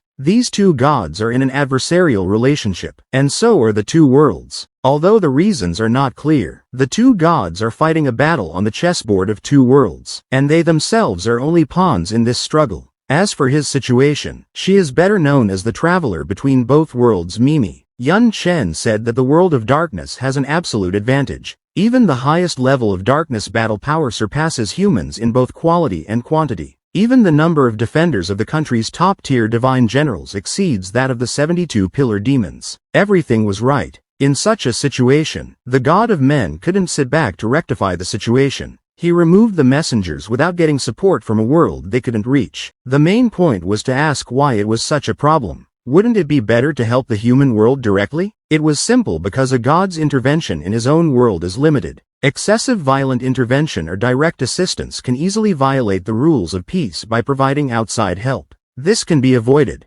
Nevertheless, outside help cannot be given to two beings at the same time, and only after the death of the one to whom it was given does a new one appear. Yun Chen asked how these messengers died. With the dark novices infiltrating the human world, it wasn't hard to kill them in the club with their help. Of course, there are other reasons such as peculiarities among humans or something else, but this is considered a long-lived one. Yun Chen asked, what made her think he was an envoy? Was it because of just a luck potion or something like that? She used her soul-searching eyes. Answering his questions might well fool other demon kings, but she was different. In fact, if she looked at him with a special method, she would see a big difference between him and other beings. There is another soul in his case. Unlike the rupture of personalities, Such souls with great distinction can only be possessed by messengers of God. Yun Chen asked why she was able to see it. As far as he knew, the only ones who could see a soul were the demons of nothingness and the world tree. He didn't expect her to be able to do that, either. But he knows that the seal in soul pursuit is one of the talents of the demon bloodline interrupted in the night, right? It leaves a trace deep within the soul and then leads an endless pursuit.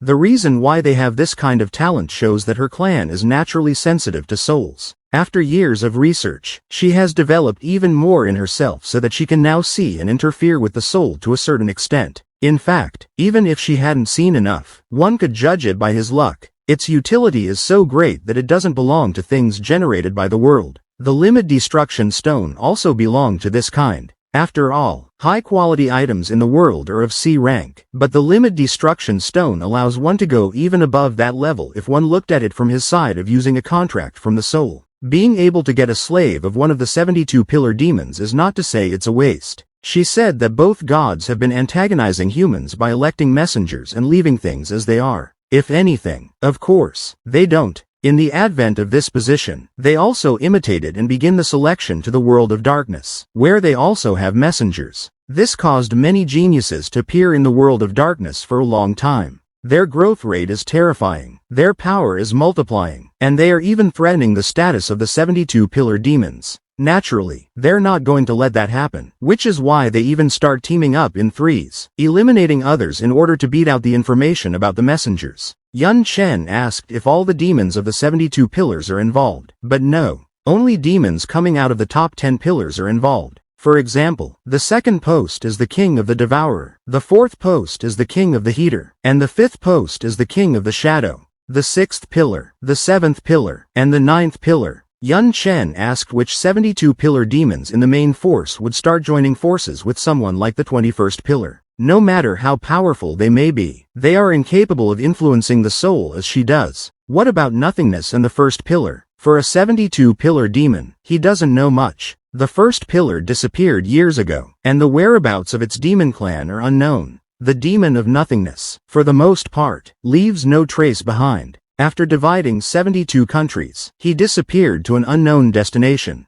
Until the second pillar appeared, the king of gluttony would always dominate the world of darkness. However, 4 months ago, he suddenly began holing up at home, and as a result, the attacks on the human world stopped. 4 months ago, it coincided with the moment Teacher Sha's clone left. It seems like she had accomplished her task safely. Yun Chen asked if all the messengers of the world of darkness had been killed by her, but doubted that any intelligent individuals had chosen to stay. They had sent them to the human world to fight in the war. After all, they had at least some fighting power. However, after arriving in the human world, they became as if they were dead countries. Their souls were severely wounded, and it was hard for them to accept what was happening. The reality was that not only did they not want to kill humans, but they even chose to side with them, becoming their enemies. This caused a lot of trouble. What do you mean they didn't want to kill people? Could it be that the messengers of the world of darkness were like him, immigrants from his past life world? Yun Chen asked what unusual places he had seen regarding the envoys. Let him lay everything out. He knew nothing else, as she had little contact with those she captured on her own. Each time she met them, she had to cooperate with the king of gluttony, as it was impossible to get close if possible, and she knew little about them. One of them made a deep impression on her. He was the last messenger and yet a strong opponent, and his strength was unique. He also had the terrible ability of immortality.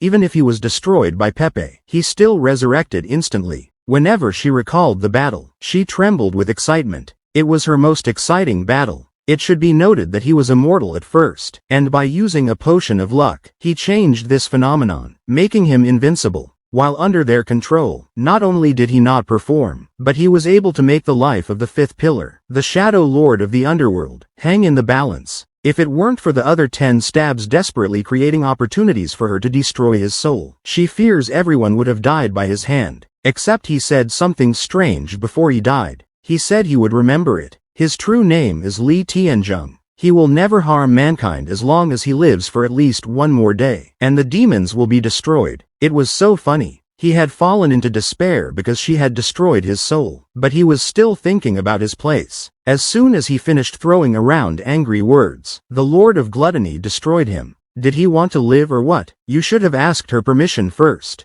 After that, Yun told her to sit on her knees. What's he up to all of a sudden? Yun said it's nothing. He just wants to see her unhappy. He will punish her for a week. But that story can wait. Let her continue to tell the messengers of the gods. They have killed so many messengers from the gods' side that we insist on it without attention. She said that her master seems to have a misunderstanding. The god has an arrogance far beyond his imagination. The so-called envoys are just reinforcements from the outside. They are really just slightly larger regimental pawns or slightly larger ants. And the game between the two sides is a battle between two mimes. How can one expect to win or lose with just a couple of pawns? In such a gourmet plan, even a messenger is only a minor part of it. Size won't make much of a difference. Besides, if they can't even get past this stage, what's the point of this outside support? Everything fell into place. No wonder he was the messenger of the god of men. But because he looked at him during this offering, he was almost destroyed. Just like the world tree said, in his eyes he was just a big ant whose life wouldn't even be looked at. An ant can barely grow to the size of a large beast. One day God will pay for his arrogance. The queen realizes that he is no ordinary boy. He bluntly says that he is not afraid of God and is even going to go against him. With such courage, even the demons of the 72 pillars can do nothing. The protagonist used chains to grip, a magic sword to grip magic power. The girl was wearing restraining magical chains. The full hero said it was now time to move on to punishment. 3 days later, what a beautiful Mrs. Mi Shaji Kolot announced that he's back. I wonder if they gave him a promotion? Her clouds are prone to big news. But before that, what was the situation? He had only had us on the Forbidden Mountain range for 2 years. Upon his return to the ruined capital, it was discussed in front of him that someone still didn't believe it was just a drill. What else is there to do but not believe? It's not like he actually doesn't believe that the madam lost. What kind of drill could there be in the capital? But since madam said so, he can only believe it. But it was impossible. Too bad. His opinion is a different thing. More trustworthy. There's some scary ones suggested a thing. Mrs. Paula Shearer, seducing the king in the dark night. They've been in your office day and night for the last few days. I don't know what they're doing there. From time to time strange cries broke up from the room. Mistress was definitely not clear if there was an affair between them. Expecting mistress to be so throaty. Cursed. What good is another guy? Kolot came in furious. Still long. What's all this? Chushka. Mistress will send nearly 1,000 years. She has never had any lovers. What he said to her simply cannot be true. If they keep spreading such rumors, he'll kill them. Goddamn. A bunch of foul-mouthed mutts. The cabinet. Right. He's going to go to the mistress right now and clear it up. That's when you could hear someone burning from the window. Screaming there. What the hell? She hadn't been able to sleep for 3 days. She was in pain. She wouldn't sleep this night. It was definitely the voice of the mistress and the unknown man. Impossible. He must have misheard it. It can't be madam. At this point he knelt down and began to tell his mistress that he must urgently inform her of a major discovery on the Forbidding Mountain range. He must see for himself with his own eyes. He cannot get those voices out of his head. Yun asked what was wrong. She doesn't know. But his orders were clear. No demon should come within a kilometer of the office. Anyway, she should check it out. Go outside. She asked him how he got in here and where the guards were. He apologized to the lady. It is very important. Have to hurry. Elevated temperature. Blush. Capital. Abundant medium of rope clamping. A man's voice. Was it really true? She said she should have said in the daytime what he was doing here in the evening. Let him get out. She literally threw it out in one motion. He laughed and said that he had loved mistress all his life and was willing to give up everything for her. Can he believe she was so easily ensnared by a man? He doesn't believe it. He came in a rage and said that in that case, she will destroy everything. Everything will be destroyed. Yun Chen said that he had mentioned the harmful mountain habe, that he had scouted it out. I think he made a major discovery. What purpose can a pile of corpses be used for? Except that coffins are pretty good things. Everything else is unremarkable. Yun Chen said okay, and they will continue. Whether she steals or robs, she should not be resisted,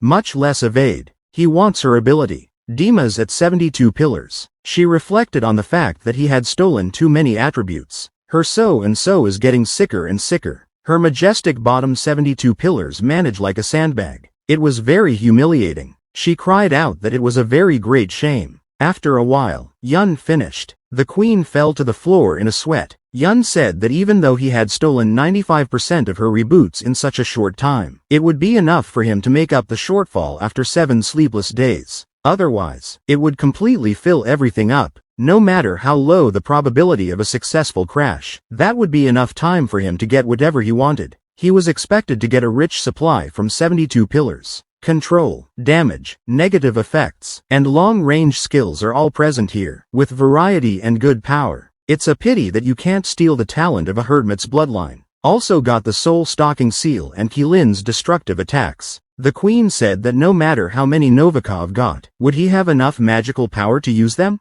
Don't underestimate the consumption of her skills, not to mention the effort she had accumulated over the years. The strong one realizes that under the constant reinforcement of attributes, one could not only raise the level, but also use valuable consumables. As a queen who had lived for almost 1,000 years, she must have accumulated many such items. Have her give him all of her thousands of years of savings, especially consumables that can increase the upper limits of health and magical power. He'll eat it all up. The queen replied that there is an upper limit to their use. The maximum usage varies from 5 to 10 times. Took above the windfall limit, but wouldn't reach it. If she could consume it all, he knows that with her stockpile she has hundreds of thousands of species that would be enough for a while. He would not repeat himself a second time. The queen replied that everything he needed could be taken from the warehouse so he wouldn't die of overeating. Yun said, almost forgetting until she said, her country's treasury is worth a good search. This is the moment.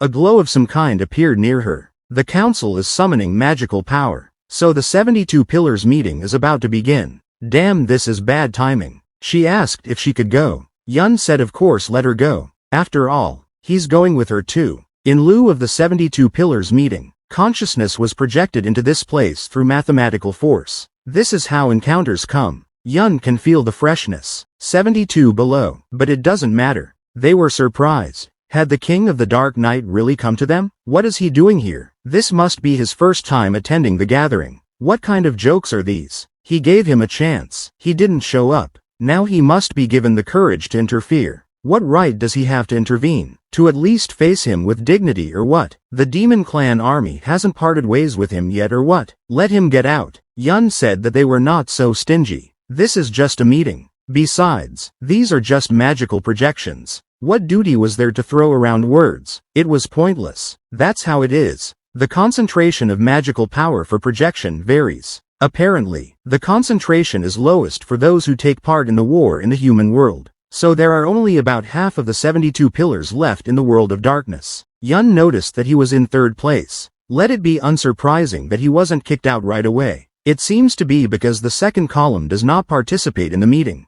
The third pillar, the King of Cleavage, plowed on and asked why they were stirring. Need to end this boring meeting quickly. He still has plenty of interesting things to do. They came to him and said that now that the King of Gluttony is not here, he's the one making the decision. What's that? He's not fulfilling his duties at all. This was spoken by the 37th pillar, the King of Tyrannical Heavens. Who decided it was up to the third pillar, the Demon of Nothingness or what, to make decisions anyway? Probably never heard him say such a thing, and his clan had already contributed military resources by fulfilling their duties. But it's far from enough. Advancement on the front lines has stalled. Now only he can command in advancement. He does nothing but loiter every day. Isn't that too much? But it's none of his business. He's long since tired of these toys of war. Besides, if he raises his voice again, he doesn't mind killing him. The demon immediately calmed down after that. The seventh pillar, Empress Mei Yan, said that there was no need to be so angry, not to mention any prejudice. With love comes forgiveness. It is the only way they will have a future. And she feels that the King of the Dark Night is an interesting person. I wonder who she'll be able to conceive with him. The future is starting to get impatient. Let her stop this vulgar behavior. Let her find out if she is in a hostile relationship with him. They asked him what purpose he was here for.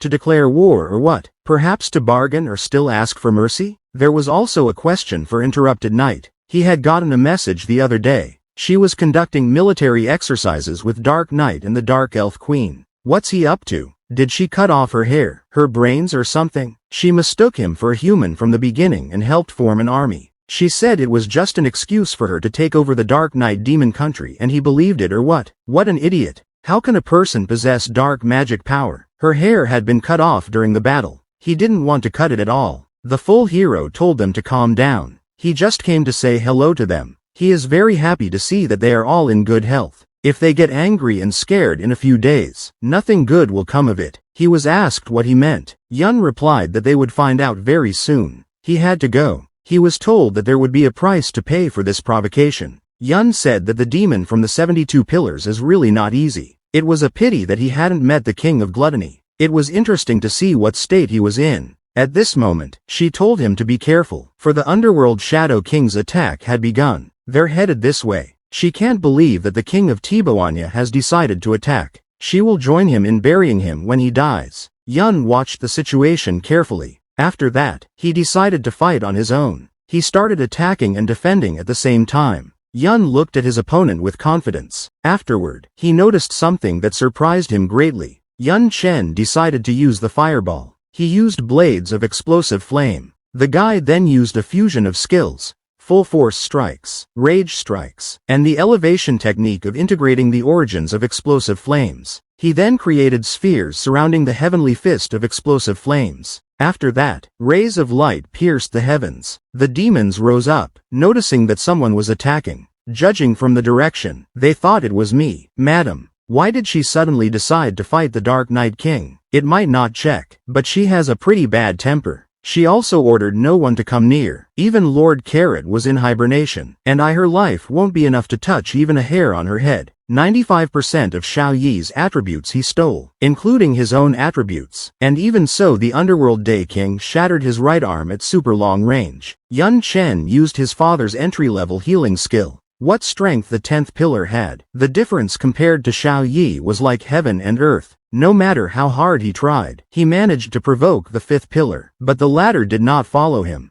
He attended the meeting and replied that it did not matter. Understanding in the organs of suffering, knowing the enemy and knowing oneself are important. Tactics should not underestimate the importance of intelligence. Uncertainty is the worst point. This gave him some insight into the strength of the top 10 pillars. This trip also partially gave him an idea of the other 72 pillars. As he expected, they have their own intentions, and not at all a unified opinion. Yun Chen told her to order her to prepare for the next stage. 10 days later, the central square of the capital was interrupted at night. The crowd didn't understand, for the lady had said that an important announcement would be made and invited all the lords as well as some influential demons. The question was why the demons of Dark Knight and Dark Alpha were here, and did they even have the right to stand next to them? And why is the king of the Dark Knight sitting in the center anyway? Who is he, and is he worthy to be on equal footing with the lady? Judging from his mannerisms, it didn't look like he was taking it seriously, as if he was on vacation, completely naked. Yun Chen at this moment would eat more poison octopus fingers from the death swamp. After consuming it, his wisdom and physique would permanently increase by 8. He would also drink Seber's blood and hearts, which increases his strength by 10. The Dark Elf King told the boy that he should take this official event seriously and watch his behavior. The food was so delicious that he ate it appetizingly. Most importantly, the king emphasized that Yun needed to strengthen his strength urgently. As long as her stomach is empty, he will continue to eat. Unlike the 72 pillar demons who have accumulated huge attributes for 1,000 years, his attributes are too low, and when compared to the Shadow King, he is in the state of tens of thousands of knights. Even Xiao Yi is slightly superior to him.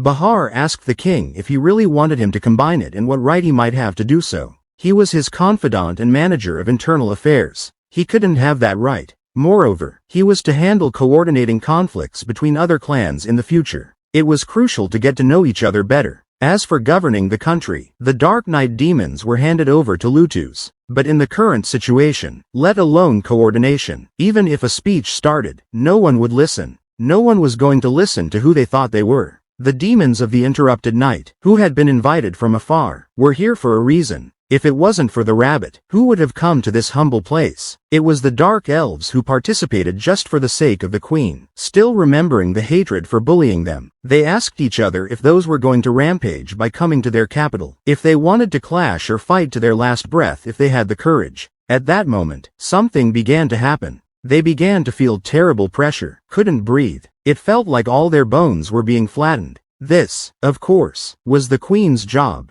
She said that rumors had spread again and promised to rip their tongues out. After saying those words, everyone's attention was immediately drawn to her. The full hero said he could start. He, Bahar, the future representative, announced on behalf of the three rulers that as of today, the three clans, the demons of the interrupted night, the demons of the dark night, and the dark elf clan, were entering into an alliance. The three kings hold the ultimate power in the union to make decisions. From now on, the three clans will share honor. Without honor, all barriers to sharing resources will be removed, and discrimination and internal problems will be eliminated. New laws and bills are introduced to promote equality among the demon clans. Freedom of marriage and love. Violations of the law will be severely punished. The law must be enforced. In addition, taxes will be cut in half and the number of educational institutions will be increased. Compulsory 9-year education will be introduced, and infrastructure construction will be strengthened. They couldn't figure out if they hadn't heard about the alliance between the Dark Knight demons and the Dark Elves, and no one could believe it. The above content represents the will of the three rulers. If they want to add anything, it should be mentioned that the acceptance of it depends on the decision of the three rulers. Someone in the audience burped and said they wouldn't accept it. The power is determined by the Queen of the Dark Elves. Everything was clear, but was the Dark Knight King worthy of being on equal footing with Lady Mishaji? He didn't realize what kind of joke this was.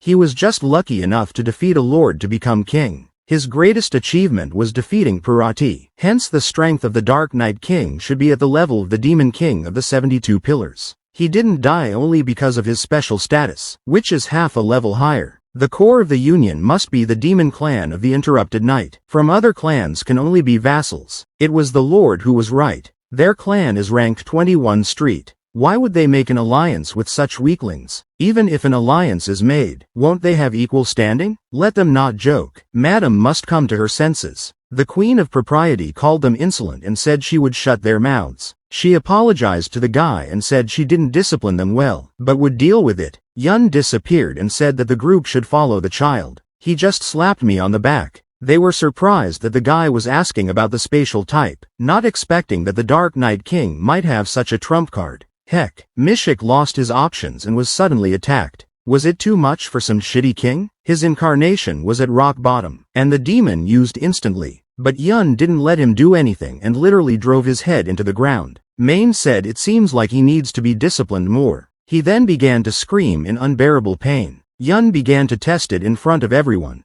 They realized that this was the power of the Dark Knight King. Even if he was like a demon, King Mishik looked like a beast or an untethered dog compared to him. Yun was just sharpening him with his strength like a 72 Pillars demon. A floating demon incarnation could increase the node by 3 times, and even so, he was suppressed by it, which seemed simply impossible. At that moment, one of the demons decided to protect him. He used night absorption, extinguishing the light of the purple lightning. Of course, he was instantly at the side of the protagonist. But at that moment, something extremely surprised him. Yun literally grabbed him with one hand. After that, he attacked him back. He didn't expect this turn of events. His invention rumbled and malfunctioned. He was extremely surprised that Yun possessed the power of the source. Yun started to approach and asked if he too wanted a lesson in discipline. The almighty Dark Knight King asked to visit him, and it was fully supported by the Union who had no objections. The only one who could oppose him was the lady, but she didn't even say a word, so he had no choice. Yun declared that all the demons of the Interrupted Night were listening to him. The King of the Dark Night will make any decision, and anyone who disagrees with him can come out and challenge him. As for the consequences of being challenged, it won't just be a lesson in discipline. Of course, everyone immediately fell silent after that. Strength is revered in this world, and Yun demonstrated absolute power by suppressing all the demons.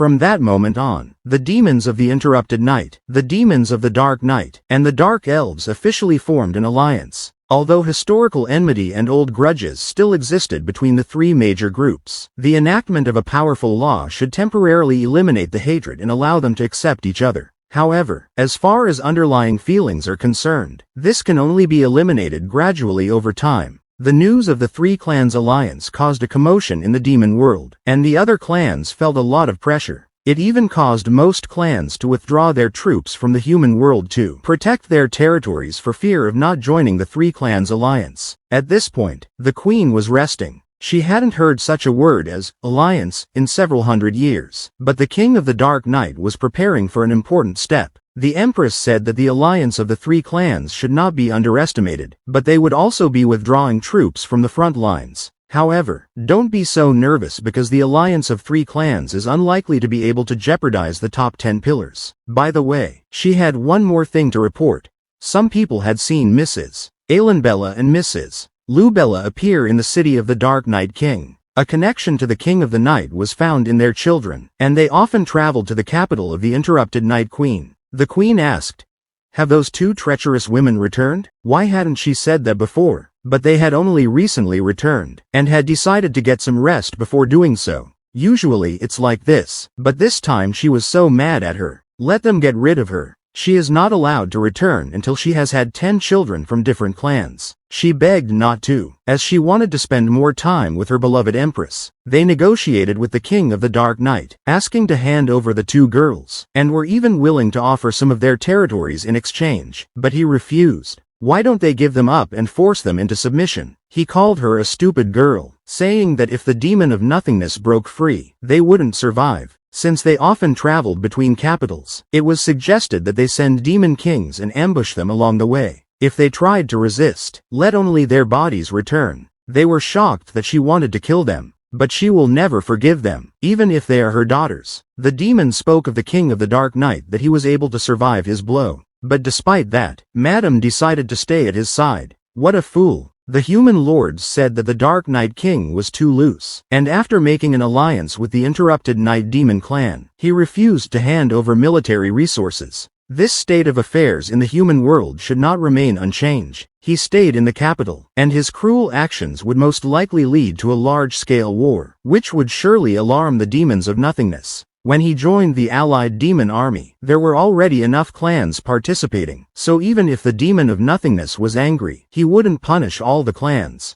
But now, the situation had changed. War is God's will, and all obstacles to it must be destroyed. The demon of nothingness may be powerful, but is he more powerful than God? He is indeed that powerful, but he should realize one thing. God cannot be captured, but nothingness can destroy them all.